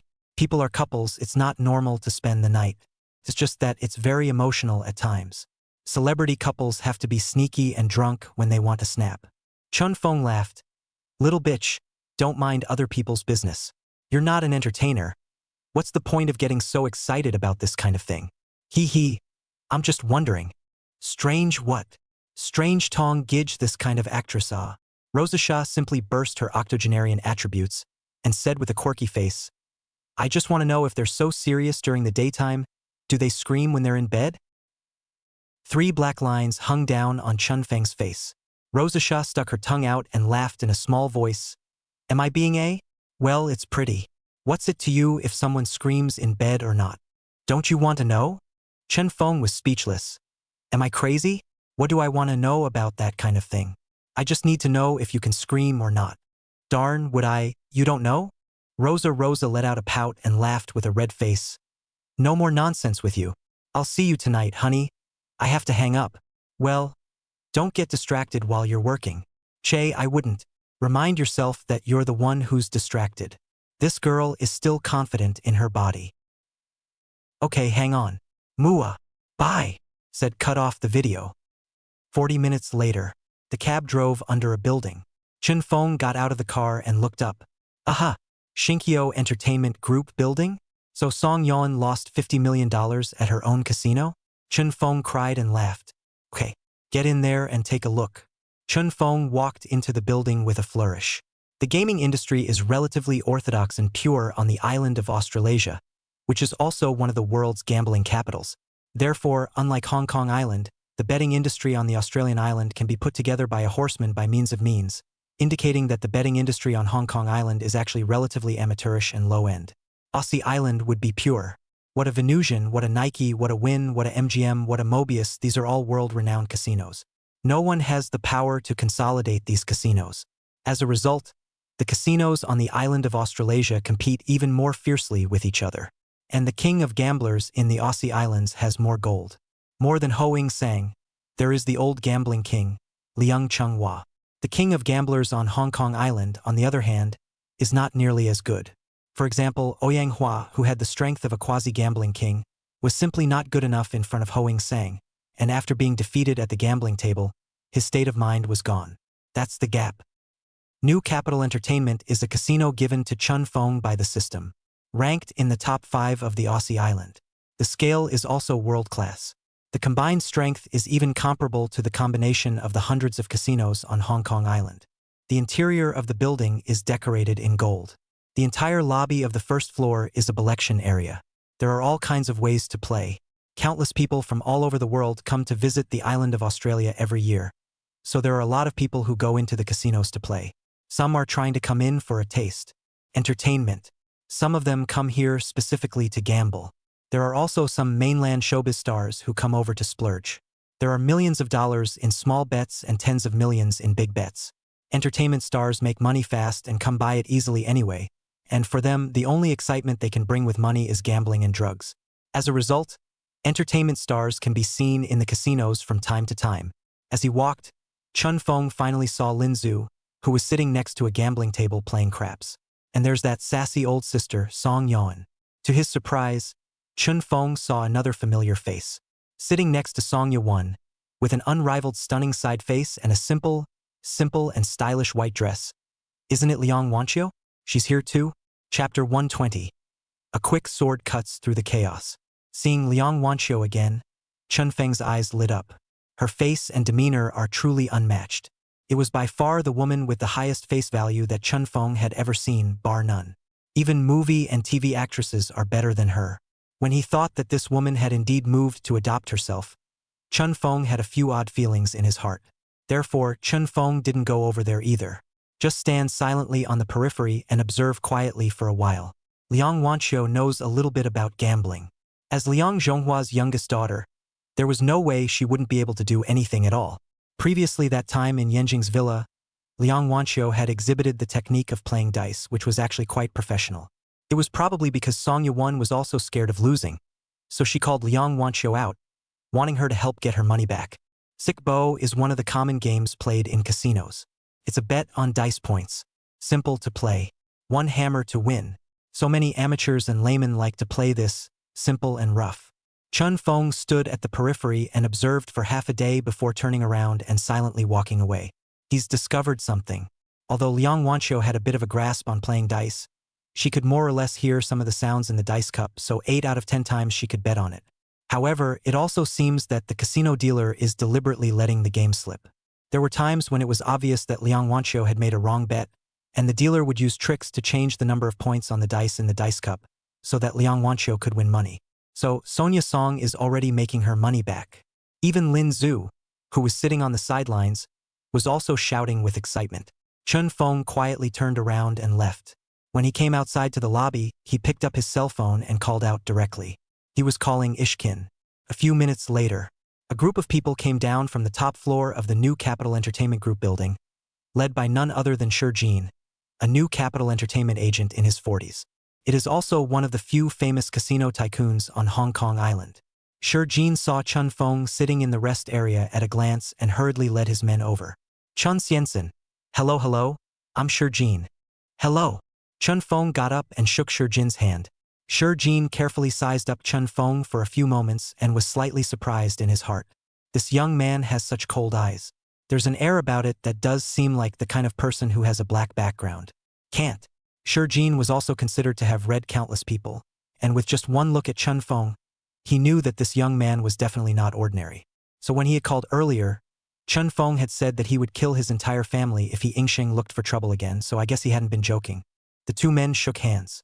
Shi Jin very politely sidestepped the courtesy. Xiansen Chun, take a seat upstairs. There are offices prepared for you there. Wait. Let's go to the surveillance room first. Chun Feng turned around and left. Surveillance room? Shi Jin froze for a moment and hurriedly followed, wondering. Xiansen Chun, what are you going to see in the monitoring room? Go ahead and say it. Good. Shi Jin didn't say anything. One by one, the few management behind them looked at each other in disbelief. This new talking head doesn't look like he's going to be easy to deal with. Looked young, but there was no trace of boyishness in him at all. Soon, the group arrived at the upstairs surveillance room. There were more than 30 monitors in the surveillance room, capable of switching more than 1,000 surveillance images, capturing all the corners of the entire casino. Chun Feng came to the monitoring station and reported the craps table number. Shi Jin hurriedly asked the staff to pull up the surveillance footage. Soon, Liang Wanqiu's table appeared on the huge monitor. Chun Feng sat down on the luxurious sofa chair. Ishkin waved his hand behind him. In a few moments, a coolly dressed waitress came into the surveillance room with wine and cigarettes and put them on the round table next to her. Shi Jin said in a low voice, Xiansen Chen, please. Thanks. Chun Feng glanced down and lamented in his heart that it was still these people who would enjoy themselves. With that, he picked up his red wine and took a sip. Sour taste. Couldn't feel a thing about drinking it. Chun Feng put down his glass of wine and suddenly pointed at the surveillance screen and said, Why does this table keep putting water on that woman? Shi Jin's heart shook. One sentence let people understand that Chun Feng was definitely an expert. It is important to realize that if you want to find out that the dealer is letting the guests off the hook, then you need to have the means to see through the dealer's maneuvers and techniques. Chun Feng must have seen it, and it was easy. No wonder he dared to challenge the king of gamblers, Mr. Ho Ying sang, with a straight face. Only, is he raising hell? Shi Jin explained stiffly. Chan Xiansen, we did indeed release water. There is some reason for this. What cause? I'm listening. Chun Feng didn't turn his head back and kept staring at the monitor. The staff in the monitoring room didn't dare to utter a single breath. How had they ever seen Boss Shi lowering his voice like this? Shi Jin also carefully explained. Xiansen Chen, this woman in the picture, is called Liang Wanqiu. Her father is Liang Zhonghua. the old gambling king of the Australian island. Xian Sen Chun might not be clear about this person Liang Zhonghua, but Liang Zhonghua is inextricably linked to the New Capital Entertainment Group. When New Capital Entertainment first took root on the island of Australia, it was actually made difficult by several leaders in the local gaming industry, and it almost couldn't open. Later, it was the old chairman who found Liang Zhonghua and persuaded him to step in to help, which slowly allowed Xinjiang Entertainment to develop steadily in AO Island.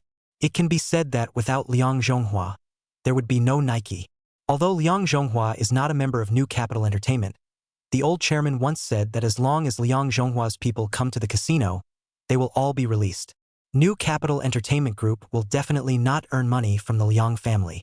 It's our unwritten rule.